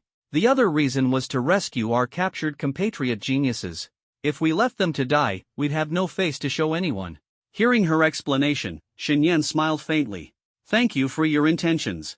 But the matter has already been resolved. There's no need for you to take action." Bai Yuxuan's face showed confusion upon hearing this. "Resolved? What do you mean? I heard there were 600 or 700 alien beings in Death Valley. How could that be resolved?" Before her words settled, Xiao Qingyu's cold voice rang out. "Shen Yan, you've appeared safely. What about those aliens? Weren't they all gathered in Death Valley?" Xiang Qinglong and the other two all turned to Shen Yan, awaiting his response. Shen Yan shrugged helplessly and said seriously, "There were more than 600 geniuses from 6 top alien tribes gathered in Death Valley. I've dealt with all of them. The Dragon Nation geniuses who were captured are now free and still in the valley venting their anger on the remaining aliens. They'll leave soon." Hearing this, Xiang Qinglong, Xiao Qingyu, and Wu Yan were so shocked they couldn't speak. 600 or 700 aliens, and you dealt with all of them? How is that even possible? That many aliens, even a Tier 4 master would find it hard to achieve. Never expected this outcome. Bai Yuxuan's emotions were complicated. Although she had considered this possibility, hearing it confirmed still felt unbelievable. She couldn't help but ask, "Shen Yan, just how strong are you? Have you already broken through to Tier 4? Shen Yan felt there was no need to hide the truth and replied honestly, "Yes, I've broken through to Tier 4 and reached Tier 4, Level 9. With the powerful abilities I've awakened, dealing with those aliens wasn't difficult. Alright, I have to continue hunting aliens. The Secret Realm competition has entered its final stage, and time is tight." After speaking, he nodded to the 4 of them and began walking away into the distance. The group initially wanted to hear more details about Death Valley from him, but after hearing his words, they dismissed the idea. After all, there were still many surviving compatriots in the valley, they could learn the details from them later. Watching Shen Yan's figure grow smaller, Xiang Qinglong shook his head helplessly. "This guy Shen Yan is truly a monster. We aren't even on the same level as him. Forget about us, even the Emperor, at his age, might not have been as powerful as he is. People call us little emperors. If we deserve that title, then what should Shen Yan be called? I really don't understand how he trains. Coming from such an unremarkable small town, yet he's stronger than us." At the same time, 10,000 meters above the Secret Realm, all 20 powerhouses from both races fell silent. A frigid aura intertwined between the two sides, threatening to erupt into a cataclysmic battle at any moment. The atmosphere was suffocatingly tense. At this moment, Councilman Yang slowly stood up, a heavy and terrifying aura rising from within him. He stared intently at the alien powerhouses across from him, his voice cold and stern. "What's this? You can't accept defeat and intend to break the rules? If you really want to provoke a life and death war between our races, the Dragon Nation will go to the end with you." Though his frame wasn't large, his aura when unleashed was leagues above the other Dragon Nation powerhouses. The strongest figure among the alien camp responded with an icy tone, laced with killing intent. "When did we lose? It's you who broke the rules. Nearly 700 of our 1,000-head clan's geniuses were wiped out in one battle. We demand an explanation for this." Ever since the Secret Realm battle began, both sides' powerhouses had been closely monitoring the massive mirrored surface, keeping track of each other's geniuses and their casualties. Although earlier groups had been swiftly dealt with by an exceptionally powerful human, which had angered the Lionhead tribe powerhouses, those losses were still within the 1,000-head clan's tolerable range. While they were enraged, they refrained from rash actions. But what had just occurred was simply too shocking. Countless red dots, representing alien geniuses, were wiped off the mirrored surface by a single blue dot at an unbelievable speed. What did this signify? It meant that an extraordinarily powerful individual had appeared in the secret realm, capable of instantly annihilating the Thousand-Head Clan's top-tier geniuses. Such an occurrence was absurd. The very idea was inconceivable to the Thousand-Head Clan powerhouses. Thus, they concluded that the Dragon Nation must have resorted to underhanded tactics, otherwise, it was impossible for them to suffer such devastating losses. An explanation? What explanation? Councilman Yang retorted coldly. We've already agreed that the secret realm competition is decided by the final number of survivors on each side. Now, a Dragon Nation genius this strong has appeared, and you can't handle it. That's your problem for being too weak. How can you blame us? Though his words were sharp, his heart was equally turbulent. What kind of strength must one possess to instantly annihilate alien geniuses? Could it be that someone under the age of 20 had already reached Tier 5 battle power? Otherwise, how could nearly 700 alien geniuses be wiped out in one fell swoop? A Tier 5 powerhouse at 18 or 19 years old? Just the thought of it felt unbelievable. Although he also found the situation strange and was filled with doubts, the fact remained that the geniuses of the Dragon Country had already gained the upper hand within the secret realm. How could he allow these alien clan powerhouses to stir up trouble now? Nonsense! The strongest among the alien faction angrily retorted, don't you have a shred of self-awareness? Before the 5th tier, you humans couldn't possibly cultivate as fast as us of the Thousand-Head Clan. The most powerful of our clan's geniuses who were killed had already reached the peak of the 3rd tier. How could your Dragon Country's weaklings possibly have killed them? I suspect you used some underhanded means, sending an old monster disguised as a young genius to slaughter our people at will. If you don't give us a satisfactory explanation for this, don't blame us for demanding a battle. The strongest alien stared intently at Representative Yang, his gaze brimming with murderous intent, almost solidifying into a tangible force. Seeing this, Representative Yang frowned slightly. The enemies of Dragon Country were not limited to the Thousand-Head Clan alone. If they truly went to all-out war with this group, it would undoubtedly be a major problem for Dragon Country. Even if they ultimately eradicated this race, the cost would be enormous. And if other alien clans took the opportunity to intervene? Just as his thoughts churned violently, Xiang Jinyue, standing beside him, spoke coldly. Fine, then let's have a battle. Your genius has always held the upper hand, slaughtering the geniuses of our Dragon Country without a word. Now that our geniuses are rising and retaliating against yours, suddenly you can't take it anymore, and you start complaining. It's long been clear that your Thousand-Head Clan has no integrity, thick-skinned and morally bankrupt. Since you insist on a fight, let's have one. My Azure Dragon army has long wanted to march into your territory and wipe you all out. As soon as he finished speaking, Zhao Guyun immediately chimed in. Exactly. This secret realm competition, you aliens have never taken it seriously.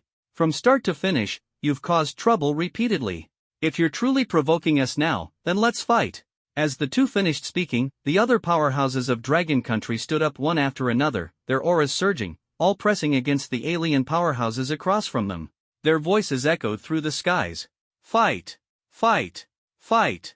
Seeing that the Dragon Country powerhouses were determined to fight to the death, the expressions of the Thousand-Head Clan's powerhouses darkened. They were aggressive, but they had no intention of truly fighting Dragon Country to the death. The losses they had already suffered in the secret realm were devastating, nearly driving them to collapse. There was also one more thing, they weren't sure whether Dragon Country had sent an old monster or a young genius. If it was an old monster, they could confront it head-on, leaving Dragon Country with no room to argue. But if it was a young lad? At this thought, the killing intent emanating from the alien powerhouses intensified. What should we do? Are we really going to fight to the death? If it comes to that, the Thousand-Head Clan has no guarantee of victory. To put it bluntly, we're no match for Dragon Country. It's only because other clans are holding them in check that they haven't acted against us. We can't push them too far, but we also need them to give us an explanation. Right, we need to send people into the secret realm to find out what really happened and why the losses are so severe.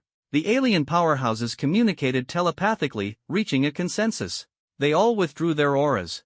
At this moment, the voice of the strongest within the alien faction rang out coldly. We of the Thousand-Head Clan are not afraid of a life-and-death struggle with you, but for the sake of both our peoples, we cannot rashly go to war. However, what happened in the secret realm is indeed too strange. So, we have a proposal. Hearing this, Representative Yang couldn't help but breathe a sigh of relief. They also didn't want to go to war with the Thousand-Head clan at this time, the consequences would be too severe. Since the other side was willing to take a step back, he naturally had to offer them a way out. A proposal? What kind of proposal? Representative Yang gestured to the other Dragon Country powerhouses to rein in their auras. The tense atmosphere finally eased. We want to send people into the secret realm to investigate what exactly happened in there. Of course, we'll only investigate and won't interfere. What do you think? Representative Yang fell silent, seriously considering the matter. You think you can just send people in because you want to? That's ridiculous. Xiang Qinglong crossed his arms, his face full of discontent. Don't expect us to agree. Even if you want to go in, you'll have to pay a price. Zhao Guyun interjected. These words made Congressman Yang's eyes light up. The relationship between the two sides was tense, and a war could break out at any moment. Restraint was being maintained solely because neither side wanted to fight. Although the other side's proposal was somewhat unreasonable, refusing it would certainly provoke them, potentially escalating the situation. However, letting them in would make the Dragon Kingdom appear weak. After much deliberation, if the other side could provide compensation, a slight concession from the Dragon Kingdom might be acceptable to both parties. Congressman Yang said coldly, "We can consider your proposal. However, if you want to enter the secret realm, you must provide us with sufficient compensation. After all, it was you who broke the rules first." Hearing this demand, the powerful beings from the other race exchanged a few words and quickly reached an agreement. No problem, but what kind of compensation do you want? Before the words even settled, Congressman Yang immediately responded, without the slightest hesitation.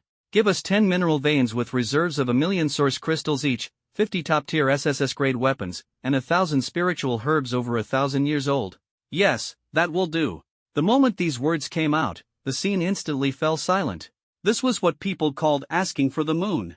Just to send someone into the secret realm, the Dragon Kingdom's representative demanded such exorbitant terms. Where was the sincerity in that?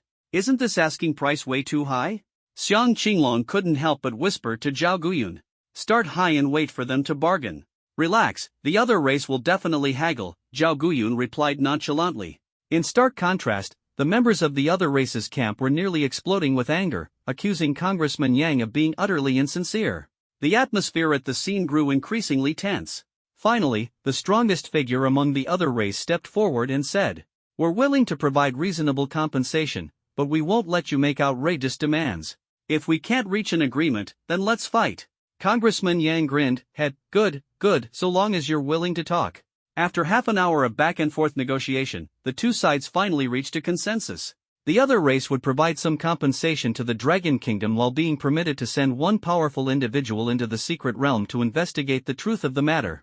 However, the Dragon Kingdom would assign someone to monitor the entire process, ensuring that the individual from the other race wouldn't make any clandestine moves.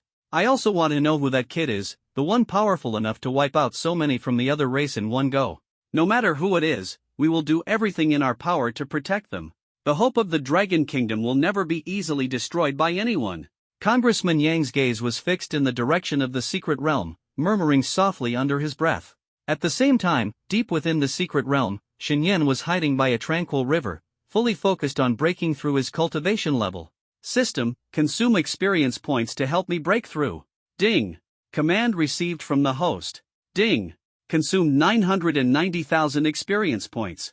Host's cultivation has reached the peak of the 4th tier, meeting breakthrough conditions. Initiating breakthrough. As the system notification sounded, Shenyan's consciousness blurred and, in an instant, returned to his inner world, now standing before the towering statue. He stared at the thick chains binding the statue's head, a sharp glint flashing in his eyes. In the next moment, his figure flickered, appearing above the chains.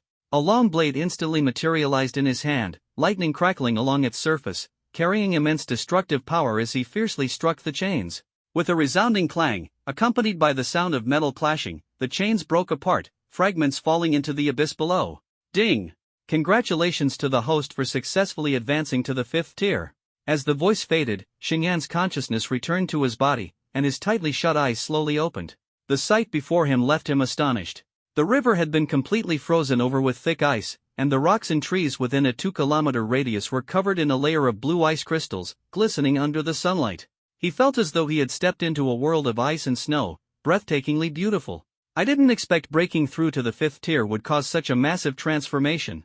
Xin Yan stood up, murmuring to himself. System, display the virtual panel. As soon as the words left his mouth, the familiar panel appeared before him. Host, Xin Yan. Age, 18. Level, 5th tier, 1st stage. Talents, Frost Burial of the World, Supreme, Chaos Divine Thunder, Supreme. Skills, Glacial Lotus Burst, Advanced, Perfect Realm, 9 Slashes of Ice Soul, Beginner, Perfect Realm, Tidal Rejuvenation Technique. Beginner, Perfect Realm, Purple Thunder Sky Piercing Finger, Intermediate, Perfect Realm, Ethereal Movement Technique, Advanced, Peak Realm. Items, Grade A Storage Ring, 9 Nether Frostblade, Quasi-Supreme Weapon, 6 Divine Armor Shield, Supreme Defensive Shield. Experience points, 8,450,000. Looking at these dazzling stats, Xin Yan couldn't help but break into a smile. I've only been in the secret realm for a few days, and my strength has skyrocketed so quickly. Initially, he had just broken through to the 3rd tier, but now, in less than a week, he had already risen to the 5th tier. 2 tiers in a row, an astonishing pace. Seeing the experience points bar still had plenty remaining, he knew his strength hadn't yet peaked. System, continue consuming experience points to enhance my strength. He understood that with such a commotion in the secret realm, once his identity was exposed, the thousand-headed clan would definitely not let him off easily. To ensure his safety, he had to become even stronger. Enhancing his strength to the fullest was the wisest choice. The system's notification sounded once again. Ding! Consumed 1,300,000 experience points.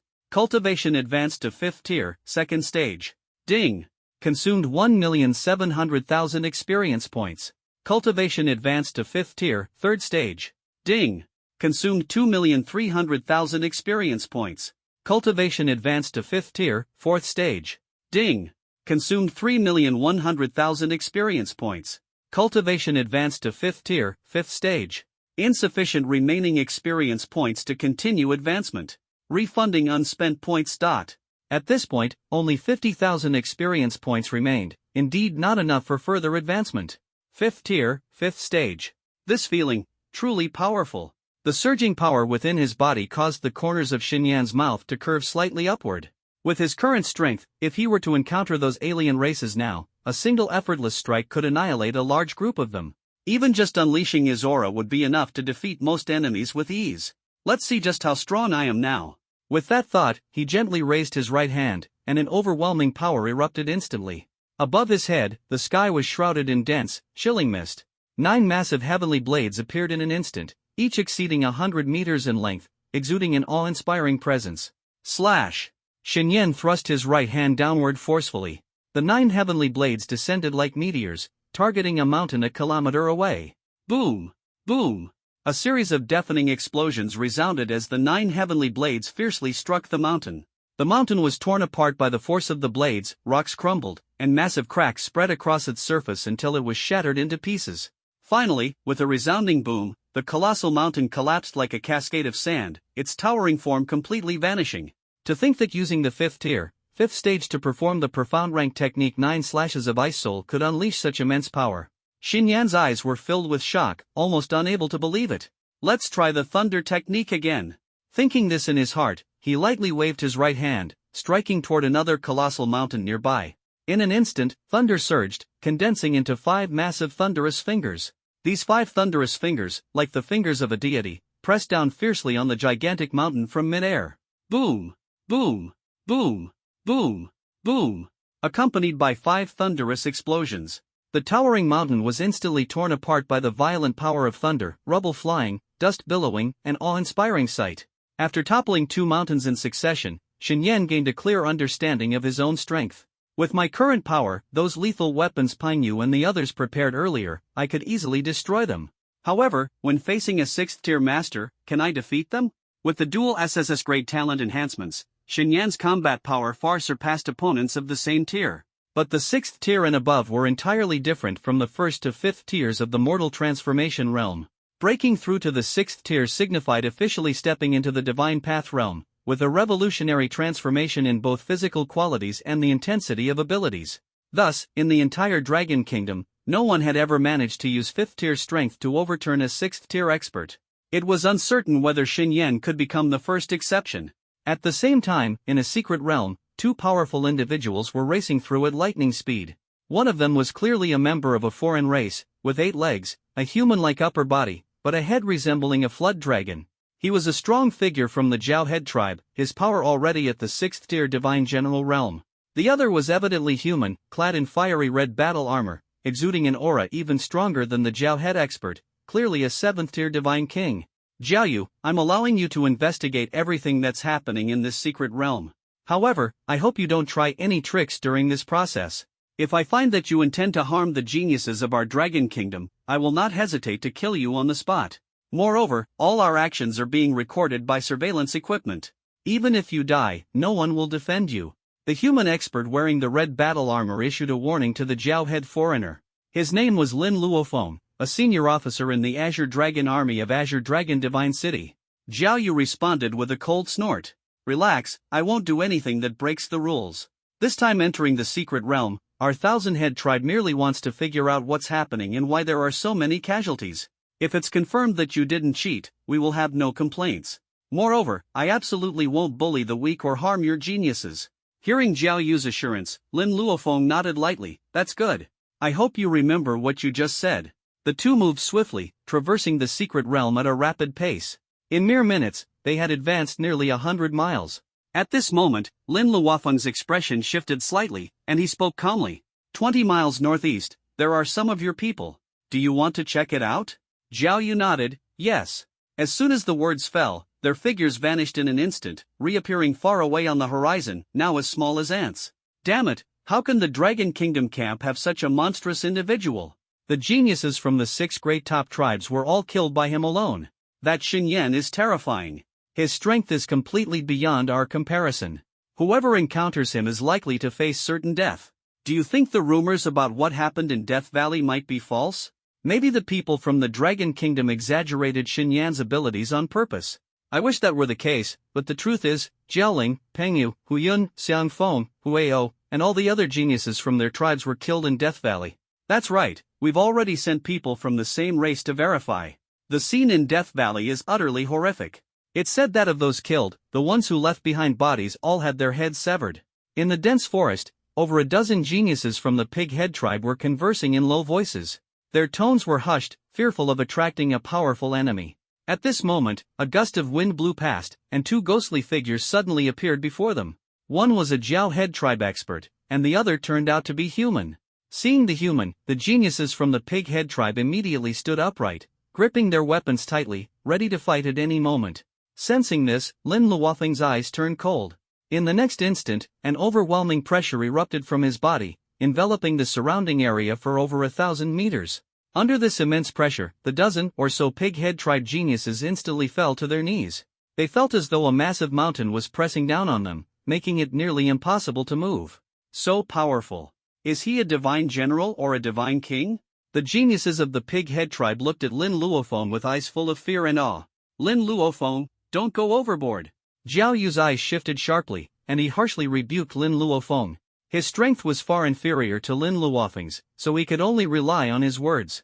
Humph. Lin Luofeng snorted coldly and slowly withdrew the oppressive aura surrounding him. Say what you have to say quickly. I'm in a hurry. His tone was indifferent. Jiao Yu took a deep breath, suppressing the dissatisfaction in his heart. He stepped forward a few paces and addressed the geniuses of the Pig Head tribe directly. I ask, you answer. Don't utter a single lie, understand? The geniuses of the Pig Head tribe all nodded obediently. The strength of these 2 men was overwhelming, they could annihilate them with a mere thought. Naturally, they didn't dare to act recklessly. Sir, please ask whatever you wish. We will tell the truth. Their attitude pleased Jiao Yu. Do you know why so many of our clan's elites suddenly died in large numbers? In less than an hour, 600 or 700 of them were killed. Moreover, all 600 or 700 of them died in the same location. Jiao Yu's words made the geniuses of the Pig Head tribe realize what he wanted to ask. Sir, are you referring to the matter of Death Valley? Death Valley? Both Jiao Yu and Lin Luofeng became alert, clearly sensing that these Pig Head tribe geniuses knew something. Death Valley? What exactly happened there? Jiao Yu urgently inquired. The geniuses of the Pig Head tribe exchanged glances, and one of them slowly began to speak. The Jowhead tribe, Lionhead tribe, Tigerhead tribe, Foxhead tribe, Elephant tribe, and Rockhead tribe, nearly 700 of them once used several Dragon Nation geniuses as bait to lure out a Dragon Nation prodigy and surround him. Upon hearing this, Lin Luofan's expression instantly changed. Who were they trying to ambush? And what happened? Jiao Yu was equally eager to know the outcome. Although they might have heard rumors, the exact details still eluded them. They were targeting Xinyan. And the result? The first speaker hesitated slightly, prompting another Pighead tribe genius, fearing Lin Luofeng and Jiao Yu's wrath, to quickly interject. The result was that nearly 700 top-tier geniuses were utterly wiped out by Xinyan alone. Xinyan's power is terrifying, completely on another level. I heard that even Shi Yan had difficulty making a move against him. Hearing this, Lin Luofeng's eyes flashed with a trace of astonishment. Shen Yan? I've heard that name before. He was the champion of the first phase of the martial examination. He hadn't expected this young man to be so formidable, single-handedly eliminating nearly 700 alien geniuses. Such strength was truly shocking. A mere human managed to kill nearly 700 of our people? Are you sure there's no mistake? Could he have used some despicable means? Jiao Yu pressed urgently. The news was too startling for him to believe. Jiao Yu, don't speak recklessly before the facts are clear. Lin Luofeng warned coldly. But Jiao Yu ignored him and continued questioning. Are you certain that everything you just said is true? Did that many of our people really fall to a single human? The geniuses of the Pighead tribe thought for a moment before replying. While we didn't witness the battle personally, the likelihood of this being true is extremely high. The top talents of 6 elite tribes were almost entirely wiped out by Xinyan. As for whether he used any underhanded methods, we have no way of knowing. Hearing these words, Jiao Yu fell into complete silence. From their account, he had received a critical piece of information. Those 600 or 700 fallen geniuses of the Thousand-Head clan had all been killed by a human youth named Xinyan.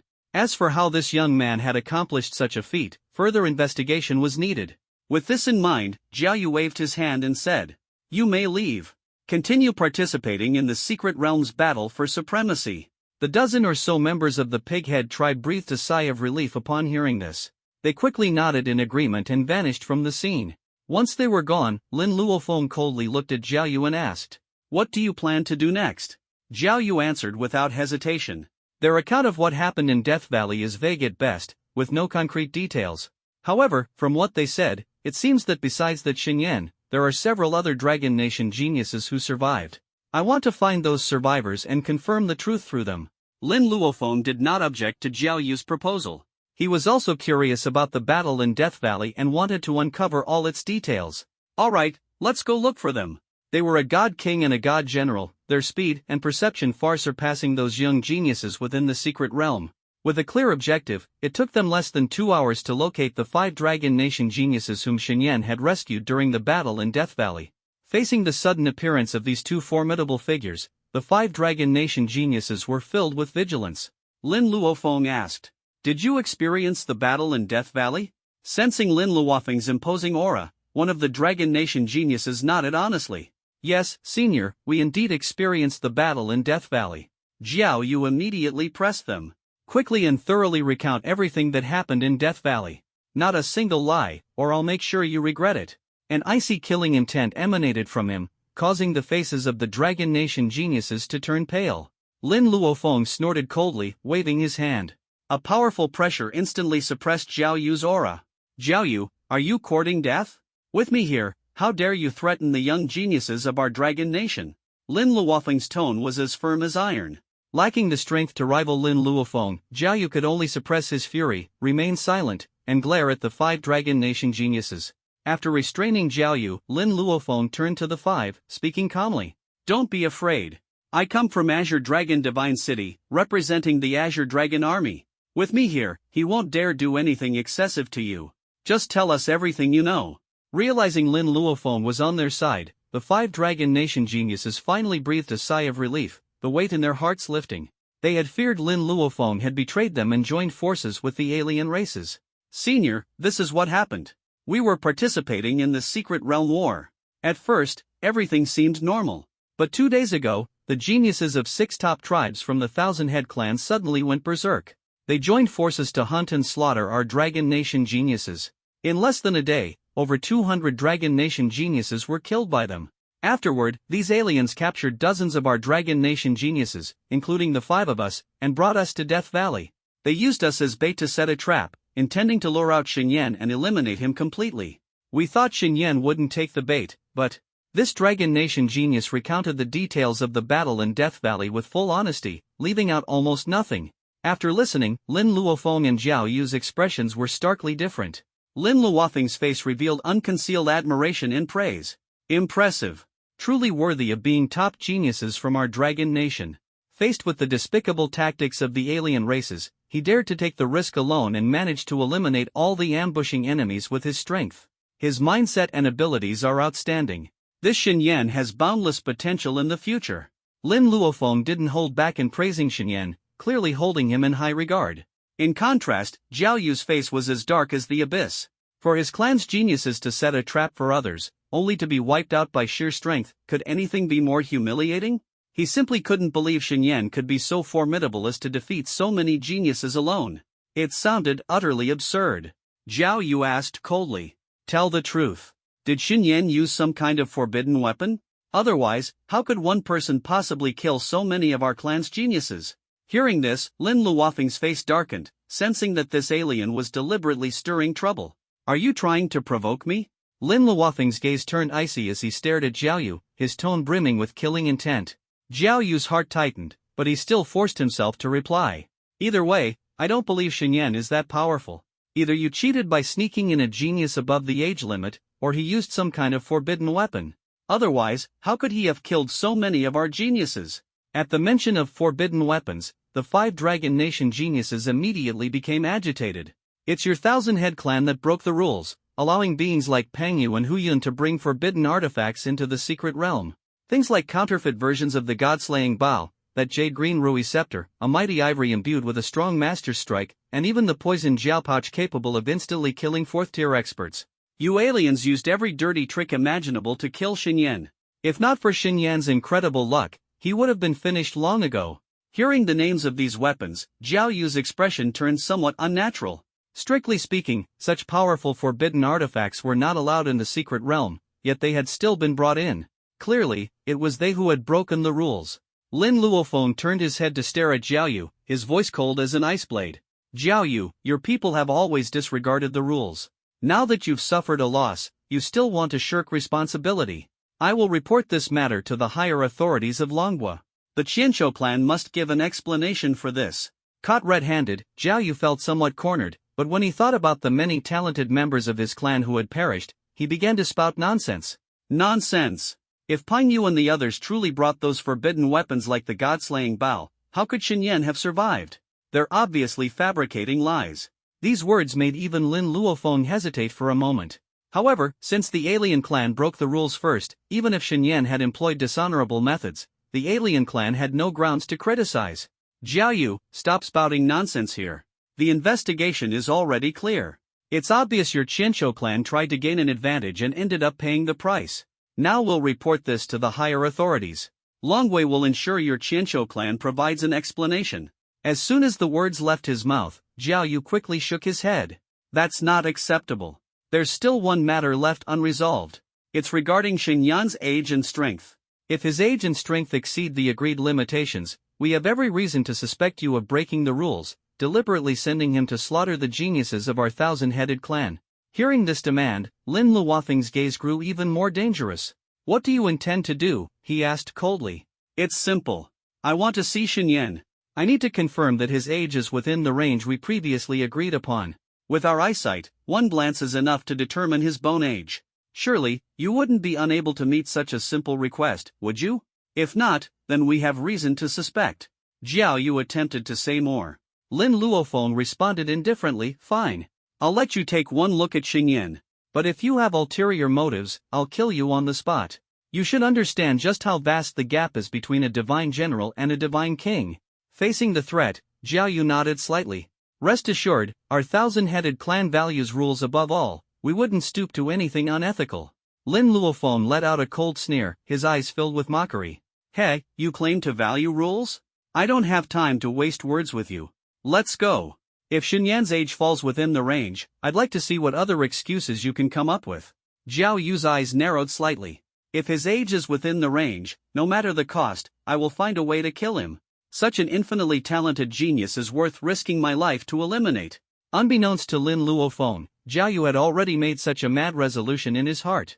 The two moved at an incredible speed, swiftly traversing through the secret realm.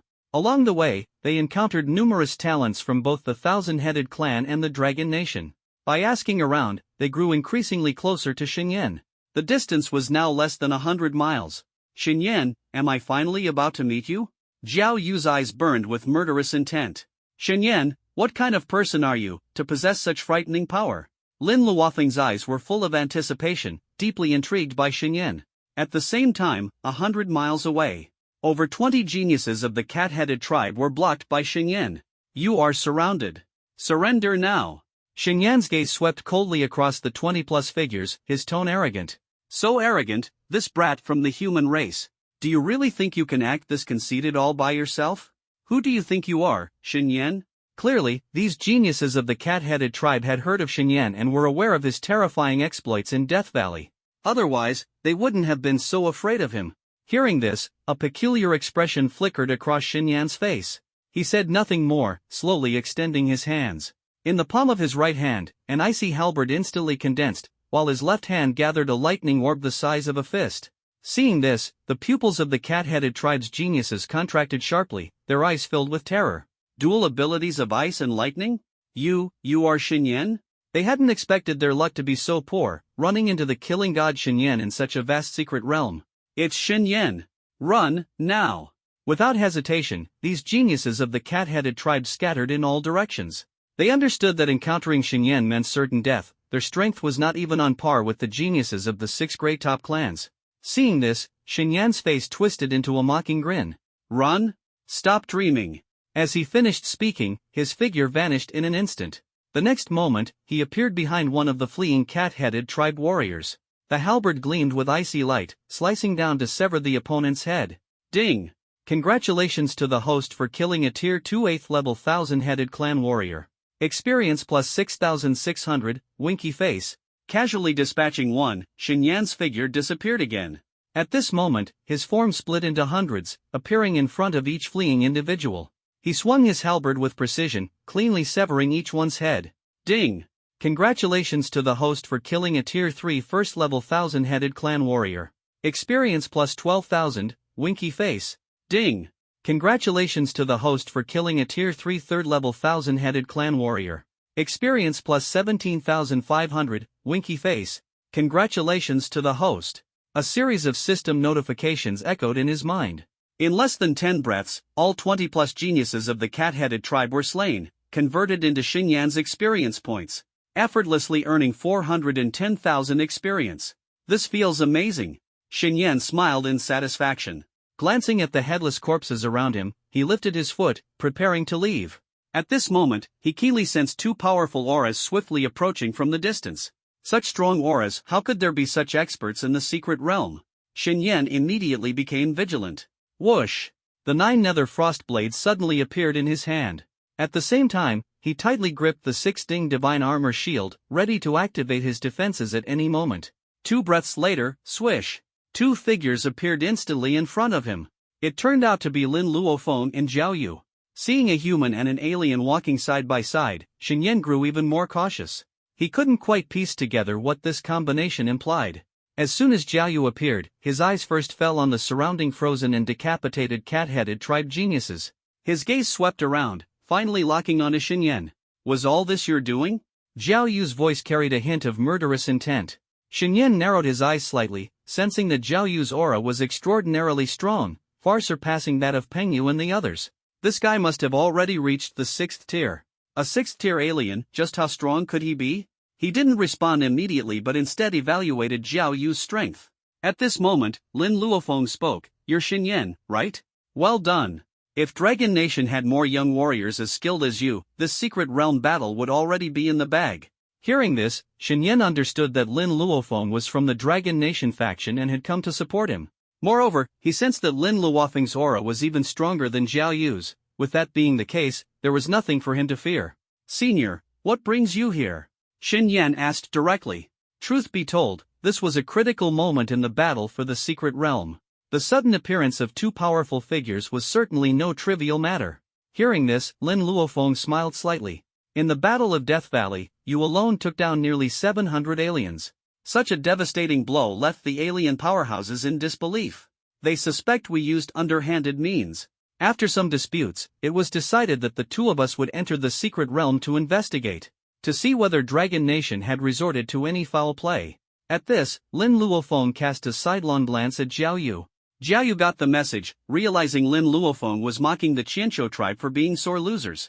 However, he was entirely unfazed. Alright, Lin Luofeng, now that we've found the main culprit, you won't mind if I conduct an inspection, will you? Jiao Yu turned his gaze to Shen Yan, his eyes glinting coldly. Inspection? Inspection for what? Shen Yan frowned. From Jiao Yu's expression, he could sense a scheme. Of course, to inspect your bone age. To ensure Dragon Nation didn't resort to tricks, like sending an old monster to slaughter our tribesmen. Hearing this, Lin Luofeng's eyes turned cold. Still unwilling to give up? If that's the case, go ahead and inspect. Let's see what you can find. Listening to their exchange, Shen Yan roughly pieced together the situation. So they want to check my bone age?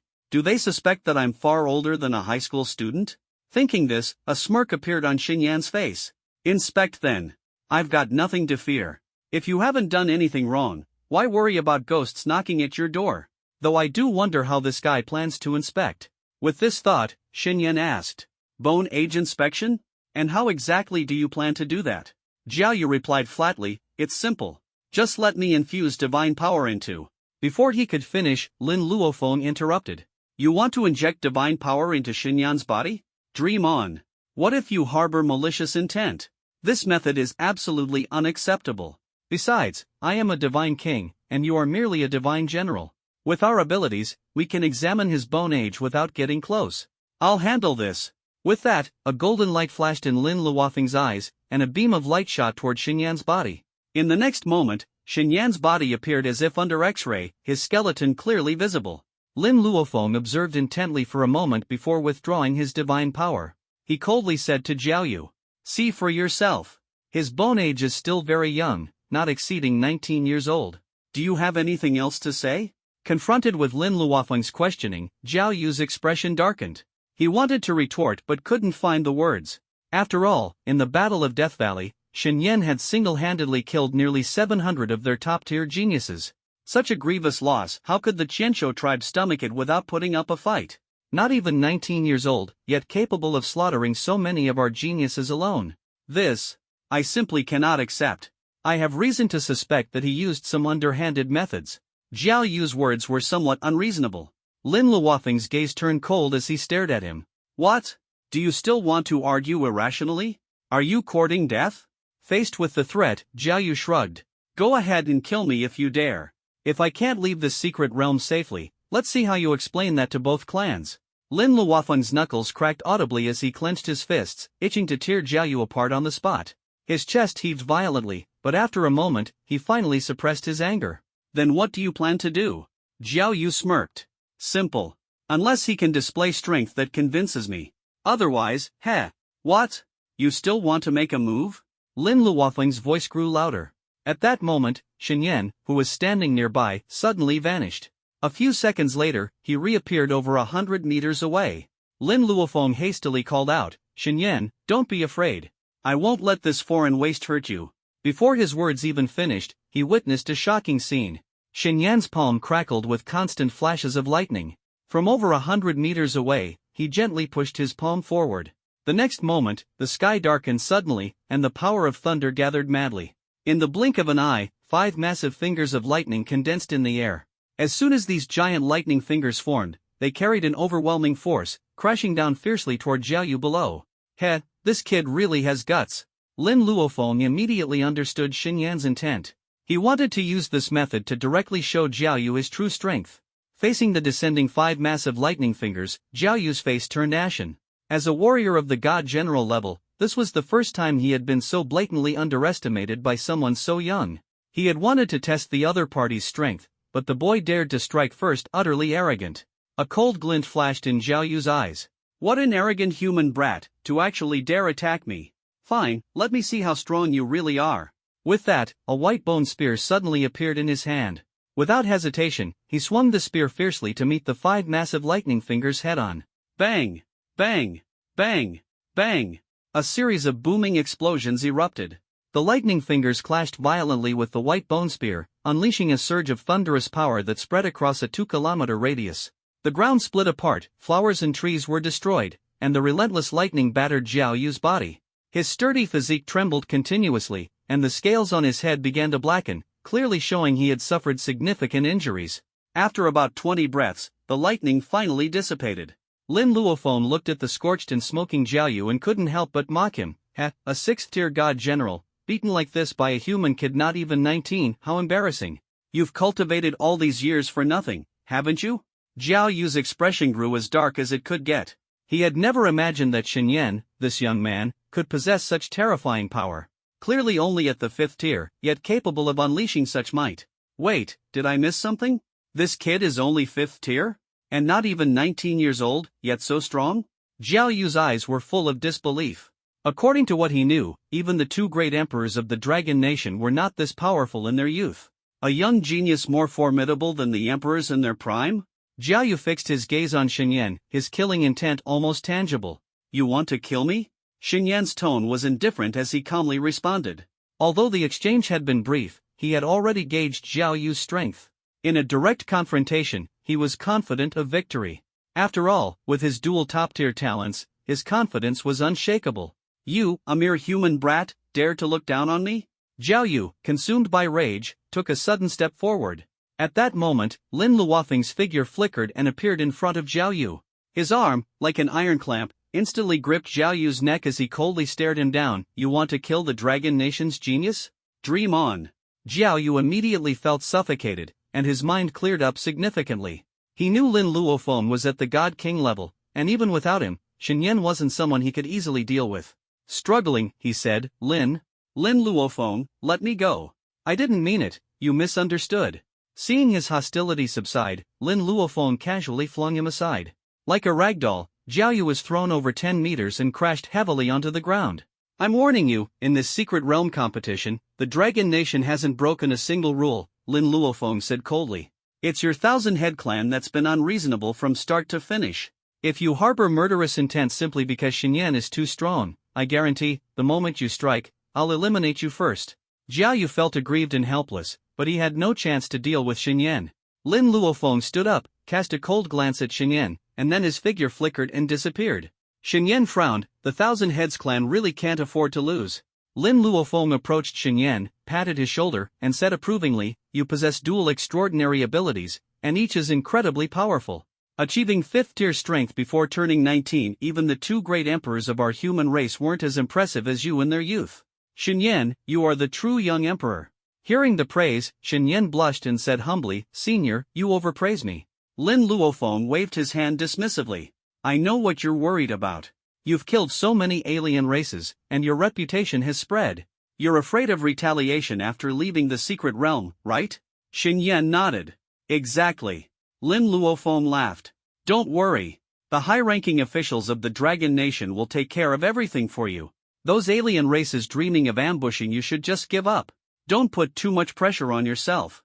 The competition is about to end. Give it your all and show those despicable, filthy aliens that the Dragon Nation is not to be trifled with. After saying this, he gave a few more instructions and then disappeared in a flash.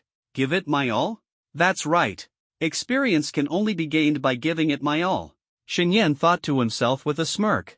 Outside the secret realm, 10,000 meters high in the sky, the investigation reports from Jiao Yu and Lin Luofeng had already been delivered to the hands of the powerful figures from both sides. 10 alien powerhouses read the reports, their faces dark and grim. They hadn't expected humanity to produce such a formidable genius. An 18 or 19-year-old 5th-tier powerhouse, his cultivation speed was utterly unprecedented. If this human genius were allowed to grow, he would pose a fatal threat to the 1,000 Heads clan. The alien powerhouses were resolute in their hearts. They had to find a way to completely eliminate Shen Yan. They could not allow him to continue growing. So, anything else to say? Councilman Yang asked with a mocking smile, looking at the aliens across from him. Humph, your Dragon Nation just got lucky, producing such a freak, one alien powerhouse retorted indignantly. Well, that just shows that the Dragon Nation's luck is flourishing and will only grow stronger. Xiang Jinyue replied with a laugh. You'd better pray this kid survives to maturity. A genius like this, other races, or even the demon god society within your dragon nation, won't give him the chance to grow, an alien powerhouse sneered. That's none of your concern. Alright, the battle for the secret realm is still ongoing, right? After all, the agreed upon time limit is 2 days away, another alien noted. The alien powerhouses began whispering among themselves. He killed nearly 700 of our young geniuses in one go, but we still have the numbers advantage. Exactly. As long as we maintain our numbers advantage, the battle for the secret realm must continue. But I'm a little worried, what if Xinyan, that human kid, turns the tables in the end? Impossible. Everyone knows how troublesome this human is. He will definitely hide. Catching and killing him would be incredibly difficult. As long as we stop killing each other and patiently wait for the final victory, we're bound to win. After a moment of silence, the alien powerhouses reached a consensus. The battle for the secret realm continues. The ultimate victory will surely belong to our Thousand Heads clan. Hearing this, Councilman Yang smiled. Alright, then let it continue. Just hope that in the end, you don't end up with egg on your face. Over the next 2 days, Xinyan went on a killing spree as if possessed. To the shock of all the alien powerhouses, using his powerful spiritual senses and the help of his treasure-hunting mouse, he easily located hidden enemies and eliminated them. After breaking through to the 5th tier, his speed increased, and his efficiency in killing improved significantly. In less than a day, another 300 fell at his hands. Watching one young genius after another being brutally slaughtered by Xinyan, the alien powerhouses in the sky gnashed their teeth, wishing they could storm into the secret realm and kill him themselves. Almost there, just one more day to go. At this kid's pace, the scales of victory still tilt in our favor. Finally, the battle for the secret realm entered its final day. The morning mist shrouded the secret realm, making the entire world appear hazy and mysterious. Whoosh, whoosh, whoosh. Several figures darted through the dense forest, moving frantically, their expressions panicked as if a terrifying monster were chasing them. Faster, faster. Damn it! We hid so well, yet that devil still found us. It must be because of that treasure-hunting mouse on his shoulder. That little creature's tracking ability is too strong, it's almost impossible for us to hide. Let's scatter in all directions. There's no way he can catch us all by himself. We can only rely on luck now. Hopefully, he doesn't come our way. The 3 chicken-head aliens ran as they nervously exchanged words. At that moment, the sound of something slicing through the air suddenly echoed through the forest. Whoosh, whoosh, whoosh. 3 wrist-thick ice spears transformed into streaks of light, instantly catching up to the 3 fleeing members of the alien race. Thud, thud, thud. The ice spears pierced through their bodies, and an intense chill spread rapidly. In the blink of an eye, the 3 were completely frozen solid. Ding! Congratulations to the host for slaying a Tier 3, level 1000 head clan warrior, gaining 16,700 experience points. Ding! Congratulations to the host for slaying a Tier 3, level 2000 head clan warrior, gaining 17,800 experience points. Ding! Congratulations to the host for slaying a Tier 3, level 1000 head clan warrior, gaining 15,900 experience points. Xinyan appeared like a phantom before the frozen corpses and swiftly decapitated them. The last 3 geniuses of the chicken-head tribe are finally dealt with. He muttered in a low voice. The treasure-hunting rat on his shoulder suddenly stood upright, squeaking urgently into his ear. 5 miles to the east, more aliens hiding? A cold smirk appeared on Xinyan's lips as his figure vanished in an instant. The slaughter continued. Xinyan, like an executioner from hell, wielded his blade relentlessly within the secret realm. How many aliens had fallen to his blade was now a mystery to all. Damn it, this little bastard has actually turned the tide of battle. In less than a day, he's killed another 300 to 400 of us. He's a demon. Once the secret realm ends, we must find a way to eliminate him. What do we do? Our clan has 200 fewer strong fighters than the Dragon Nations. Should we keep going? Forget it. The Dragon Nation's cowards are all in hiding. It's incredibly difficult for our geniuses to capture them. Especially that Xinyan, he's likely already scared our people witless, and no one dares make a move anymore. Tell the Dragon Nation that this secret realm contest is their win. There's no point dragging this out any longer. The longer it goes, the greater our losses. Agreed, let's do it. The 10 alien powerhouses reached a consensus through telepathic communication. The secret realm contest ends here. Consider it your Dragon Nation's victory. The secret realm is yours to control. A tiger-headed alien spoke in a deep voice. Senator Yang and the others exchanged smiles. What had initially been a losing situation was forcibly turned around by Shenyan. Preliminary statistics indicated that over 1,600 aliens had fallen to Shenyan's hands, an astonishing number. Now, all the geniuses from both sides were in hiding, except for Shenyan, who continued his relentless hunt. The key factor was his seemingly miraculous tracking ability, allowing him to easily locate those aliens who remained hidden and motionless, a talent of extraordinary utility. Upon hearing the aliens' proposal, the Dragon Nation's powerhouses discussed it briefly before decidedly rejecting it. They want to end the contest? Who agreed to that? We have the upper hand, and now they want to end it early? Keep dreaming. The contest isn't over until the designated time. Keep going. They killed so many of our people, and now that they're suffering heavy losses, they want to back out? We'll wait until the time runs out. After some deliberation, Xiang Jinyue stood up and addressed the alien powerhouses. The contest hasn't reached its designated end time. How can it end early? If you take this opportunity to play tricks and cause trouble, it won't end well. There's less than half a day left, just wait and see. Hearing these words, the strong individuals of the alien races were all infuriated. Don't go too far. We've already admitted defeat and are willing to cede this place to you. Don't push your luck. Cede? What cede? This was taken by our strength and power. Are you saying you can't stand losing? Well, it's not surprising. The Qianzhou clan has always been untrustworthy, so it's natural you can't take a loss. Zhao Guyun's face was grim, his tone full of disdain and mockery, which made the veins on the foreheads of the alien race powerhouses bulge in rage. Fine. You win. We'll see this through to the end. Losing a few young talents means nothing, we Qianzhou have plenty more. In the blink of an eye, half a day passed, and the battle for the secret realm came to an end. After their harsh words, the Qianzhou powerhouses left in disgrace. Let's go. It's time to personally welcome the young heroes of this secret realm battle, said Counselor Yang. As soon as he finished speaking, all the human powerhouses disappeared from the sky. Xiao Bing killed 2 aliens, ranked 562. Yang Kaishan killed 10 aliens, ranked 89. Situ Nantian killed 16 aliens, ranked 28. Bai Yushuan killed 32 aliens, ranked 4. Wu Yan killed. Xiang Qinglong killed 38 aliens, ranked 2. Shen Yan. On a plaza outside the secret realm, Shen Yan's name was finally called. Hearing his name, Shen Yan stepped out from the crowd and approached Counselor Yang and the others. Shen Yan, you performed exceptionally in this secret realm battle. How many aliens did you kill? Show everyone your spoils. Counselor Yang said with a warm smile. The other 9 powerhouses of the Dragon Nation also looked at Shen Yan curiously, eager to know how many aliens this undefeated young warrior had slain in the secret realm. Shen Yan nodded and casually waved his hand. Immediately, the ground was filled with uniquely shaped alien heads, forming a small mountain. The sight was astonishing. Holy crap! How many aliens did Shen Yan kill? This is insane. There must be at least 1,000 heads, right? Shen Yan is incredible.